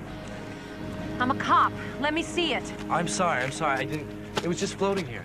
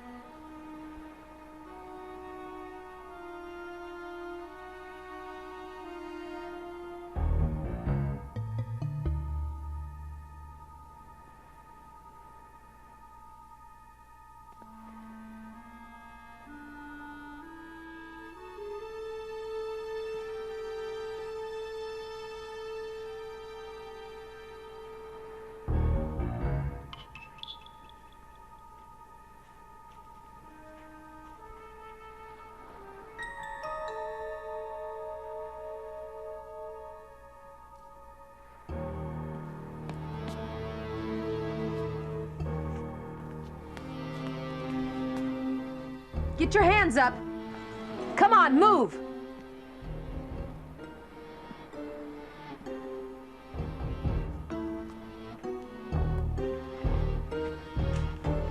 Who are you and what are you doing here? She came in here with a gun in her hand. She must be a cop. She saw me, and she's got to go. Are you nuts? Gonna kill a cop? Yeah.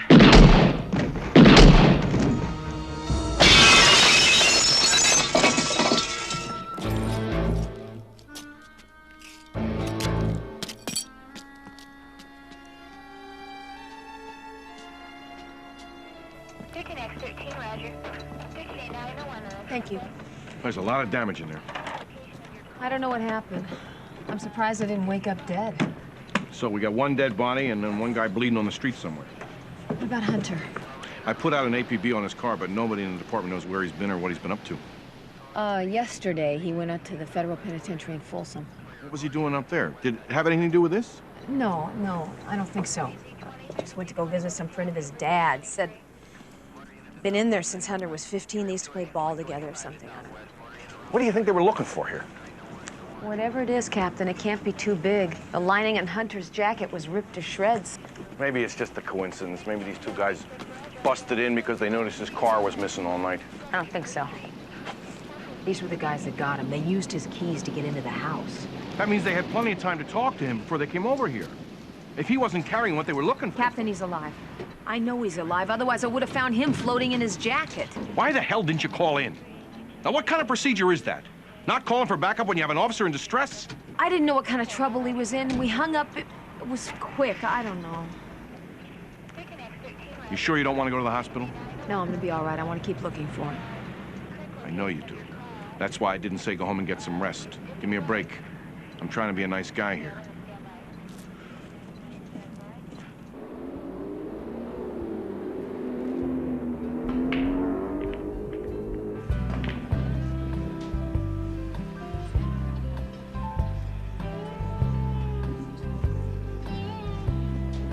Excuse me for not standing, Sergeant, but, you know, my system is recovering from a shock of major proportion. What's wrong? This is what's wrong. You'll get me up at the crack of dawn. It's practically noon, Sporty. Not in my time zone, Sergeant. I work the streets, and the streets don't sleep for nobody. Look, I got a problem here. Something happened to Hunter. I don't know what. Hunter, I mean, nobody gets to that guy unless he knows about it. You positive he's in trouble? He gave me a distress call real early this morning from San Pedro. By the time I got down there, he was gone. I went to his house. Two guys were ripping it apart. They jumped me, knocked me out. When I came to, one of the guys had been shot dead. We don't have anything on him in our files. That's why I came to you. His ID says his name is Ray Devers. Ah, you come to the right source. The name Ray Devers just passed through my office the other night. Well, what's his story? The dude's bad news. He's out of New York, and he's got a rap sheet of about 10 miles long. What's he doing in L.A.? He cracks heads, he breaks arms, he just generally keeps folks in line. He works for a high roller by the name of Shaughnessy. Mick Shaughnessy? Yeah, you heard of him, huh? Yeah, nothing good. Yeah, you got that right. If Shaughnessy is after Hunter, then you're talking about more trouble, you're talking about sudden death. Look, Sporty, do me a favor. Put the word out on the street, all right? If you hear anything about Hunter at all, anything at all, you call me. It's no favor, Sergeant. Hunter happens to be my second favorite police sergeant. I'd have every ear on the street tuned in. Thanks.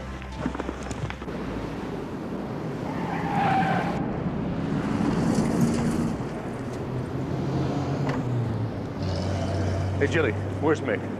He's inside spending this week's take on his little kitty cat. Oh, yeah? Well, there was a cop in the club a half hour ago looking for him. Hunter's partner. What? There she is now. This chick operates. Hold it. Not now, not here. Later.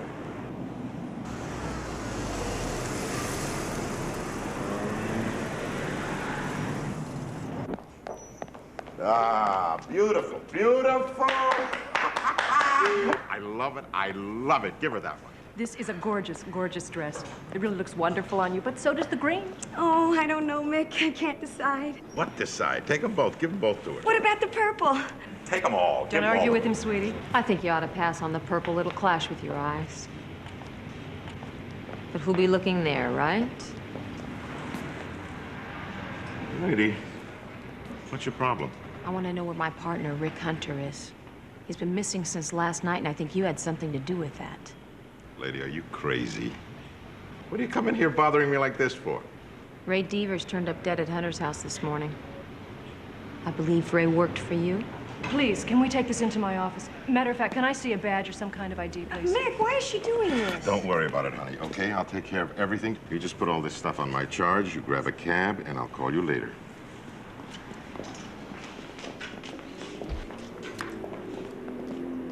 Call my lawyer, lady. Otherwise, read me my rights and pull me in. Then my lawyer and you can butt heads. Otherwise, you better be careful what you are shouting into the atmosphere, or you're going to be looking down the business end of a libel suit.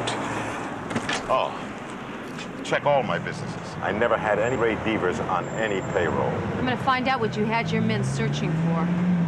You better pray to God nothing happened to Hunter, because if it has, I'm gonna be on your back 24 hours a day. I'm gonna nail you, Shaughnessy.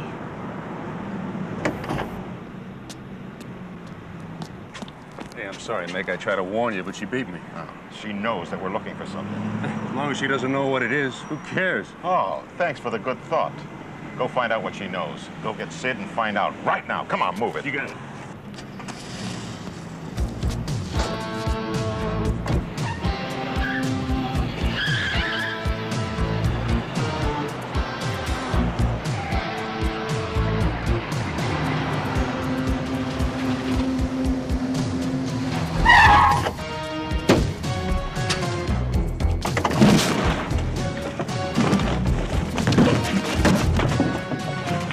Lady.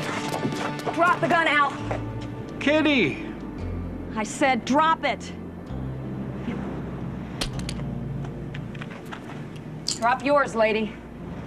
Sergeant O'Hearn, Hollenbeck Division. Nice to see you. Mick paid $400 for these pumps. It's just gonna break his heart.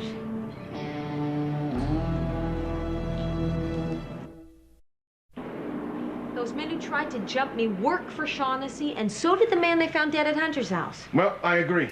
He's our best lead. But I don't think we're going to get the DA to buy us lunch and listen to that. If the two of them stay dummied up, there's no way to prove that Shaughnessy gave the order. Well, I'm not going to sit around and wait for the DA. Well, I don't want you flying solo with a dangerous crud like that, so I'm going to assign you a new partner. I have a partner.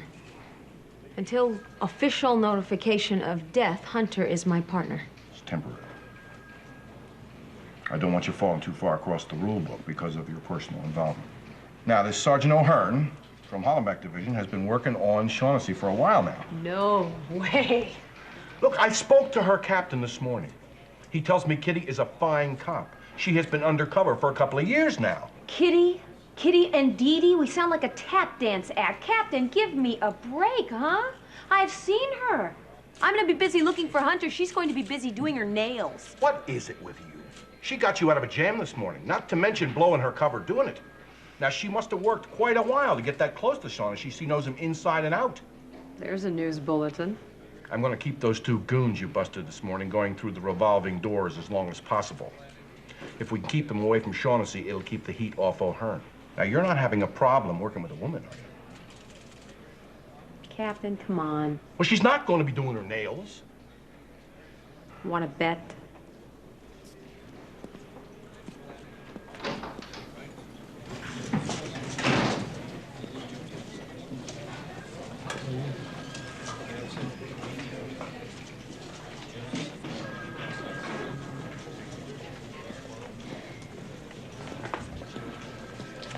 Hi. Ah, there you are. Thought maybe you'd taken off for lunch or something. No, I was just having a talk with the captain. Well, what do you think? About what? The case. You think you can handle it? Yeah.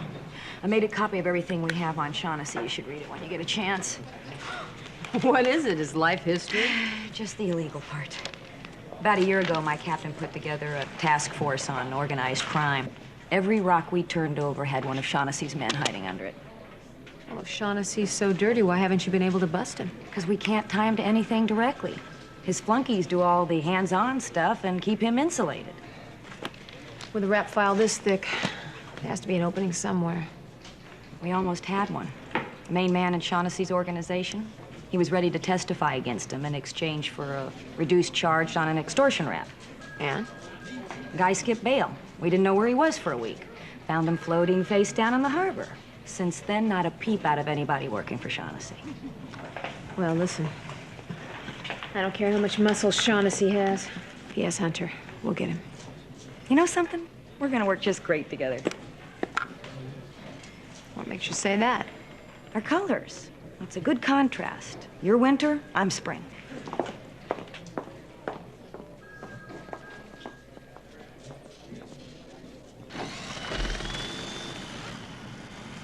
So I've been part of Mick Shaughnessy's stable for about 2 months now. Half that time he's been moaning and groaning about Hunter. Whatever he's doing the other half of his time. Yeah, Mick sure likes his women. That's how I was able to convince my captain to let me go in. And after a couple of surveillances, it was easy to see what made Shaughnessy roll over like a puppy.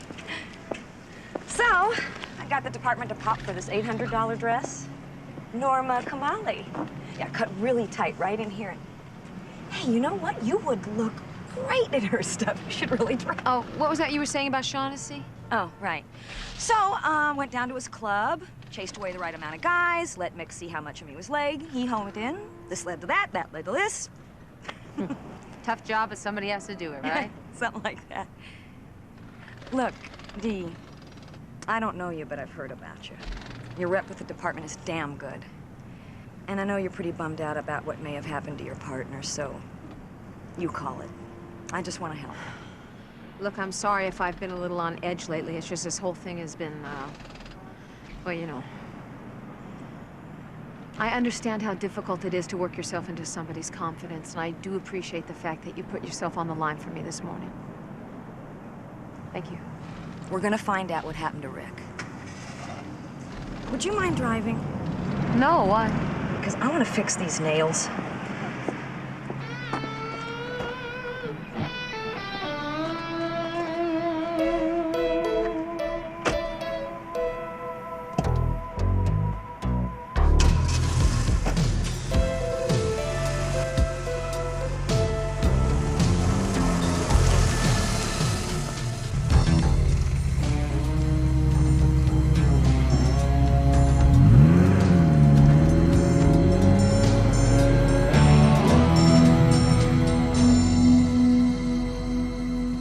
You got a chance to read the report.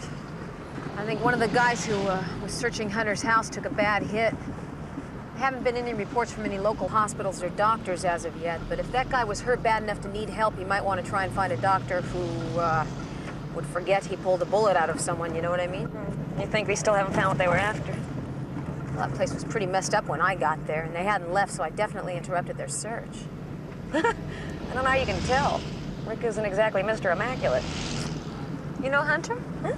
Oh, yeah, sure. A few years ago, when he was on loan to our division with that string of prostitute murders, we got together and compared notes, and this led to that led to this. Hey, you know, this is a great color on me, isn't it? Yeah, it's very nice.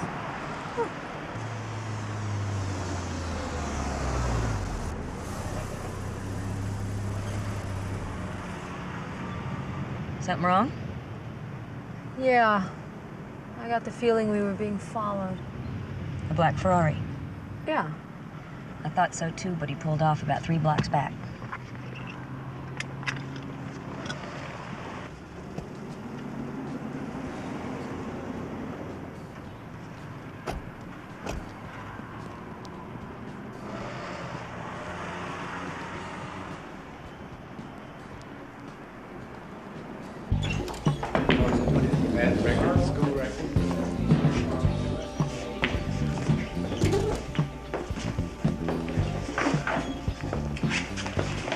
Kitty? Sorry, it's not intentional. God help me. How you doing, T-Bone?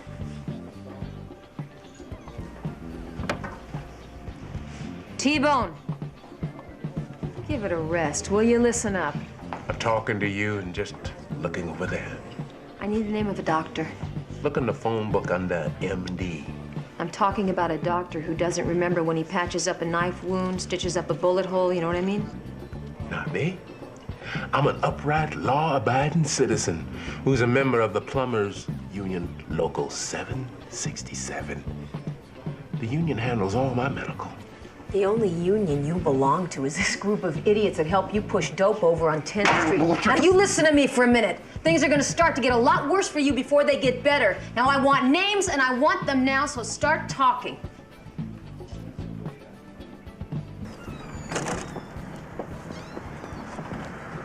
Do you always come on like the last reel in a John Wayne movie? I got what I wanted, didn't I? It just never worked that way. You fascinate me. Okay, we got a Dr. Stevens, works out of a clinic in the Mission District. We can cross his Pete Tomlin's off the list. He was set up last week for dealing. Got a Dr. Panghurst on Cradle. Panghurst, that's the guy. You know it? I'm sure Mick mentioned him once. I've heard the name. I'm almost positive it's from Mick. One of his guys got cut up in a fight. They needed someone that wouldn't report it to the police. I'm sure Panghurst is the one that they called. Let's get an appointment.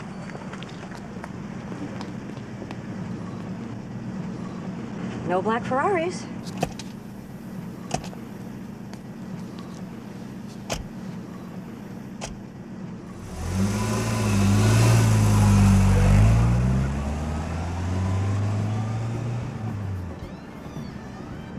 Dr. Panghurst's office. Let me speak to the doctor. Would you like to make an appointment? No, I don't want no damned appointment. Dr. Panghurst is with a patient right now.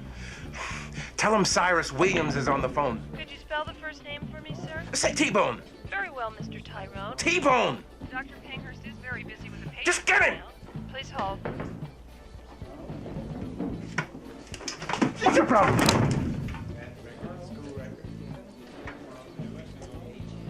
Dr. Panghurst will be right with you, sir.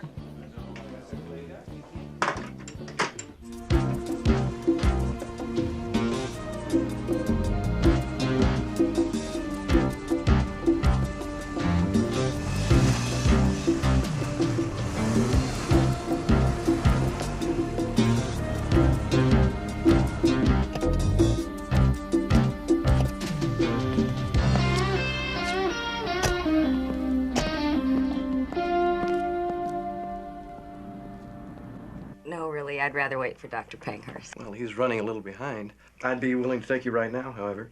You haven't been to us before, so I don't think it matters. Excuse me. I think she said she'd like to wait for Dr. Panghurst.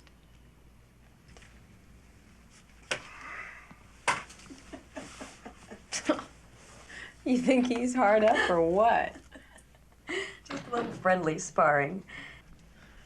Peg, could you make an appointment for Mrs. Atherton to come back same time next week, please? And we'll see how it's going. Miss, O'Hearn? Would you care to come this way, please? Excuse me, Doctor. You wouldn't mind if I joined you, would you?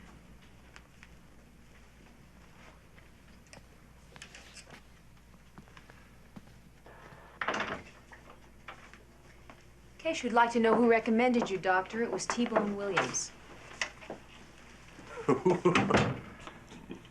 Maybe we ought to try another name. How about Mick Shaughnessy? Well, yes, I certainly know Mr. Shaughnessy. What's this about? It's about doing patchwork for criminals. I hear you'll fix somebody up, no questions asked. I thought perhaps you might have done that recently, say, for somebody who works for Big Mick Shaughnessy. How dare you come in here and accuse me of anything illegal? I'm a well-respected professional in my field. Well, we'll determine that as soon as we run a report and see what turns up. See if maybe you practiced anywhere else in the country. Say, like the city that Shaughnessy came from. Detroit? Yeah, how about that? You wouldn't be from Detroit, would you, Doctor? Yes, I would. And I find this entire conversation to be disgusting and insulting. And my attorney is Harv Kitchell at Abrams, Young and Kitchell, and if you have anything further to say, I suggest you say it to him. You may be involved in the disappearance of a police detective, Doctor. That doesn't go away. And neither do I.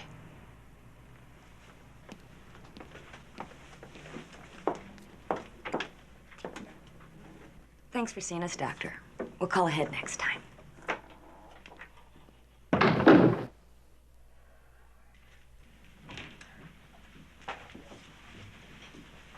Well, that was quick. Glad nothing too big was the matter. Was Dr. Pankhurst worth the wait? He was terrific. Maybe I'll see you next time. Get sick soon. I don't know if dropping on everyone like a load of wet cement is the way to handle things across the board. Sometimes that's the way I like to work, all right? Whatever works for you. I prefer the softer touch sometimes. I can use a softer touch, too, if I... What am I talking about here? Listen, that doctor might be able to lead us to Hunter, so yes, I am going to push hard to try to force him into making a move. Speaking of...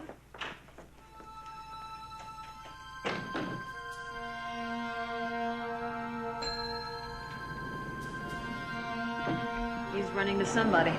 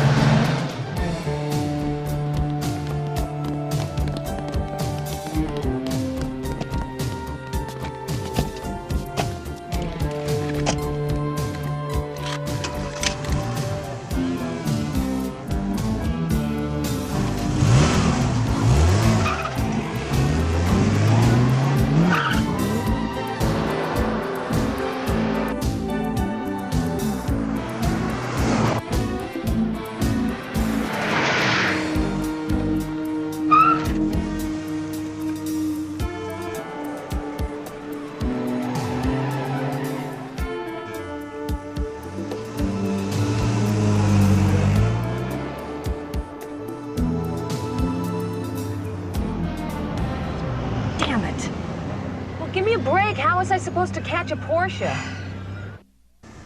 Hang a Yui. Take me back to the doctor's office.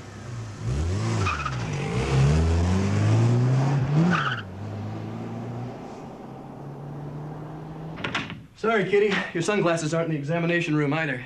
Oh, maybe I left him at Neiman Marcus. Hope not.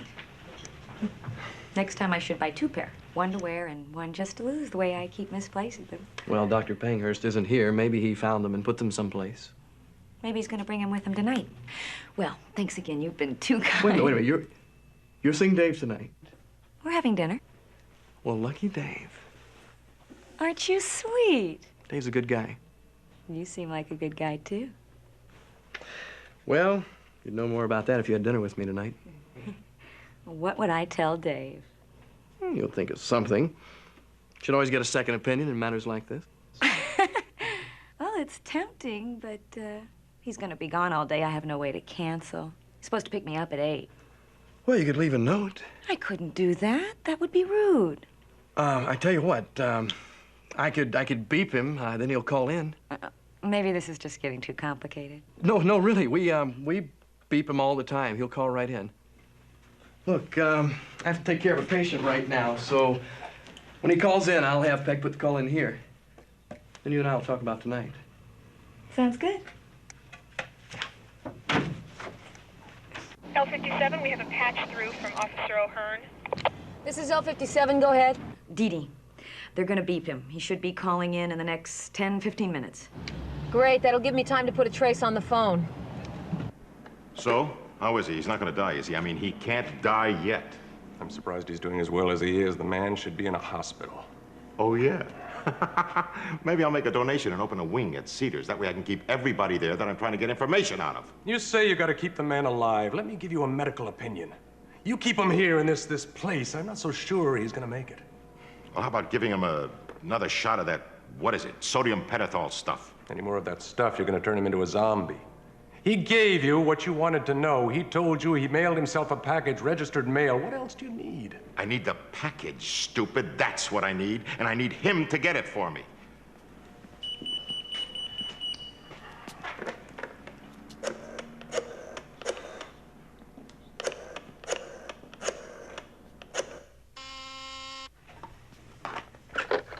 Hello? Dr. Pankhurst is on the phone.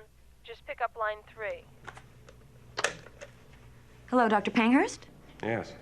This is Detective Sergeant O'Hearn, Doctor. I see. Where's Dr. Donaldson? He was sweet enough to place the call for me.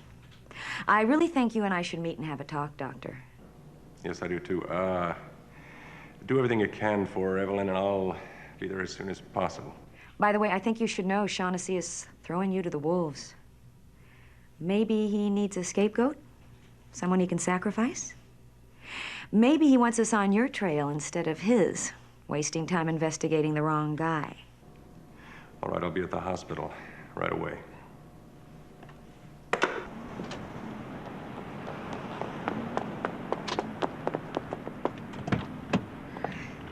I did my darndest to keep him on the line. What'd you get? Only the prefix 565. It's in the Piedmont district.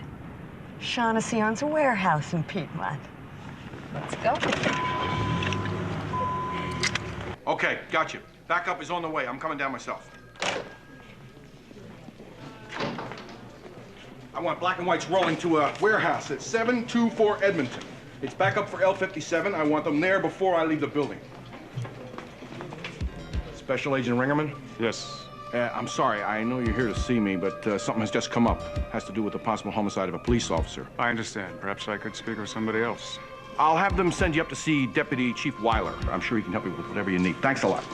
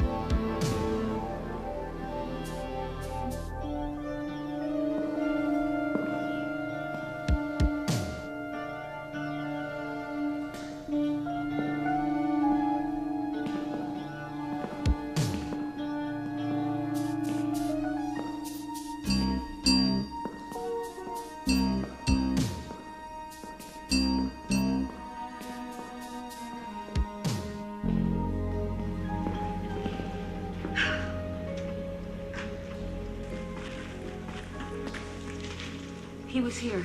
What? They had Hunter here. This is Sam. They picked him up on the beach. Then he's alive. Why would they be keeping him alive? And how did they know to move him? I don't know. There's our backup.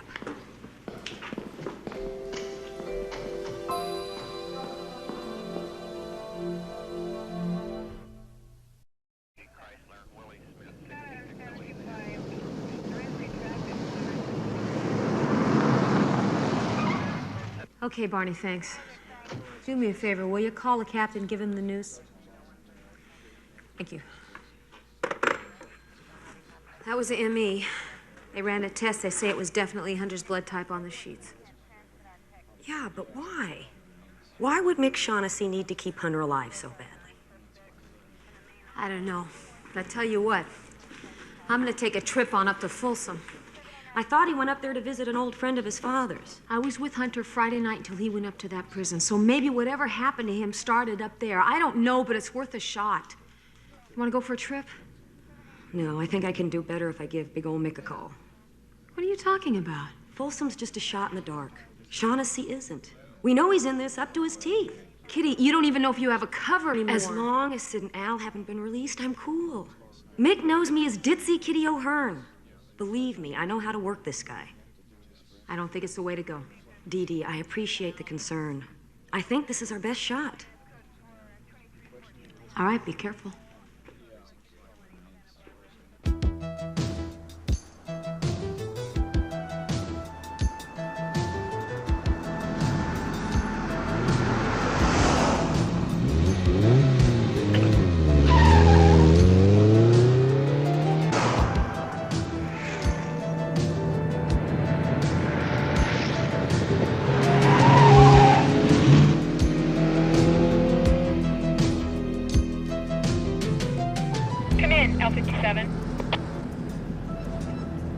57.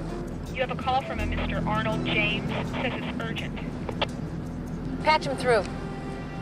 Sergeant, it's me, and I've got some news you might like to hear. Shoot.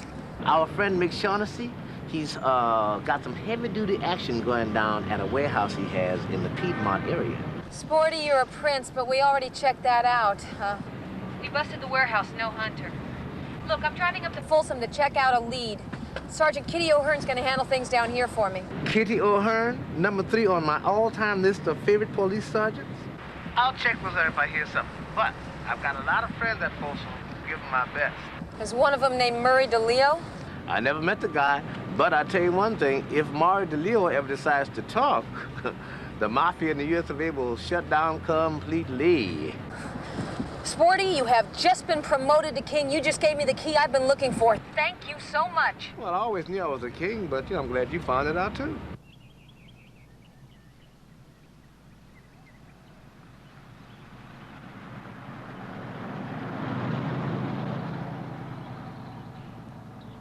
Thank you.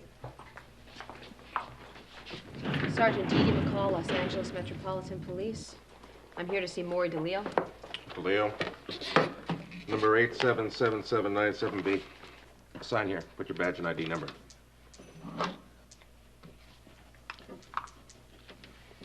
He's been moved from his cell block to the infirmary.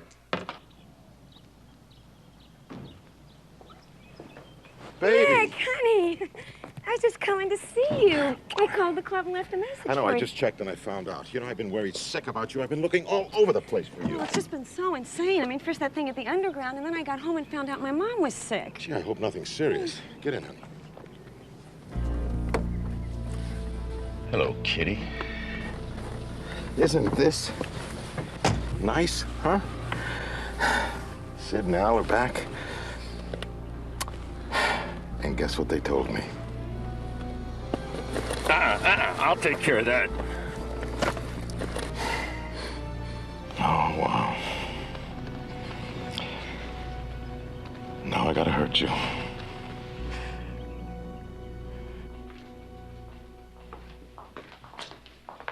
Excuse me. I'm Sergeant McCall. I'm looking for Maury DeLeo. Oh, Mr. DeLeo died about 10 o'clock this morning. He's been sick for quite some time. Thank you.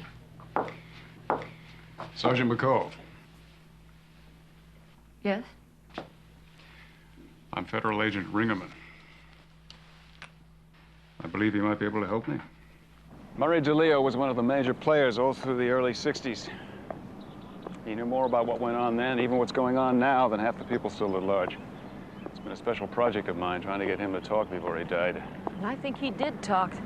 The nurse said the last couple days he was in the hospital, he did a lot of talking into one of those little cassette recorders, maybe burning all of his friends. I'll bet you Mick Shaughnessy was one of them. Yeah, but why now, after all these years of keeping his mouth shut? The nurse said that every day he was in there, he asked for a priest. Man knew he was dying. Maybe he found God, I don't know. He had a history with your partner, knowing Hunter's dead. Maybe Hunter'd be the guy he might have trusted. Yeah. The last place Hunter was seen was here with DeLeo. I think DeLeo gave him that cassette. Well, Shaughnessy grabbed Hunter, then Shaughnessy has it. No. Hunter didn't have the tape on him. If he did, he'd be dead. That's why they have to keep him alive. I will bet you that as soon as Hunter figured out what DeLeo was giving him, to protect himself, he went to the nearest post office and mailed that cassette to himself. And if he sent us some kind of registered mail, it would take ID and a signature to get it out. That's exactly right. It's the only reason they'd have to keep him alive.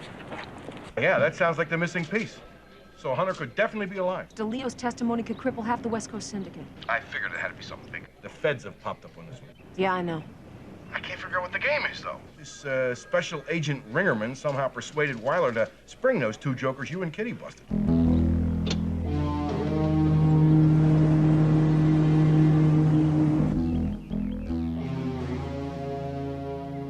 Please.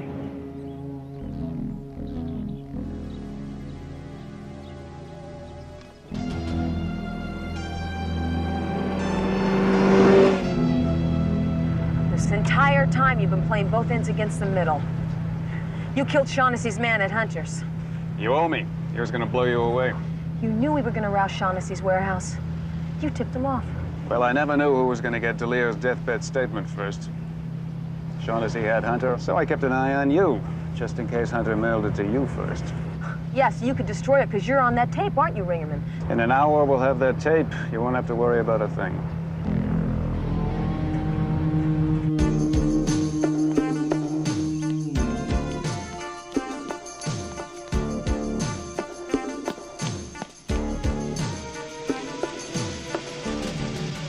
This guy don't look all that brisk.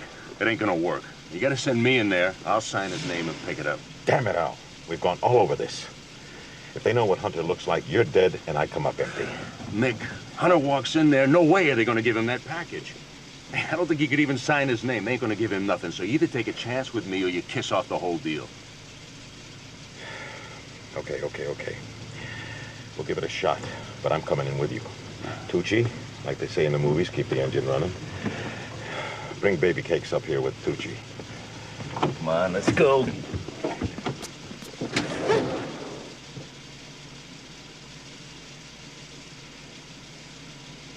Come on, Al.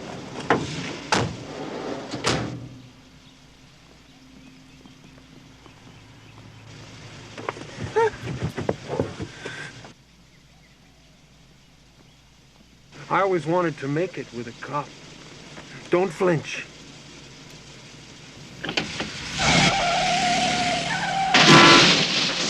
That's Shaughnessy!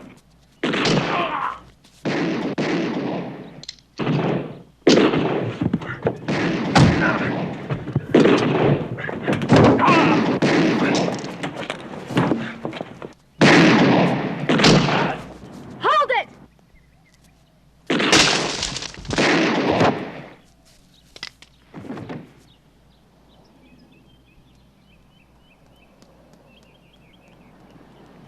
Get an ambulance! You all right? He's in there.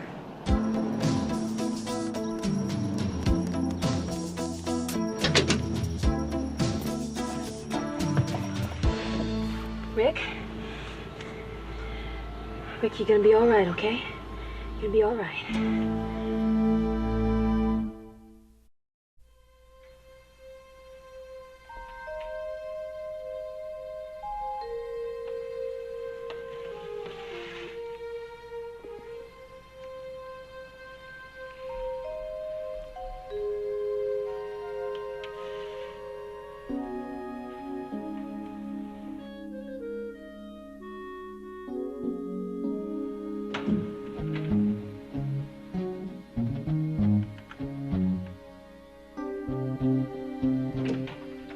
Did you need something? Yes, could I speak with you a moment, please? Shut the door.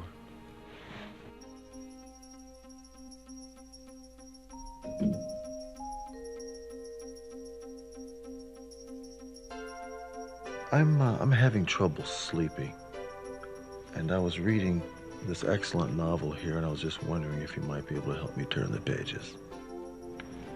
Well, I was just gonna finish up my rounds and, I could come back. How soon? 10 or 15 minutes. 10 or 15 minutes. Okay, that'd be great. Could you do that? Thanks.